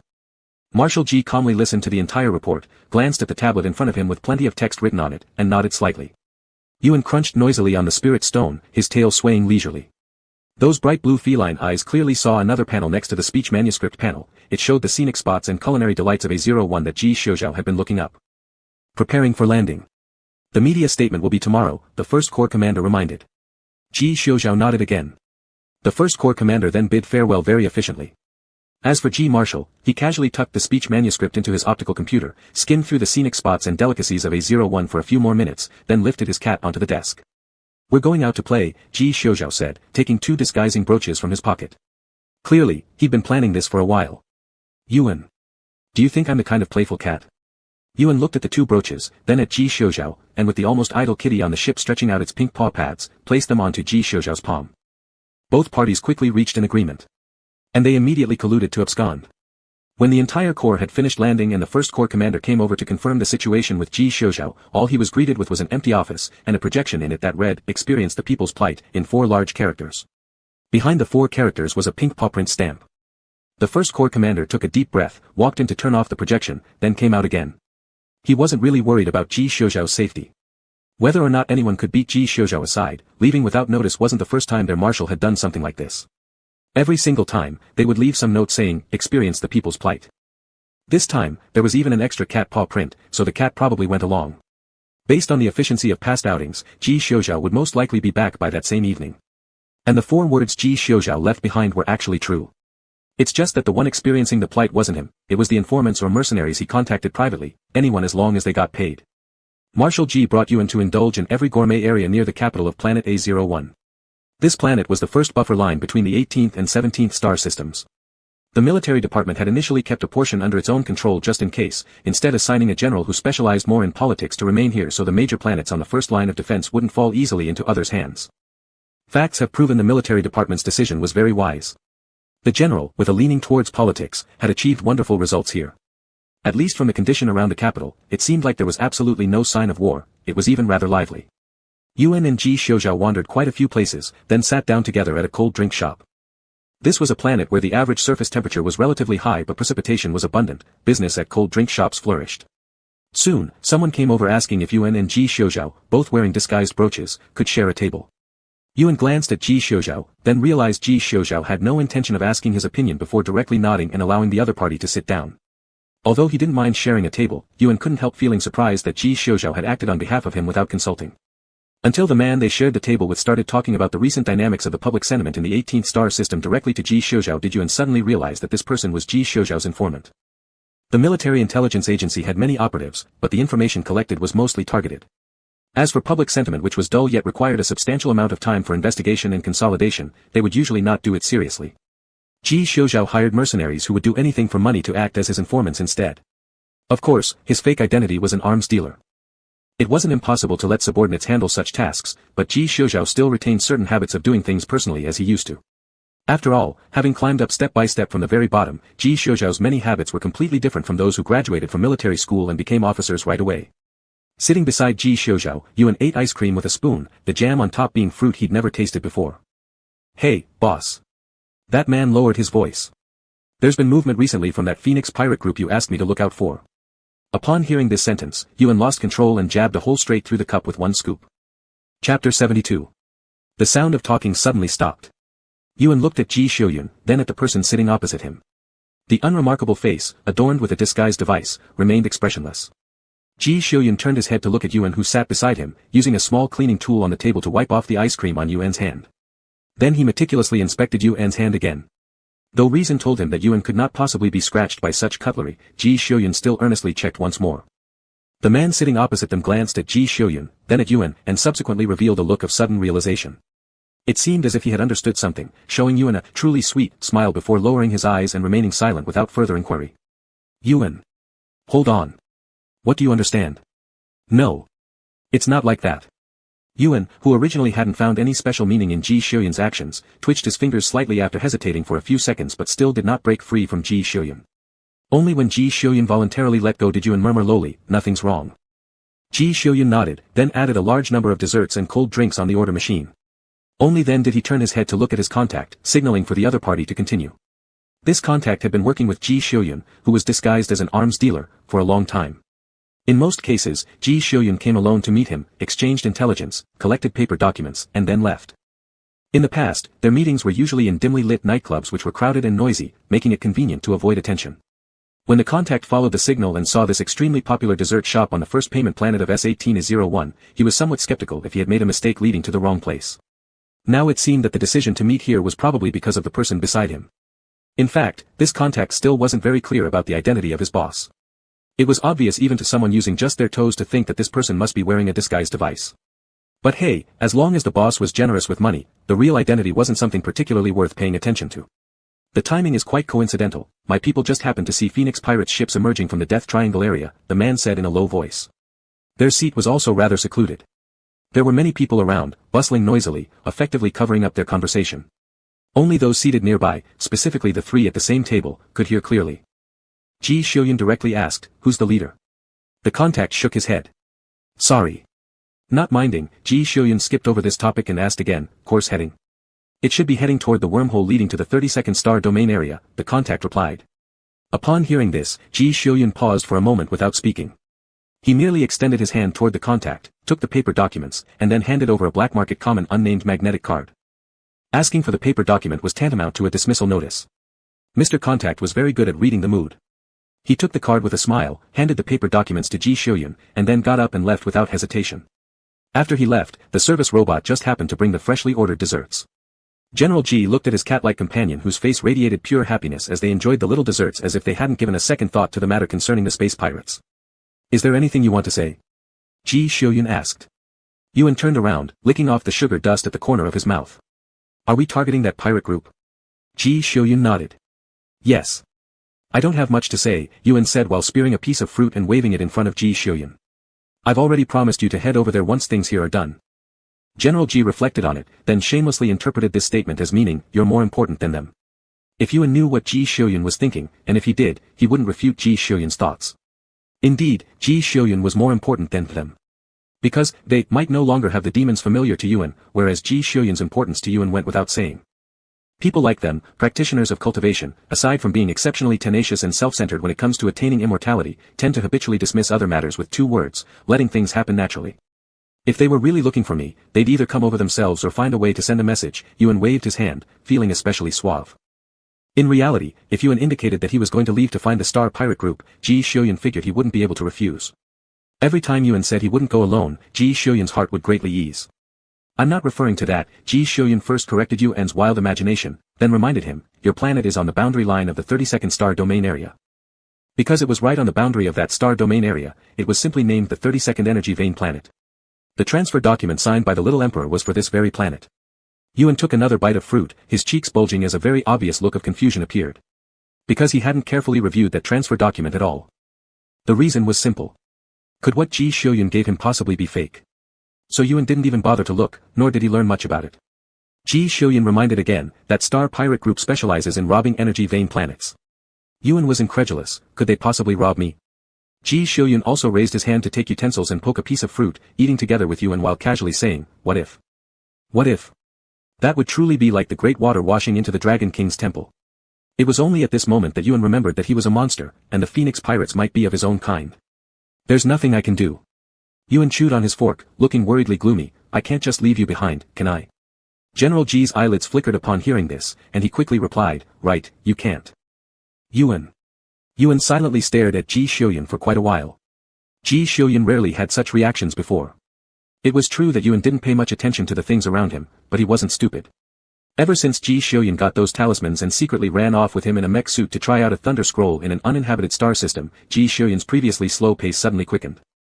This pace referred to Ji Xiuyun gradually but comprehensively infiltrating his world. As a cat with a strong territorial awareness, Yuan had certainly noticed this, but he didn't reject such gentle means. To put it plainly, in Yuan's view, if Ji Xiuyun could cultivate and resolve the issue of lifespan, then surely Ji Xiuyun would be the one who stayed by his side in the future. Regardless of other reasons, based solely on how good Ji Xiuyun was to him, Yuan found it extremely pleasant to have Ji Xiuyun by his side every day. If they continued along the usual path slowly, Yuan knew he would eventually accept Ji Xiuyun. Including his feelings and other aspects, these, in the eyes of Yuan whose long lifespan meant little chance of failure, weren't big problems at all. But recently, Ji Xiuyun had suddenly become full of aggressiveness and oppression, catching him off guard, causing Yuan to even start avoiding Ji Xiuyun. Yuan pressed his lips lightly, after a while, asking, what, are you in such a rush for? Ji Xiuyun was taken aback by the question, not reacting immediately. We still have more than 19 years, Yuan said, what are you in such a rush for? General Ji thought for a good while, understanding what Yuan meant. He was talking about how General Ji had been pushing him aggressively lately. Because. Ji Xiuyun paused, then said, life is short, enjoy it timely. Yuan had an expression of utmost exasperation. Do I look like a cat who's so easy to placate? Ji Xiuyun himself didn't believe what he just said. He was very clear on why he had suddenly become so desperate recently.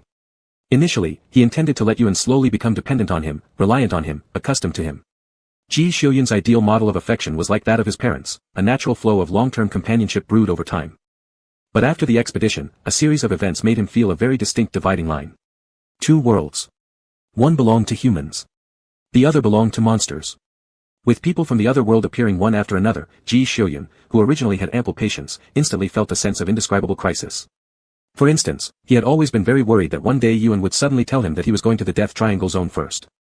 Even though Yuan had long said he wouldn't leave alone, this worry was similar to how Ji Xiuyun knew Yuan wouldn't get a scratch on his hand but still had to carefully check just to be reassured. Ji Xiuyun was not an absolutely rational person. He understood all the reasons, but he simply couldn't control himself. Especially with the first time he realized emotions, such uncontrollable feelings were like dry grass catching fire, blazing up violently and couldn't be subdued. What's more, pursuing Yuan meant lifespan was practically an insurmountable barrier right in front of him. Every time he thought about this issue, the feeling of division became increasingly severe. General G silently sighed, taking Yuan's ice drink and drinking it down hard, using it as a way to cool off physically. Once calmed, General G fell silent. Suddenly, as if realizing something, he looked up at Yuan who was nibbling on a little dessert. You say we have a lot of time and not to rush, meaning I can take my time. No, that doesn't seem right. Ji Xiuyun pondered. If he could take his time, doesn't that round out to already being accepted? Yuan turned his head to glance at him, swallowing the soft dessert in his mouth before waving his fork in front of Ji Xiuyun. Do you like immortality? Yuan asked him. Ji Xiuyun stared at him without saying anything. If this isn't the immortal realm, Yuan lifted his chin, looking proud. I'll let you waste 40 years of my time. Chapter 73. Yuan did not know what Ji Xiuyun had understood from his words. This person, after a brief loss of control, quickly returned to normal at a speed that left the cat speechless. Not only did he return to normal, but he even became much more relaxed than before. He even let Yuan go wild alone, leaving the main group in a mech to wander around on his own. Ji Xiuyun and his team stayed on the S-18A01 planet for only 3 days. After Ji Xiuyun released war information and post-war handling expectations through the total media of the 18th star system on this planet, they quickly left here and rushed towards the nearest planet, which had already become part of the Free Army's territory. For Ji Xiuyun, war was both a very easy and an extremely heavy matter. The ease lay in his ability to always effortlessly control the battlefield, capable of turning the tide even when the entire situation seemed dire, relying solely on himself. The heaviness came from the things behind the war. Ji Xiuyun had already discovered the era and country Yuan had been in before coming here. It was a long-standing and powerful nation on Earth, one where the state was peaceful and prosperous during the time Yuan's writings flourished. Having grown up in a peaceful environment, Yuan had never truly encountered war, even though he often claimed to be a cat who had been on the battlefield and killed enemies. However, the enemies he had killed were all notorious interstellar pirates. They were different from the Free Army, whose members cannot be called villains, most were civilians. The recruitment of militiamen by the Free Army was not selective. Ji Xiuyun clearly knew what would happen when they truly clashed. Real war is cruel. Even if the enemy is clad in tattered clothes and armed with rudimentary weapons, you must kill them without hesitation. Such situations had occurred more than once when Ji Xiuyun initially took over this star system. This was not something easily accepted or resolved, nor was it simply a struggle between aggression and resistance. There had always been many border conflicts. When Ji Xiuyun was young, the planet he was born on endured constant harassment from the elite troops of what is now the 18th star system. The 17th star system had always been proactive in fighting back. With strong adversaries lurking, showing weakness meant your home would be eroded. Submission equated to destruction. Resisting and swallowing the other side into one's own territory was the fundamental solution, at least, the way to bring peace within the 17 star systems. But for non-border planets in the 18th star system, this war was a calamity that fell out of nowhere. Both sides were fighting to protect their homes, making it impossible to say who was right or wrong. Because it couldn't be determined who was right or wrong, soldiers going to war for the first time would often show softness out of pity. In Ji Xiuyun's understanding, Yuan was a well-behaved cat who could smoothly accept many things. But he didn't want Yuan to see these things too early because sometimes, battles could become too brutal. Yuan's heart was filled with radiant sunshine. Everything he did was something he believed deep down to be correct. Like following Ji Xiuyun out to catch pirates, or accompanying Ji Xiuyun out to suppress rebellion. Even though Ji Xiuyun had explained the relationship between the two star systems to Yuan many times, Yuan still firmly believed it was about quelling a rebellion. In his view, if any place under the jurisdiction of the empire resisted the government, it was considered a rebellion. But in reality, the reason for such incidents was due to the empire making mistakes first. Rebellion, or rather uprising, was not surprising to Ji Xiuyun. It wasn't the kind of thing one could associate with righteousness or inevitability. Ji Xiuyun had also mentioned to Yuan what kind of enemies they might face, yet Yuan refused to agree with his words. Ji Xiuyun could almost imagine what kind of free army existed in Yuan's mind. Elite soldiers, capable generals, weapons and equipment above average, along with many formations and talisman reinforcements, and perhaps even brainwashing civilians through a cult. Probably because the prophet in the Free Army gave him such a misconception. Ji Xiuyun laid out the intelligence from the vanguard troops to prove that what he said was true. At the same time, he presented evidence to explain that if the Free Army was really as powerful as everyone thought, they would have counterattacked the 17th star system long ago instead of occasionally raiding. And they were frequently driven back during these raids. Yuan thought Ji Xiuyun's words were very reasonable, and once again firmly rejected his suggestion. I think, given how cunning humans are, it's possible that the greatest tricks might be quietly kept in their own arsenal, and you can't be sure if they would come to the front line or not. This was Yuan's worry at the time, as he feared Ji Xiuyun might end up crashing into disaster without thinking twice. But Ji Xiuyun countered with a question, then, if an ordinary civilian held a knife, a sharp object, or even just a stone as a weapon right in front of you, could you attack them? The answer from Yuan, why would I attack a civilian? Caused him to be immediately tossed by Ji Xiuyun to go and greet the backup forces. He was dispatched together with the commander of the 7th Corps, a destroyer ship, and a 100-person mech team. Thus, Ewan never saw the scene where a civilian carried a knife, a pointed object, or even a rock, eyes red and desperate, rushing to battle. By the time Ewan returned with the reinforcements, the war that had lasted half a month had already ended. Before descending from the spaceship, Ewan was still thinking that the resistance put up by the Free Army was surprisingly fragile. They landed in an area shrouded in unending gunpowder smoke and scorched earth. From far away, they could hear the cries of children and women, and the soldiers in proper military uniforms silently and orderly collecting the bodies of their comrades in arms, the enemy, and innocent civilians affected, cleaning up the battlefield. They also set up a special refugee assistance desk. In this moment, the black military uniforms seemed like mourning clothes used for ceremonies, heavy and silent. No one came up to talk to the newly arrived backup forces. Even the commander of the 7th Corps, who had completed the reception task along with them, didn't utter any extra words. He directly picked several squads and some officials who had come along, quickly joining the efforts. Everyone had their tasks. Ewan stood there dazed for a while. He saw not only soldiers dressed in Free Army clothing but also numerous civilian corpses lying close to the soldiers' bodies, faces contorted, both sides appearing to have perished together in mutual destruction. It didn't stop there. Among the prisoners who chose to surrender, those wearing Free Army attire displayed absolutely no signs of murderous intent. That aura which naturally lingers after taking lives was almost undetectable on them. Ewan was stunned for quite a long time, completely caught off guard by the sight before him. He seemed to understand what Ji Xiuyun meant when he said those things earlier. No wonder Ji Xiuyun threw him out to assist after asking that question. If Ewan had been here and they really had talismans, perhaps it wouldn't have been Ji Xiuyun who ended up wrecked, but himself. Because he would never raise a hand against such civilians. The Free Army indeed did use talismans and formations as secret weapons, likely retained by high-ranking members for personal use. Ewan understood this principle. However, based on his reasoning, the Free Army possessed so many resources, they shouldn't lack funds. Their rapid spread through the 18th star system, combined with their integration of remnants from the old government army of the same star system, indicated their undeniable strength. Not mentioning anything else, at least every division base should possess enough means to annihilate Ji Xiuyun's forces alongside themselves. Yet, in reality, none of that existed. Human selfishness went much deeper than Ewan expected. They preferred to let their underlings die rather than reveal even a tiny bit of hope. Even if this hope would lead to mutual annihilation with the enemy. Ewan simply couldn't believe it. Wouldn't these hard-to-detect talismans, requiring no sophisticated techniques yet fully capable of making Ji Xiuyun stumble miserably, be worth handing down even one? He left repeatedly reminding Ji Xiuyun to be highly cautious about such dirty tricks, only to find there wasn't even a single one distributed. Are they planning to carry these talismans into their graves instead? Yuan's understanding of how low human morals could sink was refreshed once more. Fortunately, Ji Xiuyun wasn't like that. Fortunately, Ji Xiuyun was essentially a good person.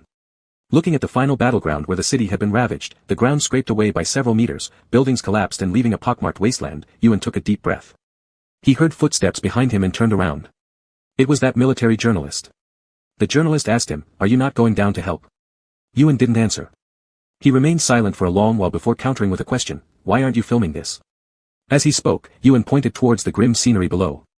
"Because the public and the authorities don't need to know this," the journalist replied, appearing completely calm and natural as if it were a given. "All they will hear is about the great victory and a rough estimate of casualties. Even when conducting live war situation broadcasts, only distant shots of heavy smoke far from the battlefield will be shown." Yuan was startled for a moment. "Why?" "One reason is psychological endurance, and the other." The journalist hesitated briefly, as though uncertain whether or not to say it. He turned his head toward Yuan, sighed lightly, and said, "Seeing the actual situation up close would stir up large-scale anti-war sentiment." Yuan's eyebrows furrowed slightly just as he was about to say something, when he heard a boy crying and shouting for his mother below. The boy was being held by a man in Free Army attire who remained silent, looking down at an arm exposed beneath collapsed buildings. His face was smudged with dirt, his expression numb and vacant. He stood rigidly with the child as if frozen into a statue. "He's waiting for the Empire's troops to help him remove those beams and rubble, though he doesn't even know when they'll get there," the journalist explained. "Why do we fight wars?" Yuan heard the journalist mutter quietly, "I've seen scenes like this many times now, and each time I can't help but ask myself that question. If I feel this way, how much more must those people living in peace feel too? Anti-war sentiments have limited impact on the front lines, but human emotions are always swayed towards the weak. Even soldiers who have personally wielded weapons responsible for all this destruction remain surprisingly patient when confronted by grieving families' anger and accusations. There's still kindness in everyone's heart. No one takes innocent lives carelessly, especially the lives of those who are weak and powerless. This holds true for soldiers, let alone civilians who live far from the battlefield in peaceful environments, who know nothing about the reasons or meanings behind the war. The Empire cannot allow its returning heroes to be met with scorn rather than applause and flowers upon their triumphant return." Yuan asked, "What happens next?" Afterwards, for at least half a month, the main force will stay here to clean up the battlefield, bury all those who died, stabilize the public's emotions. Then the primary combat units leave while logistics personnel and political officials are left behind to deal with more aftermath, officially bringing local governance back onto a proper track, the journalist responded. Yuan nodded, stood up, and turned to run off to find Ji Xiuyun. 3 hours later, the cat live streaming room, which had been closed for nearly 3 months, reopened without fanfare at 1 o'clock in the morning in the capital time zone of Zintisi Star. Chapter 74. When Yuan mentioned this matter, Ji Xiuyun did not immediately agree. Because those who are out on military campaigns do not meddle too much in the public opinion issues at home. The external publicity interface of the military department is the military publicity department, and Ji Xiuyun has always ignored the military publicity department. The one who took up this responsibility for managing external publicity was Marshal Kevin. To be more precise, it was Mrs. Alice. A large part of the reason why Ji Xiuyun and Marshal Kevin have such a big reputation in the interstellar world and still maintain such high popularity is because of Mrs. Alice, someone with years of experience in the entertainment industry, handling these matters for them behind the scenes. Even the head of the military publicity department once spent some time at Mrs. Alice's studio, carefully learning from her. So when Yuan said he hoped to live stream the actual conditions of the battlefield, Ji Xiuyun was a little surprised. He neither agreed immediately nor directly rejected it. This matter did not conform to the traditional ways of the military department. The smoothest point of agreement between the military publicity department and the empire was the handling method of war reports. But Ji Xiuyun did not outright reject Yuan's idea, because he knew Yuan must have his own thoughts and reasons. In the end, General Ji just shook his head and said, "This is not within my jurisdiction." Then General Ji helped the somewhat dejected Yuan connect a call to Marshal Kevin. Yuan's idea was actually quite simple. Because public opinion can be controlled and directed. Before arousing anti-war sentiments, make more preparations, guiding people's emotions from opposing war towards opposing unrest. This method is called transferring the conflict. Shifting the contradictions related to the large concept of war onto the Free Army isn't too difficult an operation. Just dig out a few scandals about the Free Army, interview a few Free Army civilian militiamen with moderate attitudes, and finally present the reason why they need to attack the 18th Star System, because the former 18th Star System kept sending elite soldiers to harass the borders. Once that's done, the contradiction will immediately shift over. After the transfer, it won't just be the people from other star systems and Zindis who hate the Free Army, but even the people in the 18th Star System who are dissatisfied with their current living conditions and don't know the full situation will blame the Free Army. Yuan merely had this idea, the specific operations would still need to be handed over to professionals. The people of this era, though they have extremely high demands on the entertainment industry due to their pursuit of freedom and liberation of nature, find themselves stuck in an attitude of entertainment till death, but regarding official military affairs, they remain very serious. Apart from the image marketing that the two marshals must establish, no one, not even Mrs. Alice, has considered applying their fully mastered public opinion manipulation techniques to military matters. The people of this era have an intense respect and admiration for military power. In their minds, the military reports concerning warfare should be characterized by a cold, matter-of-fact style. No country's media would choose to interfere with their army, and this was especially true in the victorious Sinti's empire. Marshal Kevin happened to be with his wife when he connected the communication, judging from the background, as if they were taking their usual stroll. Marshal Kevin and Mrs. Alice listened quietly to Yuan's ideas. Mrs. Alice didn't speak, and from her expression, she seemed to be deep in thought, while Marshal Kevin asked him, "Child, why do you want to do this?" Without any hesitation, Yuan answered immediately, "Because there will be many young children dying, or losing their parents without receiving enough safety and care. Even the best welfare orphanage can't replace parental love." Marshal Kevin and Mrs. Alice paused momentarily. The former shifted his gaze to Ji Xiuyun. Ji Xiuyun's parents almost died when they were young. If Marshal Kevin hadn't arrived in time, there wouldn't be a Ji Xiuyun now. "Your idea?" Marshal Kevin asked Ji Xiuyun. Ji Xiuyun shook his head. Marshal Kevin seemed to want to say something more, but Mrs. Alice raised her hand to cover his mouth. Under the gaze of the other three people, Mrs. Alice gracefully and composedly nodded and said, "This plan is feasible. If this could cause chaos among the hearts of the civilians in the Free Army or the 18th Star System, then indeed, most of the casualties and the war could be avoided. If things went smoothly, the militiamen could lead the civilians to directly secede from the Free Army, and it wouldn't be impossible for them to open the gates to welcome Ji Xiuyun's troops when they arrived." Then, the three people, one cat, along with the heads of the military publicity department and the empire's propaganda department, held a 3-hour video conference that included even the public relations department in Mrs. Alice's studio. After the meeting concluded, Yuan turned back into a cat, hanging the cat-shaped portable computer around his neck. Instead of activating the camera inside, he switched the device to photography mode and left Ji Xiuyun's conference room on all fours. Yuan's task was straightforward: watch everything from the perspective of a cat, and the matter of public opinion manipulation was entirely entrusted to Mrs. Alice and her team. Ji Xiuyun then immediately summoned the 1st Division commander to the meeting room. Yuan's live stream channel had been inactive for nearly 3 months, yet when it restarted, the heat did not drop much. This channel still hung under Ji Xiujuan's social media account and enjoyed special privileges during the entire military ban on connecting to the Star Network. The number of followers on the live broadcast was counted in billions, plus the time zones across different star systems meant there were many who were working and killing time or just taking a walk after meals and doing nothing. As soon as Yuan started the broadcast, a huge wave of viewers rushed in within seconds. However, these people didn't see their long-awaited cat on the screen. What's more, the broadcast was not a holographic projection but only simple video mode. They could barely see some white fur at the top of the picture. What's going on? Did Yuan mess up the feed? Is the wrong mode activated? Can Yuan meow if he sees this? But Yuan didn't meow. The little white-furred ball crouched in the corner of the ruins, pulling up the setting interface on the light computer, extending its paw amidst the comment bubbles filled with pinch claws, slowly typing out a series of words. The world you don't know. After finishing the sentence, he hit the confirmation button with one paw, making this sentence appear as the title of the live stream. What? Is Yuan transitioning into an exploration program? How can a cat host an exploration show? Wake up. Wait, have you forgotten where Yuan is right now? Oh yeah. Weren't we told Yuan followed General Ji on the expedition with such incredible combat strength? I haven't seen any fighting skills from the kitty, though Marshal Kevin's adoptive son with the same name has recently become famous. He's good at strategy, adept at coordination, excels in attacks, and has impressive combat power. Most importantly, he's handsome.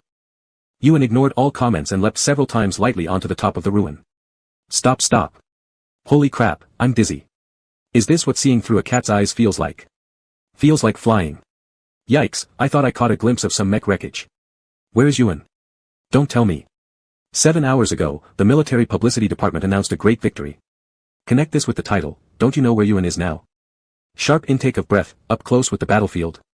Yuan leaped to a small platform at the highest point of the ruins and crouched down. His position wasn't too far from the main battlefield. This area had already been cleaned up. Sitting here, he could clearly overlook the terrain still marked by war's remnants, busy soldiers and robots, temporary reception tents and service zones, as well as the adjacent bustling and noisy temporary medical units. He intermittently heard the groans of pain coming from a long row of makeshift medical cabins and the heartbreaking cries of relatives waiting outside. An endless stream of wounded was being transported in, those with minor injuries gave way to those being carried in, and those being carried in gave way to the unconscious and blood-soaked victims. Everything proceeded orderly, despite the noise and commotion, carrying an unbearable heaviness. It was evening on this planet, with a fiery red sunset blazing on the horizon. Under the sunset, Yuan's lens captured a man dressed in ragged Free Army uniform helplessly holding a young girl, who everyone could tell had already been fatally struck by stray fire, rushing in panic toward the nearby medical corps. Behind him, there was an Imperial regular soldier shouting his comrade's name. His military uniform was torn in many places, revealing fresh wounds that were still bleeding. He fiercely pounded on the collapsed building debris in front of him, producing a dull sound. Behind that firm and steady voice, there was a hint of restrained crying, as the same name was repeatedly called out, urgently warning the other not to fall asleep. Farther away, another figure knelt on the ground, struggling hard to lift the heavy construction material in front of them. The wind carried the sounds of heartbroken wails and the smell of blood and fire. Yuan remained motionless, sitting high up and quietly recording everything. The bubbles of comments in the live broadcast scrolled wildly, but Yuan remained indifferent, quietly staying there, honestly and openly filming everything. Yuan's live broadcast continued for a full 10 days. From the details of post-war body recovery to the comforting and aiding of the suffering masses, to the funeral songs sung by the entire military during burials, in the 3 days following, when Yuan occasionally passed by some barracks, he could still hear them privately singing these songs for their departed loved ones or comrades in arms. In the dead of night, one could still hear someone lightly humming the soul-soothing songs from somewhere unknown. Occasionally, a few strangers would harmonize and hum along together. All of these, Yuan filmed faithfully. Including those moments where uninformed soldiers, civilians, and even militiamen of the Free Army passed by and instinctively stroked the cat, or when they were exhausted and came specifically to stroke the cat to relieve stress and fatigue. And all these semi-soliloquies where people confided in this cat, were recorded without reservation. Naturally, whenever inappropriate secrets were being shared, Yuan would extend his paw to cover the person's mouth. This was a pure, long-lasting, complete, and absolutely true documentary. For 10 days, Yuan served quietly as a photography cat. However, those regions unaffected by network restrictions, including areas beyond the 18th star system and the Zintis Empire, couldn't stay calm. Anti-war sentiments and demands for peace spread like wildfire among media and the populace. Under the coordinated actions of all propaganda outlets and before anti-war sentiments swept through the Zintis Empire, the public didn't first think about protesting against this war led by the military. They first thought about firmly defending their nation's territory, eliminating the Free Army, and then discussing peace. When someone slaps your homeland's face, you obviously hope that your homeland will slap back twice as hard. On issues of national sovereignty, the Zintis people, bombarded by headline news over these 10 days, indicated that they wouldn't compromise an inch. Meanwhile, most of the citizens in the 18th star system, caught between this prevailing trend and their fear of war, chose to protest against the Free Army. After all, neither the previous Zindi's government nor the Free Army had brought much help to their daily lives as ordinary civilians. Since neither side was beneficial or threatening to them, these people naturally prioritized freedom and sovereignty, but when life was threatened, especially after seeing the battlefield's devastation firsthand, their fear quickly drove them to change their stance. This time Ji Xiujuan guaranteed that the new officials sent by the Zindi's empire would work diligently. Ji Xiujuan's reputation, even across the entire galaxy, was extremely high. This gave them a glimmer of hope. Things could hardly get worse than they currently were. But no matter what happened later, they all wanted to survive. Only survival could bring hope. Chapter 75. Things went far smoother than expected. Throughout the entire process, the two parties that remained the calmest were Yuan and Ali's studio. The people at the studio were exceedingly proficient with such operations. The only thing that could cause them a ripple of uncertainty was probably the fact that this time the client was no longer Ali or the other artists under her studio, but rather the military.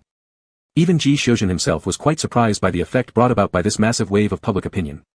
When the head of the military publicity department was reporting with data sheets in hand, he said it was normal. Across the entire galaxy, there is not a single media outlet that can match Yuan's in attention. The director said this. After all, Yuan's baseline popularity has never waned. All sorts of toys and merchandise based on Yuan's image have consistently been at the forefront of various sales charts since they came out. Even those uninterested in cats have likely heard of the last cat in the universe. Whenever Yuan goes live, the number of viewers is always skyrocketing by millions per second, as the galaxy contains numerous planets with an incredibly large population base. Starnet connection devices are ubiquitous household items, so the sheer number of people who can connect to the Starnet is truly a terrifying figure. An ordinary live stream channel usually has at least tens of thousands of viewers. Not to mention a cat broadcasting live using the account of General Yuan from the current galactic superpower, the Sinter's Empire. Especially when the content of this cute little cat's live stream is extraordinary, even those not particularly interested in watching cats would choose to come and wait and see. People cannot truly feel the weight of life until they've personally and closely experienced death.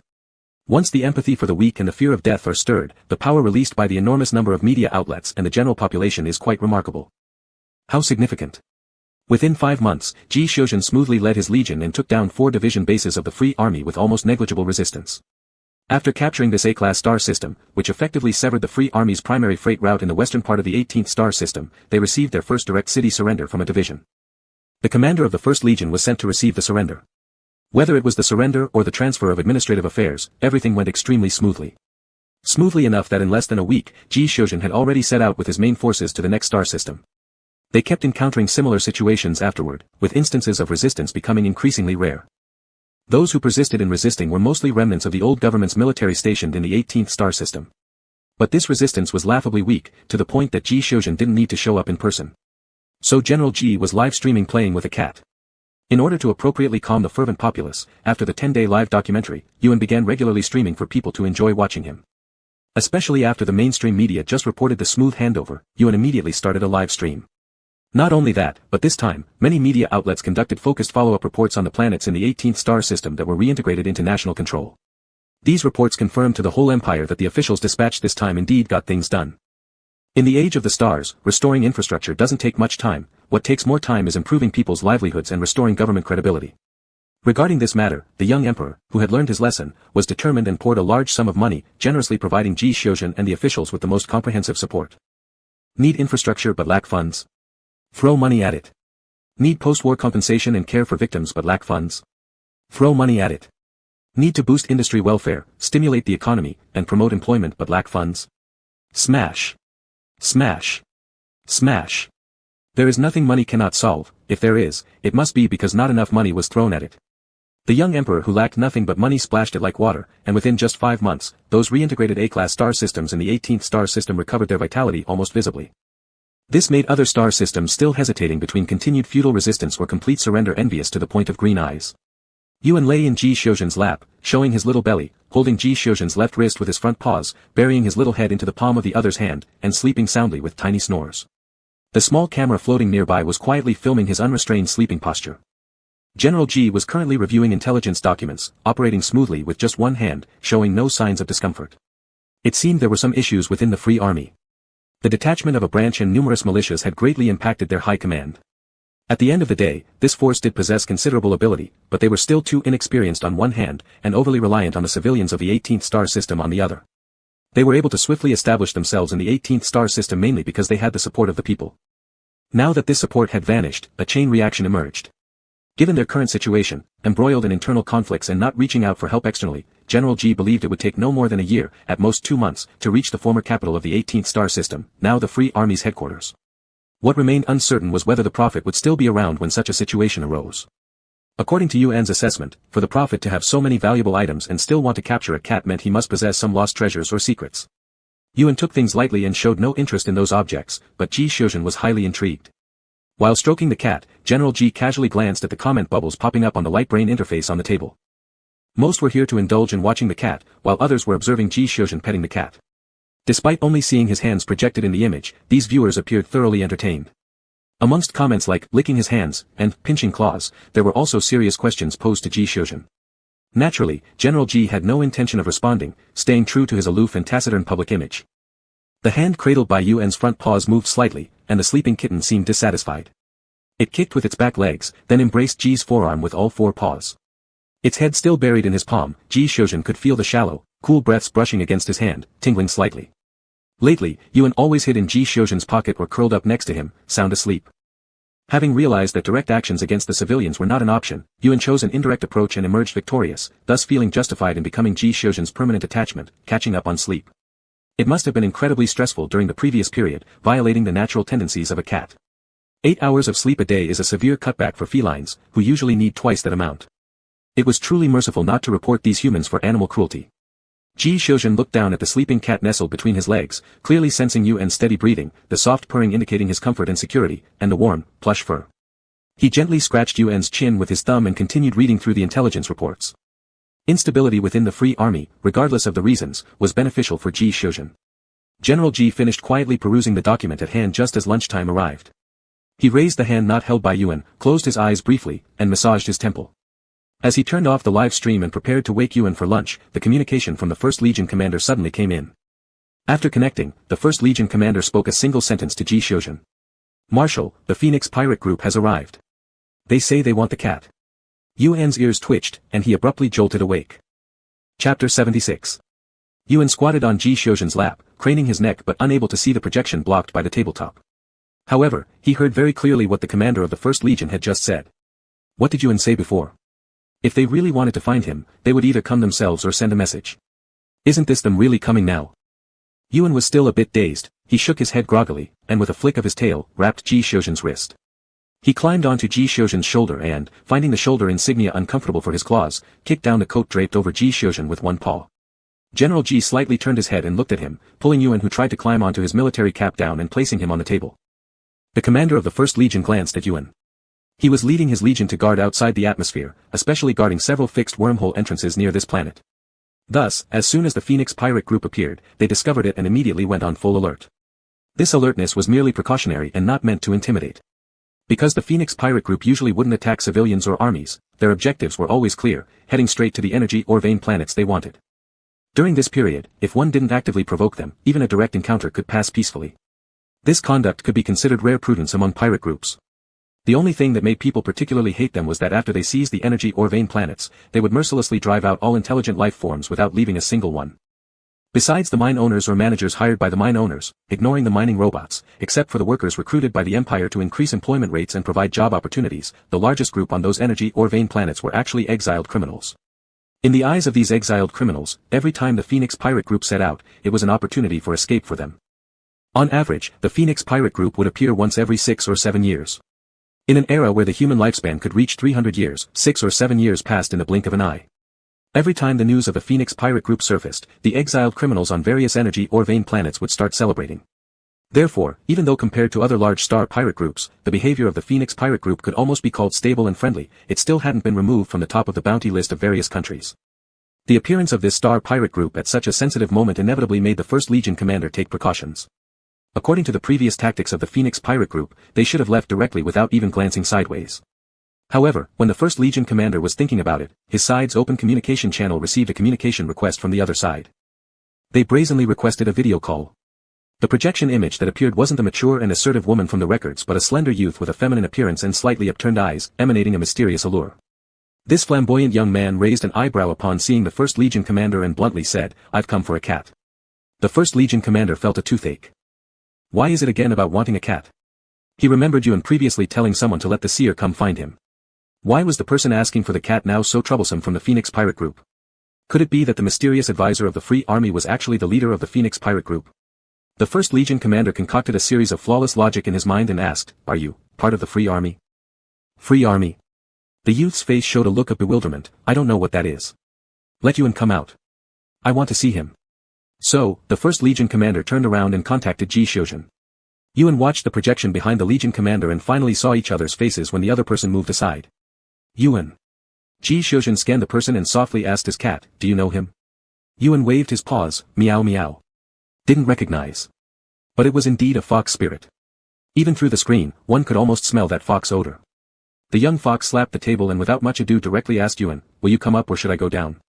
Yuan was completely bewildered by this question. "Meow. We've been waiting for you for a long time, there's something we need your help with." The young fox was very candid and straightforward. Though they weren't from the same clan, in this world dominated by humans, demons were almost extinct. Now, as long as one was a demon, they could instantly bond like family, hugging each other and shouting kinship. Communication between demons was usually very straightforward, except for some who naturally enjoyed lying or verbosity. Beyond that, there wasn't much beating around the bush. If they wanted to argue, they would often just start fighting immediately. And those who spoke politely were generally showing goodwill. Yuan carefully examined the young man on the projection and was surprised to find the signs of impending death gradually fading away from his face. This fox must have encountered someone who could alleviate calamities, a true savior. And this savior? Yuan looked down at his own paws and thought it might just be himself, this little cat. After pondering, Yuan glanced back at Ji Xiuzhen. After Ji Xiuzhen nodded, Yuan turned back and meowed at the fox. The young fox understood Yuan's meow without hesitation and gestured grandly, saying, "All right, I'll come down." This was an exceptionally decisive fox. As soon as he finished speaking, he hung up the communication. For people who could understand cat language, both the commander of the First Legion and General Ji showed deep respect. Especially the First Legion commander, who was unaware of the situation, waved off the messenger and expressed a string of shocks regarding these bizarre actions. What happened?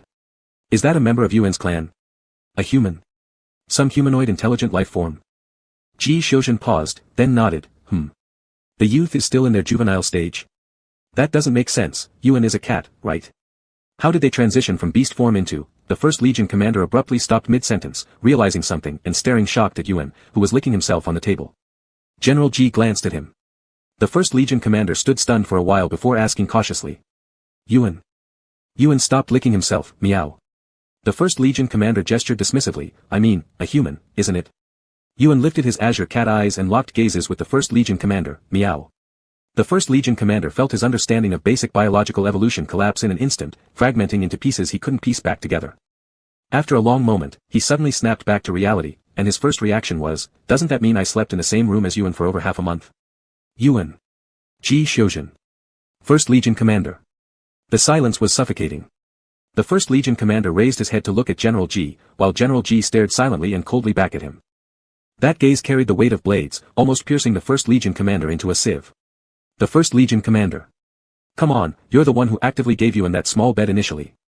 Are you blaming me now with those killer glances? Is everything my fault? Is this all my fault? Don't think you're a general and I won't fight you. Guess what, I actually wouldn't dare to.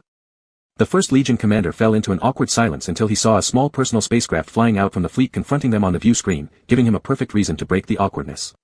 He set out. Ji Xiuzhen nodded and cut off the communication with a hand gesture. Yuan jumped off the table, grabbed the nearby military uniform, and entered the tiny bathroom to change into his attire. There was no real need for this, but Yuan felt Ji Xiuzhen definitely wanted to know what he and the fox had discussed. So Yuan transformed into his human form, thinking he was being incredibly thoughtful. Ji Xiuzhen asked, what was that? A fox, Yuan replied, he used to look close to death too, but now it seems he won't die. Ji Xiuzhen blinked in surprise, He met someone who could resolve calamities, you know. Yuan proudly puffed out his chest, about to point to himself, when he suddenly froze under Ji Xiuzhen's unwavering stare. Wait, considering himself only as a cat, it seemed unlikely that he could do anything earth-shattering. But Ji Xiuzhen could reverse fate by making wishes through him. Yuan's words caught in his throat, his round cat eyes glaring unhappily. What's wrong? Ji Xiuzhen asked. Yuan glanced at his perpetually stern expression, nothing. If the fox asks you what you want later, just follow my advice. Ji Xiuzhen didn't hesitate and agreed immediately with a nod. Ji Xiuzhen and the group were currently on a fortress planet in the western region of the 18th star system, resting. It was noon, the sunlight was gentle, the surroundings quiet, and it made people drowsy. This drowsiness was soon interrupted by the landing of a spacecraft.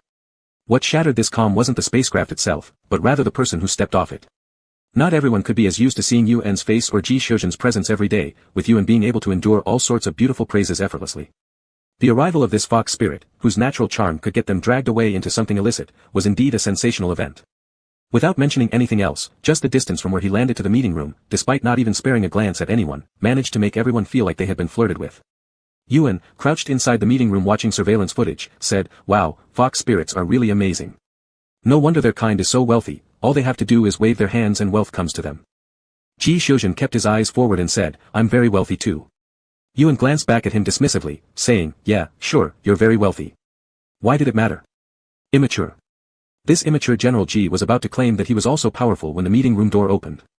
The young fox, radiating an inexplicable magnetism from head to toe, took one look around the room and strode directly up to the two without any hesitation, sitting down casually beside them as if he belonged there already.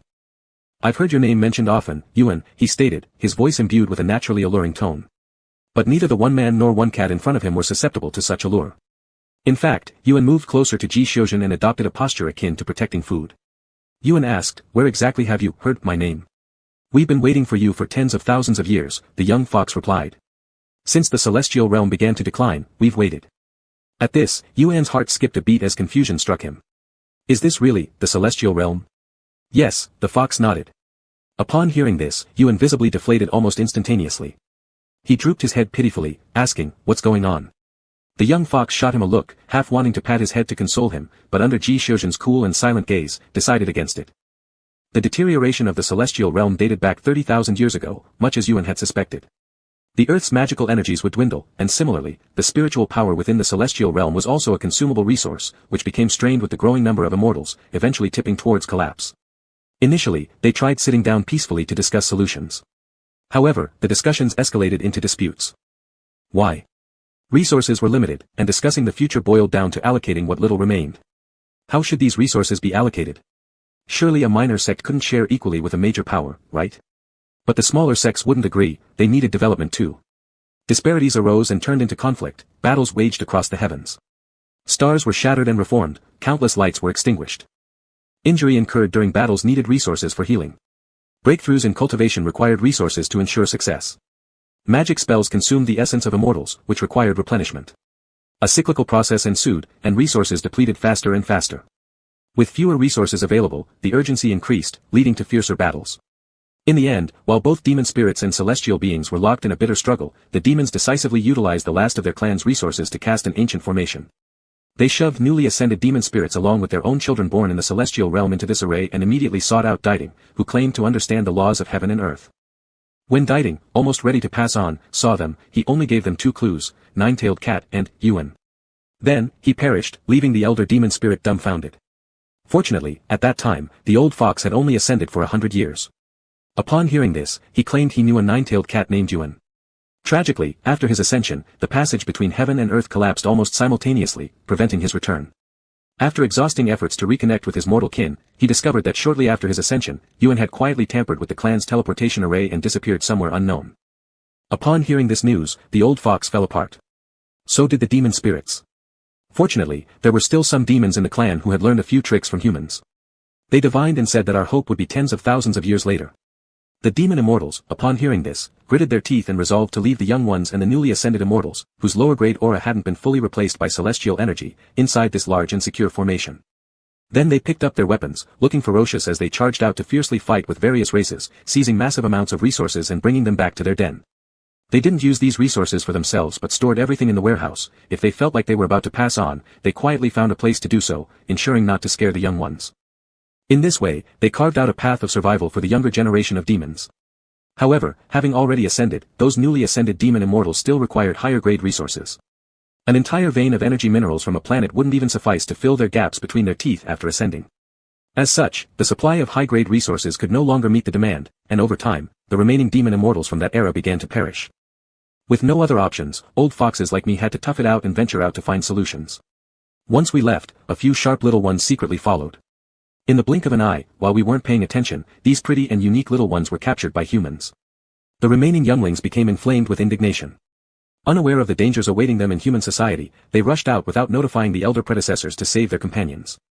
Naturally, the result was that they raced miles only to be caught one by one, without exception. Later, the elder predecessors led us to form a space pirate gang. Our first mission was to rescue the kids. After completing this mission, the elder predecessors fell due to the depletion of celestial energy.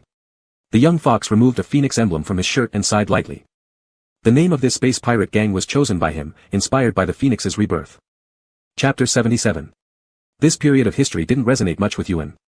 As far as he was concerned, before he arrived here, it was still the era when different races lived separately. However, although they lived apart, the demons had already begun to unite in order to preserve their strength, rarely engaging in disputes. Survival was already quite challenging, especially since this was a human-dominated society. If any trouble were to arise and attract the attention of the remaining human cultivators, the ones who would suffer would be these demons.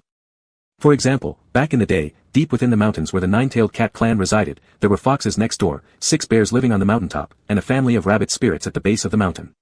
They maintained a certain degree of contact with human society to avoid any unexpected incidents but mostly preferred to stay quietly hidden in the deep mountains. Oh, except for the foxes, especially those few that became immortals and returned to wreak havoc in the heavens before running off again. When Yuan had just started to gain sentience not long ago, still learning the most basic spells to conceal the number of tails, the old fox from next door always liked to trick him. Like telling him that there was plenty of delicious honey in the den of the bears on the mountaintop, and how they particularly liked cats. As a result, after Yuan eagerly ran over there, he was slapped out of the den and tumbled all the way back down. There were quite a few instances like this. But when Yuan and several other nine-tailed cats were completely floored at the flower and bird market, it was their own senior and that old fox from next door who came together to drag them back. Upon returning, the senior was responsible for disciplining them by spanking, while the old fox gave lectures. He incessantly buzzed on for an entire day, causing Yuan to feel an ache in his ears whenever he saw the old fox for months afterward. In Yuan's memory, although the old fox was a great deceiver and enjoyed teasing him, at heart, he was still a good fox who cared about the younger generation. It wasn't surprising for Yuan that the old fox managed to pull off something like this right before passing away in the immortal realm. Still, not seeing the old fox anymore did make Yuan feel a little regretful. Alright then, Yuan glanced at the phoenix carving and sighed, what do you want me to help you with? The fox pointed to its face, your nine-tailed cats are more sensitive to fate. Can you see any changes? There are, Yuan replied, the death calamity is disappearing. The young fox relaxed significantly, that's great. So, how can I help you? Yuan asked again. These. The fox took out a cloth package. He carefully untied the string, revealing a large collection of sparkling stones in various colors. At first glance, they looked like high-quality gems, crystal clear, and some even seemed to contain faint watery glows inside. An overwhelmingly concentrated essence, surpassing spiritual energy by countless times, instantly dispersed. Ji Xiujuan felt as if even the air carried a hint of sweetness, refreshing his spirit and instantly removing any trace of fatigue. Every bit of his body tingled with renewed vigor, brimming with power. Yuan and the fox both held their breath momentarily, the former felt like he was about to burst, and the latter sensed signs of improvement in old injuries accumulated over many years. In the short instant the package was opened, the people inside heard 2 muffled groans from the guard stationed outside the door. General Ji paused and turned on the external surveillance screen. The 2 guards had streams of blood running from their noses and eyes. Stunned for a moment, the fox quickly closed the cloth package and hurriedly tied the string back up. What is this? Yuan anxiously asked. It's left over from the past, crystals formed after the planet collapsed. The fox explained, I didn't expect it to have such a significant impact on ordinary people. Sorry. Yuan glanced at the surveillance screen and then looked at Ji Xiujuan, who remained unfazed, his complexion even glowing in apparent excellent condition. What's his situation? The fox also turned his head to look at Ji Xiujuan for a moment, maybe he has awakened. Those who can fully adapt to celestial qi besides true gods must be ones who originated from the immortal realm. Even Yuan felt that he might burst just from sniffing once. Isn't he considered quite powerful among humans? The fox, who was quite knowledgeable about current human society, continued, according to the current classification, he's the only SS-grade gene carrier officially disclosed to the public. Perhaps it's an awakening, or regression to ancestral traits. Yuan turned to take a glance at Ji Xiujuan. Ji Xiujuan said nothing, but Yuan appeared extremely excited. So he's the offspring of an immortal? Yuan straightforwardly asked, then doesn't that mean he can advance rapidly in cultivation? In general, having innate advantages is beneficial. The fox nodded, however, you need to help him. Otherwise, even if he cultivates to the highest level, he would still ascend to immortality. Given the current situation, becoming an immortal equals waiting for death. Then do you have a method of cultivation suitable for humans from your place? Yuan asked. There is, but... The fox glanced at Yuan and then Ji Xiujuan. He stretched his neck out and carefully scrutinized Yuan's hand covered by the special cloth bag for quite some time. Just as nine-tailed cats are naturally more sensitive to fate, foxes are naturally more sensitive to karmic connections, or emotions. Unlike the nine-tailed cats who transformed from being associated with wish-granting to a fighting force after becoming immortals, foxes, upon attaining immortality, could clearly see others' karmic threads. Similar to the moon old men in folk legends, they don't tie these threads but can merely see them. The young fox stared for a long while and softly exclaimed, "Wow," before withdrawing his gaze. "I'll go fetch it for you right away, it will also require his assistance," he said frankly, pushing the cloth bag in front of Yuan, then stuffing the phoenix carving into Yuan's hands. The fox explained that this carving recorded what the elders had said could be the hope to restore the immortal realm. They had all seen it. Inside was a vast and intricate great array that practically spanned across the entire immortal realm. From its appearance, one could vaguely make out the shape of a phoenix spreading its wings and letting out a loud cry. "These many years, we've sporadically placed ourselves wherever we could reach." The fox sighed. After 3 myriads of years, burying these crystals into planetary cores has shown significant effects. If everything goes smoothly, actually, even without the immortal realm, it could naturally recover, though by then, we'd probably all have turned to ash. Yuan was fiddling with the phoenix carving in his hands when he heard this and looked up in confusion. Huh? The energy veins on planets producing spirit stones, apart from those formed naturally, there were at least dozens of planets where we initially buried the crystals. After tens or even hundreds of millions of years, they can transform drastically into celestial spirit stones, and this great array likely enhances that process. But no one could have foreseen that 2 millennia ago, there would suddenly be ordinary humans. The fox said angrily, back then, not even the descendants of immortals continued cultivating anymore. Everyone became weak, yet they ended up letting mere mortals take charge. And forget about that. Those mortals actually started developing the mineral-rich planets. Isn't that tearing our roots out? The fox witnessed all of this happen right before his eyes. At the time, they were infuriated and spinning around helplessly with no solutions. For the past 30,000 years, various pups within their clan began cultivating, one after another ascending to immortality, while numerous elders perished. With no successor to bridge the gap, the clan didn't dare make any moves at all. By the time they finally managed to think things through and decided to come out collectively to seek methods to save themselves, they were deceived again by humans, who captured a group of pups. Foxes always fell into the smarter category among demons. Those managing the young ones, supervising key points of energy stars in the Great Array, and leading expeditions to drive humans off occupied planets, all tended to be foxes. The remaining several critical points, we simply can't access them. Back when the immortal realm still existed, those places were absolute forbidden zones. None who ventured inside ever returned, many elder predecessors met their doom there, too dangerous. The fox spoke and pointed toward the carving in Yuan's hand. "We've done everything possible. During the time the 9-tailed cats receive wishes, they can bypass many rules. Let someone make a wish, you'll definitely enter intact and leave safely." Yuan tilted his head, pondering for quite a while. For example. For instance, the fox pointed at Ji Shoujuan, feeling regretful that the 9-tailed cat's destined blessings only applied to humans, and continued, "Have your friend here make a wish that those areas become safe. This method would be relatively slow, I remember each wish could target only one location at a time. Or he could wish that you yourself won't suffer any harm in the future, which would be faster." The fox's words came out very fluently and confidently, sounding like a well-prepared statement from a long time ago. The former option may be slower, but after the wish is made, anyone can enter without you and needing to go in person, they could, too. It's just that with only one location every 20 years, the efficiency is rather low. As for the latter, it's highly efficient but requires Yuan to go alone. If something goes wrong, there'd be no help and he'd have to rely on himself. The fox thought the other party was more likely to choose the first option. But anyway, they had already waited for so many years, waiting a few hundred or thousand more didn't matter. Sure enough, before Yuan even spoke, Ji Shoujuan grabbed his hand resolutely and said decisively to the fox, "We'll go with the first." Yuan glanced at Ji Shoujuan and nodded without hesitation, "All right." The fox's eyes curved into a grin instantly, its sultriness almost reaching the heavens in that moment. Ji Shoujuan even felt a brief dizziness. Hold back, Yuan hurriedly stepped in front of Ji Shoujuan, waving his arms to block his view and gestured to shoo away the fox. "Go away." "What? Are you letting me go just like that? I still have lots of things for you." The fox said, removing a necklace from his neck and handing it over to Yuan. "It's from some elders you know." Then he handed a small bead wrapped in a thin string to Yuan and said, "This is our gratitude." Yuan hesitated for a moment, then took the necklace without any second thoughts and immediately poured out all the contents on the spot. The fox also curiously leaned in for a closer look. Lo and behold, the necklace contained nothing but food. Hot and steaming Beijing roast duck, century egg and lean meat porridge, sweet tofu flour, fish tofu, and tea tree mushroom chicken soup. The ingredients didn't appear to be ordinary ones, yet their smell wasn't far off. Apart from the food, there was a sketchbook and a letter. Upon opening the letter, Yuan immediately recognized it as being from the old fox. It oozed an infuriating vibe throughout. Summarizing its main idea. "Oh wow, finally waited for you, huh? Did you think I'd give you a bunch of magical artifacts? Foolish, I wouldn't. Knowing how much you love eating, I've given you loads of food, these old guys worked hard to recreate them. Even if it doesn't suit your taste, show gratitude and eat it all." Yuan. Are you toxic? Putting down the letter, Yuan wanted to crumple it up and throw it away, but halfway through stopped and quietly smoothed it back out. After gaining Yuan's permission, Ji Shoujuan flipped open the sketchbook.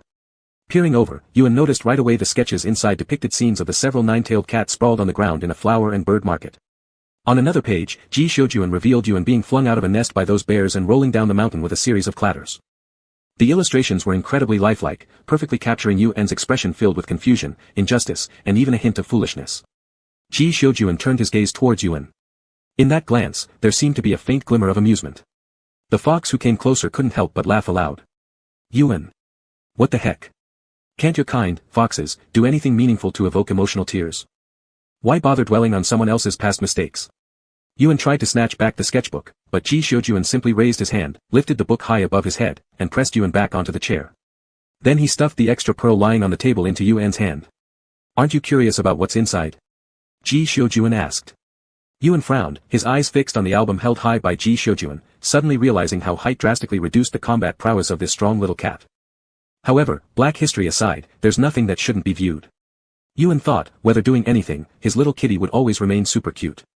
Once thinking about this, Yuan no longer intended to wrestle the sketchbook from Ji Shoujuan. Instead, he turned to spill everything out of the pearl. He figured the old fox must have hidden his artifacts inside here. But looking closely, all these items could only be used after ascending to immortality. These are all extraordinary treasures. Yuan sifted through them one by one. When he opened a ledger-like book, he abruptly grabbed the fox peeking at his black history by the head. These Thunder Scroll charms, have you ever given them to others? Yuan pointed at the charms within the book.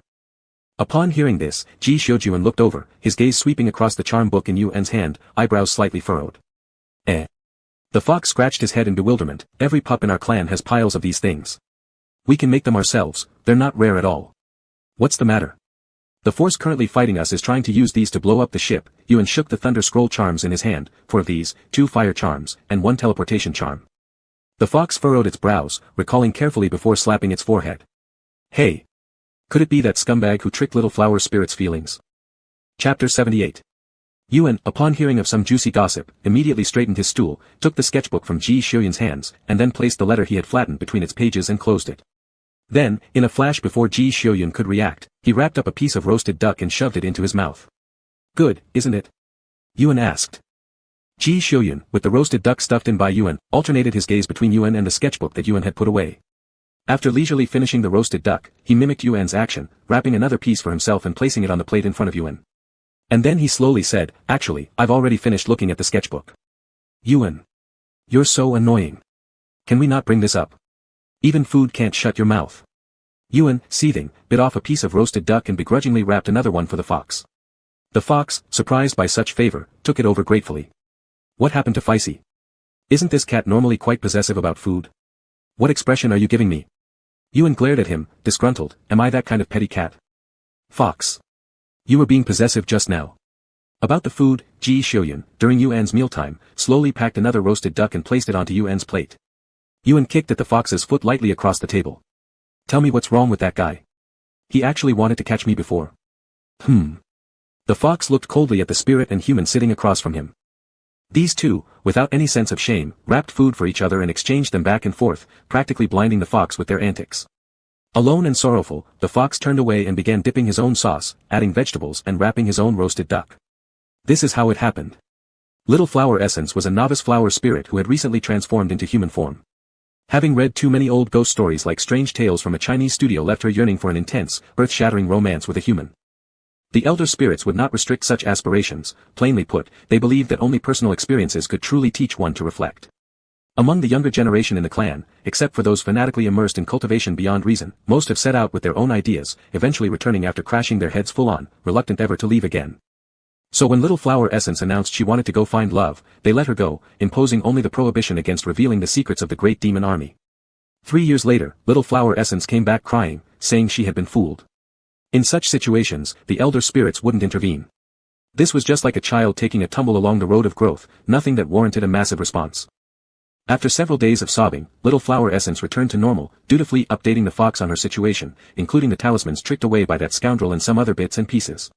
The Little Flower Essence taught that man techniques for divination and stargazing and gave him a few protective talismans, the fox said while sipping porridge. But she didn't mention anything about you. Yuan, munching on a tea egg, noticed Ji Xiuyun next to him who had finished eating and was now looking solemnly at a bowl of soy milk after taking a sip. The fox spoke indistinctly, probably just mentioned you in passing. After all, you've long been a legendary figure in our clan. Oh. Yuan thought about it, teaching that person divination, did she tell him about the consequences? The fox paused, what do you mean? That man has likely used divination as a secret advisor over these years. According to a human's 300-year lifespan, his time is close to running out, Yuan stated. Ah, probably forgot to mention it, the fox put down his bowl, after all, for us demons, it's common knowledge that divination shouldn't leak celestial secrets. Why would someone specifically remind them of that? If little flower essence had remained by that human side, she would surely have told him when he was about to divulge celestial secrets, but she was driven away by him. This was probably karmic retribution, the fox thought, and extended his hand toward Yuan, give me that teleportation charm.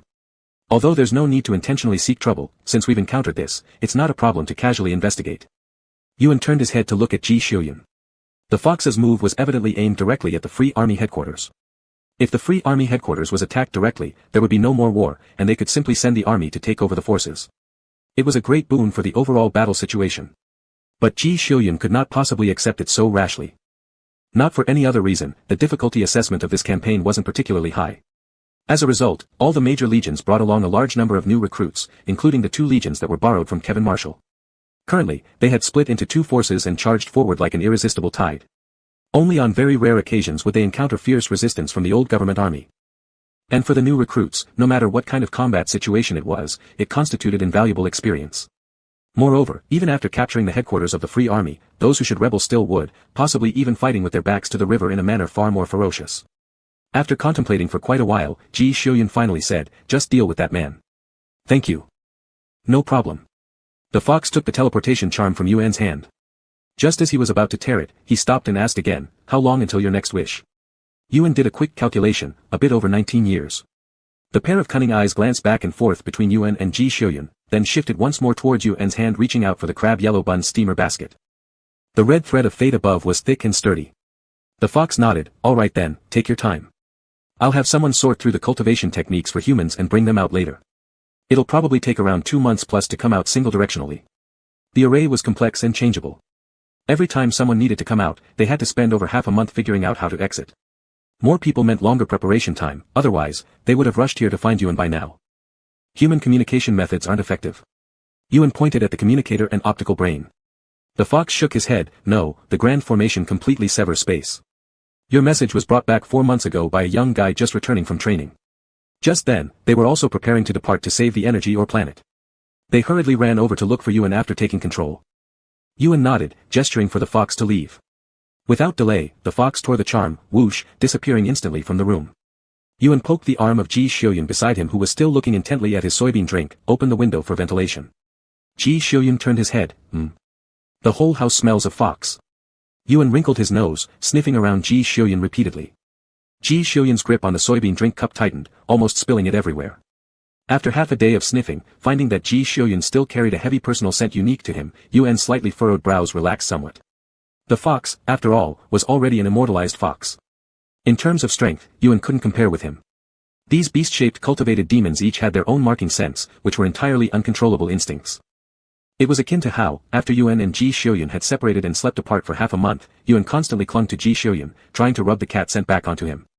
During the time the fox spent in this room for a meal, the whole place was saturated with the fox's scent.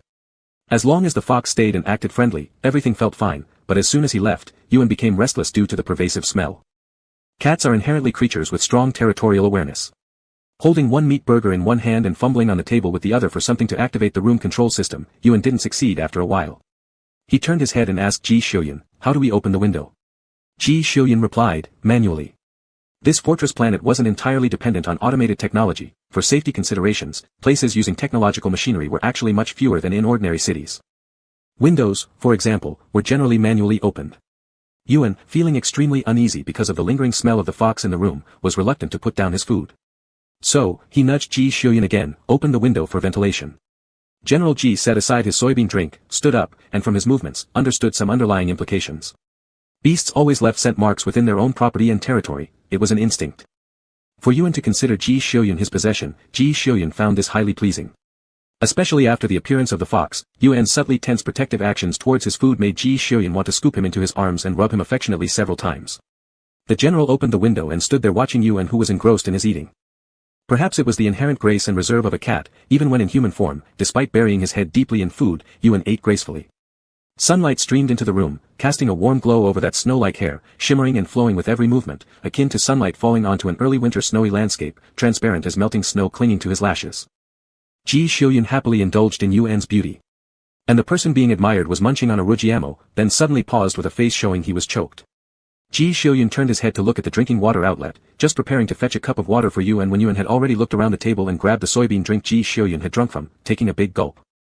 Wait. Ji Xiuyun raised his hand and took a step towards Yuan. But it was too late. He could only watch as Yuan's previously choked expression instantly turned into one of utter despair. His eyes widened, followed by his face turning bright red. The wide azure cat eyes were even brimming with tears. He looked incredibly pitiful. He glanced left and right, attempting to find a trash can. But the trash can wasn't found, partly because the tears blurred his vision, making everything look distorted. Yuan hesitated for a full second between spitting it out or swallowing it down, then he wore an expression akin to cutting off his own wrist, throat moving slightly, as he forced himself to swallow. Ji Xiuyun let out a low sigh. And Yuan, like a deflated balloon, collapsed limp on the table. Ji Xiuyun. Miserable. So very miserable. It looked like something extremely tragic had happened. General Ji quickly went over and, seeing Yuan's expression devoid of all life, patted his back compassionately. After all, Ji had also taken a sip of that thing which, among various beautifully flavored foods, stood out for how unpleasantly it tasted. Yuan was comforted and managed to catch a few breaths. Yuan let out 2 weak groans. Yuan raised a shaky hand, pointing a finger, saying to Ji Xiuyun, "I think old fox probably hates me." "There's no such thing." Ji Xiuyun offered a token comfort, paused for a second, and then asked, "What is this?" "Soybean juice." Yuan replied, sitting up straight again, sniffling pathetically, "Old fox tricked me into drinking it once before." General Ji recalled the picture in the sketchbook where Yuan looked completely dazed facing a bowl of soybean juice, so he nodded. Old fox truly possessed impressive artistic skills. Yuan rubbed away the tears caused by the soybean juice, feeling wronged, while Ji Xiuyun answered a communication request sent by the 1st Division commander. The 1st Division commander was about to report on the retreat status of the Phoenix Pirate Group and updates from the 2nd Division commander. But upon lifting his head, he saw Yuan's tearful expression. The 1st Division commander paused for 2 seconds, then turned to Ji Xiuyun, who appeared perfectly normal. "This looks like a scene of a quarrel between young lovers." The 1st Division commander looked alternately at Yuan and Ji Xiuyun, hesitatingly saying, "General, shall I report later?" Ji Xiuyun didn't understand what this implied behind the words, "huh." The 1st Division commander looked at Yuan's tear-streaked handsome face, then the cold, composed face of their general. Then this division commander, who was over 30 years older than his superior officer, cast a hint-laden glance towards Ji Xiuyun. Ji Xiuyun turned his head and saw Yuan, who was preparing to reach for more food again, noticed the look of grievance on his face, his obviously tear-streaked eyes, finally looking at the solemn and accusatory expression of the 1st Division commander. "Ji Xiuyun. Ji Xiuyun. What do you mean? Doesn't the general look anything like someone who would make their partner cry?" Chapter 79. Ji Xiuyun felt that the onlookers had a deep misunderstanding of him. But given Ji Xiuyun's character, this was something he would never bother to explain. Who has ever seen General Ji explaining such matters? This general had once been portrayed by the media as a ferocious beast feasting on flesh and blood, yet Ji Xiuyun never stepped forward to clarify. Thus, even though General Ji's inner turmoil was intense, his outward appearance remained indifferent. He silently stared at the 1st Army Corps commander and said coldly, "Report." The 1st Army Corps commander was already used to Ji Xiuyun's aloofness and turned around, giving Yuan a look tinged with a little sympathy. However, Yuan had already resumed devouring the table full of food that looked incredibly delicious. The sympathetic 1st Army Corps commander. Does this child have no worries at all? Or is the difference in perspective between Yuan's race and humans this significant? Sitting beside them, Yuan, regarded by the 1st Army Corps commander as someone with vastly different views, cleaned everything off the table and showed no interest in Ji Xiuyun's situation. The 1st Army Corps commander didn't even inquire about the issues regarding the Foxes or the Phoenix Pirates, merely reported truthfully, followed orders honestly, and hung up the communication sincerely. And Ji Xiuyun never mentioned these matters to the other party either. Yuan casually listened for a moment and, realizing that the 1st Army Corps commander was just reporting the routine work status, paid no more attention. Until Ji Xiuyun ended the communication, Yuan had consumed everything on the table, except for that glass of doji which both he and the cat had avoided. If asked to drink that doji, Yuan would prefer choosing meow mode. "Why don't you tell him about the fox?" Yuan asked. Ji Xiuyun countered, "What thing?" "About the fox catching people." Yuan replied. Ji Xiuyun tenderly patted Yuan's cat head and tossed that glass of doji into the trash can, replying, "If it's not an absolute fact, it shouldn't be presented as intelligence. However, if the fox goes after a vendetta, even if that person isn't staying at headquarters, they will still track them down by smell. Watching Ji Xiujuan sit aside adjusting the battlefield model's route, Yuan glanced at the modifications. Noticing the adjustments pointed towards an overwhelmingly aggressive offensive strategy without any second thought, Yuan smirked. Mouth saying it's not an absolute fact, but still believing it inside. Then Yuan began to immerse himself in studying the Phoenix seal for months on end. This seal contained a colossal array so formidable as to be horrifying. It could be broken down into countless intricate smaller arrays. Once immersed, Yuan spent months researching. Comparing this formation with what humanity referred to as the already explored universe, Yuan realized the remaining regions marked as extremely dangerous were all beyond human understanding. Yuan saw human cosmologists describe it thus. Beyond the explored universe lies a vast darkness, traversing tens of millions of light-years reveals no starlight. This silent and lifeless place differs significantly from the composition of normal cosmic space. In this darkness, star systems cannot guide one's course, probably leading to terrifying disorientation, thus we had to choose to return. I suspect that we may have approached the edge of the universe, and navigating through this boundless darkness without losing our way may lead us to a whole new universe waiting to be discovered. Yuan read this paper over and over again, ultimately only exclaiming to Ji Xiujuan, meow meow meow. There are truly quite a few areas you humans call the land of death, in this universe. While Yuan was researching where the remaining pieces of the grand array might be located, he came across numerous relevant papers. Humanity often labeled those star domains they couldn't conquer as the unreachable land of death. As for Yuan, who planned to venture into the land of death, these unhelpful papers left him sighing. It wasn't entirely their fault, Yuan thought. After all, there's quite a world of difference in worldview between these humans and demons.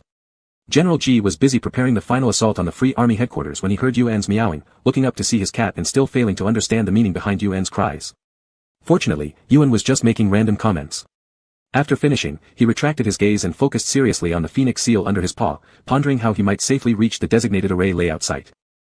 Daily random and useless thoughts, 1/1. Yuan thought that in the end, it still relied on the fox.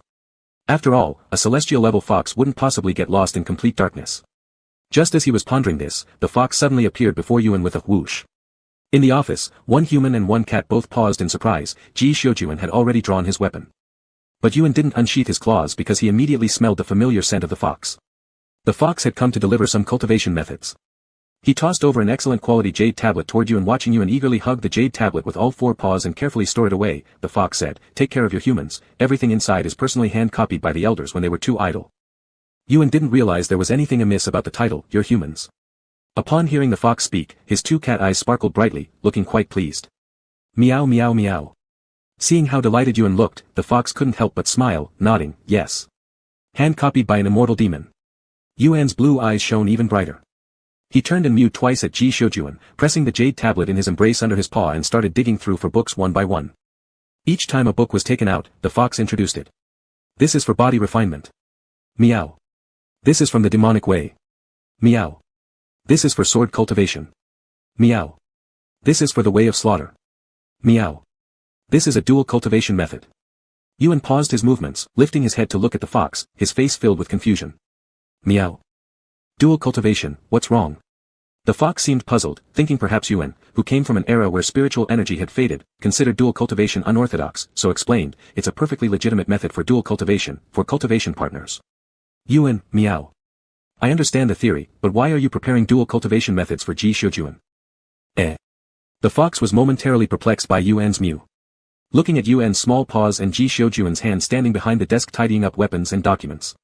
No one else could see it, but the fox clearly saw the bright red thread of destiny between them. Was Yuan not going to practice dual cultivation with Ji Xiujuan? That was the fastest way to enhance power. What's going on? Could our demonic race be producing a world-shaking playboy? The fox contemplated this possibility and even found it somewhat exciting. Not. Clutching the last shred of his conscience, the fox asked, are you two not going for dual cultivation? Startled, Yuan kicked the dual cultivation manual far away with his paw. If it weren't for the fur on his face, he would have blushed like a shrimp ball entirely. Meow. Who was going to dual cultivate with him? Who? The fox wore a face full of question marks, pointing at Yuan's claw with the red thread. Your destiny's thread is thicker than anything I've ever seen. Yuan looked down at his paw. All he saw was a snowy white paw without any trace of it. Excuse me, may I interrupt for a moment? Initially, Ji Xiujuan had no intention to interfere with their conversation, but the more he listened, the more uncomfortable he felt. What is dual cultivation? It's mating, joining, or what humans commonly refer to as making love. The fox very considerately explained, cultivators can use such behavior to aid their cultivation. Ji Xiujuan glanced at Yuan, who was looking at his paws with doubts about his cat life, and asked, what's a thread of destiny? Just you two's fate connection, your bond. Ji Xiujuan lowered his head to check his palm, finding nothing, at least he couldn't perceive any of those mysterious things. Awakening the stunned cat, the fox continued explaining these various mixed cultivation techniques to him and casually mentioned to Ji Xiujuan that a certain suicidal human being had really ruined himself. The reason was simple. Upon realizing Yuan was also an expert in this field, he became so timid and drew his fortunes multiple times continuously, including directly drawing his own fate's lot, which was a strict taboo. Thus, 3 days after the fox arrived, that person lay dead in bed. That person wasn't particularly powerful, but even so, their horizons were significantly restricted. Otherwise, they would have leveraged their fortune-telling and stargazing skills to enter the elite circle of a nation long ago. They absolutely shouldn't have picked the downtrodden free army. So, when that person ended up dead, the fox didn't specifically send a message explaining it, instead immediately returned to fetch cultivation methods for Yuan. It wasn't surprising that the fox was so proactive towards Yuan. After all, it was because they needed help from the cat. If they weren't more active and enthusiastic, they'd regret it bitterly if the cat left. Ji Xiujuan glanced at the fox and the cat who were huddled together figuring out how to use the remaining formations. Although he had some things he wanted to say to Yuan, he kept them firmly bottled up inside. He stood up and left the office. The Free Army's headquarters was in a large city on the capital planet of the 18th star system. With the support of the old government army, the headquarters wasn't lacking in troops or funding. But even so, there was nothing to fear for the war deity's forces, which had been victorious through many battles with an unstoppable momentum. Since the campaign had gone smoothly, Ji Xiujuan, who had always managed to slack off on the road, finally had to appear to launch the final assault. After taking over the Free Army's headquarters, using the capital planet of the 18th star system as a boundary, the S-level and lower star systems to the south of the 18th star system, which had yet to be reclaimed, would be handled by the officials and generals completely taking over the 18th star system. Ji Xiujuan was only responsible for eliminating the major threats. As for the smaller fry, it was better to leave some opportunities for those who would govern the 18th star system later to establish their authority. Yuan fiddled with the routes while occasionally looking up to check the battle situation. This battle update came from the perspective of Ji Xiujuan's Silver Blade, a routine agreement between Yuan and Ji Xiujuan. When Yuan went adventuring, he also left a viewpoint open for Ji Xiujuan. The fox looked where Yuan was looking. Are you worried? Yuan turned to look at him, meow. Don't accuse me, I'm innocent. Your human isn't that weak, said the fox as it sat before the table, calculating the distances between array points with inscriptions while comforting Yuan. Even in the celestial realm back in the day, his talent ranked among the best. As Yuan watched, despite becoming immortal, the fox still couldn't escape mathematics and science. Looking at the countless formulas densely packed on the paper made Yuan's head ache. The fox glanced at Yuan's wrinkled face, feeling equally distressed. There's no helping it. I don't want this either. Many places were the main battlefields back then. Forget about stars, entire star systems were obliterated during that great war. Without stellar light to guide us, we can only rely on math. Yes. How pitiful.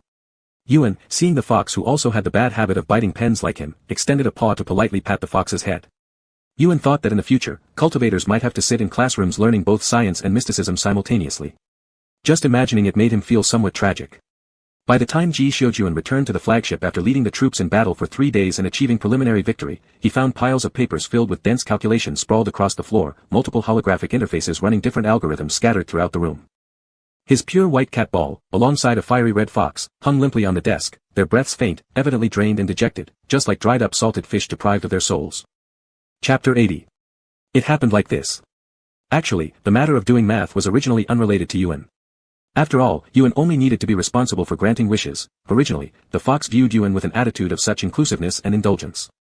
But every time the fox glanced up during breaks, he saw that Yuan wasn't lounging around with his belly exposed to sleep or shaking his 8 tails one by one, playing contentedly while counting them. Before long, Yuan started playing with his own tail as if it were a game. In the end, Yuan even began gaming on the luminous tablet. Gaming. On a luminous tablet. The fox's mindset immediately collapsed. With either thoughts of mutual harm or dying together, the fox grabbed the cat's head and began teaching him mathematics. Yuan's mindset immediately collapsed. Why should demons hurt each other when we're all demons? Compared to math, I prefer meowing. Thus, 3 days later, the two demons who had been inflicting mental anguish upon each other both slumped over their desks simultaneously. Ji Xiujuan looked at the chaotic office, turned to glance at his own desk, and realized that in the entire office, the only clean and intact workspace was his. Not a single document had been moved from its spot. These are considerate beasts indeed, Ji Xiujuan thought. After regrouping, a few division commanders who had returned with Ji Xiujuan aboard the main ship stared blankly at the new addition in the Marshal's office, that fiery red creature. Marshal, is that? The dried-up cat's ears perked up, trembled slightly, and then it raised its head to look toward the door. Seeing Ji Xiujuan standing right at the front, it flipped over and leapt, landing beside Ji Xiujuan and shoving him away with its forepaws. Ji Shoujuan bent down to try lifting Yuan into his arms, but Yuan evaded, continuing pushing Ji Marshal out instead. Ji Shoujuan paused, asking, "What's wrong?" "Meow," Yuan called out softly. "This room smells too much like fox, let's go outside." The sole fox in the room, understanding cat language, rolled over, squatted on the desk and flicked its tail as Ji Shoujuan was pushed outside. The fox then lazily followed suit and strolled out itself. Before leaving, Yuan activated the powerful cleaning and ventilation system. Ji Shoujuan, seeing Yuan's actions, immediately understood why he was being pushed out. He considered this for a moment, then hugged the little cat walking alongside him closer as they headed towards the meeting room. The few division commanders following behind Ji Shoujuan, maintaining a cold and distant expression identical to Ji Shoujuan's in front of soldiers, couldn't help but direct curious glances at the red fox who walked amongst them so generously and rightfully. Yuan continued rubbing against Ji Shoujuan until his faint milk-like feline scent reattached to Ji Shoujuan, and then jumped out of his embrace, leading the fox trotting toward the cafeteria. Marshal Ji watched silently as the cat that had finished rubbing against him now ran off, then turned around to meet the increasingly curious stares of the division commanders. Ji Shoujuan met their gazes and said, "If you want to know something, ask yourselves." The informed division commanders instantly understood what those words meant. But the uninformed ones, turning to look at their colleagues with knowing expressions, felt somewhat targeted. The marshal's cat has brought another fluffy companion to the cafeteria. The triumphant soldiers filed into the cafeteria one after another, staring at Yuan sitting on a dining table and a red creature twice as large as Yuan, their faces clearly written with a desire to touch them. Foxes are always good at discerning human intentions. And especially since the thoughts of these young soldiers could be easily read from their faces. The fox leisurely finished the dishes enthusiastically recommended by Yuan, feeling very satisfied. Indeed, these humans, despite causing chaos and digging at the roots of the demon's survival, did have many redeemable qualities. No wonder this species always enjoys flourishing luck. The fox thought, then boldly hopped onto the leg of a young officer seated nearby, sprawled out very comfortably and unashamed. Yuan watched as a group went to pet the fox, then glanced at the surrounding people whose eyes shone brightly, obviously longing to stroke the cat as well. He made a very aloof move, jumping down from the table and turning around to leave. His purpose in bringing the fox here was actually to divert its attention so it would no longer attempt to teach him mathematics. Yuan expressed that he belonged to the fighting faction and was entirely different from this intellectual-obsessed fox group. Moreover, he already had someone smart by his side, his name is Ji Shoujuan. Wagging his tail joyfully, Yuan managed to shake off the fox and sprinted towards the meeting room. When Yuan entered the meeting room, the few division commanders inside just glanced at him once before averting their eyes and continuing with their business. Yuan jumped onto Ji Shoujuan's lap, stepping on his legs, sniffing around. After catching a whiff of a trace of bloodiness, he immediately swiped open Ji Shoujuan's inner robe. The 3rd Division commander, who was giving a report, then saw their marshal suddenly reach down to suppress something, pulling out Yuan, whose little head had almost disappeared into Ji Shoujuan's clothes. The division commanders. Ji Shoujuan still felt some ticklishness around his waist. "What are you doing?" "Meow." Yuan pointed to Ji Shoujuan's waist. Ji Shoujuan glanced down. "It's a minor injury." Waving its claws, Yuan broke free from Ji Shoujuan's grip and dove back into Ji Shoujuan's clothes again. Taking advantage of his fluffy body and the covering of Ji Shoujuan's clothing, Yuan's claw tips emitted a faint white glow. Just as Ji Shoujuan prepared to pull Yuan out again, he realized that those so-called minor injuries were slowly healing, even feeling the clear sensation of muscle growth itching. Marshal Ji Shoujuan's eyebrows twitched, he retracted his hand, then looked up at the 3rd Division commander and said, "Continue." The 3rd Division commander nodded and resumed reporting on the battle situation. The headquarters of the Free Army differed significantly from most teams in the remote planets which largely consisted of militias. The main force of the capital planet's headquarters was originally the old government army from the 18th star system.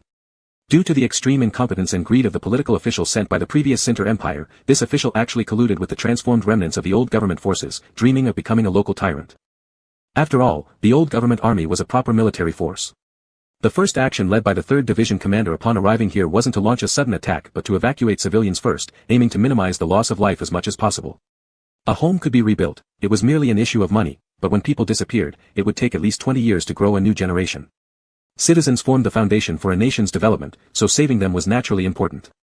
The advance guard completed the evacuation task exceptionally well. After the subsequent forces regrouped, they began bombarding the Free Army headquarters directly. Devastating carpet bombing rolled over everything without fear. And that ambitious official dreaming of being a tyrant had already been locked away in the main ship's prison, waiting to be escorted back to the Imperial Star for trial. Even the lightest sentence would be exile. "There's no sign of the seer, Marshal," said the 3rd Division commander. "They all say the seer is missing." Ji Shoujuan waved his hand and said, "He's dead." All the division commanders turned to look at him together. That seer, the mysterious Free Army advisor whose whereabouts were always monitored closely by all military systems, wasn't exactly beyond the reach of the corps commanders in terms of classified information levels. There were plenty of forces eagerly eyeing the opportunity to uncover the true nature of that advisor while waiting for the perfect moment to intervene. While Ji Xiuzhuan's assistant named Yuan had indeed mastered similar devious methods, this aide was also the adopted son of General Kevin. This meant he was a certain future candidate for the next ranking officer in Sinter. Someone like that was unshakable. But the Free Army's advisor was different. In the eyes of various powers, the reason this advisor consistently followed the Free Army wasn't because of limited vision but because this extraordinarily talented military genius was using their achievements in the Free Army to display talent and elevate their value, effectively holding out for a better offer. Everyone was waiting for the showdown between the regular Sinter Army and the Free Army to end, ready to snatch up the advisor as soon as possible. They kept a tight watch on intelligence regarding this person, always citing reasons such as the advisor's fragile health not allowing participation in campaigns. There was no mention of death. If the advisor were dead, there'd be no way they wouldn't have received any news. Their intelligence, including external circulating reports, consistently claimed that the advisor was missing. The 1st Division commander spoke up, "We haven't received such intelligence, Marshal. He's dead." Ji Xiuzhuan repeated again, "I got the news 3 days ago." That person truly was dead, and because they had divulged too many celestial secrets, things spiraled out of control. These kinds of individuals met particularly cruel ends, completely disintegrating into ashes without even a handful of bone dust remaining.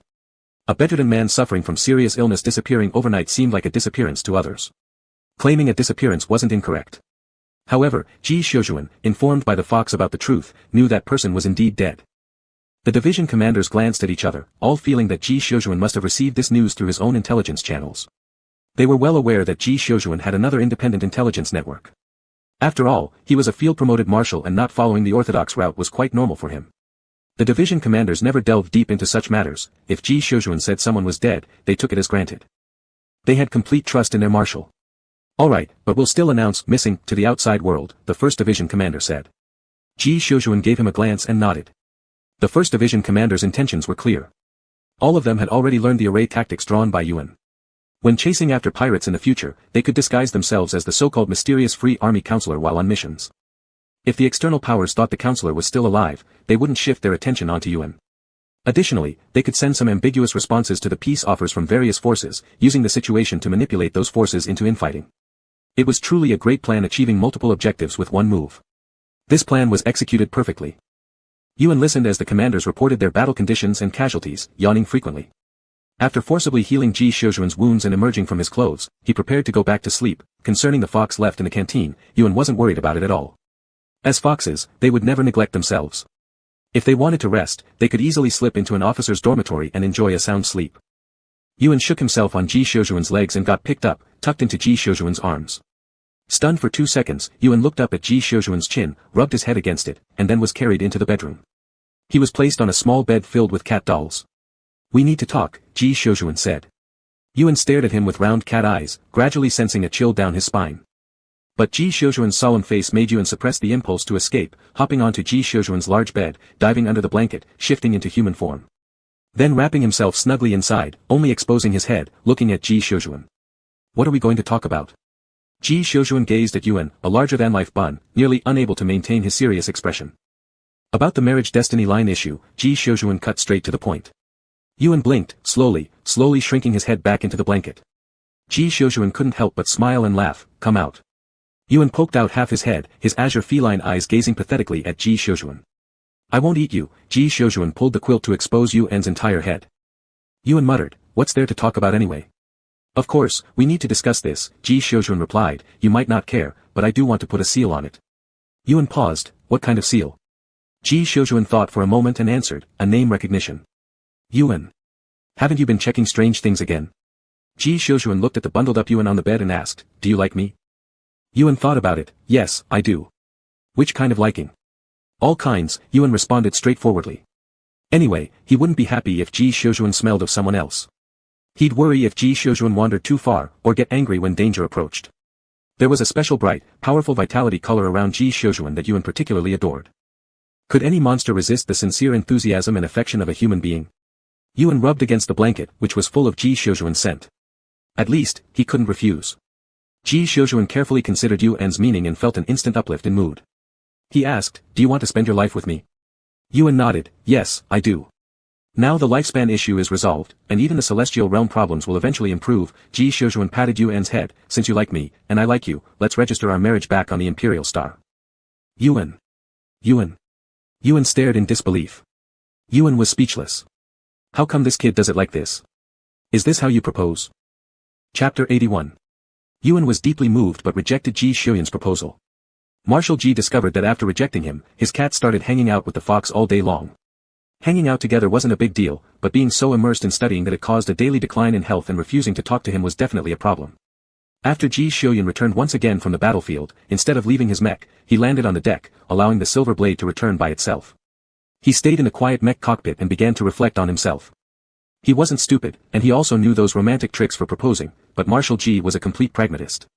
For example, while facing Yuan's beauty and charm, he would toss Yuan over his shoulder and make them quickly adapt to their human body, maximizing their combat potential. Like when he took Yuan out to play and accidentally met an informant. And like when there were no flowers, no tokens of affection, nothing romantic at all, and he just directly told Yuan, "Let's go register." Marshal Ji carefully reviewed what he had done and then fell silent. Without deep reflection, he hadn't noticed that he had actually done so many crazy things. If his behavior were submitted to a certain space web humor account, it would be considered as the type of boyfriend that should absolutely not be kept.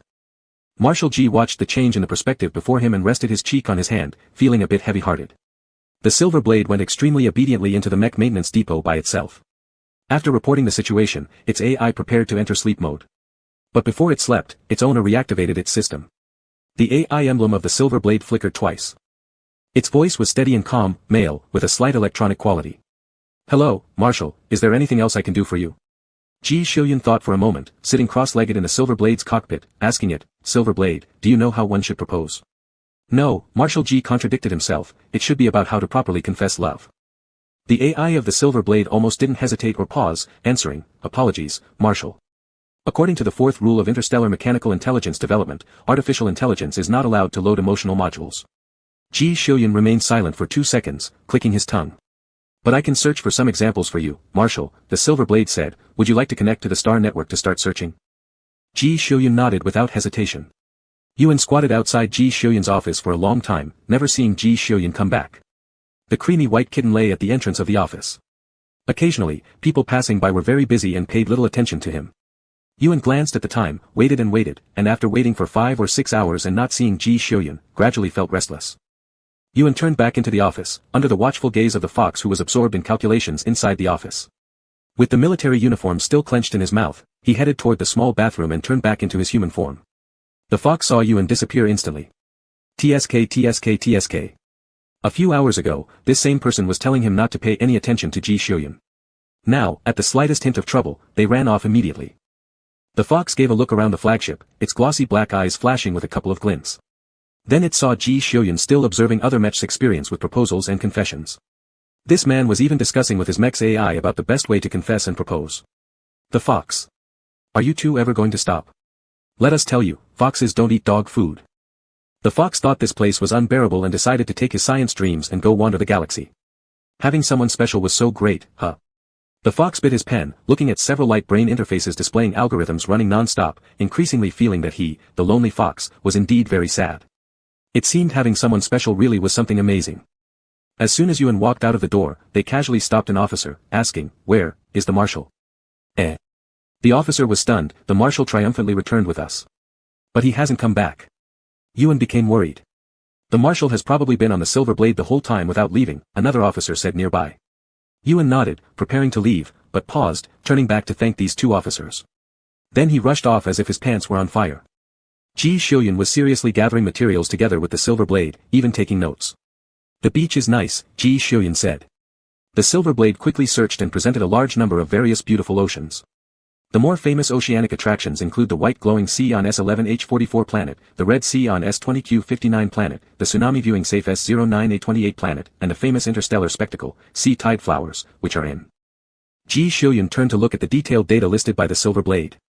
After careful consideration, he decided that the sea which, at night, resembled a starry sea with its pale white star points flickering faintly was quite pleasing to his eyes. Perhaps it was because Yuan's fur was also white. Thinking about this, Ji Xiuyuan marked the S11H44 planet and continued to earnestly observe other experiences. Ji Xiuyuan, as a person, lacked romantic cells in his brain. Otherwise, after traveling through so many planets during these years, no less than 800 or even 1,000, he would have no concept of any tourist spots on these planets. However, Ji Xiuyuan had an especially strong learning ability. If he were left to his own devices to think about these things, there would be absolutely no results. But when it came to drawing lessons from existing material and adapting them accordingly, then adding a few touches of his own thoughts, it caused him no difficulty at all. This was the first time the silver blade was helping its owner do something other than fighting. So, it loaded a considerable amount of data on interstellar humanities and geographical landscapes, carefully screening each one for Ji Xiuyun to see. When Ji Xiuyun mentioned flowers, within the next second, information on various flower cultivation planets appeared before him. When Ji Xiuyun mentioned gemstone accessories, the following second showed various resources related to gemstones mining and designing. Ji Xiuyun was generally not accustomed to using AI. His house didn't even have a butler robot, but at this moment, he did recognize some benefits of having an AI butler.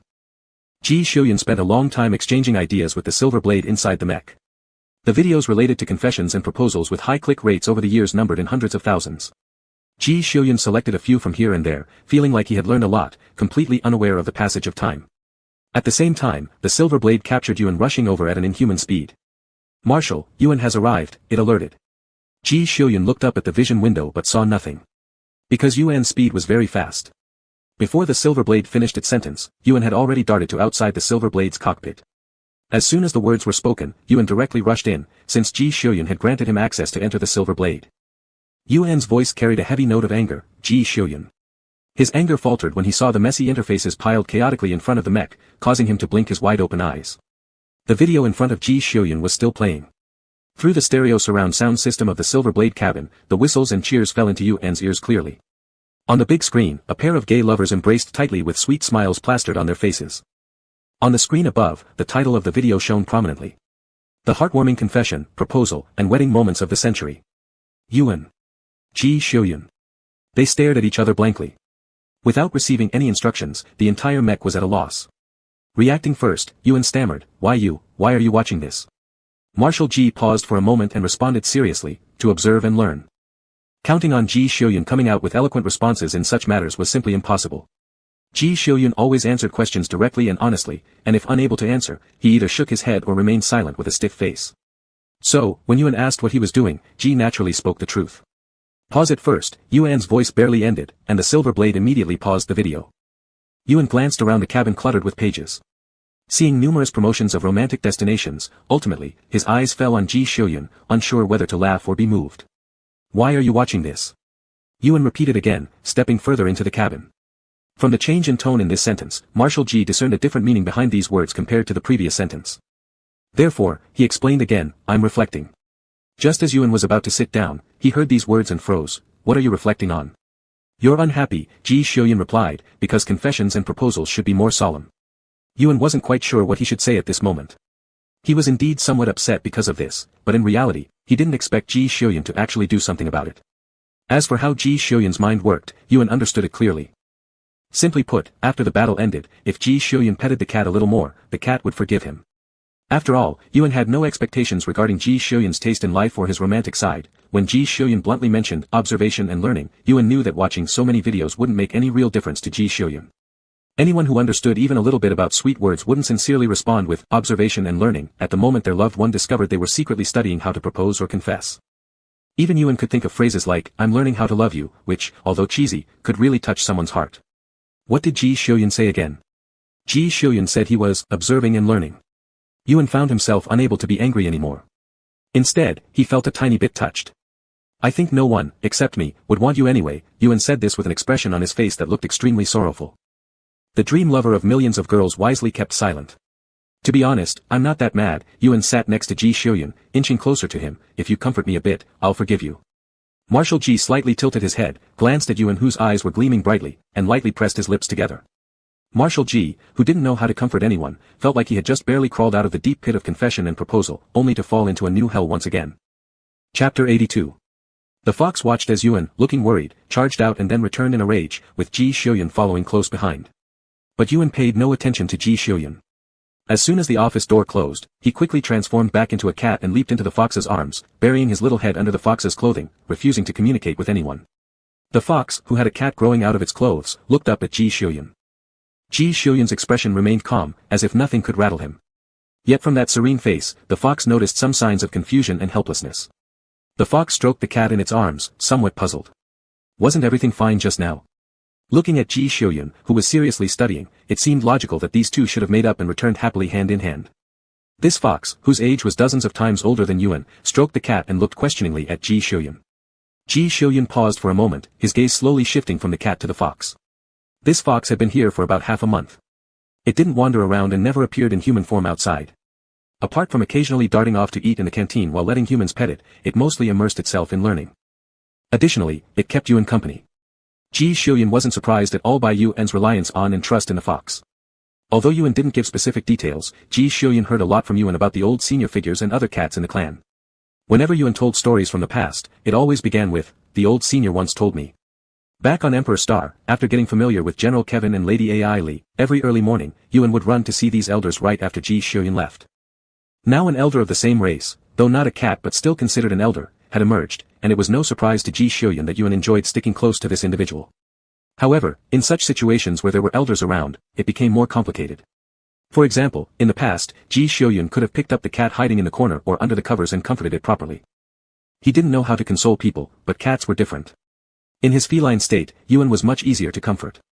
At least Ji Xiuyun wouldn't feel a hint of guilt when facing those blue, wide-eyed cat eyes.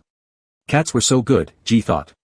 A bit of hugging, touching, rubbing, and scratching, and you'd get a soft, squishy kitty pancake exposing its belly, completely relaxed.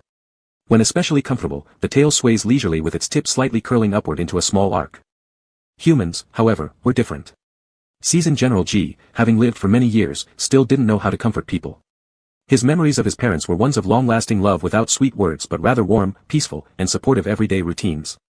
So sitting inside the cockpit of the Silver Blade at the time, thinking and rethinking, Ji finally said to Yuan, "I'll hand over my asset list to you." Yuan had a bunch of question marks floating in his mind. Thus, Ji added, "Marry me, and those assets will be half yours." And then things turned out like this. What could Ji Xiuyun do? Ji Xiuyun was equally desperate. The fox deciphered a hint of meaning from Ji Xiuyun's face and couldn't help but chuckle lightly. Ji Xiuyun silently looked at him. The fox stroking the cat waved a hand at him and then turned into a fox itself, picking up Yuan, who was about the same size as its offspring, and leaving Ji Xiuyun's office.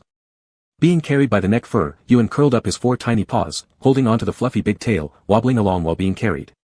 The large red fox paraded confidently through the crowd carrying a soft white little bundle, heading to what it deemed as the most familiar place. The cafeteria. The fox put the balled-up kitten on the chair, went to the window, extended a paw to order several dishes, naturally charging it to Yuan. The entire army knew that after the furry cat, Marshal Ji also gained another furry creature. What exactly it was, Marshal Ji hadn't publicly announced. Nonetheless, this red fluff seemed particularly close to the little kitten. The fox nudged the fluffy bundle on the stool. The fluffy ball rolled around twice and barely managed to hang on the edge of the stool, stretching out its front paws with a look of confusion as it clung to the edge. Under everyone's watchful eyes, due to its overly sharp claws, there was a tearing sound as it fell to the ground and rolled around again. The fox squatted on the stool, looking down from above at Yuan, who shook himself off after getting up. Then the soldiers staying in the cafeteria watched as the big and small fur balls started calling to each other one by one. Foxes rarely called out, their natural voice was soft and high-pitched, a bit like that of a baby cooing. And because of his size, Yuan's meows were fine and tender, carrying a touch of babyishness. Just listening to these 2 calls could provide spiritual comfort and healing. Even meals tasted better. The fox nearly laughed itself to death over Yuan. To be precise, he was dying of laughter over Ji Xiuyun. The fox claimed he had never seen humans like this, at least not before he took on the heavy responsibility of the Yao race. He actually used to frequent human society often. People like Ji Xiuyun would usually be intercepted by others before they even reached him. After all, since the fox was so popular, someone as dense as Ji Xiuyun wouldn't stand a chance. For Ji Xiuyun to wake up and gather the courage to confess, let alone cultivate the skills of smooth-talking flattery, would take such a long time, long enough for the fox to sleep through 8 to 10 people. The fox sighed while eating. Ji Xiuyun just got lucky walking through dog poop, encountering a persistent person like Yuan. If Yuan wasn't fixated on Ji Xiuyun, wishing him to become immortal, where could Ji Xiuyun find such a cute, soft, and innocent little kitten? The fox benevolently watched Yuan jump onto the table and pushed a dish towards him. He has worked hard, the fox said, which sounded like a small hum to outsiders. Yuan bit into a shellfish, chewed, swallowed, then turned and meowed angrily. Who comforts cats like this? Then how do you want him to comfort? The fox asked him. I think his attitude is already good enough. Look at how seriously he studies how others declare their love and proposes marriage, even taking serious notes. Don't you feel moved? Yuan lowered his head and meowed softly with some dissatisfaction. How could he not be moved? Someone who usually couldn't say anything touching or enticing, quietly hiding away to look at things he would normally never explore, diligently observing and learning, such behavior would soften anyone's heart. Because there was a clear realization of, this person changed themselves for my sake. Especially when he already had affection for this person, his heart softened even more noticeably. The fox looked at his expression and directly flipped the cat over with a claw. "You're useless," he said. Yuan climbed back up, shaking his head, and returned to the stir-fried shellfish, eating silently without making a sound. "I'm going back," said the fox. "Last time when I went back, I brought the news of finding you. The young ones in the clan are restless wanting to come out, and I have to go back to supervise them."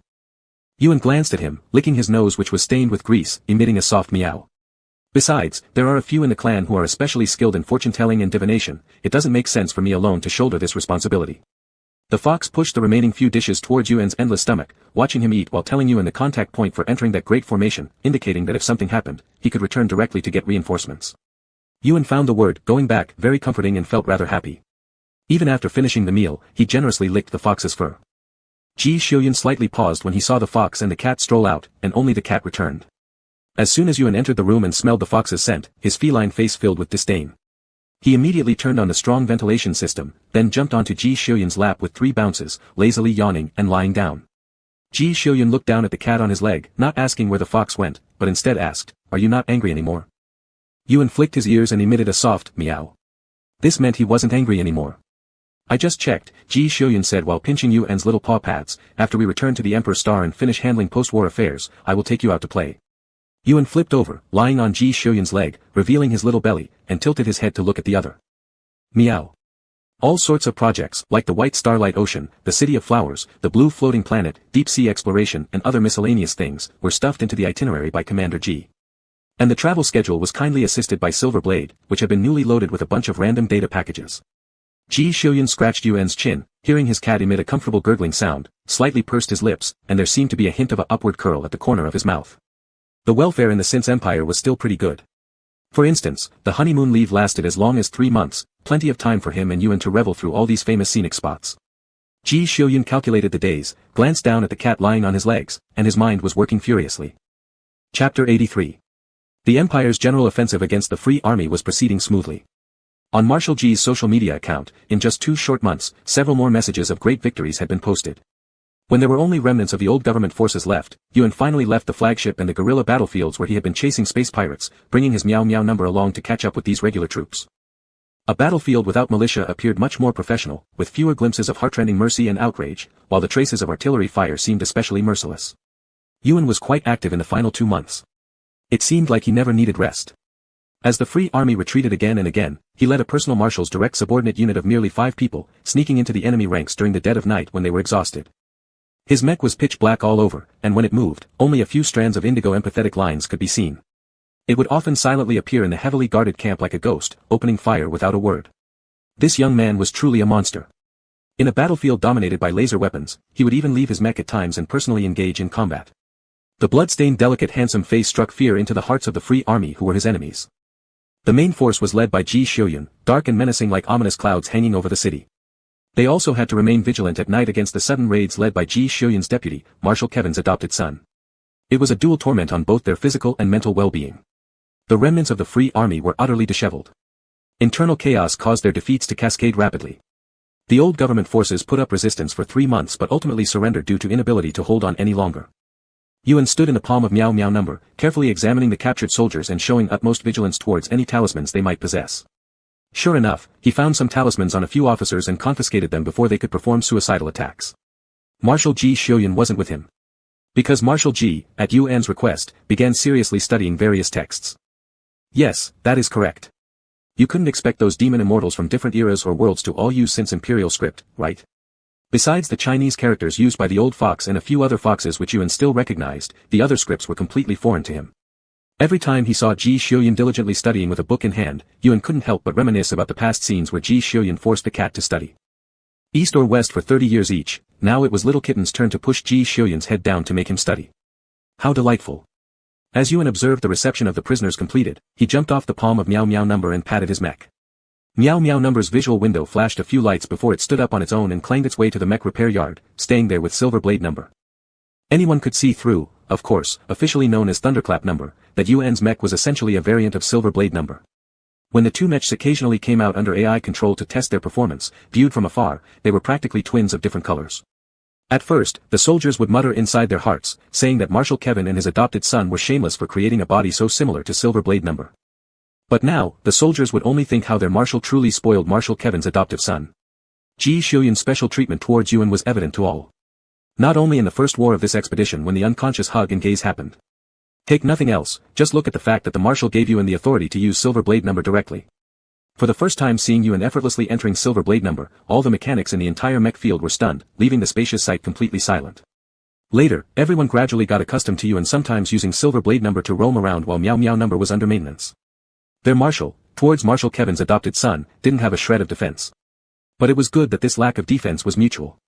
The soldiers were very clear that their immediate superiors frequently utilized unorthodox tactics of deployment came directly from what Yuan thought up and shared with them. Seasoned as they were, Ji Xiuyun's army always meticulously recorded merits, clearly indicating who achieved what feats in which campaign and turning point. Within the army, there was even a merit display board where any errors or anomalies could be directly reported to higher-ups. After verification, appropriate modifications would then be made. What can military merit do? Military merit symbolizes rank symbolizes status, and status symbolizes wealth and power, as well as honor. With high military merit from 3 large campaigns, one might receive a personal promotion from Marshal Ji himself to become a regional commander, an achievement that people would fight over for. But this kind of technique, which if held tightly enough could make one a renowned general remembered in history, Yuan generously handed over to the 7 corps commanders under Ji Xiuyun's command. Such behavior made the soldiers under Ji Xiuyun see the incredibly strong and solid double-arrow relationship between their marshal and her deputy. Powerful in combat, good-looking, and young. Although he still lacked status, considering his identity and talent, it was almost a foregone conclusion that he would have a smooth future ahead. A person like this, being together with their marshal, had no sense of awkwardness at all. Yuan, who was regarded by the entire army known as the War God's Army, as the marshal's spouse, rushed back into Ji Xiuyun's temporary quarters and handed all the confiscated talismans to her. Ji Xiuyun glanced at those talismans and carefully put them away. Yuan had given her the whole set of talismans, saying they were for her protection. Yuan leaned over to take a look at the page in front of Ji Xiuyun and saw that on one side there was a comparison lookup of Chinese characters, while on the other side there were several table-like items. Yuan pointed to those table interfaces. What are these?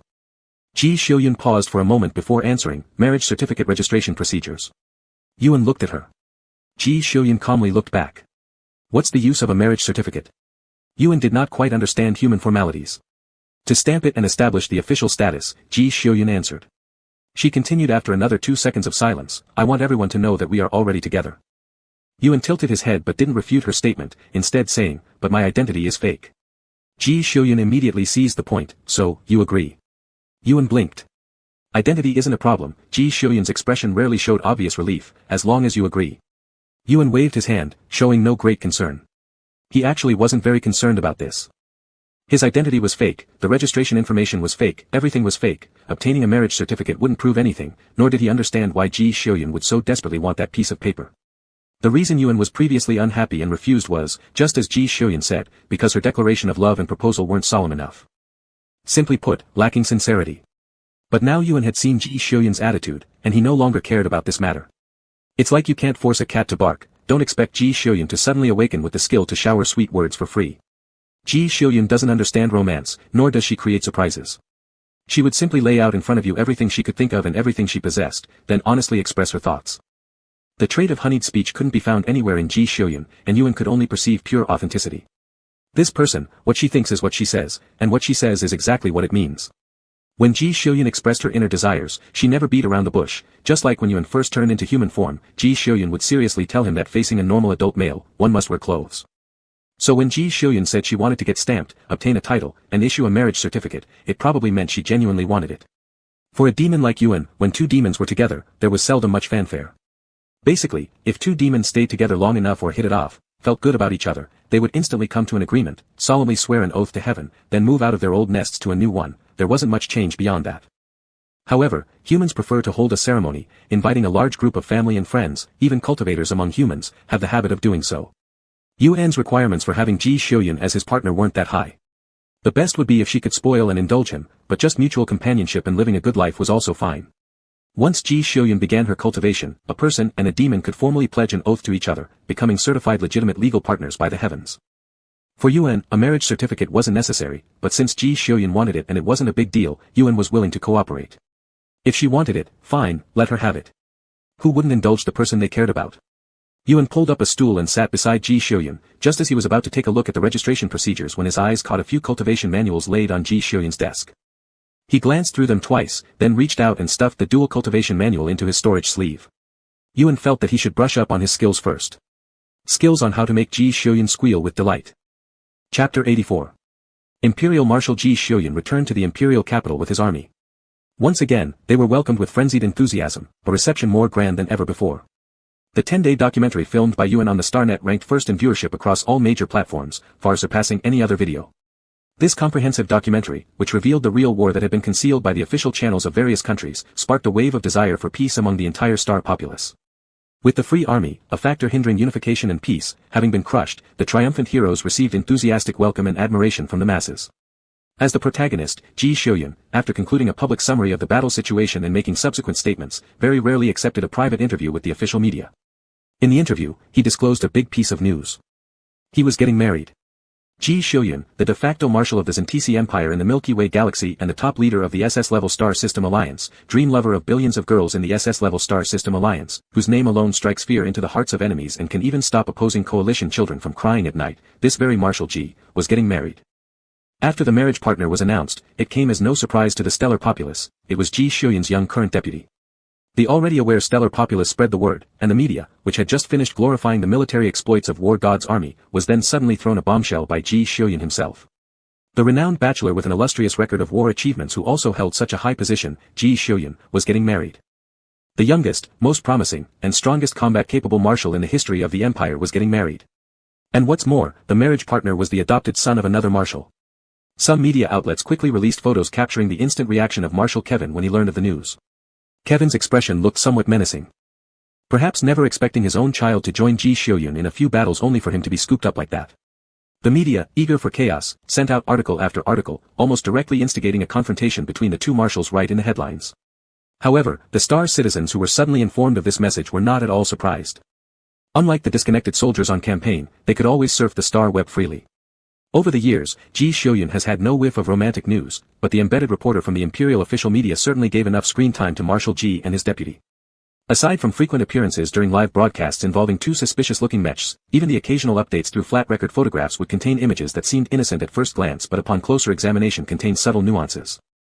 Adding to that, the series of sly moves made by Marshal Ji and his deputy during the first live battle report practically left no room for interpretation otherwise. Speculators may imagine one thing, but having it confirmed by the parties involved is something else entirely. Netizens began revisiting those videos and photos carefully under this new context. Meanwhile, Ji Xiuyun, who set off an explosive chain reaction throughout the Star network, now stood outside Marshal Kevin's office in the military headquarters building located in the Imperial Star, quietly holding his cat. Under everyone's watchful eyes, Marshal Ji knocked on the door and walked in, closing it behind him. Staff within the headquarters building became unusually excited. The opportunity to indulge in Marshal Ji's personal drama might be a once-in-a-lifetime experience. Those who could sneak away from work gathered to speculate if Marshal Ji would come storming out after being reprimanded by Marshal Kevin. Who wouldn't feel infuriated seeing their newly adopted son turn around and leap into their mortal enemy's bed? Anyone in that situation would likely die of anger, let alone someone of Marshal Kevin's status. Knowing well how hostile the two marshals were towards each other, the whole empire was familiar with this tension. Just look at the snapshots of Marshal Kevin captured by the media a few hours ago. The golden-haired, mature, handsome shield of the empire perfectly demonstrated a fading smile. Sure enough, before 5 minutes had passed, Marshal Ji was expelled. What's worse, his cat was confiscated. Watching alongside Ji Xiuyun was the 1st Division commander, here to file for leave with the personnel department. The commander looked at their marshal, sighing lightly. Amidst the eager anticipation surrounding him, similarly curious, the division commander approached Ji Xiuyun to greet him. Marshal. Ji Xiuyun glanced up at him. The division commander asked straightforwardly, how did it go? Not good, Ji Xiuyun said indifferently, slowly adjusting his collar buckle under the gaze of the military department staff. I'm preparing to go through with the marriage procedures. The corps commander was taken aback. Commander Kevin. It's a different era now, Ji Xiuyun remarked. Marriage doesn't require parental signatures anymore. The 1st Corps commander was stunned by Ji Xiuyun's straightforward statement for 2 seconds, then solemnly said, you're absolutely right. Ji Xiuyun left the headquarters with long strides, leaving the gathered onlookers and the corps commander exchanging glances, feeling that the military department would surely be in an uproar for some time. Ji Xiuyun was still Ji Xiuyun, even though the wedding partner was Marshal Kevin's adopted son, he wouldn't give in even a little. Marshal Kevin had confiscated Ji Xiuyun's cat, which was currently sitting on his desk watching him deal with a pile of files about post-war defense of the 18th Star System. Yuan observed for a while, yawned, and lay down on the table. Originally handling documents diligently, Marshal Kevin turned around because of Yuan's movement. Yuan lay there, his little head supported by his front paws, staring at him with those azure cat eyes. Marshal Kevin asked, when did you two get together? After some thought, Yuan shook his head. If one were to ask when exactly they got together, Yuan couldn't answer. Initially rejecting Ji Xiuyun's confession and proposal, after pondering carefully, Yuan could only shake his head. For monsters, such verbal agreements of determining relationships weren't significant. Many times they skipped over the romantic phase and went straight into a daily life of mutual support. Put simply. I think you're all right. You seem perfect for me too. Then the two monsters solemnly vowed and started living together. Romantic concepts, most of them were introduced from humans to monsters. So faced with Marshal Kevin's question, Yuan could only shake his head. Marshal Kevin stared at the cat for a while, ultimately deciding to ask Ji Xiuyun again. After all, he still needed to show the world he disliked Ji Xiuyun, so it was natural to prioritize asking confidential questions earlier. The handsome shield of the Empire took out a large bag of snacks from his drawer and gave them to the white furry ball. Watching the furry ball skillfully tear the packaging with its claws and eat, he simultaneously stroked the cat while marveling at what luxurious life Ji Xiuyun must lead. With the cat to stroke, let alone the fact it can transform into such a fine young man. And it fell for Ji Xiuyun. With jealousy tingling in his mind, Marshal Kevin imagined this boy must have saved the world in a previous life, but he also believed this was great. Ji Xiuyun had endured much loneliness. To have someone, well no, a cat willing to spend the rest of their days with him was certainly wonderful. Are you coming back for dinner today? Marshal Kevin asked. Incidentally, Elise will be back soon. Would you like to come along with me to pick her up? Yuan mewed twice, stretching his little paw to touch the adoptive father's hand.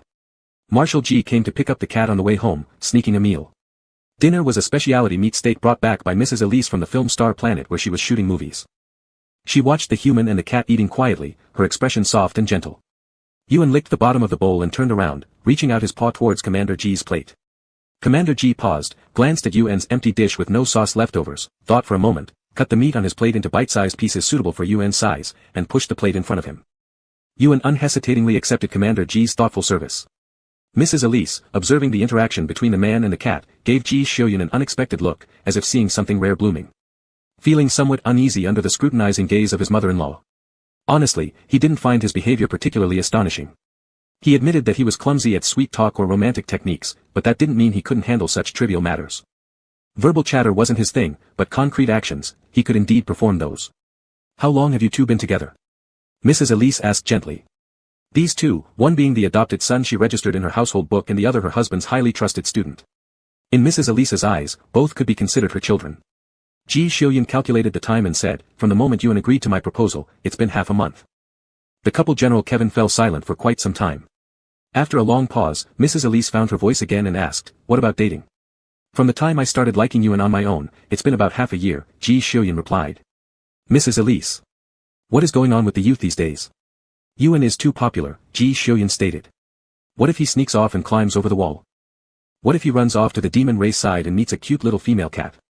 Even though Yuan has already admitted liking him and is willing to get married, Marshal Ji honestly asked himself, in Yuan's eyes, he probably isn't even 1/10,000th as cute as a little female cat. Calmly, Ji Xiuyun explained, in short, let's just get the marriage certificate first. Did Yuan agree? Mrs. Elise tilted her head and looked at the cat lowering his head to eat meat. Yuan twitched his ears, looked up at Mrs. Elise, and softly meowed once. Ji Xiuyun reached out to scratch Yuan's chin. Watching the kitten in his palm purr contentedly with closed eyes, he lightly poked Yuan's forehead with a finger. Yuan was poked awake and lowered his head to continue eating. After dinner, Ji Xiuyun took Yuan home. Yuan hung around Ji Xiuyun's neck pretending to be a white sea cucumber. As soon as they entered the house, he was carried by Ji Xiuyun and sat down on the sofa. Then Ji Xiuyun handed a file bag to Yuan, which felt pretty heavy. And Yuan clearly saw the title written on the file bag, Detailed Record of Assets. The detailed list of assets we talked about before, said Ji Xiuyun, whose voice sounded warmly from above, reaching Yuan's ears. It's enough to buy a dozen or so energy-vain planets.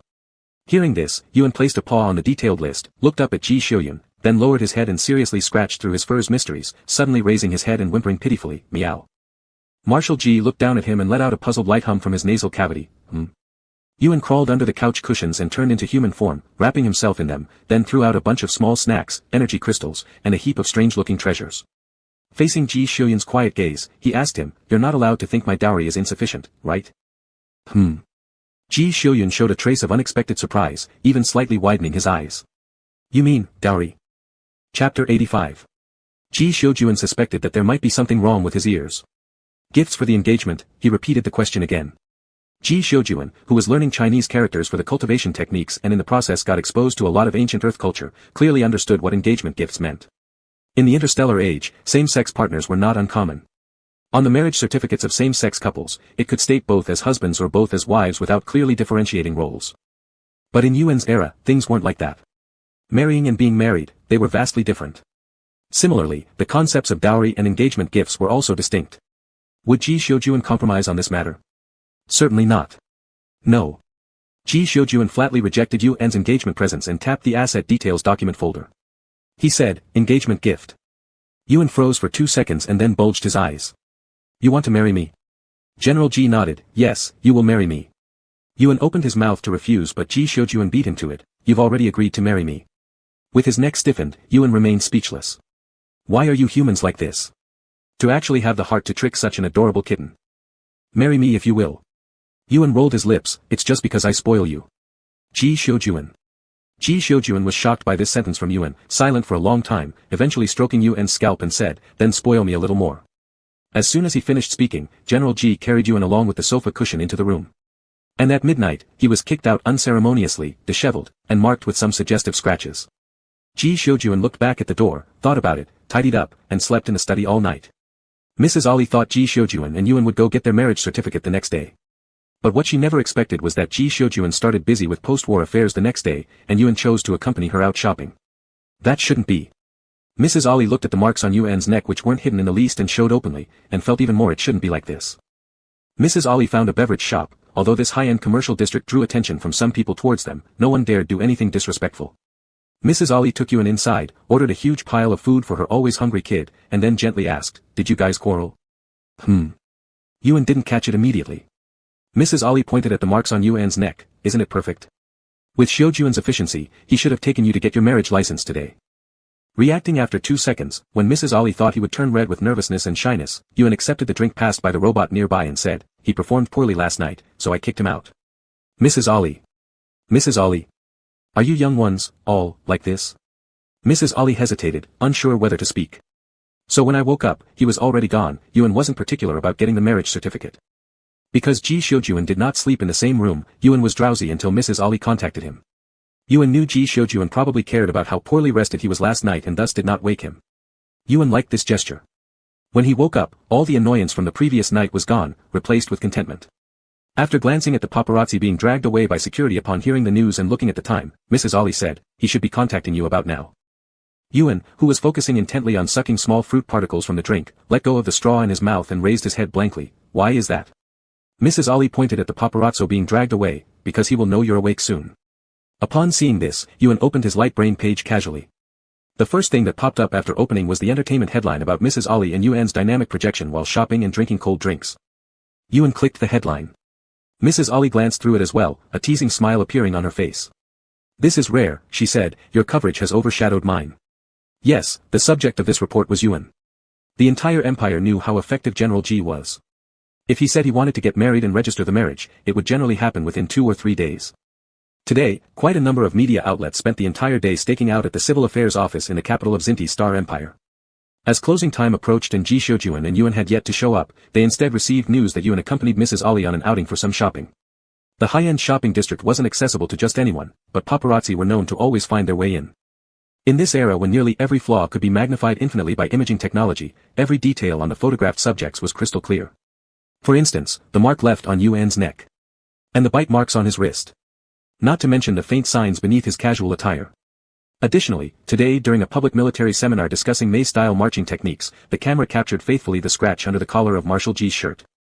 Upon seeing the report sent by the paparazzi, the audience went, "You," excitedly, rubbing their hands together, thinking their marshal indeed enjoyed great fortune last night. It must have been very intense. Yuan, sucking on a straw, was about to type something into the comments section when a communication from Ji Xiujuan interrupted him. Glancing up, Yuan remembered Mrs. Ali saying Ji Xiujuan would contact him. Mrs. Ali held her cup of drink as well, smiling at him. Yuan accepted the call. Ji Xiujuan didn't speak right away. He first examined Yuan carefully, confirmed his condition was good, then turned to look at Mrs. Ali and nodded at her. Marshal Ji's purpose of this call was extremely straightforward. To get the marriage certificate. Go get the marriage certificate. Together. Important things deserve to be repeated 3 times. After sending Mrs. Ali home, Yuan joined Ji Xiujuan to collect the marriage certificate. Ji Xiujuan revved up and raced down the privileged lane all the way to arrive at the Civil Affairs Bureau office just 5 minutes before its closure. Just as the media was preparing to head home and continue their stakeout tomorrow, Yuan and Ji Shoujun showcased their superior physical capabilities, flashing past reporters and cameras like blurs. Turning back, Yuan caught sight of the media being held outside the bureau howling with frustration. He thought it was a thrilling sport and even felt an urge to dart around again right in front of them just to annoy them. Ji Shoujun immediately grabbed Yuan, who was about to mess around, dragging him to the window where they submitted the forms already filled out and the photos ready taken. A minute later, Ji Shoujun obtained a red booklet. The marriage certificate, both virtual records and physical copies existed. And within Marshal Ji's personal profile, the long empty spouse field now showed Yuan's name. At that moment, the heart of Ji Shoujun, which had been uneasy, calmed, half. Whether the other half would calm depended on whether there was a cute little she-cat on the fox's side. It also depended on whether Yuan would attempt to raise a litter of kittens. But speaking of kittens, Ji Shoujun turned to look at Yuan, ready to speak, but was interrupted by the young woman issuing certificates at the window. "Marshal, may I ask when you plan to hold your wedding?" the girl behind the counter softly asked. Holding the red book, the marshal was momentarily surprised. So was Yuan, who was about to take a look at the red book from Ji Shoujun's hands. They exchanged a glance and simultaneously shook their heads. Yuan disliked the grand human weddings where announcing publicly one's intent to mate seemed incredibly shameful and yet romantic in human eyes. It baffled Yuan greatly. On the other hand, Ji Shoujun felt that spending 2 months out of the 3-month honeymoon planning and holding the wedding, rather than simply going off together for a trip or two, would be a waste. Seeing each other share the same attitude, Yuan and Ji Shoujun both relaxed. "We will not hold a wedding." Yuan casually flipped through the red booklet in his hand and disinterestedly shoved it back into Ji Shoujun's arms. The young woman behind the window froze for a while, seemingly finding it hard to believe. Regardless of her belief, Yuan and Ji Shoujun had already turned toward the exit, ready to leave. Still preoccupied with Ji Shoujun's promise to play with him, Yuan asked, "When do you start your honeymoon?" Ji Shoujun had already sensed Yuan's anticipation growing inside. He reached up and ruffled Yuan's head. "Tomorrow. The procedure plus work handover takes about a week." Yuan nodded, generously indicating that a week wasn't really an issue. As the two approached the entrance, the media erupted into chaos. With Yuan and Ji Shoujun's acute hearing, they clearly heard the shouts from the crowd. "How long have the two of you been together? Did Marshal Kevin agree with your marriage? When will the two of you hold your wedding? Will your marriage affect military affairs in any way? Are the two of you truly in love, or is this a political alliance? When are the two of you planning to have children?" After the last question was asked, silence fell both inside and outside the Civil Affairs Bureau. 2 seconds later, another wave of excitement broke out. "That's right. Considering these two non-humans' physical constitutions and gene grades, how amazing would their offspring be? In today's era, it's no longer a remarkable feat for same-sex partners to have children thanks to genetic technology." The media began firing questions again in rapid succession. "Do the two of you prefer boys or girls? Do the two of you have any plans to have children?" Ji Shoujun turned to Yuan and asked, "Actually, we can still have little kittens even without a she-cat." Yuan furrowed his brows. "I don't want artificial ones." Ji Shoujun shook his head. "They won't be artificial." Yuan glanced at Ji Shoujun's abdomen. "You give birth?" "No, you." Before Ji Shoujun finished his sentence, Yuan vanished from in front of him. Immediately after, Ji Marshal saw their vehicle outside shake twice and then speed away, faster than when it arrived. Just after being kicked out of the room last night, Ji Marshal was once again left behind by his partner. Ji Shoujun. It was just a simple wish to have a kitten baby. Why did he run off so fast? Chapter 86. Yuan expressed 10,000 rejections to Ji Shoujun's flirtatious moves. For Yuan, the little kitten summoned by Su Yuan was no different from an artificial product. Ji Yuan Shui, having been rejected, touched his nose, then with the red marriage certificate in hand, quietly went off to handle the honeymoon leave process. As Ji Shoujun processed the honeymoon leave, the stamping through various departments flowed smoothly like a production line, and everyone was eagerly rubbing their hands in anticipation of the wedding of the Imperial Marshal. The onlookers on the Star Network were all abuzz with discussion, speculating about what kind of wedding Ji Shoujun would have. With the adversarial relationship between Marshal Ji and Marshal Kevin where each tried to outdo the other, Ji Yuan Shui's wedding should surely be more stunning than the wedding many years ago between Marshal Kevin and Mrs. Ali. Online discussions grew heated, even turning into arguments about the form of the wedding. Some people outright opened betting pools, encouraging those arguing to place bets, resulting in quite a number of people joining in, treating it as another type of lottery, buying joyfully. But they had no idea that, as they waited, what they ultimately waited for was Marshal Ji bringing his newly minted companion straight past the wedding, hand in hand skipping directly to the honeymoon. Everyone in the military was astonished. The onlookers were equally astonished. Recalling the time when Marshal Kevin married Mrs. Ali, all of the military worked together to hold a century-defining wedding filled with the romance of steel soldiers. Now compare this with Marshal Ji who ran off with his partner directly without any ceremony, and the bookies on the Star Network profiting heavily because there was no wedding, from top-tier high-ranking officers down to junior ones within the military, all felt the alarms go off inside their heads. Look at Marshal Kevin's face. It's almost black with fury. Having his offspring poached is one thing, but not even holding a proper wedding. This was outrageous. Even if placed among ordinary families, it would still be improper. People in the military all felt something was amiss, yet Ji Xiuyun had always ignored such remarks. After all, Ji Xiuyun was a man who listened to others' advice only on military matters, otherwise, he acted rather freely. More importantly, the stolen child himself seemed not to mind at all.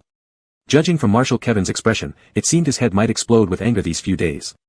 If Marshal Ji were present, the two marshals would definitely cast aside all pretense and roll up their sleeves to fight. Every person in the military from top to bottom regretted missing the spectacle.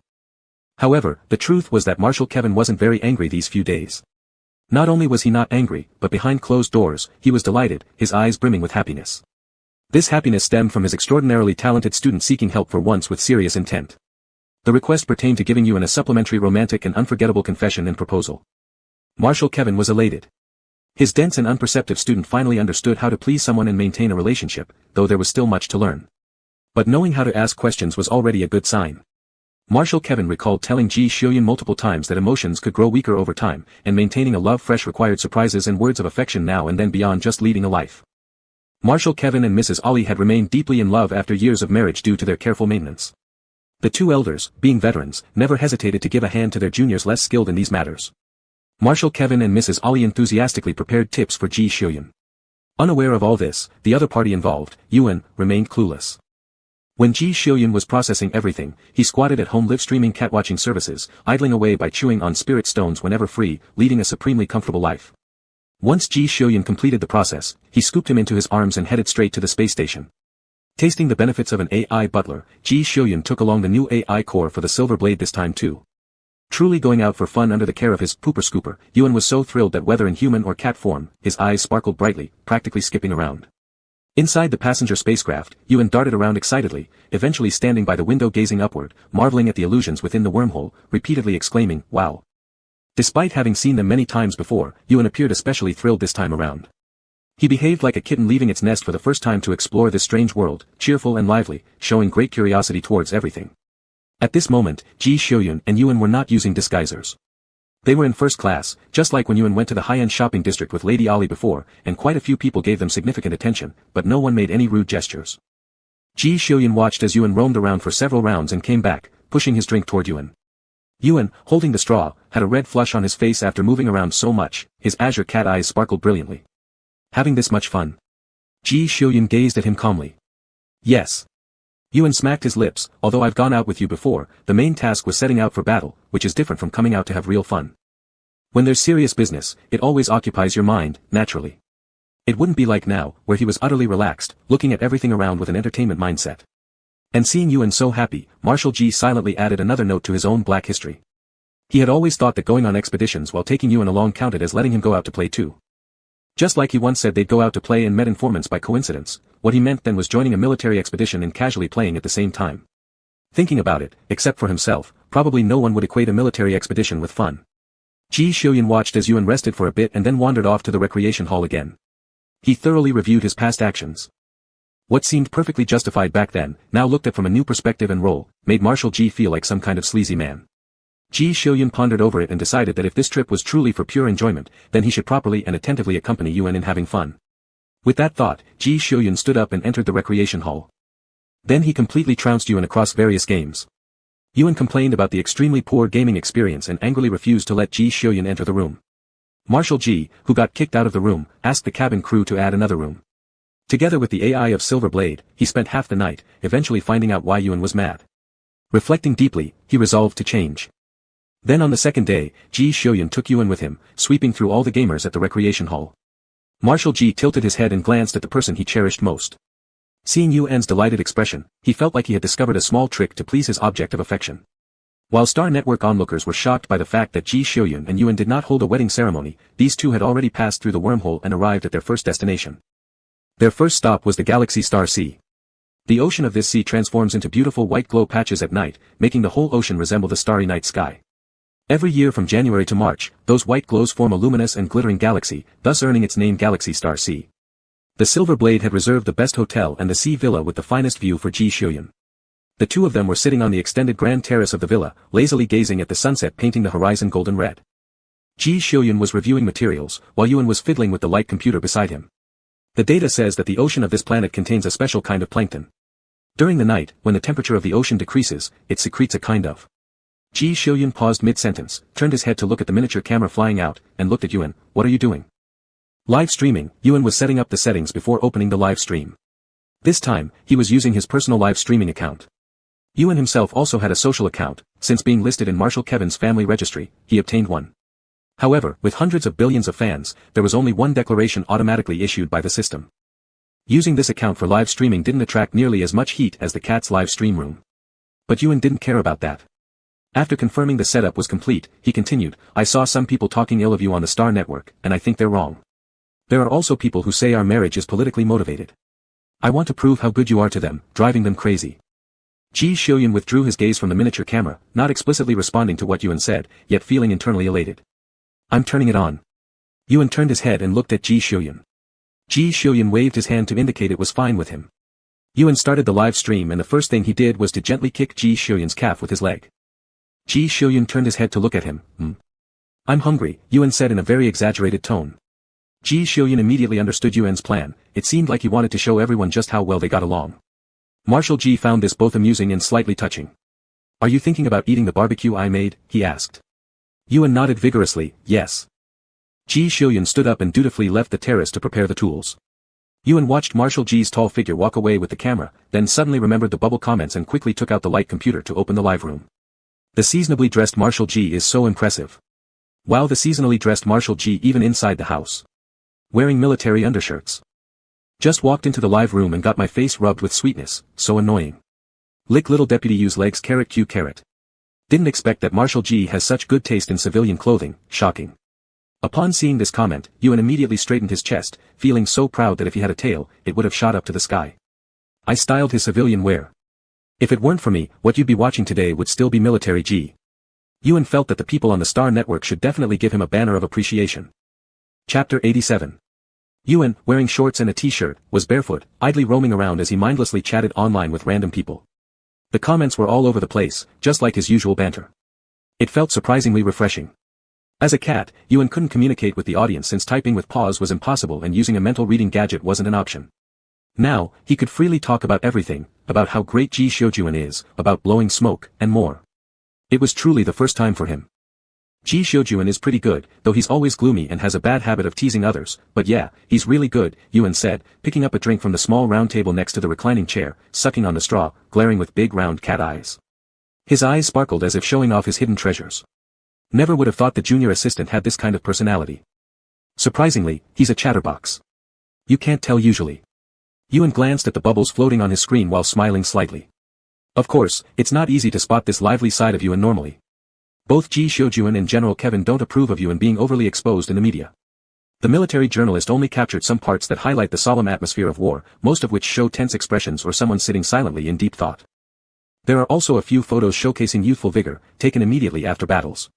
These photos reveal traces of blood and fire rather than mere youthfulness, they emphasize sharpness more than any softness. As for Yuan himself, every time he appeared in front of the media with Ji Xiuyun, following his natural feline instinct when faced with unfamiliar environments and crowds, he didn't talk much. Instead, he followed Ji Xiuyun closely, copying his serious demeanor, looking exactly like a younger cold-blooded version of Ji Xiuyun. Such a cheerful and vivid side of Yuan is rarely seen by the public. Not only did Yuan find this style of communication novel, the live stream viewers also found it refreshing. Here now, with only Ji Xiuyun around, the camera and the viewers behind it didn't affect Yuan one bit. He was carefree, eagerly speaking at length about anything that came to mind. With each sip of his drink, Yuan blissfully closed his eyes, gazing at the stars slowly sinking below the horizon.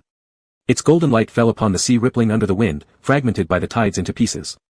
The young man sat cross-legged casually on the bench, aimlessly chewing on the straw, staring directly at the gradually vanishing light that sank into the ocean. The remaining glow lingered on his figure, flowing like a golden stream across his pale white hair. A gentle sea breeze blew from afar, lightly lifting and dropping a few strands of delicate hair. In the dimming twilight, he looked like a warm luminous object. The high-definition camera recorded every subtle change in Yuan. When the fiery ball finally disappeared beneath the horizon, leaving only fading remnants unwilling to be engulfed by the night, Yuan shifted his gaze back to the holographic interface on the small round table. Is the junior assistant of rare lineage? Just saw the pupils become vertical, wow, so beautiful. Yuan stared at that comment for a few seconds before pretending not to notice it as it got buried by other comments. Lying back down on the reclining chair, he heard a boat approaching and lazily shouted inside, "Ji Shoujuan." Some sounds came from inside, then Ji Shoujuan's voice responded, "It's food supplies, you go get them." Yuan flipped over, slipped into his shoes, and walked to the edge of the balcony, sticking his head out. The robot on the boat looked up at him, picked up a large box, extended its mechanical arm extremely long, and delivered it directly to Yuan on the second floor. Startled for a moment, Yuan held the box half his height and placed it on the ground. When he stood up and turned around, the mechanical arm whipped again, delivering a bunch of bottles and jars. Yuan glanced at them, it was wine. Ji Shoujuan doesn't drink, so Yuan tilted his head, turning back to ask indoors, "Ji Shoujuan, did you order alcohol?" By this time, Ji Shoujuan had already come out onto the balcony entrance with a pile of tools. He looked at the bottles carried by the mechanical arm and simply replied, "Yes." Holding the pile of bottles and jars, Yuan watched as Ji Shoujuan somewhat awkwardly set up the barbecue grill. The camera hesitated between the two, zooming in on one then another. Finally, it hovered up, landing on the balcony railing, capturing both men in its range. The interface on the light brain began to flash with comments densely and intensely, clearly showing that Ji Shoujuan's popularity was significantly higher than Yuan's. Yuan moved closer and placed the wine bottle on the table. "Why did you order wine? Don't you not drink?" General Ji responded with a single sound, offering no explanation as he reached for a bottle of wine. With a flick of his fingers, he opened the cap and took out a lighter from his pocket. The flame landed at the bottle's mouth, and with a gentle puff, the bright orange flame from the lighter transformed magically into a soft pale purple. Ji Shoujuan placed the bottle on the small round table, where it gently touched the surface with a pleasant clinking sound. As soon as General Ji's hand left the bottle, it instantly transformed into a tall candlestick. Yuan stared wide-eyed at Ji Shoujuan repeatedly opening the bottles, lighting them, and setting them on the table. When the sky became completely dark, the small low table had already been adorned with a beautiful completed candlestick assembly, where various colors of flames danced uninfluenced by the sea breeze. Without turning on any lights, the balcony was bathed in a warm dim glow, illuminated by the distant lighting of another seaside villa and the brilliance of the candlesticks. Having finished everything, Ji Shoujuan silently opened the box of ingredients, pulling out the steak Yuan loved. Just as he was about to turn around to barbecue, he looked up and saw Yuan squatting by the edge of the box, clinging tightly and gazing brightly at him. General Ji glanced at the candlestick left alone and then looked at Yuan. "What is it?" "That." Yuan pointed at the candlestick. In the dim light, with night vision cameras turned off, no one in the live stream could see General Ji's expression, they could only vaguely capture his perennially unchanging stern demeanor. But Yuan, with his non-human vision capable of seeing clearly even at night, unmistakably caught a hint of discomfort on Ji Shoujuan's face. "Who taught you that?" Yuan asked. "You couldn't possibly have thought of it." The trace of unease on General Ji's face disappeared instantly as he silently looked at Yuan, his towering and imposing silhouette under the light making him particularly frightening to cats. Upon seeing Ji Shoujuan's expression, Yuan's internal alarm went off. He immediately jumped up, patted his bottom, and sat back on the reclining chair, looking eagerly at the grill. Ji Shoujuan observed Yuan and felt that if Yuan were in his cat form at this moment, he'd definitely have plain ears out of fear. He placed the meat on the grill, mentally adding the 6th Army Corps commander who came up with the idea of the candlestick to his blacklist. After a brief period of covert observation, realizing the danger was over, Yuan resumed giving orders, saying, "I want to eat this and that." He even mischievously turned on the smell-sharing mode, found the camera, and happily performed how to slowly and methodically savor the supreme delicious grilled steak personally cooked by Imperial Marshal Ji Shoujuan. "That's too much. Poisoning at midnight deserves severe punishment. You are so hungry." Public displays of affection are bad enough without even performing eating. The little assistant looked so good while eating, quietly licking the juice off the corner of the little assistant's mouth. Carrot. General Ji raised his head and scanned the bubble comments, frowned, and extended his hand, decisively pulling Yuan into the live stream's blacklist without hesitation. "Sad. Rest well. It feels like getting smacked in the face with the stench of love. Sniff the aroma of being single on yourself." Yuan watched Ji Shoujuan after pulling someone into the blacklist and returned to grilling fish, teasingly hooked Ji Shoujuan's ankle with his foot, and persistently asked, "Who taught you about the candlestick?" General Ji refused to answer anything and even gave Yuan the satisfaction of eating well. Then Yuan discovered that what Ji Shoujuan did wasn't limited to just the candlestick. On the planet known as the capital of flowers, Ji Shoujuan arranged an extensive flower field equivalent to the size of a large city before even entering the atmosphere for 2 minutes. They clearly saw a confession spelled out in vivid floral seas. "Yuan, thank you for willing to give me the rest of your life." On the planet called the Gemstone Paradise, Ji Shoujuan booked the most famous gemstone castle on that planet and spent half a month roaming there with Yuan until Yuan got bored, then he took him to sweep through the gem market. Anything Yuan looked at longer received immediate purchase. The Star Network's gossip enthusiasts, from media messages to Yuan's live streaming room, were all being flooded with the news of General Ji's elaborate and grand or tender and thoughtful declarations of love. As the person involved, Yuan was counting on his fingers wherever they went. Upon careful calculation, it seemed that Ji Shoujuan had behind-the-scenes help from 7 division commanders and Marshal Kevin. Ji Shoujuan would not have thought of these things himself, Yuan knew this point too well. However, Yuan was still very happy about Ji Xiujuan quietly preparing all of this for him. He didn't care about formalities, he just increasingly felt Ji Xiujuan's importance placed on him through these actions. What have you prepared here on this planet? Yuan asked. They were currently on a star-famous tidal wave observation planet, where an appropriately intense tidal wave was expected in 2 hours, accompanied by minor earthquakes and heavy rainfall. Still, these wouldn't affect tourists inside the observation areas. Sitting in the wide-view VIP lounge, Yuan turned over the description page of the planet while jokingly asking, "Are you going to surf on the tsunami?" General Ji wore a look of deep thought. Yuan immediately pulled Ji Xiujuan's hand. I was kidding. Of course, Ji Xiujuan knew Yuan was joking. He reached out to ruffle Yuan's head, watching as Yuan gently shook under his touch. Under the cold white light of the observatory, Ji Xiujuan's perennially cold and stern expression actually softened slightly. Having just finished adjusting the live stream settings, Yuan looked up and saw Ji Xiujuan gazing down at him. Hey! Yuan pushed down the hand atop his head, saying to Ji Xiujuan, why don't you try smiling once? Marshal Ji glanced at the camera Yuan set up, thought about it, and then shook his head. I think you must look particularly handsome when you smile, said Yuan regretfully. Ji Xiujuan paused for a moment, you're not saying I'm ugly? Turning his head, Yuan carefully examined Ji Xiujuan, not ugly, not ugly. Who says you're ugly? That's ancient history. 5 months ago, Ji Xiujuan replied. Why do you remember these things so clearly? Yuan said seriously, then held the comment section of the live stream in front of Ji Xiujuan. How about we talk about what everyone is curious about, what you've prepared on this planet? Hearing this, Ji Xiujuan also nodded, then reached out to hold Yuan's hand. Have you been pleased with my recent preparations? He asked. Startled, Yuan nodded and replied, pleased. General Ji lowered his eyes to look at him. For a while, he suddenly let go, stood up, turned his toes slightly, then seemingly stopped himself and turned back.